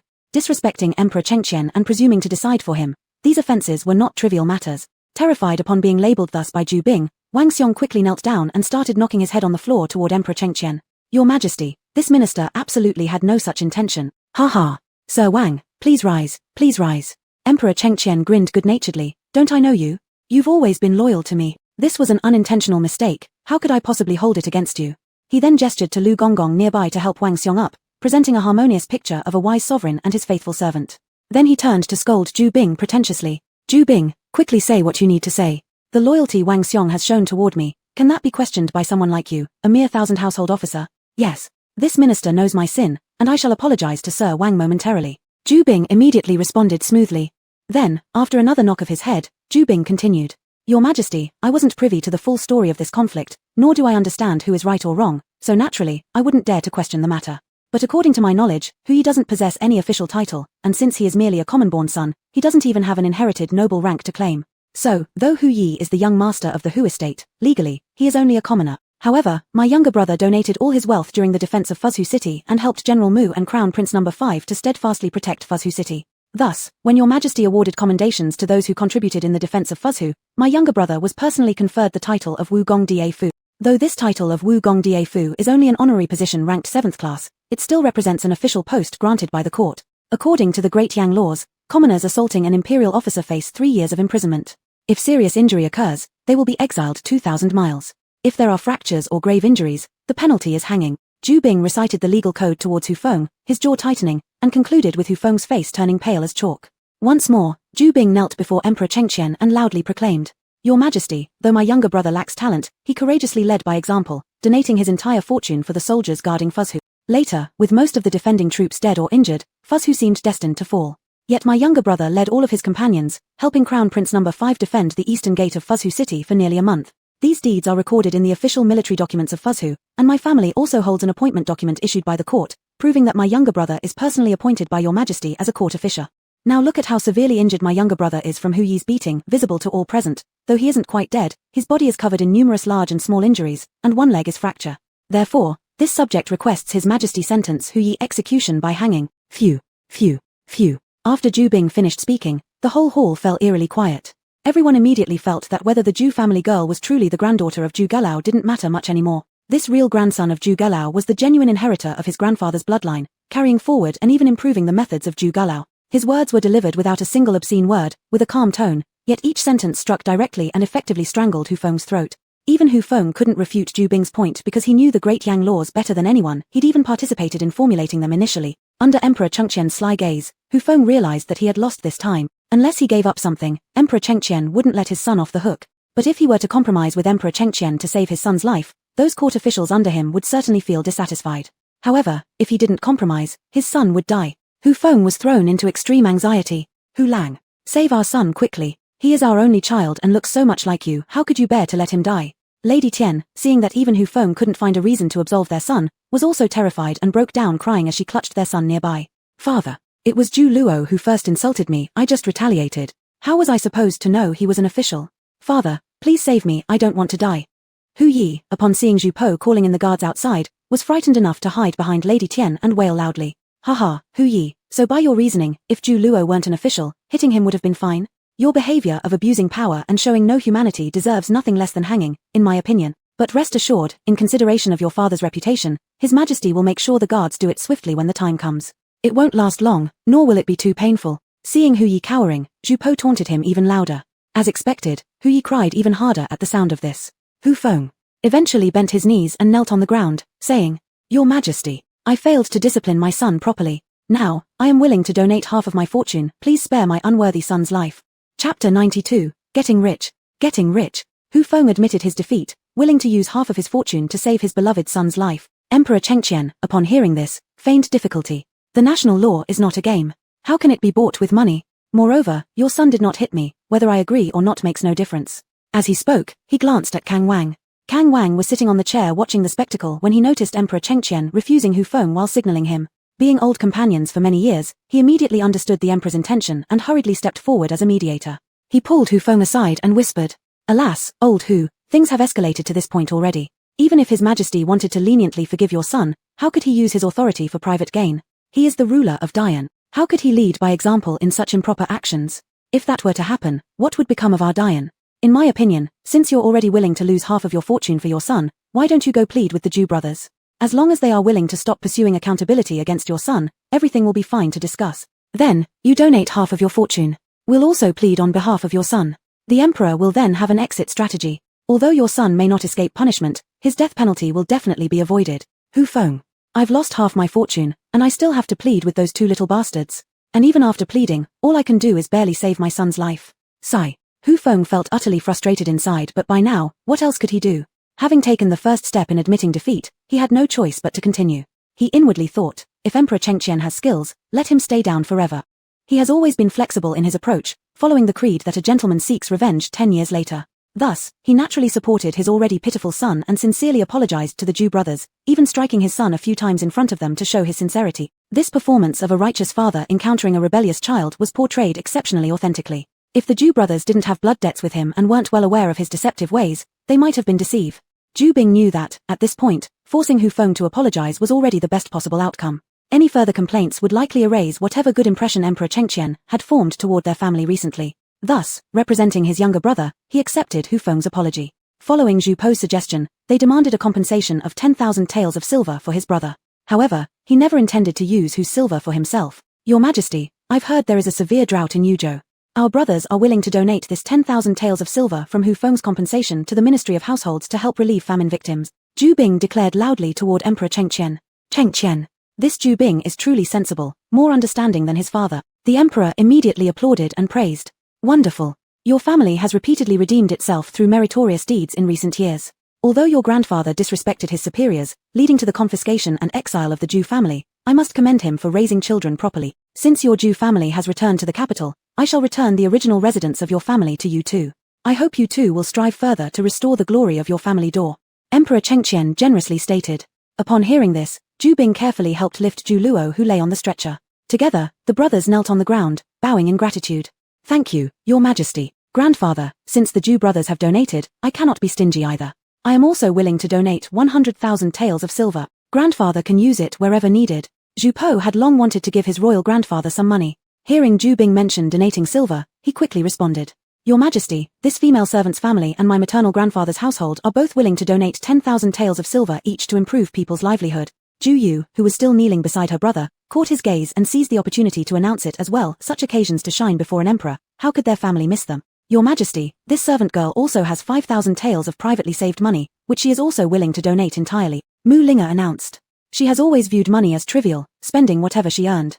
When she said she had 5,000 taels, it really meant only that amount. You should keep your silver for small expenses. Father will cover your part. Both our father and daughter will donate 100,000 taels. Mu Feng, out of paternal love for his daughter, couldn't help but speak up, though feeling pained at parting with so much wealth. Heaven knows he had secretly given another 100,000 taels to his godfather. When these few people took the lead, others felt embarrassed to just watch. Zheng Guogong, Kang Wangye, and Chang Princess each also donated 100,000 taels, Wang Xiong and a few others each donated 30,000 taels, and the rest of the officials following them all donated more or less accordingly. Even the poorest 12th prince also donated 1,000 taels. After a round, it was Hu Feng's turn again. Hu Feng. So, he had already donated half of his fortune, Zhu family's 10,000 taels also came from him, and now it was back to him? If Hu Feng doesn't want to donate anymore, that's fine. You've already spent so much money for your son today, asking you to spend more for commoners wouldn't be appropriate, would it? Zhu Po interjected with sarcasm, deliberately emphasizing the word commoners. Listening to this, Hu Feng could only close his eyes and say, your subject also wishes to donate 30,000 taels. Emperor Chengqian. Ha ha ha. Good, good. Emperor Chengqian hadn't expected that in no time at all, he'd amassed great wealth, his joy almost causing a heart attack. How many years has it been? How long has he been poor? Today, he'd finally become wealthy. Your Majesty, since the noble princes and ministers are being so generous for our great Yang's commoners, I propose that Your Majesty personally write a thank you letter, which can be posted throughout the capital city and across the entire nation. In the letter, the names, positions, and donations of each donor can be clearly stated. In the future, if there are other noble families or benevolent merchants who wish to generously donate for our great Yang's commoners, Your Majesty may do the same to ensure all citizens of our great Yang know their kindness. Zhu Bing proposed calmly below. The crowd. This guy was too devious. Now, they would surely hesitate to donate any less. Instantly, a few who'd played tricks before knelt down before Emperor Chengqian once more. I carefully considered it and believe my household can contribute more silver. I'm willing to add another 10,000 taels. I am too, willing to add another 10,000 taels. Thus, those who had donated less went through another round of comparisons. Emperor Chengqian. Ha ha ha. Virtuous. Emperor Chengqian hadn't anticipated that a single sentence from Zhu Bing would make him an additional profit of hundreds of thousands of taels. His impression of Zhu Bing improved by leaps and bounds. Ha ha ha. Zhu Bing. Are you currently serving as the 1,000 householder under Lei Zhongying's banner in charge of finance? That position is something anyone who knows how to count can do. I see no reason for you to stay there, it's too restricting your talent. Follow me instead, start from revisor at the Hanlin Academy. Zhu Bing. A revisor at the Hanlin Academy, huh? He remembered that his grandfather's first official post after entering government service was also as a revisor at the Hanlin Academy. It seems everything goes in circles. Among all the ministers, it turned out all the silver they donated together only accomplished promoting this young man. In the end, although Hu Feng's son Hu Yi was pardoned from the death penalty, he was still sentenced by Emperor Chengqian to 3 years of exile in Huizhou. Once healed, he would have to set off immediately. Hu Feng had absolutely no objection to this judgment. After Emperor Chengqian announced the verdict, he took the Wailing Tian mother and son and retired. The remaining ministers with official duties saw this and also returned to work respectively. After arranging for the injured like Zhu Luo, both Zhu Bing and Zhu Hengang hurriedly returned to the military camp. Even though Zhu Bing had already been reassigned by Emperor Chengqian, there were still many affairs that needed handling. But Emperor Chengqian did not leave. After Hu Feng and his group left, Emperor Chengqian's smile never ceased. Feeling particularly good-humored, he enthusiastically led a tour for the ones who remained, including Zheng Guogong, around the hot spring villas opened by Zhu Po and his group. Ayu, Do you have any kind of pill like a heart-preserving pill? Originally, Zhu Po was accompanying Emperor Chengqian, introducing the scenery of their villa to him. Later, he realized that the flatterers surrounding his grandfather were just too many, making it impossible for him to compete. After being stepped on twice by his second brother, Zhu Po simply withdrew and quietly came to talk to Zhu Yu. Since Zhu Luo was injured, Zhu Yu stayed to help Zhu Po entertain Emperor Chengqian's entourage. What do you need those pills for? Zhu Yu curiously asked upon hearing this. Fearful that my grandfather might die laughing happily later, Zhu Po helplessly answered, worried, I think we should prepare some calming medicine. The old man earned several million taels in one breath today, delighted to the point where he lost direction. The medicine, I've plenty. Zhu Yu nodded. Others carried sachets filled with incense, but her pouches always contained speedy heart-saving pills. As long as I'm here, you don't have to worry about that. If you have time, better quickly ask your grandfather whether he wants to stay for dinner or not. Zhu Yu scratched her head and said, it's already this late, he still doesn't say anything about leaving. Shouldn't a top leader like him be cautious? Normally, he wouldn't eat out, right? He probably wouldn't, Zhu Yu thought. However, grandfather said to let our kitchen prepare something casual. He never fusses about food and will eat anything. Zhu Po returned after running an errand, adding, oh, by the way, grandfather heard from Zhen Guogong that our spicy dishes are delicious, so he asked for a few dishes to try. Zhu Yu. What? The first time eating chili peppers, at least 80% of those with weak stomachs end up with diarrhea. Are you sure you want to serve it to the elderly gentleman? Zhu Yu hesitated and suggested, how about preparing some light dishes instead? Otherwise, if anything goes wrong, people might think we poisoned him in our villa.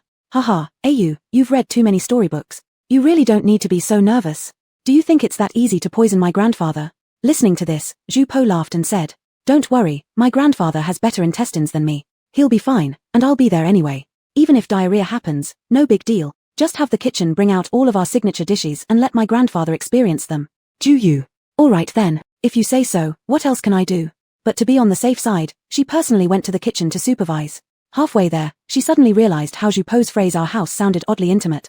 By the time she reached the kitchen, Zhu Yu understood what Zhu Po meant when he said, do you think it's that easy to poison my grandfather? Their kitchen had already been surrounded by the imperial guards, and all ingredients had been inspected. Every cook had already been questioned about their ancestry. Anyone who couldn't provide clear answers had been dismissed. Even so, they weren't satisfied. The serving utensils had already been replaced with silverware, and over 10 eunuchs were ready to taste-test the dishes. Chapter 93, The Gift. Zhu Yu had already asked Zhu Po and knew that Emperor Chengqian, as a grassroots emperor, might have endured too much hunger when he was a child. So even though he became an emperor, he still loved eating meat. Besides this point, there really was nothing else particularly liked or tabooed, as he himself said. After thinking, Zhu Yu finalized a menu with 12 dishes. They were respectively, braised pig feet with soybeans, spicy chicken, tomato shrimp, twice-cooked pork, carbon-grilled perch, bridge-crossing spare ribs, Mao's blood tofu stew, scrambled eggs with tomato, stir-fried mixed vegetables, cold mixed lotus root slices, big assorted vegetable salad, and winter melon meatball soup. Among them, scrambled eggs with tomato large shrimp, spicy chicken, bridge-crossing spare ribs, Mao's blood tofu stew, twice-cooked pork were the signature dishes of their mountain resort. Since most of those who stayed to accompany Emperor Chengqian were military generals, before the banquet started, Zhu Po also took out several jars of his privately stored fine wine in the mountain resort. The banquet had 3 tables altogether. Emperor Chengqian sat at one table with the Marquis of Zhangue, Prince Kang, Mu Feng, and Xia Hoyong. As the owner of the resort, Zhu Po accompanied them at the lower end of the table. 12 princes, second prince, and the grandson of the Marquis of Zhangue, Xia Hoxian, sat at another table. Because among the female guests there were only the Empress and Princess Mulinger, Zhu Yu thus arranged a single table for the 2 of them in a side hall. When she went over to entertain them, she was pulled by Princess Mulinger, insisting on letting her stay as a companion. Unable to decline, Zhu Yu gracefully greeted the Empress, then sat down at a subordinate position. Upon seeing this, the Empress secretly nodded in approval. She thought to herself, this Zhu family girl, just from her looks, is completely different from Mulinger. One is sweet, the other cold and stunning. Their identities are worlds apart, but deep down, they seem to be cut from the same cloth. Neither of them fears heaven nor earth and never cowers in front of anyone. Each has their own unique abilities and both possess independent personalities. The Empress herself was a daring and straightforward person, so she quite liked these characters of theirs. Therefore, the 3 enjoyed their meal together harmoniously. However, the atmosphere on the male guest side was somewhat different. Things were still fine during the meal, but after finishing the meal and drinking tea, Emperor Chengqian suddenly frowned for some unknown reason. Everyone saw it and looked at each other uneasily, none of them knowing why Emperor Chengqian was angry, and therefore all felt somewhat disoriented. Emperor Chengqian was indeed upset. During the meal, since everyone around him adhered to the principle of no talking while eating, few words were spoken, and he only noticed that the spicy dishes recommended by the Marquis of Zhangue tasted good, especially the Mao's blood tofu stew, which he found truly satisfying. But after the meal, while chatting with everyone, Emperor Chengqian suddenly realized that the novel dishes served on the table were new to him and him alone, whether it was the Marquis of Zhangue, Prince Kang, or his daughter, and even the young 12th prince, his second grandson. They had all tasted these dishes when the resort opened. Especially the Marquis of Zhangguo and the 12th Prince, who almost ate here every day. And yet, as the head of state and the real grandfather of his 5th grandson, he heard about Zhu Po opening a hot spring resort today for the first time. And this was also the first time he tried those dishes. Emperor Chengqian wasn't really blaming his grandson, believing that perhaps, as his grandson had mentioned, considering his busy daily routine dealing with many important matters, he didn't want to bother him with such trivial things. But Emperor Chengqian actually wished his children and grandchildren would often talk to him about their thoughts, or occasionally disturb him with insignificant matters. In the imperial family, this ordinary joy of familial bliss, commonplace in ordinary people's families, was often the hardest to achieve, because they were not only fathers and grandfathers, but also sovereign and minister. Sigh. Emperor Chengqian suddenly felt a sense of loneliness. Maybe this was the sorrow of being an emperor. What it means to be lonely, what it means to be in high places but feel chill. Because of his low mood, Emperor Chengqian was somewhat melancholy. After eating, he sulked beside a cup of tea, emitting an aura that warned others not to approach. This kind of behavior made even the Marquis of Zhangguo hesitant to come forward. Only Zhu Po, someone oblivious, came in quickly and said, "Grandfather Emperor, we've rested for a while after the meal, and I've already prepared the hot spring pool for you. Why don't you take a bath with your old comrades? I've also learned some massage techniques from the master here. After your soak, I'll give you a massage to relieve your fatigue. Furthermore, just now my grandson saw that your majesty liked the mou's blood tofu stew so much. He has already instructed the chef here to teach the recipe to the royal chef accompanying us. The seasonings for the dish have also been prepared in advance so that if you want to eat it again in the future, even if you're too busy to come to the resort, you can still enjoy it in the palace." However, Au said that this dish is fine for occasional consumption, but not all the time as it might easily cause internal heat. Moreover, she added that after observing your majesty's complexion, it seems your liver fire is a bit high. She asked me to remind you to drink less alcohol and avoid drinking strong tea frequently. Instead, you should drink more chrysanthemum and wolfberry tea. Emperor Chengqian, watching his grandchild chatter on without pause, the gloomy mood he had just experienced suddenly brightened up. He wondered why only his tea was made with chrysanthemum and wolfberry. It was indeed arranged by that Jew family girl. How thoughtful of her. No wonder his grandson always remembered her. That girl really was different from the rest. As for this grandson of his, though mischievous and lacking ambition, he even deceived him about the resort, but towards Emperor Chengqian, his respect and affection were genuine, unconditionally filial. Perhaps not entirely unconditional. This little fellow always wanted a large fief so he could live leisurely with his au. Dream on. Emperor Chengqian snorted inwardly. It's predictable that in the future, when this grandson gets married, he will forget his mother. If the emperor really grants him such a fief, he knows that this grandson would never want to stay in the capital, not even for a single day, and will immediately leave for the fief together with au.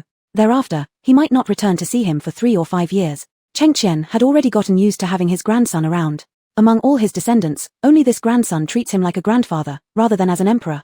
Therefore, regarding the issue of granting him a fief, Emperor Chengqian decided to think twice about it. Good. Then I shall take advantage of my grandson's generosity. Let's indulge a little. Ha, old friends, elder brother, do you too wish to join? We haven't truly relaxed and soaked together for years. In a good mood, Emperor Chengqian joyfully agreed to Zhu Po's invitation, laughing while addressing the Marquis of Zhangguo and Prince Kang. How could the Marquis and the Prince refuse? They immediately consented. The Marquis even pointed at his eldest grandson, who had been staying with him in the resort these past days, teasingly saying, "Haha, my grandson is here too. You have your grandson massaging you, and I have mine. Let's see whose hands are more skillful. But neither my son nor my grandson is here. Who will massage me?" Prince Kang feigned sadness. This drew hearty laughter from both Emperor Chengqian and Marquis of Zhangguo. "Second uncle, let me massage you." Zhu Shan, sitting quietly in a corner until now, quickly jumped up, smiling. "I've learned some techniques recently, let me serve you." The second grandson of the emperor. Damn. He hesitated for just a moment, thinking that massaging someone was a job for servants, inappropriate for his status, and then lost out to this fellow. The group led by Emperor Chengqian went to soak in the hot spring. Meanwhile, on Princess Mulinger's side, the banquet was cleared away. Since they had already bathed, Princess Mulinger no longer wished to soak again, but because her father was still there, she couldn't simply excuse herself early. Thus, she returned to the hot spring garden she'd initially booked, waiting there for Emperor Chengqian's party to finish soaking before leaving together. Ju Yu and Mu Linger were both not tired, so they sat together chatting. Seeing it was just the two of them now, Ju Yu grinned and asked Mu Linger to wait a moment while she slipped out briefly. In a blink, she returned from her hidden space carrying an exquisite box containing a dagger. Her brother had specially called her over before he left earlier, asking her to give this dagger to Mu Linger as an apology whenever the opportunity arose. This dagger was one among many weapons collected by her brother during the previous world era. It was one of his most cherished possessions. The plastic handle had been replaced with wood by her brother, and a custom wooden box for the dagger had been crafted as well, placed neatly on the desk inside the space. "Sister Linger, this is the gift of apology my elder brother asked me to pass along to you. He said that back in Fuzhu City, they had agreed that if they ever came to the capital, he would certainly invite her to taste grape wine. But after joining the Tiger Valor camp, he hadn't found the time, and thus their agreement had yet to be fulfilled. A few days ago, her brother had specially sought out this dagger and kept it close, originally intending to present it to her while enjoying wine together. So, before leaving, he entrusted me to give this dagger to you first and told me to make sure you don't get mad at him. He says that as soon as he is free, he will definitely invite you for a drink as the first thing. Ju pushed the box containing the dagger towards Mu Linga while smiling and speaking. It turned out that he hadn't forgotten their agreement after all. Mu Linga thought as she listened. As long as Ju hadn't forgotten their arrangement, she didn't really mind when it would happen. And now, seeing that Ju had even gone out of his way to find her a gift out of apology made her no longer feel upset. She then noticed how exquisite the box was that Ju had pushed over to her, sparking her interest immediately. She opened it and took a look inside. And then, her eyes lit up. Excitedly, she picked up the dagger inside. This dagger was too beautiful. And it was so sharp. She couldn't tell what material it was made of, but it was an overall dark black color, not the same kind of darkness as other daggers she'd seen. This deep black gave the dagger a cold, fierce aura. On both sides of the blade were carved serrated patterns, not only making the dagger more aesthetically pleasing, but also more lethal. The wooden handle of the dagger was crafted from excellent wood, polished smooth and felt very comfortable in the hand. As Mu Linga examined the dagger in her hands, her affection for it grew. Then, she noticed a carved character NEI at the corner behind the handle. Mu Linga. Meanwhile, on Emperor Chengqian's side, Emperor Chengqian was lying leisurely on a soft couch, enjoying the massage given by his grandson, occasionally exchanging pleasantries with Marquis Zhangguo and others nearby. Even though his grandson's technique was average, Emperor Chengqian still found it incredibly comfortable. Grandfather, considering how filial I am to you, can you possibly? While exerting himself to press his grandfather's shoulders, Zhu Po softly pleaded. Stop right there. Emperor Chengqian instantly felt uncomfortable upon hearing this. He didn't even have to guess to know what the boy wanted to ask. It must be about demanding a large fiefdom again. Thus, he cut him off directly. Young man, if you think I'm going to grant you a fief now, you're dreaming. Zhu Po. Next to him, the second imperial grandson. Had he heard correctly? Was Zhu Po actually asking for a fief? Did he actually want to become a vassal lord? Could it be that he didn't want to? Chapter 94. Just where do you like her? Hu Feng's decision to donate half of his fortune to save his son's life meant that the noble faction he led had temporarily retreated in the competition against Emperor Chengqian. Even though this still wouldn't hurt Hu Feng fundamentally, being able to give him a warning made Emperor Chengqian quite happy. In order to prevent Hu Feng from having time to transfer his assets, Emperor Chengqian decided to send people from the Ministry of Revenue to Hu Feng's house the next day to hand over accounts with his accountants. But now there was no telling how many of those people at the ministry were Hu Feng's informants. Emperor Chengqian felt uneasy about sending anyone. He needed someone he trusted to represent him and oversee the people at the Ministry of Revenue. But who should he send? To say, sending his second grandson would be the most appropriate. Zhu Kai had been practicing at the Ministry of Revenue for more than half a year and was already very good at managing accounts. The ministry's accountants shouldn't be able to fool him. But, he's too mild-mannered. This trip would definitely involve disputes with the group of accountants in charge at the Hu Mansion. If he went, the hidden silver might not be retrieved by him. No, Emperor Chengqian believed that someone carefree and unreserved should be sent, someone capable of going head-to-head with those people. His fifth grandson was suitable for this, as was little 12, but these two could count numbers all right, handle accounts. The accountants probably wouldn't need to argue with them. They just confuse both the ministry people and them. Emperor Chengqian also thought about not sending people from the Ministry of Revenue, but if he didn't send them and instead sent military personnel, it would look like confiscating property. Sigh. Truly troublesome. Grandfather, are you worried about who to send to collect silver from the Hu family estate? Just back from the hot spring villa with Emperor Chengqian, Zhu Po saw his grandfather eyeing him several times and couldn't help but ask. How did you know? Emperor Chengqian smiled after hearing this, thinking his grandson was quite smart. You're so short of silver that you can barely restrain yourself from sending people over today. How could you wait until tomorrow? Zhu Po replied with a grin. Emperor Chengqian, well, realizing this much was indeed pretty smart. Then who do you think is suitable to go collect this silver? Asked Emperor Chengqian. I am. Upon hearing this, Zhu Po immediately volunteered, saying, Grandfather, let me go. Your grandson really wants to see Hu Feng's ugly face. Emperor Chengqian slapped the desk and hit him once with a resounding crack, glaring at him with puffed cheeks. Young man, first take a look at your grandfather's ugly face. At what point are you playing around? Though beaten, Zhu Po wasn't upset and continued to laugh. Grandfather, rest assured. Although your grandson is indeed going for the spectacle, I will definitely carry out your instructions properly. Emperor Chengqian, it's you? The ledger probably recognizes you, but you don't recognize it, right? There are plenty of accountants at the Ministry of Revenue, but can you control them? Why use those guys at the ministry? Is my grandfather dumb? We can find our own people. Zhu Po quickly replied. And, after we retrieve that silver, we don't have to put it into the Ministry of Revenue anyway. After all, the matter of Hu Feng spending money to buy his son's life cannot be openly disclosed, so why give it to the Ministry of Revenue? It would be better to put the silver in your private treasury. Then you can use it however you want. Emperor Chengqian, this was indeed a good idea, but could this come from his grandson? Unable to resist, he asked. Did you come up with all of this? How could he not believe? Zhu Po honestly said. No, it was Zhu Heng's idea. Finding ways to irritate Hu Feng with those women yesterday was also his plan. Emperor Chengqian, naturally. Has he told you already yesterday that those of Hu Feng's silver should enter my private treasury? Emperor Chengqian asked again. Yeah, elder brother Heng said. This is called using one's own methods against oneself. Since Hu Feng has no shame, we can act even less shamefully than him. Zhu Po excitedly explained. But immediately realized that the phrase he had just said seemed to accuse Emperor Chengqian of lacking integrity, so hastily added an explanation. Hey, grandfather, the no shame part wasn't something elder brother Heng said, I added it myself. Hey, your grandson doesn't mean to say that you lack integrity, rather I'm mainly referring to Hu Feng's lack of integrity. Hey, that seems wrong too. Fearing his grandfather would blame Zhu Heng, Zhu Po hurriedly explained, making the situation only worse. Enough. Stop explaining. Emperor Chengqian, growing impatient, interrupted him, then pondered and spoke seriously toward him. Po, haven't you noticed? The children of the Zhu family are all too clever, whether it's yesterday's Zhu Bing or that Zhu Yu girl, or even Zhu Heng, they're so close to you. Aren't you afraid they might use you? It might be fine for now, but what if one day his grandson becomes a prince and has his own fief, marries a Zhu girl, then will these Zhu people take control of his grandson someday? After all, his grandson was so naive. Emperor Chengqian looked at his grandson and thought, if the Zhu family only wanted to rely on his grandson for wealth, it wouldn't matter much. But clearly those children weren't mediocre. What if one day their ambition grows, and they incite his grandson to rebel? Didn't Zhu Ruian spend years scheming to help his grandson compete for his position? They were also members of the Zhu family. Po, you must understand, one can never be too careful. Especially as a royal, taking a wrong step could lead to eternal doom. Emperor Chengqian earnestly advised his grandson. Zhu Po looked at his grandfather's increasingly aged face, remembering how his hair turned white overnight after his father's death. He paused for a moment, then suddenly knelt down and held Emperor Chengqian's hand, speaking sincerely. Grandfather, I know what you're worried about. But please trust me. Perhaps I'm not as smart as some, but I know who treats me well and who doesn't, and I can tell them apart now. When I was little, I may not have understood, allowing others to ruin my potential, but the things I've experienced in the past few years and the insights I've gained have changed me completely. I know you're upset with Elder Zhu and thus wary of the Zhu family, but from my perspective, while Elder Zhu may have made mistakes, he never harbored any personal bias toward me. His efforts back then to support my father were indeed aimed at helping me ascend your position. But all he did was for my sake, fearing that my humble background would leave me unable to survive if I didn't attain your position. But everything changed with father's death, and Elder Zhu passed away because of it.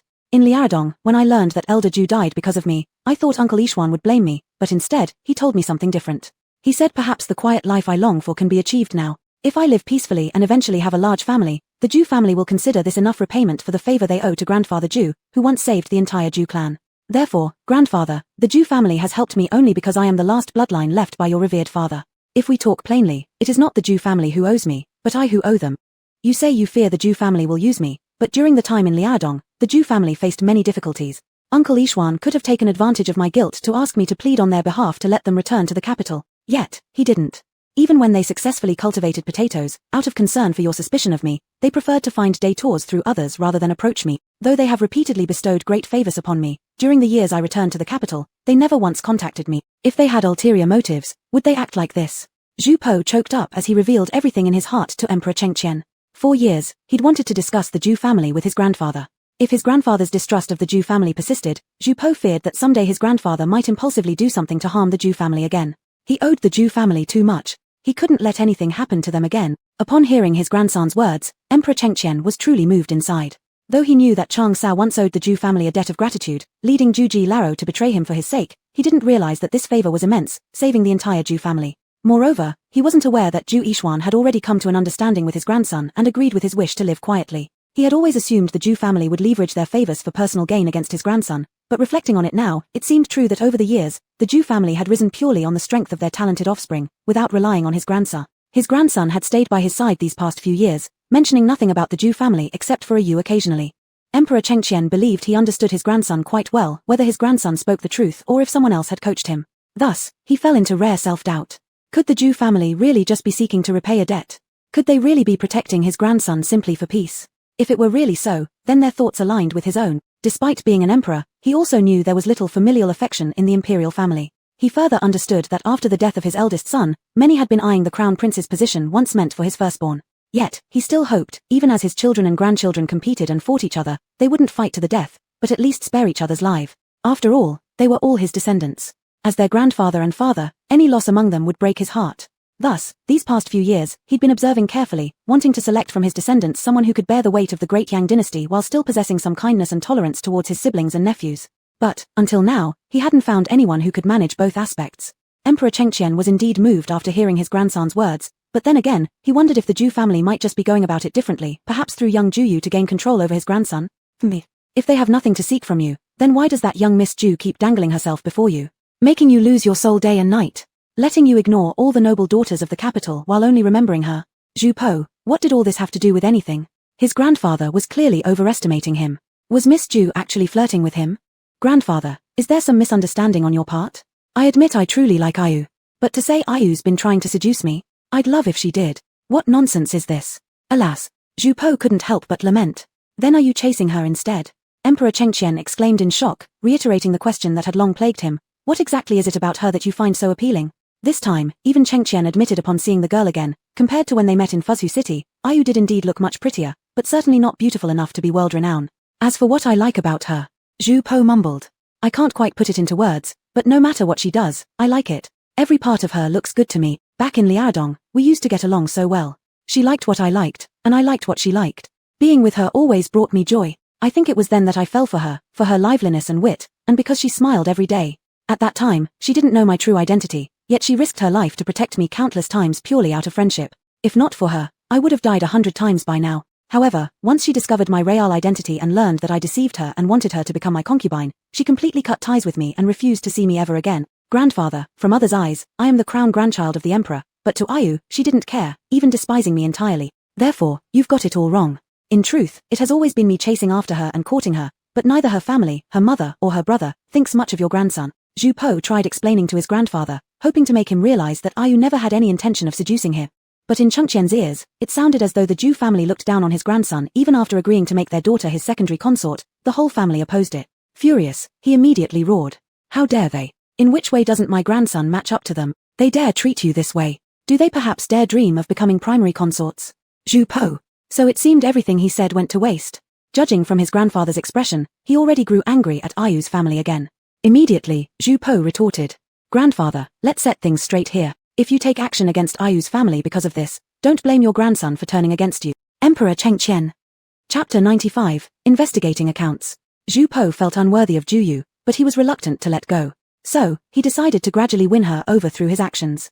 Now, he didn't even dare to propose making her his principal wife, yet his grandfather insisted that giving her the position of a secondary consort was already elevating her. Zhu Po was deeply afraid that his grandfather would interfere in this matter, causing Juyu to never speak to him again. Therefore, he strongly requested Emperor Chengqian grant him the autonomy to make his own marital decisions and not meddle in his relationship with Ayu. Emperor Chengqian thought his grandson was talking nonsense. He had never heard of a grandfather who couldn't manage his grandson's marriage affairs. Moreover, he found his grandson to be too lacking in ambition, constantly worrying over a woman. If he liked her, why not marry her?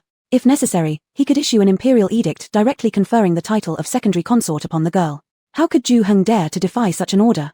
What an absurd family it was to dare criticize his grandson. If it weren't for how much his grandson genuinely liked her, he would have wanted to reassess whether or not Zhu Heng deserved mercy. Otherwise, given that the Zhu family dared to look down on his grandson, he would have thought about wiping them out. After hearing his grandfather's words, Zhu Po nearly died of fright. He knew full well just how capable Zhu Heng and his sister were, especially since they could teleport into some mysterious house at will. If his grandfather issued an edict forcing a marriage and they resisted, they could simply vanish without a trace. If things escalated too far, his grandfather might not come out unscathed either. Should that happen, he probably would never see his Ayu again. Thus, Zhu Po naturally couldn't allow Emperor Chengqian to act so rashly. Despite his desperate attempts to dissuade his grandfather, he remained unyielding. In frustration, Zhu Po threw a tantrum, stating that if Emperor Chengqian dared to force his beloved Ayu into anything, then he wouldn't hesitate to renounce being the emperor's grandson. Whoever wished to remain as the emperor's grandson could take his place. This enraged Emperor Chengqian beyond measure. As a result, another heated argument erupted between the grandfather and grandson, leaving both parties unhappy and unresolved. The second imperial prince, Zhu Kai, somehow got wind of the situation and learned that his fifth younger brother had upset their grandfather once more. Hurrying with a bowl of chicken soup in hand, he came to ingratiate himself with their grandfather while also trying to provoke Zhu Po. Seeing his elegant second grandson, drinking the chicken soup brought by him, Emperor Chengqian's mood improved instantly. Reflecting on the troubling nature of his fifth grandson compared to the obedient demeanor of the second one, his favor toward Zhu Kai grew even further. And thus, Emperor Chengqian decided to show some concern towards his second grandson. Kaya, speaking of which, you're soon to be 17 turning 18. The mourning period for your father has ended. Is there any girl you've set your eyes on? If so, feel free to tell your grandfather. Upon hearing this, Zhu Kai replied in a compliant manner, Grandfather, my marriage is naturally under your authority. Whoever you say I should marry, I shall marry. How can I blindly choose on my own? Satisfied, Emperor Chengqian found this even more pleasing, appreciating that his second grandson was thoughtful. He chuckled lightly and said, "It must still be someone you like yourself, otherwise, if your future marriage isn't harmonious, your grandfather will end up worried as well. If there's anyone you like, do speak up. If your grandfather finds it suitable, I'll help you achieve happiness." At this, Zhu Kai became hesitant and timidly voiced out, I like Qing, Ni, younger sister." Upon hearing this, Emperor Chengqian immediately frowned, closing his eyes briefly before coldly sneering. "Are you sure? Don't you fear she'd beat you?" At the moment, the second prince was pretending to blush modestly and continued lowering his head, saying, "As the saying goes, beating means affection, scolding means love." However, before he could finish, Emperor Chengqian slapped him hard across the face, shouting furiously, "Don't lie to me. And what nonsense is this talk of beating being affection and scolding being love? When you were little, you acted like a rat seeing a cat whenever Linga was around. And now you claim to like her. Isn't this because your mother sees that Mu Feng enjoys my favor, and Linga made significant contributions in pacifying Liadong? So she incited you to propose marrying her?" While beating him, Emperor Chengqian questioned fiercely, unable to suppress his anger that had momentarily subsided. Why were all these children so trouble-prone? In the end, Zhu Kai was beaten until he fled, covering his head and scampering off in terror after Emperor Chengqian ordered him to leave with a loud shout. Having dealt with two grandsons back-to-back, Emperor Chengqian was both angry and exhausted, gasping for breath while seated on the chair behind the large desk. Lord Lu noticed this and quickly instructed a young attendant to bring fresh tea, personally serving it to Emperor Chengqian. When Emperor Chengqian took the tea bowl, noticing it was indeed chrysanthemum and wolfberry tea, some of his fury subsided. Since yesterday, the Zhu family girl had reminded his fifth grandson to ensure that he drink more chrysanthemum and wolfberry tea. Afterward, his fifth grandson hid all of his other teas and replaced them entirely with chrysanthemum and wolfberry tea. Sigh. That child might cause endless headaches, but when compared to the calculated scheming exhibited by other sons and grandchildren, that child was truly more sincere and passionate. As Emperor Chengqian sipped his chrysanthemum and wolfberry tea, he began to regret his actions. Why should a grandfather quarrel with his own grandson every day? Reflecting on it, his fifth grandson was quite pitiful, having lost his mother as a child. His father and elder brother were also dead, while the Lady Han wasn't kind to him either. If he didn't receive affection from his grandfather, who else would care for him? He suddenly thought that since his fifth grandson liked the Zhu family girl so much, why not let them be together? It would save the poor boy from being unhappy his entire life. If he refused to let the girl become a concubine, then why not make her the princess consort of a prince instead? What was the importance of lineage or social status? Truly speaking, they originally came from humble peasant origins too. Director Lu, tomorrow you will bring some people to escort the young woman named Juyu into the palace. I want to meet her personally once again, Emperor Chengqian commanded and added after a brief moment, make sure no one knows about this. Yes. Director Lu respectfully agreed. Zhu Po didn't know that after their loud dispute, Emperor Chengqian still intended to meddle in his marriage affairs. He thought Emperor Chengqian had already given in to him. The reason Zhu Po believed this was because the next day, his grandfather agreed to allow him to send men to Hu Feng's mansion to collect half of the assets. Not only that, but his grandfather followed his suggestion and did not involve the Ministry of Households. Apart from sending a few eunuchs skilled in accounting to assist him, Emperor Chengqian even ordered Zhu Heng to bring a few subordinates over to help manage the process. All these signs indicated that his grandfather had heard his protest. Thus, Zhu Po happily set out toward Hu Feng's residence accompanied by those assigned by Emperor Chengqian and Zhu Heng. At this moment, Zhu Heng certainly didn't know that Emperor Chengqian was scheming against his sister. Feeling relieved to get out of the military camp for some fresh air, he found it rather pleasant. Since returning to the capital, he had been entirely focused on military matters, occasionally visiting his mother and younger siblings. Now he had reached the rank of a fifth-grade commander, a position considered remarkable by others, having climbed so high in just over 3 years. Yet to Zhu Heng, this was insufficient to protect his family. Hu Feng's family had amassed an enormous amount of property. Some of it came from Emperor Chengqian's past rewards, but more significantly from land acquisitions or even illegal occupations over the years. Their accountants had long prepared shadow accounts for everything that couldn't withstand scrutiny, believing they wouldn't be discovered. Even for those properties on the public record, they had done their best to hide what they could. Thus, Zhu Po's team not only had to verify the accounts, but also investigate each shop or estate listed in Hu Feng's books, devising ways to prove that those disguised under false names actually belonged to Hu Feng. In short, this was going to take endless arguments, and without at least a month or two, it wouldn't be possible to settle everything. To avoid constant back-and-forth trips, Zhu Heng's group decided to stay within Hu Feng's estate. Zhu Po naturally lacked patience and understanding regarding the financial investigation, so he left all the work to Zhu Heng. He himself only got involved when disagreements arose. For example, Hu Feng questioned why officials from the Ministry of Households weren't sent to handle the investigation, suggesting Emperor Chengqian might be trying to embezzle these assets privately. How could the emperor behave like that? Zhu Po responded, "Isn't my grandfather merely doing this to save face for you? If you're not satisfied, we'll turn your money over to the ministry immediately upon collection and mark the ledger with the Hu Feng son's ransom. Would you prefer that?" Another case, The chief steward asked why, if they were only required to surrender half the estate and Hu Feng hadn't committed any crimes, it was necessary to bring military personnel instead of just hiring bookkeepers.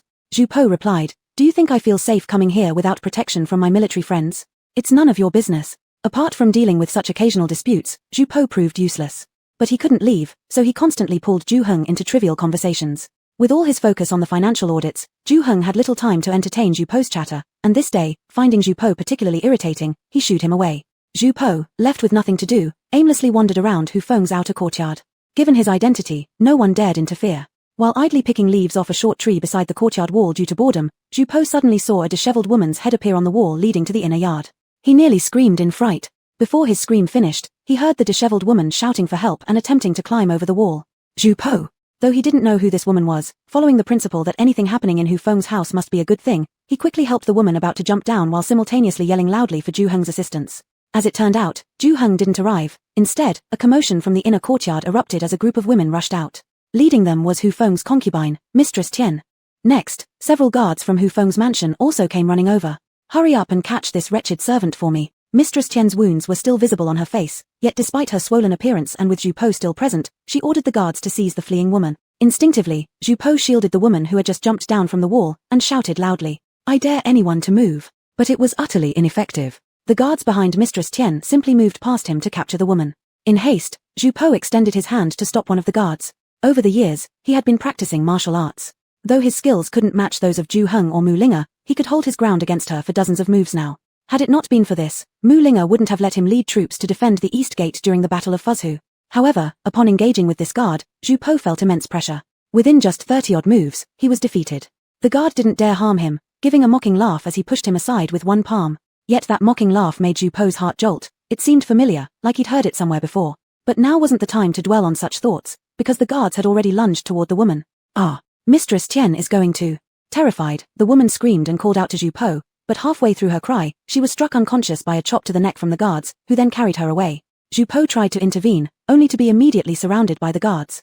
At that very moment, Zhu Heng arrived along with Officer Han and a few others. Chapter 96, Favored Concubine, Discarded Wife. When Zhu Po saw Zhu Heng arriving with several men including Han Qianhu, she hurriedly shouted, "Quickly save that woman." Zhu Heng then whispered an instruction to Zhu Dai beside him, before swiftly stepping forward and intercepting the guard carrying the woman. The guard was already disadvantaged by carrying a person, and within a few moves, Zhu Heng had wrestled the woman away from him. Another guard rushed in to help, but Zhu Heng promptly threw the unconscious woman into the arms of Zhu Po, who stood nearby. He then engaged the attacking guard. Meanwhile, Han Baihu and others, following Zhu Heng's orders, had surrounded Zhu Po, and began fighting with the rest of the guards. "Your Highness, what do you mean? Do you plan to interfere with the affairs of our household?" Lady Tian became immediately agitated as she saw the woman fall once more into Zhu Po's hands, glaring furiously at Zhu Po. "Lady Tian, just what are you? What right do you have to speak to me, the Emperor's grandson?" retorted Zhu Po without hesitation. "Lady Tian. Ah, ignore him. Hurry up and snatch her back for me." Lady Tian screamed frantically at the guards. Hearing this, the guards increased their offensive even more aggressively. Zhu Heng was also battling fiercely, his opponent being none other than the older brother of Wan Da, who had recently sparred with Mu Linga. His martial arts surpassed Wan by a notch. After years of training, Zhu Heng's overall combat skills had even improved beyond what they were in his previous life. However, despite this, he found himself struggling against this formidable expert, relying only on his 2 lifetimes worth of practical combat experience to maintain an uneasy standoff for now. If this fight prolonged, he would definitely lose. Moreover, in no time, they were completely surrounded by Hu Mansion's guards. At this point, Zhu Heng had no other option but to hope that Zhu Dai, sent to seek Mu Linga's assistance, would return quickly. Just moments ago, when the situation became urgent, Zhu Heng could only think of Mu Linga, the one who dared rush to Hu Feng's estate to help them. Hence, he quickly instructed Zhu Dai to go find her for rescue. By now, Zhu Dai was sprinting madly towards the Pingxi Marquis estate. When Zhu Heng gave him the urgent instructions, Zhu Dai quietly retreated to a corner amidst the commotion created by the houseboys and guards scrambling to seize the woman. Seizing the moment no one noticed him, he stealthily moved toward the entrance of Hu's mansion. At the gate of Hu's mansion, the sounds of the scuffle inside hadn't yet reached them, allowing Zhu Dai to hastily inform the gatekeepers that he needed to run some errands. Having often been entrusted with similar tasks while reconciling accounts with Hu's stewards, the gatekeepers recognized Zhu Dai well and let him through without suspicion. Upon leaving the lane where Hu Feng's estate was located, Zhu Dai started running full speed toward the Pingxi Marquis estate. Although Zhu Dai, the grandnephew of Grand Secretary Zhu, grew up in his hometown since childhood, he did accompany his grandfather and father on visits to the capital city on occasion, hence being familiar with the various estates there. In the capital city, most nobility resided in the western district, Thus it was only 5 alleys away from Hu Feng's mansion to General Mu's residence, the Pingxi Marquis estate. With his quick pace, Zhu Dai arrived in no time. But when Zhu Dai informed the gatekeeper of an urgent matter concerning General Mu, the gatekeeper refused to announce his arrival and mocked him for merely wearing ordinary silk robes. Who knows where you came from, you destitute visitor? This is the estate of the Marquis of Pingxi. Do you truly believe you can enter as you please? Zhu Dai. He had served under General Mu for a considerable period and once co-defended Fuzhu City with him. In Zhu Dai's memory, General Mu was always a down-to-earth person, never expecting the gatekeeper of the Mu residence to be so pretentious. I am Zhu Dai, commander of the Tiger Guard camp in the capital. I must urgently consult General Mu on military intelligence matters. If we delay military business, will any of you bear the consequences? Over these years working alongside Zhu Heng, although Zhu Dai hadn't mastered many things, he was an expert at borrowing power to intimidate. Seeing the gatekeeper ignoring him, he immediately produced his commander's insignia from his chest, threatening the group of gatekeepers. Pingxi Marquis was ennobled due to his military exploits, thus the gatekeeper, though disdainful, didn't dare neglect important news. Shocked by Zhu Dai's statement, the gatekeeper rushed inside almost faster than Zhu Dai could run. Zhu Dai. Had he known the gatekeeper would act so quickly, why had he wasted words with them? After the gatekeeper announced his presence inside for a brief while, Mu Linga appeared. Recognizing Zhu Dai instantly, Mu Linga thought immediately of Zhu Heng, anxiously asking, "What happened?" Zhu Dai stepped forward quickly and narrated the entire sequence of events to Mu Linga in a low voice. After hearing the story, Mu Linga paused for a moment and then said to Zhu Dai, "Follow me." Back at Hu Feng's residence, Zhu Heng and his group were still struggling desperately. More and more guards from Hu Feng's mansion were coming in, making Han Qianhu and others curse inwardly. They originally thought that this trip with Zhu Heng would be an easy job, but it turned out otherwise. Han Qianhu had been transferred to the capital city some time ago. As he didn't know how to expand his network and influence, his official career remained stagnant. He was still a Qianhu, commander of 1,000 troops, 1 year after being transferred, enduring much discrimination by his colleagues. Zhu Heng and Han Qianhu, though both belonging to the Tiger Guard camp, weren't initially stationed in the same unit. However, several months ago, Han Qianhu felt he couldn't continue like this. Afraid of being transferred again, he sought help from Zhu Heng, who used to be his subordinate. Then, Zhu Heng activated his connections and secretly contributed hundreds of taels of silver to have Han Qianhu transferred under his command. From then on, Han Qianhu, who was once Zhu Heng's superior, became Zhu Heng's subordinate. However, Han Qianhu didn't mind at all. He was wise in disguise and saw early on that Zhu Heng was not an ordinary person. He believed that following him would surely lead to success. What did it matter being a subordinate? If it meant promotion and benefits, Han Qianhu was willing even to become Zhu Heng's bodyguard. If Zhu Heng could rise 2 ranks per year as he was now, then if he worked hard, wouldn't he also climb step by step? At that point, why worry about expanding social networks or connections? Zhu Heng would be his greatest connection. As long as he followed him closely, how could they not advance and get rich?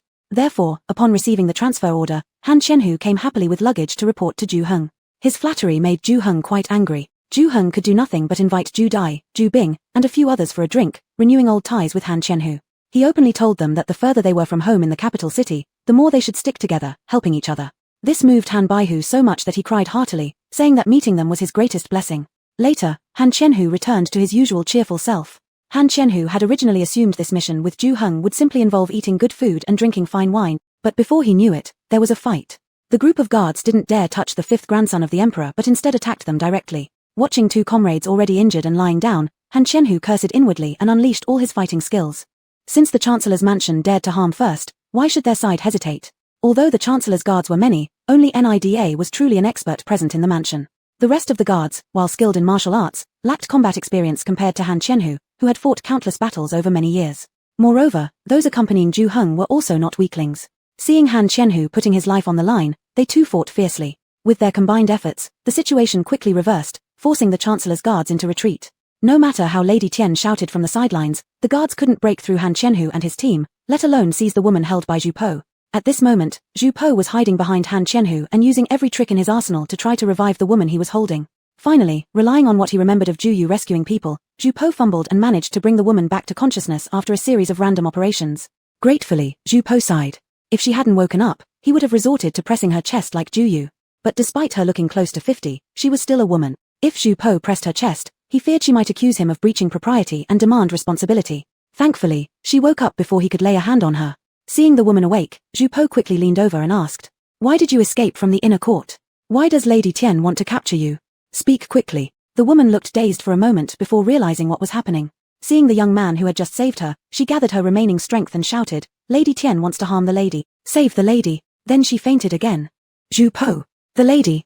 Hu Feng's lady. Does Lady Tian intend to harm Hu Feng's main wife? Lady Tian plans to kill Hu Feng's wife. He favors concubines and despises his legal wife. Zhu Po immediately raised his voice to shout. Everyone.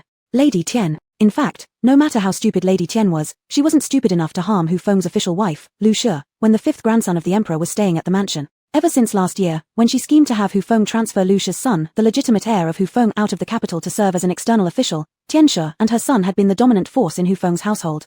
Seeing how Hu Feng had turned a blind eye every time she bullied Lu Shi, Tian Shi's ambitions grew even greater. Gradually, she began harboring thoughts of replacing Lu Shi. Although Hu Feng couldn't officially elevate her status just yet, Tian Shi believed it was only a matter of time.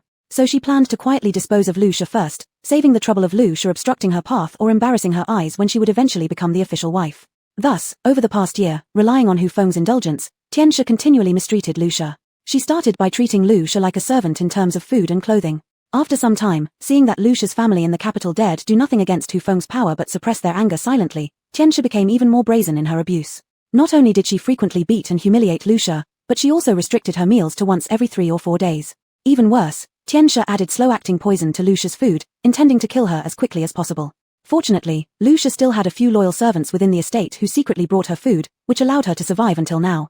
However, she had been almost broken by Tian Shi's cruel torment, leaving her barely alive, dazed and confused, not far from death.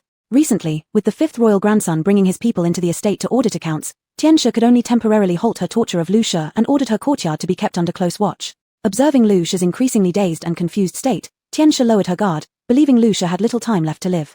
Once the fifth royal grandson and his team departed, it would be Lu Shi's end. What Tian Shi hadn't anticipated was that Lu Shi's seemingly feeble-minded behavior had all been an act. While it was true that she had endured unbearable torture and was close to death, she had never truly lost her wits. Because of her pretense, the servants guarding her had also let down their guard. Through conversations with them, Lu Shi learned that the fifth royal grandson and his team were currently staying at the mansion.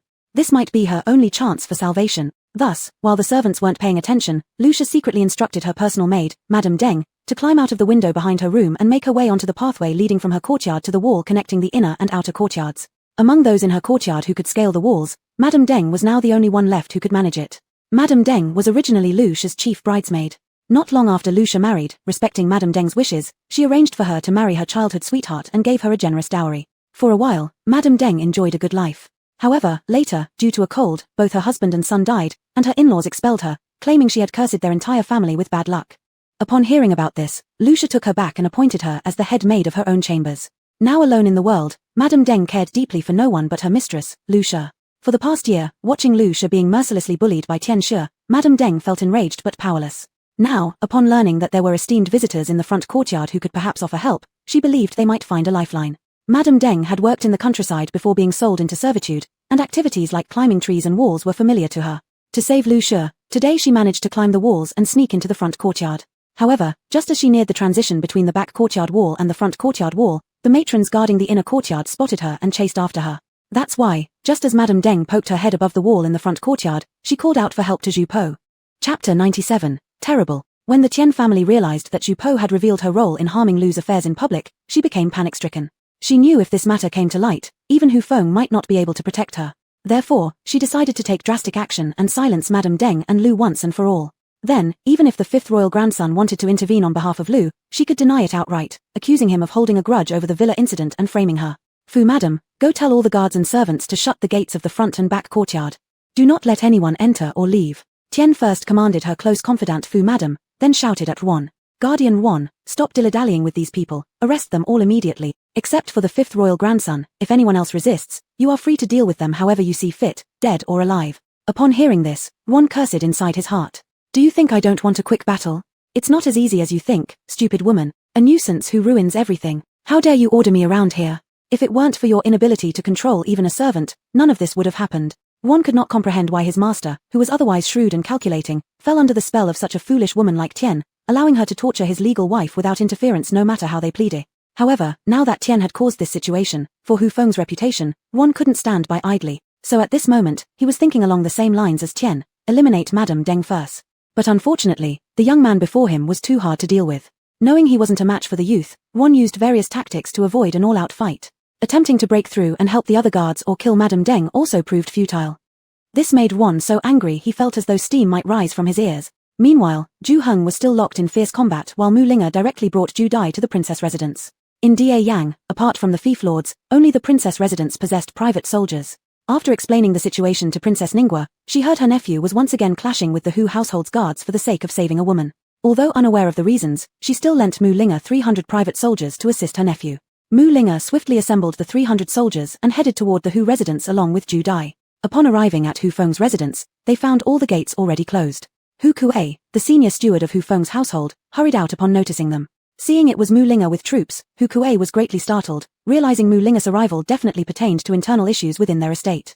What puzzled Hu Kuei was how Mu Linga managed to get the news so quickly when he had surrounded the whole estate just as he received the report, ensuring only entry and no exit. General Mu, may I ask why you have brought troops here? Hu Kuei had no choice but to ask. Somebody told this general that your household has audaciously confined the 5th royal grandson. Hence, I am here to take a look. Mu Linga answered straightforwardly. General Mu, please be careful with your words. The 5th royal grandson is here to audit accounts on our behalf, treated as an honored guest.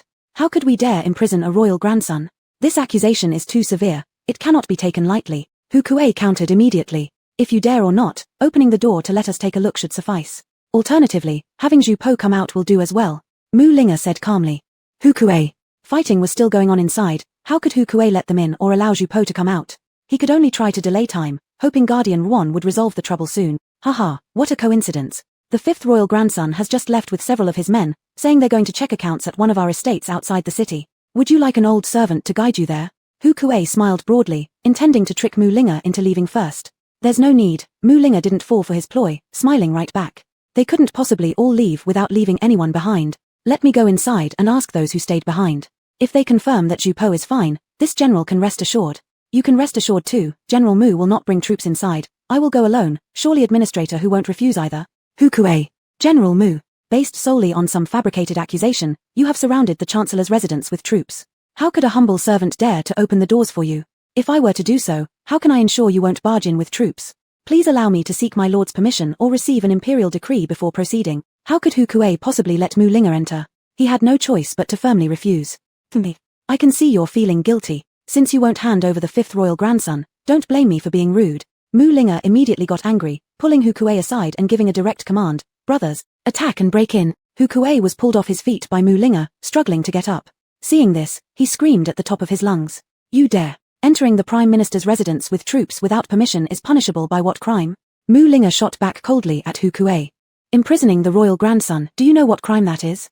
If today there isn't Zhu Po inside, I, Mu Linga, will take full responsibility for entering the Chancellor's house. But if the 5th royal grandson is inside, I don't care about Hu Feng, you will surely die. Having said that, she took the climbing rope from one of her subordinates and didn't even think of smashing the door open.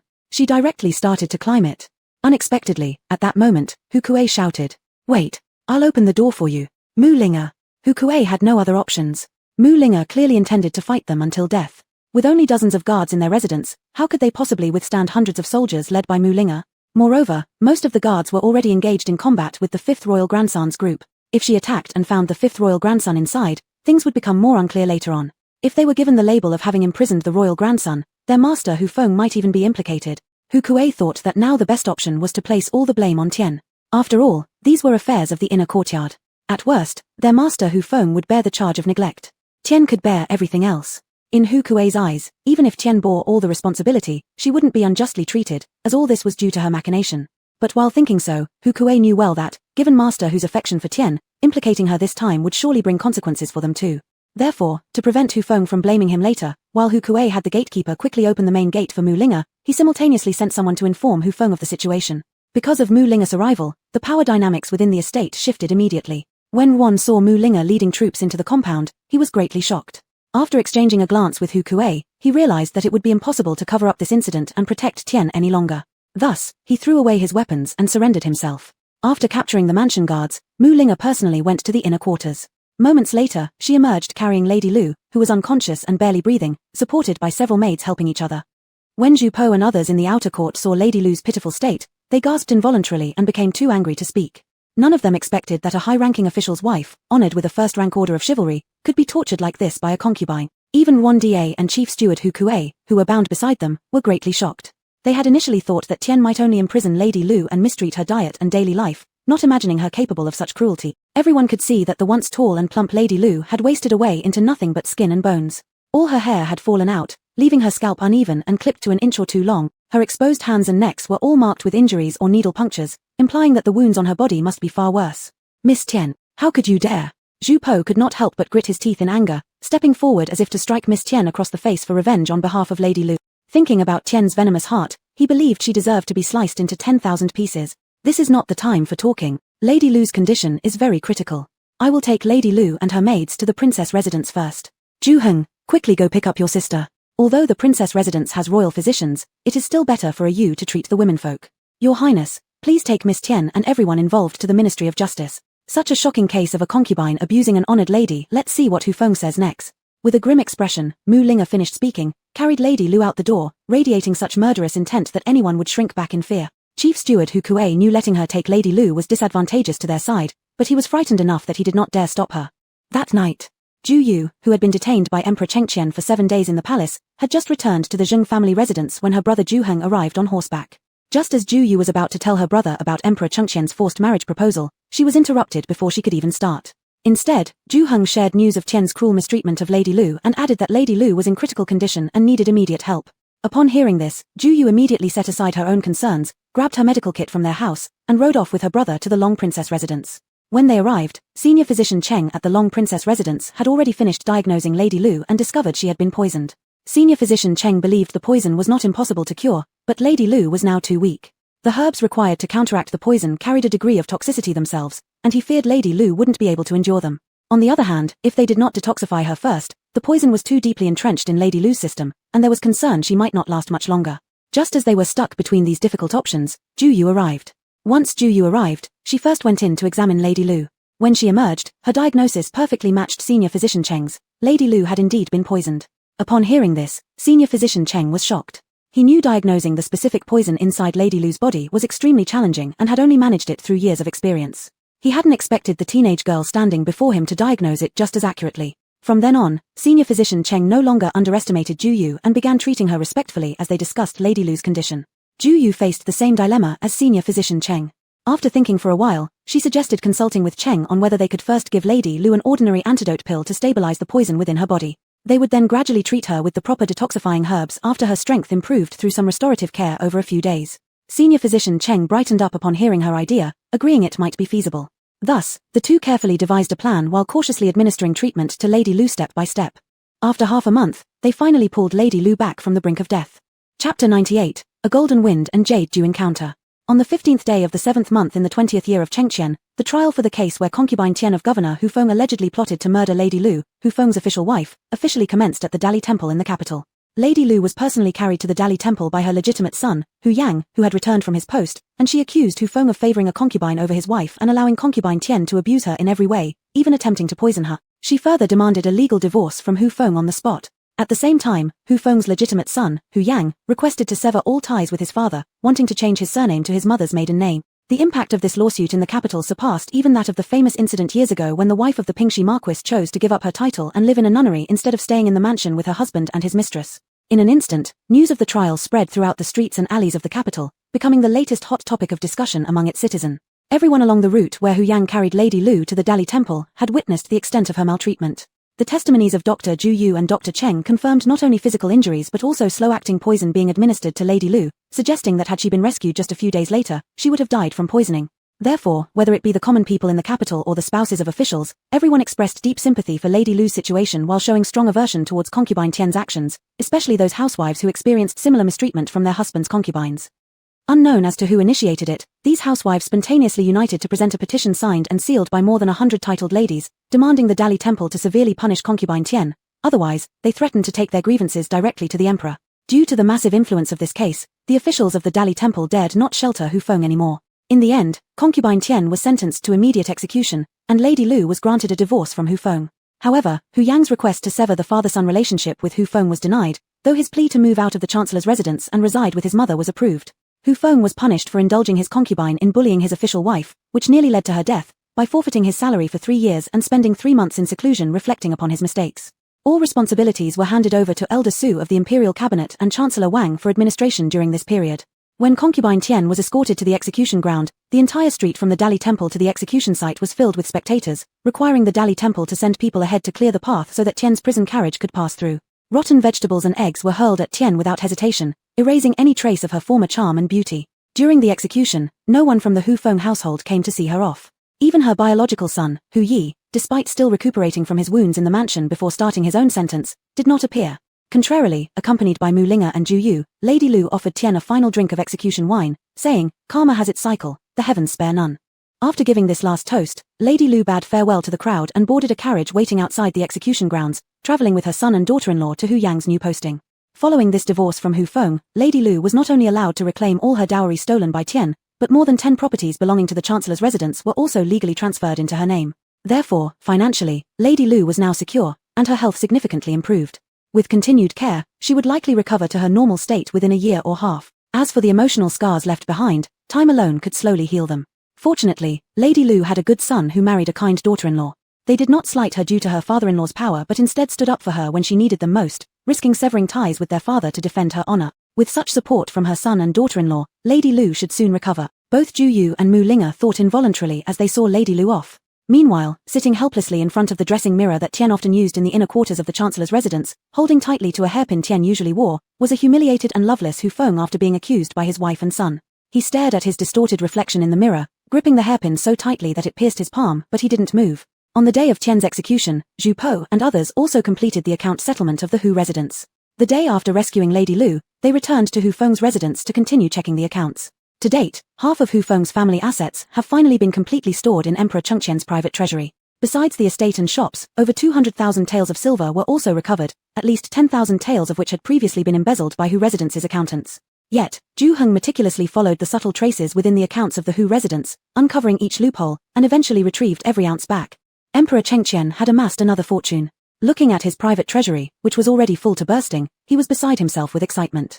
Not only did he personally receive Zhu Heng, but he also patted his shoulder several times with deep meaning and praised him. "Excellent. Where there's a remarkable brother, there must be an equally remarkable sister. Ha ha, both of you are truly impressive." At the time, Zhu Heng was puzzled about what Emperor Chengqian meant. How was this matter related to his sister? Upon reflection, perhaps Emperor Chengqian remembered how his sister, together with Mu Linga, had angrily beaten Hu Yi and held off the Hu residence's guards back then, thus praising his sister as well, so he didn't dwell on it too much. On the contrary, because he thought of Mu Linga, he couldn't help but recall their wine date, thinking that since he was still in the capital, rather than choosing a different day, why not do it today? Thus, after leaving Emperor Chengqian, Zhu Heng went straight to the princess's residence along with Zhu Po. Of course, Zhu Po followed on his own accord this time, even though Zhu Heng didn't want him around. Since he'd been investigating accounts at the Hu residence, Zhu Po hadn't seen Ju Yu for a long time. When Zhu Heng mentioned that Ju Yu was still staying at the princess's residence, Zhu Po hurriedly followed along. Ju Yu had been staying at the princess's residence during this period to treat Lady Lu. Later, she and Mu Linga volunteered to accompany Lady Lu through her lawsuit against Hu Feng, mainly because they wanted to witness it firsthand. Since the princess also wanted updates on the case, they weren't allowed to leave, so they stayed. When Zhu Heng arrived and expressed his intention to invite Mu Linga for a drink as per their agreement, Ju Yu initially tried to pull Zhu Po away. She had begun to sense her brother's feelings toward Mu Linga and had received subtle hints from him. Therefore, she didn't want to be a third wheel. However, Mu Linga had recently become very close with her and wouldn't let her leave, stating outright that drinking is more fun with more people. With Zhu Po urging on the side, saying if they wanted more fun, they might as well make it even livelier by inviting Zhu Bing, Zhu Dai, Han Qianhu, and other friends who had once participated in the Battle of Fuzhu to join them for a night of fun at the Hot Spring Villa. After all, Zhu Luo and Zhu Gong were now there as well, and Zhu Luo's injuries had healed enough. They could party until everyone was thoroughly drunk. How enjoyable would that be? Zhu Heng muttered to himself, "How enjoyable, my sister." Just as he was devising a way to shoo this guy away, he heard Mu Linga laugh and say, "Great. That's fantastic. After the Fuzhu defense battle, none of us were really in shape to have a proper reunion, and now with Zhu Heng treating us, let's have a good get-together and drink heartily. Zhu Heng." Thus, the two-person wine rendezvous that Zhu Heng had anticipated turned inexplicably into an N-person outing. Seeing Han Qianhu, Zhu Dai, who he saw 8 times a day, and the 2 young uncles and 2 cousins from the Zheng family who had heard about their gathering and came to join in the fun, and seeing Zhu Po who stuck around laughing and flashing teeth next to his sister, Zhu Heng felt an overwhelming urge to punch someone. What was he supposed to do? The villa gathering was lively. Everyone was grilling, drinking, and loudly joking, as if they were back in the barracks. Even those who hadn't served in the army, such as Ju Yu, Zhu Luo, and the Zheng uncle-nephew duo, were infected by the atmosphere, indulging in large bites of meat and large gulps of alcohol. Only Zhu Heng, holding a wine jar, leaned against a cherry blossom tree in the yard, looking somewhat lost. Seeing this, Mu Linga picked up a small wine jar containing the villa's specially hidden fine liquor and walked over to Zhu Heng, who had been gloomy all night. She raised the jar in front of him and smiled. "What about the promised grape wine? What? Did a few jars of Du Kang wine suffice to dismiss her?" Seeing her approach, Ju Heng also lifted his wine jar and clinked it with hers. Then, with a hint of drunkenness, he blinked at her pitifully, leaning his head closer, and whispered softly in Mu Linger's ear. Linger, wouldn't it be such a waste to let these coarse men drink the fine grape wine? Let's save it for when it's just the two of us, shall we? Next time, can we leave all these people out, alright? A tender call of Linger made Mu Linger's heart flutter slightly, and his warm breath tinged with alcohol tickled her ear. Mu Linger. Her mind was unclear with mixed thoughts. Though she knew Ju Heng's actions were crossing the line, seeing his face flushed with alcohol, she found it hard to criticize him. Still, what exactly did he mean by these words? I loved the dagger you gave me last time. Mu Linger gently moved her face away from Ju Heng's approaching one and smiled at him. Ju Heng's downcast gaze flickered momentarily before he raised a bright smile again and chuckled. I knew you'd like it. Seeing Mu Linger's smiling eyes curve into crescents, he couldn't help but reach out to ruffle her hair, just as he often did with little Ju Ying. Then, amidst Mu Linger's stunned expression, he indulgently asked, what else do you like? Tell me, and I'll get it for you. After finishing the first rub, liking the feeling, he gave her hair another pat. Mu Linger. The onlookers around them. Good heavens. What had they just witnessed? Ju Heng actually dared to pat General Mu's head more than once. Wasn't that equivalent to poking a tiger's tail? Yuck. No, that comparison wasn't right at all. How could General Mu's head be compared to anything so trivial? But the real kicker was this. After being patted, General Mu only froze in surprise instead of retaliating. Several bachelors and teenage boys caught something in the atmosphere between the two, then turned their eyes simultaneously. Ju Dai and Ju Luo, holy crap. Our boss is too bold, he even has his eye on General Mu. Zhang Wen and Zhang Wu, is Brother Heng thinking of getting married? But what about us, her junior uncles, don't we deserve some love too? Zheng Ping and Zhang En, same here. Han Di Kong, he told you so. Ju Heng isn't an ordinary man, look. He's already aiming for the phoenix in the sky. Ju Bing, such a perfect meeting, surpassing countless mortal encounters. Zhu Po, what? What happened? Why does everyone seem weird after I grilled those fresh venison skewers for AU? Ju Yu, you idiot. That night, everyone was slightly drunk. Since Han Qianhu and others still had a few days before returning to camp, and Ju Bing had taken leave specifically for this gathering, the party went on late into the night, and they all stayed overnight at the villa. The next day, everyone woke up unusually late. Then, as soon as everyone got up, they saw Ju Yixuan hastily riding over. All present were shocked. For Ju Yixuan to look so flustered meant something huge must have happened. Everyone rushed over anxiously before they even had time to ask, and they heard Ju Yixuan shout, quick, where's AU? Come with me. An imperial decree has arrived. The celestial messenger is waiting at the Westside residence, where His Majesty granted AU and the 5th royal grandson an arranged marriage. Everyone. Ju Heng, Zhu Po, Ju Yu. Damn it. It was all because these days had been so hectic, and then she got distracted by Mrs. Lu and Aunt Tian's gossip. She'd completely forgotten about this matter. Chapter 99, Imperial Marriage Decree. In the small Ju family courtyard in the west of the city, the imperial messenger had just left. The expressions on the faces of the Ju family members were absolutely fascinating. Especially Ju Heng, whose face was as dark as if a storm was about to break. When Zhu Po saw this, he was so frightened that he immediately hid behind Ju Yu and begged for mercy from Ju Heng who was approaching. Heng brother, I really didn't know about this. You know, these days I've been with you all the time. How could I have known that my grandfather suddenly decided to bestow a marriage between me and Yua? Just recently, he had a huge argument with his grandfather. He thought he had won and believed that his grandfather would no longer interfere with his relationship with Yua, who knew that his grandfather had decreed the marriage without even saying a word. However, fortunately, his grandfather had granted Yua the position of principal wife, not a secondary one which he often mentioned. Otherwise, Zhu Po felt that Ju Heng would have already killed him in front of the announcing eunuch. At this moment, how could Ju Heng possibly listen to his explanations? He just wanted to drag him out from behind Ju Yu and beat him up first before anything else.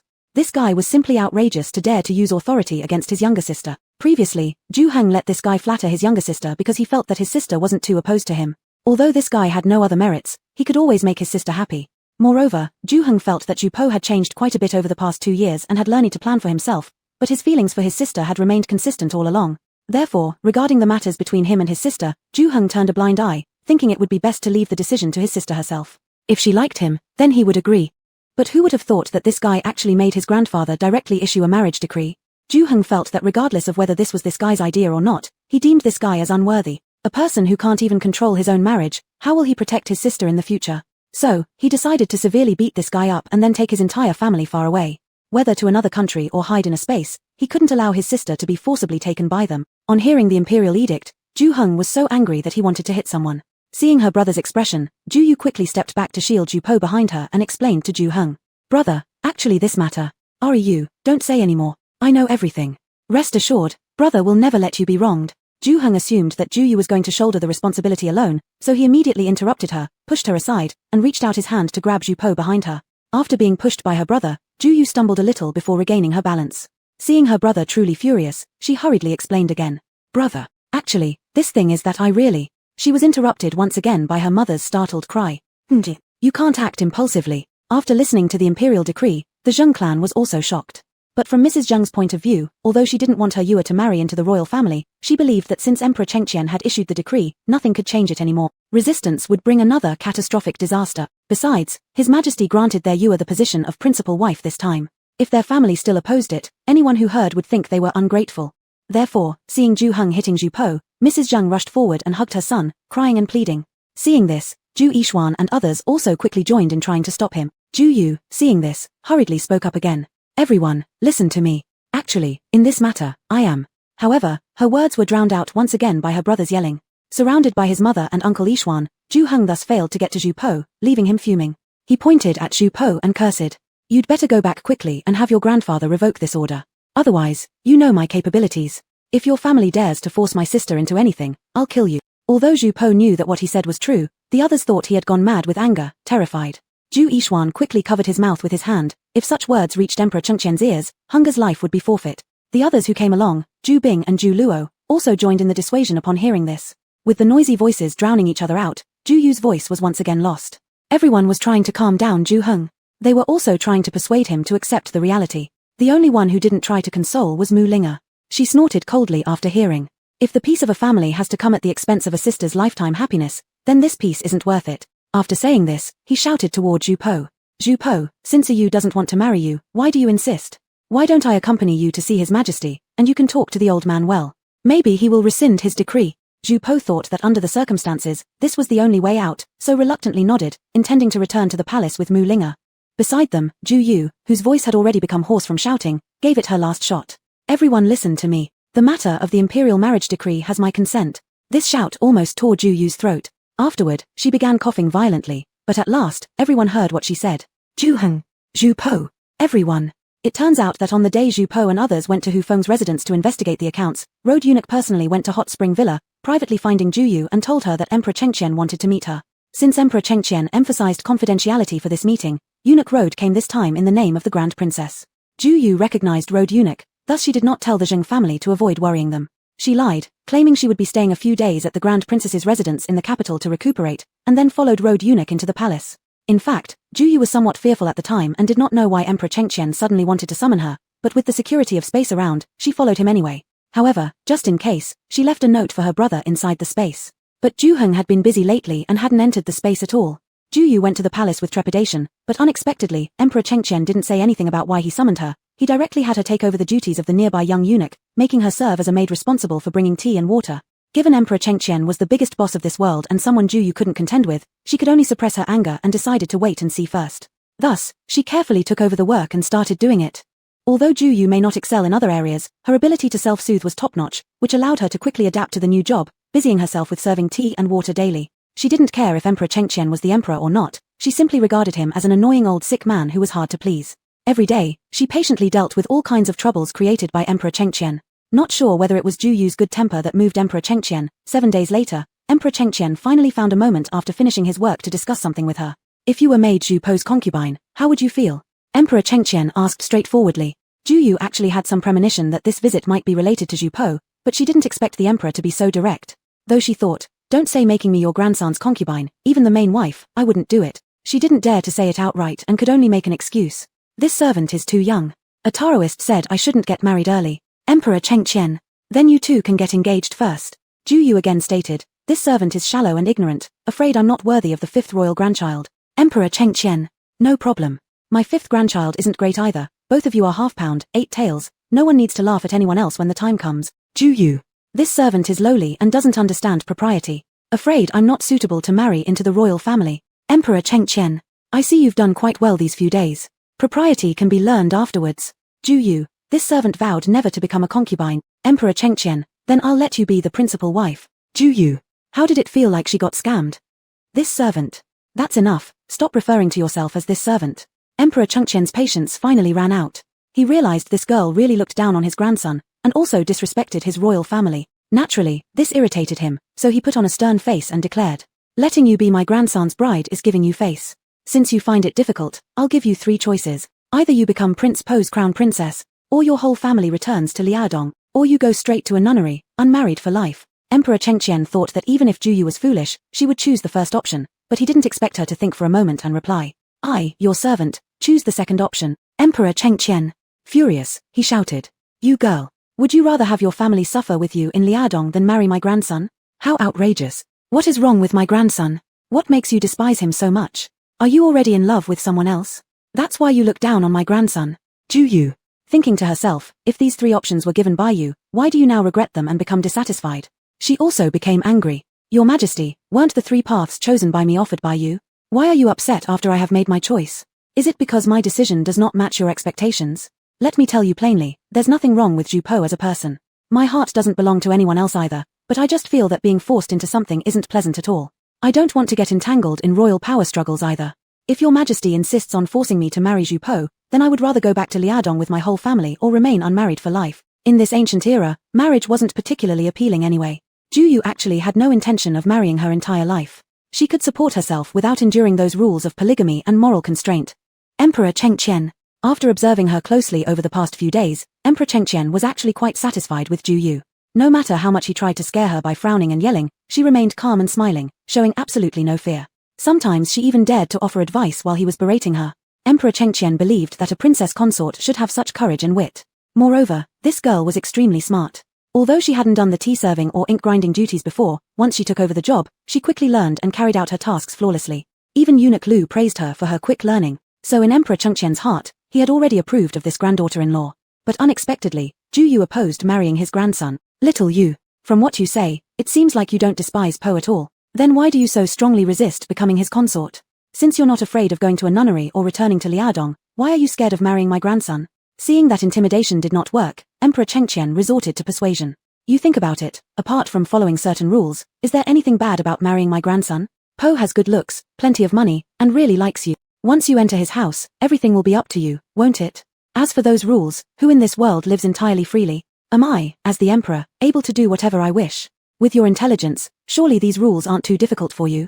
Moreover, even if you didn't marry someone from the imperial family but married someone else instead, wouldn't you still have to follow those same rules? Regarding staying unmarried for life, that's not entirely within your control unless you join a convent.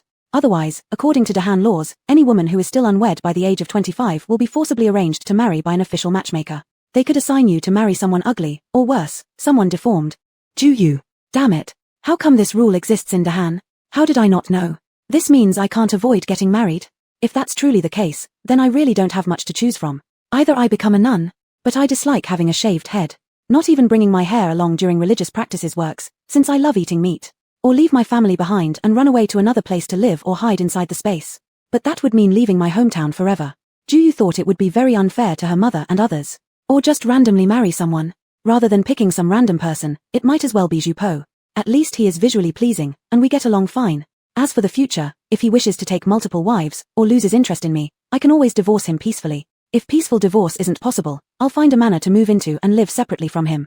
The more Juyu thought, the more she felt that this solution seemed perfect, thus she agreed to Emperor Chengqian's decision to arrange their marriage. Chapter 100, The Marriage Decree Part 2. On August 6th of the 21st year of Chengqian, the news of His Majesty granting a marriage decree between the 5th imperial grandson Ju Po and a daughter of the Ju family caused another sensation in the capital. It only happened because nobody knew exactly who this Ju family daughter, personally selected by His Majesty as the future granddaughter-in-law, was. Speculators sifted through large and small families in the capital, yet they couldn't uncover her origins. Not until the Long Princess arrived as the mediator, escorting the 5th imperial grandson to present engagement gifts, did the public discover that the Ju family turned out to be a common household located in the west part of the city. Their house only consisted of 3 rooms, which were rented. Why would such a humble household's daughter attract the emperor's insistence on marrying her to his legitimate grandson? Everyone remained utterly puzzled. However, once the gossipy souls of the common folk ignite, they truly become akin to Sherlock Holmes, each one trying their best. Soon, someone discovered that the Ju family was not only of the same clan as the already executed former Grand Secretary Ju by His Majesty's order but also had been exiled together with his descendants. Although the former Grand Secretary Ju had yet to be rehabilitated, his original residence had already been returned by the emperor to his descendants. This was known by everyone. The eldest grandson of the late Grand Secretary had even been personally appointed by Emperor Chengqian as a compiler in the Hanlin Academy. Everyone wondered if this meant that the Ju family was rising again. Did the emperor intend to re-employ them? But even if he wanted to revive the Ju family, did it have to come at the cost of his own grandson? That was the fifth imperial grandson, former crown prince's legitimate son. Among all the emperor's grandsons, he was of the highest bloodline, without exception. If crown prince hadn't passed away, this royal grandson might well have become the next in line ruler. Even after the crown prince's passing, his bloodline still marked him as one of the most noble among all imperial grandchildren. Even though that status now might just be nominal, could such an illustrious title possibly belong to a broken family? Even if Grand Secretary Ju were still alive and in office, only his direct granddaughter would barely match up to this position. Yet the girl from the Ju family was already a distant relative who was out of the 5 degrees of mourning. But why did His Majesty insist on choosing this broken family's daughter as the official consort for the royal grandson? Moreover, why was it arranged by none other than the elder princess herself? This didn't seem like a sign of disdain for the fifth royal grandson, did it? And those engagement gifts were extravagant item after extravagant item. One of the gifts was a piece of glass-inlaid bedscreen, which was already precious as a dowry gift. And yet, it was given to her as part of the 8 formal betrothal rituals. The rest of the 8 items were exquisite beyond imagination. The armlets and hairpins sent alone had gemstones that could sustain an entire small household for life. Anyone could see that these items were left behind by the first crown princess for the fifth royal grandson, rarities that couldn't be bought in the market. Yet all of them were given to the Ju family girl as part of the betrothal gifts, showing that the fifth royal grandson was clearly very satisfied with this marriage arrangement. Everyone again racked their brains without finding any answers. How could this Ju family girl be so lucky? Even if she were breathtakingly beautiful enough to charm the royal grandson, how could the current emperor, being such a wise person, possibly allow his grandson to marry a seductress? Moreover, after someone staked out for quite some time, they found out that the Ju family girl wasn't anything extraordinary. She was pretty, sure, but not at all close to stunning beauty standards. In fact, when compared, her mother was even more attractive than her. Later, there were curious ones who conducted deeper investigations and finally discovered that this Ju family girl had once greatly benefited the fifth royal grandson. She had saved his life before. At this revelation, everyone finally understood. They all praised Emperor Chengqian as a timeless emperor, whose royal family was undoubtedly a model for the people of Great Yang. Because the Ju family daughter had once saved the fifth royal grandson, Emperor Chengqian bestowed her with the rank of imperial consort. Not a secondary consort but the principal wife. What kind of highly moral emperor, what kind of sincere to the people royal family could this be? How could the people not wholeheartedly support them? As a result, the residents of the capital held unprecedented respect for Emperor Chengqian and the Zhou royal family, becoming more supportive of the Zhou dynasty. Emperor Chengqian achieved free advertising for his house with no effort and naturally felt extremely pleased. But simultaneously, back in the Zhou family courtyard, Zhu Heng almost gnashed his teeth into pieces. Shit. It was obviously the fifth royal grandson pursuing his sister, but now it seemed like their family was blackmailing for repayment. Zhu Heng had never been happy about his sister marrying Zhu Po, and after this situation unfolded, his dissatisfaction with the royal family and Emperor Chengqian only increased further. He grew so furious that he couldn't eat properly. On the side, Zhu Li heard this news and wolfed down 2 bowls of rice before advising his brother. Brother, these discussions only arise because our Zhu family men haven't risen high enough, thus causing elder sister to endure this humiliation. We shouldn't be angry, we should work harder instead. After saying that, he reassured Zhu Yu. Elder sister, rest assured, I will definitely obtain an official rank this year to support you. With that, he put down his chopsticks and ran off to study. Hearing his younger brother's speech, Zhu Heng was deeply encouraged. He too discarded his chopsticks and returned to the military camp. No way. Before his sister married, he must make a name for himself. At least, he needed to become a commander. Seeing her 2 sons react in this manner, Lady Zheng suddenly lost her appetite as well. No, she must find Aunt Bai again and discuss what more needs to be prepared for Ayu's dowry, which items require immediate attention. Though their family was not short of silver now, she had heard that those prestigious families began accumulating dowry for their daughters right from the day they were born. For their Ayu, it was already late. They couldn't delay any further. She certainly didn't want their Ayu to be mocked when she got married. Therefore, she also dropped her chopsticks and hurriedly left. Then, on what had been a full dining table, only Ju Yu and her younger sister Ju Ying were left staring at each other in silence. Ju Ying. Oh no. Both her older brothers and her mother were also fiercely committed for elder sister. So, did she have to do something as well for her older sister? But apart from painting, she didn't know how to do anything else. Wait. She had heard that the aristocrats in the capital adored surrounding screens. What if she painted an entire set of surrounding screens for her elder sister, then found renowned embroidery masters to embroider them, gifting them to her elder sister as part of her dowry? Yes, this is exactly what she would do. With that thought in mind, little Ju Ying grew restless too, excused herself from the table with a word to Ju Yu, and rushed off busily. Only Ju Yu remained, guarding a table full of dishes that had hardly been touched, feeling utterly lost. Everyone, she truly did not care much about her dowry's reputation or what people said. Let others talk if they wanted, there was absolutely no need for them to work so hard just for her. In Zhongsue Palace in the capital, Zhu Po had been inside the storeroom almost all day, picking and choosing treasures until he'd gathered enough to fill an entire room. Looking at the piles of antiques, paintings, pearls, and jade that filled his own chambers, Zhu Po still felt it was not satisfactory. After tidying up a bit, he headed straight to Emperor Chengqian's sleeping quarters. Emperor Chengqian had recently, thanks to the medical knowledge shared by Zhu Yu, realized his liver qi was overly agitated and that staying up late was strictly prohibited. As such, he'd been going to bed earlier these days and was already lying down at the moment. He was enjoying the gentle massage on his head by a young concubine's delicate hands when suddenly he heard the report saying the fifth royal grandson had arrived. Upon hearing this, Chengqian's face turned red in embarrassment. Frightened, he leaped out of bed and covered the young concubine with the quilt. Regaining his senses after a moment, he realized Zhu Po wouldn't dare to barge into his private quarters regardless of propriety, so somewhat sheepishly uncovered the concubine again. Then, under the care of the concubine, Emperor Chengqian put on a robe, slightly tied at his clothing, and walked out of his bedroom with visible annoyance. When he went outside, he saw that his grandson was indeed patiently waiting in the side hall, and this slightly mollified him. However, he still pretended to frown and harshly asked, "What are you doing running here in the middle of the night instead of sleeping?" "Grandfather, today I've looked around, and I feel that the Zhongsue Palace is simply too cramped. Perhaps you could grant me a mansion outside the palace where I can marry Ayu." Seeing Emperor Chengqian, Zhu Po immediately made his request. Today, the more he thought about it, the less comfortable he felt living in the Zhongsue Palace. After all, the crown princess and his second brother still resided there too. Once next year his second brother married, 3 families would be squeezed into one palace. Not only would it be crowded, but Ayu, his future wife, might get bullied by the crown princess, who would be her stepmother-in-law. So Zhu Po was thinking that if his grandfather could grant him a large residence outside the palace, even if there wasn't an existing estate and he had to buy one himself, he wouldn't mind as long as Emperor Chengqian allowed him to move out of the palace. Absolutely not. Chengqian interrupted him before he finished. "Our princes and grandsons of the Great Yang dynasty reside within the palace until they are sent to their fiefs. And they typically leave 2 years after marriage. How can I break tradition just for your sake? Moreover, your Zhongsue Palace, besides my own chambers, is the largest there. And yet, you're complaining it's too small. Are you trying to anger your 12 uncles?" Truthfully speaking, after the passing of the previous crown prince, crown princess and her entourage should have moved out of Zhongsue Palace to make way for the future heir apparent. But Chengqian felt heartbroken at the thought of driving away his eldest son's wife and child shortly after the tragedy. Besides, over the years, he hadn't managed to find a suitable candidate for crown prince. Hence, he hadn't forced them to move. He intended that before appointing another crown prince, he would settle both his grandsons and confer upon them princely titles, sending them to their respective fiefdoms. At that point, the crown princess could accompany his second grandson directly to his post, avoiding any awkwardness concerning her status while staying in the capital and potentially uncomfortable relations with the future emperor. And the reason Chengqian had not allowed the crown princess to move out was partly because of personal sentiment. If none of his sons proved worthy, then perhaps the 2 grandsons of the crown prince might still be candidates within his consideration. Handing over the throne to the eldest legitimate grandson wouldn't contradict the rules he had established at the founding of the kingdom, favoring the legitimate firstborn. That's why for these past few years, Chengqian personally raised and educated both grandsons. "But grandfather, won't Ayu suffer if she moves in there?" Seeing his grandfather rejecting his request, Zhu Po finally blurted out his real concern in frustration. Emperor Chengqian.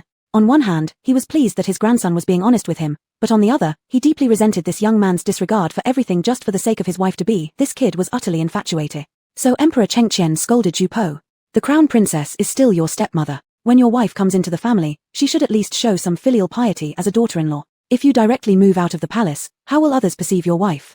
People won't ridicule you, they will laugh at your wife for being disrespectful." Seeing that Zhu Po in front of him remained unrepentant, Emperor Chengqian angrily kicked him and cursed. "What do you have to worry about? With your wife's bold nature that doesn't even fear me, would she tolerate any mistreatment from the crown princess? Most likely, it's uncertain who would be angry at whom. Young man, go back where you came from quickly. If you dare disturb my sleep again, I'll rescind the marriage decree and marry off your AU to someone else." After hearing this, Zhu Po finally behaved and obediently left. Emperor Chengqian also returned to bed, still fuming. How frustrating. That little rascal. To go through so much trouble for a girl without realizing that he shouldn't stay up late. Chapter 101, Gratitude Temple. Zhu Po formally became engaged to Zhu Yu and, beaming with joy, immediately thought of sharing this good news with his deceased father the king and mother the consort. So on this day, he took Zhu Yu along to go to the Gratitude Temple in the city to perform a prayer service for his father, mother, and elder brother. Zhu Heng happened to have a day off, and since it had been a long time since he last saw Mu Linga, he took the opportunity of Zhu Po and Zhu Yu's trip to the temple to invite Mu Linga to join them for a walk up the mountain. Mu Linga happily agreed, and that day she came alone on her horse. Seeing this, Zhu Heng also abandoned the prepared carriage and mounted a horse. The 2 of them rode ahead of the carriage carrying Zhu Yu and Zhu Po, quickly disappearing from sight. However, Zhu Yu didn't envy their galloping figures at all because the carriage she was in was decorated so luxuriously by Zhu Po. It was cushioned with soft padding, adorned with fluffy pillows, and a small table held various dried fruits she liked. A teapot fixed to the carriage contained warm tea, and a nearby shelf held several sketchbooks, some Luban locks, and puzzles like the 9 interlocking rings. With such treatment, who would bother riding horses? Too rustic. Zhu Yu inwardly mocked. "Hihi, do you like what I've prepared for you, you?" Zhu Po asked gently as he wrapped some hazelnuts for Zhu Yu, and added, Rest assured, all these are things I purchased with money I earned myself over the years through my own business dealings. I haven't spent any of the silver mother left me. He looked as if he were deeply worried Ju might think he was a wasteful scoundrel. Ju couldn't help but burst into laughter at this moment, thinking about how the simple word waste she had once used on him seemed to have made an enormous impression. Seeing him eagerly hoping for praise, Ju's heart melted instantly and she replied softly, "Thank you. I love it." Upon hearing this, Ju was ecstatic and couldn't resist leaning in to whisper, I modeled the carriage seats after the soft sofa in your place. Though not as good as yours, aren't they still quite comfortable?" Ju felt utterly confused, wondering, which place is he talking about? Seeing Ju's knowing look expecting her comprehension, she suddenly realized he must be referring to the sofa inside their RV space. Since he had already been inside their special space before, Ju felt inspired at the moment to bring him in again. Lifting the curtain of the carriage, she peeked out and noticed her brother and Mu Linga had already disappeared from sight, probably waiting ahead. The front driver, Yi Qing, was concentrating on steering the carriage, and without Ju's call, he wouldn't dare enter the carriage. With a long road still ahead, she judged it safe to stay in the space for 8 or 10 minutes. Thus, Ju pulled a piece of dental floss out of her sleeve and tossed it into a corner of the carriage, then grabbing Ju's hand, shouted RV sofa, transporting Ju directly into their special space. Ju! Could it be that scene from before wasn't a dream after all? After more than 3 years, he was once again brought here by a Yu. For the past few years, he had been trying to figure it out himself but never dared to ask, fearing that a Yu would disappear again if upset. Now seeing Ju's sweet smile, Ju finally felt somewhat reassured, pulling Ju's hand carefully as he timidly questioned. Ayu, Hung mentioned once that both of you possess extraordinary abilities and that you came to this world wanting a peaceful life. What if one day we argue, or if you get tired of being here? Will you leave? Could you please stay? If I anger you, feel free to hit me or scold me as much as you want, just don't disappear. I really fear losing you forever. I know I have many flaws, but I truly love you. I wish to accompany you for a lifetime. Though Ju still remained unclear about exactly who Ju and her brother really were, he knew well that if Ayu decided to leave, there was absolutely no way for him to stop her. These years, he had lived constantly in fear of Ayu leaving him just as his parents and elder brother had gone. Even now, despite having become engaged to Ju, this anxiety still lingered. His eyes reddened at this point, speaking emotionally. In his heart, the house before him surpassed even their royal palace in greatness. Surely Ayu's previous dwelling had been incomparably better. He feared the day when Ayu grew weary of this place and left them behind. Ju hadn't expected bringing him into the space intending to cheer him up ended up making him cry. Sigh. What on earth is this guy worried about? Ju thought to herself, not to mention she couldn't possibly return to her previous world now, even if she could, she wouldn't want to go back. Wasn't Ju right before her eyes better looking than a zombie? Would going back only mean torturing herself? But of course, she would never say such words to him. Seeing his tears, she patted his shoulder in comfort. Rest assured. Unless we're in mortal danger, we won't leave here. Only after hearing this did Ju breathe a deep sigh of relief, the pent-up worries dissipating instantly. Just as he was about to say something more, Ju continued. But if you treat me badly, I might just leave you and live my own life. Ju said nothing for a while. Due to the time constraint and spending almost all of it crying, their trip to the space merely involved sitting briefly on the sofa there before they came back again. Chupo's heart had been eased greatly by Ju's promise. Naturally, he chose to ignore her latter statement since, in his mind, there was no way he would mistreat his Ayu. Just at that moment, when he was racking his brain to get Ju to agree if one day she really must leave that he could go with her, Yi Qing's voice came over. Master, we've arrived at the foot of the mountain. Listening to this, Jupo had no choice but to shut his mouth reluctantly, thinking to himself, apparently not today. He'd ask Ayu again once an opportunity arose.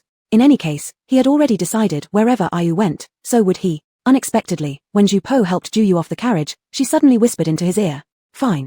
As long as you're willing to follow, I'll take you with me. Jupo's heart. It felt like it sprouted wings, it soared. After stepping down from the carriage, the two indeed saw that Ju Heng and Mu Linga had already waited for them quite some time at the base of the mountain. After leaving Yi Qing behind to watch over the carriage and horses, the four of them chatted happily as they ascended up the mountain. Since Ju Heng and Mu Linga were present, Yi Qing was very confident in his master's safety, thus choosing to patiently wait near the carriage storage area of the temple at the foot of the mountain. It didn't take long for Zhu Po and the others to reach Gratitude Temple located halfway up the mountain. Knowing that the fifth prince was coming, the monastery had cleared out its guests early, and when they arrived, Master Wunyan had already led all the monks to the entrance waiting for them. Among the four, only Zhu Po knew Master Wunyan, so he stepped forward to perform a Buddhist salute.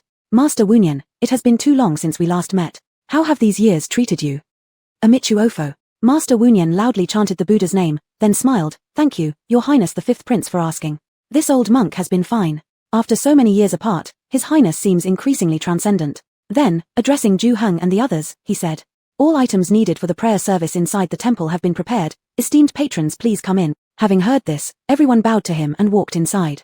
As worthy of being a centuries-old ancient temple, on their way, Ju Yu and her companions noticed the grounds enveloped by towering ancient trees and lush green grass, with magnificent halls ahead and distant mountain ranges undulating around. The lingering sound of the temple bells echoed softly and lengthily. As the group found themselves immersed in such serenity, they unconsciously quieted down. Guided by Master Wunyan, they offered incense one by one to the spirit tablets of the former crown prince, princess, and the eldest royal grandson. Since Zhu Po still needed to conduct a special prayer ceremony for his parents and elder brother, Zhu Heng and Mu Linga headed toward the rear mountain to sightsee, leaving Zhu Yu behind to accompany Zhu Po. 2 hours later, when the ceremonies were finished, Mu Linga and Zhu Heng also returned. Then accompanied by Master Wunyan, they all began to walk out of the main hall. On the way, Zhu Po asked smilingly, "Master Wunyan, why haven't I seen Iken and the rest of them all day? I brought gifts for them. Could it be that they've grown shy since I haven't visited in several years?" Amichu Ofo, "Your Highness, 3 years ago, Iken and the others passed away due to illness, and have since reached nirvana." Master Wunyan responded compassionately. "What? They're all dead?" Zhu Po exclaimed in shock, as Iken and the other little monks were among his closest friends whenever he frequented Gratitude Temple in earlier days. He couldn't believe they had all died within a few short years. What happened? How could they all pass away? Zhu Po inquired further. "Alas, sinful indeed." Master Wunyan sighed. Many years ago, there was an outbreak of severe colds in Kyoto. After Iken and the others returned from begging alms with their senior brothers, they all fell ill simultaneously. Despite senior brother Wui's best efforts to treat them, they eventually, alas, perhaps, out of compassion, Lord Buddha called them to serve as attendant. Master Wui was an old monk with extremely high medical skills at Gratitude Temple, and Zhu Po also knew this. He couldn't believe that even Master Wui hadn't been able to save those young monks. Upon hearing this, Zhu Po sighed deeply, recalling the days when he used to play with the little monks, and couldn't help but shed tears, lamenting the impermanence of life. "May I ask, Zen Master, are their spirit tablets still here? I wish to offer incense to them." Zhu Po asked. "Amichu Ofo, this poor monk will take you there right away." Master Wunyan immediately nodded in agreement. Thus, they followed Master Wunyan to a side hall nearby, where Zhu Po offered incense to his childhood playmates before bidding farewell to Master Wunyan and walking out of the temple. On the way down the mountain, Zhu Po couldn't help but marvel to Zhu Yu and the others how, had it not been for those little monks who had shown him a secret path through the back mountain leading outside the city years ago, he would never have escaped from Kyoto and might never have met Zhu Yu and the rest. Had it truly turned out that way, the fateful connection between him and Ayu would be gone, and this time, when he came, he originally wanted to introduce Ayu to those little monks, but who could have thought that life is so impermanent? His 4 childhood companions were all dead now. But after Zhu Po finished reminiscing, only Zhu Yu responded with a few words while Mu Linga and Zhu Heng remained silent. "What's wrong?" Seeing their serious expressions, Zhu Po couldn't help but ask. "This matter seems somewhat strange."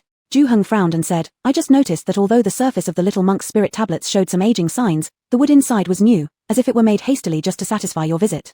"Hey, how could that be?" Zhu Po wondered. Could it be that they did not establish spirit tablets for Ichan and the others initially because they feared my blame? But according to the customs in our Great Yang, children who pass away before coming of age don't need spirit tablets either, and I know this rule, so why would I hold it against them? The strangeness lies exactly here. Zhu Heng couldn't understand either. You say something that can be easily explained, yet they go through so much trouble. Maybe they feared your bad temper would blame them, and hearing you were coming, they hurriedly made the tablets to satisfy you. Zhu Yu contemplated. Who would have thought these monks also speak one way and act another way? So-called monks should not tell lies since they follow Buddhism. Would explaining well be more terrible than breaking their vows and facing the divine punishment? Zhu Po became uncomfortable upon hearing this. "Every time I came here, I always treated them kindly, occasionally sending snacks to the temple's young monks. If it weren't for me, how could Ichan and the others become so close to me? Why do they think I am so frightening? Instead, it is them. They boast about being an ancient temple from the previous dynasty, yet they cannot properly care for a few young monks. When I left, Ichan and the others were still jumping around cheerfully, but only a few months later, they contracted colds and died. It seems that this blessed place in Buddhism isn't what it seems. I may as well continue praying for my father and mother in the palace. Coming here is not necessary." Zhu Po didn't expect that, without blaming the monks of Gratitude Temple for the deaths of Ichan and the others, the monks actually thought he was irascible and deceived him, which made him angry. "Wait a moment, you just said that you escaped Kyoto by following the shortcut those little monks told you?" Mulinger questioned on the side, suspecting that the deaths of the little monks seemed somehow linked to this matter. "Yes," Zhu Po replied, "that back mountain road is so hidden, if they hadn't told me, how would I have known? At the time, they told me that the path was accidentally discovered by them. They even planned to sneak through it to steal sweet potatoes and begged me not to tell anyone else." Stealing sweet potatoes? Zhu Yu wondered. As Buddhist disciples, how could they resort to theft? Aren't they afraid of punishment? "I once questioned them the same thing," Zhu Po responded, "but they said they were often hungry in the temple, and the abbot wouldn't let them constantly seek alms. If they didn't steal some food, they'd starve to death. That's even more problematic. Gratitude Temple is such a large monastery, with offerings numbering in the millions annually. With merely hundreds of monks, how could they possibly be starving?" Mu Linga commented. Yes. Everyone listened with confusion growing. "Linga, don't you remember when we visited the back mountain and you mentioned that those monks didn't seem like martial monks but rather soldiers? Zhu Heng suddenly asked Mu Linga. Yes, according to my knowledge, martial monks mostly use staffs, but the calluses on those monks' hands clearly indicated they favored long knife. Mu Linga replied, speaking while noticing the drastic change in Zhu Heng's expression. Suddenly understanding, she too was greatly shocked. Could it be? Chapter 102, Rebellion 1. Zhu Heng and Mu Linga were both startled. There's a secret path at the Gratitude Temple that leads straight out of the city. With ample incense offerings, little monks still go hungry. The monks in the temple are not skilled with staves but proficient in long swords. These suspicious points together suggest there might be a private army stationed at the Gratitude Temple that can eat up all the supplies meant for the temple. Zhu Po, you must take Brother Yu back to the palace and report the situation at the Gratitude Temple to His Majesty. Zhu Heng and I will investigate the Gratitude Temple tonight. Mu Linga pulled a few people aside and said seriously, No, Sister Linga, you should take Brother Yu back. I know the secret path leading outside the city from the Gratitude Temple. I'll go with Brother Heng. At this moment, Zhu Po understood the severity of the matter and responded immediately. Do you have the ability? Mu Linga asked hesitantly. No. Zhu Po, you must return to the palace. When you leave, pretend as if you know nothing and act relaxed. Zhu Heng also rejected Zhu Po's volunteerism and whispered to him. If the Gratitude Temple really has something going on, they will certainly monitor you secretly. Therefore, you must return, and do not hurry on your way back so as not to alert them prematurely. Soon, just tell me the approximate location of the secret path leading outside the city. Leave the rest to me and Sister Linga. You don't need to worry about it. After hearing this, Zhu Po wanted to say something, but Zhu Heng interrupted with a serious expression. Alright, just do as I say. We shouldn't linger here anymore. Let's quickly continue down the mountain and avoid revealing any signs. Then, he led Mu Linga towards the mountain foot. Zhu Po, starry-eyed, Brother Heng is still so decisive. Zhu Yu, thinking, don't listen to his nonsense, he just wants to go with Sister Linga, he doesn't want you. Pretending nothing had happened, Zhu Po's group went down the mountain. Yi Qing, waiting at the foot of the mountain, rushed over upon seeing them and bypassed Zhu Po directly to whisper toward Zhu Heng. Master Zhu, something seems off. In just a short while, 4 or 5 people passed by our carriage. Upon hearing this, Zhu Heng narrowed his eyes slightly and increasingly felt something was amiss at the Gratitude Temple. Thus, he quietly ordered Yi Qing, you take Zhu Po and my sister back first.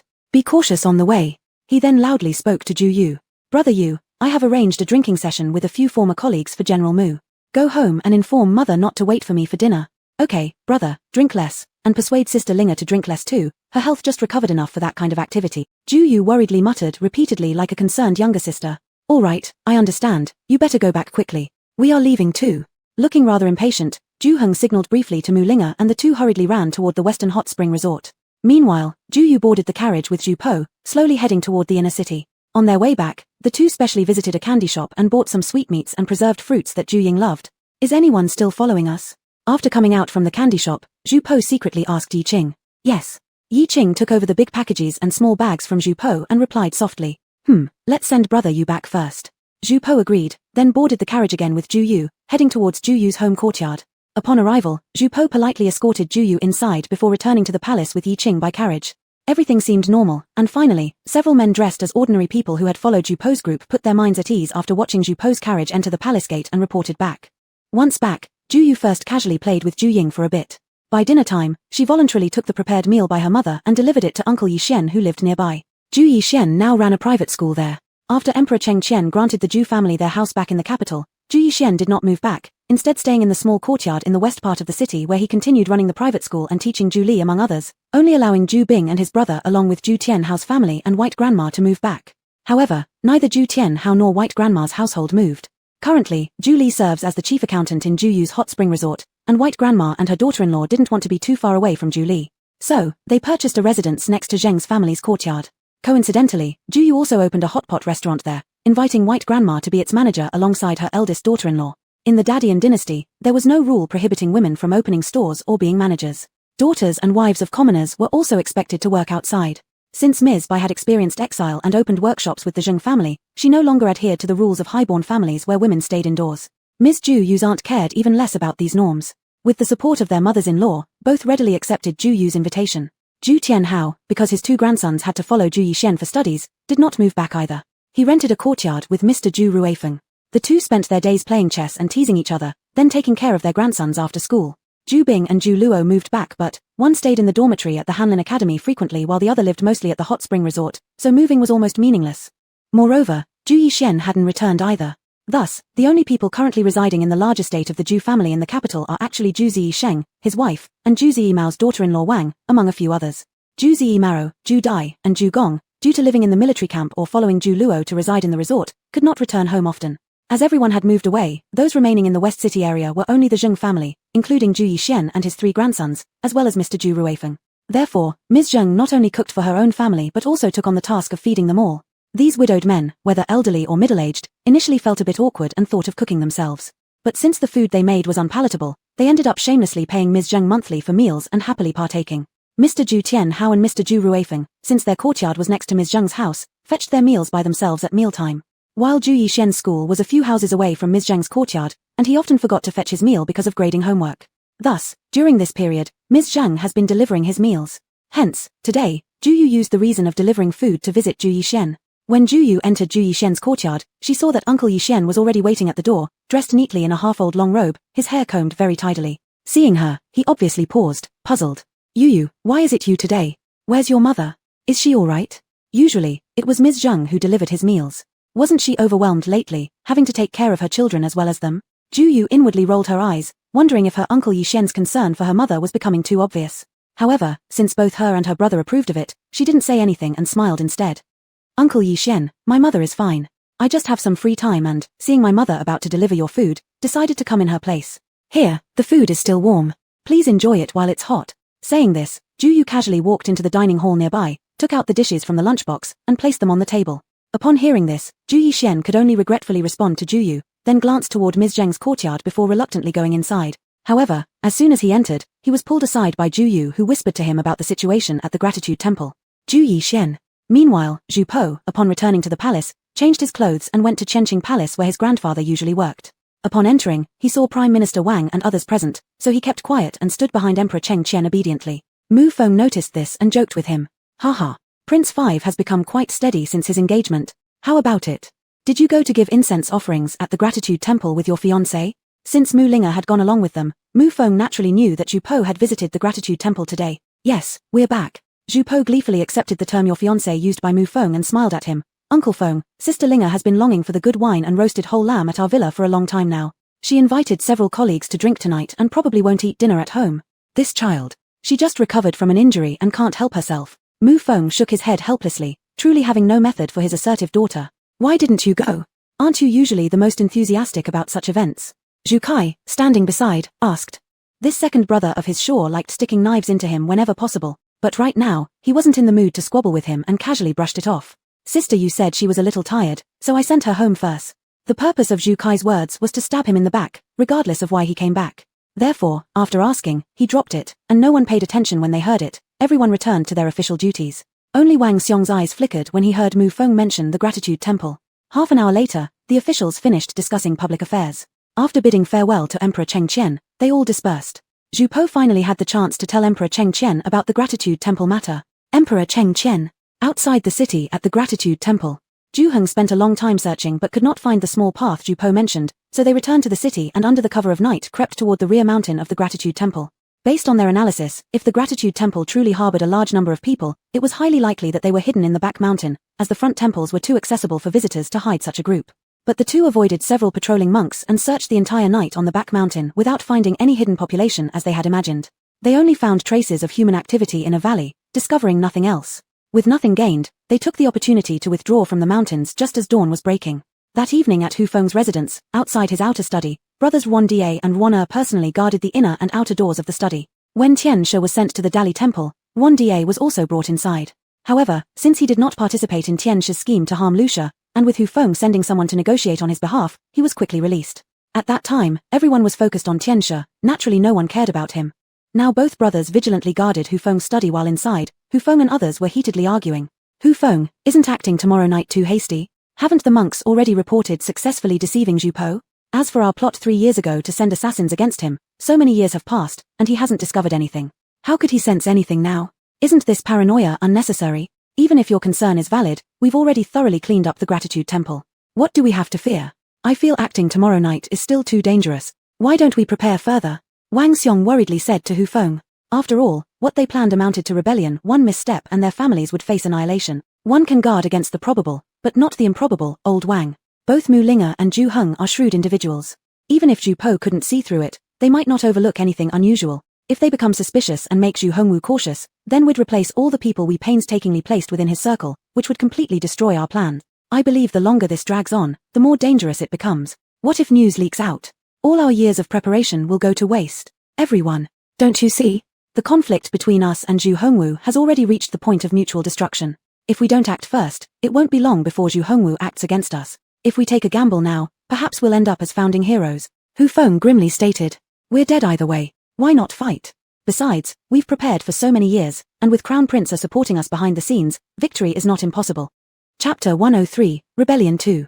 After Ju Heng and Mu Linga returned from the Thankful Temple, they were deep in thought. From their midnight investigation of the Thankful Temple, it seemed that there was truly no one hiding inside at the moment. But those doubts were undeniably present. There could only be two possibilities.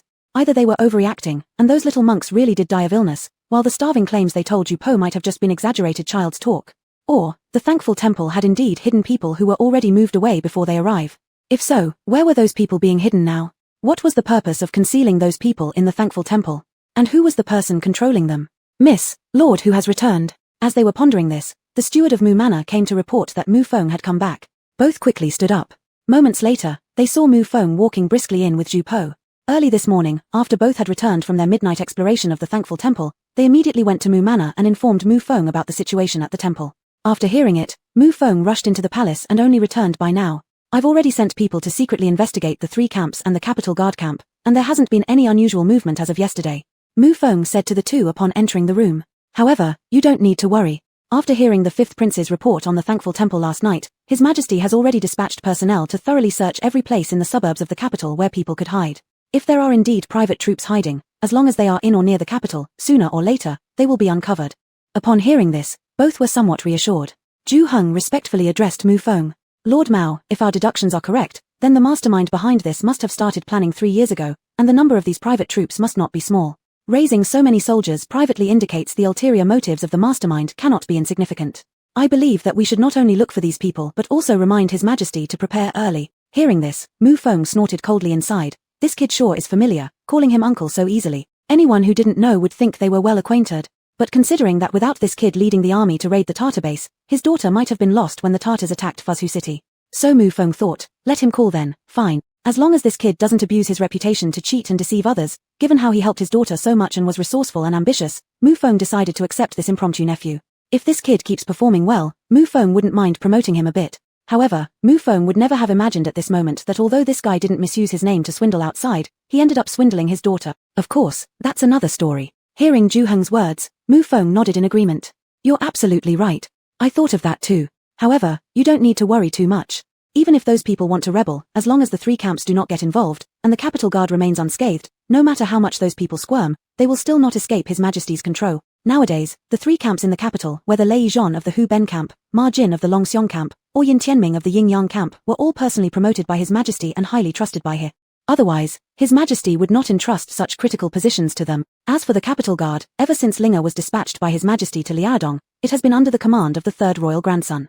The 3rd royal grandson is the most steady among all royal grandsons. He was raised by His Majesty, is skilled in martial arts, often praised by His Majesty in front of officials, and is deeply trusted. In my view, none of them would betray His Majesty. Therefore, even if the mastermind makes a move, it won't amount to anything. While saying this confidently, Mu Feng sat down on his usual seat in the study. Running around all morning had nearly exhausted him. Seeing this, Ju Heng hurriedly offered him a bowl of tea. Since what they discussed was extremely confidential, no attendants were left in the room. Only the head steward Mu Zhong was guarding outside. Thus, the water for the tea was freshly boiled not long ago by Ju Heng himself in the kitchen next door. Although Mu Linga was the hostess, due to her rarely living in the mansion, she lacked a sense of being the hostess.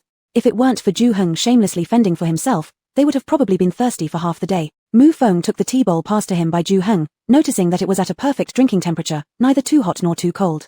Satisfied, he glanced at Ju Heng appreciatively, then cast an aggrieved look at his own daughter. He thought to himself, he had been running around all morning, and even an outsider like Ju Heng knew to offer him a cup of tea. Yet this girl didn't even glance in his direction. Sigh. Beside him, Mu Linga was still lost in their earlier analysis, entirely missing her father's mournful gaze. She continued her reasoning. I believe whatever we can think of, the mastermind behind the scenes has certainly already considered as well.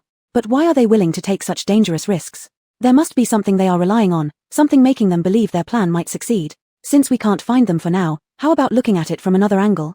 Father, if you were to rebel, who in this capital would you ally with? Fat. Cough cough cough. Mu Feng, who had been enjoying his tea comfortably, nearly choked at his daughter's words. Startled, he sprayed Zhu Po with the entire mouthful of tea. Zhu Po glared down at her drenched clothes, teary-eyed. Uncle Feng, what's wrong? Couldn't you have drank slower? It was her mother-in-law who had just made this new outfit for him. She'd given it to him yesterday when he returned with AU. And now, today, it was ruined. Cough cough cough. You brat, why do you dare to say such things? What kind of talk is if your father wanted to rebel? Could such a question even be asked? My loyalty to your grace is evident under heaven and the sun. At this point, Mu Feng no longer cared about Zhu Po's clothing. Instead, he furiously berated Mu Linga while also declaring his loyalty right in front of Zhu Po. Ho ho, Uncle Feng, please don't be upset. Who among the children on the street would doubt your devotion to His Majesty? Linga, out of haste, simply spoke without thinking. Actually, what she meant was, if someone else wanted to rebel, whom would you suspect first? Seeing this, Zhu Heng quickly came to Mu Linga's defense. At the end, he turned to Mu Linga with a smile and asked, Right. Mu Linga nodded at him with a smile and said, Father, I'm simply asking this. If there were people here in the capital plotting rebellion, who would you suspect first? Mu Feng, watching the two exchange smiles, felt something odd. But soon he was drawn back into the matter at hand. If someone here in the capital wanted to rebel, whom would he suspect first? Naturally, it had to be. It must be Hu Feng's group. Before Mu Feng could speak, Zhu Po jumped in ahead of him. In truth, Mu Feng also intended to name them. By now, Hu Feng's group was practically locked in mortal opposition with His Majesty. Any common person could tell that the emperor had endured their defiance for far too long, and eventually, he would deal with them. Given Mu Feng's understanding of Hu Feng, his blatant challenge to the throne over these years showed he'd reached a stage where nothing restrained him anymore. It wasn't impossible that he truly had some hidden moves up his sleeve. But aren't there no generals close to him in any of the three camps? Even if he managed to plant a few over the years, if they're not key leaders, they wouldn't listen to him. Mu Feng pondered aloud. Without military support, even if he wanted to rebel, what could he use to carry it out? Let's set aside these thoughts for now. Following Linga's line of reasoning, based on Hu Feng's group's capabilities, could they have possibly hidden private troops within the Thankful Temple? Possibly. Hu Feng doesn't just have supporters in the Ministry of Revenue. Every one of the 6 ministries is infested by his men, including the Ministry of War. Though none are high-ranking, they could still privately recruit private armies through covert means for significant payment. Mu Feng reflected solemnly. Oh, I remember. As everyone was pondering, Zhu Po suddenly shouted. Startled, they all looked curiously toward him. I remember, Zhu Po excitedly told Zhu Heng. Heng brother, do you recall the guard you fought at Hu Feng's residence? The one you mentioned being extremely skilled. I've just remembered where I saw him before. Zhu Heng questioned, puzzled. The guard surnamed Wan? Yes. Zhu Po replied, exactly him. Before you arrived, he sneered at me once. Back then, I found that sneer familiar, feeling I'd heard it somewhere, but I couldn't place it. Just now, as you mentioned Hu Feng possibly rebelling and talked about the Thankful Temple, I suddenly remembered during my escape from the Thankful Temple to Liaodong, the second wave of black-robed men I encountered were led by this same Wan guard. They tried to kill me at the time. My elder brother risked everything to lead them away and has since gone missing. That was over 3 years ago, and there's still been no news about him. Most likely, the outcome was grim, Zhu Po explained urgently. Heng brother, if that guard Wan was a guard of Hu Feng, can we then confirm he was sent by Hu Feng to chase and kill me? But why would Hu Feng want to chase and kill me at that time? As Zhu Heng pondered, he slowly said, could it be because you discovered one of their secrets? Oh, that's right. Yesterday you told us you managed to escape the city because of the hidden path those little monks told you about. Could it be that they pursued you because you knew about this secret path? Have you forgotten? After you left, those young monks were all killed too. That's correct. It is highly possible. Mu Linga also chimed in. There were private soldiers in the Thankful Temple, and there was a small path leading outside the city. Could it be that the small path was their channel for transporting private troops and weapons? But they didn't expect that Zhu Po had found out about this matter and escaped from the city through this very path. After discovering that these young monks had helped him, they then killed those monks to silence them, and also sent someone to chase after Zhu Po and try to kill him as well. Zhu Heng then asked Zhu Po, did you tell anyone else about this hidden path? No, I promised the few young monks not to reveal it to anyone. Even my brother-in-law I didn't tell. When he asked me how I got out of the city, I told him that those monks sneaked me out at night and then, with the help of the people my late grandfather left behind, I managed to mix out of the city. At that time, my brother-in-law kept asking me who those people my late grandfather left were, but since there weren't any such people, I made up some lies to get him off my back. Later on, I learned that my so-called brother-in-law was actually dispatched by my grandfather, and when I went to Liaodong, it was under my grandfather's instructions that he brought me there. Zhu Po truthfully stated, I know about this matter. Mu Feng joined in, speaking beside them. Since Prince Five already knows Jing Li is loyal to His Majesty, there's no point hiding this matter anymore. According to what I've gathered, although Jing Li appears to be a person close to the Crown Princess, she has long been swayed over by His Majesty. Otherwise, His Majesty wouldn't have allowed her to stay close to Prince Five, informing His Majesty every time Prince Five planned an escape. His Majesty even deliberately let Prince Five slip away that time. But as far as I know, the fact that Prince Five escaped from the back mountain of the Thankful Temple should still be unknown even to His Majesty. So everything matches up. Zhu Heng then said. The course of events likely happened just as Linga described. That means we can conclude the Thankful Temple is definitely involved in something suspicious, and it must be closely related to Hu Feng. Chapter 104, Rebellion 3. In the commander's camp of Longxiang Camp, Ma Jin, the commander-in-chief of Longxiang Camp, was enjoying a cup of tea in his tent when his son-in-law Ren came in by lifting the curtain. What's up? Got something on your mind? Ma Jin asked, looking up. This son-in-law was found for his overweight daughter 2 years ago. His eldest daughter was obese and ugly, making it difficult for her to get married. One of his subordinates suggested that he find an adoptive son-in-law since their family had plenty of money and could afford to support more people. Thus, Ma Jin followed the advice of his subordinate and recruited Ren as an adoptive son-in-law for his daughter. Ren was an orphan with both parents deceased, handsome, and possessed the title of a scholar. Moreover, he was honest and would not bully his daughter. Over these few years of getting along, Ma Jin became increasingly satisfied with this son-in-law. Since Ren failed the provincial examination twice consecutively at the beginning of this year, Ma Jin directly arranged for him to work by his side to assist him with official duties. Father-in-law, Ren smiled brightly as he placed the tray in his hand onto the small table beside Ma Jin. Liana just had someone send over some freshly made preserved flavors, still hot. Would you like to have a taste? Ha ha ha, my daughter truly cares about me. She knows how much I like this. Without any suspicion, Ma Jin immediately picked up a chicken claw and began munching on it while asking Ren, it's been a while since I've gone home, did you ask? Are they all well at home? Seeing him eating the chicken claw, Ren's eyes flashed, then handed him a drumstick and smiled. Rest assured, father-in-law, Liana and mother are doing fine. Liana also sent a message specially saying that she hasn't seen you for a long time and wants you to take some time to come back, so the family can reunite. As Ma Jin chewed on the chicken leg, he laughed. Haha, sure, I miss them too. Suddenly, he began feeling shortness of breath, his face drastically changing, quickly grabbing his throat while pointing towards Ren across from him wanting to say something. You. Ren calmly looked at him beside, smiling. Father-in-law, don't bother struggling anymore, it's useless even if you spit it out, the poison I gave you will definitely be fatal once you touch it. Gag, cough. With anger written all over his face, Ma Jin tried to say something more, but his throat was no longer under his control, only producing faint gurgling sounds, unable to speak anything clearly. All he could hear was his good son-in-law continuing to smile gently beside him. Rest assured, father-in-law, after today, your whole family will be reunited. At Hu Feng's mansion. Hu Feng had just finished listening to Ron Die's report, saying that Emperor Chengqian had already sent people secretly searching those suspicious estates and shops. Unable to help himself, he coldly sneered. Compage, they really found out, didn't they? I said it before, neither Mu Linga nor Zhu Heng can be underestimated. But, by now, even if they discover something, it'll be too late, ha. Master, what do we do next? Ron Die asked. Is Lu Xuezhi's men ready? Hu Feng questioned. Lu Xuezhi is also a member of Hu Feng's group, mainly responsible for guarding 4 inner gates of the capital city and part of the capital defense. A few years ago, he was in the Crown Prince's camp. However, due to the sudden death of the Crown Prince, he lost his backing, and later, being held hostage by Hu Feng over a huge issue, hence defected to Hu Feng's camp. They are prepared. Tonight's west gate of the inner city will be personally guarded by General Lu. Ron Die answered. Good. Call year over, we can't stay in this manner anymore. Let's withdraw through the secret passage first. You settle things down here, then come find us later. Hu Feng commanded. Yes. Tiger Guard camp in the capital. What? You say Hu Feng is planning a rebellion? Lei Zhon was almost shocked into biting his tongue hearing Mu Feng's words disguised as someone else. Yeah, though we still don't know when they plan to act, it is definite they are already plotting. Mu Feng replied. But, what can they use to rebel? Lei Zhon murmured doubtfully. We don't know yet, but His Majesty specially instructed me to remind you, should there be any unrest in the capital, bring the troops in immediately. Mu Feng handed the imperial dispatch sealed with the Great Seal of Emperor Chengqian to Lei Zhon. Yes. Lei Zhon hastily bowed and received it, then asked, Brother Feng? Is this dispatch only given to me? Or do the other 2 camps have them as well? It's only given to you. His Majesty said that, even if Hu Feng has lost his mind, it's impossible for him to dare rebel merely with his personal troops. Among the 3 major camps, one must have already been compromised.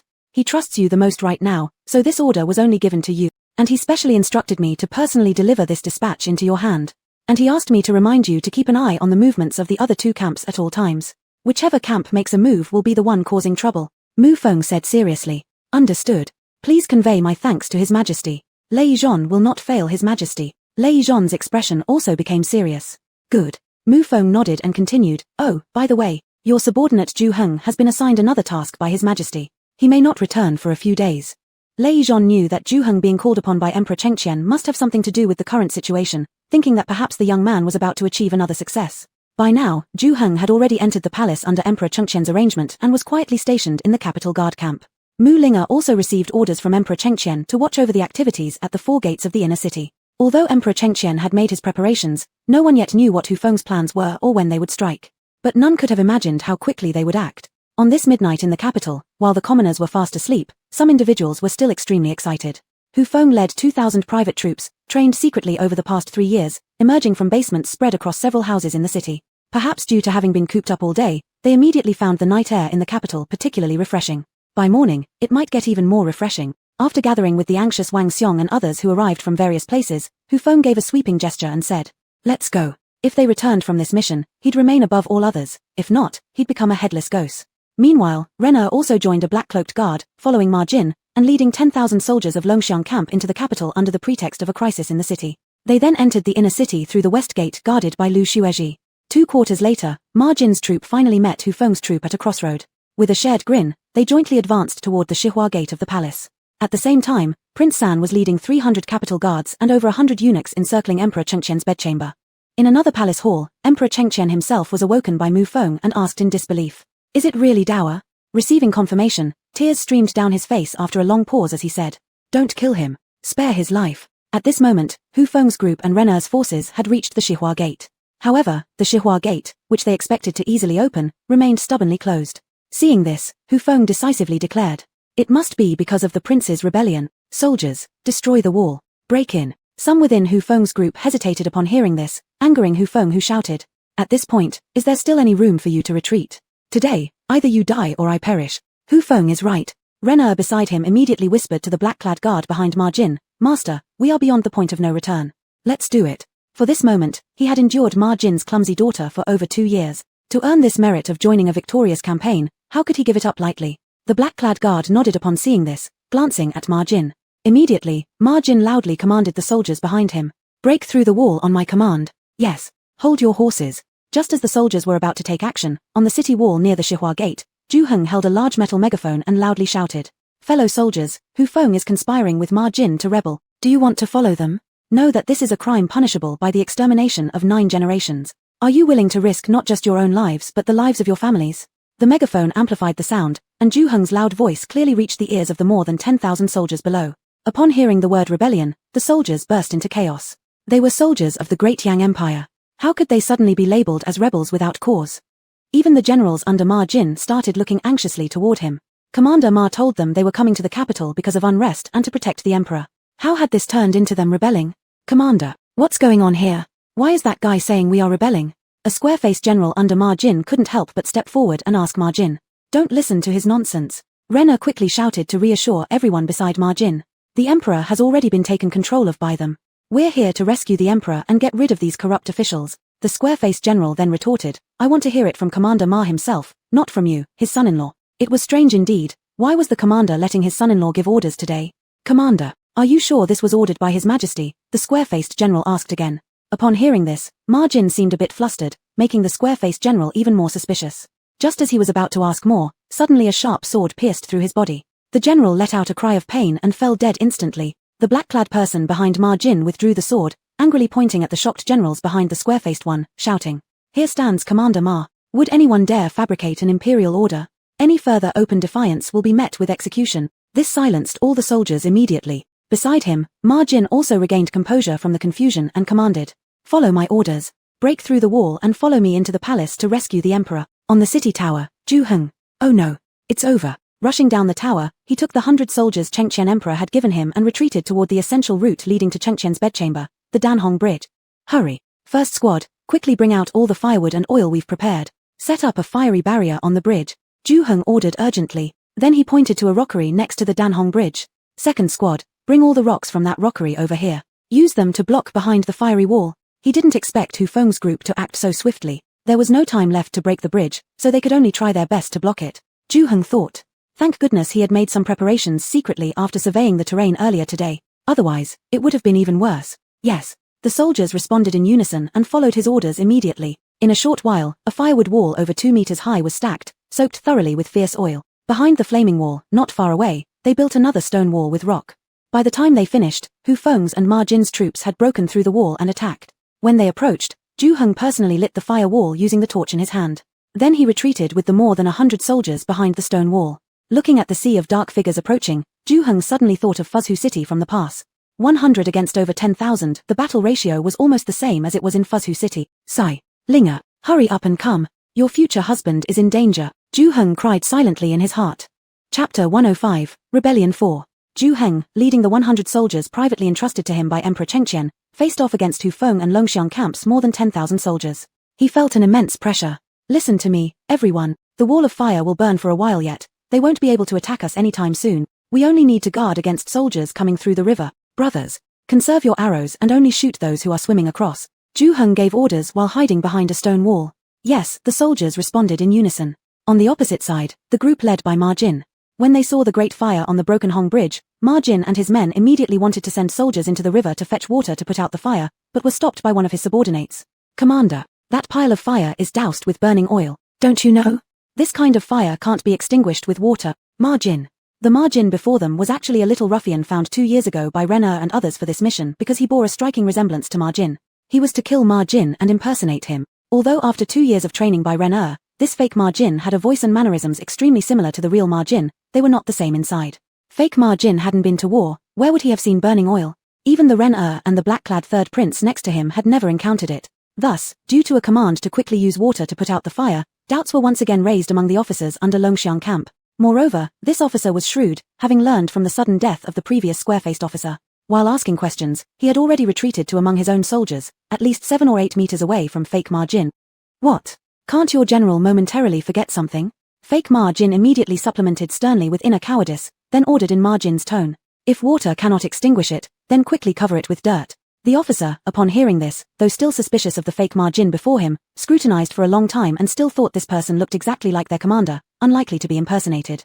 Thus, he dared not overly defy his order and let his men act according to the given commands. However, he himself took advantage of the moment when everyone focused on the fiery barrier ahead, stepped back a few paces, and sought out a few warriors he got along well with to confer. Though the current commander looked like their commander, his performance was far too different from usual. How could Senior Fang, his beloved general, just be killed because he said something wrong? And who was that always present figure in black next to him? How had he never seen him? Hey, listen, all soldiers on the other side, hear me out. Hufeng and Ma Jin are indeed planning a rebellion. Everyone knows that His Majesty and Hufeng don't get along. Why else would he let him lead troops to save him? Also, how does Hufeng, a civil official, even have troops? Think carefully, everyone. Do not be deceived by these treacherous individuals and become eternal sinners guilty of regicide. While soldiers on the opposite side were using every means to extinguish the fire, Zhu Heng pulled out his homemade amplifier and began shouting toward the opposing side. Sometimes public opinion can still be useful. Anyway, as they haven't yet breached the defenses, doing nothing would be idle, Zhu Heng thought. At the same time, Mu Linga, who had kept people observing changes at the 4 gates of the inner city, rushed to the west gate of the inner city with 500 private soldiers from the crown princess's estate after hearing reports that Lu Xuezhi had already allowed Longxiang camp's soldiers into the city. Lu Xuezhi had just let the people of Longxiang camp in for barely half an hour and was anxiously waiting for results when he heard Lei Zhon's shout outside the city gate. Hurry up and open the gate for me. Upon hearing this, Lu Xuezhi felt a chill run down his spine, thinking all was lost. How had Lei Zhon arrived so soon after their troops entered the city? But now there was no choice but to bravely ascend the city wall and buy some time by stalling. Lei Commander trespassing the inner city at midnight, what do you want? Don't you know the inner city gates mustn't be opened without imperial order at night? Who says I don't have an imperial order? Lei Zhon held up Chengqian Emperor's order with a grand seal, saying, I'm entering the city by command. Open the gate for me immediately. Please throw the imperial order into the basket my subordinate is lowering. I'll verify the seal correctly and proceed accordingly. Lu Xuezhi continued to speak slowly, yet he was extremely anxious inside, thinking whether their people had succeeded by now. He couldn't hold out much longer here. Although he was in charge of the 4 gates of the city, this inner city wasn't solely under his control. As if fearing what would come, Lu Xuezhi was just thinking about it when a troop appeared from within the inner city and quickly reached the city gate. Mu Linga's voice followed shortly after. By His Majesty's imperial order, Lu Xuezhi has colluded with Hufeng and others, intending treason. Kill him immediately. I take over the 4 gates of the inner city. Before Lu Xuezhi could react, a figure dressed in black leaped onto the city wall and attacked him. In his panic, Lu Xuezhi was unable to dodge, and in an instant, his head fell to the ground. Standing below the city gate, Lei Zhon and the soldiers witnessed everything. 15 minutes earlier in Qianqing Palace. The third prince Zhu Dao surrounded the entire Qianqing Palace but did not rush into attacking. Instead, he knelt and shouted toward the palace entrance. Grandfather, I heard you were unwell, so I specially came to pay my respect. Lord Lu appeared at the Qianqing Palace entrance with a poker face and asked Zhu Dao. His Majesty has instructed me to ask, what does third prince intend to do? Rebel against the emperor? Upon hearing this, Zhu Dao immediately prostrated himself and said, I dare not. But our grandfather is old now and deserves some peace. The rules are clear, establishing the legitimate successor or the eldest. Now that the crown prince has passed away, according to lineage seniority, it is time for my father to ascend to power. I humbly beg our grandfather to step down and let my father take over. Lord Lu then shut the door and went back inside, returning moments later to ask, is your father forcing you to act against the emperor? If so, there's still time to repent. Zhu Dao thought to himself, isn't this absurd? At this point, isn't this rebellion rather than fooling around with grandfather? He realized that perhaps his grandfather was trying to buy time, so he changed tactics abruptly, standing up and laughing toward Lord Lu. Why would my father force me? Once he ascends, I will be the rightful crown prince. Isn't that better than being a regular royal grandchild? After the crown prince passed, according to precedent, grandfather should have appointed my father as crown prince long ago, but he refused to follow proper procedures and kept hesitating, even rebuking my father repeatedly and stripping him of command. Grandfather established these rules, yet now he seeks to break them personally. Who could possibly accept that? And if we don't fight for ourselves, what fate might lie ahead for us? Let me advise grandfather one last time, write the abdication decree immediately. Otherwise, don't blame me for disregarding our familial bond. Lord Lu. Inside the chamber, Zhu Pi, the 12th prince. What shall we do? It seems like Lord Lu can no longer hold on, Zhu Pi anxiously exclaimed. It looks like my second brother is going crazy, the 12th prince sighed. Then, they both lamented together. Where are the reinforcements? Lord Lu, please come in quickly. Seeing that Zhu Dao seemed ready to launch an attack, Zhu Pi hurriedly whispered this to Lord Lu outside the door. Already frightened stiff, Lord Lu immediately stepped inside. Zhu Pi swiftly ordered a nearby eunuch to bolt the door, then encouraged the dozens of eunuchs lying in wait in Chengqian Palace, loyal to Chengqian Emperor. Now we must fight with all our strength. When they breach the palace, we fight them tooth and nail. I estimate General Lei's troops should already be almost here. If we can just hold out for a short while, once the reinforcements arrive, great positions and wealth await. Realizing mid-sentence that these eunuchs wouldn't actually qualify for official roles, he hastily revised his words. Forget that. Although other promises may not be possible, as your future prince, I guarantee each of you lifelong prosperity and fortune. Yes. You trust us. Today my prince and Prince Zhu Pi will stand shoulder to shoulder with you. Life, we live together. Death, we die together. Beside them, the 12th prince Zhu Shan added firmly. Although the prospect of lifelong fortune offered by Zhu Pi attracted the eunuchs, the pledge of life and death camaraderie from Prince 12th evidently stirred more fervor among these men who could no longer call themselves sir. They were of lowly birth, yet to share life and death with the noblest princes it was truly a supreme honor. Thus, as soon as Zhu Shan finished speaking, the eunuchs grew excited and prepared to lay down their lives for the 12th prince. Zhu Pi. His uncle 12 had become crafty too. Hadn't he learned how to get something for nothing as well? Sigh. It was a miscalculation. Who would have thought all the money and effort I expended ended up with this guy getting all the credit without lifting a finger? The two people in the room were rallying the eunuchs inside, while outside, the third royal grandson Zhu Dao was also motivating his own people. But among the guards he had brought, there were quite a few who were unwilling to rebel. Once they realized what Zhu Dao was about to do, many immediately opposed him. Ironically, it was those eunuchs often mistreated by Emperor Chengqian who showed more enthusiasm for the rebellion. You're all here now, and even if you back out, do you really think my grandfather will let you off easily? Zhu Dao shouted loudly towards the crowd. Let me be clear with you. My father has already led troops into the palace. Once my grandfather abdicates, my father can immediately ascend to the throne. By tomorrow morning, my father will be the next emperor of Great Yang. Don't you want the easy glory of supporting his enthronement? Follow me and charge. Truth be told, most of the members of the capital guard didn't actually want that glory. They were all direct descendants of the capital's major families, well aware of the cruelty involved in imperial family struggles. They reasoned that no matter who won, the one on the throne would still be someone surnamed Zhu, so why should they be used as pawns? But now, helplessly dragged into their struggle, they were caught between a rock and a hard place. If they didn't do as the third prince commanded and he succeeded, surely they wouldn't receive any mercy from the new rulers. Moreover, based on the current situation, it seemed quite possible that their coup might succeed. However, if they did follow him and failed, Emperor Chengqian might spare them, considering the familial ties. But given the humiliation of being overthrown by their own family, could they expect leniency anyway? As a result, when the third prince tried to storm the Chengqing palace, many found themselves at a loss and started slacking off. This resulted in Zhu Dao's forces taking an entire half hour just to assault Chengqing palace, but they eventually managed to break through. Just as they got in, however, a couple bags of knockout powder were dumped on them. Those in front instantly fell unconscious in large numbers, while some at the back, seeing the situation clearly despite not inhaling the powder, quickly pretended to have fallen unconscious too. In an instant, out of the 400-odd men Zhu Dao had led, more than 200 fainted, most of them members of the capital guard. Zhu Dao, Zhu Shan, Zhu Po, watching the yard full of unconscious bodies before them, internally wondered, is this too much? Even though you gave him strong knockout powder, it shouldn't have been this effective, right? Seeing this, Zhu Dao became extremely furious but could do nothing. He then decided that with the remaining 100+ men under his command, it would still be enough for him to seize control of Chengqing Palace. And so, he charged in immediately. But where was the figure of his grandfather? All he saw was his 12th uncle casually sitting in the chair usually occupied by his grandfather, playing with a saber while tapping it against the table, flanked by Zhu Po and dozens of armed eunuchs all alert and ready as they faced him. What's going on? Zhu Dao angrily demanded of Zhu Po. What do you think? You've been tricked. The seated Zhu Shan sarcastically replied on Zhu Po's behalf. Zhu Dao. You're looking for death. Chapter 106, Rebellion 5. Zhu Heng sighed.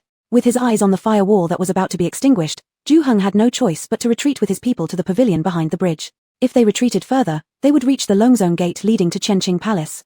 They must stop the enemy here. If they let them pass this pavilion, then Zhu Po and the ones hiding in the shadows, Emperor Chengqian, would be in even greater danger. Sigh. He never thought Hu Feng and his men would come so fast. So fast that they weren't ready. Moreover, they were even allied with the third royal grandson and the Longxiang camp, a fact probably not even foreseen by Emperor Chengqian. He wondered if Zhu Po and his group were still okay and could withstand the third royal grandson and his men. Zhu Heng worried deeply inside but knew the only thing he could do now was to block the massive army before him. There was no use being anxious about anything else. Form up. Zhu Heng shouted loudly. Upon hearing this, the 100 soldiers who were newly recruited under Zhu Heng quickly divided into 10 small groups, forming 10 little square formations according to what Zhu Heng had just taught them today. The 10 small square formations stretched out horizontally in a row, perfectly blocking the passage behind the wood. At the forefront of each formation stood 3 soldiers holding shields, behind them followed 3 wielding sabers, and then 3 more carrying maces or other weapons. In the middle of each formation stood a commander who could direct their own array according to the situation at hand. Meanwhile, Zhu Heng, as the overall commander, positioned himself right in the center of the grand square formation. This battle formation was simplified from Zhu Heng's study of Qi family's Mandarin duck formation, rumored to have once been used by General Qi's army against over 10,000 Japanese pirates. I know all of you are skilled warriors. Though we've only practiced this formation for an hour, I trust you've grasped its essentials. This square array I learned from an ancient book, and it is particularly effective against enemies skilled with long sword. A 10-person square can handle hundreds or even thousands of enemies without any problem if properly executed. Today, most of the rebels for convenience brought along long sword. Therefore, everyone remain calm, stick to your post, obey commands, and follow directions. We will surely be able to hold off these traitors until reinforcements arrive. As the saying goes, each generation has its talented people, leading the wind of change for centuries. Do you all wish to remain forever as mere guards? Don't aspire to build a legacy, gain titles and become statesmen, and live fully as passionate men. Today, let us establish this extraordinary merit together. Tomorrow, our place in the world will be secured. And henceforth, our advancement, building legacies and achievements, will begin from today's victory. Zhu Heng greatly encouraged the surrounding soldiers just before the arrival of the enemy troops. What man doesn't dream of becoming a noble official and achieving remarkable success? Upon realizing this young leader leading them, smaller in age than many of them, was actually the same Zhu Heng who had single-handedly taken out 2 major encampments of the Tartars and the Walla in 20 days, their admiration already showed on their faces. Hearing such confident and impassioned words from him now, all began to think that since he managed to lead 300 men to destroy 2 major camps of the barbarians, he surely would also be able to bring them 100 men to hold back over 10,000 enemy troop. Haha, Chief, when the day comes and I become a marquis, I'll invite you for wine every day. Brothers, our chance to claim merit is here. A hearty soldier laughed in response after hearing Zhu Heng's words. Yes, let's fight the rebels. Let's go. As the enemy surged towards them like an unstoppable tide, the 100 soldiers raised their weapons and shouted in unison. On the side of Chenqing Palace, Zhu Shan and his nephew Zhu Po fought alongside dozens of eunuchs against more than 100 men led by the third prince. Shit. Young 3, you're ruthless. You dare try to kill even your own uncle? Zhu Shan blocked the knife swung by Zhu Dao and saw the gash Zhu Dao left on his arm, angrily cursing if he had dodged any slower, he would have lost his arm. Uncle 12 has chosen death himself, and I am happy to escort you there. Zhu Dao sneered cruelly, showing absolutely no respect for this uncle younger than himself by a year. Zhu Shan. Young 3, how can you be such a person? Even though we're family, sharing the same bloodline, why can't you leave me a way out? Uncle 12, stop lecturing. We are the royal family, what kind of kinship could there be? Haha, but since you've kept out of everything, if you beg for mercy, I might spare your life. Ha ha ha. How dare you make me beg? You little bastard, do you deserve it? Today, I'll show you what I'm capable of. Zhu Shan was instantly angered by Zhu Dao's attitude and suddenly changed his tactics, fiercely attacking Zhu Dao. Zhu Dao, entrusted with important tasks by Emperor Chengqian and commanding the guards, was no weakling himself. But at this moment, despite using all his strength, he couldn't withstand Zhu Shan's fierce attack. Uncle 12. Before he could say that Uncle 12 had been holding back, Zhu Shan slapped him across the face, and then a barrage of slaps followed. I'll teach you to disrespect your elders. I'll teach you to lack propriety. I'll teach you to look down on your uncle. I'll teach you to be ruthless and cruel. Zhu Shan said while hitting and scolding. Beside them, Zhu Po. What the hell? When did his uncle become so strong? But, why just slap him? Hey, uncle, are you dumb? Don't just slap him. Grab him as a hostage so his men will stop fighting. Zhu Po shouted while slashing a eunuch who attacked him. Zhu Shan. That's right. The 100-man formation led by Zhu Heng blocked the passage to Chenqing Palace tightly, holding back Hu Feng and the second prince's forces for nearly half an hour. Both the second prince and Hu Feng were anxious. The longer they dragged, the more disadvantageous it was for their side.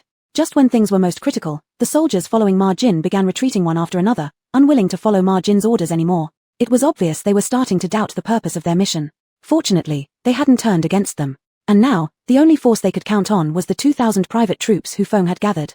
Because of their urgent need to break through Ju Heng's square formation, by now, apart from those private soldiers, even Yuan Da beside Hu Feng had joined the fight. Being an unmatched warrior, as soon as Yuan Da engaged in battle, he swiftly defeated 6 or 7 of Ju Heng's soldiers. Seeing this, Ju Heng quickly leaped out of the formation and blocked Yuan Da's offensive. He then shouted to his soldiers, "Don't panic, protect our injured comrades behind us. Reassemble the formation quickly, rest assured, we can definitely hold out." In this way, both sides fought fiercely for almost a quarter of an hour, then suddenly a loud shout echoed. "Lei Zhon from the Huban camp is here. By imperial order, we come to rescue His Majesty. Surrender immediately, you rebels." Then came the surge of soldiers like a tsunami. Upon hearing this, Ju Heng and his men sighed with relief. Their reinforcements had finally arrived. Then, Ju Heng saw Mu Linga, gripping her long sword, running at the forefront of the army toward him. From this point onward, the situation became predictable, an overwhelming victory for one side. Those soldiers of Longxiang camp who hadn't really participated much in the fight yet, upon seeing the Huban soldiers arriving and noticing Lei Zhon holding an imperial order stamped with the imperial seal, finally believed that their commander was indeed rebelling. So they all ordered their subordinates to drop their weapons and surrender immediately. "Commander Lei, has our general really rebelled?" One of the generals beside Ma Jin couldn't help but ask, still unable to believe that their commander would lead them into rebellion. "No. Commander Ma Jin has already been found dead in the crevice of his tent. The current Ma Jin is an imposter," Lei Zhon regretfully replied. "Your commander Ma remained a loyal general to the emperor until death." Before leading troops into the city, Lei Zhon had sent someone to search for evidence of Ma Jin's rebellion at the Longxiang camp. Unexpectedly, they discovered his body in the seam of his tent. "Damn. It must have been Ren that bastard. Brothers, let's chop him up to avenge our leader." When the officers under Ma Jin heard the news of their commander's passing, they all started crying. One officer immediately picked up a long sword he had just discarded and charged toward Hu Feng, his eyes red with rage. "Revenge for our leader." The other officers saw this and also picked up their weapons, shouting and wailing as they followed that person in attacking Hu Feng. Seeing that none of their soldiers moved, Lei Zhon didn't stop them. The generals, all veterans of countless battles, were exceedingly courageous. In mere moments, they reached the vicinity of Hu Feng and his men, slicing Ren and the imposter Ma Jin into minced meat right beside Hu Feng. Even this wasn't enough to quell their anger. Red-eyed, they continued their rampage toward Hu Feng and the second prince nearby. Hu Feng and the second prince could only watch helplessly as Ren and the false Ma Jin screamed and were hacked into pieces right in front of them, terrifying them both. As the furious generals lunged toward them, they attempted to flee but found themselves unable to move, trembling in fear and falling to the ground. "Stop. These two must not be killed." Fortunately, Lei Zhon, noticing the situation turning sour, rushed over with 2 guards, halting the generals and sparing the lives of the 2. But lying prostrate on the ground, Hu Feng and the second prince both realized that their side's advantage had vanished. Even if they survived at this moment, they knew their fate would be grim. They both collapsed, paralyzed with despair. Hu Feng even considered slamming his head against a rock to end it all, but upon gazing at the nearby boulder, he couldn't bring himself to follow through. Lei Zhon saw this and quickly ordered his soldiers, "Secure them tightly, gag their mouths, and keep them under watch." Then, entrusting the situation here to a few subordinates, Lei Zhon personally led 2,000 soldiers to rush to Qianqing Palace for Emperor Chengqian's rescue. Meanwhile, Mu Linga also arrived before Ju Heng, joining him in fighting Yuan Da. While Ju Heng alone struggled somewhat against Yuan Da, adding Mu Linga, who was equally matched with him, quickly shifted the balance. After only 20 rounds, Yuan Da lost all ability to counterattack, only capable of defending himself. Ju Heng even had time to flirt with Mu Linga, smiling warmly while continuing to fight and cooing at her. "Linga, I knew you'd come to save me." Mu Linga, meanwhile, showed deep concern as she fought and asked, "How are you? Are you injured anywhere?" "Yuan Da, you two shouldn't be flirting now. Can't you show some respect for your opponent?" On Zhu Po's side, when Lei Zhon and his troops hurriedly arrived at Qianqing Palace, what immediately met their eyes was a yard full of unconscious people. It was peculiar how these people had fainted, some deliberately finding a corner to collapse in, clearly fearing being stepped on. After Lei Zhon and his men arrived, they even opened one eye to peek surreptitiously before pretending to pass out again. Lei Zhon. But he had no time now to deal with these overly theatrical individuals. After leaving some men to guard against any sudden ambushes from them, he swiftly led most of his troops rushing into Qianqing Palace. Upon entering, they found that 3rd Prince Zhu Dao had already been knocked unconscious by 12th Prince Zhu Shan and tossed beneath Emperor Chengqian's desk. The guards had already surrendered. At this point, only a few eunuchs who joined in the rebellion remained, knowing that failure here meant certain death. They still battled fiercely with the loyal eunuchs accompanying Uncle Zhu and his nephew. Lei Zhon promptly gave a decisive command to his soldiers. "All of them, arrest them, kill anyone who resist." Chapter 107 Rebellion 6. Hu Feng's group, along with the second prince's rebellion, which began at midnight and ended just after the hour of yin, was completely annihilated in just over an hour. The second prince, the third royal grandson, and the many leaders of Hu Feng's group were all tied up and thrown in front of Emperor Chengqian. Looking at his son and grandson lying sprawled out on the ground below, Emperor Chengqian closed his eyes tightly, about to say something, when suddenly everything went dark before his eyes, and he almost fell to the ground. It was only thanks to Mu Feng, who quickly supported him from the side, that he didn't fall. Seeing this, Prince 12 and Zhu Po also hurried over to help steady him. Seeing these two nephew-uncle duo, Emperor Chengqian's knotted heart eased slightly, and he said to them, "You two have done very well this time. Sai, you tell me, they're all his children and grandchildren, why is there such a big difference between them?" Emperor Chengqian sighed again and then instructed Mu Feng, "Take them away first." He still had to think more about how to deal with them. Of course, as for Hu Feng's group, there was no need for thought, they would naturally be subjected to the extermination of 9 generations. But as for what to do with his own descendants, he would have to carefully consider it further. Mu Feng listened and promptly responded with a yes, then ordered Lei Zhon, who stood nearby, to take people and drag Hu Feng and others away under close watch. On the side, Zhu Po looked at Hu Feng being dragged away, and suddenly realized that he hadn't heard any news about Hu Feng's son, Hu Yi. When the soldiers returned after searching Hu Manor, they seemed not to have mentioned capturing that young man. "Hu Yong, where's your son, Hu Yi?" Zhu Po suddenly felt a bit anxious and rushed to the front of Hu Feng, who was about to be dragged away, grabbing his collar and questioning. "Ha ha ha ha. 5th royal grandson. Isn't it too late to ask now? Ha ha ha ha." Hu Feng, who had been sitting in a daze on the ground until now, suddenly erupted into manic laughter upon hearing Zhu Po's question. "Ha ha ha ha, even though our Hu family is finished this time, if there are several families of the Zhu clan to accompany us in death, it will be worth it." Zhu Po became increasingly anxious upon hearing this. Zhu Heng beside him also suddenly felt a chill run down his spine, speaking toward Zhu Po. "Don't worry yet, I'll go check right now." Afterward, Zhu Heng apologized to Emperor Chengqian above and quickly departed. Zhu Po knew that Zhu Heng intended to use their traveling ability, so he hastily followed suit. "Heng brother, I'll go with you." Mublinger, who had just returned after leading her team to clean up the Chenggan Palace, saw Zhu Heng rush out and immediately asked what happened. Prince 12, Zhu Shan, told her what just happened. Mublinger was also alarmed when she learned that Hu Yi had taken people to attack the Zhu family, so she quickly requested permission from Emperor Chengqian to follow. After gaining approval, she chased after them. Mublinger left slightly later than the other two, thus while sprinting all the way, she always lagged about 10 meters behind the swiftly running Zhu Heng duo. She watched as the two passed through the palace gates and ran another couple of miles, leaving the sight of the guards stationed at the gate. They didn't head towards the carriage storage area at the palace gate but instead headed directly towards a patch of shrubs about 100 meters away. Mublinger wondered silently, aren't these two panicking too much? Normally, shouldn't they first fetch their horses from where the carriages and horses are stored by the palace gates before rushing off to the estate? Why weren't they taking the horses but rather running towards the shrubs? Confused, Mublinger decided to catch up and ask. Just as she watched them enter the bushes, she loudly called out to them. "Zhu Heng, Zhu Po, wait for me." In an instant, the two figures within her line of sight disappeared. Mublinger was momentarily stunned, rushed forward again, yet still could not find their figures. She silently wondered, how could they vanish like that? Could it be her vision blurred? As she kept running, she rubbed her eyes. After opening her eyes once more, phew, indeed, her eyes must have deceived her. Isn't Zhu Heng standing there in front of the bush where he previously vanished? Upon hearing her call, he was now running towards her. "Zhu Heng, why didn't you ride?" Mublinger was just about to ask why Zhu Heng didn't choose to ride a horse to the villa but instead ventured into the shrubs. Also, where did Zhu Po, who had just been following him, go? However, Zhu Heng didn't respond with a word. Instead, he pulled her straight into the shrubs. Once inside, Mublinger saw Zhu Heng glance around cautiously, then mumble something while pulling her closer. And just as she felt herself lighten, they found themselves in a brightly lit room. Mublinger. To cut a long story short, Zhu Heng was in a hurry to check on his sister through the space. Seeing Zhu Po following him, since Zhu Po also knew about the space matter, he didn't say anything and quickly led him toward the outside of the palace.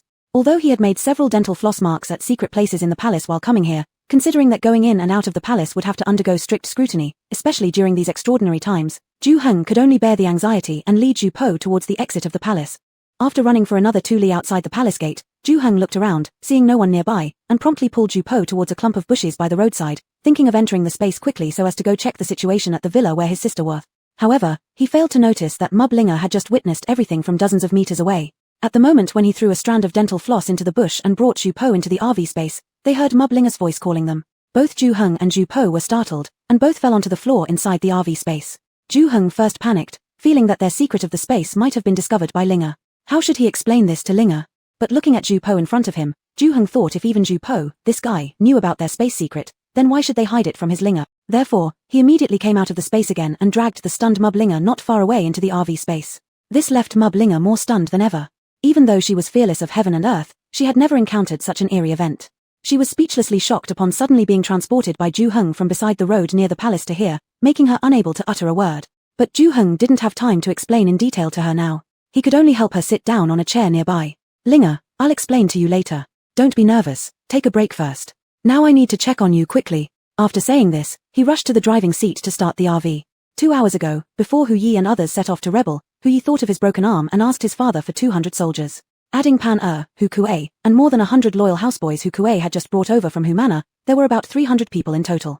Taking advantage of Lu Xuezhi allowing Longxiong camp people into the inner city, they sneaked out of the inner city as well, heading to the hot spring villa to settle accounts with Ju Yu, Ju Luo, et al. Due to the death of Tian Shu, Hu Feng harbored immense hatred for Ju Yu et al. In his view, if it hadn't been for the relentless pursuits of those few boys and girls from the Ju family, he wouldn't have been forced to risk half his fortune to save his son's life, which subsequently led to Zhu Po and others auditing their accounts, thus uncovering the mistreatment of Lu Shi. If the abuse of Lu Shi had not been uncovered, Tian Shu would still be living peacefully in the manor, and how could she have met such a tragic end? Therefore, in Hu Feng's eyes, the masterminds behind Tian Shu's murder were the Ju family. Thus, hearing his son planning to get rid of all the members of the Ju family, Hu Feng agreed without hesitation. Initially, he planned to avenge his beloved concubine after they succeeded, but now thinking that their rebellion might fail, he realized neither he nor his son would likely survive. At that point, wouldn't it be beneficial for the Ju clan to perish early? So, Hu Feng felt killing them beforehand was pretty much a great idea. Not only did he provide troops for his son, but also instructed his son to massacre all members of the Ju family, regardless of age, leaving no survivors. The hot spring villa was about 60 miles away from the center of the capital. Hu Yi and others dared not gallop recklessly within the capital city, and moreover, they simply didn't have enough horses. Maintaining these thousands of private soldiers was already quite difficult for Hu Feng and his group. How could they afford to keep horses? Therefore, they could only walk there. By the time they reached the hot spring villa, it was already an hour later. Hu Yi's group first went to Zheng's yard below the mountain villa, only to find Zheng's place was empty. The crowd then proceeded to the newly opened hot pot restaurant next door belonging to Ju Yu, which was also unoccupied. Only then did they head towards the hot spring villa, swords drawn, ready for bloodshed. However, as they approached, they discovered the gates of the hot spring villa tightly shut, while Ju Yu and his group were already concealed on the roof of the gatehouse and waiting on the walls for them. In fact, after knowing the Hu Feng group might possibly stage a rebellion, Ju Yu's group relocated to the hot spring villa from the small western courtyard that very day to avoid potential retaliation from the father and son duo. They also brought over Ju Zi Sheng and others residing in the mansion within the city. Meanwhile, starting that day, a few of the Zheng family uncles and nephews began taking turns leading people to stake out on the mountains along the only path to the villa. As a result, on the very first night they sent people to keep an eye on things, they discovered from afar that Hu Yi and his group were approaching with others. Zheng Wu, who had been sent to monitor, quickly returned with the news. Thus, all members of the Zheng family and the workers living at the nearby hot pot restaurant, including grandmother Bai and her daughter-in-law, hastily retreated into the villa. Zheng Wu and his men immediately shut the gates of the villa. Therefore, when Hu Yi's group arrived, they didn't find a single person. By the time they reached the villa, Ju Yu and his companions were already prepared. Break this door down for me. Burn this decrepit villa to the ground. When Hu Yi arrived at the villa, he pointed at the tightly closed gate and ordered Hu Kuei. Hu Kuei, as the head steward of the Hu household, hesitated somewhat upon hearing the command and said, "Master, this villa is not only home to the Ju family, it may also house many other important figures. I've heard that dignitaries like the Marquis of Zhengguo reside here regularly. Fear not. If my father succeeds in his great cause, his status will be second only to the emperor himself, and his power will far exceed what it is now. Besides, if the second prince ascends the throne, the first ones he will target are surely staunch supporters of Zhu Hongwu like the Marquis of Zhengguo. We'll do him a favor by eliminating them. Perhaps he will even thank us. As for the minor figures, we have even less reason to fear them." Hu Kuei thought it made sense. Since their master dared to rebel, what was there left for them to fear? So he led the 300 men they had brought to devise ways to break the gate. He rallied the private soldiers and servants by saying, "There's plenty of silver within this villa. The young master promised that once we plunder it, all that silver will be yours. Everyone, let's go." Hearing this, the soldiers and servants' eyes lit up. With enthusiastic cries, they rushed towards the gates of the hot spring villa. "Haha, how right my father was to make me bring him along. Haha, no wonder he's such a capable chief steward under my father's command, he really knows how to handle things." Hu Yi smirked as he turned to Ruan beside him. Ruan inwardly disdained this wastrel, but since their master doted on this fool without limit, he had no choice but to humor him. Just as he managed to force out a smile, an arrow suddenly flew toward him. Ruan's heart leaped. He knew the Jew girl was skilled with a bow, so he had positioned Hu Yi more than 150 paces away from the hot spring villa. Even his own brother couldn't shoot arrows that far with all his strength. How could that little girl, weak and frail, possibly pull back and fire such a powerful bow? Could there be other experts hiding in the hot spring villa? In alarm, Ruan deflected the arrow while simultaneously shouting loudly to Hu Yi, "Young master, retreat further back immediately." Upon hearing this, Hu Yi hurriedly fled behind Ruan. Young master Ju Yu, hidden in a tree inside the villa, thought, This is exactly the moment I've been waiting for. Instantly, she fired another arrow. The maximum range of an ancient bow is around 120 to 130 meters. But she was no ordinary archer. Her crossbow could reach distances of 300 or 400 meters easily. Ju smiled confidently from her hideout behind the tree, watching the arrow she had shot fly sharply through the air toward the isolated Hu Yi, and then accurately pierce through the back of his head, penetrating straight through his skull. Hu Yi didn't even have time to groan before collapsing lifelessly to the ground. And behind him, Ruan-er. Chapter 108, Rebellion, Final. Hu Yi was killed by a single arrow from Ju, shocking not only Ruan-er standing nearby but also Hu Kai's leading attack squad in front. Hu Feng's son was dead. Even if they killed all the Ju family, it would be hard to account for this. Some people, seeing the situation deteriorating, fled amidst the chaos. But others thought there was no turning back now and planned to loot the hot spring manor before fleeing. Therefore, despite Hu Yi's death, those people were stunned for only a moment before continuing their assault on the hot spring manor. Hu Kai even believed that if he captured the Ju family alive and handed them over to Hu Feng for disposal, perhaps Hu Feng's anger towards them would diminish. Thus, they became more motivated to destroy the manor's outer walls with fervor. The bandits outside were ferocious, but the people inside the manor weren't pushovers either. Currently residing within the manor were not just the Ju family and Zheng family, but also many Li families working for the manor. Everyone either had experience with exile or possessed martial skills. Among them, Ju Yu, Ju Luo, and Ju Gong were those who had experienced the siege of Fuzhu and personally slain enemies. Therefore, when Hu Kai led his men to attack the manor, everyone remained calm and faced the threat positively. Besides attacking from high places with bows and arrows, Ju Luo also drew on the experience from the Fuzhu defense battle, commanding everyone to use hot water, boiling oil, stones, etc., to counterattack. Later, the Marquis of Zhangguo, who regularly resided at the manor, arrived with his entourage of guards and directly commanded the menfolk of the manor to form up lines, firmly blocking the entrance gates as well as several wall breaches made by the bandits. Anytime a few bandits managed to intrude, the men would rush forward and slay them. These attackers assaulting the manor were different from those who attacked the palace. Hu Feng and his allies had over 10,000 soldiers when attacking the palace, overwhelming multiple sections of the wall with such numbers, whereas there were merely 100 men led by Ju Heng defending it. It was impossible to plug every breach. However, the group attacking the manor only consisted of about 300 men initially, and now that part of them had fled, their number had dwindled down to about 200. Meanwhile, the defenders at the manor numbered roughly 100 men, along with around 50 women. Numerically speaking, they were not vastly outnumbered. Thus, under the leadership of the Marquis of Zhangguo, the menfolk effectively blocked every entrance breached by the bandits. Despite Hu Kai's efforts, breakthroughs proved impossible. Adding to that, a number of men saw that they couldn't conquer the manor quickly enough and ended up abandoning their attacks midway, fleeing in panic. By the time Ju Heng and others arrived, the remaining Hu Kai-led group numbered only 100-odd men, still struggling futilely at the gates. Hu Feng's treachery has been exposed. They have already been executed. If you continue to resist stubbornly, your fate will be the same. Ju Heng, accompanied by Zhu Po and Mu Linga, loudly proclaimed even before reaching the manor's premises. Upon hearing this, those attacking the manor were understandably shocked. Not knowing who initiated it, someone began running away first, prompting the rest of the bandits to scatter chaotically. Everyone, follow me to chase them. The Marquis of Zhangguo, witnessing this scene, seized a short knife from a nearby guard and charged out of the manor with his lead. Despite appearing frail most of the time, there was nothing sluggish about his agile steps now. His eyes shone excitedly. After how many years? After how many years? Finally, he could go into battle again. Haha.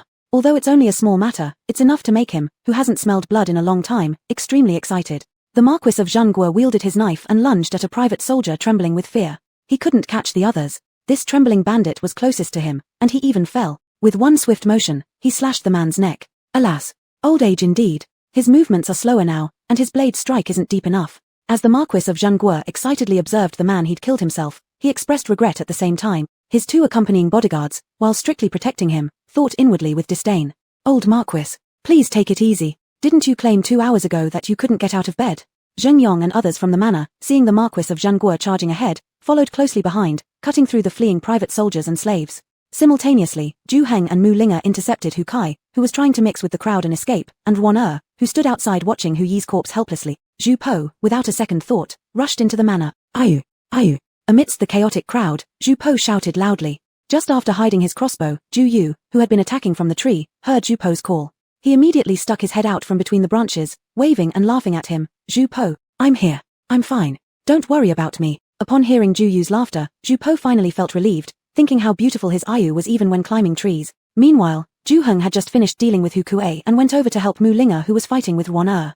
Ruan-er's skills were only slightly inferior to his elder brother Ruan Da. While he could match Mu Linga in combat evenly, adding Ju Heng quickly tilted the balance against him.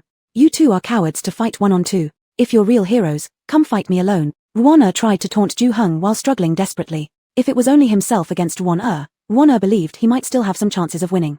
Haha, Ju Heng wouldn't fall for such tricks and shamelessly retorted. Since Linga and I are husband and wife, we face challenges together whether against 3,000 or 5,000 soldiers or a single person like you. Ruan, what an utterly shameless guy. Mu Linga, who is married to you. Ruan, I see that you still possess some integrity and great abilities. Why are you still aiding Hu Feng and others in their evil deeds? Now that Hu Feng and others have already been captured, if you choose to turn back now and expose their crimes, perhaps General might find a way to save your life. Mu Linga remembered from last time she fought with Ruan that he seemed very disdainful towards the acts of Tian's mother-son duo. She noticed this time that he also didn't participate in attacking the villa but was just watching passively, so she couldn't help but try to persuade him. How is my elder brother doing? Ruan asked instead of answering. Our men have captured him already. Mu Linga replied honestly. Now, he is locked up with Hu Yong and others. If I follow your suggestion and reveal Hu Feng's crimes, can you guarantee saving my elder brother's life? Ruan continued asking. Perhaps not. Mu Linga answered truthfully again. The crime of rebellion is punished by exterminating 9 families. Leaving someone intact already counts as leniency outside the law. At best, I can assure that his body remains whole. Good. Mu Linga thought Ruan would still resist stubbornly after hearing he couldn't save his elder brother. Unexpectedly, after a moment's thought, he stopped fighting voluntarily and knelt down on the ground, requesting, General Mu, I'll listen to you and disclose Hu Feng's crimes. My life isn't important, but I beg you to honor your promise. Let my elder brother die with dignity and help retrieve his remains. The punishment of exterminating 9 families didn't scare Ruan since he and his elder brother grew up relying solely on each other.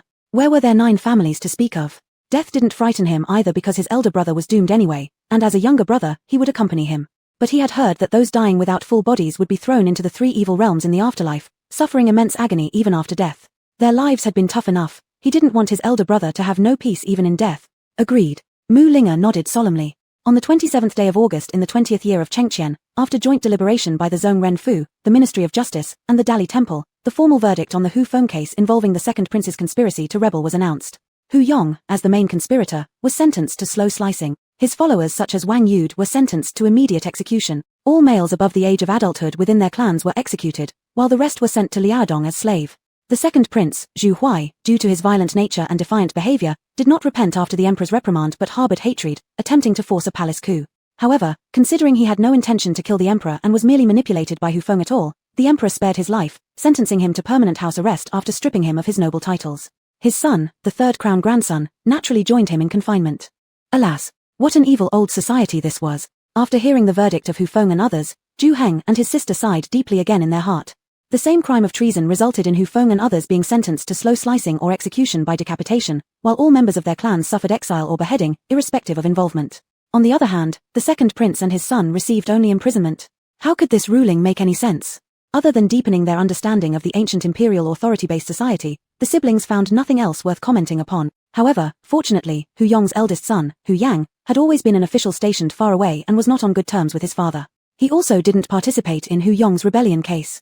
After Zhu Po, Mu Linga, and others pleaded for mercy, Emperor Chengqian specially granted leniency, sparing him from death. Hu Yang was demoted to a commoner and allowed to change his surname to his mother's. Henceforth, he wasn't permitted to claim Hu Yong as his father but only serve his mother's clan. This could at least be considered a small comfort for the disgruntled siblings. After a major rebellion case, thousands of heads rolled.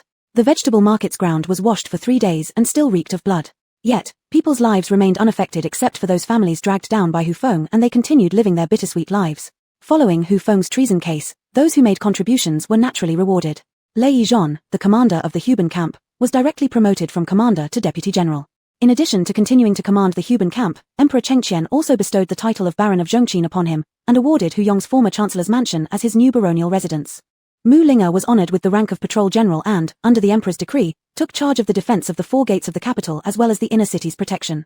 Ju Heng, who had made significant contributions during Hu Feng's treason, was directly promoted 3 ranks and succeeded Ma Jin, who had been executed, becoming the new commander of the Longxiang camp, one of the 3 major camps. He too was granted a residence in the capital, Wang Xiong Wang Yud's mansion. And the 12th prince, Zhu Shan, who pretended to be mediocre, was caught by Emperor Chengqian and appointed as the leader of the palace guard. Originally, Chengqian wanted to catch Zhu Po along with him for this duty, but Zhu Po firmly refused, saying that attending to Chengqian daily had already exhausted him, leaving no time to accompany his Ayu. If Chengqian gave him more duties, he would give up being the emperor's grandson. This enraged Chengqian, turning his face a livid green. You little brat. What else do you know besides threatening to renounce your status as a royal grandson? Who else is there in your mind and mouth besides Ayu? And what kind of service are you talking about? What exactly have you done? Truly, is he really afraid? But, he truly was. Cheng Qian really feared that his fifth grandson would, in a fit of anger, abandon him and run off into carefree exile with his Ayu. Yet, he really couldn't bear to let this grandson leave him so soon. Now, among all his grandsons, the only one who genuinely treated him like a grandfather without expecting anything in return, was this seemingly unambitious grandson right here. His third grandson entrusted with great responsibilities betrayed him, while his second grandson knew someone was pressuring him inside the palace but stayed hidden in his chamber, refusing to come out. The other grandsons were just as bad as the second. Instead, it was his long-ignored youngest son and this unambitious grandson standing in front of him, risking their lives to protect him completely. So Cheng Qian thought. Well, let the boy avoid hard work if he wants to. However, does he think he can slip away from me and find freedom alone?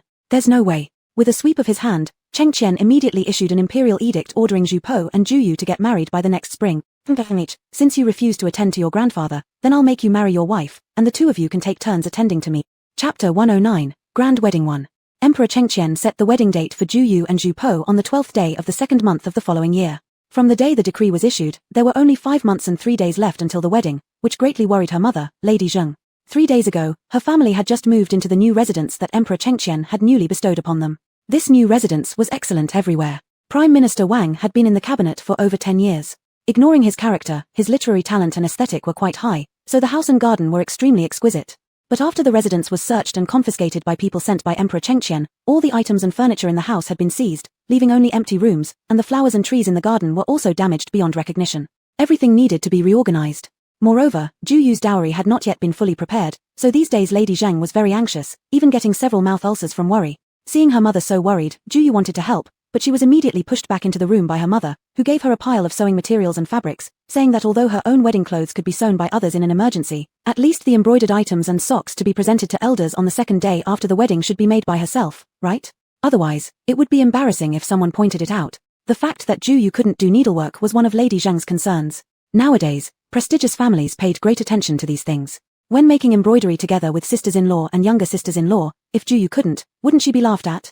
But this girl seemed different somehow. She used to love doing such chores as a child, but in recent years she hasn't touched any. Now it was time for action, so Lady Zheng thought she must force Zhu Yu to make 2 pairs of shoes herself. Her Yu was marrying into the royal family after all, with her grandfather being the current emperor. How could she ask someone else to make the emperor's shoes? That would be considered deceiving the emperor. Therefore, Lady Zheng directly locked Zhu Yu in the room and ordered her not to leave until she made at least half a shoe today. Sigh. As Lady Zheng sighed and stepped out of Zhu Yu's room, she thought. Fortunately, there Yu was marrying into the palace where there were dedicated maids to attend to her needs. She wouldn't have to bring her own maidservants or servants. Otherwise, with their family background, how could she find long-term loyal servants? She had heard from her uncle Yishuan that those household servants in wealthy families took decades, even tens of years, to cultivate.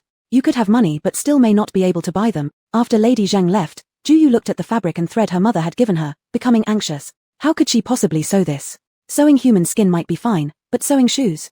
She didn't know how to. Even if there were some memories left in her mind from her original body, her hands didn't obey those memories. Looking at the stitching on the corner that she herself had made, which looked like a worm, Zhu Yu felt utterly helpless. She wasn't worried about losing face but was afraid her mother would become upset when she saw it. Big sister, don't worry. I've learned how to make these shoes and socks. I'll help you. As long as neither of us say anything, apart from mother, no one will ever know. At this moment, Zhu Ying appeared like a little angel, rescuing the troubled Zhu Yu. When Lady Zheng came in again after being busy for a while, Zhu Ying had already finished sewing half the upper part of the shoe meant for Emperor Cheng Qian. Lady Zheng. Mama. I was just asking Ying to teach me. Hey. Under her mother's stern gaze, Zhu Yu quickly dropped the dried fruit in her hand and took over the work Zhu Ying was holding. You. Lady Zheng couldn't help but tap her eldest daughter's forehead and sighed worriedly. Why are you now so clumsy when as a child your hands were nimbler than Ying's? Mema, big sister is studying medicine and practicing archery. It's said that one cannot focus on more than one thing at a time. Big sister is doing 2 things simultaneously and excels at both. Do you still expect her to excel at everything else? Zhu Ying smiled and helped explain for her elder sister. Moreover, what big sister knows is very useful. These trivial matters, let me, her younger sister, take care of. Upon hearing this, Zhu Yu couldn't help but pull her little sister into her arms and kiss her a couple of times. Who wouldn't love such a sweet and soft-hearted sweetheart? All right, you two can do whatever you want. I can't handle it anymore. Seeing the intimacy between the sisters, Lady Zheng felt both comforted and powerless. She thought, well, since her elder daughter couldn't do well even if forced, and her younger daughter was willing to help, then let her help. Therefore, she stopped managing the 2 sisters and went outside to continue taking care of her own tasks. Lady Zheng had thought that no matter how busy she was, it could only be so much. How busy could she possibly get? But she never expected her eldest son to say that as a big brother, he couldn't be left behind by his younger sister getting married. Thus, he brought 10 jars of fine wine and successfully invited the Duke of Zhenguo to help him ask for the hand of Mu Miss in marriage at the Pingxi Marquis estate. Moreover, what Lady Cheng hadn't anticipated even more was that the Pingxi Marquis actually agreed, and also consented to let the wedding happen on the 2nd day of the 12th lunar month before the new year. Lady Zheng. Even if she was incredibly busy with all these weddings, Lady Zheng would still feel happy since it involved her son's marriage. But when did her son fall for General Mu? Why did she have no idea about this? The day after Hu Feng's group was exterminated, Zhu Heng took 2 pounds of fresh lamb chops to meet Mu Linga, fulfilling their grape wine pact while explaining the matter of their space. They didn't choose any other place but directly used their space. Zhu Heng first cooked the lamb chops on the stove in the space until they were well done, sprinkled some pepper and salt, then placed them onto a plate which he put on the table in front of Mu Linga. He then grabbed 2 glasses, poured out the dry red wine he treasured, giving each of them a glass. After taking his seat opposite Mu Linga, Zhu Heng pointed at the plate of lamb chops and smiled at her saying, "These roasted lamb chops are one of the few dishes I know how to cook. They go best with this wine. Want to try?" Ever since entering the space, Mu Linga had been silently observing Zhu Heng. Now seeing him speaking, she pointed at the arrow lying next to her on the space floor and asked, "Who exactly are you and Aoyu? How can you suddenly change spaces, and also possess such finely crafted arrows?" This arrow was found on Hu Yi's head, clearly not something made at their level of craftsmanship. To her knowledge, none of the neighboring countries had this capability either. To avoid any troublemakers using it against Zhu Yu, Mu Linga secretly pulled the arrow out and hid it. Today when Zhu Heng came to see her, she brought it along. "And also, the dagger that Aoyu gave me wasn't made by someone else under your commission, right? It should also be your own item, isn't it?" Mu Linga also took out the dagger given to her by Zhu Po and placed it on the table.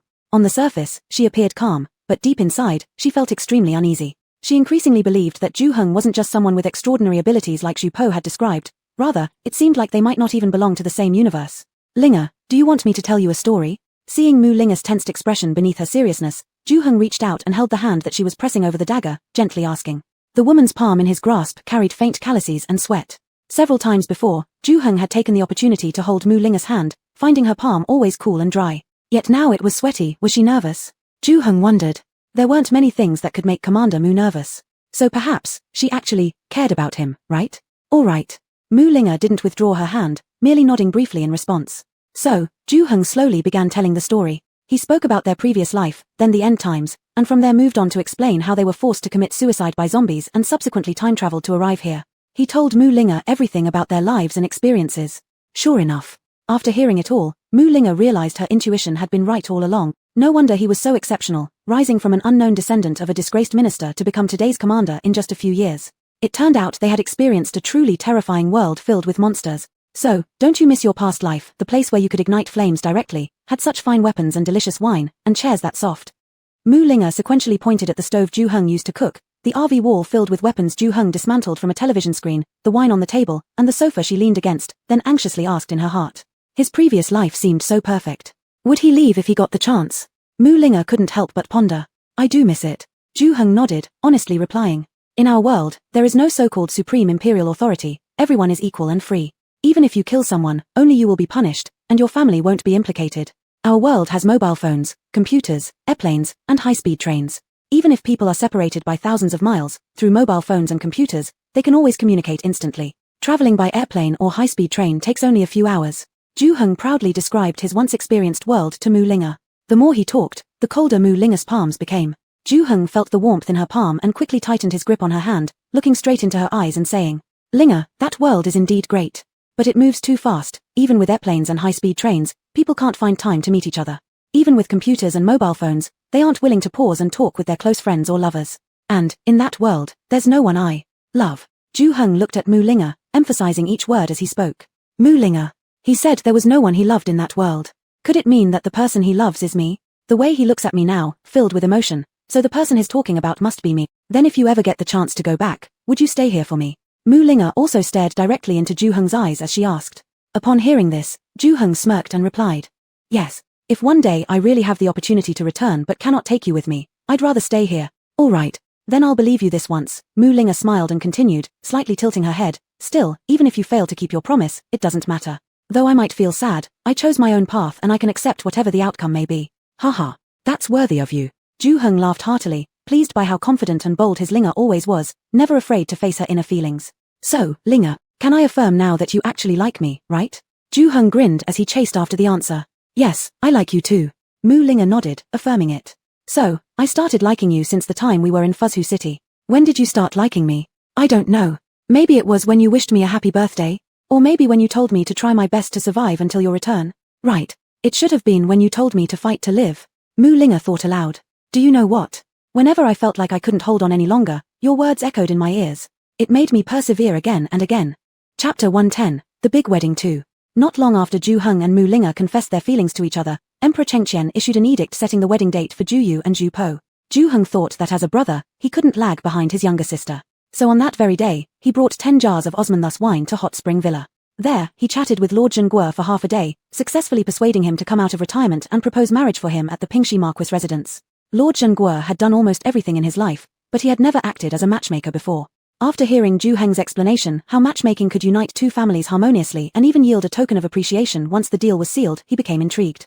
When Ju Heng promised him a pair of unique crystal mirrors not found anywhere else in Yang, Lord Zhenguo immediately took interest in this role. He also realized befriending this rising star among the military ranks, the newly appointed commander of the Longxiong camp, would benefit his own family in no way.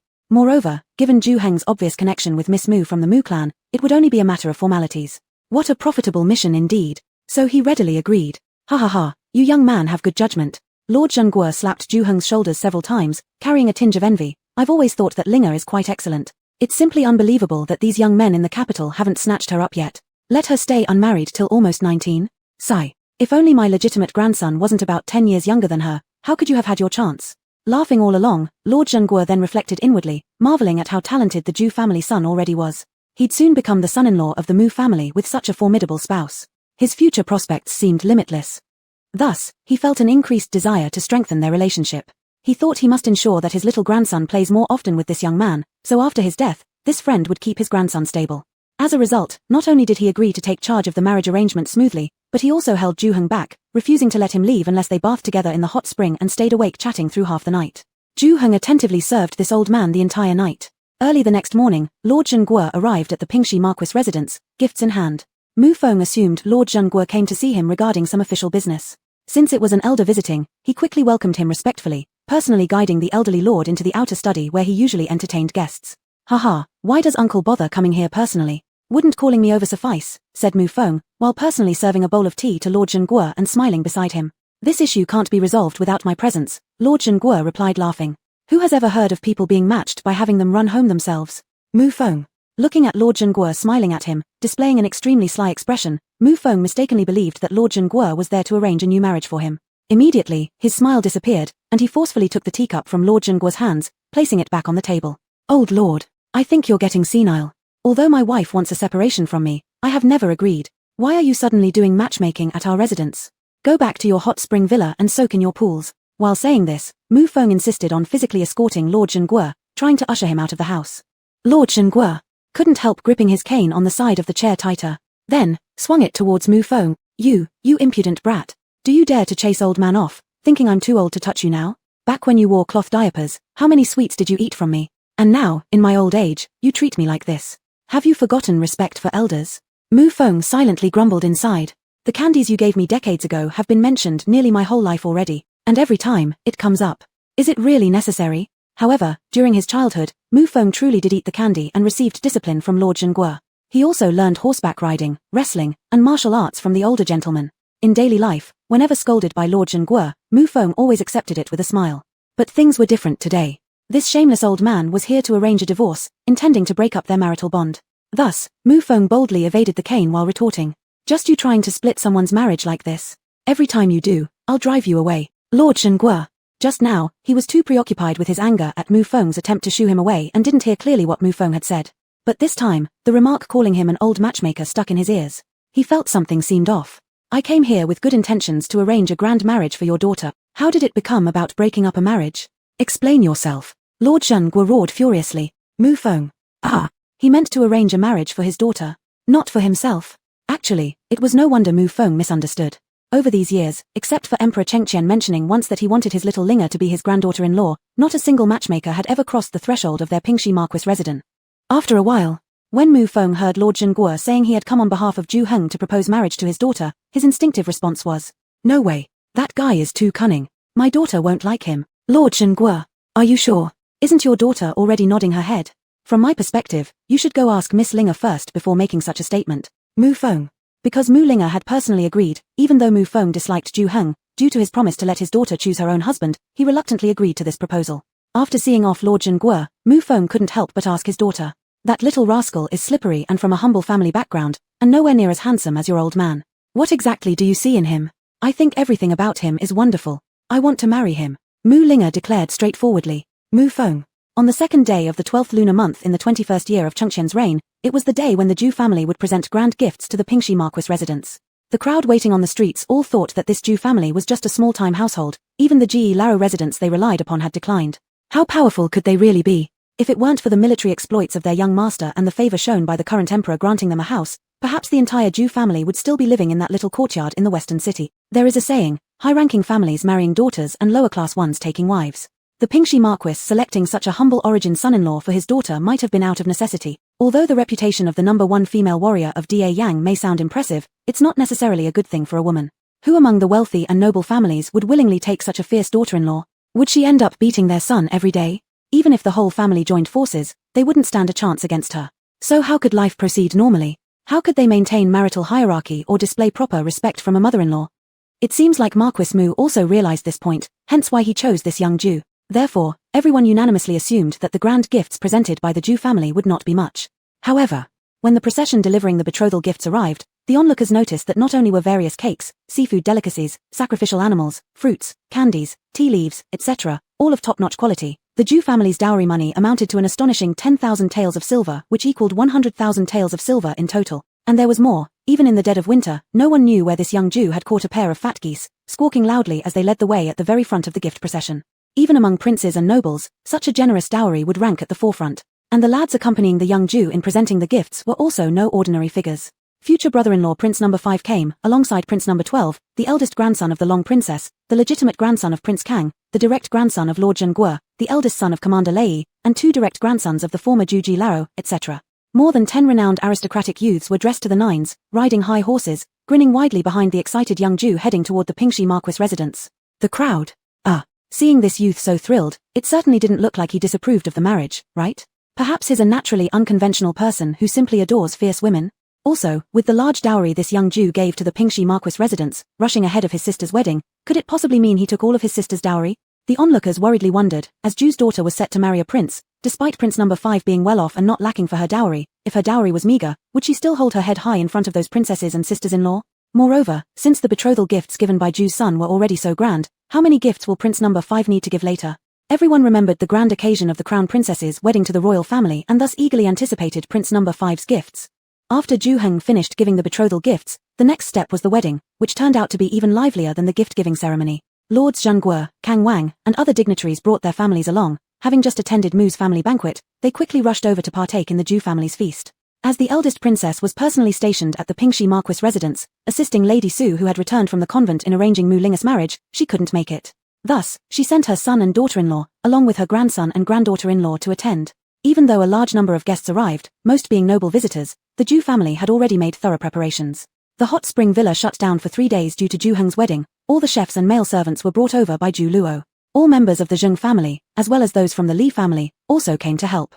On the men's side, Zhu Yishuan hosted Zhu Bing, his brothers, and their relatives from the Zheng family. For the women, aside from Bai and Liu families, Zhu Heng also specially paid a visit to the head wife of the Zhenguogong house, Lady Yang, to ask her for assistance.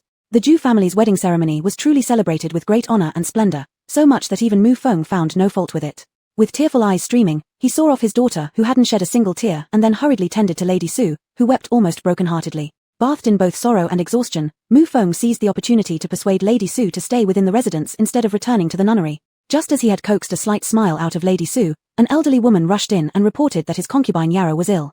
Mu Feng, have the doctor summoned if she is sick. Am I supposed to be her doctor? Why the hell did you come tell me this nonsense? And what's more, who gave you permission to enter the ladies' quarters? Get out immediately. Mu Feng roared furiously. Terrified, the elderly woman turned pale and hastily retreated. But Lady Su's face fell too. Any hint of joy she had shown vanished instantly as she coldly ordered Mu Feng out of the room, saying icily, "Rest assured, after Linga returns home following the wedding, I will go back to the convent. Since our daughter is married now, my child and I will certainly ensure we are never in your way again." After that, she slammed the door shut. Mu Feng, who was locked outside the door. Just as Mu Feng and Lady Su quarreled once more, becoming cold toward each other, inside the bridal chamber of Zhu Heng and his wife, there was intense passion. With the help of his brothers Ju Bing, Ju Heng feigned drunkenness to escape from the drinking rounds, washed up briefly, then approached Mu Linga sitting on the bed. Meanwhile, Mu Linga, under the care of her accompanying maidens, had finished washing up as well. Once Ju Heng approached, he gently cradled her in his arms and kissed her slightly sweaty nose, unable to resist. Seeing Mu Linga blush furiously while trying to appear composed, he laughed aloud heartily. "Are you hungry?" he teased softly, pressing his forehead against hers. "Not hungry." Mu Linga smiled in response. "Mama just gave me a few bites of pastries." Though the few bites of pastries clearly weren't enough for someone with a healthy appetite like Mu Linga, all her focus at that moment was on the man before her, whose breath burned hot against her neck, leaving her unaware of any hunger. "But," he murmured huskily in her ear, "even if we're hungry, can we endure a little longer? Because I really can't wait anymore." His heated whispers tickled her ear as he suddenly tightened his grip, pulling them both onto the adjacent bedroll. That night, the red candles flickered, the crimson sheets rippled, and sounds echoed throughout the room, matched in intensity and rhythm. Chapter 111, The Grand Wedding 3. If Ju Heng's wedding was already considered complex, then Ju Yu's was nothing short of a life-draining ordeal. 2 months before the wedding, 2 palace tutors arrived to train Ju Yu in various etiquette and protocols every day, almost like military training. Ju Yu wasn't afraid of just being tired. Since she had already agreed to marry Zhu Po, she was prepared mentally to learn all these things. Moreover, in her view, learning more wasn't a bad thing. However, these 2 tutors came with their faces perpetually scrunched up like someone always upset, and no matter how well or poorly she performed, they never showed satisfaction, which made Ju Yu feel discouraged and somewhat angry. She thought these 2 tutors were either going through menopause or slightly depressed from palace life, hence releasing their frustrations on her. Though feeling sorry for them since they'd spent most of their lives behind the sunless palace walls and not wishing to be too harsh on them as fellow women, Ju Yu still found herself constantly suppressing her anger inside. That night, after having been tortured by the 2 tutors all day, unable to vent, she directly teleported to Zhu Po's bed via the space technique and gave him a good thrashing while he was sound asleep. According to Yang dynasty customs, both parties must avoid each other during the 2 months leading up to the wedding, forbidden from meeting until the ceremony. So, according to tradition, the last time Zhu Po saw Ju Yu was before Ju Heng and Mu Linga's wedding. To Zhu Po, who adored his fiancée, although being about to marry Ju Yu excited him greatly, the 2-month separation saddened him deeply. Thus, at the mere sight of Ju Yu, he started begging persistently, asking her to find ways to bring him to her mysterious place whenever she had time during these 2 months so they could chat, fearing that he would miss her to death before their wedding day. Having no choice but to humor him, Ju Yu handed him some floss from the space. "Put this in the seam of your bed, keep no one around in your bedroom at night, and preferably lower the bed canopy. I'll come if I have free time. Would you come to his bed at night?" Upon hearing this, young Zhu Po immediately got wicked ideas, focusing solely on this idea, losing interest in even attending the banquet or reveling in the nuptial chamber. Of course, the festivities were stopped by the matron accompanying Princess Mu given by the princess. In haste, he returned to the palace. Every day, as soon as it grew dark, regardless of whether Emperor Chengqian was working overtime, he ran to his own quarters, dismissing the servants early under the pretense of sleeping. He anxiously waited for his Yu to arrive.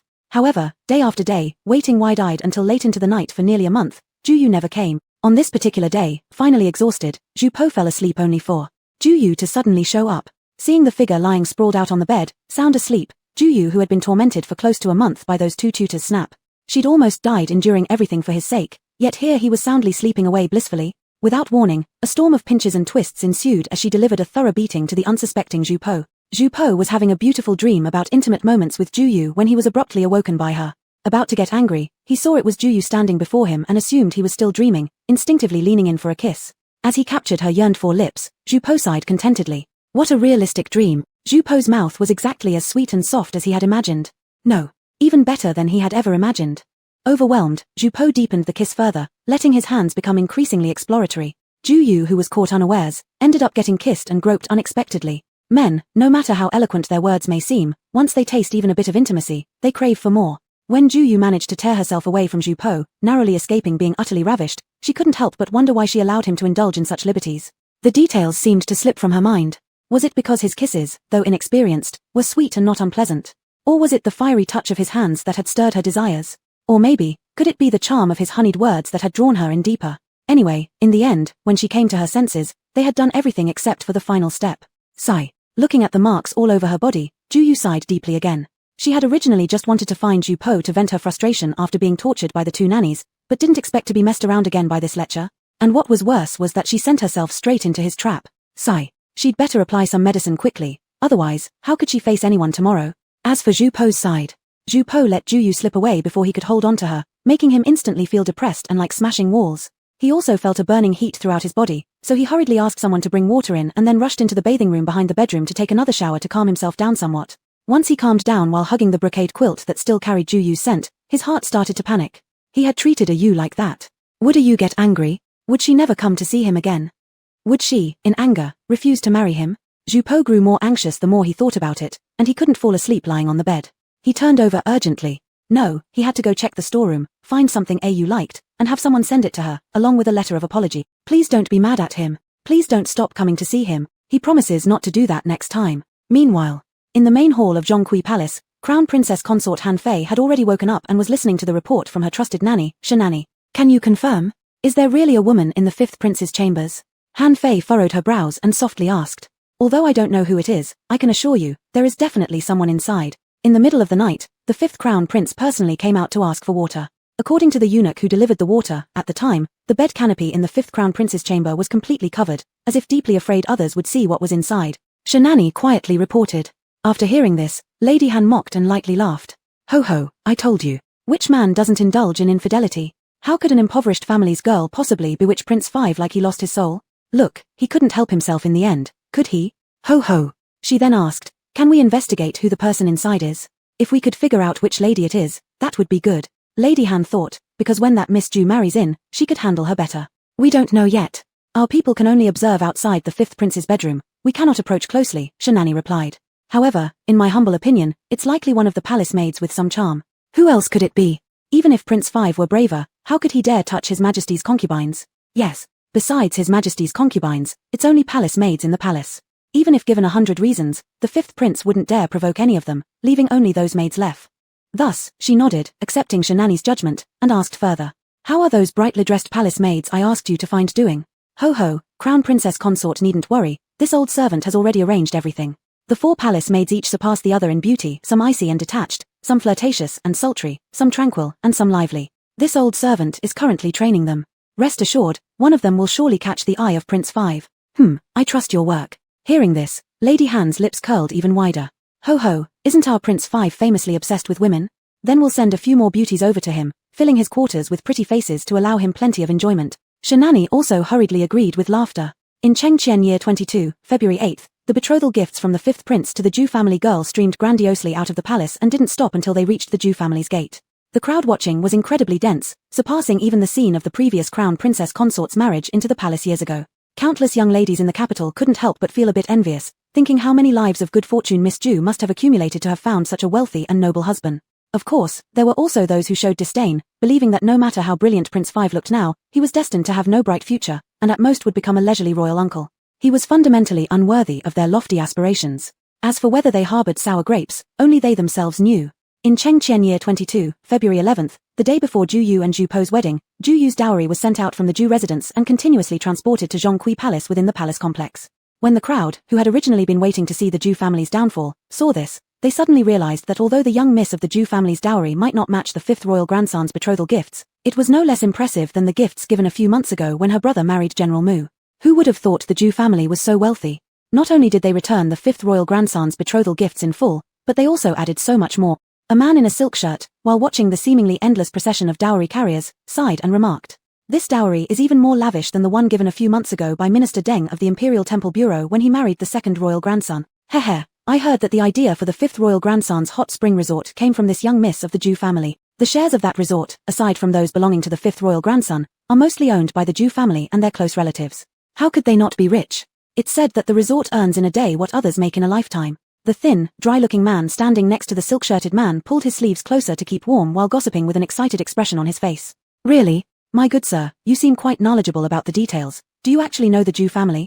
A young man dressed as a scholar asked with a sneer, thinking to himself how absurd it was for someone whose padded cotton jacket looked like it had turned into a stiff iron board to be so leisurely discussing other people's affairs here. The thin man didn't pick up on the scholar's sarcasm at all and proudly declared, "Of course, my fifth aunt's niece by marriage lives in the village below the hot spring resort. She's also neighbors with the Jing family, which is related to the Ju family by marriage. And now, her niece works washing dishes at the hot pot restaurant opened by Miss Ju herself. Tell me, how could I possibly not know these things?" The nearby scholar, seeing the thin man's self-important attitude, decided not to bother replying and simply turned away and walked off. However, a worn-out-looking woman standing beside him lingered, her ears still straining to catch every word the black, thin man said. When he stopped talking about the Ju family and moved on to another topic, she hurriedly grabbed her basket and rushed towards the outskirts of the city. Chapter 112, Grand Wedding 4. The night before Ju Yu's wedding, Zheng held her and had a good cry. Ju Yu also cried until her eyes were red. The maternal love she didn't receive in her previous life, she has received from her mother in this life. She had long regarded this gentle and beautiful woman as her real mother. The two of them chatted half the night away, but just before Zheng left, she suddenly blushed. Ju Yu. It's here. It's here. Is the embarrassing little picture book coming? Ju Yu was eagerly looking forward to it in her heart, but on her face, she pretended to be innocent, waiting for her mother to give her that ancient picture book about physical health enlightenment. After Zheng squirmed with embarrassment for a long while, she eventually said, "Go to sleep early, you'll be busy tomorrow." Then she went out by lifting the curtain. Ju Yu. What about the promised little book? Fortunately, after a moment, Ju Yu's new eldest sister-in-law, Mu Linga, came over, handed the book directly to her, and said, "This book is from Mother for you, but I think it doesn't serve much purpose. You can read it or not. If you don't, you'll still learn naturally later." Ju Yu. On the 12th day of the 12th month of the Chengqian 22nd year, was the formal wedding day of Ju Yu and Ju Bo. Before the new year, Emperor Chengqian specially issued an edict to confer the title of prince on Ju Bo, just so his grandson could marry according to the specifications of a prince. In fact, according to the rules, royal grandsons like Ju Bo should not be directly conferred with the title of prince. Either they should be named as the crown prince, inheriting the title of prince upon their father's death, or they should be given the title of marquis. But as the direct son of the late crown prince, both Zhu Kai and Ju Bo felt that being granted only the title of marquis was inappropriate. Emperor Chengqian also felt uncomfortable about it, so he conferred both with the title of prince. Zhu Kai was titled the Xiong Prince, and Ju Bo was titled the Rui Prince. As for where the two would be in theft, Emperor Chengqian hadn't decided yet. He thought that after their marriage, the two would still live in the palace for 2 years, so there was no mention of it for now. Weddings in Yang Dynasty always took place in the evening, but at the end of the second hour of the morning, Ju Yu, who had just fallen asleep in the middle of the night, was pulled out of bed by her maternal grandmother, aunt, and mother together to start preparing for the evening wedding. Since the 2 nurses sent by the palace to help her get dressed arrived half an hour ago, in order not to make them wait, Zheng quickly fed Ju Yu, who was half asleep, a bowl of dumplings, then pushed her out to have a bath with those 2 nurses. Ju Yu was first washed roughly from head to toe by the 2 nurses sent by the palace, like a puppet controlled by strings. After being washed, she then sat on a stool and listened for 2 hours as the 2 nurses gave her professional lectures on how to be grateful when serving your royal family once married into the royal family and how to endure hardships not only to give birth yourself but also to encourage your husband to have children with others for the sake of the royal lineage. By the time this lecture ended, it was already noon. At this point, Ju Yu, who was hungry, tired, and frustrated, had almost reached her limit. She had already mentally scolded Ju Bo's family. But after enduring the female virtue class given by these 2 nurses, they didn't even let her rest. They also refused her mother, who brought silver ear soup and lotus seeds for fear she might get hungry. No matter how nicely her mother spoke, they wouldn't listen. And when they told her that from this moment on, she couldn't eat anything or drink a drop of water according to the rules, Ju Yu couldn't hold back anymore. At this point, Ju Yu realized the kindness of the 2 nurses who were initially dispatched to teach her the rules. No matter how stern and strict their faces might be, at least they didn't abuse or belittle others. "Hey, Lady Ju, look, which princess or consort hasn't gone through this? Where will anyone starve someone to death? The palace is not like your home, it's a place where everything must follow the rules. If one eats something and needs to relieve themselves halfway, it won't just lose face for your family, but also ruin the reputation of the imperial family." The 2 nurses showed an arrogant and harsh attitude, speaking condescendingly to Zheng. Seeing her mother still trying to say nice things to the 2 nurses for her sake, an enraged Ju Yu took a few steps forward, pushed aside the nurse blocking the doorway, grabbed the porridge bowl from her mother's hand, drank it down in several big gulps right before the astonished eyes of the 2 nurses, then handed the bowl back to her mother. "Mother, please give me another bowl, Ms. Zheng." The 2 maids. "Oh dear, Princess Rui, we were ordered by the clan affairs office to come here. We've never been disrespected like this. Since the princess insists on acting against our advice, there's no way we can continue with our duties. We must take our leave." The triangular-eyed maid who had been shoved by Ju Yu immediately threatened in a shrill voice. Thinking to herself that they were at such a crucial moment with the time almost up and the 5th royal grandson coming soon to fetch the bride, she was certain the Ju family wouldn't dare let them leave. Therefore, she was extremely confident. And indeed, as she had thought, Ms. Zheng's face turned pale upon hearing they intended to leave, and she hurriedly began to plead with them earnestly. In Ms. Zheng's eyes, the palace was already a place more terrifying than anything else could be. Now that Ju Yu was about to marry into the palace alone, Ms. Zheng was already extremely worried. Then listening to these 2 maids blaming her AU for being disrespectful made Ms. Zheng even more panicked. As the saying goes, it's easy to deal with the king of hell but hard to handle his troublesome underlings.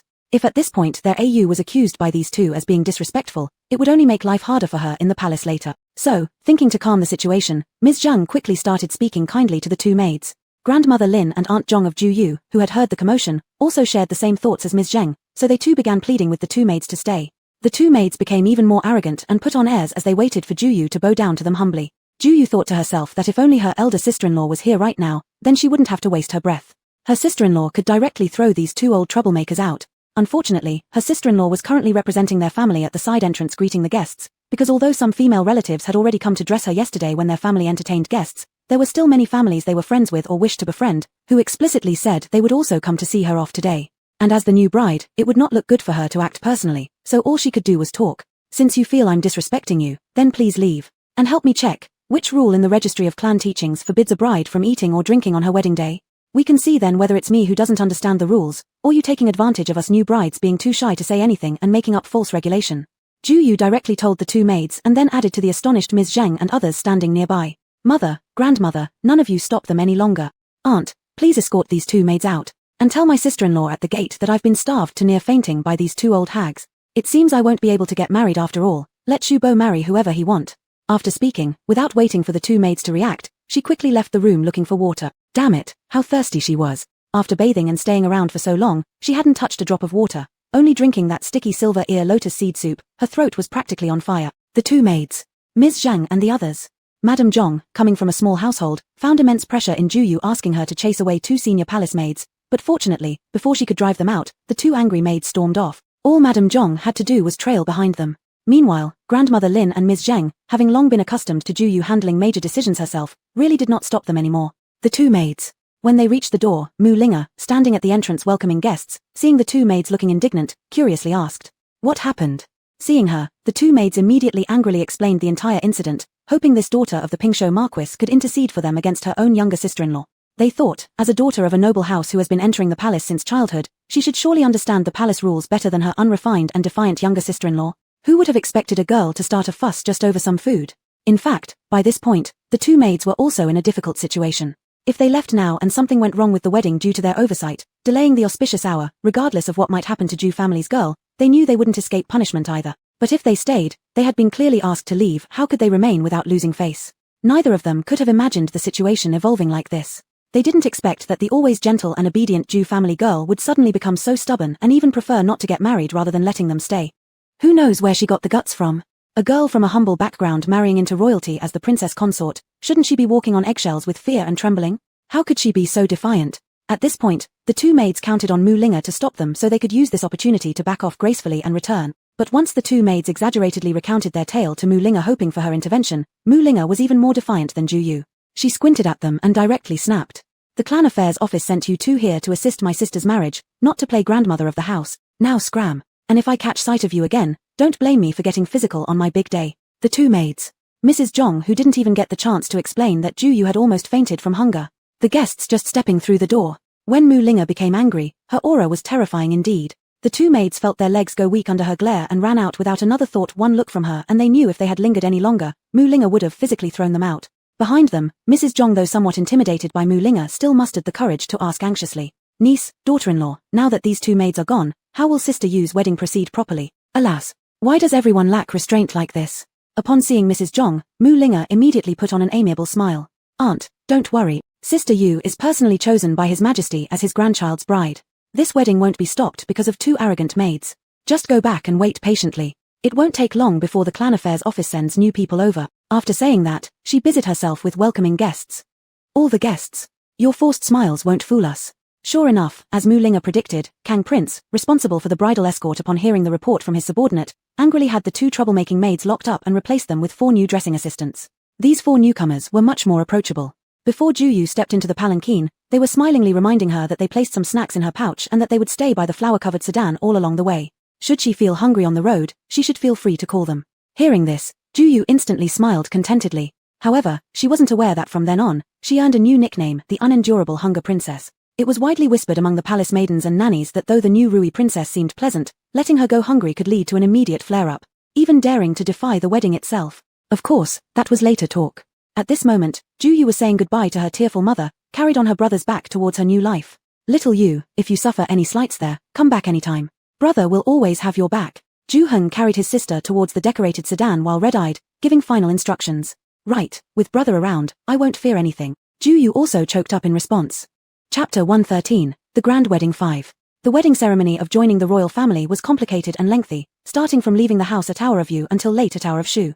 Finally, Ju Yu managed to drink the ceremonial wine with Zhu Po amidst a group of elders' laughter and ate some undercooked dumplings before being able to sit down for a rest. But it wasn't over yet. After Zhu Po was called away to the banquet outside, Ju Yu still had to deal with these royal female relatives. Fortunately, Zhu Po's maternal grandmother, the Duchess of Egwogong, had returned to the capital more than a month ago specifically for her grandson's wedding. Therefore, she had already been waiting in the bridal chamber. With her introduction, all Juyu had to do was to pretend to be shy on the side, and besides, what should or shouldn't be done next, the two nursemaids beside her would remind her first. These two nursemaids were familiar to Juyu, as they were precisely the two Nong Ma initially sent to teach her manners and rituals. It was only at this moment that Juyu realized that these two women were actually people working under the Duchess of Egwogong. On such a joyful day, no one would bring bad luck to the host family, let alone with the Duchess of Egwogong personally present. So, naturally, everyone praised Juyu when they saw her. Even those who looked down on her just openly flattered while subtly criticizing by making remarks like a modest young lady. Ho ho, don't get me wrong, I was quite confused myself when I heard that His Majesty arranged my grandson's betrothal to Miss Ju of the Ju family for my grandson. But after listening to the reports from the two nursemaids dispatched to teach propriety, I understood His Majesty's intention. While holding Juyu's hand, the Duchess of Egwogong smiled and said to everyone, "The two women we sent over are known for their strictness and severity, but upon returning, they said they had never met someone as well-tempered as my grandson's fiancée during all these years spent inside the palace. Regardless of how harshly they treated her and tried to make things difficult for her, she always kept a smiling face, not once losing her temper throughout the entire process. She followed through a day's worth of rules without ever complaining about the hardship. If other girls would have long cried out from exhaustion, my grandson's fiancée did so quietly and even worried about their fatigue, arranging medicinal herbs for their foot soaking every day. Truly endearing. Someone with this character, no wonder my grandson loves her immensely, but even I, an old woman, am incredibly fond of her." As the Duchess of Egwogong patted Juyu's hand, she couldn't help but express her praise again. "Everyone, why does your story seem a little different from what we've heard? We've heard that because the nanny from the Department of Internal Affairs gave your grandson's bride less food, she acted wildly, driving them out and even shouted she wouldn't marry him. But how could the guests dare to say this in front of the Duchess of Egwogong?" So, they mumbled along with a few more compliments for Juyu. Just then, a eunuch from the yard called out, "Lord Rui has arrived." Hearing this, the ladies quickly excused themselves, and before leaving, the Duchess of Egwogong pulled Juyu's hand and said, "Warm Ma and Wei Ma were close maids of your deceased mother-in-law, thus they are our people. Your maternal grandmother leaves them to you. If there's anything you don't understand, you may ask them. When your maternal grandmother returns home after a few days, having them look after both of you will give your maternal grandmother some peace of mind. Why doesn't maternal grandmother stay longer in the capital so we can pay you our respect?" Juyu held the Duchess of Egwogong's hand and said gently. In that short while, she already felt the kindness of the elder towards her. "No need, staying in the capital evokes memories that are heartrending. It's better to return to my hometown where I still have several old friends for company. As long as the two of you live happily, that is the greatest respect you could show for your maternal grandmother." The Duchess of Egwogong spoke, and tightly grasped Juyu's hand, almost pleading. Although Po appears mischievous all day, he is actually very sensitive. He knows very well who treats him kindly and who doesn't. Since his mother and elder brother passed away, I have never seen him truly smile. However, this time, when I came, his eyes were full of joy. Po lost his mother at a young age, growing up alone in this grand palace. Unfortunately, since he is part of the royal family, I cannot take him in for upbringing. Your maternal grandmother only has Po left as her remaining tie now. Would you please promise your maternal grandmother that you will treat him well?" "Yes, maternal grandmother, I promise you, if Zhu Po remains true to me throughout his life, then I, Juyu, will also remain faithful to him." Looking into the eyes of the elderly person before her, Juyu spoke resolutely. I, Zhu Po, vow that in this lifetime I will not betray you." At the same moment, Zhu Po, who had heard all of this outside the door, silently vowed in his heart. After the Duchess of Egwogong left, everyone in the room also withdrew. What followed was the couple's wedding night. This was the first time the two had met since their previous encounter, and they both felt a little shy as they looked at each other, their faces turning red. I vow, from now on, I will treat you very, very well." Zhu Po, with crimson cheeks, cupped Juyu's face and said so. Then he couldn't wait to kiss her. Juyu. The next morning, feeling sore all over, Juyu was awakened by the two nursemaids calling her name through the bed canopy. After eating a simple breakfast, she began her elaborate makeup process again. It took more than half an hour for the two skilled nursemaids to finish dressing Juyu properly in the princess consort attire. When Juyu glanced at herself in the mirror, she immediately found herself transformed into someone truly elegant and noble. Just then, Zhu Po, assisted by two eunuchs, emerged dressed neatly in deep blue ceremonial robes embroidered with 9-clawed dragon patterns, wearing the Pingtian crown. As soon as Zhu Po stood beside Juyu, who wore the 3-dragon 2-phoenix crown with deep blue robes embroidered with DI bird patterns, the admiration of the inner courtiers filled the room. Juyu suddenly thought that if they didn't take a set of traditional photos, it would be a waste of all her early morning effort just to get up in the dark to prepare. So she decided that after paying respects to everyone, she would search the space. She remembered that her older brother had several cameras. Once found, she would take wedding photos with Zhu Po. There was no need to go outside. Taking them right inside their bedroom chamber would be perfect with its ancient and original charm. Thinking about taking the wedding photos later made Juyu incredibly excited. She joyfully followed Zhu Po to pay respects to the Chengqian emperor and the concubines of higher rank. In exchange for a few inexpensive gifts like shoes and clothes, she received a large number of valuable jewelry pieces. Seeing several palace maids carrying dozens of boxes filled with return gifts, Juyu felt even better. She thought that if every day could be like this, she wouldn't mind getting up early every day for her makeup session.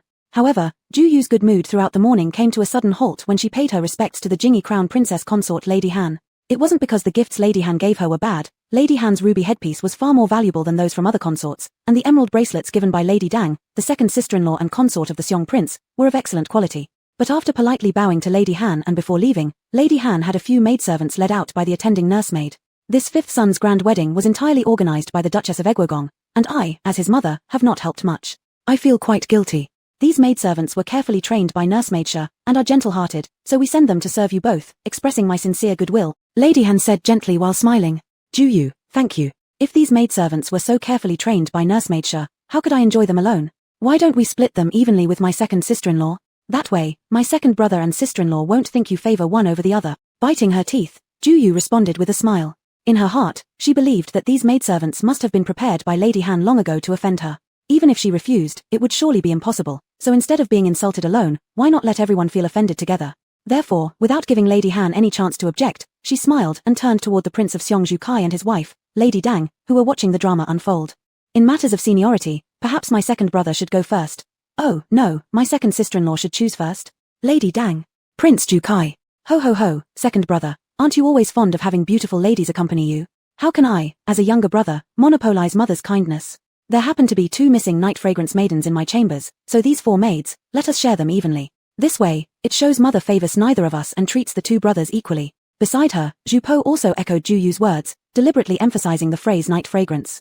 Meanwhile, under his sleeve, he tightly squeezed Juyu's hand, meaning that even if these 2 maids follow them home, he absolutely would not pay them any attention. Couple Zhu Kai. It was unexpected that their mother's machinations would come back to haunt them. Looking at the brightly dressed palace maids, if Zhu Kai's anger was feigned and joy genuine, then Lady Deng was genuinely furious. If these women were allowed into her quarters, wouldn't that make her seem less important? Hence, she wanted to refuse. But Zhu Po and his wife appeared as brothers who believed sharing beautiful ladies and even discomfort was righteous, leaving no room for her refusal. She couldn't very well say that these maids were originally intended for the 2 of them and had nothing to do with us, right? Moreover, since the 5th prince's consort had already accepted them with a smile, any further rejection on her part would only make her look jealous. Therefore, she subtly signaled Zhu Kai, wanting him to step in and reject the offer. However, after hearing Zhu Po mention night fragrance duties, the 4 maids were thrown into a panic and now set their sights on the equally handsome Zhu Kai. They began to send frequent flirtatious glances his way, fully capturing his attention and causing him to completely miss his own consort's signals. Thus, in the end, the brothers each took 2 maids and led them toward their respective chambers. As soon as they entered their residence, Zhu Po handed the 2 maids over to Aunt Wei at the back. Let Aunt assign them tasks. Just make sure they don't get near our marital quarters, Zhu Po said coldly. Upon hearing this, Juyu felt even more satisfied and immediately pulled Zhu Po by the hand into the bedroom, closing the door behind them. She also instructed Aunt when outside not to let anyone else enter. At this moment, both Zhu Po and Aunt Wen misunderstood the situation. Aunt Wen, this girl was indeed quite open-minded in this aspect. No wonder the 5th prince couldn't leave her. Zhu Po, my Au is so bold. She still wants me? Hee hee. I like it. Au, what are you doing? Seeing Juyu close the door, Zhu Po wrapped his arms around her, planting a quick kiss on her lips before closely clinging to her and asking sweetly. Hearing this, Juyu returned his kiss and seductively whispered in his ear. You've behaved well today, so your princess consort has a reward for you. Follow me to the space. Zhu Po's eyes lit up immediately. Au always calls that mysterious room space, and he remembers there's a bed inside. Could Au be thinking of being intimate with him there? Zhu Po suddenly felt extremely excited and full of anticipation. But instead, all Juyu did was lead him inside and retrieve a strange little square box. Sit there and stay still. Then I'll count down from 3 to 1, and when I say cheese, you do the same. Juyu positioned Zhu Po as instructed and directed him accordingly. Though reluctant, Zhu Po obediently followed Juyu's command, then heard her click something with that square box. He felt disappointed, thinking, what kind of reward is this? It's no fun at all. Come take a look, don't I make you look so handsome? After taking a photo of Zhu Po, Juyu was very satisfied and eagerly called him over to take a look. Reluctantly, Zhu Po approached her. Then, he was shocked. Chapter 114, The Finest. In an ordinary village outside the capital city, in the courtyard where elder Mr. Ju's family rented, Ju Wangzu and Ju Wangye, dressed in short jackets, walked in from outside. How did it go? Did you get any information? Elder Mr. and Mrs. Ju, along with the rest of the Ju family, had been waiting inside for a long time. Seeing the brothers return, Fengsha immediately asked. We found out everything, Ju Wangye excitedly said as he entered.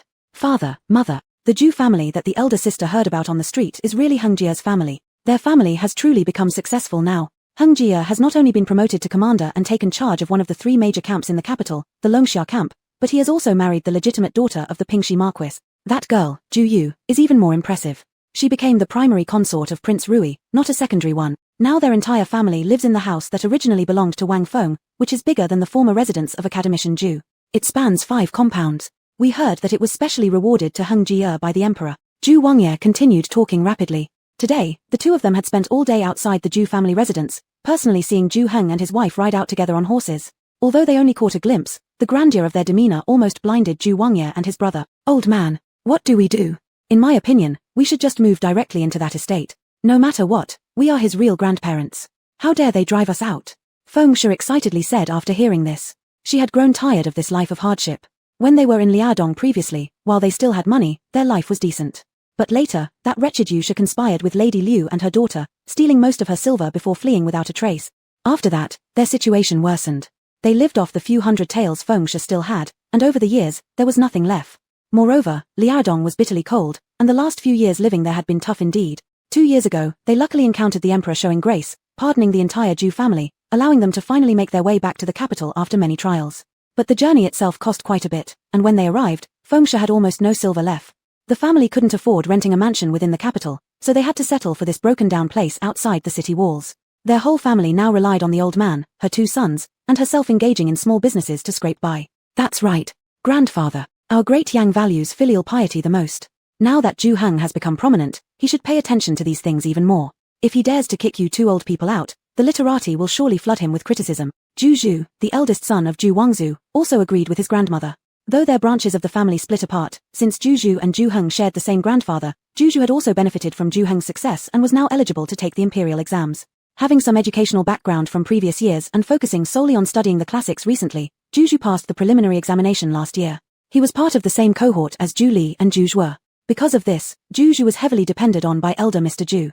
Everyone hoped that he could follow in the footsteps of his 3rd son and pass the provincial exam to bring glory to their Zhu family. But Zhu Zhu knew his own limitations. Without enough financial and material support, unable to find good tutors or by past examination papers, he would never be able to progress further.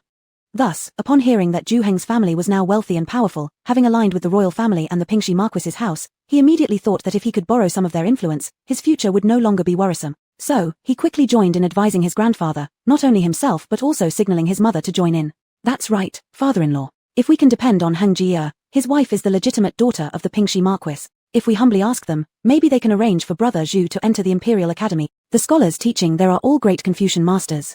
At that point, won't brother Zhu find it much easier to gain an official title? And brothers Yarrow and the others, since Heng Jie has now become such a high-ranking official, if he helps promote them a little, perhaps he could help their cousins obtain minor official positions. Me. Do you all think it will be that beautiful? Have you forgotten how we offended Heng Jie in the past? Have you forgotten how ruthless that boy can be? As Grandma Sun was enthusiastically speaking, she was directly scolded by elder Mr. Zhu, who had been silently lowering his head all along. If there was one thing that Zhu Laroyi regretted the most in his life, it was not nurturing young Zhu Heng when he realized how promising he was compared to his other grandsons. But by the time he noticed, it was already too late. Fearing that Zhu Heng wouldn't side with him, instead of trying to bring him closer, he chose to suppress him. Now, seeing the whole family united again as if they had forgotten all their old quarrels just to get close to Zhu Heng infuriated him even more. He couldn't help but point a finger at everyone and yelled, "Have you all forgotten how Lady Qian died? And whose hand severed Ringo's fingers?" Everyone was scolded into silence, except for the favorite, Zhu Zhu, who moved his lips slightly, wanting to say that he hadn't been involved back then. However, a single glare from Zhu Laroyi silenced him. Beside them, Zhu Huan, who had been standing quietly in a corner, upon hearing about his mother's death and his own mutilated hand, couldn't hold back the overwhelming hatred in his eyes. That boy, Zhu Heng, bore blood revenge for the death of his mother and the cutting off of his hand. Over the years, because of his handicap, he was exempted from military service, but his disability also brought disdain from the whole family. Even his grandmother and father, who used to care for him somewhat, began to shun him. So, if possible, Zhu Huan would tear Zhu Heng limb from limb to quench his burning hatred right now. Zhu Laroyi sat dejectedly on a small stool in the house. Looking at the group before him, some groveling, others seething after hearing about Zhu Heng's rise and feeling weary from years of hard work, his hair had gone completely white, though there was still some spirit in his eyes. He knew that at this moment, without finding a way to connect with the third branch of the family, they would be utterly finished. He and his wife would also continue suffering because of these people. After glaring fiercely at everyone for a while, Zhu Laroyi made up his mind and declared, "Tomorrow, let you accompany me and your mother first. The rest of you must stay at home, no one is allowed to follow." But grandfather. Lady Sun interjected urgently. Don't say anything. Zhu Laoyi glared at her immediately and then turned sternly to Feng Shui and Zhu Zhu. Haste makes waste. You two will talk less tomorrow, only pretending to be pitiful. Got it. Meanwhile, in the Longxia camp, Zhu Dai entered Zhu Heng's tent. Commander, I've found everything you asked me to look for. Zhu Dai, holding a name register with a broad smile said. All our former comrades are still alive. They have returned. Except for 2 who are disabled, all others are fine and stationed in nearby garrisons around the capital. Who are the ones disabled? Zhu Heng quickly inquired. Since taking charge of the Longxia camp, Zhu Dai and Han Degong, who originally followed him, were also transferred over. Now what Zhu Heng wanted Zhu Dai to find out was information about the youths who accompanied them to seek food during their exile journey. Now, having achieved some success himself, he thought if the brothers faced difficulties, he could offer some help.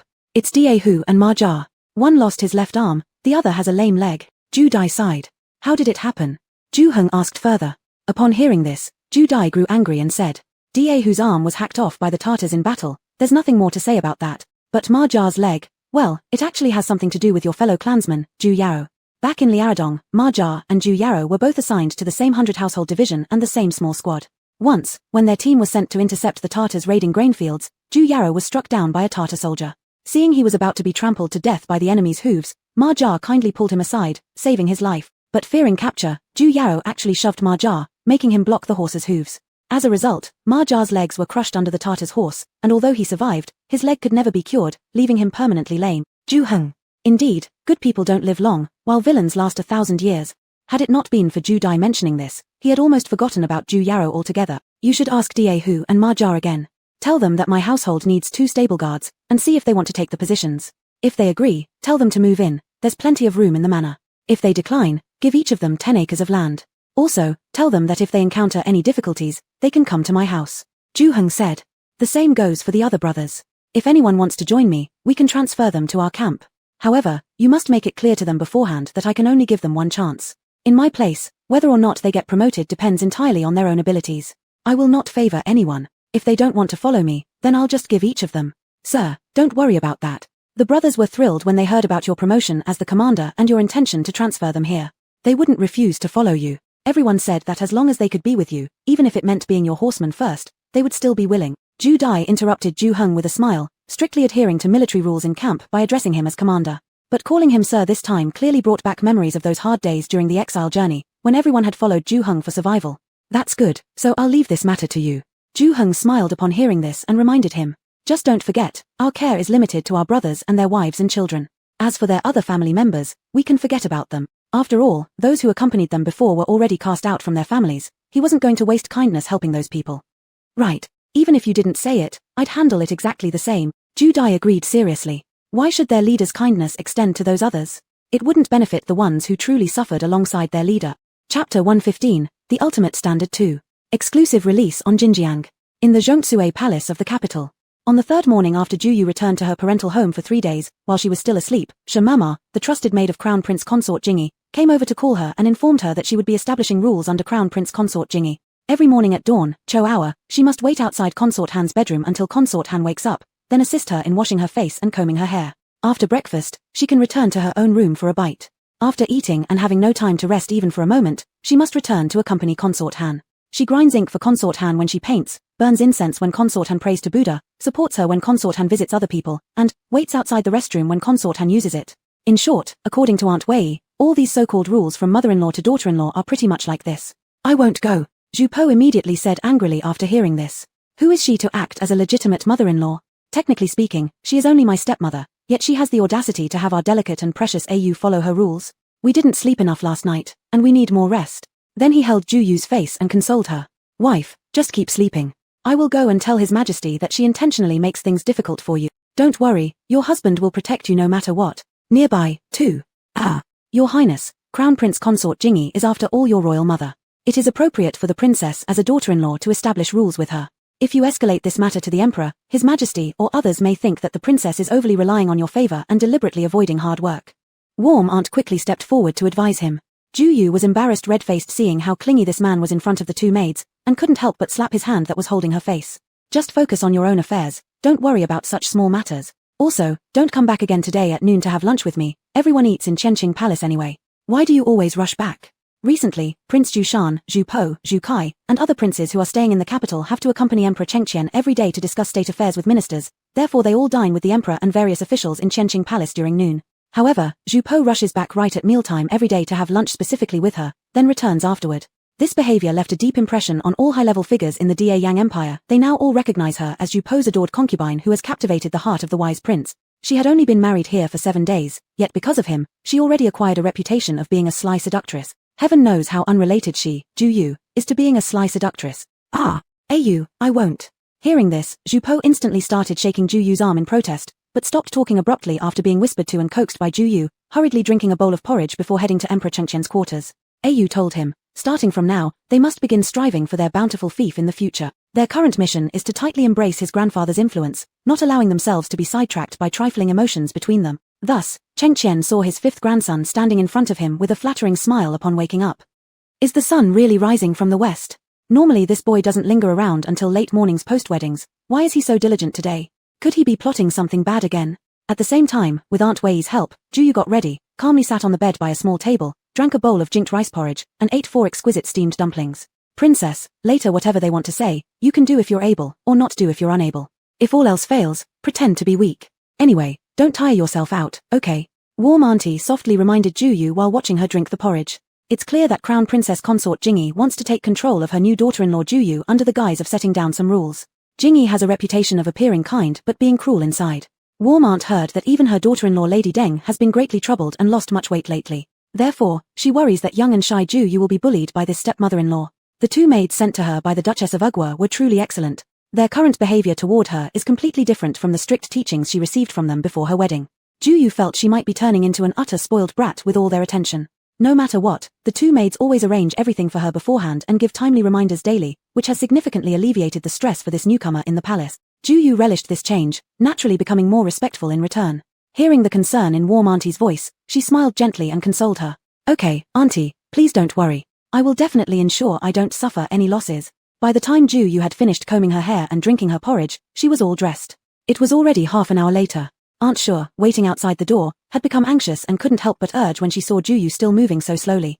Your Highness, please hurry up. Or would you rather make Crown Princess wait for you as your daughter-in-law? Oh, has Mother Princess awakened already? Oh my, then I must hurry.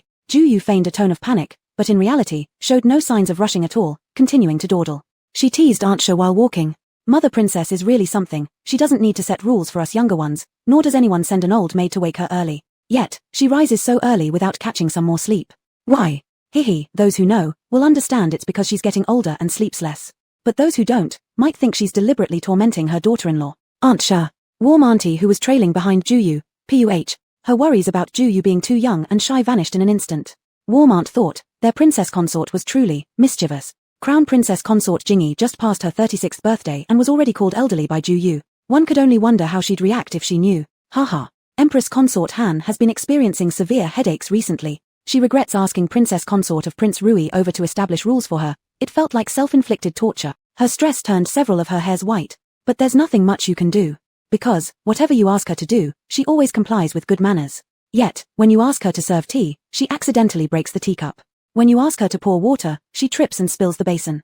When you ask her to accompany you reciting scriptures, she knocks down the incense burner upon lighting incense. Within less than half a month, the things in her room were nearly smashed to pieces by her. If you punish her for her carelessness, she'll immediately faint. After waking up, the 2 maids beside her will carry her off running, crying loudly while carrying her. What nonsense about having 2 daughters-in-law, but why does the Crown Princess only nitpick at their princess's faults? Why is the Crown Princess holding grudges against their princess for such a worthless thing? They accused Empress Consort Han of abusing her stepdaughter-in-law. Empress Consort Han realized this situation wouldn't work and changed her strategy. Every time there was a palace banquet, she brought this daughter-in-law along, intending to show everyone how unruly and ill-mannered this newly promoted princess from a humble background was. But instead, she behaved better in front of others than even her biological daughter-in-law, Empress Consort Han. Since the Zheng family moved to their mansion in the capital, Zhu Yixuan could no longer stay in the small western courtyard. Coincidentally, both Zhu Li and Zhu Zhuo have been accepted into the Guozi Academy. So Zhu Yixuan decided to close the Western City Academy and return to the capital with Zhu Tianhao and Zhu Ruifeng. However, he was still unwilling to go back to his old cabinet grand secretary's residence, which carried too many memories of his father. Afraid that the place might stir up emotions in him, Zhu Yixuan refused. There happened to be a small yard at the northwest corner of Ju Heng's house, neat and orderly, with a dedicated gate leading directly outside, and another side door leading inside. Therefore, Ju Heng invited Ju Yixuan and others to move in. Now the several families lived together as harmoniously as one big family. And since Ju Yixuan also preferred it this way, he didn't hesitate and moved in after packing some simple necessities. Ju Tianhao, however, did not want to be a stumbling block on his nephew's path to marry his new bride. He had long seen the sparks between Ju Yixuan and Lady Zheng, so using his excuse that he couldn't let go of his grandson, forcibly dragged Ju Ruifeng to live in the former cabinet grand secretary's residence, which was 7 or 8 lanes away from Ju Heng's house. Completely disregarding Ju Ruifeng's protests, who said, "Your grandson isn't mine, and I don't have a grandson to miss. Why should I live in your house?" With the entire small courtyard having over 10 rooms, it only housed Ju Yixuan. Since it had its own entrance, after moving in, he connected several rooms on the north side of the yard and reopened a private school, taking in more than 10 students. Every day, he taught and engaged in academic pursuits, and after class, leisurely strolled over to enjoy meals prepared by Lady Zheng at home, living quite contentedly. Over these few years of cohabitation, his relationship with Lady Zheng deepened considerably. Ju Yixuan knew that, in fact, there was also affection for him within Lady Zheng's heart. She simply refrained from speaking due to fear of harming the reputations of her children by remarrying. Ju Yixuan had no way around this dilemma. He also felt embarrassed to bring up the subject of "I want to marry your mother" to Ju Heng and his sister. Although he sensed they wouldn't object, it was still awkward for him, as an elder, to broach such a topic with his juniors. Later, his uncle Ju Tianhao realized his predicament and suggested he hire a matchmaker to formally approach the matter, bringing his intentions with Lady Zheng out into the open. Then, with others helping to persuade Lady Zheng, there was a good chance the matter would be resolved. Ju Yixuan thought this was sound advice, so he engaged Grandma Wei, the mother-in-law of Bai's family, as the matchmaker to formally propose on his behalf to Lady Zheng. As expected, once everyone heard, whether it was Ju Heng and his sister, Lady Zheng's mother Lin, or even the Bai family members, they all came in turns to try and persuade Lady Zheng. Even Ju Bing and Ju Luo joined in, expressing their willingness for Lady Zheng to become their stepmother.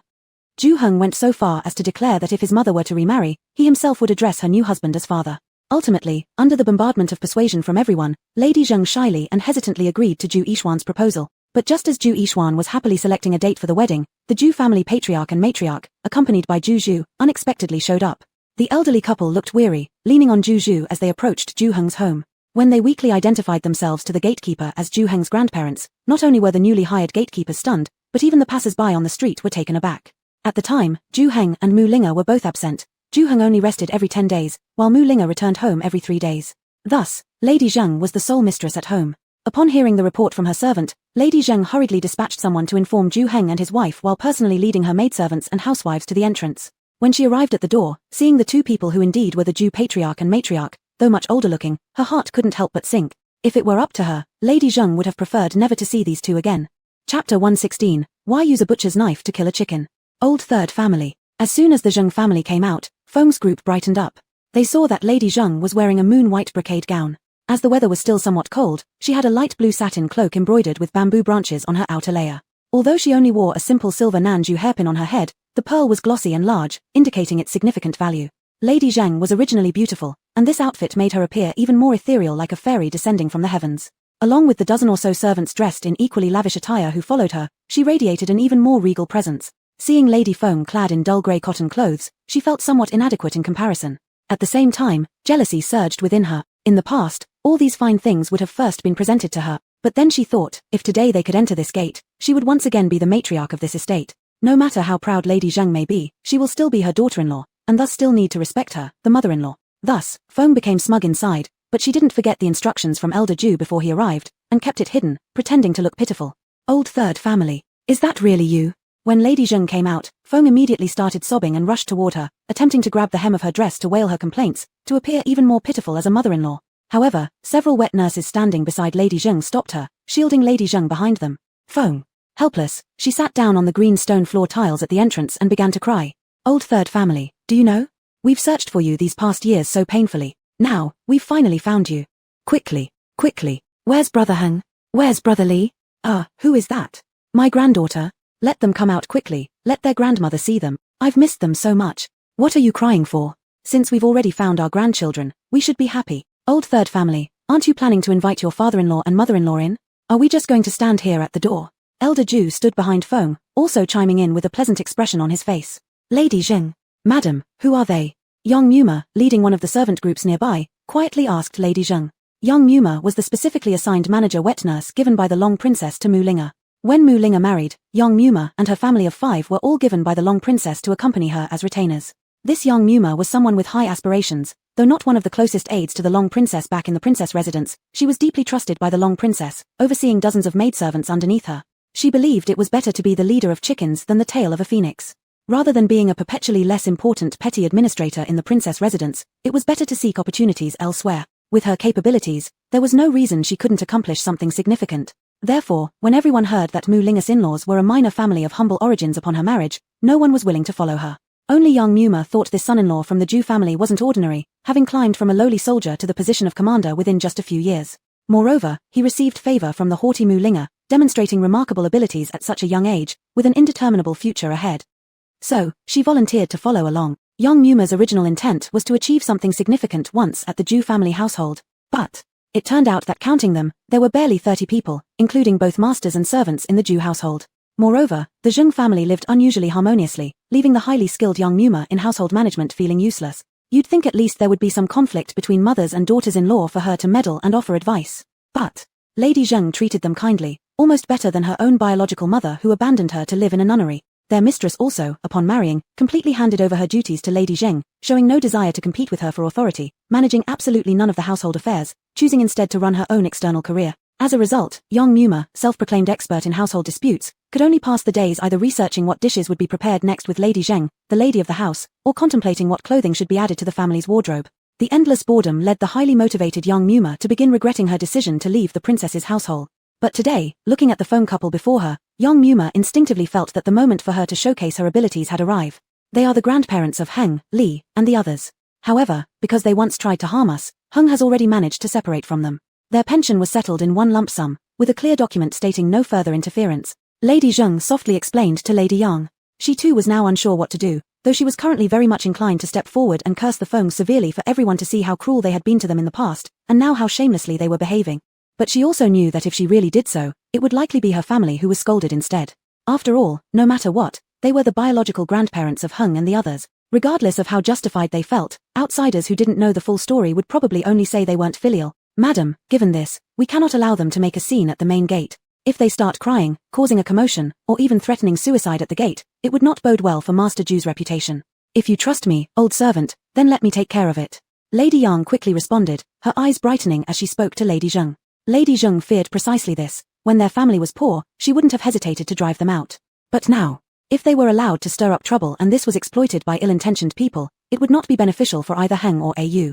Therefore, hearing Lady Yang claim she had a plan, Lady Zheng remembered that this person had come from the princess's residence and thus must be much more experienced than herself. She therefore entrusted the matter to her. Goodness me, isn't this Lord and Lady Elder? Look, how could things come to this? It's truly like floods washing into the Dragon King's temple, family members failing to recognize each other. When Lady Yang saw Lady Zheng nodding her head to let her take charge, she hurriedly stepped forward and helped Madame Feng up while instructing 2 maidservants to support Lord Ju. My dear elders, you don't know. These last few years, it hasn't just been you looking for our master-in-law. Our young lord has also been searching tirelessly for you all this time. This is wonderful. A reunion at last. Hurry, please come inside. Warm yourselves and rest within the estate. As Lady Yang eagerly guided Madame Feng inside, she signaled for the maidservants holding on to Lord Ju to follow suit, giving instructions to the surrounding women on the way. Quickly, hurry and clean out the Lingfeng Pavilion, the best and largest quarters in the manor, for the elders. Also, send word to the kitchen immediately to prepare a feast. With the long journey the elders have endured, they must be hungry. Tell them to prepare some warming and easily digestible dishes. Her tone carried authority as if she had already taken precedence over Lady Zheng herself, leaving the latter trailing behind. Initially expecting it to take considerable effort to gain entry, who would have thought it was so easy? It seemed their eldest grandson had been right after all. Higher-ranking officials do value their reputations more. Seeing the maid who held such authority even above Lady Zheng while addressing Ju Heng as master-in-law, Madame Feng asked with a smile. With our arrival here, may I inquire about your esteemed name? Heavens no. How dare I address you directly? You're practically cutting my life short. Upon hearing this, Lady Yang beamed with respect toward Madame Feng. To tell you frankly, I was originally the stewardess of the Long Princess's mansion. Later, because our Miss married Master Ju, the princess kindly sent me along as a personal attendant. After Miss assumed control over the household finances, she assigned me as the senior housekeeper. If there are any matters concerning you 2 elders that the servants cannot resolve, feel free to approach me. Realizing this confirmed her suspicions, Madame Feng thought silently to herself. The mistress of the household was indeed the daughter of Ju Heng's new marriage to a prestigious noble family. No wonder they looked down upon Lady Zheng. So, does this mean the household is under your Mrs. Management and Zheng's opinions don't count anymore? Unable to help herself, Madame Feng impulsively asked. Hearing this, Lord Ju next to Madame Feng coughed lightly, making her realize her slip of tongue. She hurriedly corrected herself. I mean, my granddaughter-in-law has only been married a few days, yet managing the household has surely been taxing for her. Lady Yang smiled and said, Hehe, madam, you misunderstand. Are we servants mere decorations? This isn't exactly a large estate with many mouths to feed, so why should our miss concern herself with daily affairs? She certainly wouldn't tire herself. Besides, our miss is the direct daughter of Marquis Pingxi, the emperor's god-granddaughter, and grew up under the watchful eye of the Long Princess, a miss of nobility whose rank is highly respected even in Great Yang. Her willingness to marry our master-in-law is itself rare. Naturally his entire family wouldn't dare neglect or disrespect her. Therefore, as soon as we entered the door, Madam handed over all the management rights to our miss, saying that all family matters should be left for her to decide. Hehe, it's just that our miss looks down on such trivialities. Moreover, she is now entrusted by His Majesty to oversee the defense of the 4 gates of the capital and the inner city security as well. She's busy every day. Thus, the household affairs have all been handed over to a few of us old servants. Auntie Yang said with an air of self-satisfaction. Madame Feng. So Lady Zheng really has no say in this house, does she? Madame Feng instantly felt gleeful inside upon realizing this and exchanged a glance with old Lord Ju, becoming even more obsequious toward Auntie Yang, who was now in full control of the Ju family. Thinking about it, their grandchild-in-law didn't give a second glance at this huge mansion. How wealthy must she be? If they could flatter this powerful and influential granddaughter-in-law, then even a small favor from her would be enough for them to live luxuriously. Upon hearing their flattery, Auntie Yang also reciprocated their kindness, becoming ever more attentive to them. Not only did she personally welcome the two into the opulent Lingfeng pavilion and serve them meals herself, but she also arranged for the maidservants to take care of them. In the afternoon, she invited a renowned tailor from the capital to come and take measurements for both of them. 4 sets of seasonal garments were made for each, and the fabrics used were even more luxurious than what Lady Zheng wore today. This only made old Lord Ju and Madame Feng even happier. Finally, just before leaving, Auntie Yang pointed to Ju Zhu, who already carried himself like a young master, and smiled. Old master, grandmother, you two have had a long day, so please go and rest quickly. Master Tang has grown up and, according to propriety, should not stay within the women's quarters anymore. I've already prepared a specific courtyard for him in the outer quarters along with servant girls and boys. All necessary clothing and items have been arranged, and I shall lead him there. Hearing this, the elderly couple grew even more satisfied, nodding agreeably. Ju Zhu, upon learning a courtyard was especially prepared for him, immediately became spirited and hurriedly followed Auntie Yang away. However, he was led further and further away into a remote area until Auntie Yang brought him to a secluded yard similar to a woodshed. Suddenly, several fierce-looking men with disabilities appeared in the yard, and after shutting the door, Ju Zhu began to sense something was amiss. Auntie Yang, what are you planning to do? Ju Zhu exclaimed in shock.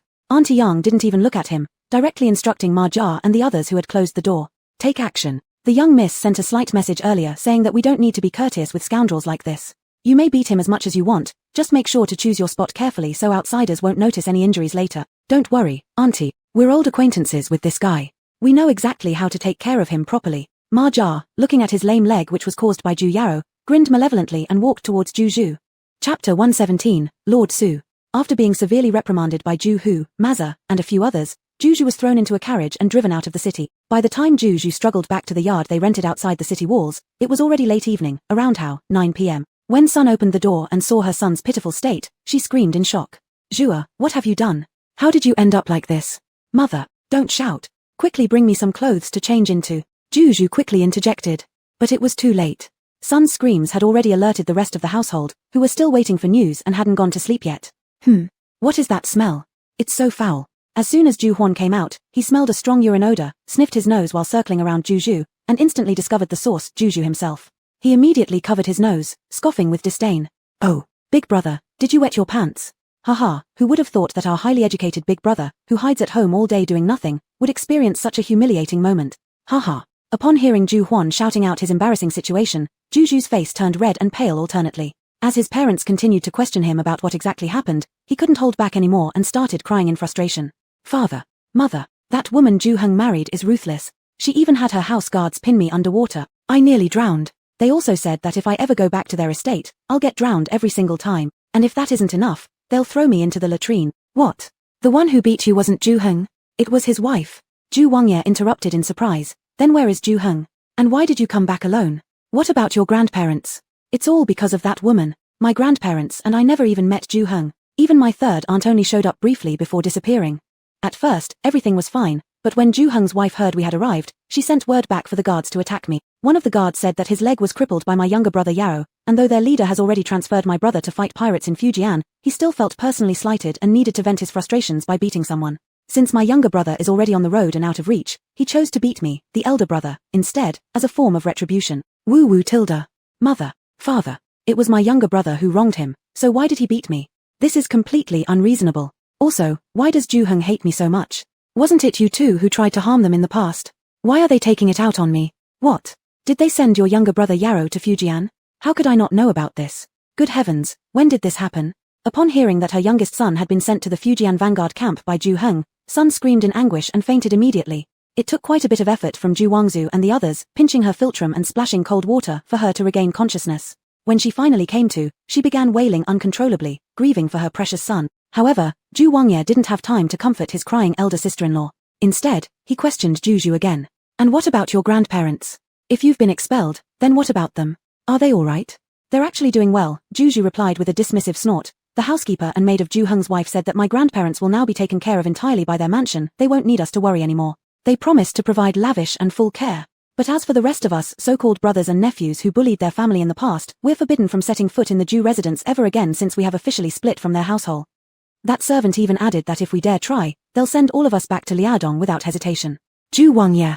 So, according to this, wouldn't the only ones who can benefit from Ju Heng's status be your grandparents? None of us will share in it. Woo woo. There's no way I'm going back there. Remembering today's humiliation, Juju broke down in tears again. Ho ho, father. What kind of dreamland are you living in now, thinking of benefiting off grandfather and grandmother? Even our older brother, who never directly acted against them, got beaten until he pissed his pants.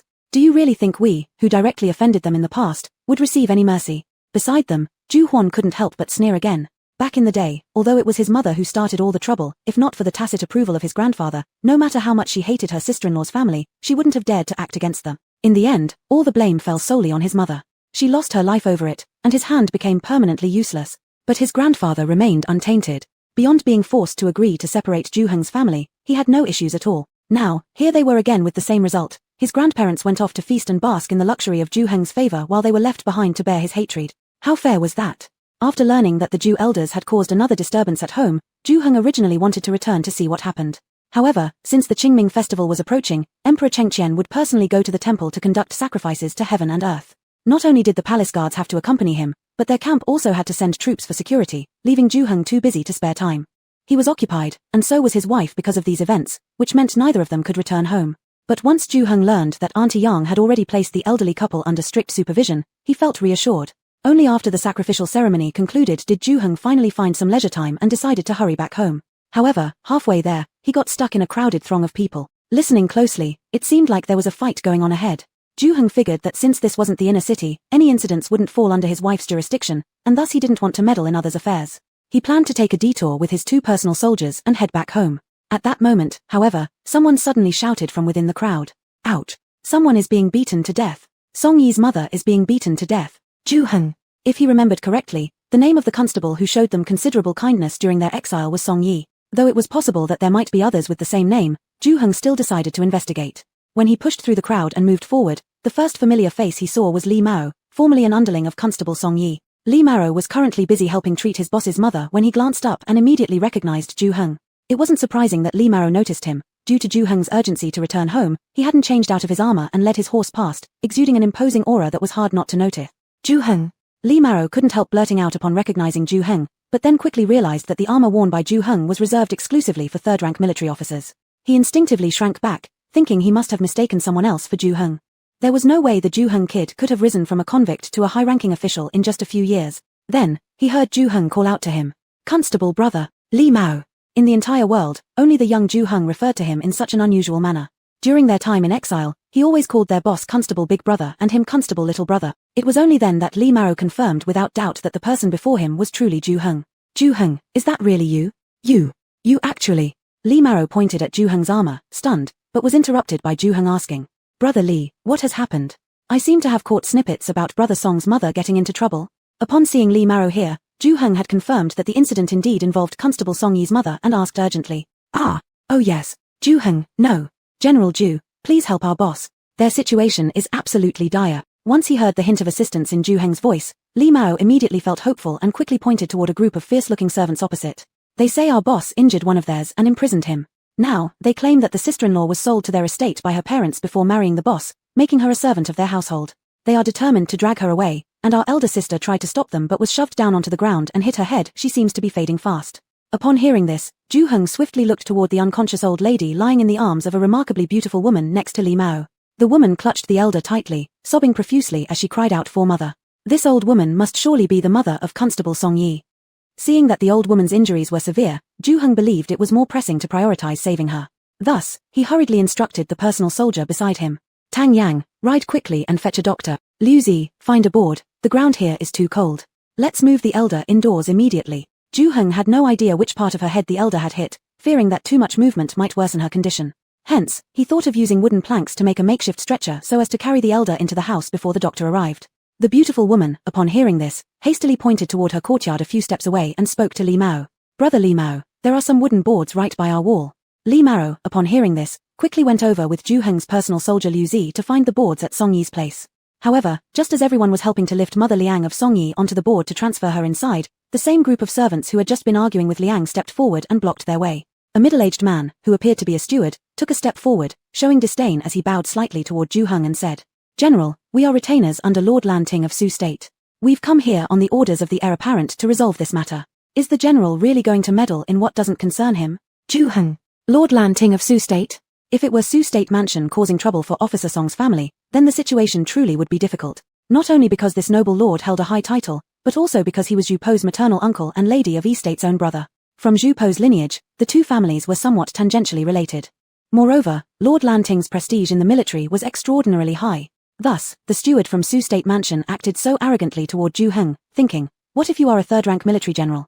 In normal times, aren't all the distinguished guests at our mansion either first or second-rank officials? Which foolhardy general in all of Da Yang would dare offend the house of Su State? Ju Heng indeed didn't wish to provoke such an influential person. So after hearing this, he politely addressed the steward before him. Steward, I am Commander Ju Heng of Longxiang Camp. Though I don't yet fully understand today's events, this Song family has a certain relationship with me. More importantly, old lady Song is now severely injured. Could we possibly focus on saving her first, and discuss other matters later? Rest assured, afterward, I will personally visit your mansion and explain everything clearly to Lord Lanting and the heir apparent. There will certainly be no blame on any of you. Ju Heng believed that he had been polite enough, and his request wasn't excessive, only asking both sides to pause hostilities long enough to save someone. He assumed the steward would surely give him some face. But after hearing this, the steward hesitated for a moment and agreed to let them treat Song Yi's mother. However, he insisted on taking away Lady Song first. Ju Heng, sigh. It really confirmed his younger brother's words. They still hadn't climbed high enough in society, although, in the eyes of some, he, as a third-rank official newly trusted by Emperor Chengqian, seemed already highly valued. But in the eyes of Lord Lanting, the founding hero who once single-handedly pacified western tribes like Shifan and Mongolia, driving Tartar and Walla forces hundreds of miles northward, he, commander of Longxiang Camp, was still considered insignificant. Among the disciples and adopted sons of Lord Lanting were countless people with higher ranks than him. If it weren't for his illness retirement years ago and the replacement of Liadong's commander, even if the Tartars and Wallas combined would have dared invade. But Officer Song did indeed show considerable kindness during the exile journey. Without fully investigating the truth of this matter, it was simply impossible for Ju Heng to hand over Lady Song. Therefore, this renowned war hero, although he didn't wish to offend him, had no choice but to displease him first. Alas. Chapter 118, Duke Su's Manor 2. Ju Heng refused to let Manager Ding take away Lady Liu, the wife of Song Yi. Manager Ding, as arrogant as he was, didn't dare to lay hands on Ju Heng, a third-rank general. Moreover, looking at Ju Heng's demeanor, even if they fought, they might not necessarily win. As the manager of the Duke Su's manor, Manager Ding naturally had heard about this newly appointed commander of the Longxiang camp, Ju Heng. Although he looked down on Ju Heng's official position and thought it was simply asking for trouble to offend their crown prince like that, there would eventually be a day when Ju Heng would kneel down to beg for mercy from their crown prince. However, Manager Ding didn't dare to underestimate Ju Heng's skills. This man dared to ambush the Tartar and Walla encampments with only 300 soldiers, and with just 100 guards, managed to withstand an attack by more than 10,000 soldiers of the Hu Feng group. Even their duke had privately praised him, saying he saw something of his younger self in Ju Heng. Therefore, seeing Ju Heng's determination not to let go of the person, Manager Ding had no other choice but to return with the rest of the house servants to report back. At this time, Tang Yang, Ju Heng's personal soldier, also brought the doctor over and went into the room to check Liang's injuries. The final diagnosis was that Liang had merely been knocked unconscious and had not suffered any internal head injury. She should wake up after a few hours, and after taking a few doses of medicine and some rest, she should be fine. Only then did everyone sigh in relief. Only then did Ju Heng have the opportunity to inquire about the grudge between the Song family and Duke Su's manor. It turned out that ever since Song Yi escorted Ju Heng and others back to the capital, he had used the perfume bottle given to him by Ju Heng to secure a position as an inspector. Although this job got him transferred to the outer city, being able to oversee an inspection office and more than a dozen constables counted as having a small territory to exercise his influence. Moreover, since the duties of the inspection office mainly involved checking passers-by and merchants, the profits were less than when he worked in transport services before, but it wasn't bad. And compared to transporting convicts, this job was much easier and safer. Therefore, Officer Song was very satisfied with this position. He specially arranged things so that his trusted subordinate, Li Mao, was also transferred over. These past few years, Song Yi had performed exceptionally well in his job, added to which he was adept and got along well with his superiors and subordinates. As such, these years had truly been good for him. Not only did he purchase a grand residence outside the city and bring his old mother from her previous home to live with him, but last year, he also married a stunningly beautiful young wife, none other than the present Lady Liu. Song Yi originally thought that once he and Lady Liu had a child, he could look forward to a peaceful and happy life filled with family warmth. But life doesn't always go according to plan. Half a month ago, Lady Liu received news from her brother that her sister, who had sold herself into service at the Duke Su's manor from a young age, had died suddenly from an epidemic. Out of grace, the manor had granted 50 taels for the funeral, allowing the family to retrieve the ashes for burial. Lady Liu's brother, somewhat slow-witted, combined with her two younger brothers still being minors, and her parents being simple farmers who had seldom left their village all their lives, thus sent a message, asking her husband Song Yi to accompany her youngest brother to the Duke Su's manor to claim her sister's ashes and silver. After receiving the letter, Lady Liu remembered the brief years spent with her elder sister and the kindness shown towards her, so she wanted to go along with Song Yi. Song Yi deeply cared for his wife and therefore agreed without hesitation.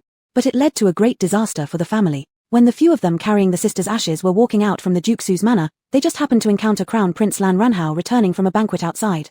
Lan Ranhao, upon first sight of the beautiful Lady Liu, immediately came closer, using his drunkenness as an excuse to make lewd advances on her through words. Song Yi dared not offend the Crown Prince too much, so he endured the humiliation, protecting Lady Liu behind him while talking nicely for a long time. With several servants from the Duke Su's manor also blocking him, they managed to bring their wife back home.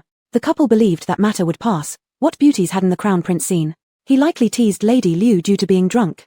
However, a few days later, a manager from Duke Su's manor actually came to Song Yi's inspection office, offering a rich county magistrate position plus 500 taels of silver in exchange for Song Yi and Liu's divorce. Clearly, this was forcing Song Yi to sell his wife. How could he possibly agree? So, he firmly rejected it right away, yet at that moment, Song Yi already felt ominous signs. How could people like them dare to provoke someone from the Duke Su's manor? So upon returning home, he consulted with his mother and Liu, planning to resign from his position as an inspector and take the whole family back to their rural hometown to temporarily avoid this trouble. Naturally, both the Liang and Liu families heeded Song Yi's advice. The mother-in-law and daughter-in-law both believed that as long as the family remained harmonious, it didn't matter where they lived or whether they were wealthy or not. But before Song Yi could submit his resignation, another incident occurred. That day, while patrolling at a crossroads according to regulations, one of Song Yi's subordinates reported that there was a highly suspicious carriage that might contain prohibited items. Upon hearing this, Song Yi personally led a few men to conduct an inspection. However, when the driver saw Song Yi and his men approaching, he suddenly resisted, lunging toward Song Yi. In his panic, Song Yi could only draw the iron ruler from his waist to subdue the man. During the fight, for some unknown reason, the man suddenly fell to the ground and started convulsing. Shortly after, people from the Duke Su's residence arrived, claiming that the fallen man was a servant from their estate, responsible for delivering vegetables that day. He had been unjustly searched by Song Yi, who also attempted to extort money but failed, resulting in serious injuries. Furthermore, the same bailiff who alerted Song Yi provided testimony alongside several other constables, affirming that they witnessed Song Yi harming the man. With no defense against such allegations, Song Yi was immediately detained. At this point, Song Yi knew all too well that he had been framed by the Duke Su's residence. But as a mere patrol officer, how could he possibly stand up to such a powerful noble household? He could only signal Maro Li, who had just arrived, to rush home and inform his family, urging his wife and mother-in-law to escape immediately. However, just as Li Maro reached the Song residence to take the mother-in-law and daughter-in-law to his home for temporary shelter, representatives from the Duke Su's residence already appeared, blocking them at the intersection. Moreover, they claimed that Liu was actually her deceased sister Liu Yang, who had escaped from their residence a year ago and was now considered a runaway slave. They intended to take Liu back. Old Mother Liang, trying to protect her daughter-in-law, argued fiercely with the group of house servants. In the ensuing chaos, she was pushed aside by one of the servants, falling onto the nearby flagstone pavement and suffering a head injury, bleeding profusely. Right after, Ju Heng arrived. Ju Heng. After listening to Liu's and Li Mao's accounts, Ju Heng felt that the Crown Prince Lan Ranhao truly set an exemplary case for abusing power. Without even attempting subtlety, if buying off someone with money and official positions didn't work, then they resorted to outright theft. The claim that Liu was her sister Liu Yang was so implausible that even children wouldn't believe it. Yet, they shamelessly threw out such accusations, evidently having already secured fake witnesses and evidence. Still, the The question lingered, did Lan Ting, father of Lan Runhao, know what his son was doing? Or was he kept in the dark? Little brother Li, please find a carriage and escort old mother Song and sister-in-law to my house temporarily. My mother will take care of them. Ju Heng turned to Li Maro beside him, offering some comforting words to the panic-stricken Liu. Sister-in-law, don't worry. Since I've taken this matter into my hands, I won't abandon it halfway. You all go to my place first and wait for a few days while I see brother Song and figure out a way to resolve this issue. Liu was already overwhelmed with anxiety, but upon seeing Ju Heng willing to help and having Li Maro vouch for him as a righteous individual, she naturally complied without hesitation. She quickly gathered her belongings, taking her mother-in-law along with Li Maro and Ju Heng's 2 bodyguards. Ju Heng didn't waste any time either. He managed to arrange a visit to the jailhouse through connections, checking on Song Yi. Seeing that he hadn't endured any severe torture reassured Ju Heng. The warden was keeping watch, so Ju Heng couldn't say much more to him beyond simple words about how everything was fine at home and assuring him that he would surely find a way to assist. Song Yi never expected that the little favor he extended to the Ju family during their exile would be reciprocated with such generosity. In theory, the glass bottle gifted by Ju Heng was enough to settle the debt of gratitude.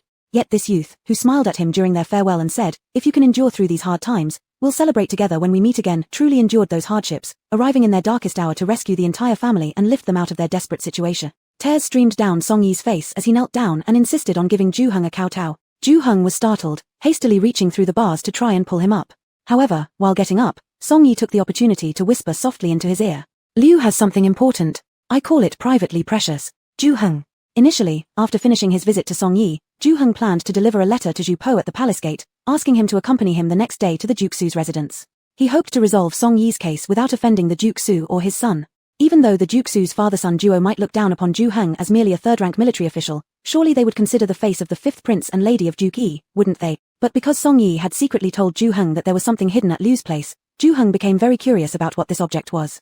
As a result, instead of going to the palace gate to deliver a letter, he went straight home. After arriving home, he took the time to go into the spatial ring while pretending to change his clothes, leaving a note for his sister asking her to inform Ju Po to come see him the next day. Then, he took Mu Linga, who also happened to be at home, and went to the courtyard where the Lius lived. Lady Zheng, upon learning that the 2 women were actually Constable Song's mother-in-law and wife, felt deeply grateful for the constable's past care toward her family and treated them with great warmth. She arranged for them a very comfortable stay, not only giving them a private small courtyard but also assigning 2 older serving women to attend to their needs. After Ju Heng entered the courtyard with his wife, he dismissed the 2 serving women. He directly repeated to Liu what Song Yi had told him, asking what she had hidden. Liu, however, gave Ju Heng a suspicious look and remained silent, clearly not trusting him completely. Ju Heng. Okay, it seemed that the sentence Song Yi later whispered to him was indeed some kind of code between the couple. Not wanting to directly repeat what Song Yi privately called Liu, Ju Heng thought for a moment before saying something softly into his wife's ear, hoping she could quietly relay it to Liu. However, after hearing this, Mu Linga loudly announced to Liu, "Your husband said that when he is alone with you, he calls you bear." Ju Heng. Liu. Chapter 119, Internet-Addicted Teenager. The item in Mrs. Liu's hand was a small piece of silk cloth she found among her late sister's belongings. Since the Liu family only had them 2 daughters, after returning from the Duke Su's residence, Mrs. Liu kept a few intimate jackets and skirts of her sister Liu Yang, thinking to wash and then store them away for keepsake. When she disassembled them for washing, she discovered this thin piece of silk cloth hidden in Liu Yang's clothes. Mrs. Liu could not read, but seeing that the words on the silk were written in blood and hidden within the cotton of an intimate jacket, she instinctively felt that this piece of silk was extremely important. Therefore, she dared not tell anyone, and quietly showed it to Song Yi when he came home at night. To her surprise, after seeing it, Song Yi's expression drastically changed. He repeatedly urged Mrs. Liu not to let out the discovery of the silk. Not only did he remind her to hide the silk carefully, but also instructed her to take some of her late sister's items along with tribute money to perform a grand ceremony at the temple the next day, burning everything publicly. Mrs. Liu always wanted to ask what was written on the silk, but no matter how much she asked, Song Yi would not tell her. He said that if this matter became known, none of their family would survive. Seeing his seriousness, Mrs. Liu didn't dare to ask any more. Later, someone from the Duke Su's house came to Song Yi's inspection office, proposing to exchange silver and the position of county chief for his divorce from Mrs. Liu. Mrs. Liu said that the reason Song Yi wanted to abandon everything and hide in the countryside might be related to the threat from the Duke Su's family, but seemed to have something to do with that piece of silk as well. After hearing this, Ju Heng and Mu Linga became even more curious about what was written on that piece of silk. When Mrs. Liu handed it over to them, they quickly took it to examine. It turned out that the silk had some very crooked words written in blood, obviously by someone who rarely wrote. Prince slaughters kills women, all, buried hidden, outside the city in the estate. Ju Heng and Mu Linga were shocked upon reading these words. Though there were a few characters missing and some misspelled ones, Ju Heng and Mu Linga still understood the general meaning. Prince abuses kills women, all buried outside the city at the manor. That evening, Juyu brought Zhu Po into the space to check if her brother had left her any message as usual, while also showing Zhu Po 2 episodes of Journey to the West saved on her brother's computer, only to find her brother and sister-in-law waiting for them inside the space.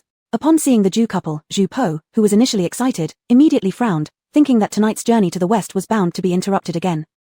He had just reached the point where Tang Sanzang's disciples arrived at White Bone Ridge and were about to encounter the White Bone Lady. How could he stop now?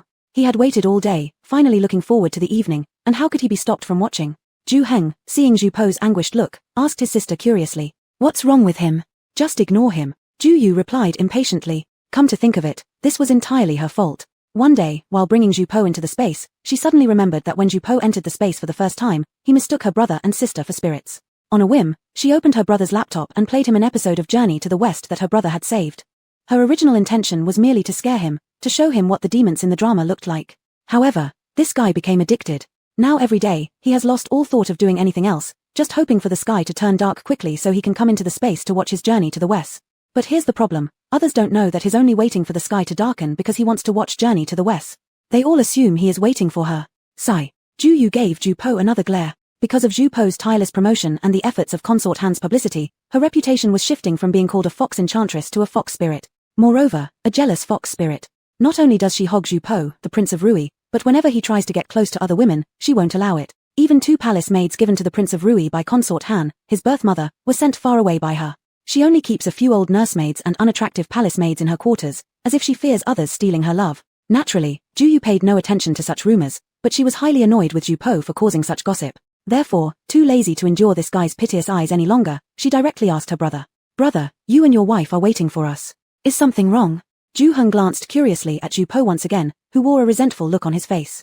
He wondered inwardly if the two of them had quarreled again, but then he thought about it and decided that even if they did argue, his sister would not be at a disadvantage in any way. Therefore, he stopped caring about their bickering and pointed to the seat opposite him, saying, "Something has indeed happened. Let's talk about it after you sit down." After Zhu Yu pulled Zhu Po into the seat, Zhu Heng adjusted his posture seriously, intending to tell them about what happened with Duke Su's household and Song Yi, and then together they could discuss what to do next. However, Zhu Po sat down reluctantly but paid no attention to what was happening. Instead, his eyes kept darting toward the laptop beside him.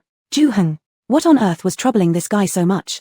Zhu Yu closed her eyes for a moment and tried hard to control her anger before threatening Zhu Po.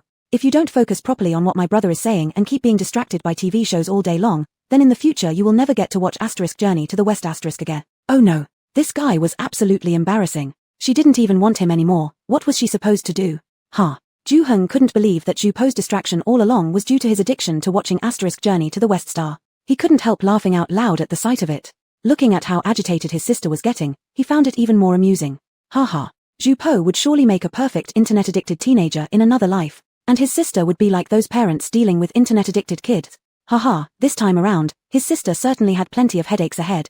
Just as Zhu Heng finished laughing, his wife sitting beside him turned towards him with great interest and asked, "What is this watching TV? And what is Shiyushi asterisk? Is it some novelty from your world? Is it very entertaining?" Zhu Heng. Shiyushi tells the story of Tang Xuanzang embarking on a pilgrimage to the western heavens with 3 disciples.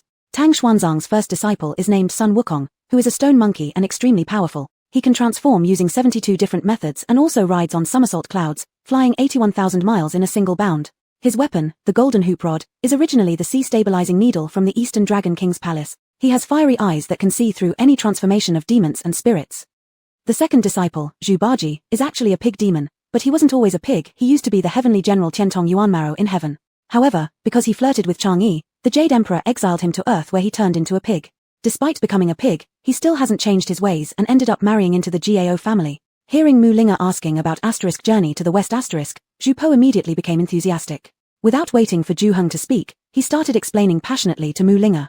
Mu Linga listened intently, her eyes sparkling as she asked, "Are you talking about illustrated books?" "No, these are called TV dramas, something from AYU's world, similar to the photographs we took with AU, but instead, they move. They are far better than the illustrated books. The demons look exactly like real demons, and the people can fly and disappear. If AU hadn't told me it was all fake, staged by actors, I would have thought those demons might jump right out of the computer when I watched it for the first time." Zhu Po excitedly gestured while describing everything to Mu Linga, making her eyes shine brighter. Rarely showing such childlike enthusiasm, she shook Zhu Heng's arm and pleaded earnestly, "Aheng, I want to watch those TV dramas too." Zhu Heng, rarely seeing his wife act so childishly sweet, his heart melted instantly, and he couldn't help petting her head affectionately. Leaning close to her ear, he whispered gently, Alright, darling, please wait just a little longer. After we're done talking business, tonight your husband will show you something much better than Journey to the West Star. It will be 10,000 times more fascinating. To prevent his wife from also getting addicted to Journey to the West Ju-hung decided to show her something else first. There were plenty of good things stored on his other laptop. Ju-yu. Seeing her brother staring at her sister-in-law with such a lecherous look, she guessed the so-called better thing must definitely not be suitable for children. Ju-po. Something that's 10,000 times more fascinating than Journey to the West . How amazing would that be? Eagerly imitating Mu Linga, he began shaking Ju-yu's arm pleadingly. You. Let me watch that thing too. Instead, he earned himself a violent beating from Ju-yu. Go watch your grandmother's hands, why don't you? Under the gentle or violent suppression of Ju-hung and his sister, Ju-po and Mu Linga finally ceased their fixation on TV dramas and listened attentively as Ju-hung narrated today's events. Upon hearing about Song-yi's family situation, though Ju-po was angry at his uncle's abusive behavior due to power, he spoke a few good words on behalf of his uncle and guaranteed that he would go to Duke Su's residence tomorrow and ensure that Song-yi was released. However, when Ju-po heard the words left on the silk by Lady Liu, he was shocked. It's impossible. Although my uncle is a bit of a prankster, there is no way he could do such an inhumane thing and commit murder, Ju-po said incredulously. You can't judge a man by his face. In my eyes, your uncle isn't any good either. Mu Linga dismissed Ju-po's defense with disdain. According to what she had heard, apart from bullying men and women, Lan Ranhao hadn't done anything worthwhile and was far inferior to the adopted sons of Duke Su's house who fought for Dian on the battlefield and achieved many military honors. Ju-po, what would you do if your uncle really did kill people, helpless women at that? Ju-hung turned to ask Ju-po. Lan Ranhao was the nephew of the Duchess of Agua, and Duke Sugua's house had always stood firmly on Ju-po's side, often offering him support. At this question, Ju-po fell silent immediately. After a long pause, he spoke gravely. If it truly is as you say, then it will be his own fault, and I definitely will not cover for him. Good. Ju-hung patted Ju-po on the shoulder, satisfied with his answer. Frankly speaking, except for his noble birth and handsome looks, this brother-in-law of his seemed rather ordinary in every other aspect, but above all, his heart was pure gold. Even though he was born into a prestigious family and later neglected intentionally by consort Han for several years, this didn't turn him bitter. On the contrary, he merely grew up looking like a spoiled rich boy but remained kind-hearted beneath it all. During their time in Liaodong, although this guy carried himself arrogantly every day, acting like he owned the place, he never treated the villagers condescendingly. Instead, he remained quite approachable and polite, and every time he went out, he would remember to bring back some food for the elderly and children in the village. His sister once told Ju-hung that during the raid when the Tartars surrounded them and prepared to slaughter them, even though Ju-po shook like a leaf, he never thought of surrendering or revealing his imperial lineage to save his life. When the Tartars attacked, he still remembered his responsibility as a man and protected his sister by shielding her with his body. In Fuzhou City, in order to protect the commoners behind him, this man bravely stood up to fight the enemies without fear for his life. In terms of fulfilling the responsibilities expected of the royal offspring, this man wasn't any less diligent than Ju-hung's uncles and brothers, and in some ways, he even did better. Perhaps this might explain why his sister liked him so much. I think we should do this. Linga and I will first investigate the estate outside the city belonging to Duke Sugua's house. If it turns out to be true, as mentioned on the silk, that Lan Ranhao indeed committed these murders, then we will have no choice but to handle the matter according to the law. However, since this case involves the heir of Duke Sugua, who is your great-uncle, and his house has always been closely connected to you, I suggest neither you nor AU get involved, just to avoid unnecessary complications. Ju-hung proposed. Chapter 120, Pervert 1. While Mr. and Mrs. Ju were secretly investigating the several estates of the Duke of Su's mansion outside the city, Ju-po and Ju-yu saw the Duke of Su's heir Lan Ranhao before them. This day was the day of the Duke of Yi. Every year on this day, as long as Ju-po was in the capital, he would personally go to the shrine of the Duke of Yi's mansion to burn incense for his grandfather, whose memory had become blurry but still protected him from beyond. This year was Ju-po's first year of marriage, so naturally, he wanted to take his wife to visit her grandfather. As soon as their carriage arrived at the gate of the Duke of Yi's mansion, the mansion manager Chang Sheng came out with a few servants to welcome Ju-po and his wife, leading them toward the shrine. Uncle Sheng doesn't have to follow us. I'm used to coming here, and I know the way well. You may leave. Moreover, I also want to have a private conversation with my grandfather. Ju-po smiled towards Chang Sheng. Chang Sheng responded with an understood and led the servants away. Because after Ju-po got married, the Duchess of the Duke of Yi had moved back to her hometown of Zhongli, the current Duke of Yi's mansion was only guarded by Chang Sheng with dozens of old servants. Though it was still majestic and neat, due to the absence of its masters, the walk there gave off an inevitable desolate feeling. Ju-po and Ju-yu walked towards the shrine, infected by the desolate atmosphere, neither had the mood to speak. However, just when they were about to reach the shrine, Ju-po suddenly heard someone calling him. Poa. Ju-po turned around and saw the Duke of Su Lan Ting with his son Lan Ranhao standing at the hanging flower door they had just passed through. The one who called him was indeed the Duke of Su Lan Ting. Upon seeing this, Ju-po hurriedly brought Ju-yu forward, bowed as a junior to the Duke of Su, and called him uncle. He then introduced Ju-yu to both of them. Since Ju-yu only met the Duchess of Su and some ladies-in-waiting during her wedding, she didn't get to meet the Duke of Su or Lan Ranhao. After the introductions, she couldn't help but glance at the two discreetly. The war god of Donya, Duke Su Lan Ting, appeared quite ordinary, just like a skinny elderly man in his 50s. If not for his noble clothing, he would be entirely unremarkable in a crowd. On the contrary, his son Lan Ranhao inherited the appearance of his aunt, the Duchess of Yi, making him seem like a talented individual. At first glance, he looked somewhat similar to Zhu Po, who also inherited his mother's features. However, upon closer inspection, it was evident that Zhu Po's eyes were more almond-shaped, with denser eyelashes. While Lan Ranhao's eye-tails tilted slightly upwards, revealing more white of the eye and less black, giving an impression of coldness, ruthlessness, and slight ferocity. Of course, Ju Yu might have felt this way because she subconsciously believed Lan Ranhao could be a murderer. While Ju Yu was observing the father and son of Duke Su, the two were also examining her. At this moment, both of them were thinking that although the woman before them had a decent appearance, she was far from being extraordinarily beautiful, perhaps even less attractive than Zhu Po himself. How did she manage to bewitch Zhu Po, the prince, so much? She made the previously accomplished prince regress to his former mediocre self, an outcome that the father and son duo of Duke Su least desired to see. Seeing Lan Ranhao intently scrutinizing Ju Yu, Zhu Po immediately became displeased, stepping forward half a step to block his gaze, and smiled, asking, "Uncle and cousin are here to pay respects to my grandfather too?" After hearing this, Duke Su finally shifted his critical gaze from Ju Yu, smiling towards Zhu Po. "Yes, every year as long as I am present, I always come to visit my brother-in-law, sharing a cup with him. Unexpectedly, we coincidentally meet you and your wife this year. Now that you're not young anymore and have already married, why don't you join uncle and your grandfather for a few cups today?" Naturally, Zhu Po agreed. Thus, everyone proceeded together toward the shrine of the Duke of Yi's mansion. After paying respects to the Duke of Yi, Zhu Po led Ju Yu to bid farewell to the Duke of Su and planned to return home. But unexpectedly, the Duke of Su proposed that he wished to have a private conversation with Zhu Po. Implied in his words was that they did not wish for Ju Yu to overhear their conversation. Ju Yu rolled her eyes mentally, telling Zhu Po that she'd wait for him outside the shrine, then left first while muttering inwardly, "Who likes to listen to what you're saying anyway? Even if I didn't listen, I knew you old man wanted to incite my husband to vie for that position. What a pity. My husband is nothing but a slacker and an underachiever. All he wants to do is lay low and go off to his infeft territory as soon as possible, without any other aspirations." As Lan Ranhao saw Ju Yu leave first, he also went out. Before leaving, he took the initiative to close the door of the ancestral hall. Seeing that Ju Yu had voluntarily stayed over 10 paces away from the ancestral hall, fiddling with the sachet around her waist by a tree, Lan Ranhao felt reassured. He then stood in the courtyard of the ancestral hall, guarding it while eyeing this Princess Rui with great interest. He was very curious about how this woman managed to bewitch Zhu Po so thoroughly. Was it through tricks in bed? When Ju Yu noticed Lan Ranhao's gaze, sharp and unreserved like a snake's eyes, chills ran down her spine. She increasingly felt that this person was a pervert. She quickly turned her body slightly and moved behind the tree, thinking to herself that such a pervert should be dealt with by her elder brother and sister-in-law. Another glance at him would make her skin crawl, or even make her vomit up yesterday's dinner. But unexpectedly, the more she dodged, the closer the pervert came. Ju Yu. Unable to bear it anymore, she hastily pulled out a handkerchief from her sleeve, waving it towards him in an attempt to stop him. Frowning, she said, "Don't come near me." Lan Ranhao couldn't help but laugh at her apparent show of being bold on the outside but timid inside. Suddenly, he somewhat understood why Zhu Po liked this girl. Her sprightly attitude was indeed adorable. If he were to receive a couple of whiplashes, he wondered if she could still maintain that sprightly behavior. "Ho ho, what's there for you, my dear niece, to fear? Can I, your uncle by marriage, possibly harm you?" Lan Ranhao tilted his head back slightly, standing with hands behind his back, flirtatiously mocking Ju Yu, thinking himself handsome. "Hold it. Esteemed elder, I think there may be some misunderstanding on your part. It's not that I'm afraid of you, it's that seeing you makes me feel nauseous." Ju Yu disdainfully waved her handkerchief again. Looking at Lan Ranhao's oily appearance, she couldn't help but gag, almost vomiting up her breakfast. Anger flaring, she scolded him. "You better back off far enough. As a future Marquis, how can you be so smelly?" At once, Lan Ranhao's face became dark and sinister. "Ju Yu. If this guy isn't a psycho, she'd write her surname backward." "Ayu, did you wait long?" Just when Ju Yu was contemplating whether to further insult Mr. Pervert Lan, Zhu Po came out of the ancestral hall first. The change on Mr. Pervert's face was visible, his veins popping immediately calmed into a friendly smile. "Ju Yu. Incredible.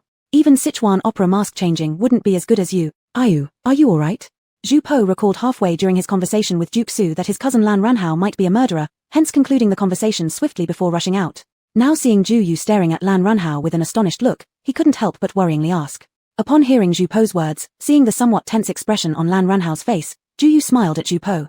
"No issues. Are you done talking with granduncle? Shall we go now?" "Aha, all done, let's go." After hearing this, Zhu Po immediately kindly held Ju Yu's hand, giving Lan Ranhao a casual nod before walking away with Ju Yu, provoking Lan Ranhao to cast a venomous glance at their backs, only then moving forward to say to the Duke Su whose face was as black as coal. "Father, is it that the kid refused?" "Yeah, not only did he refuse, he even told us to back off. He also mentioned something about full water spilling over and a complete moon declining, advising me to know when to be satisfied." Duke Su answered with an iron blue face. Mph miles per hour. Father, wasn't this exactly what I have been saying? Since that guy returned from Liaodong, he has been less willing to get close to our family. Now he is completely fixated on the Zhu family, ignoring everyone else. To say that this doesn't involve interference from the Zhu family is something I wouldn't believe even if you beat me to death. Lan Ranhao cursed angrily, his neck stiff and veins protruding. The Princess Rui really infuriated him just now, and sooner or later he would let her see who's boss. Since Zhu Po turned out to be such an unworthy individual, uncontrollably, he quietly asked the Duke Su again. Father, what about the fourth prince? No way. Haven't I already told you? He is more dangerous than a venomous wolf. If we let him gain power, he will target our family as his first victim. No matter how you got mixed up with his people, drop it now, or I won't forgive you. Upon hearing this, Duke Su immediately angrily berated his son Lan Ranhao. Among the current emperor's princes, only the fourth prince is most like him. He might even surpass the current emperor in terms of ability and patience. Many years ago, before the crown prince passed away, he had mentioned to the crown prince that the fourth prince was a potential threat and should not be allowed to gain too much power. But at that time, the crown prince thought he could control his younger brother and didn't take his advice seriously. Duke Su's angry rebuke did not make Lan Ranhao fearful, instead, it made him angry as well. So what do you suggest we do from now on? Now that the crown prince is dead, Zhu Po is just like a doe who cannot be helped, listens to everything his wife says. It's obvious that the Zhu family doesn't agree with him contending for that position. If we don't find an exit strategy soon, are we just going to watch the emperor gradually take back our Lan family's military power? And end up like Hu Feng? During these past few years you've been bedridden, how many territories have we already lost? If this continues, who will still follow us? That's no reason to turn to anyone else. Besides Zhu Po, whoever ascends the throne, our Lan family won't be trusted. We'd eventually be purged anyway. Rather than that, it would be better to hand over the military power, let your two sons abandon martial pursuits and focus on literature. With all those sworn brothers of yours protecting us, even if a new emperor ascends, he will have some reservations. Coupled with our clear demonstration of no intention to rebel, he probably won't purge us either. At least it can ensure the safety of the entire family. Duke Su closed his eyes and sighed. If Zhu Po really has no interest in that position, then he Lan Ting could only accept it and hope that Emperor Chengqian spares their family in exchange for handing over the military power. Seeing his father accepting his fate so willingly, Lan Ranhao became immediately agitated. Unwilling to give up, he tried persuading again. Father, you have achieved great military honors. Are you really willing to let yourself be treated like a lamb to the slaughter? Enough. Stop talking nonsense. No matter what, I will not switch allegiance to any other prince. If Zhu Po refuses, then that's just how it'll have to be. Duke Su said gravely, refusing to talk further with his son and strode off without looking back. Lan Ranhao was left behind gnashing his teeth in hatred, his face growing as dark as the night. Chapter 121, Pervert 2. The night Zhu Yu and his wife returned from the Duke of Yi's mansion, they went to the agreed space as planned. They saw Zhu Heng and his wife already waiting for them. Brother, how is the investigation going on Lan Ranhao? Zhu Yu asked as soon as he sat down. We have now narrowed our focus to 3 estates outside the capital, but it's still unclear which one it is. We must check each one before we can be sure, which may take some more time. After all, those are the estates of Duke Su's mansion, not like ordinary estates. Most of the residents there are veterans who served under Duke Su. They're all very vigilant, sighed Zhu Heng. Why don't we just follow Lan Ranhao? If that place is really where he commits these atrocities against women, surely he must go there himself, suggested Zhu Yu. That's what I've been thinking too, and I've already sent people to follow him from afar. However, recently, he has been very well behaved, either active in the capital or staying at home. He hasn't left the city at all. It could be that he has changed. Or maybe we've misjudged him, Zhu Po hopefully said. Impossible. That pervert dared to make advances even toward me today. There's no way he's reformed, exclaimed Zhu Yu angrily. What? He dared to make advances on you? Before Zhu Yu finished speaking, both Zhu Po and Zhu Heng immediately rose with fury. Zhu Heng glared and grabbed Zhu Po by the collar, yelling. Someone made advances on your wife right in front of you, and you just stood there and let it happen? Brother, I didn't tell him because I was afraid he'd get so angry that it would provoke the pervert, messing up your plans. Zhu Yu quickly stood in front of Zhu Po to shield him, saying to her brother. Besides, the pervert didn't dare do anything substantial to me, only looking at me in a disgusting way. But I haven't let him off easy either. I sprinkled powder on his body. This powder will cling to his skin, and its smell won't dissipate for a month, and yet it's imperceptible to human. I thought that if that pervert goes to the estate outside the city, he'll likely leave traces of this powder smell along the way or within the estate. If we could find a skilled hunting dog that excels in scent detection, and let it sniff for this odor, we should be able to figure out which estate is connected to the pervert's crime. The only worry now is that he doesn't go there. Zhu Heng hadn't expected that Zhu Yu had quietly done all this already, and immediately looked at her approvingly, but upon hearing her last words, they all fell silent. Yes, if Lan Ranhao stops committing these crimes recently and doesn't go to the estate outside the city, they truly wouldn't have a way to deal with him. I think that's unlikely. How can dogs stop eating feces? I believe Lan Ranhao will definitely go there, and we don't have to wait long. Chances are, he'll head there within these few days, commented Mu Linga, who had been sitting silently nearby. Yesterday, I sent someone to the Ministry of Justice to investigate case files of missing women in the capital over the past few years. I found that the number of missing women over the past 3 years far exceeds the total from the previous years, almost close to 100. Of these women, nearly 40 to 50 lived near the West City area, and their ages ranged between teenage years and early 30s. These individuals were possibly seen by Lan Runhao. Additionally, in the past few days, 2 more women have gone missing. So, I believe that if these 2 disappearances are related to Lan Runhao, then most likely, he will visit the estate in the coming days. What are we waiting for?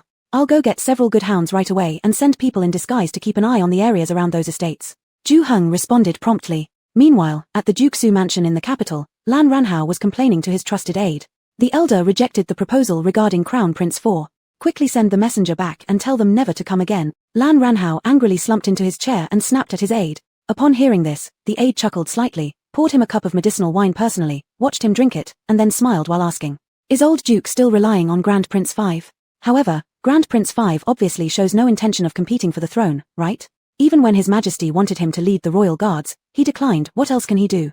Now, second Crown Prince is already finished, third Crown Prince focuses solely on scholarship, and among the adult princes, who is more suited to inherit the throne than Crown Prince 4? The old man said that, based on his understanding of the current emperor, he would never pass that position to the fourth prince. Otherwise, after the second prince fell out of favor, the emperor should have established the fourth prince as heir apparent. He also mentioned that if Zhu Po does not wish to compete for that position, then our family will support no one. We'll directly return the military authority to the current emperor. From then on, we'll abandon martial pursuits and turn to literary endeavors, hoping that whoever ascends the throne in the future will spare us. How could that be? Hearing this, the aide was greatly alarmed, unable to contain his rising voice. He thought to himself that if Chengqian Emperor were to reclaim General Su's military authority at this point, wouldn't all the fourth prince's plans be rendered useless? If Chengqian Emperor handed over that military power to the future emperor afterward, the fourth prince would truly be in deep trouble.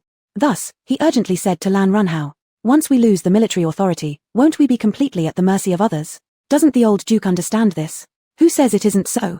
After finishing the wine offered by the aide, Lan Runhao leaned his head further back into the chair and shifted his body closer inside. Then he closed his eyes, feeling the fiery warmth of the alcohol slide down his throat toward the dantian, setting his entire dantian ablaze. Tilda. Lan Runhao exhaled a contented sigh and enjoyed the sensation with closed eyes for a moment before continuing to complain to the aide. "I've already persuaded him countless times, but alas, the old man simply refuses to listen." Sigh. These days, even I, his biological son, am probably less useful to him than his adopted sons. Every day he sees me, it's either beating or cursing, or threatening to take away my position as the heir and directly pass it to his grandson. It seems those years of staying home have made his courage shrink more and more, making him increasingly confused. If we follow his lead, the whole family might as well prepare to be slaughtered like livestock as you've said. Perhaps before I even inherit the title of duke, it'll be gone. Seeing his lackadaisical demeanor, indulging only in debauchery and liquor, living day by day without care, the aide inwardly began to despise him intensely. Thinking how fortunate it was that he had secretly aligned with the fourth prince, otherwise following such a hopeless master like this mud would lead to nothing good. But then again, although this guy is a fool, General Su is cunning and shrewd. Judging from the current situation, their lord's attempts to ingratiate themselves with General Su are evidently ineffective. Therefore, they must resort to Plan B. With that thought, the aide feigned a worried look, stomping his feet and lamenting to Lan Runhao. "So, my lord, are you just going to sit idly by? Remember, the old duke is already over 60 years old. Even if the next emperor intends to retaliate, chances are, he won't go after the old duke. But you're still young, and if there comes a disaster involving extermination of the clan, you'll undoubtedly be the first target. What do you expect me to do, my lord? The old man is adamant. Should I murder my father instead?" Upon hearing this, Lan Runhao finally opened his eyes and saw the aide acting genuinely concerned. Feeling increasingly annoyed, he sat upright in his chair and began worrying about his own future. He wasn't ready yet to let go of this life of ease and pleasure. "My lord, you yourself admitted that the old duke might have already become senile. His decisions aren't necessarily correct. If he insists on having his way and you continue to refrain from stopping his mistakes, in the end not only will the entire Lan family suffer due to his actions, but you, the heir, and your 2 legitimate sons, will likely not even get a proper burial. My lord, this is now a matter concerning your very survival. You need to make an immediate decision. Since this title of Duke of Su will eventually belong to you, why don't you make it yours sooner rather than later?"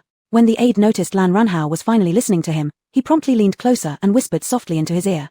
Lan Runhao, upon hearing these words, slapped the aide across the face with a loud slap, bursting into fury. K, how dare you really suggest that I kill my father? That was his own father. As much as he disliked him, he couldn't possibly kill him. However, the aide acted as though he had foreseen that Lan Runhao would react with anger after hearing his suggestion. Without dodging or shielding himself, he took the blow squarely, causing half his face to swell red instantly. And then, acting as if Lan Runhao hadn't just hit him, he knelt down with tears streaming from his eyes, holding onto Lan Runhao's leg while sobbing earnestly. My lord, you misunderstand me. I've followed you for over 10 years, and how could I not know how filial you are? How dare I incite you to commit such a grave act of impiety? In little one's heart, only you and the two young masters' lives are the most important. If we don't think of a way now, once the old national duke hands over the military authority, it'll be too late for everything. That advisor, while hugging Lan Runhau's leg, burst into tears and said. But inside he thought, even if he could really incite this fool to kill his father, he wouldn't dare do such a thing. With just this guy's meager abilities, how could he possibly control those under the Marquis of Su? When the Marquis of Su dies, won't all the military power simply fall into Chengqian Emperor's hands? Alright, stand up first. The young master knows about your loyalty. Lan Runhao, moved by his crying, felt better towards him, thinking that probably the only person in this world who could still think for him like this was this advisor. Therefore, his tone softened a bit. And he asked, if you aren't inciting this young master to kill my father, then what did you mean earlier? That advisor had been waiting for him to ask this. After hearing, he quickly rose cautiously, then leaned close to Lan Runhao's ear and whispered, young master, I know of a kind of medicine, eating it will not harm the body but instead alleviate the pain, making the person very comfortable. However, after consuming it, one becomes addicted, and later when they don't take it for a day, they will suffer unbearable agony. At that point, as long as you give him this medicine, he will follow whatever you say. The old national duke has countless old injuries. If you can give him this, telling him it's a magical elixir you found, the old national duke will surely have no suspicion. When he gets hooked on it, and only you have the medicine in your possession, at that moment, won't he do whatever you say? There actually is such a kind of medicine in this world. After hearing this, Lan Runhao's eyes immediately lit up. If he could make his father obey him without killing him, that would be absolutely great. At this point, as long as it doesn't involve patricide, he feels he could accept anything else. Thus, hesitating, he asked, can you ensure this medicine does no harm to the body? I assure you that this medicine does no harm. If young master doesn't trust me, find someone to test it. Just right, I found you two beauties and they're hiding in an estate outside the city. Young master can exactly use them to try. Hehe, then young master can also see, after they take the medicine, whether or not they'll become obedient to you. Seeing Lan Runhao slightly yielding in his words, that advisor hastily went up again with a wicked smile to persuade Lan Runhao. If this man could resist beauties, then the past several decades of being his aide would have been wasted. As expected, when Lan Runhao heard about the beauties at the estate, his attitude became even more flexible. The advisor, upon seeing this, became even more triumphant. He thought, if this plan succeeds, wouldn't Blue Court, referring to Lan family, then be within their grasp? Ho, at that time, even if this great Yang's first war god still unwillingly cooperates with their master, it would likely no longer be up to him. He knew how overpowering that drug was, and furthermore, across the entire great Yang, only they had it. So he urged further. Young master, we can no longer delay this matter. Otherwise, once the old national duke truly hands over the military authority, everything will be too late. How about we go tonight to try out that drug? Lan Runhao. Chapter 122, Escape. On the night Lan Runhao went to the country estate with that advisor, Zhu Heng heard a report from Zhu Dai. The estate located at the northwest corner of the Marquis Su's family estate outside the city had traces of the medicine powder Zhu Yu sprinkled on Lan Runhao detected by hunting dogs, both on the road and around the estate. This naturally drew Zhu Heng's great attention.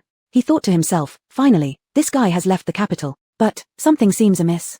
His people have been keeping an eye on the Marquis Su's mansion all along. If Lan Runhao had left the mansion, his people should have noticed immediately. Could it be that Lan Runhao disguises every time he goes out? Or does the Marquis Su's mansion have a secret passage leading elsewhere? My guess is there is probably a secret passage in the Marquis Su's mansion leading elsewhere. Otherwise, even if Lan Runhao disguised himself when leaving the mansion, it would still be impossible to escape from under the eyes of my subordinates. Zhu Dai said confidently. Zhu Heng. Alright, after these years of training, Zhu Dai has successfully grown into an excellent scout leader. The intelligence-gathering ability of the 100-odd men under him earned Zhu Heng's admiration. Are there any special places on that estate? As far as you know, could it hide people? It's possible. That estate is guarded extremely strictly at night. Once, our people just did a reconnaissance on the perimeter and almost got discovered. If it were merely an ordinary farm, it would never be like this. And according to the information obtained by my people, if there are hidden people on that estate, they would most likely be in the orchard at the northeast corner or in the large yard nearby where livestock is kept. Only those two places won't have anyone going there at night, and the area is spacious, so even if there were some noise, no one would hear it.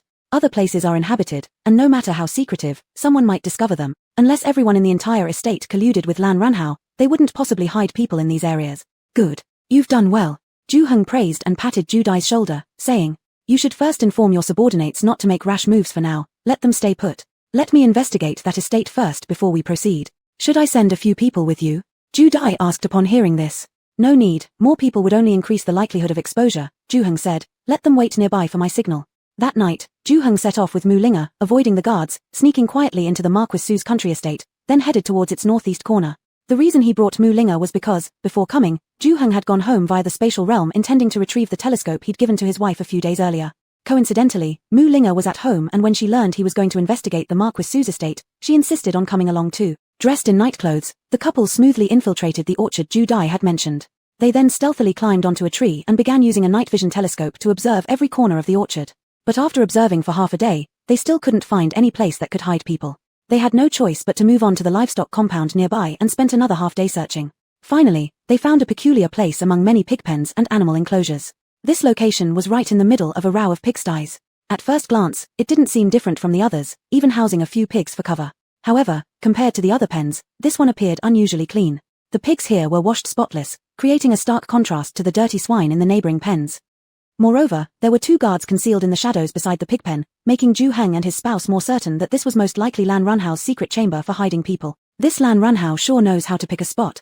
Ju Heng murmured disdainfully and led his wife toward the pigsty. Once close enough, the couple deftly split up, taking down the 2 guards guarding either side without making a sound, then proceeded directly to the targeted pigsty. Soon, they found a concealed mechanism next to the feeding trough. Upon activating it, an entrance roughly half a square meter in size appeared beneath the stone trough.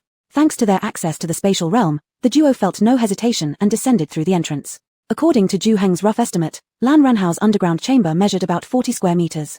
Coming down a sealed staircase from the pigsty entrance, adjacent to it was a separated room faintly illuminated with light. Just as they reached the room, they overheard Lan Runhao's deranged laughter inside, accompanied by the anguished cries of 2 women. When they got closer to the house and peeked through 2 palm-sized windows on the wall, the scene inside was simply. There sat Lan Runhao naked on a chair, holding a steel whip in his hand, continuously flogging 2 young women who were opposite him. With every lash, the 2 women let out cries of agony, and Lan Runhao listened with an excitement akin to having been injected with adrenaline, laughing maniacally and lashing even harder at the women. The necks of the 2 women facing him were both adorned with iron collars, tethering them like dogs on 2 chains about a meter long and as thick as an arm. They were forced to kneel on the ground by that beast Lan Runhao, their flesh already bruised and battered with no good spot left, yet still it did not satisfy the monster's twisted desires. That beast seemed still unsatisfied. After flogging for a while, he moved toward the charcoal brazier beside him, seemingly intending to grab the iron tongs inside. Seeing this scene, Mu Linga's body hair stood on end instantly, and her whole person began trembling with anger. Ju Heng, who had been holding her hand all along, naturally felt his wife's fury. Quickly, while gripping her hand tightly to comfort her, he guided her towards the door of the room, deciding to break it down immediately and save the victim. Although there were only the 2 of them at the moment, if they neglected to act because of hesitation, leaving the lives of these 2 women ignored, Ju Heng felt that if he did such a thing, he wouldn't be able to live with himself ever again, and his wife might also look down on him. But just as the 2 were about to burst in and rescue the women, a middle-aged man dressed in scholarly robes standing behind Lan Runhao suddenly interrupted him. "Prince, don't rush. The medicine has already been fed to them for about 7 or 8 hours. It should be taking effect soon. Let's first see what the drug's effects will look like. If we knock them unconscious or kill them now, how would we know if the drug actually works? Alright, if so, this prince will wait a bit longer, and then play with them some more, hey." Only after hearing this did Lan Runhao stop his actions, letting out another sinister laugh before returning to his special seat once again. Ju Heng and his wife stopped too upon hearing this. Seeing that Lan Runhao had ceased his abuse, they decided to watch further. At the same time, they were curious about what kind of drug the scholar-clad man had given the 2 women that made Lan Runhao so excited. Was it some sort of aphrodisiac powder? After waiting approximately the length of a burning incense stick, Ju Heng and his partner noticed that the 2 women, who had been lying on the ground due to injuries just moments ago, suddenly appeared restless. They then curled up into balls, breathing heavily in pain. Moments later, ignoring their own wounds, they began painfully scratching themselves, tearing their bodies even more until blood trickled down their limbs. "Ha ha ha, Prince, it's here." Seeing this, the scholar-clad man became instantly thrilled. After waiting for a bit longer and noticing the increasing agony of the 2 women, he squatted next to them, shaking a small packet of medicine in his hand and mockingly asked, "Do you want more of this drug now? If you do, why don't you kowtow loudly to our prince and make him happy? Naturally, he will then bestow some more upon you." Upon hearing this, one of the women didn't hesitate and started kowtowing towards Lan Runhao, who was watching everything curiously nearby. "Master, please give me more medicine, I beg you." The other woman held out a little longer, obviously filled with hatred for Lan Runhao, unwilling to plead for mercy. But eventually, unable to endure the unbearable torment within, she discarded all pride and dignity, groveling pitifully toward Lan Runhao. "Lan Runhao, this drug is truly effective beyond expectation." Watching all this from the window, Ju Heng thought, why do the reactions of these 2 women resemble those of addicts during withdrawal, which he used to see online in his previous life? While pondering this, suddenly, his grip loosened. Glancing to his side, he saw Mu Linga already breaking free of his hand and charging toward the entrance of the house. Ju Heng. Mu Linga could no longer bear to watch. Seeing the 2 women treated like pigs or dogs by Lan Runhao, being humiliated and tortured, she kicked open the heavy door of the secret room with a single powerful kick and charged inside. Inside the room, Lan Ranhao had been eagerly observing the two women writhing like worms before him. Even though their faces were contorted with pain, they still forced smiles and sent seductive glances his way. Their entire bodies leaned in, submitting to his every whim in exchange for more of the drug powder. Once again, he marveled at the potency of the drug, which had transformed two women who moments before had been cursing him into shameless beings desperate to abandon all dignity, while simultaneously rousing him with excitement, leaving him unable to resist torturing them further to release the mounting fury within. But just as he was about to seize one of the women and proceed with his plans, Mu Linga suddenly burst in after kicking the door of the secret room wide open, interrupting everything. The arousal that Lan Ranhao had just started to feel instantly dissipated due to her sudden intrusion. His eyes, which had turned bright red with excitement, now darted angrily toward the entrance. When he saw two shadowy black-clad figures standing there, panic overtook him. Just as he was about to demand their identities, one of the figures lightly restrained Mu Linga, who had kicked down the door and then leapt forward, aiming a powerful kick directly at him. Lan Ranhao. Ju Heng watched Lan Ranhao's despicable demeanor, anger rising so intensely it almost choked him, especially since his own wife had witnessed this beast's vile acts firsthand. Being a modern man, Ju Heng naturally did not attempt to cover his wife's eyes or order her not to look. Thus, he had no choice but to channel all his pent-up fury directly toward the disgraceful creature before him. This kick was intended to cripple the brute permanently. At the same time, Mu Linga launched an attack against the middle-aged man in scholarly robes standing behind Lan Ranhao. As the heir of Duke Su's noble house, and being the legitimate son of a family of warriors, Lan Ranhao had indeed practiced martial arts during his childhood. However, after reaching adulthood and succumbing to hedonistic indulgences, his skills gradually deteriorated. In a life-or-death situation like this, though, his instincts resurfaced. When he saw Ju Heng charging at him, he quickly sidestepped and cleverly grabbed one of the nearby women, thrusting her towards Ju Heng as a shield. Seeing this, Ju Heng paused momentarily, deftly dodging the woman while gently tugging on her wrist to prevent her from colliding headfirst into the wall beside her. He then gently pushed her aside, depositing her safely onto the ground. This brief interruption gave Lan Ranhao the chance to flee toward a corner of the secret chamber, where he rapidly triggered a hidden mechanism. A concealed tunnel promptly emerged from the shadows. Ju Heng. Shit. I underestimated him. I never expected there would be a hidden trap in this room. Attempting to give chase, Ju Heng stumbled unexpectedly. It turned out that the other woman, who had just endured Lan Ranhao's taunts, was now flailing wildly in her drug-induced haze, gripping his ankle tightly and pressing herself fully against him as she pleaded aloud. Great sir, please be merciful. Ju Heng. Reacting quickly, he struck the side of the woman's neck with a precise chop, rendering her unconscious. By the time he finally shook off the hindrance and located the hidden mechanism to resume pursuit, the underground passage was already empty. Lan Ranhao had vanished without a trace. Chapter 123, Outrage. Because Mr. and Mrs. Ju Heng found the recently missing woman at Duke Su's estate, and they also captured Lan Ranhao's advisor on the spot, the incident naturally attracted the attention of the Dali Temple, the judicial institution. At the same time when Ju Heng reported the case, officials from the Dali Temple immediately sealed off this estate of Duke Su's family. Subsequently, officials from the Dali Temple dug out more than 40 remains of women in the livestock garden of this estate. Verified by forensic experts, these were mostly the remains of women who had gone missing in recent years. Some of those skeletons had already turned into white bones, while others had yet to decay, indicating that the perpetrator behind their deaths had been continuously committing crimes over the past few years. This extremely brutal case not only shocked all the citizens of the entire capital city but, since it involved the house of Duke Su, even Emperor Chengqian was alarmed. He specially issued an imperial order, sternly commanding the Dali Temple to quickly investigate the case. During the Dali Temple's trial of the case, there was a mass turnout in the capital, as everyone went to the outer areas of the Dali Temple gates to observe. At the beginning of the hearing, the two surviving women saved by Mr. and Mrs. Ju Heng both testified that the culprit responsible for harming them wasn't the advisor, but rather Duke Su's heir, Lan Ranhao himself. Lan Ranhao naturally denied the accusation, shifting all the blame onto his advisor, saying that everything was done secretly by him without his knowledge, and that he was unaware of the action.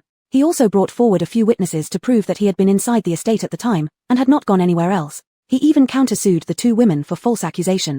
At that moment, Ju Heng's side proposed checking the evidence left at the scene at that time. For example, fingerprints might have been left on the steel whip Lan Ranhao had held at that time, or possibly footprints in that hidden chamber.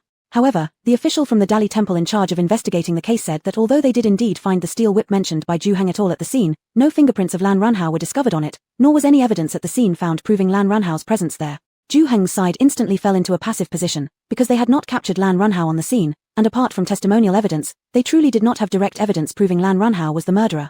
But the people of the capital were not fools. How could they believe that a mere small advisor in the Su mansion would dare commit such a huge crime? Hence, public opinion inclined towards believing that Lan Ranhao was the real perpetrator who killed those women. The relatives of the women brutally killed by Lan Ranhao gathered in front of the mansion of Duke Su to burn paper money. Duke Su Lanting, feeling ashamed because of the incident at his estate, ordered the mansion gates to be tightly shut against those families who came to create disturbances, forbidding the manservants from beating or driving them away.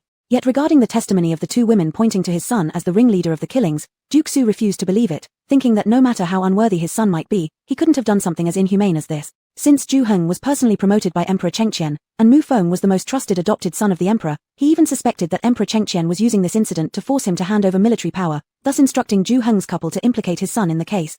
As a result, the rift between him and Emperor Chengqian deepened even further because of this. This case was heard in the Dali Temple for a full half-month, but ultimately, because the advisor confessed himself that he had colluded with 2 managers from Duke Su's estate, binding and raping those women cruelly, with no involvement from Duke Su's heir. And one of the accused managers resembled Lan Ranhao in build and appearance. Of the 2 women rescued by Mr. and Mrs. Zhu Heng, one defected mid-trial, claiming she had mistaken the person initially because of being dazed, mistakenly identifying the manager resembling Lan Ranhao as he. Now, comparing the manager with Lan Ranhao, she realized her error. It was actually that manager who abused them. Therefore, even though the other woman firmly stated that the abuser was Lan Ranhao himself, and Mr. and Mrs. Zhu Heng testified as well, saying they too were sure the one who fled the scene was Lan Ranhao. Therefore, even though the other woman firmly stated that the abuser was Lan Ranhao himself, and Mr. and Mrs. Zhu Heng testified as well, saying they too were sure the one who fled the scene was Lan Ranhao. Still, due to lack of concrete proof, the Dali Temple eventually declared Lan Ranhao innocent due to insufficient evidence, whereas his advisor and the 2 managers were sentenced to die a slow and painful death. Their properties were confiscated in full to compensate the victims' families. Also, because of inadequate supervision of servants, the mansion of Duke Su was sentenced to pay 500 taels to each family of the victim. Thus, the entire case closed. Such an outcome naturally enraged Zhu Heng and others immensely, yet they were utterly helpless. Zhu Heng also knew that the advisor taking all the responsibility in the end, and the woman's retraction of her statement, should have been manipulated by Lan Ranhao's people. I can't just let this go. I'll arrange for someone to keep an eye on that scoundrel Lan Ranhao. I don't believe he won't make a mistake in the future. Mu Linga was furious, angrily pounding the table when the 4 of them met in private. You don't worry, even if the law ultimately cannot bring that beast to justice, I still have ways to get rid of him. We'll make sure he suffers every cruel punishment that he inflicted upon those women before we send him off to the next world. That will also be vengeance for those innocently slaughtered women. Zhu Heng consoled Mu Linga nearby, deciding that if they could never gather evidence against Lan Ranhao, he would settle it privately with his own hand. Hearing this, Mu Linga's anger slightly diminished. Just as Mu Linga finished venting her rage, Zhu Po started creating a fuss on his side. After hearing Zhu Heng recount what he and Zhu Po had witnessed in the secret chamber, and learning about the unearthed remains of the victims, Zhu Po and Zhu Yu were equally enraged at the thought of dozens of innocent women who had perished because of Lan Ranhao. Especially Zhu Po, given that Lan Ranhao was the nephew of his maternal grandmother, committing such vile acts had brought shame to his family. Who would have thought that my late uncle established so many great war achievements for Da Yang but ended up raising such a monster? And not only that, he would even willingly tarnish his lifelong reputation to help his son escape responsibility. Because of this case, the relationship between Duke Su and Zhu Po had become strained earlier. One side felt that the other lacked principles, actually shielding their own son. The other side felt that once married, the person forgot their maternal relatives, siding with their brother-in-law's family against him, their grandfather. Never mind, let's not talk about this anymore. After all this racket, that beast will probably stay quiet for some time. I'll dispatch people to monitor him continuously, ensuring he doesn't commit any further evils. If after some time has passed, we still can't find incriminating evidence against that beast, I will directly deal with him together with your elder brother. Mu Linga was the first one to become irate, but also the first to calm down due to Zhu Heng's words.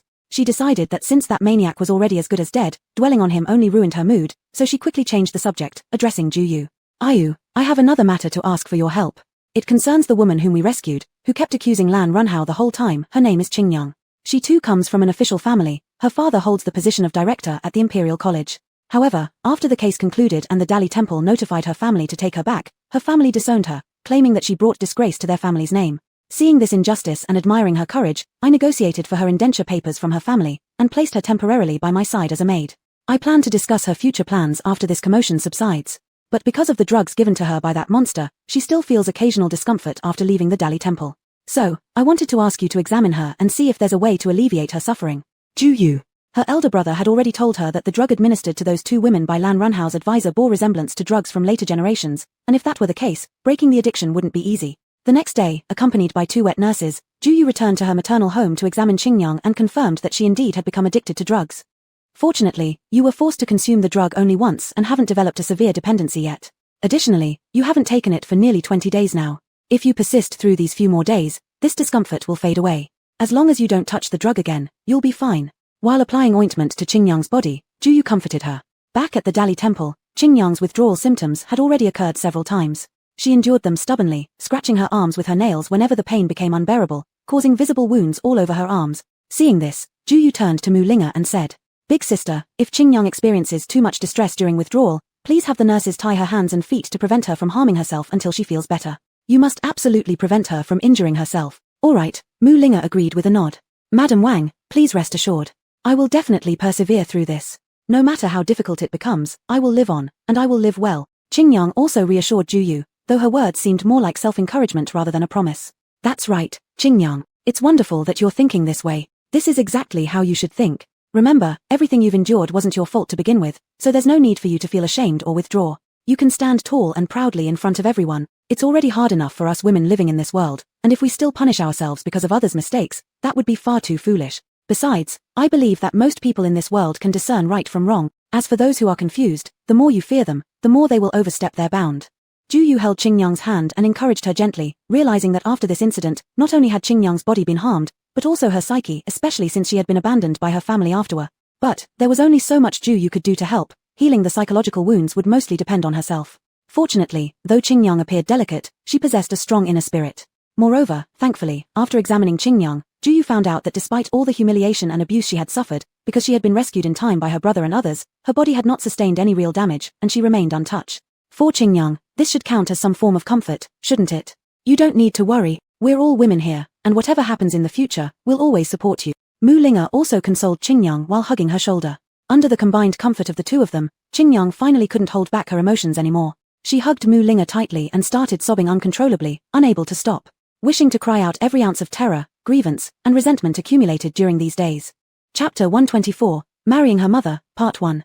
After leaving her elder sister-in-law's courtyard, Ju Yu headed straight to the house where her mother lived and nestled in her mother's arms. Since she was home now, how could she not indulge herself in some time with her own mother? Moreover, Ju Yu also wanted to inquire about how her mother's dowry preparations were going. Not long ago, Uncle Yi Xian had already chosen a good day. With the financial support of his two sons, mainly the younger son, Ju Luo, he bought a second-entry courtyard house not far from Ju Heng's house to serve as the new marital home for him and Madame Zheng. He planned to take Madame Zheng as his wife on the 8th day of the 5th month after the Dragon Boat Festival. Though neither of them intended to have a grand wedding, the brother and sister Ju Heng still needed to prepare an appropriate dowry for their mother. Ju Yu wondered silently if asking her mother whether she could add something to her dowry would result in her being scolded. This child, you're already married, yet you act like a little kid. Don't you worry about your sister-in-law Song seeing this and laughing at you. Zheng She hugged her daughter while smiling towards Liu She, who was helping her with needlework in her room. Not long ago, Song Yi had been released from jail by Zhu Po without any word to Duke Su's estate.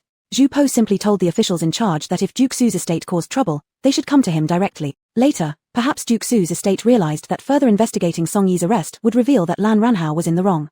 They feared that if Zhu Po persisted in this matter, it would only worsen Lan Ranhao's tarnished reputation even more. Thus, they didn't pursue the matter further. Because Lan Ranhao hadn't been completely dealt with yet, Zhu Heng allowed the Song family to continue living in his home as a precaution. Moreover, because of this incident, Song Yi could no longer serve as a patrolling inspector. So Zhu Heng arranged through connections, his wife, for Song Yi to become a gate official, which was actually a rank higher than his previous 9th rank position. It was sub-7th rank. Song Yi was extremely grateful and worked very hard, pleasing Mu Linga, his superior officer.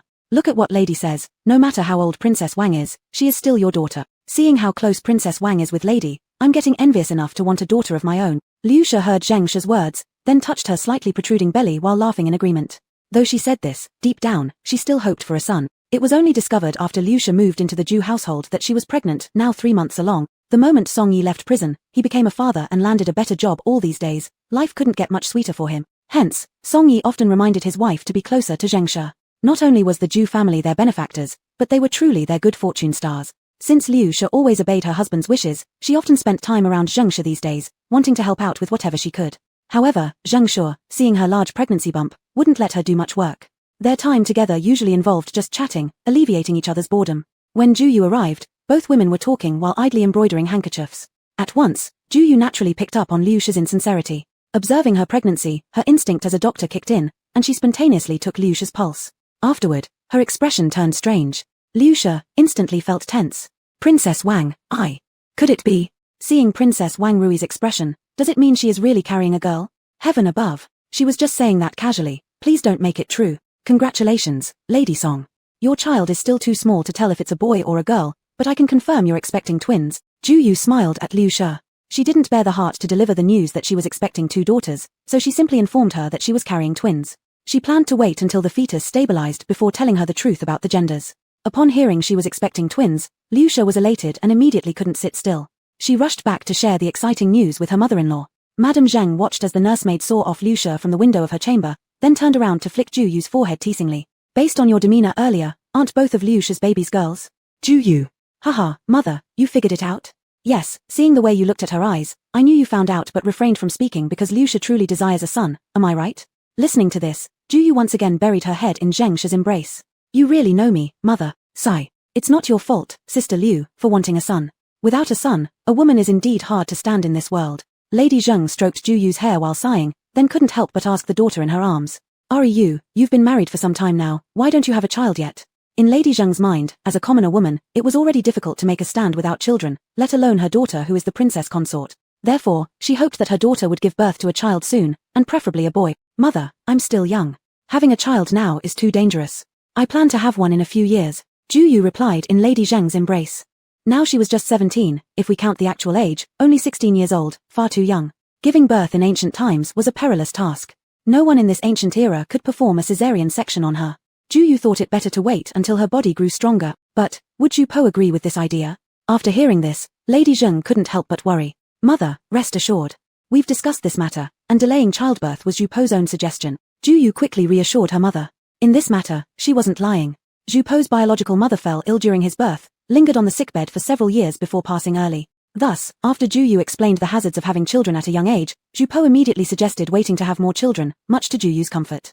After listening, Lady Zheng finally felt more at ease, and gave another warning.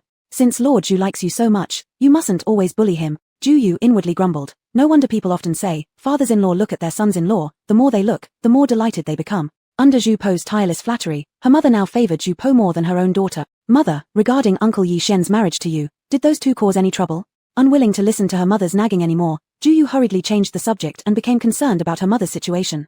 The two she referred to naturally meant the couple living within the estate, Old Master Ju and his wife. It started with them making a fuss, saying I shouldn't remarry. Later, Auntie Yang convinced them by arguing that if I stayed in the manor, regardless of whether I managed affairs or not, I'd still be the lady of the manor. With my past grievances with them, it might incite discord between you siblings and your older brother-in-law. However, if I marry away, your elder brother stays in military camps most of the year, your sister-in-law isn't one for meddling in trivial matters, wouldn't it leave their old selves the supreme powers within the household? Hence, these days there has been no sign of their protest. Lady Zheng sighed wryly. To facilitate her smooth departure, Auntie Yang had done quite a lot of work cajoling those two. This Auntie Yang is truly capable. With her around to help oversee our household, I have no more worries. Lady Zheng sighed again. Just thinking about her imminent wedding made Lady Zheng feel uneasy and reluctant to part with her children. Mother, you're not moving tens of thousands of miles away. It's just a few streets away from Brother Heng's place. It'll be just like when you lived here. Seeing her mother becoming melancholy again, Ju quickly sat up and nudged her forehead to offer solace. For unknown reasons, the closer the date of her mother's marriage approached, the more timid she seemed, even wiping tears secretly, which left Ju very confused. Could post-marriage fear still occur even for second marriages? Ju wondered in her heart. Mother, don't worry. We are all grown up now and can take care of ourselves. Heaven neglected you for so many years, allowing you to encounter unsuitable people, endure hardships, perhaps because it intended for you to meet Uncle Yi Shen later in life, and to be treasured and loved thereafter, and thus attain happiness. Mother, you will definitely be happy. Ju embraced her mother and sincerely wished her well. Whoa. Listening to this, Lady Zheng was moved to tears right away and tightly hugged Ju. Yu, mother doesn't regret marrying your father at all. Although he wasn't a good husband, without him, I wouldn't have had such sensible children like you all. All these years, I actually didn't find the hard times troubling. On the contrary, I thank heaven that I got to be your mother. We siblings also thank heaven for letting us become your children. Ju silently prayed in her heart. The two of them hugged each other for a long time. Until Ju grew tired from holding her. Yu, why are you feeling my pulse? Unable to hold back, Lady Zheng loosened her embrace on her daughter, pointing to the wrist she held and puzzledly asking. Mother, let me check on your health. Ju said calmly while feeling her mother's pulse with her eyes closed. After a moment, she opened her eyes and imitated the wise old doctors, shaking her head and addressing her mother. Mother, after observing your pulse, I find that your health is very robust. Since you're just 37 years old, I believe that once you and Uncle Yi Shen are married, you will soon give us a younger brother or sister. Little Ai has been wanting a younger brother or sister for a long time. Lady Zheng instantly blushed red all over her face from her daughter's words, embarrassed and angry, grabbing a ruler from the needlework basket nearby to chase her daughter. You brat, how dare you tease your own mother? I'll beat you to death today. Ju quickly giggled while dodging and pleading for mercy. Little Ju Ying walked in at this moment, not knowing the reason, but her elder sister pulled her forward as a shield. Aya, mother, please forgive me. I won't dare do it again, Ju pleaded behind her sister. When Lady Zheng saw Ju Ying, she was reminded of what Ju had just said about Ai wanting a younger brother or sister for so long, and she couldn't help but blush again. Too embarrassed to continue hitting Juyu, she quickly adjusted her disheveled hair due to the commotion and pretended to be calm as she focused on her needlework. Juyu didn't dare joke around anymore with her mother in front of her little sister, coughed slightly, and began asking her mother about what else hadn't been prepared yet. Leaving Ju Ying standing there curiously wondering what exactly her elder sister had said to their mother to make her blush so red her face looked like a cooked shrimp. The Ju family was enjoying a harmonious time, but the servants of Duke Su's residence were all as quiet as mice.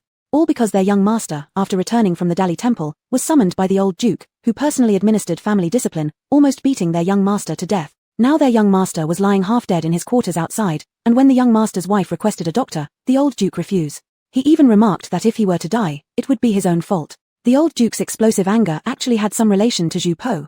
Originally, the old duke could never have believed that his son was the perpetrator who brutally murdered those women. However, the other day when Zhu Po took Song Yi out of the jail without notifying him, and coincidentally the steward handling Song Yi's matter knew Zhu Po had taken him but didn't inform him either. The old duke only learned of this incident when one of his adopted sons happened to invite the official handling this case for dinner, where the official casually mentioned it. That official also mentioned that Zhu Po left with a warning if they still wanted to bother Song Yi, they should come straight to him instead. His son did mention Song Yi being detained, but claimed that Song Yi was unjustly extorting and interrogating their estate servants, even injuring them, which led them to report the case to the authorities. But the old duke thought if it was truly for that reason, even though Song Yi had an old relationship with the Zhu family and relied on Zhu connections reaching all the way to Zhu Po absolutely wouldn't take him away without saying a word, not to mention leaving such word. After all, the old duke himself was Zhu Po's maternal great-uncle. Zhu Po, regardless of how close he was to his wife's family, would consider his grandmother's face and not disrespect him in such a manner. Moreover, for such a trivial matter, if he informed the old duke, would the old duke refuse him? How could Zhu Po possibly lack such basic human understanding? Unless Zhu Po thought their mansion was entirely unreasonable in this matter. Furthermore, since the official already reported the matter to their house steward, but the steward privately concealed it and didn't inform the old duke, he became more suspicious of the entire affair. Thus, the old duke sent his trusted aide to investigate and discovered that this incident wasn't at all like what his son described. It wasn't Song Yi provoking their Duke Su mansion. Rather, it was his son lusting after Song Yi's wife and orchestrating through the steward to frame Song Yi. If not for Zhu Heng's timely interference, Song Yi's wife would probably have already fallen into his son's hands by now. If it were only this, the old duke wouldn't necessarily have become so enraged. At most, he would compensate Song Yi with money and arrange another marriage for him. However, because of the incident involving Song Yi's wife, his people forced more information from the steward Ding. It turned out that Song Yi's wife had a sister who was once a maid in their mansion, and her death also seemed to have some connection with his son. The Duke Su was familiar with that maid too. She originally served in his concubine's courtyard. Since he had some business to discuss with his son on that day, he asked her to deliver a message for him. Unexpectedly, his son took a liking to her after that and begged to have her transferred under him, where she then served in his study in the outer courtyard. But just a few days later, the girl suddenly fell gravely ill and died. Now, Steward Ding said that on the night before the girl passed away, she had been kept by his son in the study. That very night, all the servants keeping watch at the study were sent far away by his son, including Steward Ding. Only his son's counselor remained inside. In the middle of the night, this counselor called on Steward Ding to help carry someone. Steward Ding mentioned that, at that time, the girl was already close to death, covered in injuries, and unconscious. She struggled until dawn in her own room and then breathed her last. The moment she expired, the counselor instructed Steward Ding to quickly take her body and burn it. This was clearly no sudden illness. It was an obvious case of being tortured to death by his son. Connecting this to the dozens of women who were brutally murdered at their country estate, the Duke Su broke into a cold sweat immediately. He felt unwell entirely. Therefore, as soon as Lan Ranhao returned from the Dali temple, the Duke Su angrily beat him half to death. Yet the suspicions in his heart couldn't be shared with others. After all, it was his own son, and he didn't want to hand him over for dismemberment. So he had to swallow his anger and deal with Steward Ding as well. The Duke Su felt utterly humiliated inside. His temper flared up instantly, not only causing large sores on his lips but also re-triggering his old knife wounds on his chest and abdomen, which brought him unbearable pain. Lying sick in bed, the Duke Su realized that his son was beyond redemption.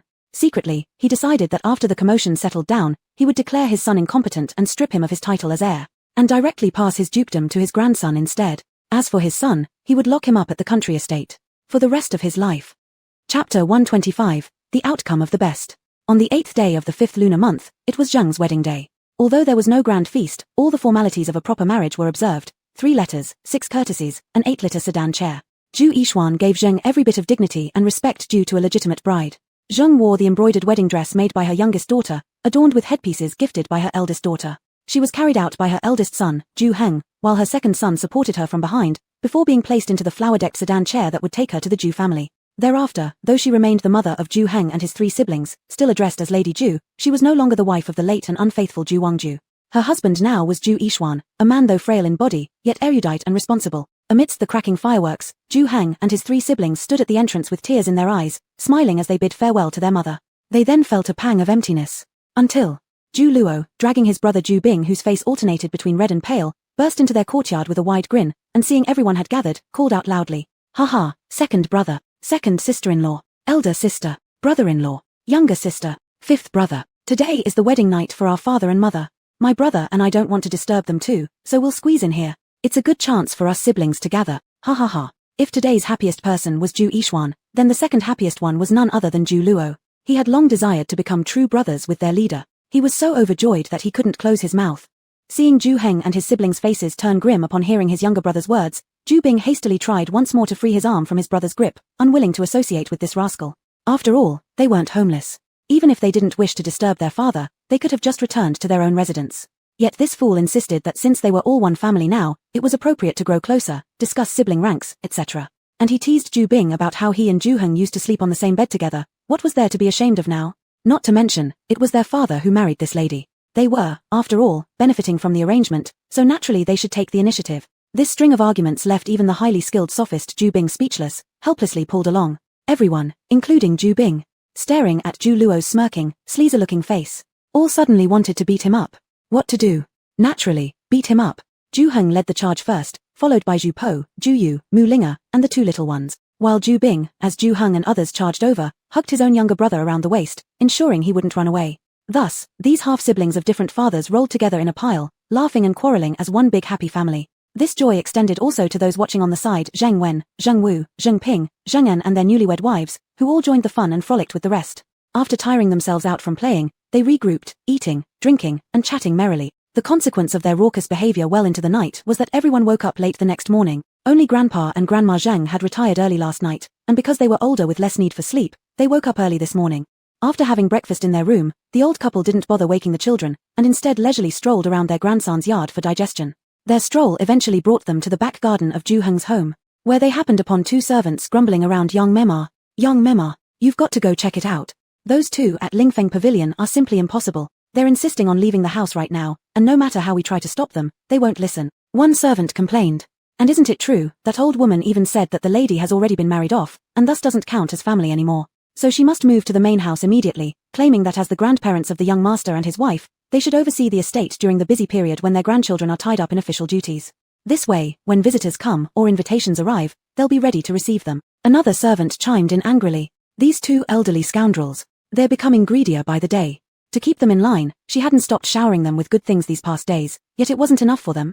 Just 1 day after the lady's marriage, they were already trying to meddle in household affairs. How had they treated their son-in-law's family in the past? Have they completely forgotten? How could they be so shameless? Young Mema thought angrily. Seeing the 2 old women becoming increasingly noisy and incessantly complaining around her, she was already in a hurry to attend to matters at the front. Losing patience, she said irritably, "All right, just bear with them for now. Whatever they want, go buy it for them. By whatever means you use to flatter or humor them, get through these 2 days for me. Once all the guests in the courtyard have left, things will be easier to handle." Their son-in-law and daughter had endured those 2 for so many days, all because they wanted their lady to settle into her marriage peacefully. Now that the wedding was over, once the in-laws' family returned home, it would also be time to deal with those 2 old villains. The 2 maidservants listened and returned reluctantly to join the other few serving women guarding the Lingfeng Pavilion, trying once more to prevent any trouble. Just as they were about to take a step, young Mima just turning to head towards the front, a short distance away from behind the tree, a furious-looking old man suddenly rushed out. Behind him followed an exceptionally refined-looking old woman. Both seemed quite angry. The old man's beard quivered in rage as he puffed heavily, shouting at them even before he reached close by.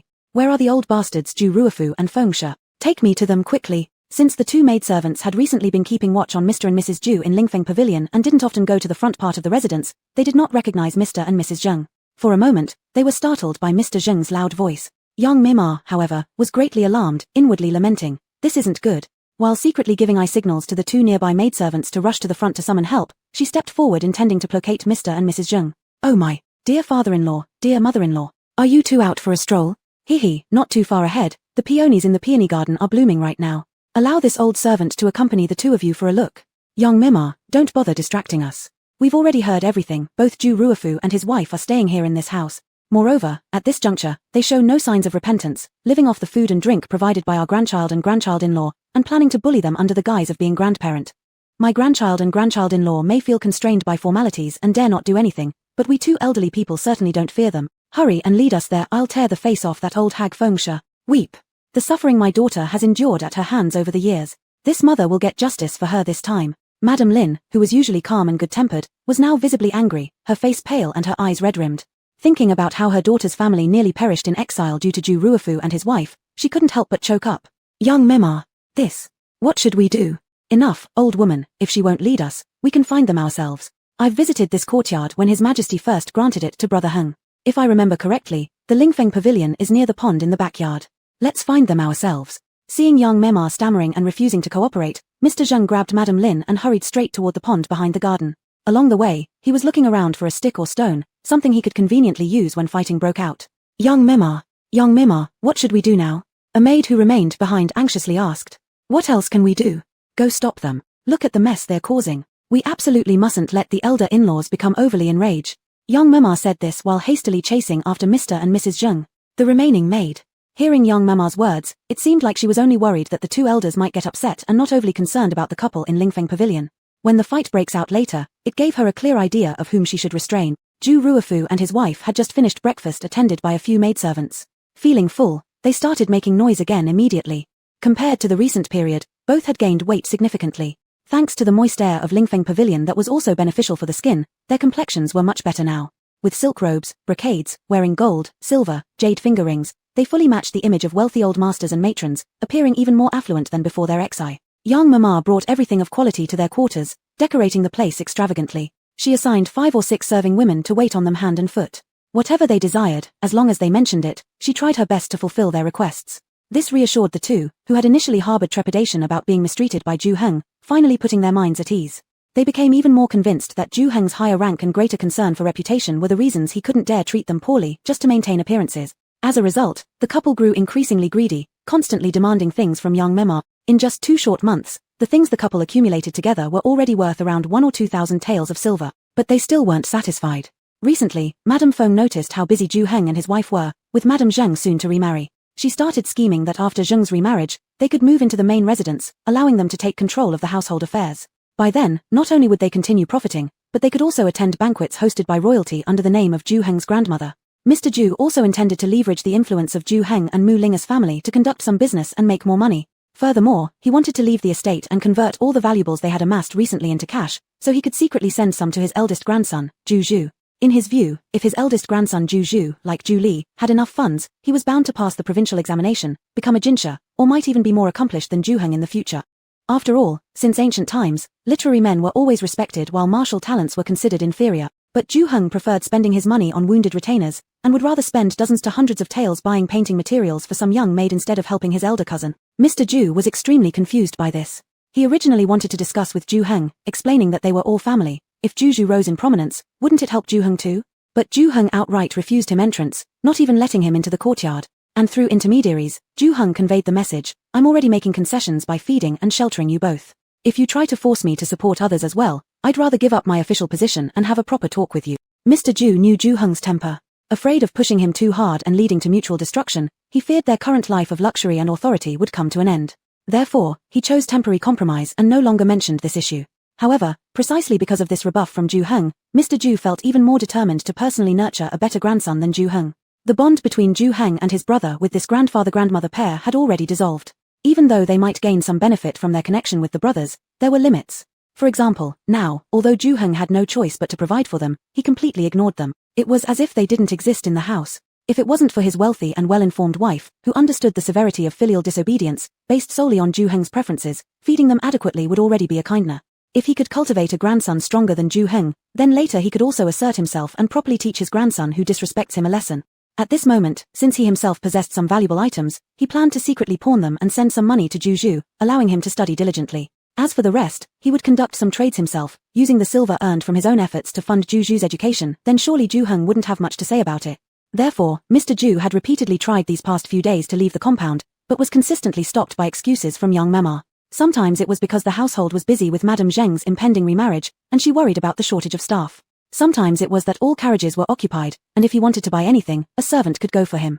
At other times, it was because Ju Heng was at home and he should approach Ju Heng directly. How dared Mr. Ju confront Ju Heng about wanting to exchange goods bought with Ju Heng's money into cash? Thus, leaving the estate was postponed again and again. Mr. Ju began feeling something was off. If young Memar blocking their move to the main hall due to Zheng not having moved out or Ju Heng disapproving still made sense, why was she persistently preventing him from leaving the estate? Mr. Ju only realized at this moment that they had been living in Ju Heng's residence for over 2 months. Apart from strolling around the rear garden, they seemed to have never left the premises ever since. Of course, in the first month or so, they had never thought of leaving. Nor was there any necessity to do so. Anything they desired was purchased for them. If they wished to personally select, vendors selling gold, silver, jade, and makers of clothing and shoes regularly brought the latest goods, filling rooms for them to choose freely. Even when they were bored, there was no need for them to go squeeze into a theater or tea house. Performers of all kinds, from opera singers and storytellers to acrobats, would set up on the stage beside the garden and put on shows exclusively for this couple. They could request any play they wanted, and everything was at their discretion. Young Memar said that this was precisely how the patriarchs and matriarchs in wealthy noble families should be treated. Anything they needed, they just had to ask for it. She even mentioned that in the mansion of the Grand Princess where she used to work, there were over 2,000 servants tending to only 8 masters of the Grand Princess's family. It was nearly 300 servants per master. In households like those, if the masters still handled things personally, it would only show their lack of sophistication. At his peak, old Master Ju had merely 7 or 8 servants in his household. Even the home of Ju Gelao, whom he admired the most, had only dozens of servants. So, old Master Ju could never fully understand how households with hundreds or even thousands of servants managed to function, nor could he figure out whether young Memar was truly serving them according to the standards of high-ranking noble families or simply fabricating this story to keep them confined within the estate. Thus, these days, old Master Ju and his wife kept stirring up trouble, trying to test what exactly young Memar, and by extension, Ju Heng and his wife, intended for them. But he also dared not cause too much trouble, fearing that they might offend young Memar and her staff and lose the luxurious treatment altogether. It truly left them in a difficult position. Chapter 126, The Outcome of an Extreme Act 2.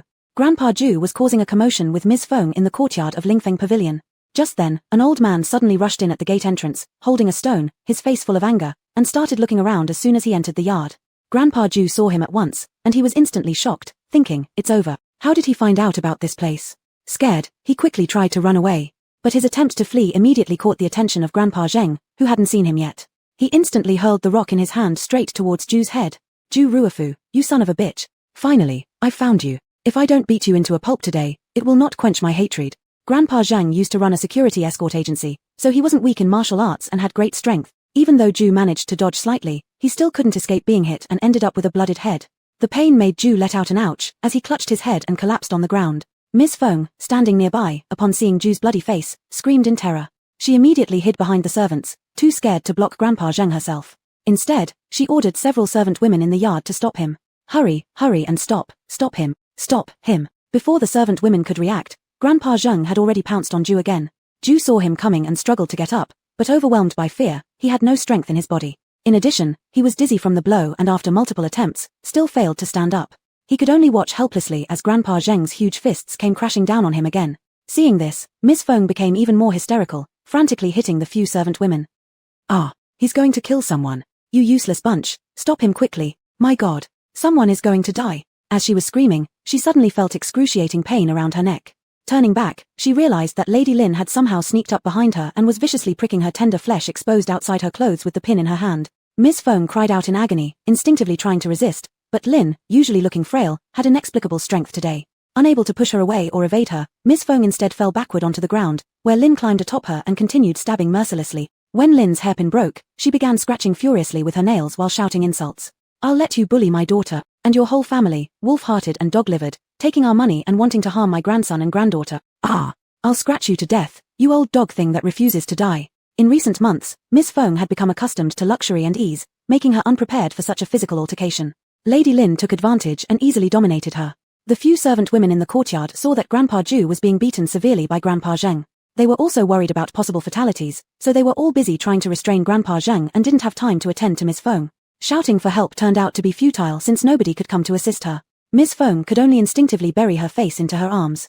But even the exposed parts of her arms, the back of her neck, and her clothed back were pierced with countless bloody holes and scratched with deep cuts. Pain tore through her body as she let out miserable cries. On Ju's side, things were even worse. A few punches from Grandpa Zheng left Ju's face covered in bruises.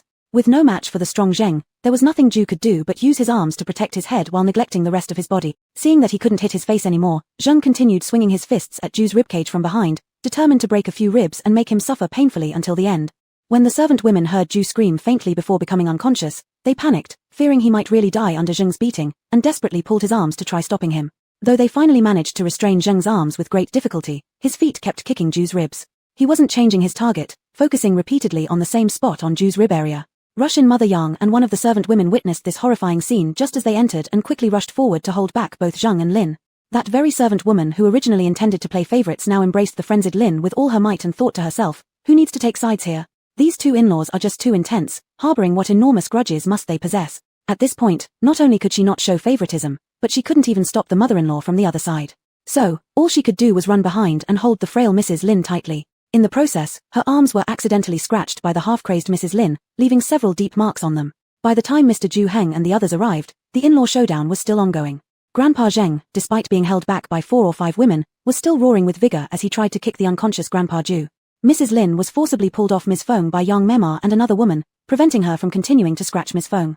Taking advantage of a moment when they weren't paying attention, she suddenly bit into Ms. Feng's shoulder, refusing to let go no matter what. Everyone. My goodness. Half an hour later, siblings Ju Yu and Ju Heng came out of the room where the old couple, Grandpa and Grandma Zheng, stayed. Ju Yu then turned to the worried group and said, "Our grandfather is basically fine. The injury on his hands is from overusing his strength. I've just given him a sedative soup, and now he's asleep. Our grandmother also fainted temporarily because of overexertion and emotional excitement, but there's no serious issue. She should wake up after resting for a while." Her fingers, however, suffered greatly since she scratched so hard that her nails broke, and some are even embedded in the flesh, meaning it will take a few days for her to recover. Hearing this, everyone sighed in relief, finally feeling at ease. Julie couldn't help but marvel. "TCH, our grandma was really impressive earlier. She actually bit off a piece of flesh from that one. I used to think the term she-tiger could only describe sisters-in-law or big sister types like that. But it turns out that even a gentle woman like our grandmother can transform into a she-tiger if pushed far enough. Phew. It seems women have many facets. In the future, if I get married, I must remember never to anger my wife. One should definitely step back when necessary." Mu Linga, Ju Yu, couldn't help clenching their fists. Did this kid just call them she-tigers? Others, looking at the aunt-niece pair grinding their teeth, and then looking at Ju Li, who was still lost in thoughts about how complex women were and whether he would be able to figure them out in the future. They thought, "Kid, isn't your epiphany a bit premature and completely inappropriate right now?" There was nothing wrong with the couple, Grandpa and Grandma Zheng. Instead they felt lighter-hearted after releasing years of pent-up anger and taking a nap. When they woke up, they seemed more spirited than before. It was bad news for the couple Ju, though. Ms. Feng's entire back, neck, and arms had almost no undamaged areas. They were all pierced with blood holes and streaks left by Mrs. Lin's scratching. Grandpa Ju was even worse off. His nasal bone, jaw, and ribs were all broken. Both had been treated already and were now wrapped from head to toe like silkworm pupae. Grandpa Ju had awakened but, due to his broken ribcage, was lying face down on the kang bed, groaning painfully through clenched teeth. In the next room, Ju Yu asked Ju Heng anxiously, "Brother, what do you plan to do next? Their injuries aren't light, especially our cheap grandfather, who might not recover in 2 or 3 months." The instant Grandpa Ju regained consciousness, he moaned and decided to file a complaint against Grandpa Zheng at the Dali Temple, ordering the waiting boy servant to send a letter to inform Ju Wangzu brothers to come pick him up, claiming he dared not stay in the mansion anymore, otherwise, he might die anytime without knowing why. Alas, I didn't want our grandfather to know they were staying in the mansion exactly for this reason, but they found out anyway. Ju Heng chuckled bitterly. He'd already planned to deal with these two once his mother was married, but unexpectedly, this happened. No worries, just let them make noise for a few more days. Don't worry, brother has plans. Seeing Ju Yu worrying, Ju Heng smiled and reassured her, thinking to himself, this is good. Once I make arrangements properly, I'll settle accounts with all these repulsive people in one fell swoop. No more of their constant interference. After hearing her brother's words, Ju Yu stopped worrying too. Ju Heng asked her, will they leave scars after recovery? Can we manage to minimize the scars? If we use some good medicine, there probably won't be any visible scars, replied Ju Yu upon hearing. That's good. Ju Heng nodded and then said to Ju Yu, it might be a bit chaotic around the house moving forward. Both me and my wife will often be away from home, and little brother is living at the National Academy of Supervision, so we don't need to worry about him. But I'm not at ease leaving Ari Ying alone at home. Mother just got married, so sending her to mother isn't a good idea. Though Uncle Yi Xian and others wouldn't say anything, the neighbors might still gossip about how our younger sister is a burden. So I thought it would be better if she stayed with you for a while. With you watching over her, I can rest assured. Ju Yu realized that her brother must have planned to deal with their cheap grandfather's family, which was why he wanted their little sister out of the house for now. Hence, she immediately agreed and took Ju Ying away that night when she returned to the palace. 3 days later, as the elderly Mr. and Mrs. Ju's wounds had healed somewhat and they were again clamoring to sue the Zheng couple for assault, Ju Heng put on an act of being utterly helpless and personally went to meet them. What do you want me to do for you two to agree to let this matter pass? Not to report my maternal grandparents. Mr. Ju. Frankly speaking, he never expected Ju Heng to yield so quickly, nor did he know what he should demand. He had assumed that Ju Heng would only become scared after he fully recovered and made some pretense at filing a lawsuit at Dali Temple. You want us to drop this case? Only if you bring your elder cousin here to serve us. From now on, all his education fees will be paid by you. Mr. Ju tested the waters with this proposal. Ju Heng maintained a stern face but agreed immediately without hesitation. Fine, I'll arrange it right away. Then, he turned to leave. Hey, I'm not finished yet. Seeing Ju Heng stop, looking impatiently back at him, Mr. Ju hastily added. You also need to ensure that we and your elder cousin can move freely within this mansion. Whenever we wish to leave the compound, no one is allowed to block us. This puzzled Ju Heng, who responded. Why would I say that? Except during those few days when my mother was getting married and I worried about clashes with my maternal grandfather's family, I've never forbidden you from going outside, have I? That's just proper etiquette according to high-ranking families' customs. Mr. Ju. Could it be that he misunderstood everything? Maybe young Memar hadn't intended to limit them? Could it be she had merely been following formalities? Do you mean young Memar has been treating you differently behind my back? If so, perhaps I should replace her? Seeing Mr. Ju wearing a confused expression, Ju Heng cleverly probed. No need. Young Memar is perfectly fine. If you didn't mean that restriction, then forget what I just said. Mr. Ju hurriedly replied, thinking inwardly, without young Memar, who else would serve them as respectfully as a princess? Hearing this, Ju Heng simply nodded once more, adding nonchalantly, well then, you do as you please. Although I've never restricted your movements outside the estate, given your current condition, I suggest you stay inside until your injuries are fully healed. Wouldn't you worry about people finding out about your injuries if they see you in such a state? Mr. Ju became suspicious upon hearing this, fearing Ju Heng still intended to confine them. However, after hearing Ju Heng's last sentence, he relaxed again. When the time comes, if you need something, when cousin Juju arrives, he can go out and buy things for you. Ju Heng concluded. Chapter 127. To make someone perish, one must first drive them insane. Besides this, do you have any other requests? If not, I will go back first. I'll send someone over to fetch Juju tomorrow. After agreeing to Grandpa Ju's request to bring Juju over, Ju Heng was ready to leave. We also want to move into the main courtyard. From now on, I will be in charge of this mansion. Feng Shui, seeing how agreeable Ju Heng was being today, quickly interjected. When she saw Ju Heng's face immediately darken, she hurriedly added. Don't worry, your grandmother managed the household for several decades when I was younger, so if I manage it, I can definitely plan well for all of you. But Feng Shui's attempts to mollify him didn't improve Ju Heng's expression. After a tense silence with his face still darkened, he finally nodded. Fine. It's not impossible for you to take charge, but my people must review the accounts once a month. My mother's courtyard should also remain available for her occasional visits. If you insist on moving, you can only move into the adjacent courtyard. How does that courtyard compare to your mother's? Feng Shui asked immediately. If it's smaller, then it won't do. For me. Grandma is still as before, always counting every penny and calculating benefit. Ju Heng responded coldly, mocking her. But don't worry, I'm too busy these days to waste time squabbling over such trivial matters with you. That courtyard I mentioned is actually the largest among all the courtyards in the estate. When we first moved in, I originally intended it for my mother, but at the time she thought the courtyard was too big, making it feel empty, so she chose the current one instead. Ah, good. As long as Feng Shui knew that courtyard was satisfactory, she ignored his sarcasm and continued smiling. Heng Jia, since there are so many vacant courtyards in this mansion, why not let your two uncles' families move in as well? After all, we're family. Though they may not help much in major affairs, they could still assist in handling some minor task. Ju Heng. His face instantly turned from pitch black to stormy, clearly dissatisfied with Feng Shui's repeated demand. In anger, he kicked a stool beside him with a loud bang. Is Grandma pushing things too far? I'm currently preoccupied with official duties and didn't wish to argue over such small matters. Hence, I decided to retreat to avoid trouble, but this doesn't mean I'm easy to bully. Since you have so many requests, perhaps we should visit the Dali Temple right away. You want to sue my maternal grandfather, correct? Fine. Let's also talk about how much silver your side received from my maternal grandfather's family back then, and how you treated us during our journey right in front of everyone. Both Feng Shui and Grandpa Ju were startled by Ju Heng's action of kicking the chair and flinched, their injuries causing them pain. Seeing Ju Heng truly angered, Grandpa Ju didn't want to lose the benefits they had just gained, so he hurriedly started flattering him again. Hihi, Heng Jia, don't hold a grudge against your grandma. She's simply too concerned about your two uncles, hence she said such things. He shot Feng Shui a fierce glare, signaling that she should stop here. It was already great that the boy agreed to let her manage the house. However, Feng Shui believed that since she would soon be in charge, she needed some loyal people around. How could she trust anyone in this mansion? She felt her own son was more reliable. Thus, she wanted to bring her sons, Ju Wang and Ju, inside as well. Pretending not to understand the meaning behind Grandpa Ju's glance, she kept asking Ju Heng. Heng Jia, your grandma promises this will be her last request, no more afterward. You're wealthy now and married a daughter of a marquis, you surely don't care about having a few more mouths to feed. Think of it as doing a good deed, letting bygones be bygones. After all, we are family. Look at how you feast luxuriously while your two uncles' families eat nothing but bran and chaff. Wouldn't this affect your reputation as well? Hearing this, Grandpa Ju thought, Oh no, trouble. He hadn't expected Feng Shi to ignore his warning and say this. Grandpa Ju believed that according to Ju Heng's nature, an argument was inevitable. He couldn't help but feel a sinking sensation in his heart, cursing inwardly. You dead old woman. If this ruins things for me, I'll never forgive you. Interestingly, after hearing Feng Shi's words, Ju Heng remained unmoved initially, even becoming angry and disdainful when hearing the names of Ju Wangzu and others, but hesitated slightly upon hearing her mention it affecting his reputation. After a brief moment, he surprisingly said, So this is what you've said, and from now on, there will be no more requests. Obviously meaning to agree with the matter at hand. Grandpa Ju, you can rest assured, there definitely won't be any other request. Mrs. Feng hastily gave her assurance upon hearing this. That's good. Then I'll compromise once more. To Grandpa Ju's astonishment, Ju Heng actually nodded in agreement. However, possibly fearing they might break their word again, he also threatened them both. The benefits you want, I have already given everything I am willing to give. I hope you will follow through as promised.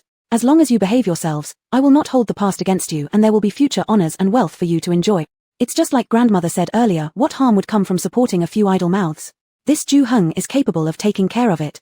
But if you use my name to cause trouble or interfere in matters that are none of your business, then don't blame me for being merciless when things go wrong. Especially keep an eye on your two inept sons who do nothing but mess things up for me. Ju Heng stood arrogantly in the room, issuing commands high and mighty to the pair on the Kang bed.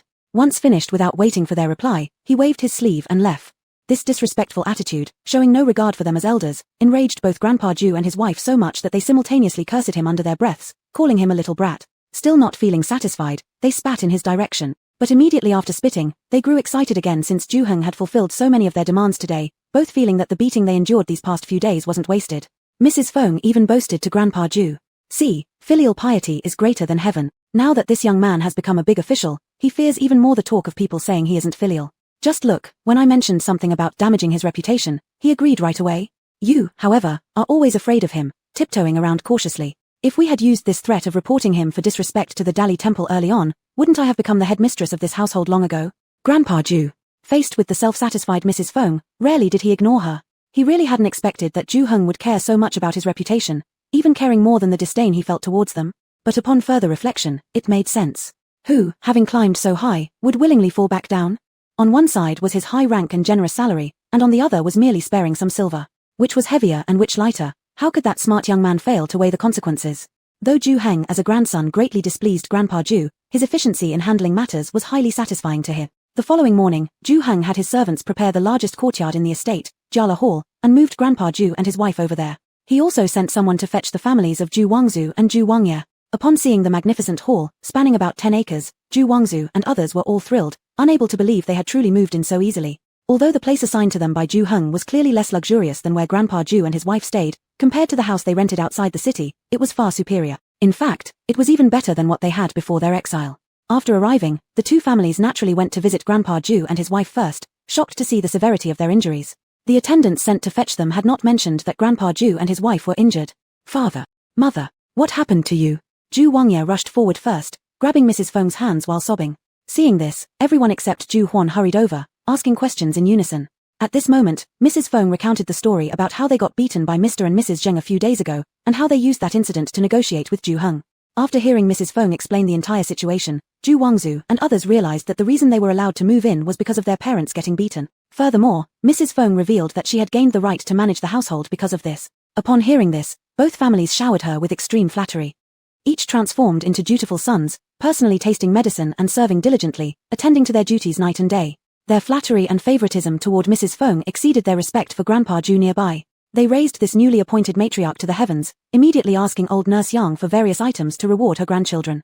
Old Nurse Yang still responded to her requests without hesitation, only explaining that Ju Heng had ordered that no silver would be handed over directly. Otherwise, they could have whatever they asked for. Consequently, within a few short days, Ju Wangzu and the rest began strutting about the mansion, dressed in fine gold and jewels.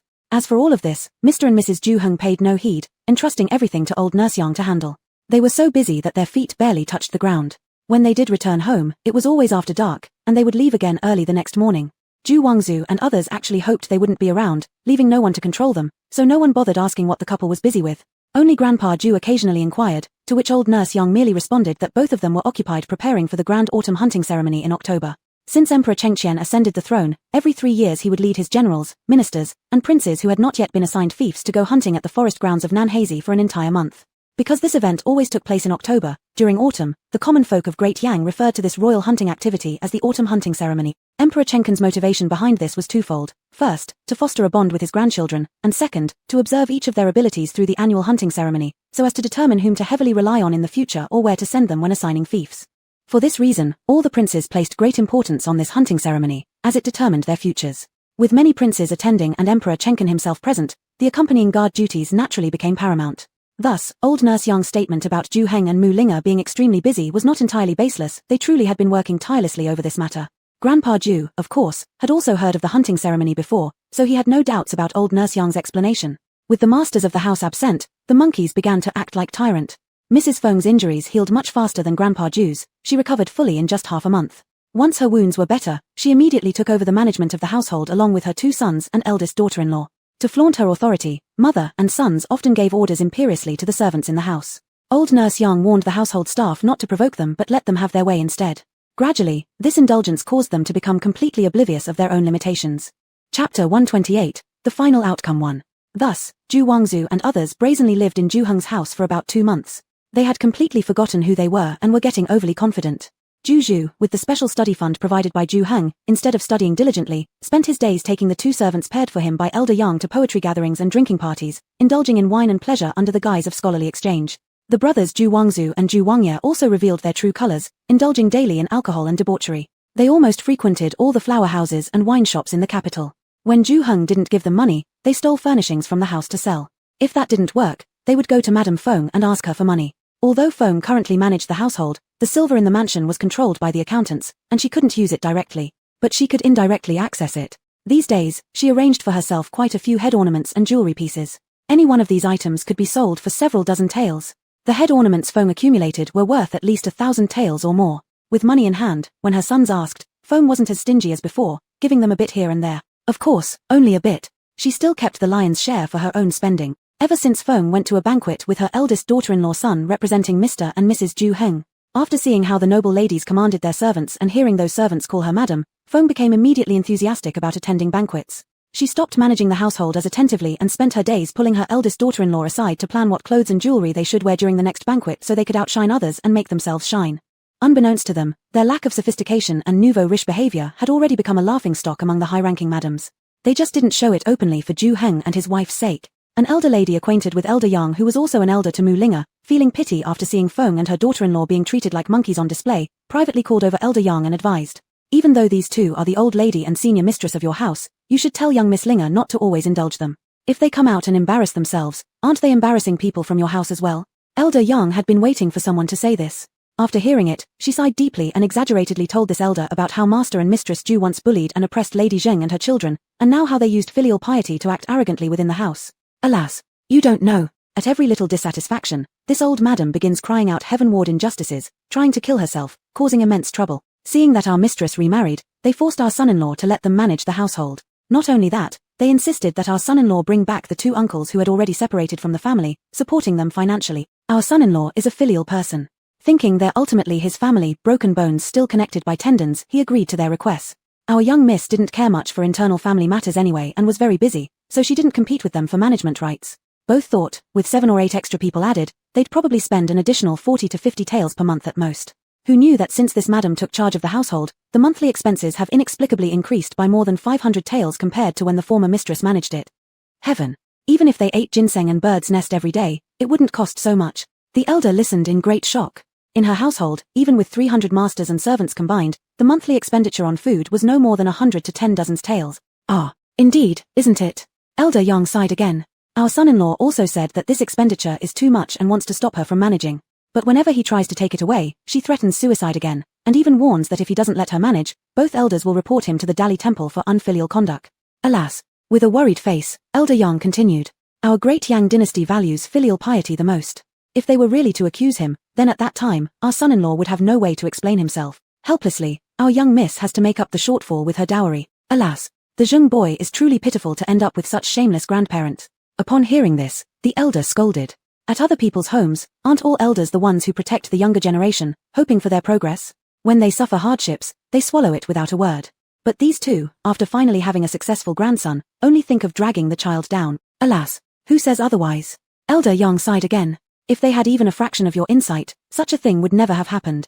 After this conversation, the evil deeds of Grandpa Ju and others began to spread among the ladies of various households. When Feng and her daughter-in-law attended banquets again, the looks others gave them were no longer just disapproval but outright disdain and avoidance, as if they were venomous snakes.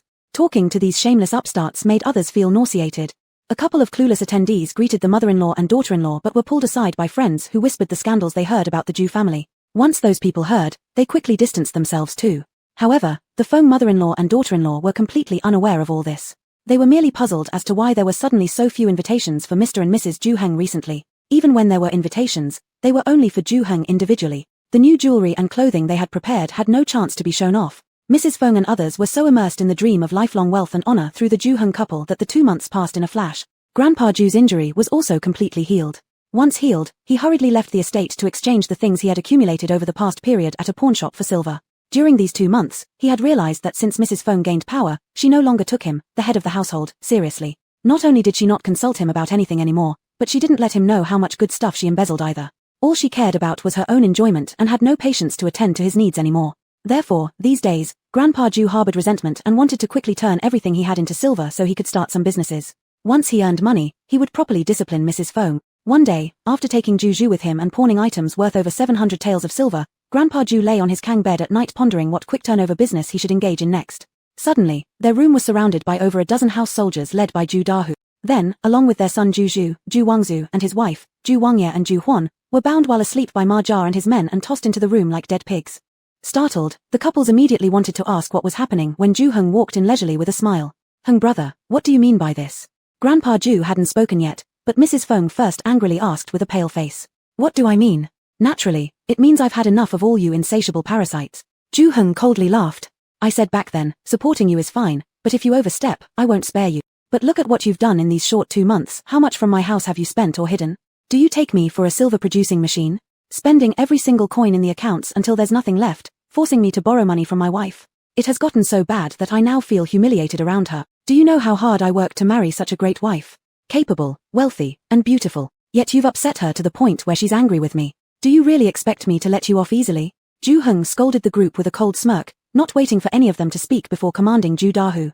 "Search them thoroughly and confiscate whatever remains in their possession. Then guard this courtyard well. Don't let anyone out." After giving the order, he turned around and walked away, clearly uninterested in hearing what Grandpa Ju and the others had to say. Following Ju Heng's departure, Ju Dahu and his men began rummaging through everyone's belongings in front of their eyes. Whether it was the 700 taels of silver that Grandpa Ju had just pawned or the jewels that Mrs. Feng and the others had hidden, all were confiscated. All the furnishings and decorations in Jiala Hall were also moved out. Only a few sets of clothes, which had been searched multiple times, and no bedding, were left behind. Subsequently, Jiala Hall was placed under the watch of Ju Dahu and Ma Jia, ensuring no one could leave. Apart from several old women who came daily to deliver meals and clean the chamber pots, no one visited them. Even the food was limited to 2 types, stewed meat and rice. Nothing else. After being confined for several days, the Feng family and others couldn't take it anymore. Their requests to see Ju Heng went unanswered, leaving them with no choice but to blame each other. All sorts of complaints arose. "It's all because you spent too much that you angered him. If you hadn't moved in, he would never have treated us this way. It's your insatiable greed that ruined my bright future." One day, as 2 maids came as usual to clean out the chamber pots, perhaps seeing no one around, they started complaining.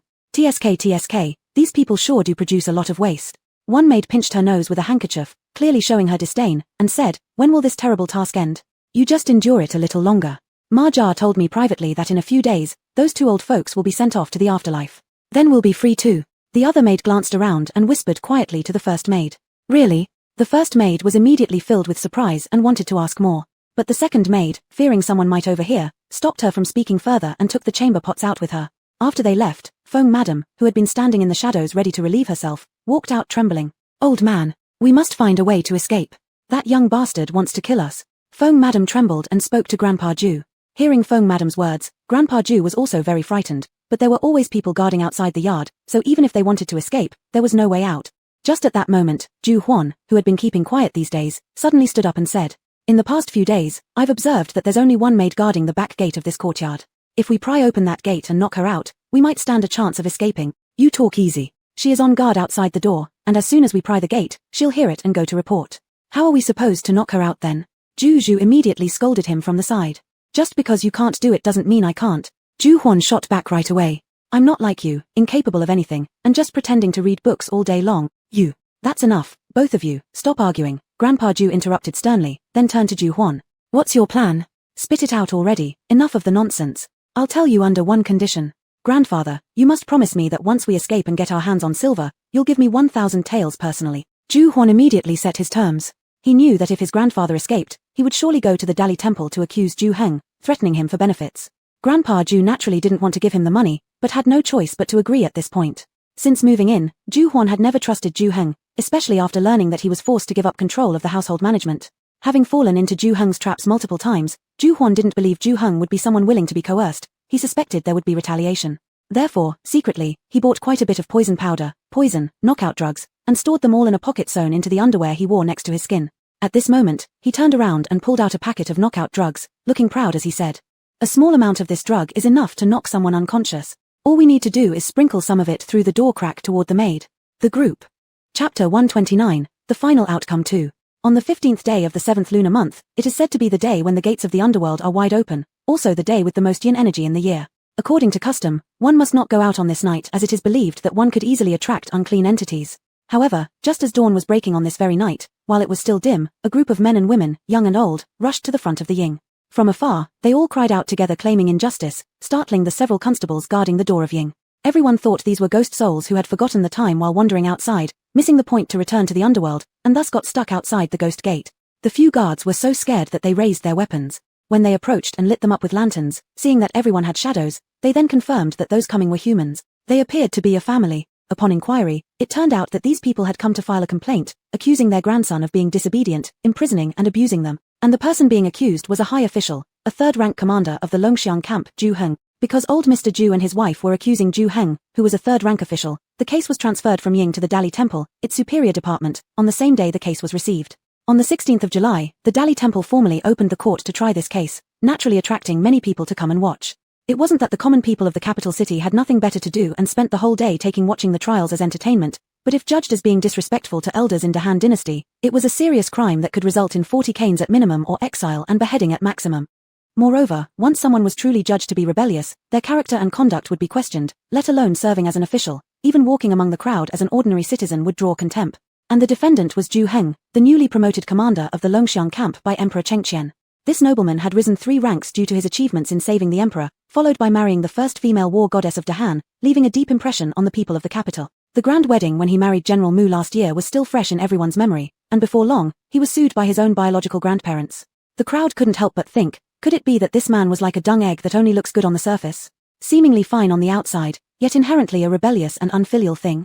Thus, this case successfully attracted the interest of the surrounding public, all coming to watch during the trial. Ju Heng was summoned directly from the camp in the suburbs of the capital city by the bailiffs of the Dali Temple, but after arriving in court, he remained silent, stubbornly kneeling there with his neck stiffened. When questioned by the officials of the Dali Temple, he neither confessed to his crimes nor defended himself. Seeing this, the crowd felt even more puzzled, wondering if he was foolish.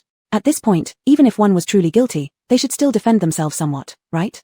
Could it be that he knew his crimes were too great to defend? But Ju Heng's actions instead further strengthened the arrogant demeanor of Grandfather Ju's side. As the litigation representative for Grandfather Ju's party, Ju Zhu even brought out a lawsuit he had spent an entire day writing. A long piece full of ancient references and modern commentary, beautifully articulated, detailing how Ju Heng had been disobedient and unfilial, how he used his authority to oppress them, listed one by one. In the end, he delivered a passionate conclusion. Even the spectators who did not fully understand the content roughly got the meaning of his lawsuit, which was that Ju Heng's misconduct was rare throughout history, yet his grandparents still harbored compassion and did not want their grandson to bear the name of filial impiety, willing to give him a chance. If Ju Heng admitted his guilt in court and promised to reform, he would still be their good grandson. After he finished speaking, however, when the presiding judge asked for Ju Heng's opinion, Ju Heng remained silent again. His veins on his neck stood out even more prominently, and his teeth clenched with a clicking sound, clearly very upset. The spectators became even more confused. Some well-meaning ones couldn't help but start worrying for him, thinking, this is no time to be stubborn. One must say something for oneself now. Otherwise, if truly convicted, then everything will really be over. Just at this moment, Mu Linga arrived with Ju Bing. Seeing that Ju Bing looked disheveled and rushed, it was apparent that he was temporarily summoned by General Mu. That is to say, regarding the matter of being accused of being unfilial by their grandparents, this couple might have never foreseen it. Or else, they wouldn't have hurriedly summoned a litigator. As expected, as soon as Ju Bing entered the courtroom, he stood at the litigation position of Ju Heng's side. He had already become a 5th-rank attendant scholar of the Hanlin Academy. Due to passing the provincial exam before his exile and being promoted to editor of the Hanlin Academy by Emperor Chengqian, his title of junior imperial scholar was simultaneously restored. Last year, while serving in his position, Ju Bing also reparticipated in the metropolitan examination as a Ju Ren and ranked 35th among the newly crowned Jinsha scholars. Therefore, naturally, he was entitled to meet officials without kneeling. Ju Bing's appearance immediately made Ju Zhu, on grandfather Ju's side, feel an immense amount of pressure. Facing this former direct grandson of Chancellor Ju, a Ju Bing far more outstanding than him, Ju Zhu always felt ashamed of himself and dared not look Ju Bing straight in the eye. Even now, Ju Bing could still outshine him with sheer talent. Unlike Ju Zhu, Ju Bing had no eloquently written legal statement.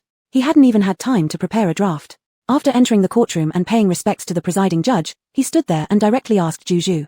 Although I didn't hear your earlier complaint, since you are accusing Ju Heng of disrespecting elders, it is likely that all those words were about how Ju Heng disobeys and shows no filial piety, right? Let's set that aside for a moment. All I want to ask you now is, if you're helping your grandparents accuse your younger cousin Ju Heng of such things, then as the eldest grandson of the Ju family, how have you shown your filial piety to your grandparents all these years? And what about your real father and second uncle? How have they behaved? Perhaps you should tell us first. Ju Zhu. Our two branches have always served our grandfather and grandmother faithfully. Isn't that enough? Bringing joy and peace to parents is indeed a form of filial piety. Ju Bing smiled, affirming his words before continuing. But as far as I know, from your birth until now, it seems like you've never earned a single coin for your grandparent. Moreover, before moving into Ju Heng's house, you still relied on your grandfather in his 70s to carry burdens around streets and do small trades to support your schooling and meals, am I right? This, surely doesn't mean bringing happiness and peace to your grandparents. But I'm doing it to gain scholarly achievements and to revitalize our family business. Ju Zhu quickly argued. I have already passed the exams for Shotsai, and once I become a Ju Ren, I will certainly treat my grandparents with great respect and filial piety. It's quite the opposite for Ju Heng, who has become an official yet completely neglects our grandparents, not only refusing to seek them, but also being unfilial, abusive, confining, and verbally assaulting them. Not one of these actions is worthy of a grandson. Ju Zhu tried to counter-argue, trying to shift the topic away from himself and avoid Ju Bing focusing on him. But Ju Bing wouldn't let him, asking again.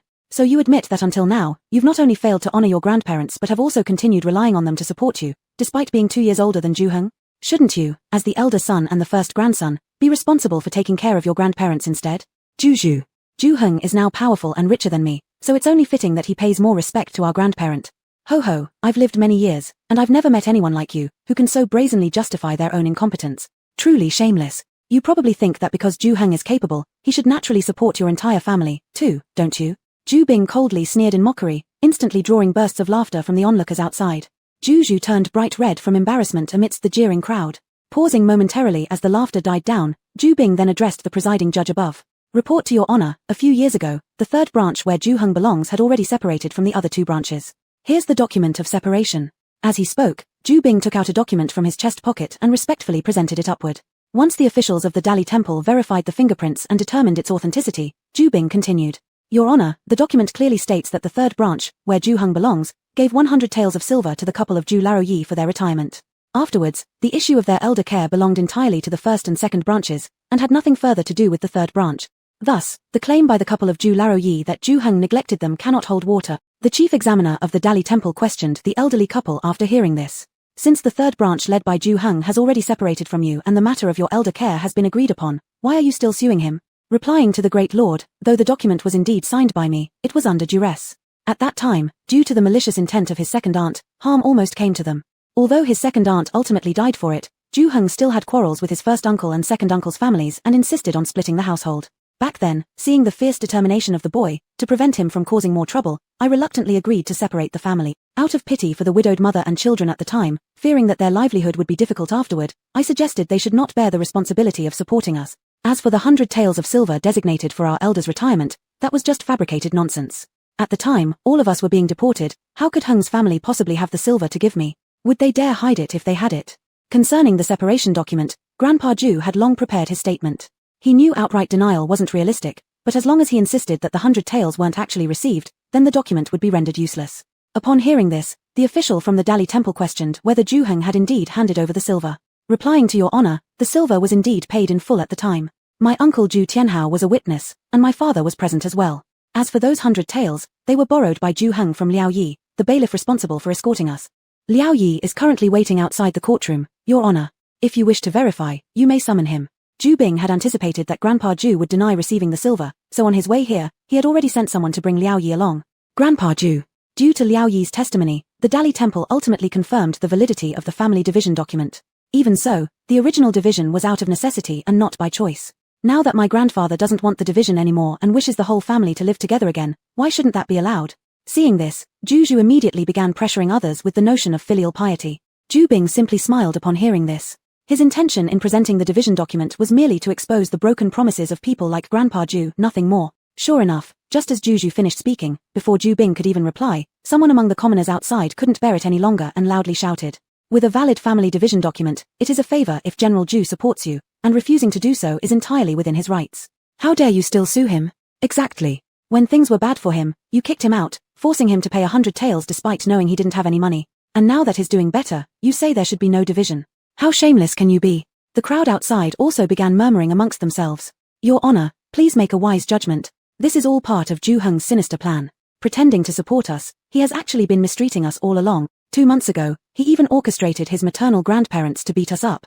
Just a few days ago, he locked us up. If we hadn't escaped, we might have fallen victim to his cruel hands by now. When Mrs. Feng saw her eldest grandson at a loss for words, she quickly jumped in to cry and complain. Ju Heng remained silent, while Ju Bing casually asked, "Do you have evidence for what you've claimed?" Mrs. Feng? Their wounds had long healed without a single scar left behind. What kind of evidence did she have? Accusing someone without evidence can result in charges of false accusation. Even if you're Ju Heng's own grandmother, does that mean you can speak nonsense freely? From what I know, both of you moved into Ju Heng's residence 3 months ago. If he truly mistreated you, why would you ask Ju Heng to bring your son's family inside as well only a month later, walking straight into your own trap? If Ju Heng had imprisoned you, how could you still manage his household and represent the couple at social events? Ju Bing kept his eyes firmly on Mr. and Mrs. Ju, and when Mrs. Feng attempted to refute him, he immediately turned around and loudly addressed the judge. Your Honor, we have further evidence to present. Hearing the judge agree with a proceed, Ju Bing gestured, and Aunt Yang entered with several women resembling shopkeepers, carrying ledgers. Responding to Your Honor, these are the detailed records I just retrieved from our household accounts regarding the expenditures made for grandfather and grandmother, Uncle Tianhao and Uncle Tianming after our master brought them into the estate. Please review them. Mrs. Feng and others. Since moving into the estate, grandfather and grandmother have custom ordered 12 sets of headwear and jewelry from Linglong Workshop, costing a total of 2,100 tael. Dozens of pieces of antiques, fans, and paintings amounting to 1,700 taels, 35 rolls of brocade ordered from Jinxiu Workshop, including labor costs totaling 270 taels.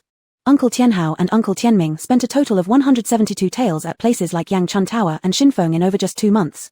The elder grandson borrowed under the pretense of meeting with classmates, withdrawing 220 taels from the account room. As for grandmother, after being summoned to testify, Aunt Yang held up the lists and read aloud, concluding, excluding minor expenses such as food and entertainment, during these past 2 months, grandfather and grandmother alone have accumulated expenses totaling nearly 5,000 taels. All of these receipts for the items purchased come with the endorsement of various shop owners, confirming the truth of my statements. Aunt Yang held the receipts high with both hands, knelt down, and submitted them formally. The women behind her also fell to their knees, swearing. The proprietors of Linglong Workshop, Jinxiu Workshop, Yangchun Tower, can all testify. As the bailiffs handed over those receipts and confirmed their authenticity, a roar of voices erupted outside the courtroom again. Goodness! They spent over 5,000 taels in just 2 months. That's more than 5,000 taels. They'd think twice about spending even 5 taels in 2 months. Some felt sympathy, others turned envious, thinking it must be better to make money as officials. In just a few years, the Ju family had accumulated so much wealth. If they remembered correctly, when their daughter was betrothed to Prince Rui, this family still lived in a small rented courtyard. This made some curious, how had all this wealth come about? Impossible through salary alone, surely? Seeing everyone's reactions, Aunt Yang immediately knelt down and burst into tears. Your Honor, because the expenses were so exorbitant, at the end of each month when the shops came for payment, our master had no choice but to secretly borrow 3,000 taels from Prince Rui. Thinking that since the old grandfather and grandmother had just arrived, there would be many initial purchases required, and it wouldn't be so frequent later. But in the second month, there was another shortfall of over 2,000 taels. With no options left, our master had to turn to Miss Ju, filling the gap once more. Upon hearing this, the crowd outside calmed down again, finding it reasonable. Of course the Ju general wasn't rich, he had an extremely wealthy brother-in-law and wife. Yet, simultaneously, sighs echoed among them. What bad luck for the Ju general to have such relatives, ruining his otherwise perfect life by forcing him to borrow money everywhere. Your Honor, unable to bear these extravagant costs, our master could not help but comment to the old grandfather and grandmother. Instead of understanding, they became furious, shouting and making a racket in the mansion, and even threatened to accuse our master of being unfilial. Helplessly, our master fled to the military camp. And lo and behold, they actually came here to file the complaint. But, Your Honor, even if our master scolded the 2 elders slightly, it was wrong, but it was due to sheer necessity. Regardless of how wealthy the noble families might be, none spend this extravagantly. Put yourself in their shoes. If your own parents spent like this, could you sustain it? And yet, after our master gave only slight advice, he was accused of being unfilial. Wail. The presiding official. He couldn't afford such things with his monthly income barely over 100 taels, relying on support from his own parent. At this moment, his thoughts perfectly aligned with those outside. The good fortune lay in never having encountered such a group of troublemakers. Wasn't it you who said high-ranking families always acted this way? Rushing to sew clothes and adornments for us? Why now turn around and bite us? After listening to Aunt Young's words, Mrs. Fong became frantic, lunging forward to scratch her. With the bailiff restraining her from reaching, Aunt Young quickly moved closer voluntarily, letting her pull at her hair fiercely. After the bailiff dragged her away again, she stood with disheveled hair, crying, "Old lady, your humble servant indeed followed master's orders to prepare proper clothing and accommodations when the two of you arrived. But doesn't that prove how sincerely master wished to honor you? Master entrusted the entire household management to you both. What more do you expect from him? Even when you hit and insulted him repeatedly, master bore it silently without uttering any complaint against you. How is that rewarded with even a bit of affection? Wail. Perhaps nowhere in the world are there two people as partial as you, consuming and occupying what belongs to master, yet solely planning with your sons to empty out the household. Is it that unreasonable for our master merely advising moderation, that you resort to accusing him of filial impiety? Do you not realize how grave the crime of filial impiety is? Are you forcing our master into corruption and bribery to cover up your insatiable greed?" Aunt Yang cried out mournfully toward Mrs. Fong. On the side, Ju Bing. All right, whether he came or not today made little difference. With this nanny, everything was covered adequately. You prepared plenty of things, yes, but you've already taken them back. We've received nothing. How can we possibly empty your house? Mrs. Sun, seeing her mother-in-law powerless against Aunt Yang's tirade, also joined in anxiously. Whether you've taken them out, you know in your hearts. With so many things involved, it's not something you can easily conceal. All the official needs to do is check those pawnshops and goldsmiths to see if you've secretly sold anything from our household. It'll all be clear then. Ms. Sun, I dare say right here today, if nothing is found, then my head will roll this very day. Dare you match me? Mistress Yang remained polite enough toward Fong, but when it came to Sun, to hell with her. Ms. Sun. Meanwhile, Mu Linger, who hadn't uttered a word from start to finish, was extremely grateful that the senior princess had sent her such an exceptional nanny. Ultimately, the result was obvious. The Grand Court ruled in favor of Elder Ju and his group for their groundless false accusations. However, deciding the punishment became tricky. Others aside, these two were after all Mr. Ju Heng's direct paternal grandparents. How could they possibly imprison or cane the elders merely because they'd filed a complaint against their grandson? As the presiding official was stuck on what to do next, Mr. Ju Heng, who had been silent for half the session, suddenly spoke up and smiled wryly. Sir, there's no need to hesitate. I will resign immediately from office, take my grandfather and grandmother back to Liaodong. There, we still have 100 mu of land, enough to sustain all of us. Then he turned to Mu Linger who stood beside him throughout. Madam, how about we? Don't you dare speak further. There's no way I'm agreeing to a divorce with you. If you decide to go to Liaodong, then I'll also resign from my post and accompany you. And if you refuse to use my dowry, I'll simply return it to my parents and follow you to farm. Everyone. The presiding official. Is this even about farming or not? Would the emperor let either of them quit so easily? Thus, in a flash, he slammed down the gavel in anger and proclaimed, "This court finds Ju Ruifu and Ms. Fong guilty of disrespecting their elders and abusing their seniority, doing as they pleased, and falsely accusing their grandson Ju Heng. It hereby sentences the third branch of the Ju family led by Ju Heng to completely sever ties with the two. Any future life events of theirs shall have no relevance to the third branch of the Ju family. If they ever show up again to harass, they shall be exiled 3,000 li away." Ju Wangzu, Ju Wangye, and others failed to progress and even incited their parents to file a false accusation against their nephew. Each is sentenced to 50 strokes of the cane as a warning. Ju Zhu has disgraced his scholarly title, showing no shame, and is thus stripped of his rank as scholar, fined 50 strokes of the cane. Further, since these individuals abused their roles managing the finances under Feng's stewardship and squandered recklessly, each individual is ordered to pay 500 taels of compensation to Ju Heng's household within 3 months. Failure to comply will result in another 50 strokes, accumulating until fully paid. Chapter 130, Nothing Can't Be Solved by a Bowl of Dessert. After completely dealing with Grandpa Ju's family, there would be no one left to bother their lives like flies. Everyone, including Ju Heng, felt significantly more at ease. Nanny Yang reviewed the accounts. Apart from what Ju Wangzu and his brother, along with Ju Zhu, had spent, and some miscellaneous expenses, during these few months when Grandpa Ju's family lived in their mansion, they had lost about 400 taels. As for those pieces of jewelry and antiques given to them, all of them had been taken back. They were left with nothing. Even the new clothes originally made for Lady Feng et al. Were sent by Nanny Yang to the pawnshop, converted into silver coins. We still let them have it too easy. Ju Heng couldn't help but sigh after hearing this. It's fine. Spending hundreds of taels of silver to exchange for having those wimps whipped every 3 months, I think it was worth it. Mu Linger smiled comfortingly. Besides, considering their insatiable greed and laziness, they will never possibly lead a decent life in the future. That's true. Ju Heng immediately cheered up after being consoled, smiling as he looked at her, his gaze burning intensely. Then, shall we celebrate? Because of that group of clingy people, they hadn't spent any quality time together for quite a while. If not now, then when? Mu Linga felt her body grow weak under his burning gaze, habitually raising her eyebrows. All right, let's do it. Meanwhile, over at Ju Yu's place. Little Ju Ying had already been living in the Zhongsue Palace for 2 months and had adjusted quite comfortably. The nannies and palace maids serving in Ju Po's quarters all liked this sweet, adorable, and gentle-voiced little girl very much. Sometimes, when Ju Yu visited other consorts, she would bring Ju Ying along, naturally drawing praise and compliments from those consorts regardless of whether their admiration was genuine or feigned. Still, Ju Ying certainly didn't receive less in terms of gifts upon meeting everyone. Over 2 months, she had accumulated enough to fill a small chest. Yesterday, Ju Heng sent word saying that he would take a day off the day after tomorrow and planned to come to pick up Ju Ying and take her home. Thinking that she would be leaving soon, Ju Ying decided to treat the nannies and sisters in Ju Po's quarters who had been taking care of her all this time. She'd pay out of her own pocket and cook something delicious for them herself. Though Ju Ying was young, she had truly inherited much of her mother Jing's talents. Both her culinary skills and needlework were excellent, far surpassing even Ju Yu, her elder sister. The residence of Ju Po and his wife was located in the rear hall of the Zhongsue Palace, where there used to be no kitchen at all. The only one available was in the front hall where Consort Han resided, so Ju Po would have to send someone there whenever she wanted anything cooked. After Ju Po got married, she asked Emperor Chengqian for permission, funding the construction herself, to set up a kitchen in an adjoining chamber near her bedroom. This action, of course, made Consort Han unhappy, but Ju Po has always been indifferent to her feelings. Besides, it didn't cost her any money. Right now, Ju Ying was using this kitchen to prepare a table full of dishes she believed girls would love. All of these recipes originated from ideas proposed by her older sister, carefully crafted by her mother, and then taught to her.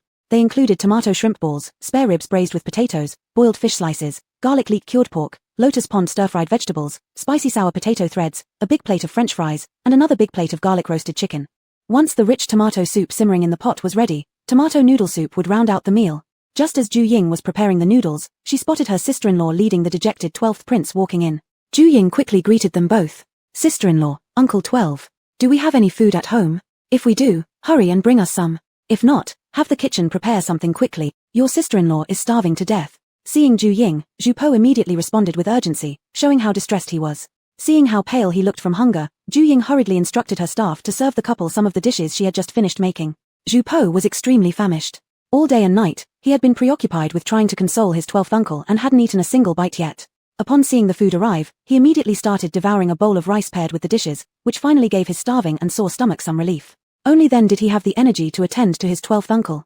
Seeing that Zhu Shan continued to stare blankly at the table full of food without eating, Zhu Po couldn't help but try to persuade him again. The deceased has passed, please bear your sorrow within limits.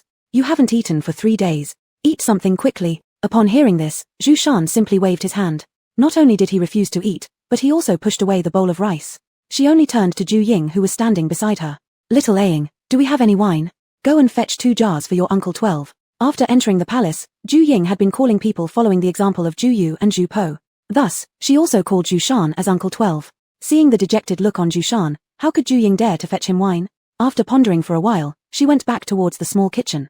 3 days ago, Zhu Shan, the 12th prince's fiancée, the daughter of Li Chang, the chief scholar at the Imperial Academy, suddenly fell ill and passed away. This left Zhu Shan deeply grieved and further solidified his reputation as someone whose spouse would meet an untimely demise. Speaking of this Miss Li, she was already the 3rd woman betrothed to Zhu Shan. They had originally set a date to get married this winter. However, 3 days ago, the Li family sent word that their young lady had suddenly contracted a cold.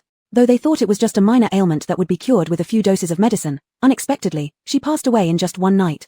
Added to the fact that the first 2 women Zhu Shan was engaged to also died shortly after becoming betrothed to him, people started whispering, coincidences can happen twice, but not thrice. Now, it was the 3rd time. Thus, throughout the entire capital, there were whispers that Zhu Shan, the 12th prince, was reincarnated as a heavenless star. Anyone near him was bound to be affected by his misfortune. For instance, wasn't his mother Empress Consort gone just days after giving birth to him? And even the Queen Consort, who raised him for 2 years, didn't last either. The Crown Prince and the former Crown Princess, who adopted him as their son, met early deaths as well. With rumors flying, the spread of gossip was astonishing. Within merely 3 days, the rumors about the 12th prince being the reincarnation of the heavenless star grew stronger and more exaggerated every day, eventually reaching Zhu Shan's ears, and even he began to believe it. Zhu Shan was already heartbroken over the death of his fiancée. Although due to the strict discipline of the Li family, since their engagement, Zhu Shan had only met the Li family's young lady twice, both times in front of others. But most marriages back then were arranged like this. How many couples got the opportunity to be together every day like Zhu Po and Ju Yu, ultimately becoming a perfect match? Therefore, though unfamiliar, Zhu Shan regarded the Li family's young lady as his wife deep in his heart. Plus, their wedding date had been decided, and a few days before that, Zhu Shan was happily counting down the days, looking forward to his own wedding ceremony. In the blink of an eye, they were torn apart by life and death. Upon learning this news, Zhu Shan felt devastated. When he heard the rumors about himself being the Heavenly Star, he became even more disheartened, thinking perhaps he had cursed the Li young lady. Alas, if I had known I was such destiny, I wouldn't have proposed to her, sparing her from this misfortune. Zhu Shan mumbled again. His eyes lost all their luster because of this. Zhu Jin was extremely worried when he saw this. He had already stayed by his Uncle 12's side for an entire day and night, but his Uncle 12 seemed stuck deep in despair. No amount of persuasion seemed to help. But if he didn't try to console him, what else could he do? Frankly speaking, from childhood to adulthood, he had never seen his Uncle 12 this despondent. It troubled him so much. You shouldn't take those stupid people's nonsense to heart. According to what they say, isn't my situation the same as yours? Shouldn't I be a Heavenly Star too? Cursing father, mother, elder brother, and our grandfather emperor. If it weren't for his whole family starving to death and having no way to survive, our grandfather emperor wouldn't have resorted to begging or rebellion to build our great Yang dynasty. If according to their words, shouldn't grandfather emperor have an even harder fate? He even cursed his entire family to die out. Why haven't these foolish people dared to slander him? In order to console Zhu Shan, Zhu Po didn't hesitate to bring up himself and Emperor Chengqian. But neither you nor father curse your wives, right? Your wife looks radiant daily, clearly destined to live long, not to mention Mother Empress Consort, who lived for over 30 years with father before passing away. Besides, it was only after taking me under her wing that she fell ill and eventually passed. As for your parents, had they not taken me in, they might still be alive. After hearing this, Zhu Shan only said more, feeling no better from Zhu Po's words but instead becoming even heavier-hearted. Zhu Po, sigh, what should they do? Just at this moment, Zhu Ying came in, placing a bowl of something resembling egg custard in front of Zhu Shan. Uncle 12, this is double-layer milk pudding I made. I've placed some yellow peaches, watermelon, cherries on top, and drizzled honey over it, sweet and fragrant, very delicious. Elder sister often says, there's nothing a sweet treat can't fix. When you're feeling down, eating something sweet will always lift your mood. Won't you try some? The little girl always spoke softly and with a smiling tone that made it hard to refuse her. Bathed in the little girl's expectant gaze, Zhu Shan couldn't bear to disappoint her, so he picked up the bowl of double-layer milk pudding and took a bite. The smooth texture that melted in his mouth, paired with the sweetness of the fruit and honey, seemed to genuinely make his mood better as he chewed. Unable to resist, he took another bite, then a third, until he had finished the entire bowl of double-layer milk pudding. Zhu Po, this. He had talked his throat raw trying to persuade him for an entire day and night, and this person refused to eat a single bite. It even left him hungry for a day and night. But the problem was solved by Zhu Ying's sweet treat. Seeing his Uncle 12 enjoying it so much, Zhu Po couldn't help but say, Ying, do you have more of this? I'd like to try some too. I made plenty. I was waiting for elder sister to come back so we could eat together. Since Xiahou Yong, the Marquis of Zhengguo's youngest son had just turned a month old, Zhu Po had been busy consoling his uncle and didn't go. Instead, Zhu Yu went alone on their behalf and wouldn't be back until the afternoon. After hearing this, Zhu Ying went out and brought another bowl of double-layer milk pudding for Zhu Po, while simultaneously preparing a bowl of tomato cream noodle soup for Zhu Shan and naturally placed it in front of him. Uncle 12, please try the noodles Ying made for you. I made them by hand, and I simmered the broth for half an hour. I added fresh shrimp to make the soup more flavorful, and I specially cooked a molten yolk egg for you. Zhu Shan. Under the eager, hopeful gaze of the little girl, Zhu Shan had no choice but to eat the bowl of noodles as well. Then, he ate a few pieces of fish meat that Zhu Ying served him, a fried chicken leg, a few ribs, several shrimp balls. When Zhu Ying left, Zhu Shan wanted to continue wallowing in sadness, but as he patted his full stomach, he suddenly found it wasn't the same taste anymore, and the sorrow dissipated. On the side, Zhu Po. Because the meal she prepared was eaten by Zhu Po and his nephew, Zhu Ying had to make a whole new tableful for Wei Yim and the others to enjoy. Upon parting, she also gave each of them a small gift. Some received knee pads or waistcoats she sewed herself, others received tiny ear accessories or a beautifully crafted ring, or even a stuffed fabric rabbit filled with cotton. Even the concubines who had given gifts upon meeting Zhu Ying each received a very delicate and exquisite sachet made by her hands. After sending off Zhu Ying, Wei Yim touched the waistcoat she gave her and said to Zhu Yu, "This child is too thoughtful. I've never told her that I have neck and shoulder problems. Not to mention it's not winter yet, my old leg issues haven't flared up either. How did she know about this?" Wen Morso marveled beside her. Who could argue with that? The maidservants receiving the ideal gifts thought in unison. All they had done was glance at Zhu Ying's cherry earrings rings a few times, but she already knew they liked them, and gave them as gifts when parting. Especially the youngest maid who received the stuffed rabbit. She was incredibly moved. When Ms. Ying saw her liking the pig plush toy she brought, she sewed her a rabbit plush instead. How did she know she was born in the year of the rabbit? Holding the soft plush rabbit, the little maid cried, wishing Ms. Ying could live in the palace forever and never leave. Beside them, Zhu Yu. When did her younger sister find time to do all this work? She hadn't realized any of it. Finished, she worried her elder brother might hit her when he finds out she let her sister work so hard here doing these things. Meanwhile, Zhu Shan, still lost in self-pity, received a present delivered by Zhu Po from Zhu Ying, a small painting. In the painting, simple brushstrokes depicted a meadow after a heavy rainstorm. A small tiger stood upright like a human, with big eyes, soaked to the bone, standing helplessly amidst the wet grass, clearly annoyed by the nearby frog croaks, with a face full of dejection. At its side, a cute little pig, equally drenched, sat happily on a dead tree stump, shaking its legs back and forth, plugging its ears with chubby hooves to avoid the annoying frog calls. Instead, it looked up at the first rays of sunshine and a faint rainbow in the distant sky and smiled contentedly. Ju Shan. Chapter 131, Banquet Attendance. These days, Ju Yu has been genuinely busy. First, the national pacifier Duke's grandson celebrated his 1-month birthday, then a few county princes in the imperial clan got married or married off their daughters. Today, it was the Empress Consort Kang's birthday banquet. As the adopted younger brother of Emperor Chengqian, for the Empress Consort Kang's birthday banquet, all juniors such as Ju Po, who were in the capital, had to attend and pay respects according to propriety. That morning, Ju Yu had no choice but to get up early again. After letting Auntie Wen comb her hair and apply makeup, dressed up freshly, she met with Ju Po in the front courtyard, where they gathered with Consort Han and the couple Ju Kai. Then they all went to Kang's mansion together. Though they left together, each had their own carriage and didn't need to crowd together. However, once they arrived at the destination, because of Consort Han, Ju Yu, as the nominal daughter-in-law, couldn't help but stand behind her to serve. Not only was it tiring, but she also couldn't eat hot food. Ju Yu didn't mind this at all, considering it a form of physical exercise. Anyway, she didn't enjoy the dishes at banquets. No matter how delicate they looked, they all tasted the same to her. She preferred the bowl of cat ear noodles that their small kitchen made for her just before they left. Thus, she decided long ago that by noon, she'd just nibble on a few pastries to tide herself over, saving room in her stomach to have a good meal when she returned. But this irritated Ju Po immensely. Without Consort Han around, his wife, as a princess consort, would naturally be treated as an honored guest, and wouldn't endure this indignity. Unable to stop himself, he began cursing Consort Han inside the carriage. Really, she seems to be everywhere every day. It's like if she doesn't show up, people will forget her status. Our father is there too, and still, I wonder what use there is for her clinging onto that false reputation. Why not stay home and run around aimlessly all day? Actually, both Ju Po and Ju Yu knew why Consort Han did this and its implications. She merely wanted to remind everyone constantly that her son is the legitimate child of the crown prince and is the top among all grandsons of the emperor now. According to the tradition of establishing legitimacy and primogeniture, except for the third prince Qi Wang, her son, the legitimate eldest grandson, falls into this scope as well. If judged solely by Consort Han's intentions, Ju Po's identity was actually more prestigious than Ju Kai's. Compared to his second brother whose identity transitioned from illegitimate to legitimate son, Ju Po is the original true son of the crown prince, the most esteemed grandson of the current emperor. But over these years, Ju Po himself has acted in ways that have made the nobles and ministers lose any hope in him and convinced the entire world that he harbored no intentions of contending for that position. Except for Consort Han, how many people in this world can live as transparently and wisely as my husband? Ju Yu couldn't help but pinch Ju Po's cheeks while praising him. This man truly put all his efforts towards leading a life of freedom with her, a life where birds fly high in the vast sky and fish leap freely in the open seas. He consistently despised that position. After being praised by his wife, Ju Po instantly became ecstatic.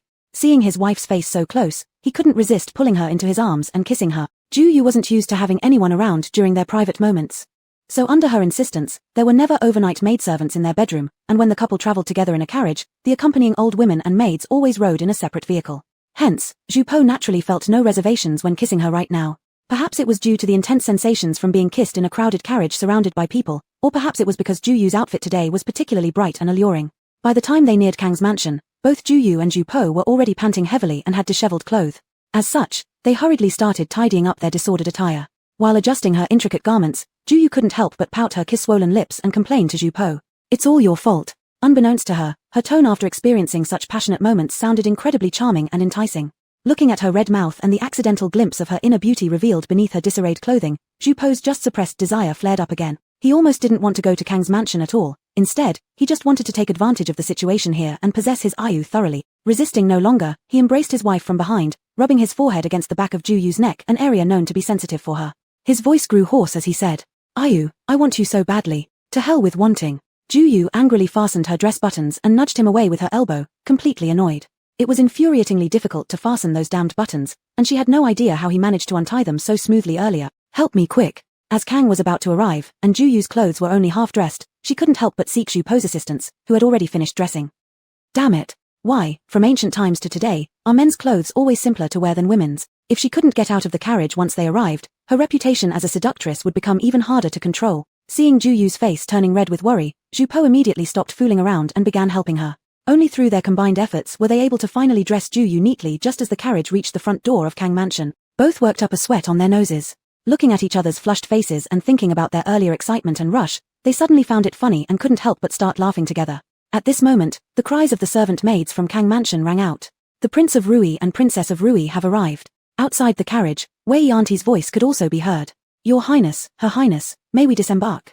Zhu Po then composed his expression, opened the carriage curtain first, and descended.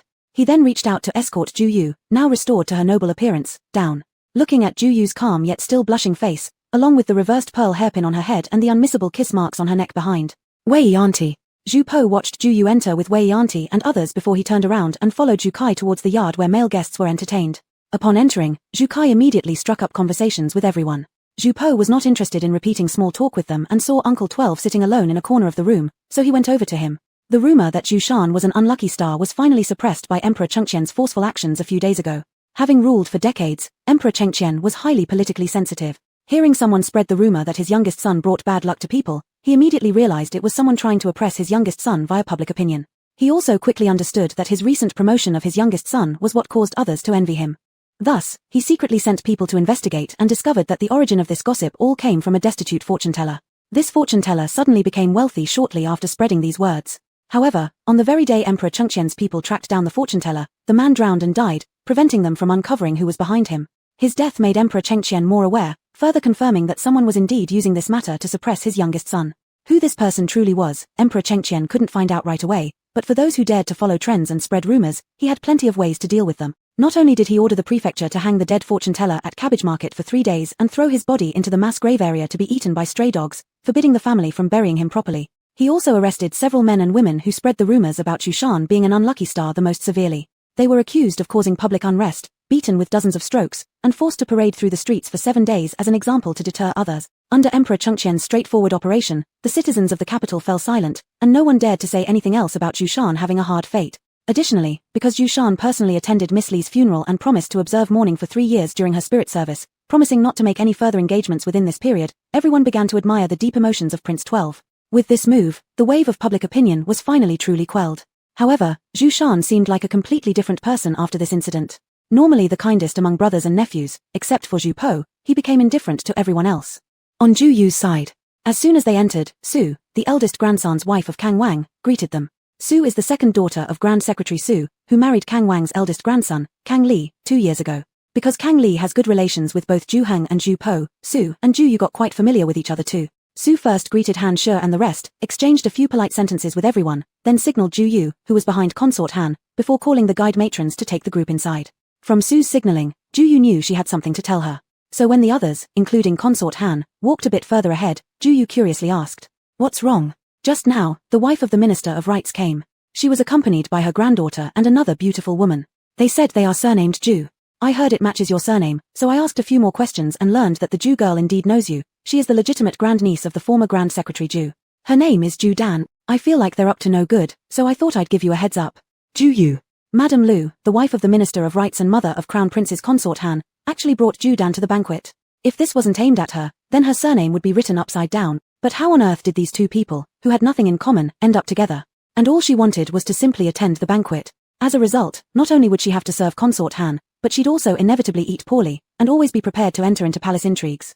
Who had she offended or wronged for this to happen? Zhu Yu really couldn't figure out Consort Han's reasoning. If she wanted to deal with Zhu Po, why involve her? It was as if by creating rifts in their marital relationship, Zhu Po would become manipulatable again, just like when he was a child. Are you alright? Seeing Zhu Yu's face droop, Lady Su felt that her previous speculation had been proven correct. Madam from the Ministry of Rites probably hadn't come with good intentions, so she couldn't help but start worrying for Zhu Yu. I'm fine. Thank you for warning me. I'll treat you to dinner some other day. Zhu Yu patted Lady Su on the shoulder, smiled at her, and decided internally that she'd handle whatever came her way. After all, as long as Zhu Po didn't betray her, others' tricks would be useless. Thus, she calmed down once more, bid farewell to Lady Su, and followed the guide matrons inside.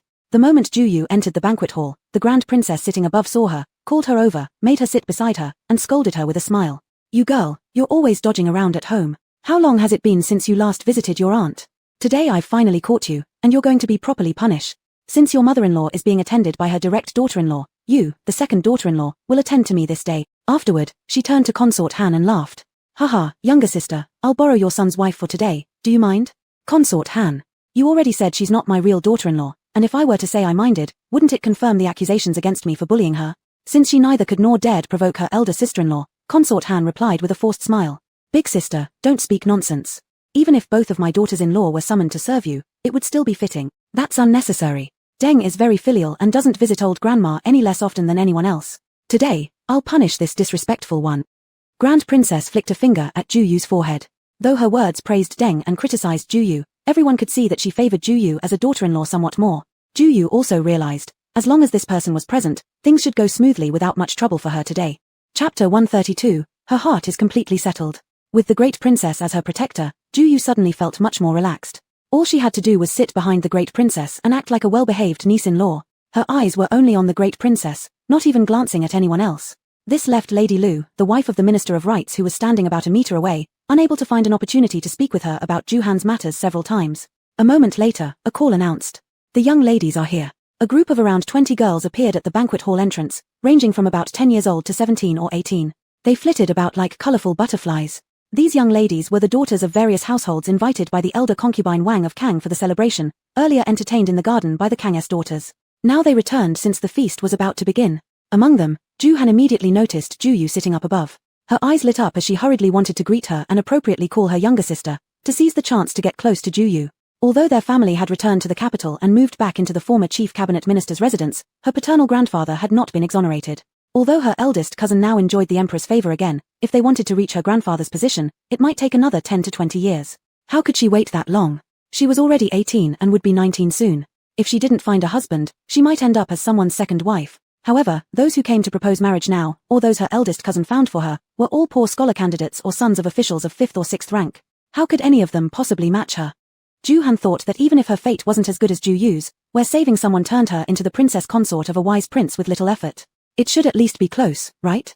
Unfortunately, no one in her family seemed to care for her future, not even her mother, who thought the options Ju Bing, her cousin, presented were good enough, advising her to accept her fate and marry quickly before she became a spinster. Juhan didn't want to accept her fate. She also wanted to be like Ju Yu, being surrounded by people and treated with respect wherever she went. Besides, she believed that in terms of talent and appearance, she didn't fall short compared to Ju Yu. She just lacked an opportunity, a chance for the matriarchs of the high-ranking families to see her. Alas, Ju Yu, who could give her this opportunity now, never got along with her, unwilling to lend her a helping hand. In recent years, there had been few chances for them to meet. Even when she tried to approach Ju Yu, the latter remained indifferent to her. Thus, Juhan harbored a grudge inside, thinking that if one day she managed to rise, she would surely show Ju Yu what true disdain looked like. So, when the granddaughter of the Minister of Rights, whom she had met only once before, sent her an invitation a few days ago, she agreed without hesitation. When old Lady Lu mentioned that they intended to promote her status, Juhan was overjoyed. Even though she clearly knew their goal was to use her against Ju Yu. Even though she also clearly knew that even if she became the secondary consort of Ju Po, he might not necessarily favor her. After all, there was a deep-seated hatred between her and Ju Po. Yet she also believed what old Lady Lu said was correct. As the saying goes, not sworn enemies don't cross paths. Ju Yu wasn't kind to Ju Po either. There were beatings and scoldings all the time. Yet why did Ju Po still dote on her endlessly? She had seen the two argue countless times in Liaodong, watched Ju Yu hit Ju Po, but every time, they reconciled afterwards. Maybe, as old Lady Lu said, Ju Po really preferred her fiery temperament. Moreover, even if Ju Po disliked her initially, wouldn't he, considering her cousin Ju Bing's face, at least not mistreat her? As for whether she could gain his favor later, that entirely depended on her own abilities. Juhan thought that becoming Ju Po's secondary consort wouldn't make her feel guilty towards Ju Yu at all. Instead, she considered herself to be helping her. According to regulations, all imperial princes must take at least 2 secondary consorts aside from the primary wife, usually 4. Since taking secondary consorts was inevitable, what harm would it do for her as an elder cousin to occupy one position? Juhan certainly didn't plan to follow Lady Lu's and Consort Han's orders forever. She could use them as much as they used her. Since both her and Ju Yu were descendants of the Ju family, if Ju Yu was willing to cooperate with her in the future, she would not mind helping her fight against Consort Han. Therefore, Juhan believed her immediate task was to rebuild a good relationship with Ju Yu, then look for an opportunity to tell her plans, making her realize that her becoming Ju Po's secondary consort would only benefit her, bringing no harm whatsoever. Therefore, as soon as she saw Ju Yu, Ju Dan was eager to go up and greet her. However, before she could even open her mouth, an 11 or 12-year-old girl behind her suddenly cried out, shouting towards Ju Yu. Benefactor! Everyone! Ju Dan! Ju Yu! Looking at the little girl with tears in her eyes, Ju Yu felt a sense of familiarity but could not for the life of her remember where they had met. Chinga, do you know the consort of Prince Rui? The puzzled Madame Su of the cabinet inquired toward the young girl. Aha! The little girl nodded confidently, then took 2 more steps forward, blinking and looking directly at Ju Yu. Benefactor, do you still remember that little girl in Liaodong Tongji Medical Hall who got stuck on a candid hawthorn skewer? That was me, Ju Yu. Oh, I remember now. You were that little girl your brother carried into the Tongji Medical Hall. It was you. As soon as Su Qing spoke, Ju Yu remembered this was the little girl she had saved using the Heimlich maneuver. Aha, yes, it's me. Su Qing lit up immediately upon seeing Ju Yu finally recall who she was. Afterward, when my brother and I returned home, we received news about my grandmother's serious illness, so we accompanied our mother to her place in Suzhou. Later, my father was transferred to Fujian, so we followed our mother back to the capital, and thus never had the chance to repay your great kindness. I never expected to see you here again, Su Qing said excitedly and attempted to kneel down to kowtow to Juyu, but Juyu caught her and pulled her up. Unexpectedly, just after helping her up, the old madam of the Su family was also assisted over and bowed formally toward her. Ah, so the consort of Prince Rui is the one who saved my granddaughter. Moa said that if it weren't for you at that time, this granddaughter might have lost her life. Benefactor, please allow an old woman like me to pay my respect. Goodness gracious, madam, you're going to kill me with kindness. As a junior, how could I possibly accept such a gesture from you? Juyu hurriedly released the little girl and supported the elderly woman, her forehead already sweating profusely once both were upright.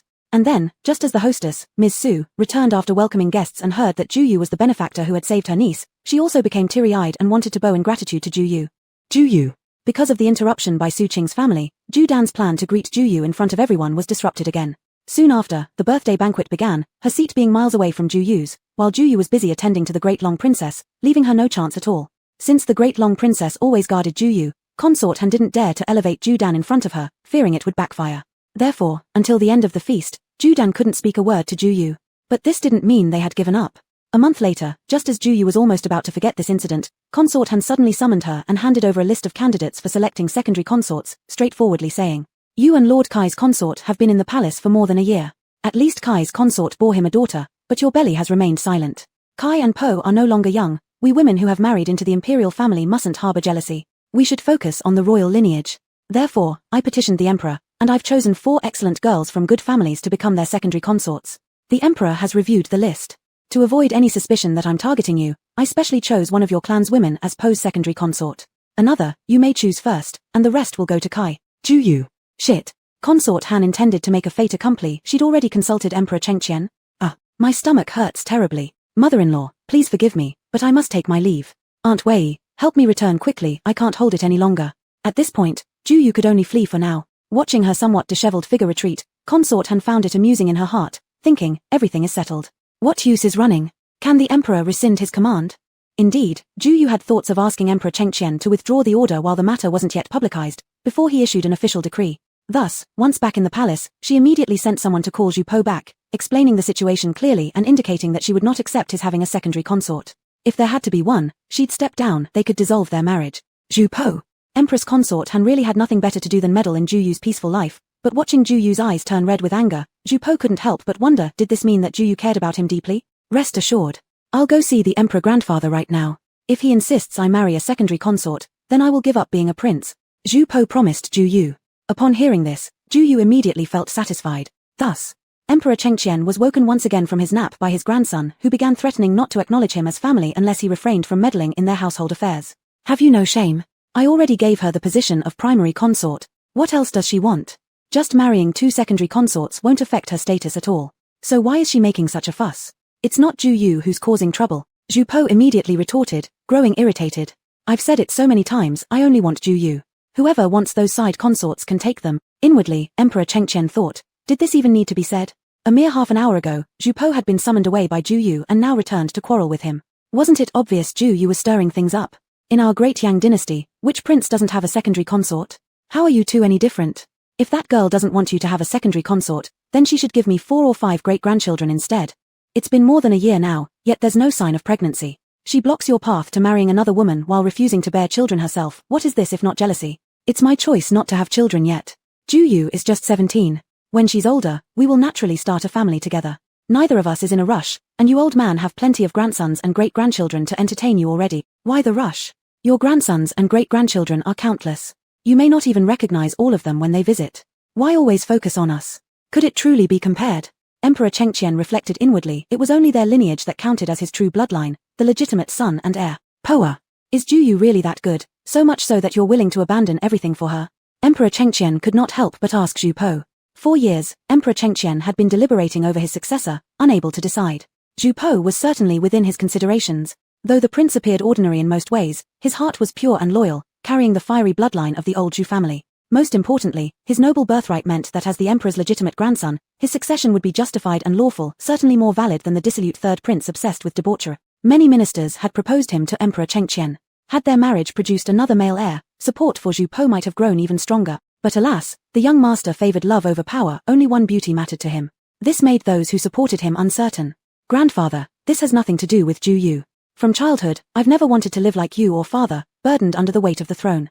I've always wanted to tell you, grandfather, no matter how hard you try, you cannot foresee what will happen centuries after your death. Our old Ju family's reign won't last 1,000 years. If I were you, I'd take advantage of your good health, abdicate early, and enjoy traveling outside with us. We will certainly treat you well and honor you properly. At these words, Emperor Chengqian looked at his grandson, who dared to curse the dynasty's prosperity, and impulsively threw his slippers at him. Simultaneously, his thoughts of passing the throne to this young man completely disappeared. He decided if this young man wanted a carefree life, then he would oblige him. Chapter 133, Double Joy.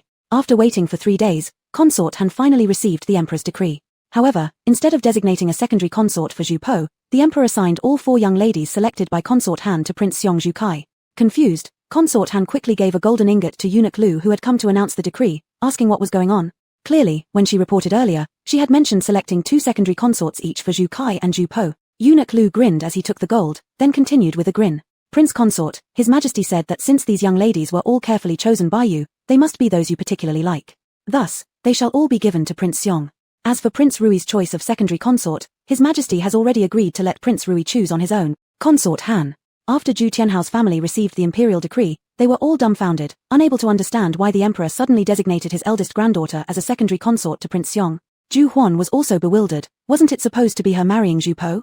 How did it become Zhu Kai? Seeing her eldest granddaughter's expression, clearly surprised but evidently knowing something, once the official who delivered the decree left, Zhu Tianhao immediately began interrogating her.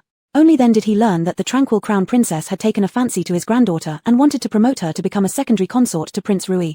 And such an openly nasty affair regarding you girl, she accepted behind their backs without even consulting them. After finding out, Zhu Tianhao nearly died from anger, not understanding why his eldest granddaughter would do such a thing. Their family had always stood together with brother Heng's family, and since his nephew married mother Heng, the 2 families had long been like one family. Not only did Bing's brothers treat brother Heng and his siblings like real brothers and sisters, but even his own grandchildren got along exceptionally well with Heng and Li, as if they were all part of one family. If brother Heng and his sister were doing well, it would only benefit their family in every way. This foolish girl certainly knew this, so why did she rush to dismantle their own foundation and serve as someone else's pawn? Zhu Huan naturally didn't dare to tell her grandfather that it was due to her own resentment and jealousy towards Zhu Yu. Instead, she claimed that she was trying to help Zhu Yu.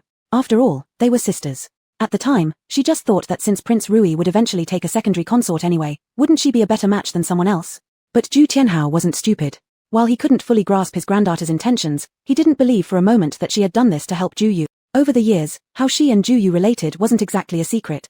However, fortunately, in the end, his granddaughter was to marry Prince Xiong rather than Prince Rui. Otherwise, the relationship between the 2 families would have truly become awkward. Since the imperial decree has already been issued, there is no longer any possibility of you not getting married. Rest assured, the dowry we give you will not let you lose face after marry. But since this path was your own choice, your future life will entirely depend on yourself from now on. Don't expect your family to help you anymore. After some contemplation, Zhu Tianhao didn't punish Zhu Huan, but these words meant more than merely slapping Zhu Huan once. Grandfather, I am still your biological granddaughter. Moreover, I didn't end up marrying Prince Rui either, so I haven't offended Zhu Yu. Also, Prince Xiong isn't inferior to Prince Rui at all. Perhaps in the future, I could still offer support to our family. Why would you abandon your granddaughter like this? Upon hearing her grandfather say that he wouldn't concern himself with her matters any longer, Zhu Huan instantly panicked. A woman, especially a woman who marries into the royal family, knows how difficult life becomes without the support of her family. Yes, father-in-law, your humble daughter-in-law heard that Prince Xiong has always respected virtuous scholars, is courteous, and renowned as an exemplary prince. How many people in court praise him? And speaking of identity, he is the crown prince's legitimate son, far more promising than the reckless Prince Rui. Lady Wang, Zhu Huan's mother, echoed her daughter's sentiments. She had been thrilled the moment she heard about her daughter being designated as a secondary consort to Prince Xiong. After all, hadn't she heard that Prince Xiong had an excellent chance of ascending to the throne? If he truly inherited the imperial throne in the future, wouldn't her daughter become a concubine empress, which would certainly be better than Zhu Yu's title as princess consort? Hence, she intended to persuade Zhu Tianhao. Why should they neglect their own flesh and blood granddaughter just to support a distant relative with no hope of claiming the throne? However, before she could finish her words, her father-in-law slapped her across the face. Stunned, Lady Wang was completely taken aback. Even though she had often been scolded in the past, she had never been physically struck, especially not by her father-in-law. Zhu Tianhao was utterly furious. He couldn't believe that this mother and daughter had become so stupid, yet remained blissfully unaware of their foolishness. He directly cursed in anger. You stupid woman. Do you even have the right to discuss matters concerning imperial succession? It seems you've had enough and wish to die. He then directly ordered a few of the servants nearby, including Liu and Zhu Zusheng. Lock up this stupid woman immediately. Second son, go to the military camp at once and ask Zhao to come back. Lady Wang. Miss Zhu. At the same time, at the Zhu family residence. Early in the morning, Zhu Yixuan sent a nanny to inform them that Lady Zheng was with child. Both Mr. and Mrs. Zhu were just at home when they heard the news and were incredibly delighted. They immediately dispatched someone to take a half-day leave for themselves and also informed Zhu Yu and his wife, before heading off with Miss Zhu Ying and a whole bundle of nourishing items toward the residence where Zhu Yixuan and Lady Zheng now lived. Upon seeing her son and daughter-in-law arrive, Lady Zheng turned red with shyness. She thought inwardly, what kind of situation is this? Her children are already married, and here she is still having more kids. Zhu Yixuan, on the other hand, was extremely overjoyed. Seeing Mr. and Mrs. Zhu arrive, he quickly instructed the servants to prepare some wine and dishes, insisting on dragging Zhu Heng to drink a toast in celebration. Soon after, brothers Zhu Bing and Zhu Yu arrived with their wives, carrying large packages full of gifts. They too were very pleased. After personally checking her mother's pulse, Zhu Yu confirmed the pregnancy and reassured everyone everything was well, which made the crowd even happier. Zhu Luo eagerly asked Zhu Yu if it was possible to determine the baby's gender, expressing his wish for a little sister. It's not that I don't like having a younger brother, it's just, he wanted a younger sister who could be as affectionate as little Zhu Ying. Previously, whenever he saw their leader playing with little Zhu Ying, he always envied them greatly. Unfortunately, Lady Zheng's pregnancy was still too early, and Zhu Yu couldn't figure out the gender. Hey, if you're so fond of daughters, hurry up and get married yourself and have one. Zhu Po teased Zhu Luo, finishing with a joke showing loyalty. In any case, whatever our Ayu has in the future, I'll like it. For some reason, the two brothers, Zhu Bing, seemed focused on their careers. One spent all day studying academic subjects, while the other concentrated on business. Neither seemed particularly eager about settling down and getting married. Everyone laughed and joked for a bit. Then an elderly woman came to report that the meal was ready, asking where it should be served. Zhu Yixuan decided that the food should be placed on the large table in the main hall, no need to separate the men and women into different dining tables. Just place everything on one large table. Ever since we returned to the capital, all of you have been busy. Our family rarely gathers like this anymore. Even when we do eat together, the men and women sit separately. The meals may have become more refined, but I feel there isn't the same warmth as before. Since there's no one else around, let's disregard those silly rules and enjoy a meal happily as a family, okay? Zhu Yixuan addressed the crowd. Given his high spirits, everyone naturally agreed enthusiastically and happily surrounded the table. Who knew that the moment the first savory dish was served, Lady Zheng smelled the aroma and couldn't help but vomit. Zhu Yu and Mu Linga immediately helped support her to the restroom behind the scenes. But moments later, it wasn't Lady Zheng who threw up. Instead, Mu Linga was the first to retch. Everyone. In the end, upon Zhu Yu's diagnosis, it was indeed true that Mu Linga was also pregnant, and perhaps even further along than Lady Zheng. You child, did you even know whether that matter had happened or not? And if you weren't paying attention, why didn't your nanny notice? Thinking about how her daughter-in-law rode her horse all around despite being pregnant, Lady Zheng became so scared that her own morning sickness disappeared, and for once scolded her daughter-in-law. My monthly cycles have often been irregular, and recently, thanks to Ayu's care, they've improved somewhat. I just assumed things would be like before, so I didn't pay much mind. Mother, please rest assured, elder sister's health is currently fine. There will be no issues. Zhu Yu also reassured urgently. Lady Zheng, that won't work either. For a woman, childbirth is like crossing through the ghost gate. We must remain vigilant. If I were to advise, you might as well resign from your post if it requires such vigorous activity all day long, riding horses and such. Even if you could ride in a sedan chair, your body will get heavier as time goes on, making it impossible. Yes, elder sister, mother makes a good point. Your current stage of pregnancy calls for avoiding unnecessary jolts. Your job requires constant inspections, which might not be suitable for the fetus. And, if you don't take proper care, it could lead to complications during labor in the future. Zhu Yu also advised on the side, although if there were any issues, she could perform a C-section for her elder sister-in-law. Still, Zhu Yu thought it would be better to have a natural birth if possible. Otherwise, she feared that conducting surgery might terrify their parent. After hearing this, Mu Linga still had some hesitation. However, Zhu Heng outside the door had long been impatient and directly entered without waiting further, making the decision for Mu Linga. I will immediately submit your resignation. Nothing is more important than your health. Worried that Mu Linga might be unhappy, he added while holding her hand. Rest assured, I will not force you to stay at home like other women forever. After you give birth and recover fully, whatever you wish to do, I will support you. Because of her pregnancy, Mu Linga had no choice but to resign from her post, handing over the responsibility of guarding the 4 gates. She spent her days either bored at home or going to keep her mother-in-law company in boredom. In the following month, Zhu Yang was officially taken into Zhongsue Palace along with the other 3 secondary consorts, making the already not-so-spacious front hall of Zhongsue Palace even more crowded. Still, the rear quarters where Zhu Po and her husband resided remained relatively spacious. And in another year, they would be assigned to their fiefdom. So the couple just endured the disorder in the front hall as much as possible. Before long, 2 more months passed. The triennial autumn hunting ceremony arrived. For Emperor Chengqian, who was nearing his 70s, this might well be his last autumn hunting expedition in his lifetime, thus he attached particular importance to it. Not only did he order all princes who hadn't yet been assigned to their territories and royal grandchildren over 12 years old to join, but also the favored concubines and family members of the imperial grandchildren, as well as all officials of the third rank and above and their families were graciously permitted to follow. Together with the serving eunuchs, palace maids, servants, and maidservants, the massive procession totaled nearly 1,000 people.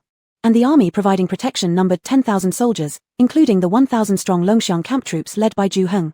On the 8th day of September, Emperor Chengqian boarded the imperial carriage, leading the vast autumn hunting convoy towards the hunting grounds. It took roughly 2 days of travel to reach the destination, an enormous hunting area combining wetlands, forests, and grasslands. Chapter 134, Duel. The tent of the Zhu family couple was arranged to the left front of Emperor Chengqian's main tent, about a li away from the main tent. The space inside was large, and all kinds of living supplies were well prepared.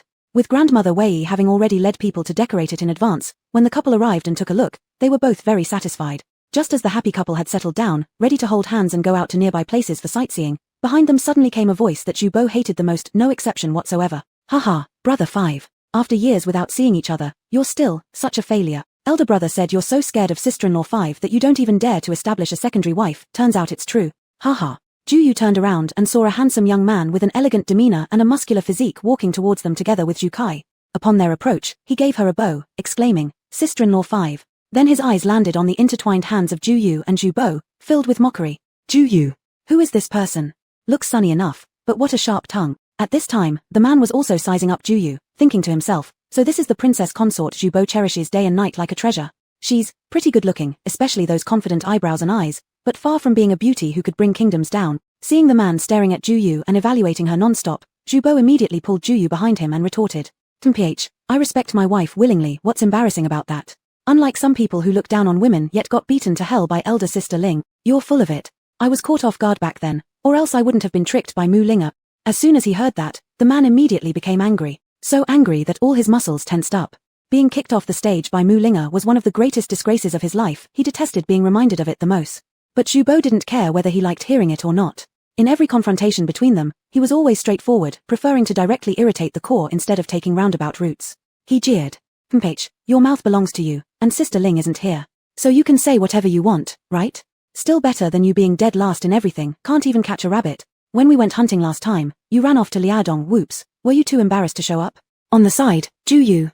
Alright, she already knew who this guy in front of her was. It was Zhu Bo's childhood nemesis, the second son of Zhu Bo's uncle, the 8th royal grandson, Zhu Shu. Zhu Bo had once told her that if there was ever a competition on who annoyed him the most, the mother and son duo of concubine Han wouldn't even come close to Zhu Shu. Whenever he was in the capital, he'd always find excuses to trouble him for no reason. "You're the one who's embarrassed.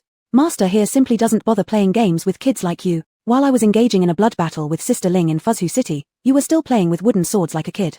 What's the fun in that? Don't be blowing smoke out of your mouth here, you. And fighting against the Tartars. Even if I were to die, I wouldn't believe you are capable of such a thing. It was only because Mu Linga grew up with you and credited you with false accomplishment." The reason why Zhu Shu had looked down on his 5th elder cousin Zhu Bo since they were little was that no matter how lazy Zhu Bo was, how useless, and how uneducated, his luck was always better than his. From the standpoint of identity, Zhu Shu was the legitimate son of the crown prince, receiving countless adorations since birth. Back when his grandfather the emperor had not yet recognized his face or name, this guy had already been held in the emperor's arms.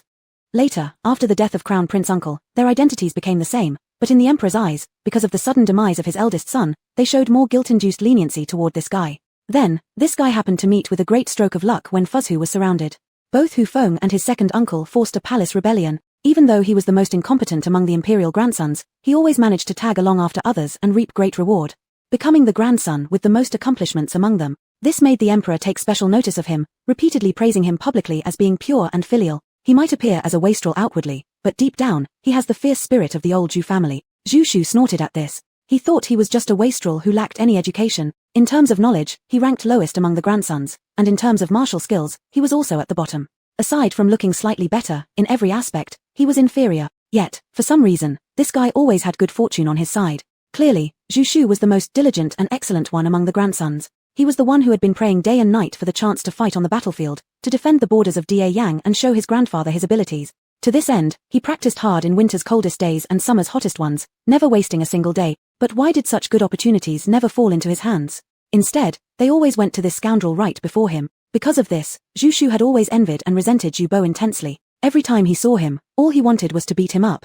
"You don't have to brag here. If you're so skilled, let's test our mettle on the hunting grounds tomorrow. Real knives and real spears, may the best man win. Whoever loses has to bow down and admit defeat in front of his majesty. Dare you? Zhu Shu taunted Zhu Bo. Zhu Bo wanted to say no, but as Zhu Shu noticed his hesitation, he immediately added, "Or are you too afraid?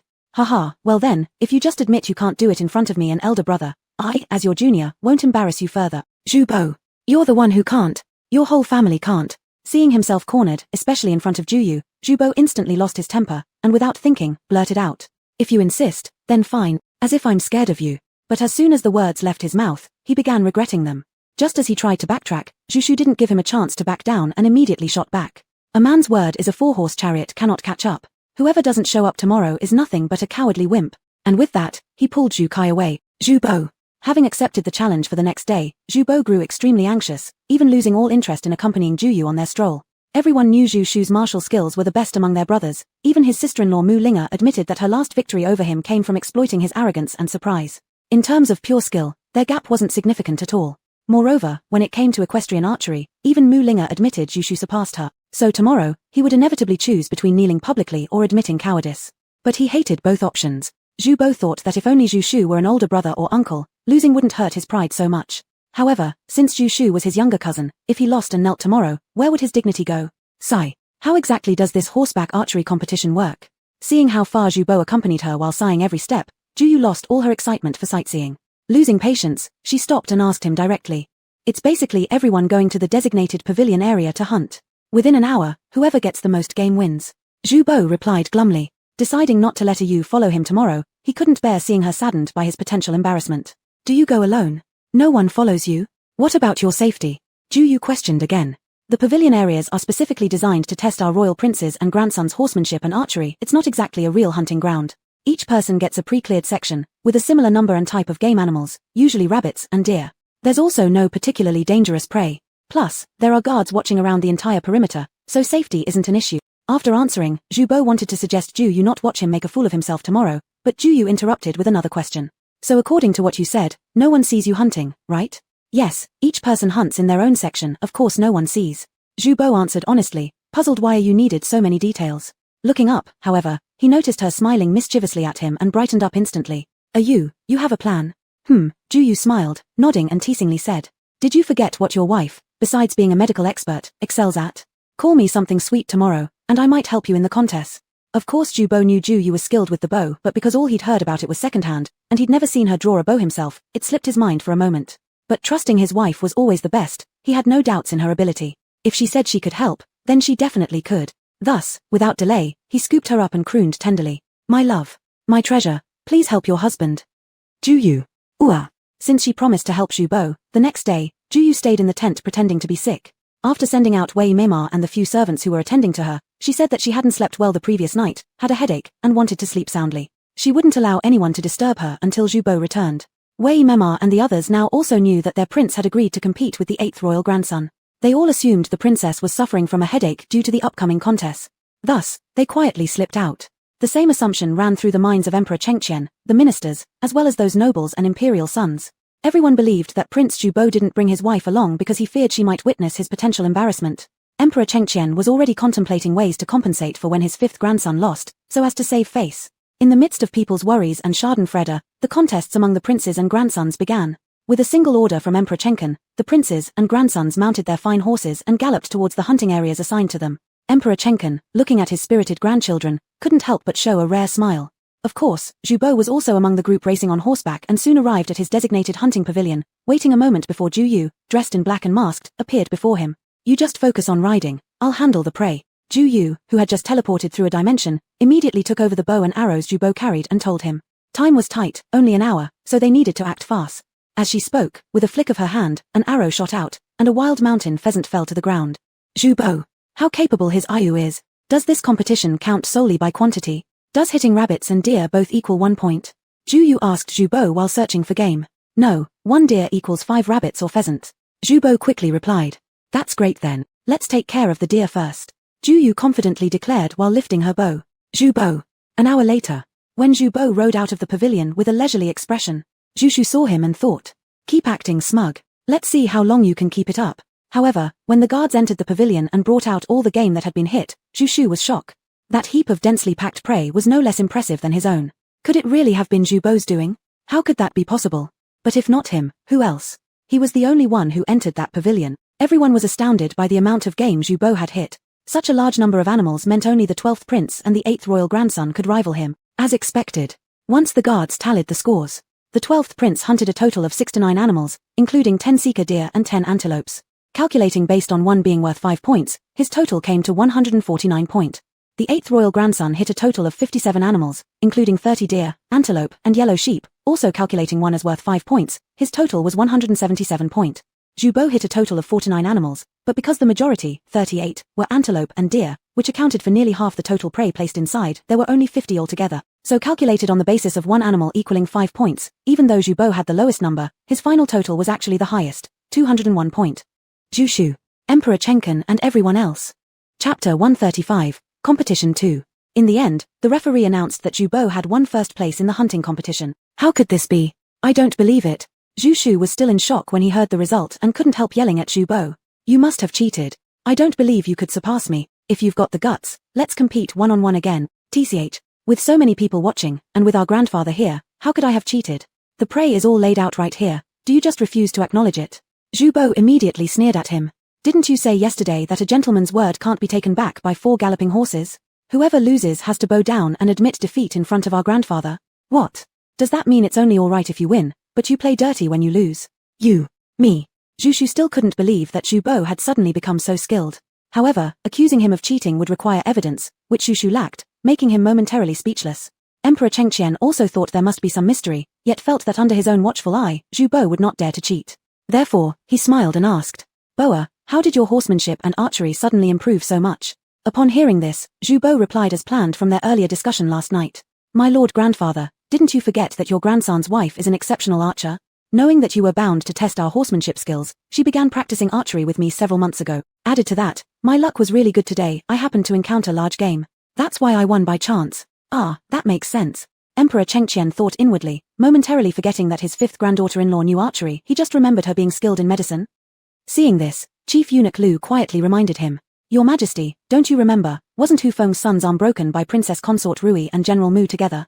At the time, old servant clearly remembers that his right arm was pierced through. Only then did Emperor Chengqian vaguely recall it was indeed true. Apparently, this granddaughter-in-law of his truly hides her talent well, to teach his grandson, who initially had mediocre horsemanship and archery, into such a remarkable level in just a few months was impressive indeed. No wonder his grandson both fears and loves her. He further thought that if these two could exchange roles, it'd be great if these abilities were on his grandson. Perhaps it would spare him endless worry. After years of careful consideration, Emperor Chengqian had already decided to make his 4th son Zhutong the heir. Though this son of his might be somewhat cruel and cold-hearted, other aspects still pleased him greatly. Compared to the 3rd prince, indulged in wine and lust, and his timid 2nd grandson, clearly the 4th prince was more suited for his position. Moreover, the 2 legitimate sons of Prince 4, both refined and noble in character, one brave and steadfast in battle, are another reason Emperor Chengqian chose him.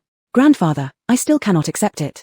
Please allow me to challenge Brother 5 again. If I lose, I will willingly apologize to Brother 5 and follow his every word from now on. Zhu Shu refused to face reality and thus pleaded with Emperor Chengqian again. Hearing this, Zhu Kai instantly chimed in. That's right, Grandfather. Since Brother 5's archery is now fully refined, why not let him compete against Brother 8 again? It will make him wholeheartedly convinced, and will also get to see Brother 5's skill firsthand. As for Zhu Bo, this 2nd brother of his seemed unable to resist teasing him even for a single day. But, this time, he wouldn't fall for the bait set by these two anymore. Therefore, he shamelessly responded. Hehe, Grandfather, it's not that I don't want to give face to my 2nd brother and 8th brother, but because I pulled the bow too forcefully just now, I accidentally sprained my wrist. I probably won't be able to use much force for 3 or 5 months. Emperor Chengqian. Ha. You think I'll believe that? Zhu Kai. You expect me to trust that nonsense? Still, Zhu Shu, unwilling to give up, after some thought, persisted stubbornly. If you can't compete, then how about letting your sister-in-law take over for you? She is your teacher, so her archery should be even better than yours, no? If she wins, your brother will henceforth defer solely to the 2 of you. Inside, Zhu Bo muttered, why would we need someone like you to follow us around? We're not short on horses. Thus, he immediately rejected. My 5th wife is unwell today, and I fear she may not come. However, before he could finish speaking, Zhu Yu led Aunt Wei and a few others over. Zhu Bo. Zhu Kai, upon seeing this, laughed toward Zhu Bo immediately. Didn't you just say that your sister-in-law was sick? Look at her, she seems perfectly fine. The implication was that Zhu Bo had just lied. Zhu Bo couldn't be bothered to respond and, seeing Zhu Yu approaching, hurried a few steps forward to offer his support with a smile as he asked.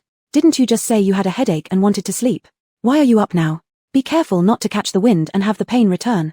Those around were immediately blinded by his overly solicitous demeanor. All the married men present thought unanimously, it's not strange for a man to fear his wife, but what is strange is when he doesn't find it shameful but rather takes pride in it. It's simply too embarrassing for men everywhere. One could only imagine that, by comparison with him, how many backyards would not be at peace tonight when they returned home. Chengqian Emperor also seethed with anger, thinking this fellow had never been so considerate towards him. Seeing Zhu Bo act like he was serving her as if she were his grandmother, Zhu Yu felt somewhat uncomfortable. She blushed immediately and pulled her hand away from his offered assistance, first paying respects to Chengqian Emperor before addressing him. I slept for a while earlier, and I feel much better now. Seeing you haven't returned yet, I couldn't help but want to come see the results of your competition. I wonder if all your hard practice recently has borne fruit.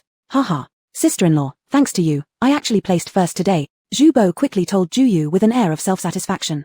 Between their harmonious banter, the fact that Zhu Bo's sudden improvement in archery was entirely due to Zhu Yu secretly tutoring him was confirmed. Everyone naturally believed it. Otherwise, the game Zhu Bo hunted was piled there, impossible to fake. Furthermore, there was indeed no other way to explain it.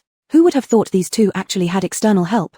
Sister-in-law Wu, since your health is fine, would you mind competing with me? Brother could get a glimpse of sister-in-law's archery skills. Zhu Shu stepped forward one more step to make the request. Zhu Yu. Sure. But I think everything should be kept straight. First, settle yesterday's bet, apologize properly to Brother Wu before our grandfather. After that, I will compete against you. Zhu Shu. Crowd. Honestly speaking, ever since Zhu Yu married Zhu Bo, though within the clan, rumors about her bewitching him into doing whatever she said abounded. When in public, she always maintained a gentle and amiable demeanor, hiding behind others, quietly following whatever people did, presenting herself as very agreeable. Only a few senior ministers and the 12 princes who had accompanied Chengqian Emperor at the hot spring villa initially had experienced her sharp tongue, but after such a long time, almost everyone had forgotten about it. But today, everyone once again witnessed it. Who would have thought that this consort of the prince would not only fail to calm things down between Zhu Bo and Zhu Shu or even take the opportunity to quell the rivalry, but instead add fuel to the fire by forcing Zhu Shu to bow down and admit defeat to Zhu Bo. As such, some people immediately thought Zhu Yu was overbearing due to favoritism, becoming excessively pushy. Sister-in-law Wu, although 5 brother won this hunting competition, you needn't be so aggressive. The talk of bowing down was just playful banter among brothers. Why do you insist on making 8 brother actually perform this kneel? Deng, the consort of Xiong King, sitting among the female relatives, could not help but interject, immediately prompting agreement from a few neighboring ladies. Most of them shared Deng's jealousy of Zhu Yu's favoritism, wondering why such fortune had not fallen upon them. Naturally, this included Zhu Hang. Since marrying as the secondary consort of Zhu Kai, Zhu Hang's life had not been easy. Empress consort Deng already knew about her estrangement with her family and had never liked her. She now treated Zhu Hang with even less regard. Lacking motivation, she now had to report daily to Empress consort Deng to follow rules, enduring sarcasm from the maids in her quarters, let alone guarding constantly against other concubines attempting to trip her up. Hence, Zhu Hang harbored increasing resentment towards Zhu Yu, who lived in the Zhongsue palace next door and was doted upon daily like a grandmother. Fortunately, under her various schemes, Zhu Kai still showed considerable affection towards her, leading Zhu Hang to resolve more firmly than ever to cling closely to Zhu Kai. She understood her current situation well. Only by securing Zhu Kai's long-term favor could she make Deng and others exercise caution, preventing them from treating her arbitrarily. Seeing Zhu Kai clearly pleased with Lady Deng's remarks, she hastened to echo. My elder sister may not know, but my younger cousin appears delicate but has always been quite formidable. When my younger cousins offended her in childhood, they all ended up being beaten by her, even we sisters feared her immensely. Oh. So, it seems that sister-in-law Five's meek demeanor was all an act. Isn't that right? Lady Deng immediately chimed in with a laugh, the two of them now putting aside their previous grudges to unite against Zhu Yu. Zhu Yu. Cuckoo, second sister-in-law, what are you implying? When have I ever claimed to be a meek person? And where does this idea of pretending come from? Moreover, regarding younger male cousins, if you don't beat some respect into them while they're still young, would you wait until they grow up and start deliberately challenging and bullying their elders? Zhu Yu smiled sweetly as she spoke, ostensibly responding to Lady Deng, but her words and her gaze were clearly directed at Zhu Shu, filled with ridicule. 8th cousin, you very well know that your 5th brother is not as skilled as you in either horseback riding or archery. Yet, you intentionally provoked him into agreeing to your wager, aiming to force him to kneel and kowtow before you, a junior cousin, in front of the emperor grandfather and all the nobles and ministers. So why is it that when we use your own wager against you, it becomes excessively intimidating? The niece-in-law is absolutely correct.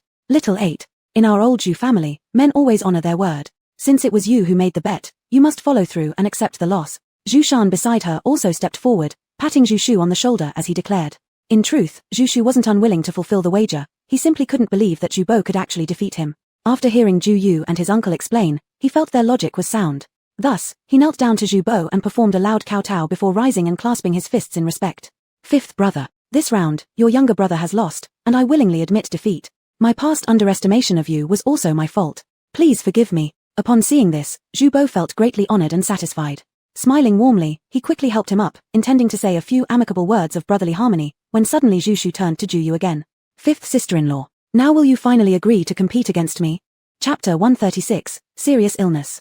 The contest between Ju Yu and Crown Prince Zhu Shu was held in the simplest way. Each would shoot 10 arrows, and whoever shot the most accurately would win. Zhu Shu took the first shot and hit the bullseye, immediately drawing cheers from the crowd. Big sister-in-law, it's your turn now. Zhu Shu grinned proudly at Ju Yu. Unperturbed by this, Ju Yu waited for him to finish, then focused her mind. She quickly drew the bow, aimed, and with a twang, released her arrow. Her action was smooth and efficient, hitting the bullseye as well. Good. Zhu Po immediately cheered on her behalf like a cheerleader, pride radiating from his expression as if he had fired the arrow himself. Daughter-in-law, impressive. Zhu Shan also praised. With the applause around her, Ju Yu smiled and nodded toward Zhu Shu, signaling it was his turn. Zhu Shu hadn't expected her marksmanship to be so excellent or so showy. To avoid losing, he reined in his arrogance and grew serious. Then, his second arrow slightly missed the center but remained close to the bullseye. Ju Yu promptly followed up with an equally precise shot, matching Zhu Shu's position, only a bit off to the right. For the third arrow, Zhu Shu's struck slightly above the bullseye, and Ju Yu's landed in the same spot. Everyone seemed to notice something odd. Could it really be that coincidental?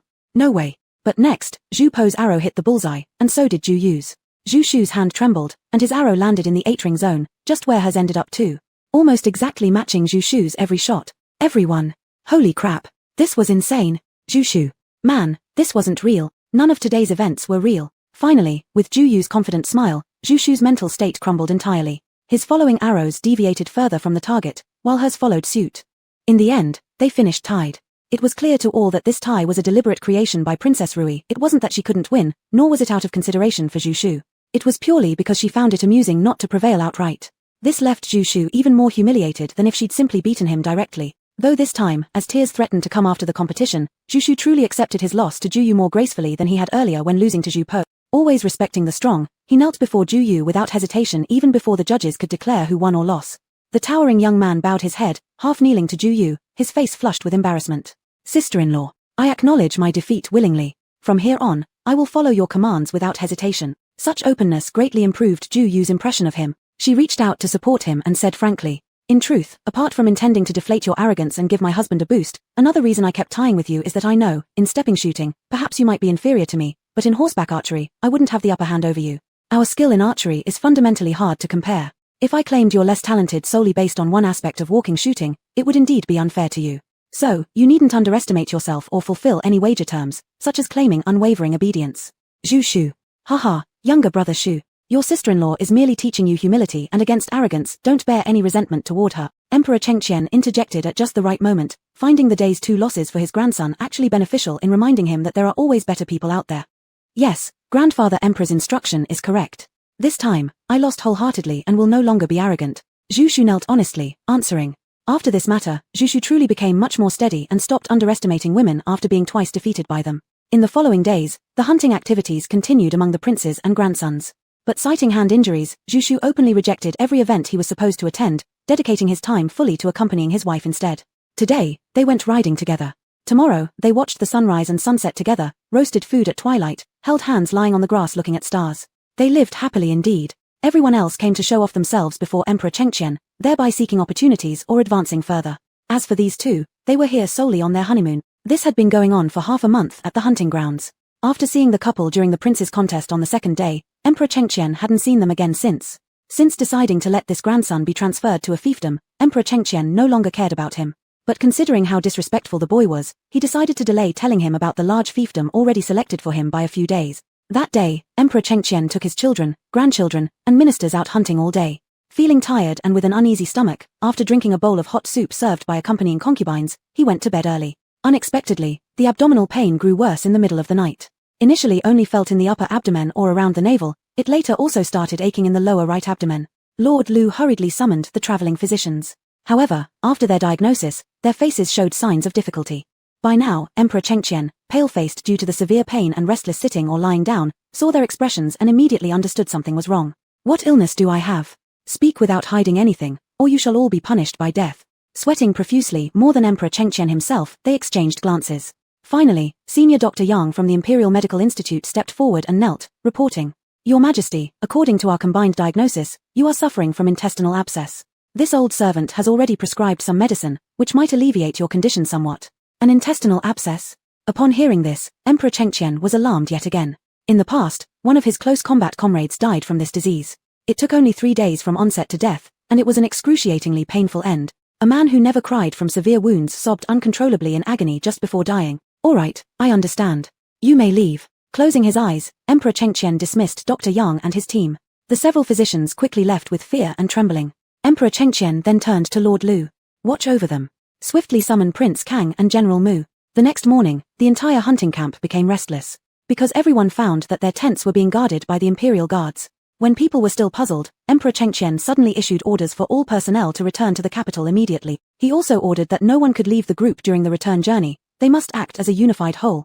At this point, even Zhu Po, with his thick nerves, felt that something was definitely amiss, and his intuition told him it likely concerned his grandfather. But every time he tried to inquire, he was blocked by the Imperial Guards. He anxiously paced back and forth inside his tent. Grandfather Emperor must have encountered something. What should we do? Judging from this situation, grandfather might not make it. Zhu Yu, seeing him pacing incessantly and speaking recklessly, hurriedly stopped him and whispered comfortingly. First, don't panic. Last night, my brother left me a message in the spiritual space, saying he was suddenly called by General Mu to guard the inner tent last night. If anything really happens, he will definitely notify us through the spiritual space today. Upon hearing this, Zhu Po calmed down slightly. It wasn't until half an hour later, when everyone prepared to depart and Emperor Chengqian personally appeared at the tent entrance, smiling as he boarded the royal sedan chair supported by Lord Lu, that Zhu Po finally set his heart at ease. Phew. He was so scared that he thought his grandfather suddenly fell ill and was dying. Seeing his grandfather perfectly fine, Zhu Po relaxed. As for why his grandfather wanted to return to the capital so urgently, he didn't bother to focus on it. After all, with his grandfather's capabilities, even if something happened, it would not be an issue for him. So, cheerfully supporting Zhu Yu, he got into their own carriage following behind Emperor Chengqian's carriage. On the contrary, Zhu Yu, who also saw Emperor Chengqian board the carriage, began to feel concerned. Because she noticed that when Emperor Chengqian got into the carriage, not only was his face deathly pale, but his body was also slightly bent. Remember, Emperor Chengqian normally walked with perfect posture and was not hunched at all. His hand also seemed to unconsciously press on the right side of his abdomen. What's wrong? After Zhu Yu did not respond to several of his words, Zhu Po finally realized something was amiss and couldn't help but ask. Zhu Po, I think something is off with Grandfather Emperor, Zhu Yu softly whispered into Zhu Po's ear. I just noticed that he seemed to be barely holding back his pain when getting into the carriage.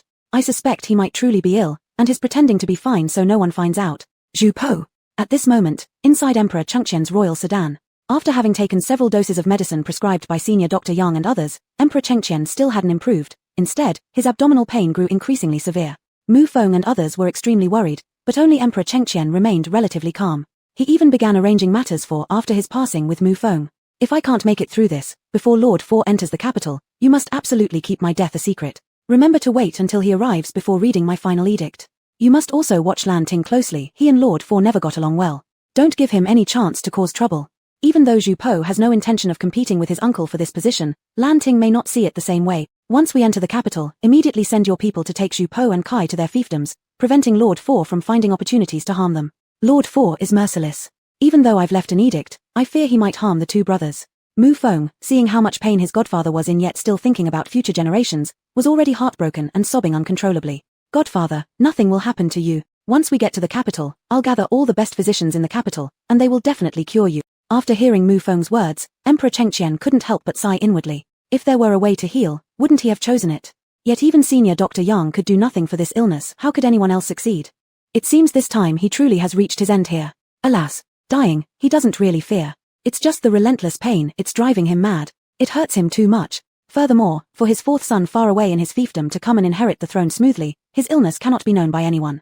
So he must endure this loneliness while waiting for his inevitable demise. Except for his adopted son, none of his own flesh and blood descendants could be by his side, which deeply saddened Emperor Chengqian. Just at this moment, Lord Lu, who was riding alongside the royal sedan, suddenly reported. The couple of Prince Rui wished to seek audience for an important matter. Chapter 137, Surgery. Let them come up. Emperor Chengqian, hearing that his fifth grandson Zijin insisted on seeing him, could not help but succumb to the desire to see his most beloved grandson one last time. In the end, he still had someone call them over. As Zhu Pei climbed onto the imperial carriage and saw the ghastly pale face of his grandfather lying on the bed, his eyes immediately reddened. It turned out that Ayu really wasn't mistaken. His grandfather was truly ill. Grandfather, what has happened to you? Weren't you fine just a few days ago? Woo! Why didn't you let your grandson know? Foolish child, how did you come? Emperor Chengqian forcibly endured the pain, asking his grandson with a gentle tone. Ayu seemed in pain when I saw her getting onto the imperial carriage earlier. I came because I was worried. Grandfather, let Ayu take a look at you.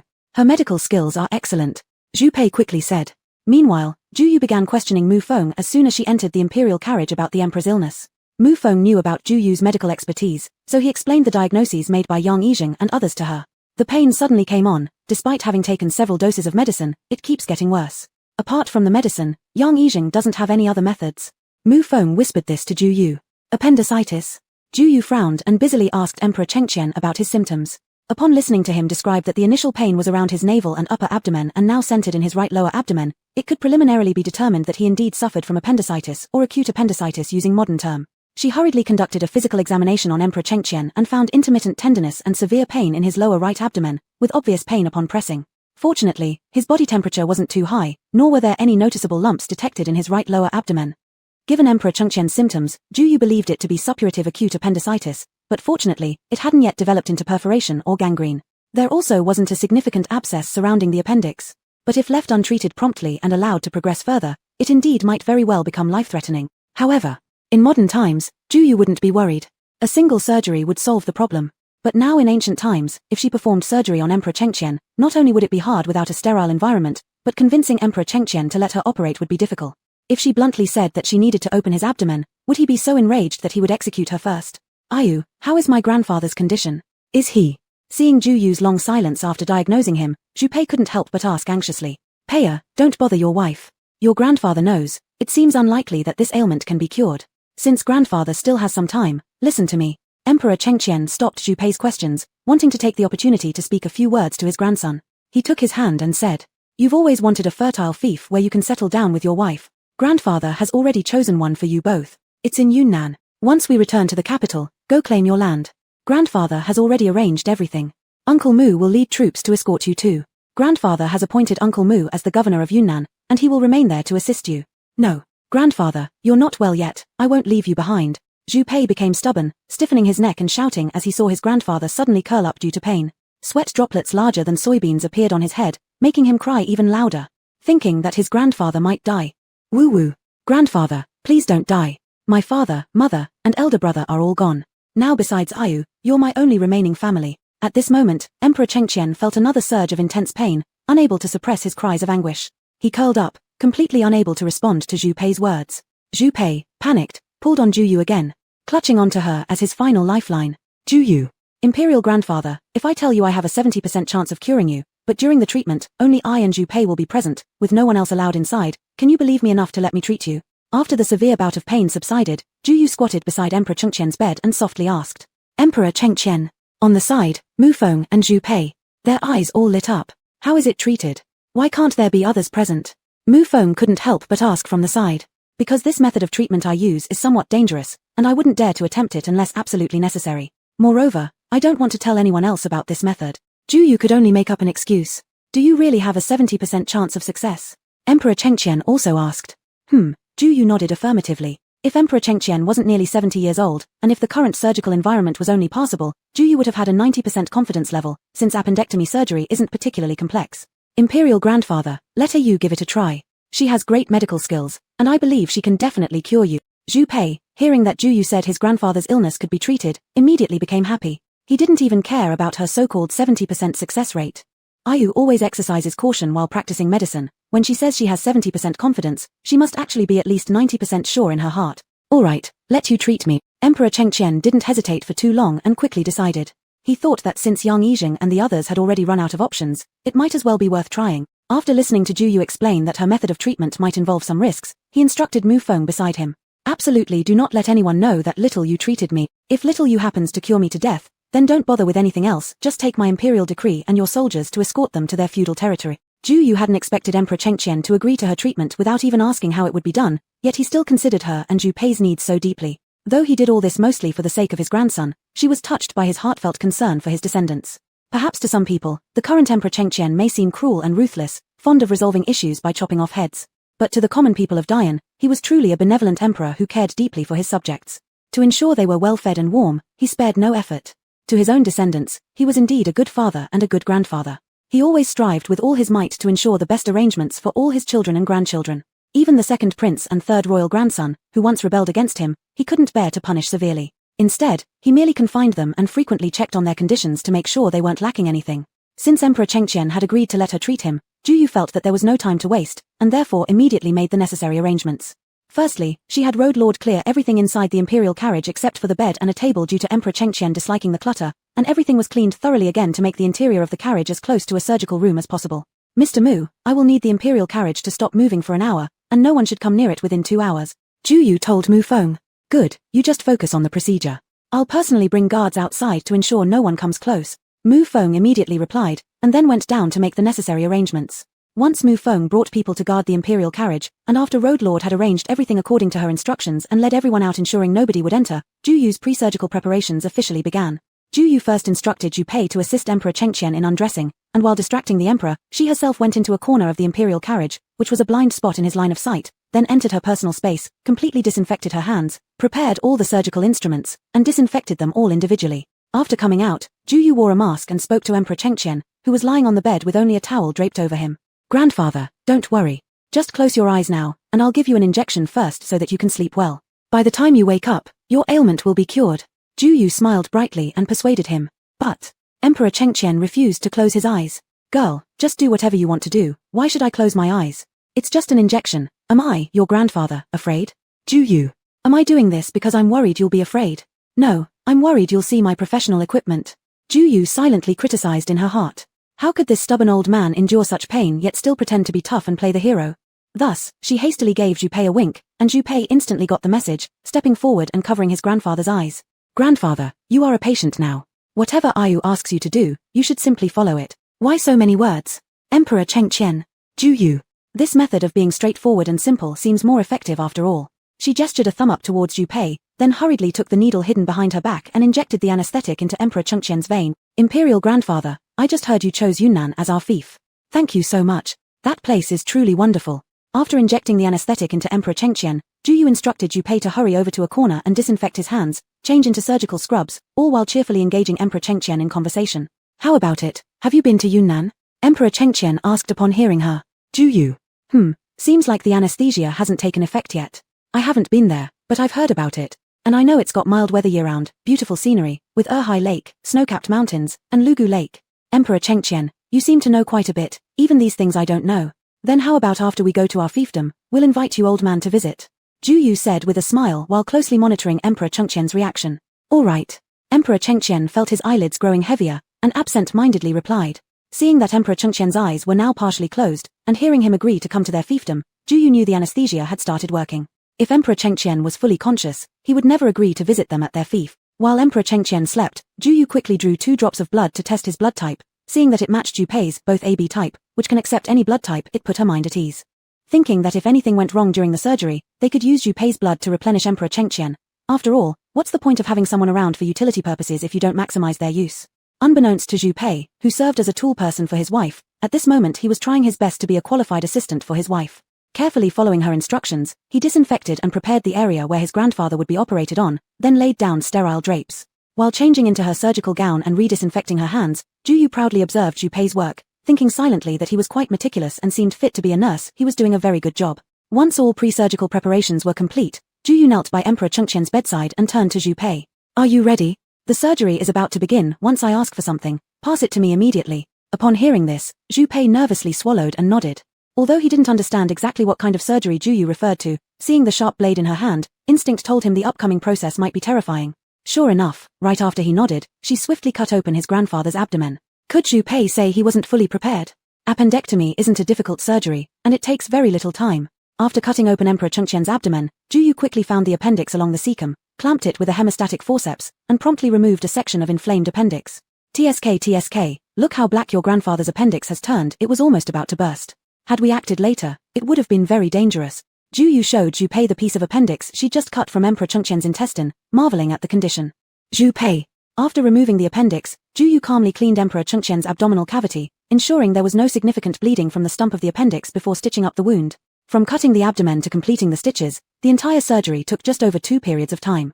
Note 1.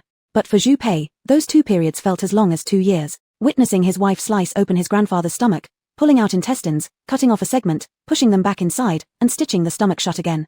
This experience truly left Zhu Pei with an unforgettable impression. His face turned paler than his sleeping grandfather lying next to him. Is my grandfather really going to survive this? Don't just stand there dumbfounded. Help me clean up these surgical tools while grandfather is still asleep. Seeing Zhu Pei frozen in place, staring blankly at the small section of appendix she just cut off, Zhu Yu couldn't help but prompt him. Zhu Pei. I can't continue. I think I'm getting dizzy. Zhu Yu. Chapter 138, Recovery. Emperor Chengqian thought he had a very long dream. In the dream, his parents, siblings, wife, eldest son, daughter-in-law, and grandson were all alive and well. He was no longer an emperor but just a regular big landlord. His family owned 200 mu of land, even more than the richest Liu landlord in their village. There was also a cow and a donkey in the livestock shed, and the backyard was full of chickens, ducks, geese, and pigs.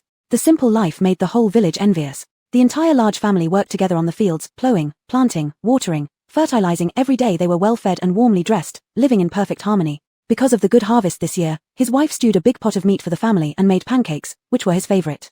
Then she placed a pancake stuffed with meat into his hands steaming hot, urging him to eat it while it's hot. That pancake, filled with stewed meat, smelled so good. It almost made Emperor Chengqian drool as he hurriedly took it from his wife's hands, thinking, if I take a bite, my tongue might fall off because of how good it tastes. But just as he was about to take a bite, he heard his fifth grandson calling him.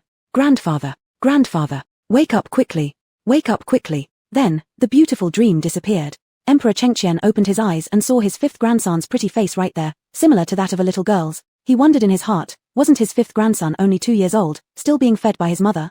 How did he grow up so fast like this? When he slightly regained consciousness, he realized that it was correct for his fifth grandson to be this age. What he just dreamed was merely a dream. Sigh. Grandfather, how do you feel? Zhu Po saw that Emperor Chengqian had woken up and asked gently. I'm a bit cold. Even covered by blankets, he still felt some coldness. No problem, you said that. Feeling a bit cold afterwards is normal, it'll get better soon. I will immediately ask Director Lu to bring another blanket. Upon hearing this, Zhu Po left to find Director Lu for a quilt. Am I really cured? Emperor Chengqian asked Zhu Yu in astonishment nearby. Now he only felt cold and couldn't sense the unbearable pain in his abdomen anymore. Basically yes, but now you cannot move yet, you need to lie down flat for a few hours. And you are currently taking pain relief medicine, so you don't feel the pain now. Once the effects wear off, you may still experience some pain, but compared to the past, it would be much lighter. Besides, rest assured, both me and Zhu Po will stay to look after you. If nothing happens in the next 3 days, you'll be fine afterward. Zhu Yu smiled while saying it. Emperor Chengqian. Had he really come back from death? Unexpectedly, just as the young lady said, a good sleep had cured him. In the following few days, the task of taking care of Emperor Chengqian fell entirely on Zhu Yu and Zhu Po, and Director Lu moved aside. To better take care of his grandfather, Zhu Po even set up a makeshift bed on Emperor Chengqian's sedan chair and settled down to stay. Since intravenous infusion was not possible, every 3 hours, Zhu Yu gave Emperor Chengqian an injection for inflammation. Of course, each time when giving the shot, Zhu Po always sent everyone away and then covered his grandfather's eyes. This time, Emperor Chengqian didn't resist and let Zhu Po cover his eyes cooperatively. It was mainly because he felt extremely embarrassed being pricked in the groin area by his granddaughter-in-law. Even if his grandson didn't cover his eyes, he would have wanted to bury his head under the quilt just to avoid seeing it. He also found it hard to understand why treating his intestines required sticking needles in his groin. Similarly, he didn't understand why after being treated by his granddaughter-in-law, there appeared a wound an inch long on his belly. His grandson laughed and told him that the wound was cut open for removing the part of the intestine causing his pain. However, Emperor Chengqian absolutely didn't believe it, thinking surely his grandson was fooling him again. How could he possibly be alive if his intestines were really removed? If you old man don't believe it, then don't ask. Anyway, even if Yu tells you, you won't understand. Also, Yu said this medical treatment method is quite dangerous, and the drug that puts you to sleep and makes you feel no pain is very hard to find. It can only be obtained from far-off places overseas, and she just got hold of a few pills by chance, all of which she used on you. It's probably not going to be available again in the future, so if someone gets this disease later, Yu won't be able to treat it. Therefore, when you're recovered, make sure not to tell anyone that Yu cured you. Just make up something about a monk or Taoist priest, anything but don't mention Lady Yu. Zhu Po saw that his grandfather didn't believe the truth, so he fabricated another story. However, he wasn't lying completely. He and Lady Yu had indeed discussed it, deciding not to use this method to save people if they could avoid it in the future. It wasn't because they were stingy with those precious medicines. Instead, Zhu Po was worried. He worried that even if Lady Yu used all her medicine to save someone like this, some might still turn against her, seeing her as a demon or witch. Not everyone would trust her like he did when she opened up someone's belly. Most would assume it was black magic. Even Zhu Po, who watched the entire surgery from beginning to end, couldn't understand why his grandfather could still live after losing a piece of intestine. Zhu Po thought Lady Yu's knowledge was too extraordinary for the people here to accept or believe. Emperor Chengqian, after hearing Zhu Po's words, wondered if perhaps he was truly blessed by heaven. Was it fate that made his fifth granddaughter-in-law come to save him? How coincidental it was that such rare medicine just happened to be found by his granddaughter-in-law and saved him. Thanks to the good care of Zhu Po and his wife, Emperor Chengqian recovered well. On the day of the surgery, he smoothly passed gas and could eat some liquid food. By evening, he was already able to walk a few circles in his sedan chair with Zhu Po's support. The next day, except for some pain around the wound on his stomach, all the abdominal pain was gone. On the third day, by the time they returned to the capital, Emperor Chengqian could already walk several rounds around his sedan chair without assistance. Still, to prevent him from moving too much and accidentally reopening the wound, when getting out of the carriage, Zhu Yu arranged for him to be carried into the palace. Little sister Yu, how long will it take before I can eat normally again? After returning to the palace, Emperor Chengqian slept for half a day. Upon waking, as expected, he saw a small bowl of clear broth noodles beside him while his grandson sat nearby, gnawing on a huge bowl of spare ribs. Seeing this, Emperor Chengqian became furious immediately and couldn't help asking. Perhaps because he often starved during his childhood and rarely had meat, Emperor Chengqian always believed meat was the best food in the world. His desire for meat had reached a point where he could hardly enjoy meals without it. You must wait at least 3 to 4 more days. During these days, you'll only be allowed to eat semi-liquid foods. For the next month, your diet should consist mainly of soft and bland food, avoiding spicy and greasy dishes. And considering your age, even after recovery, you should eat more vegetables and less meat. While watching the meat, Zhu Yu advised. Upon hearing this, Emperor Chengqian felt that the bowl of noodles in his hands was even less appealing. 2 days later, Prince Lin of the Fourth House arrived secretly in the capital city under cover of darkness and hid in one of the residences there. He was currently listening to reports from his subordinates. Since returning to the palace, His Majesty issued an edict stating that he was exhausted from hunting and would rest for a few days before attending court sessions. All government affairs have been handed over to the ministers. And within his sleeping quarters, only a few old officials and Duke Rui with his consort are allowed to enter. Others are not permitted. My lord suspects. His Majesty is close to. Can we confirm for sure that our father is really terminally ill? This is no trivial matter. We must ensure absolute accuracy. Prince Lin interrupted. We can. The contacts within the royal guard have already linked up with Imperial Dr. Li. He confirms His Majesty has suffered from intestinal carbuncle, and it is already very severe. Dr. Li said that the Emperor probably wouldn't last longer than 5 or 6 more days. And since the news was sent out, it's been 5.5 days already. The subordinate quickly replied. It seems father is truly confused in his old age. He actually intends to pass the throne to Zhu Po. No wonder, in his eyes, ever since we were young, only the eldest brother was a good son while we were all just cattle and horses meant to serve their family. Prince Lin gritted his teeth in anger upon hearing this. At his side, a counselor-style subordinate took the opportunity to step forward and persuade. Prince, this is the moment to decide. You need to act decisively now. Prince Lin remained silent after hearing this, then questioned the first subordinate. How is the Duke of Su? Your Highness, worry not. Now, we've got him fully under our control, he'll do whatever we say. Upon hearing this, Prince Lin's furrowed brows relaxed slightly. Clasping his hands behind his back, he began pacing in the room. His subordinates knew that whenever the prince faced a major decision, he would behave this way. Therefore, none dared to speak further, waiting silently. After a brief pause, Zhu Lin stopped in his tracks and addressed them. Done. Inform everyone to proceed with the plan tomorrow morning. He then reminded the counselor-like subordinate beside him. Young Master Zhu Shu's task is for you to handle personally. The boy is stubborn, don't tell him outright. Yes. The counselor quickly responded. This day marked the 6th day after Emperor Chengqian's surgery. Compared to the previous days, the emperor's condition had significantly improved, he no longer needed anti-inflammatory injections. After checking his wound, Zhu Yu looked satisfied. The wound is healing well, it should be ready for stitches removal tomorrow. In that case, will everything be fine after the stitches are out? Zhu Po asked from the side. As long as there's no strain on the wound, basically, everything will be fine. Rest for another month or so, and he'll be back to normal. Zhu Yu replied with a smile. Upon hearing this, everyone was overjoyed. Emperor Chengqian noticed that Zhu Po had grown a beard from being exhausted these past few days caring for him. Since the emperor was feeling much better at the moment, he told Zhu Po to return to his chambers, wash up, and rest properly before coming back for dinner. Seeing that his grandfather was indeed much better and under the watchful eyes of Lord Lu and others, Zhu Po didn't argue, taking his wife back to their quarters while walking together. After washing up, just as Zhu Po planned to spend some quality time with his wife, someone outside reported that the 12th prince and 8th grandson had arrived and invited him to go see some horses. Zhu Po didn't want to go, he'd rather stay with his wife. Therefore, after inviting them in, he tried to find an excuse to decline. I'm going to play chess with my grandfather soon, so you two go ahead without me. Cut the nonsense. If you don't have the face, just admit it. Why fabricate lies? With your terrible chess skills, would the emperor seek you out for a game? He isn't foolish enough to make himself uncomfortable like that. The 8th grandson Zhu Shu immediately mocked. Haha, exactly. Brother Po, these horses were painstakingly acquired by young 8 through his father for both you and your wife, one as an apology for belittling your sister-in-law at the hunting ground. Don't act ungrateful, give young 8 some face at least. The 12th prince Zhu Shan chimed in with an air of seniority toward Zhu Po. That very morning, Zhu Shu had approached him asking for mediation, wanting to use the occasion of presenting the horses as a gesture of reconciliation with Zhu Po. Zhu Shan naturally felt pleased about it. In his view, they were all blood-related brothers, and unity was the best policy. So he happily accompanied Zhu Shu over. In that case, since young 8 has sincerely apologized and Uncle 12 is here too, I, as an older brother, will give him the respect. Hearing that even his 12th uncle spoke up and Zhu Shu showed remorse, Zhu Po thought it was merely a matter of selecting 2 horses, which wouldn't take too much time, so he agreed. However, Zhu Shu regretted coming upon seeing Zhu Po's self-satisfied demeanor. He silently wondered how he could have ever thought this guy was all right. He clearly remained quite detestable. Unable to help himself, he shot back sarcastically. Sincerely apologize to you? You're dreaming. Don't forget that when you won against me, I already knelt down and admitted defeat. We're already even. The reason I came this time is because sister-in-law number 5 beat me, yet didn't demand I fulfill our bet. I simply thought to offer her a horse as an expression of goodwill. Since I've given it to her, it'd look strange if I didn't also give one to you. You're just riding off your wife's success. Ho ho. If I'm just capitalizing on my wife's good fortune, then I certainly don't owe you any gratitude.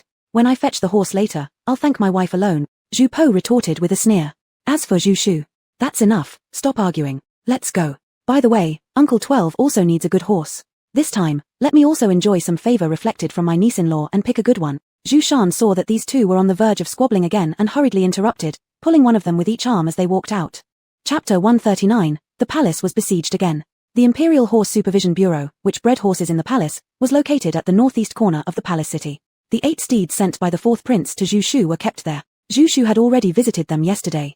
Therefore, on the way here, he had been describing how good these horses were to the 12th prince and Zhu Po. He boasted about how much his father loved him, and knowing his fondness for horses, his father even found so many fine ones for him. At this moment, he suggested with a chuckle to Zhu Po. Hee. Those war horses are all authentic Western region horses. Among them, the 1-year-old chestnut mare I mentioned earlier would be perfect for sister-in-law 5. Brother 5 could choose it for her. But Zhu Po showed no gratitude at all, thinking that why should my wife's horse be picked by you? Thus, without hesitation, he rejected. Thanks, but my wife doesn't like chestnut. Zhu Shu. Is that so? Then how about the white one? No need, my wife doesn't like white either. Zhu Po refused again. Then, how about a black one? Zhu Shu said again. Seeing Zhu Po about to speak, he quickly spoke for him. Well, aren't you going to say your wife doesn't like black? Then I think you'd better not go. My horses only come in these 3 colors, there's nothing else for you to choose from. We'll wait until some other colored, yellow or green ones come, then you can pick one for sister-in-law 5. Zhu Po, who had finally tricked Zhu Shu this time and was about to arrive at the Imperial Horse Supervision Bureau, wouldn't go back empty-handed. So, hearing this, he immediately changed his tune. Who said my wife doesn't like black? Didn't you just say there was a pair of male and female black stallions inside? We'll take those 2. Each will have one. On the side, Zhu Shan gave him a pat on the back, laughing and scolding. Hey, turns out you weren't picking based on color, but only whether they're a pair or not. Haha, you sure are cunning, knowing very well that I've faced difficulties in love and old 8 is still single. What are you showing off here for? Exactly. I don't know how sister-in-law 5 ever couldn't see clearly and liked you. Zhu Shu beside him also mocked accordingly. The 3 uncles and nephew walked while bickering and quickly reached their destination. Zhong Zhen, the chief eunuch in charge of the Imperial Horse Supervision Bureau, saw them and hurriedly came out to greet them. The 3 followed him toward the stables. But as soon as they stepped into the courtyard where the horses were kept, Zhu Po felt something was wrong.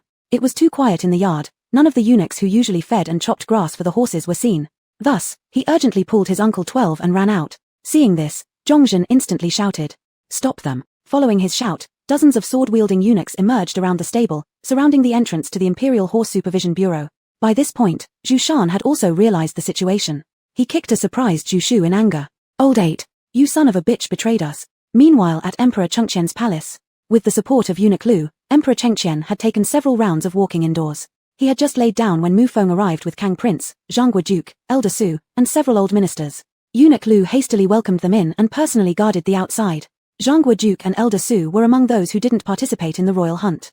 It was only just then from Mu Feng's mouth that they learned that Emperor Chengqian had suffered a serious illness not long ago. Therefore, upon entering Emperor Chengqian's bedroom and seeing him lying on the bed, they immediately surrounded him and burst into tears. "Your Majesty, what happened to you?" Zhanghua Duke sobbed, with snot and tears streaming down his face, grabbing Emperor Chengqian's hand and wailing. "Emperor Chengqian, enough, elder brother, please rise. I am not dead yet, why are you crying? You're no spring chicken yourself. Don't cry yourself into another illness." Just barely escaping death, seeing an old comrade in arms for the first time since, Emperor Chengqian was overwhelmed with emotion and couldn't help but redden his eyes. He thought to himself, if it weren't for his granddaughter-in-law, these people would be seeing his corpse right now. However, Emperor Chengqian didn't want to shed tears in front of everyone, so he quickly turned to Mu Feng beside him and said, "Hurry up and bring chairs for Summer, whose uncle and the others." Look at him trembling like that, it's making me anxious. Let's make sure I die before he cries himself to death. Hearing this, Mu Feng quickly laughed and brought over a few low stools for the elderly ministers to sit on. Afterward, Emperor Chengqian began to discuss the real matters at hand. I've been thinking these days. Among all my sons, fourth prince has more ability in every aspect. A few days ago, I already sent someone to bring the fourth prince over from his fief. He should arrive within the next day or two.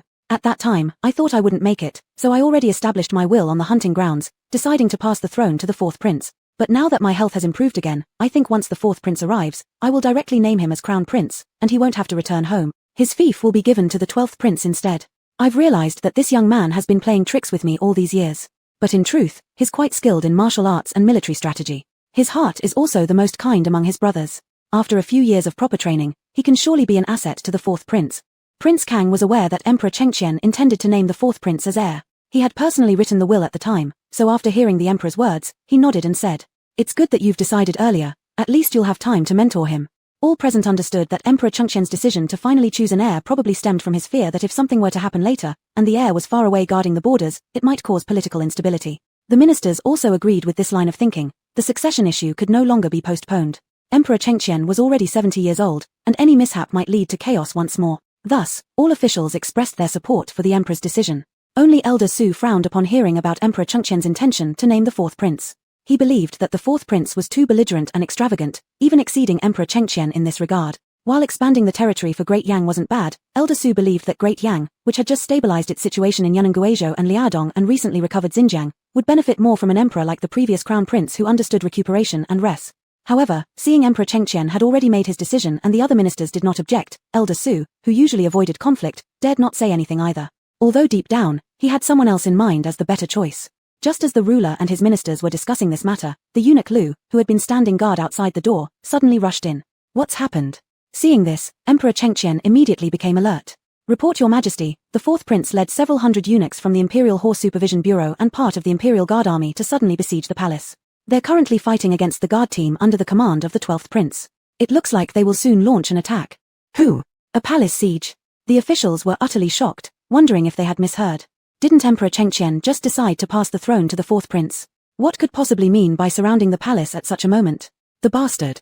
The fourth must have heard some rumors that I'm dying, fearing I'd pass the throne to someone else. Emperor Chengqian quickly understood the situation. Even with expedited messengers, it would take at least until tomorrow to deliver the message back to him. Thus, the fourth prince arriving in the capital ahead of schedule meant one thing: his messenger hadn't reached yet, but news of Chengqian's illness in the hunting field had reached him. This alarmed him, leading him to assume the worst, that Chengqian was on the verge of death. Hence, the fourth prince felt the urgency to seize this position. I'll check it out. By the side, Mu Feng immediately wanted to go investigate, but before he could finish speaking, the voice of the fourth prince echoed from outside Qianqing Palace.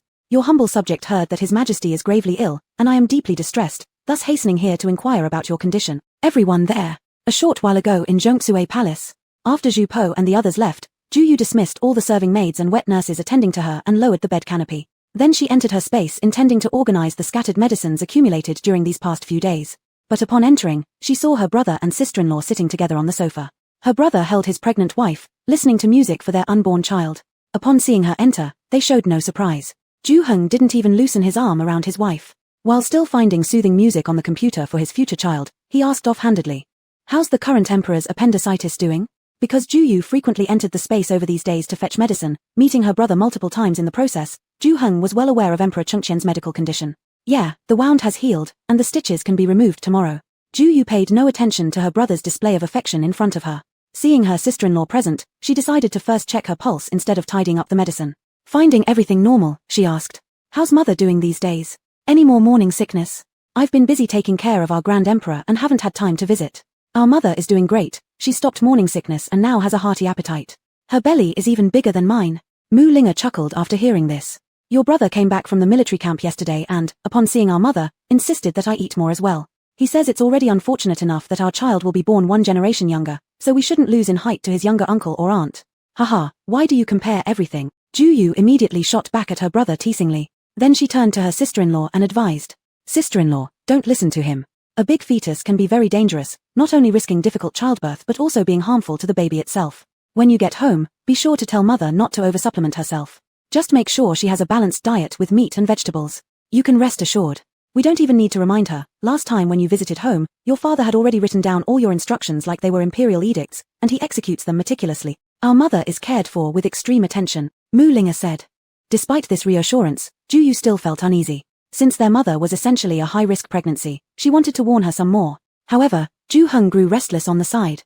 Alright, go busy yourself elsewhere. I've hardly had a day off, and barely managed to find an excuse to leave mother alone.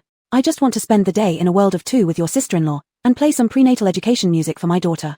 So please stop babbling and don't ruin my daughter's mood. In the future, if my girl comes out looking like you and not like Aenga, it'll be terrible. Ju Heng couldn't stand his sister's incessant talk anymore as she interrupted his daughters listening to music multiple times. Annoyed beyond bearing, he finally shooed her away. Hearing this, Juyu gave him a big dirty look and thought silently.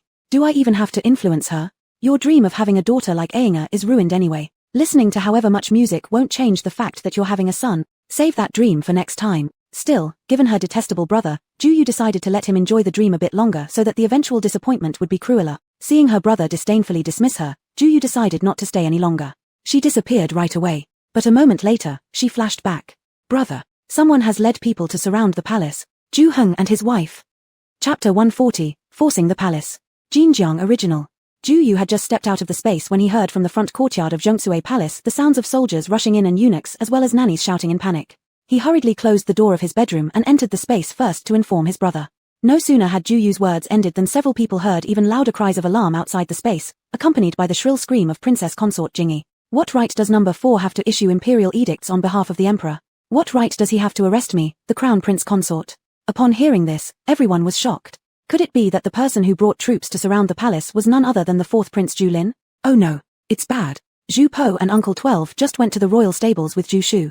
There must be something wrong. Upon hearing that the person surrounding the inner palace was actually the 4th prince, Zhu Yu immediately turned pale, thinking, Zhu Shu is the biological son of the 4th prince. Why would he take Zhu Po away before his father surrounded the palace if nothing were amiss? But Zhu Heng stopped her. Don't rush yet. Leave Zhu Po to me. Go back to your quarters and play it by ear. Then he said to Mu Linga beside him. I'll send you back first. All right. Mu Linga nodded. I will immediately head to the inner city department to see what's going on. The 4th prince wouldn't dare to encircle the palace without sufficient forces to control the capital. After Mu Linga resigned last time, Emperor Chengqian did not appoint anyone else to replace her position but assigned her duties to some subordinates. Moreover, she asked her father Mu Feng to look after matters from time to time and promised that after she gave birth, he would still assign her the responsibility for the defense of the inner city.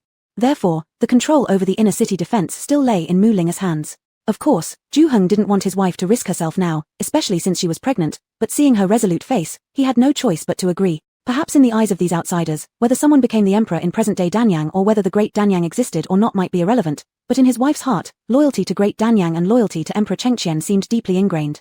Zhu Heng believed he had no right to comment, so all he could say was, all right. At the royal stables side, cousins Zhu Po and Zhu Shan were surrounded by Zhongzhen's men, and then a middle-aged man dressed as a scholar emerged from behind the stable. Seeing this man, Zhu Shu, who was at a loss what to do, immediately cried out.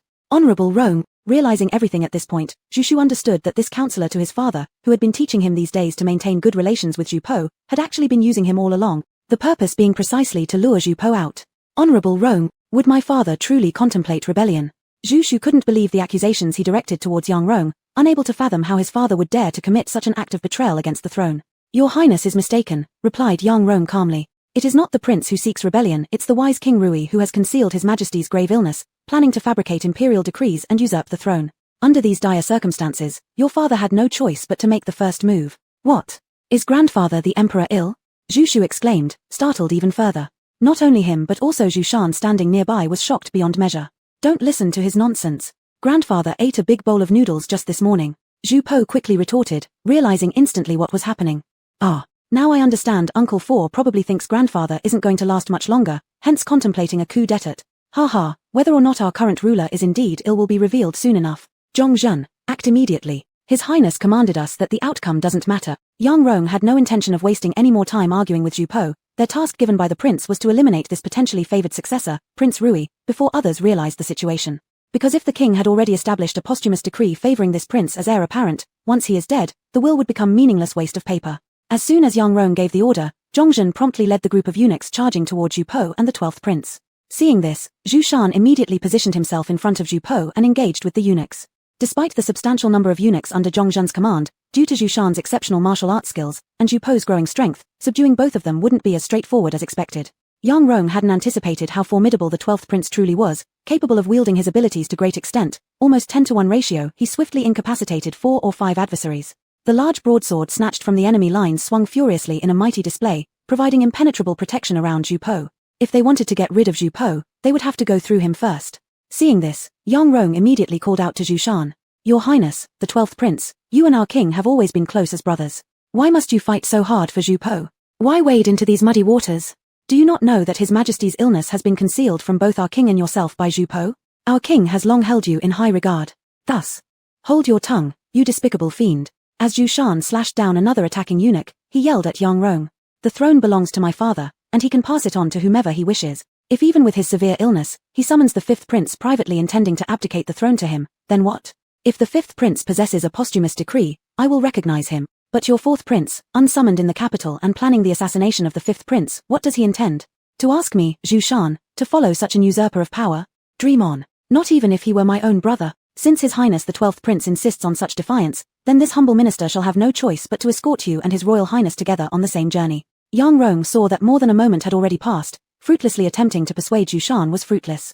Fearing complications, he hardened his heart, resolving to act decisively. He gave a signal, and on the walls surrounding the stables, several archers appeared, instantaneously firing 7 or 8 arrows towards Zhu Shan and his nephew.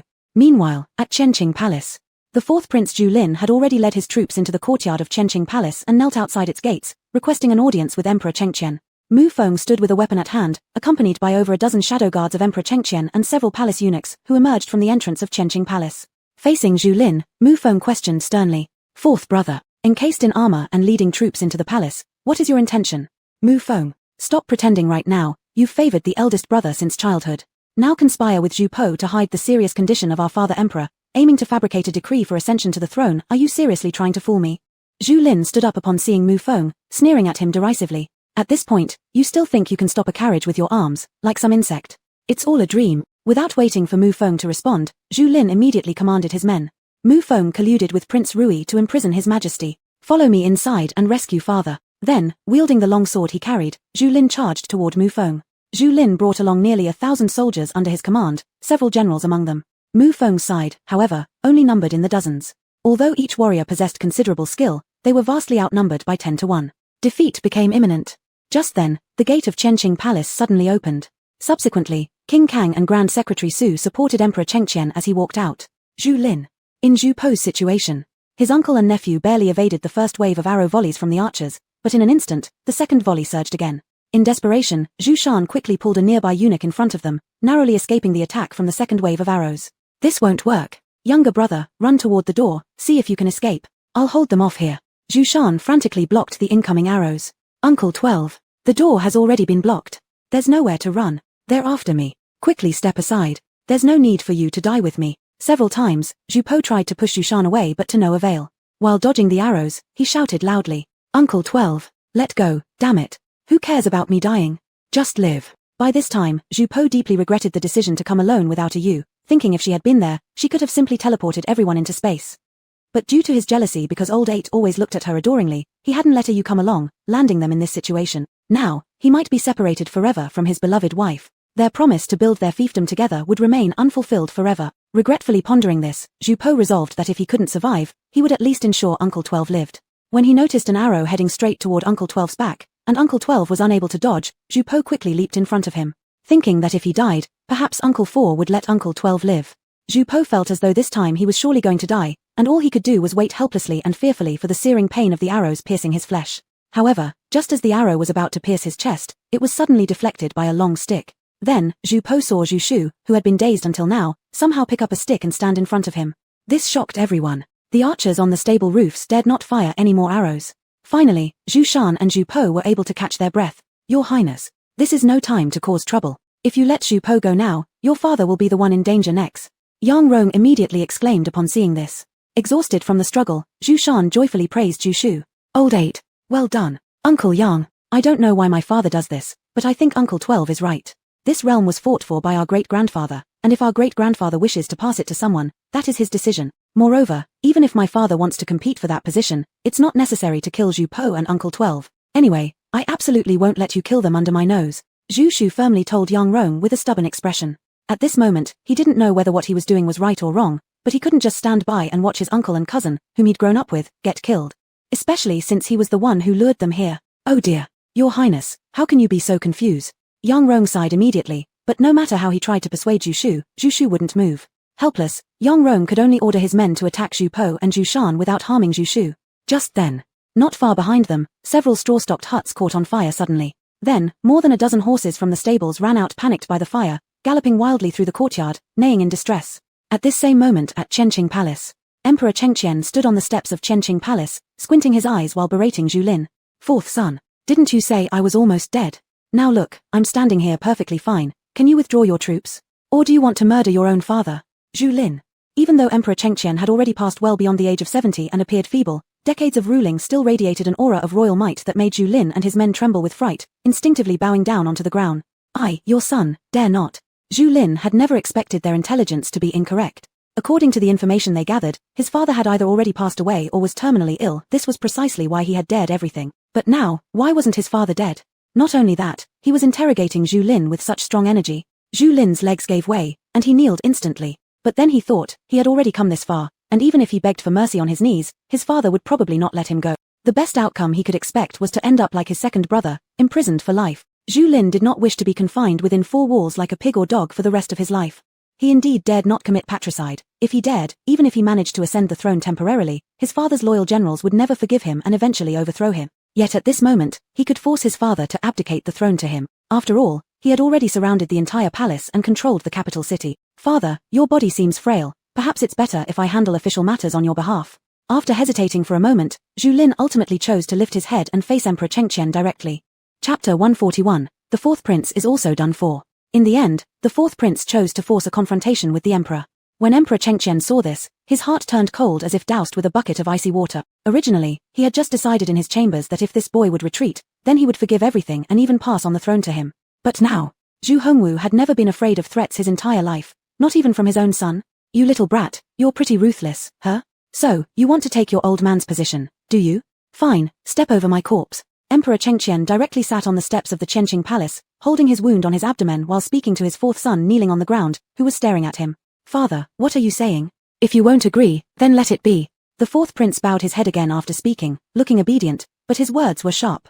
I've been in my fief for so many years, and I haven't gathered with my brothers and nephews for a long time. Some I don't even recognize anymore. This is a good opportunity for all of us to gather.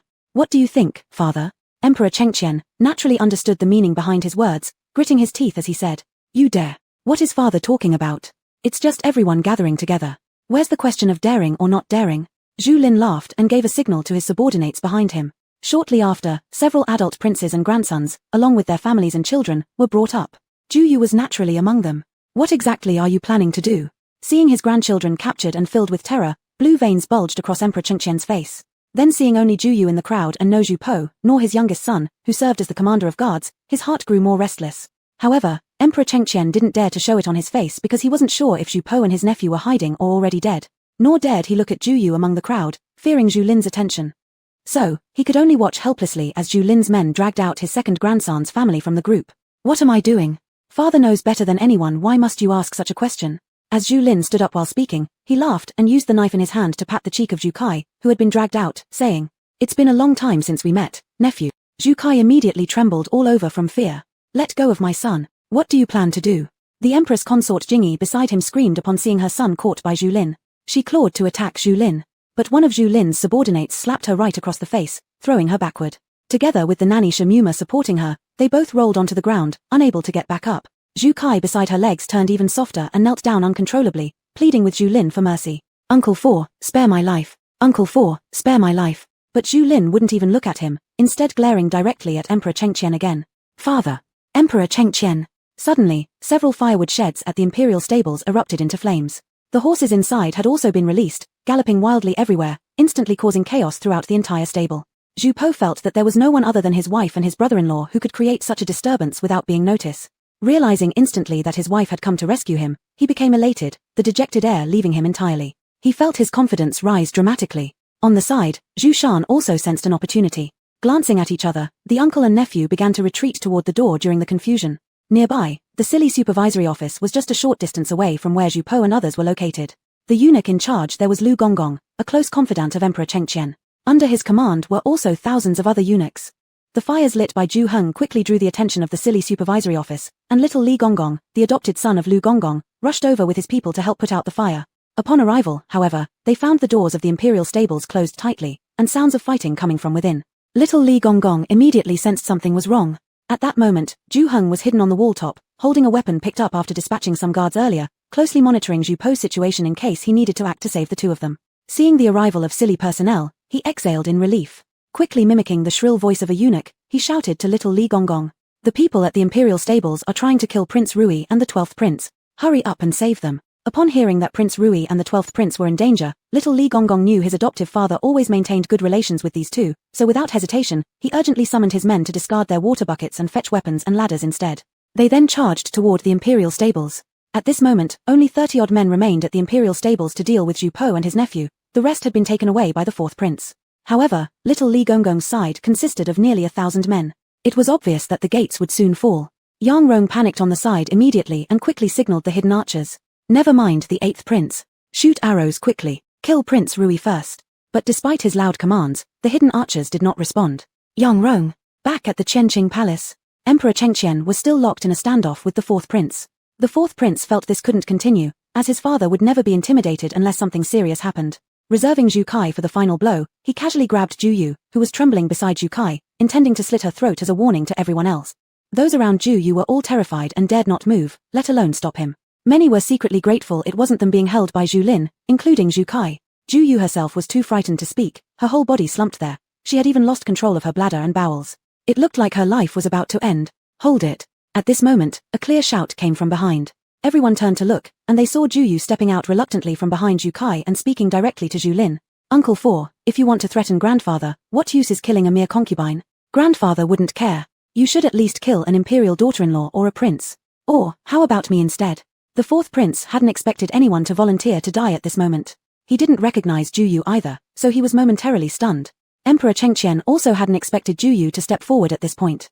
He hurriedly tried to signal her with his eyes to stop this foolish act. He obviously cared more for this granddaughter-in-law who had saved his life than for Zhu Yu, whom he didn't even recognize. But as Emperor Chengqian looked at Zhu Yu, she gave him a glance that seemed to ask for his cooperation. Emperor Chengqian, you girl, what are you doing? Emperor Chengqian immediately pretended to be shocked and stood up, shouting at Zhu Yu. By this time, Zhu Lin's confidant had already informed him of Zhu Yu's identity. After hearing this, Zhu Lin sneered again, saying to Emperor Chengqian, Father, you seem to truly adore your precious granddaughter and her husband.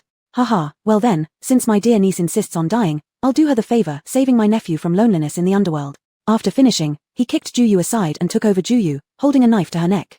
You dare harm my grandson? How dare you? That was your own nephew. If the anger before had been 3 parts real and 7 parts fake, now, upon hearing the 4th prince declare that his grandson was dead, Emperor Chengqian was genuinely enraged. In the heat of fury, he spat out a mouthful of blood, staining a patch of the courtyard floor red. The 4th prince hadn't anticipated such a strong reaction from Emperor Chengqian.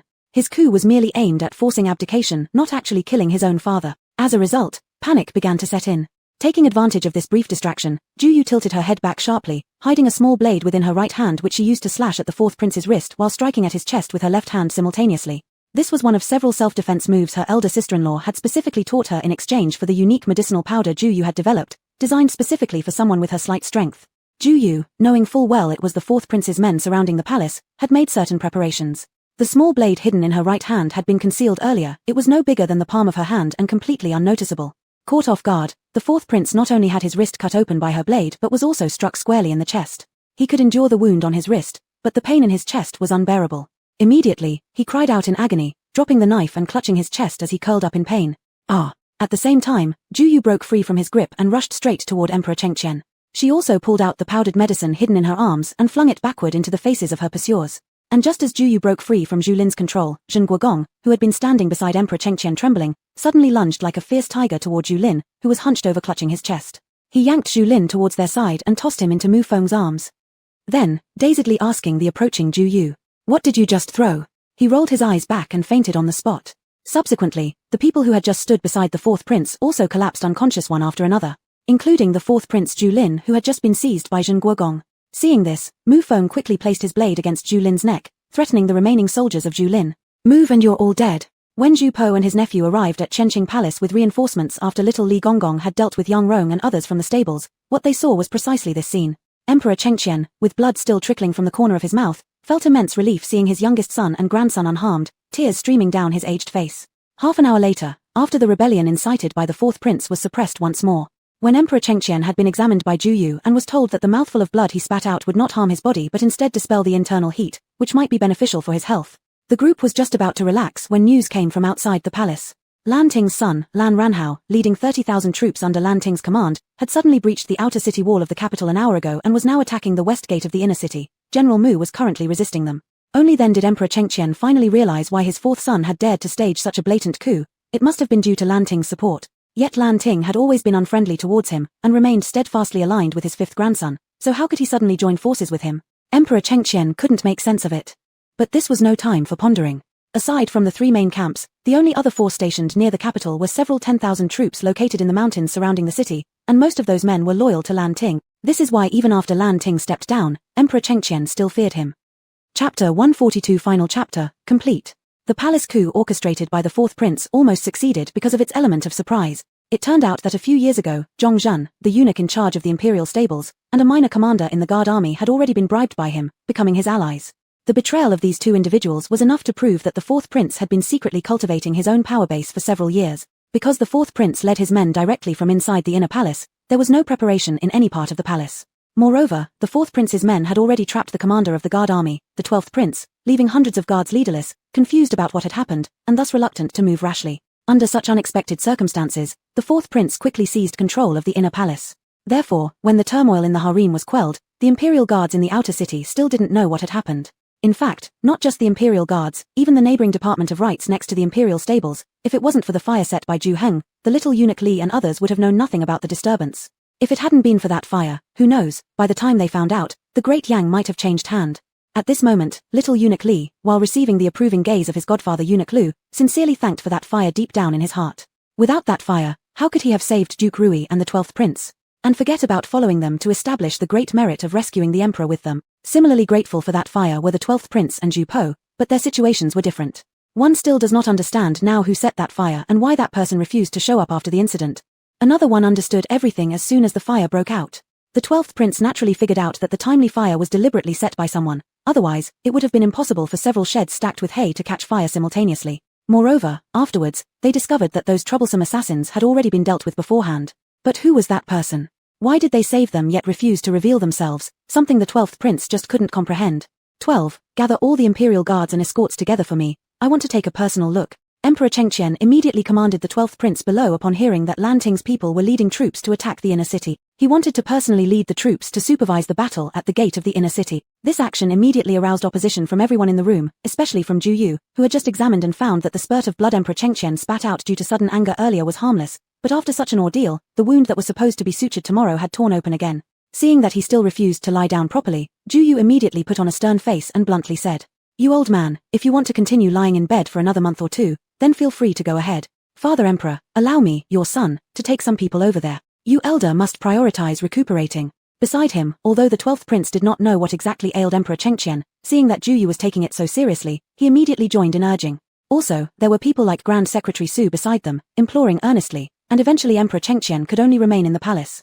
However, he was still worried about the thousands of soldiers under Mu Linger's command, fearing that they might not be able to hold against the forces led by Lan Ting's men. Therefore, he instructed Mu Feng nearby. Nowadays, the three great camps may still be unaware of the situation in the capital. Quickly send scouts out of the city to call reinforcements from the three great camps. Your Majesty, please rest assured. When you originally ordered me to keep an eye on General Su's people, after my return, I entrusted the matter to my loyal subordinates. Given the commotion caused by General Su, it's impossible that they haven't noticed and should have gone to notify the three great camps by now. Seeing Emperor Chengqian's anxiety, Mu Feng hurriedly reported. Only then did Emperor Chengqian calm down somewhat. Moments later, sure enough, the 12th prince, who went to reinforce Mu Linger, dispatched troops to report that the Tiger Valiant camp, Dragon Soaring camp, and Eagle Rising camp had sent troops and begun joint operations to exterminate the rebels. The inner city remained unbreached, intact under the determined defense led by Mu Linger. Finally, the ministers breathed a sigh of relief. Half a day later, the rebellion was indeed quashed, with the lead generals all captured, mostly adopted sons or close confidants of Lan Ting. But among the leaders, Lan Ranhao, the son of Lan Ting, was not among them, and Lan Ting himself was nowhere to be found. According to the confessions of several adopted sons of Lan Ting that were captured, they were unaware that this attack on the city constituted treason. Instead, they had received orders from Lord Su, claiming that Prince Xiong allied with Marquis Pingxi was planning a revolt, prompting them to march into the capital to suppress it. After they were captured, each of them was interrogated in different places, so there was no possibility of collusion. Moreover, they all held the same general orders as evidence, seemingly telling the truth. After the interrogation, all the evidence seemed to indicate that this rebellion might have only been a collaboration between Duke Su and the fourth prince, with no one else involved. I don't believe my maternal grandfather would rebel, especially not alongside Uncle Four. Zhu Po couldn't help but speak up after hearing everything. Although their relationship had deteriorated these past few months over the matter of Lan Runhao, his maternal grandfather had indeed once harbored thoughts of helping him ascend the throne. However, even during their last meeting, his grandfather still reminded him to beware of Uncle Four. How could he suddenly align with him? Emperor Chengqian was also puzzled by this point, but to confirm it, they had to find the whereabouts of Lan Ting and his son first. Therefore, he immediately ordered all the main roads around the capital to be sealed off and dispatched Zhu Heng to search for the whereabouts of the father and son of Duke Su. 3 days later, Zhu Heng received news from Zhu Dai that their people had discovered traces of Lan Runhao on a desolate hill outside the capital. He hurriedly led men to chase after him and finally caught Lan Runhao, who was in tattered clothes, in a narrow cave. Based on his confession, they found Duke Su locked in the cellar of an estate on the outskirts of the capital. It turned out that 3 months ago, Duke Su had discovered that the massacre at their estate was indeed related to his son Lan Runhao. In a fit of rage, he beat Lan Runhao nearly to death and intended to strip him of his title as heir, imprisoning him. But before Duke Su could act, Lan Runhao had already learned of this news from one of Duke Su's adopted sons. This adopted son had secretly pledged allegiance to the fourth prince several years earlier because he had never been favored by Duke Su. Under the advice of this adopted son, Lan Runhao, on the morning of the second day after regaining consciousness, had his wife and children support him as he knelt outside Duke Su's courtyard, crying bitterly and pleading for another chance. He claimed he no longer wanted the position of heir, only seeking to serve and care for his father. His head bowed in repeated kowtows, almost knocking himself unconscious. Duke Su felt guilty toward this son, believing he was partly responsible for how he had become today. In his younger years, he only focused on leading troops and establishing achievements, neglecting proper discipline and indulging his only legitimate son, which led to his present reckless behavior. Seeing his apparent desire for repentance, along with his grandchildren crying and begging too, Duke Su eventually softened. He agreed to let Lan Runhao stay temporarily in the residence until he recovered. Thereafter, Lan Runhao seemed like a completely changed person. Not only did he behave cautiously and rarely leave the house, but when he heard that Duke Su's old ailment had flared up, he personally served by his side, meticulously taking care of him without undressing. Knowing that even the renowned doctors of the capital could do nothing for his father's old wounds, he sent people far and wide to seek remedies, trying to alleviate his father's suffering. Finally, he really found what he called a miraculous drug. After Duke Su took it, he felt extremely good effects, his pain disappeared, and he felt incredibly comfortable every time he consumed it. Gradually, Duke Su became dependent on this medicine. Not consuming it daily made him feel unbearably tormented. A few days ago, just 2 days before the fourth prince's palace coup, when Duke Su wanted to take the drug again, Lan Runhao suddenly demanded the military command talisman he held. Although retired for a long time, Duke Su's adopted sons were still active in the army and followed his military token exclusively. Naturally, Duke Su understood the importance of the military token. It was something even Emperor Chengqian feared and therefore refused to hand it over easily. Unexpectedly, upon seeing his refusal, Lan Runhao really stopped giving him the drug. After a day, unable to endure this inhuman torment any longer, Duke Su ultimately handed over the token. To prevent Duke Su from regretting later and leaking information, Lan Runhao used the pretext of his going out to play as a reason to bring him out of the house and locked him away in an estate arranged by the fourth prince, planning to release him after everything was accomplished. After Zhu Heng recounted the entire story to the couple Zhu Yu, they petitioned Emperor Chengqian and personally visited Duke Su in prison, indeed finding him in the throes of withdrawal, struggling and howling despite being tightly wrapped by jailers like a cocoon, writhing in anguish. Upon seeing Zhu Po, he immediately cried and pleaded for drugs. Zhu Po saw that in just a few short months, his once renowned great-uncle, the celebrated first war god of Dian, had been tormented to the point of being unrecognizable. He now begged anyone for drugs without any regard for dignity, or for even a small amount of medication. Zhu Po couldn't help but take seriously the harm of the drug his wife had mentioned. He also increasingly despised the cold-heartedness and cruelty of Lan Runhao. If the person who created this drug was guilty of immense harm, then Lan Runhao, who knew how brutal this drug was and still dared to use it against his own father, was simply beyond redemption. The dangers of drugs were something Zhu Yu had already studied thoroughly in textbooks from his previous life. He couldn't know them better, so he felt an even greater responsibility to ensure that this drug did not spread, or else countless people would be harmed. Therefore, upon returning home, Zhu Yu and his wife reported the matter to Emperor Chengqian and clearly explained the harm caused by this substance. Upon hearing that the usually fearless Marquis Su had been so tormented by this drug that he would do anything commanded, Emperor Chengqian immediately took the matter seriously. He instantly dispatched men to interrogate those under the fourth prince, eventually discovering that the drug had been made by a Taoist priest. Soldiers were quickly sent to capture this Taoist and bring him to justice. After interrogation, it was revealed that this Taoist had once sailed overseas and, on an island, discovered that locals commonly used a certain flower as medicine. The flower had effects such as soothing the nerves, inducing sleep, relieving pain, stopping diarrhea, and causing forgetfulness. The locals called it. The Taoist had taken some seeds back with him and started cultivating them. Later, he accidentally discovered that the refined extract of this flower could make people addicted. Thus, he decided to use this drug to get rich. Knowing the origin of the drug, Juyu hastily led people to the location where the Taoist grew opium plants and personally supervised the complete destruction of the plants before feeling reassured. With the final capture of Lan Ranhao, the matter of the fourth prince's coup d'état was finally clarified, and the generals who followed the fourth prince were severely punished. Some were beheaded, others exiled. Once again, many heads rolled. Ultimately, the fourth prince suffered the same fate as his second brother, being imprisoned for life. However, because his son Zhu Shu did not support his rebellion and even risked his life to save the 12th prince and Zhu Po, investigations confirmed that his eldest son had not been involved. As a result, the imprisonment only included the fourth prince and his wife. His princely title was revoked, while his two legitimate sons were pardoned and allowed to continue enjoying the treatment due to imperial grandsons. Also stripped of their noble status was Marquis Su Lan Ting. Originally, Emperor Chengqian intended to execute him, but Lady Yi of Eguogong personally traveled to the capital to plead on his behalf. And Zhu Po strongly argued on his grandfather's behalf, saying that despite his crimes, his many contributions to the empire during wars warranted forgiveness and a balanced consideration of his deeds. In the end, out of respect for his grandson and Lady Eguogong as in-laws, Emperor Chengqian decided to spare their family from execution, except for Lan Ranhao. Under joint interrogation by the Ministry of Justice, the Supreme Court, and the Censorate, Lan Ranhao confessed under heavy torture not only to conspiring with the fourth prince to rebel but also admitted, identified by subordinates of the fourth prince, to brutally killing dozens of women. His crimes were so numerous they could not be written down. He was ultimately sentenced to death by slicing, to be publicly executed 3 days later at the market square. 2 days before Lan Ranhao's execution, Lady Eguogong quietly took Marquis Su's family back to their hometown to avoid the disgrace brought by his punishment from the capital's commoner. 3 days later, Lan Ranhao's execution began. The news spread among the commoners of the capital, and the scene was even more bustling than during Zhu Po's grand wedding ceremony. The families of the women he had cruelly murdered came carrying paper money and spirit tablets. As they watched Lan Ranhao being executed, they grabbed the pieces of flesh cut from him and offered them publicly in front of the spirits of the women he had killed. Their wailing was deafening. Still, one mother was unable to quench her anger. She actually stormed onto the execution platform, determined to personally slice Lan Ranhao herself to avenge her daughter's terrible death. The official supervising the execution happened to be the same official from the Supreme Court who originally handled the case of the women's murders. Having a deep hatred for Lan Ranhao's killing of dozens of innocent women, he actually allowed the mother her requests. After taking the knife, the mother clenched her teeth and slowly sliced a piece of flesh from Lan Ranhao's chest. Seeing Lan Ranhao grimace and scream in unbearable agony, she erupted in manic laughter. But the laughter sounded even sadder than cries, making everyone's noses tingle with sorrow. The mother laughed and cursed Lan Ranhao. "Beast that you are, you know pain now? Did you ever think of this day when you harmed my daughter?" As she laughed, tears began streaming down her face, and she grabbed the piece of flesh she had just cut off and shoved it into her mouth, chewing furiously as she cried. "Lana, your mother has avenged you. My daughter, I have finally done justice for you." Her cries stirred other mothers who had suffered similarly, causing them to wail together. The onlookers among the crowd were moved to tears. Lan Ranhao's torture lasted 3 days, with 3,357 cuts made on his body. The people of the capital watched for all 3 days.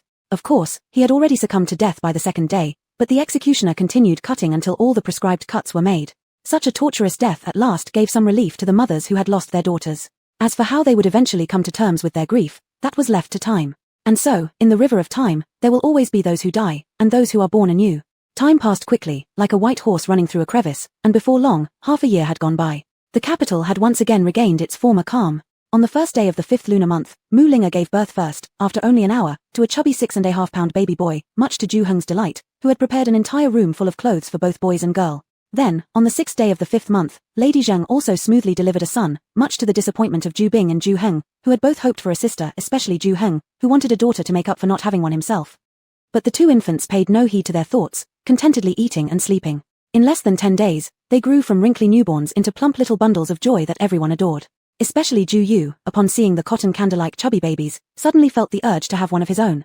With Zhu Bo so beautiful, not having several children would truly be a waste of such fine genes. 3 months after giving birth, Mu Linga returned to work, leaving her son in the care of her mother-in-law. Since her son was only 5 days older than his uncle, they might as well be considered twins, making it convenient for her mother-in-law to raise them together. This led directly to a year later when both boys began learning to speak. One day, they greeted the couple along with his younger uncle, calling out, "Big brother, big island." Of course, this was a story for later. In September of that year, Emperor Chengqian finally decided, following the advice of Grand Secretary Su, to appoint the 12th prince as crown prince. After several attempts at refusal, the 12th prince drank an entire night with Zhu Bo, saying that despite all his calculations, he never imagined this position would fall to him. He had thought, Zhu Bo chuckled and replied that capable people take on more responsibilities, and as for Uncle 12 sitting in this position, he, the nephew, was the first to agree. 3 months later, when the new year arrived, Emperor Chengqian announced his abdication and became the first retired emperor of Dian. The 12th prince officially ascended the throne, becoming the second ruler of Dian, with the era name Longhe. In March of the same year, after attending the inauguration ceremony of Emperor Longhe, Mr. and Mrs. Zhu Bo formally relocated to Yunnan. Besides enjoying the scenery, the couple also developed the cultivation of specialty crops like sugarcane, tea, and medicinal herbs in the area. Years later, Yunnan, which had previously been regarded as a semi-barbaric land, became prosperous. It's produced sugar, pu'er tea, and medicinal herbs such as sanchi, tianma, and shehu were sold nationwide and highly recognized. Not only did they achieve self-sufficiency, but they also efficiently completed the tax tasks assigned by the court. Meanwhile, Emperor Longhe promoted the planting of potatoes across all of Dian. This high-yield crop was immediately embraced by the common people. In just a few short years, it became the third most important grain crop after rice and wheat. Dian's food crisis, which had troubled the nation since its founding, was finally resolved.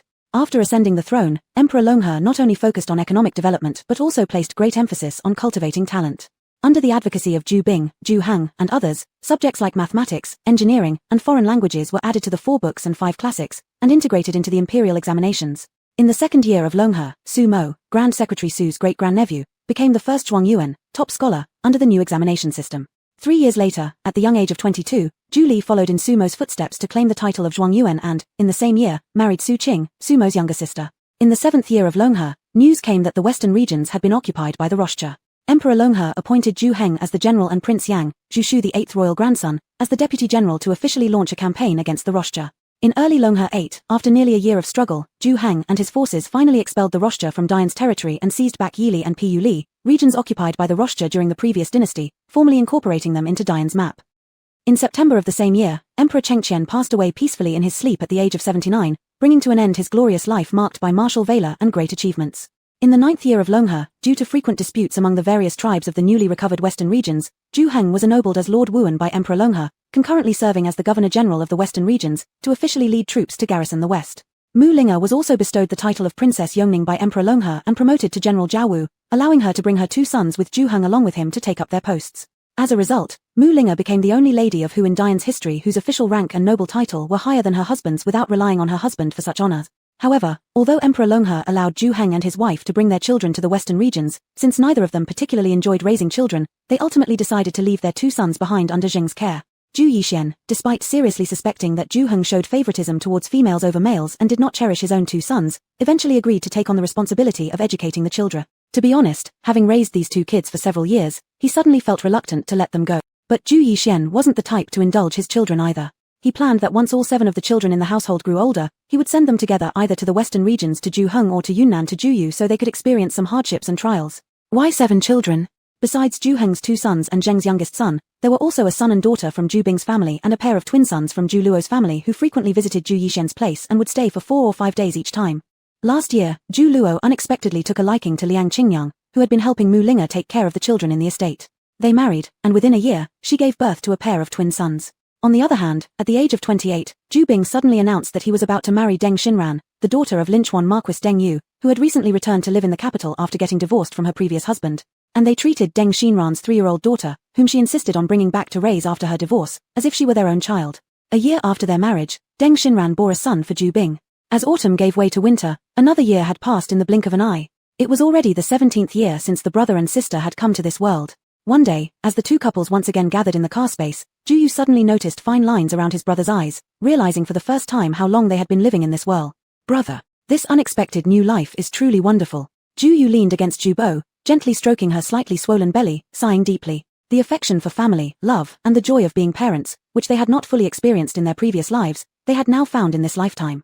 Zhu Heng heartily clinked glasses with his wife, then responded boldly to his younger sister. Hey, this is just the beginning. There are still many good days ahead for us. Then he added, after you give birth this time, surely you can let me raise your 2 nieces for a couple of years. Beside him, Zhu Bo. No way. I haven't cherished my daughters enough yet. You'd better focus on raising your own sons. End of main story.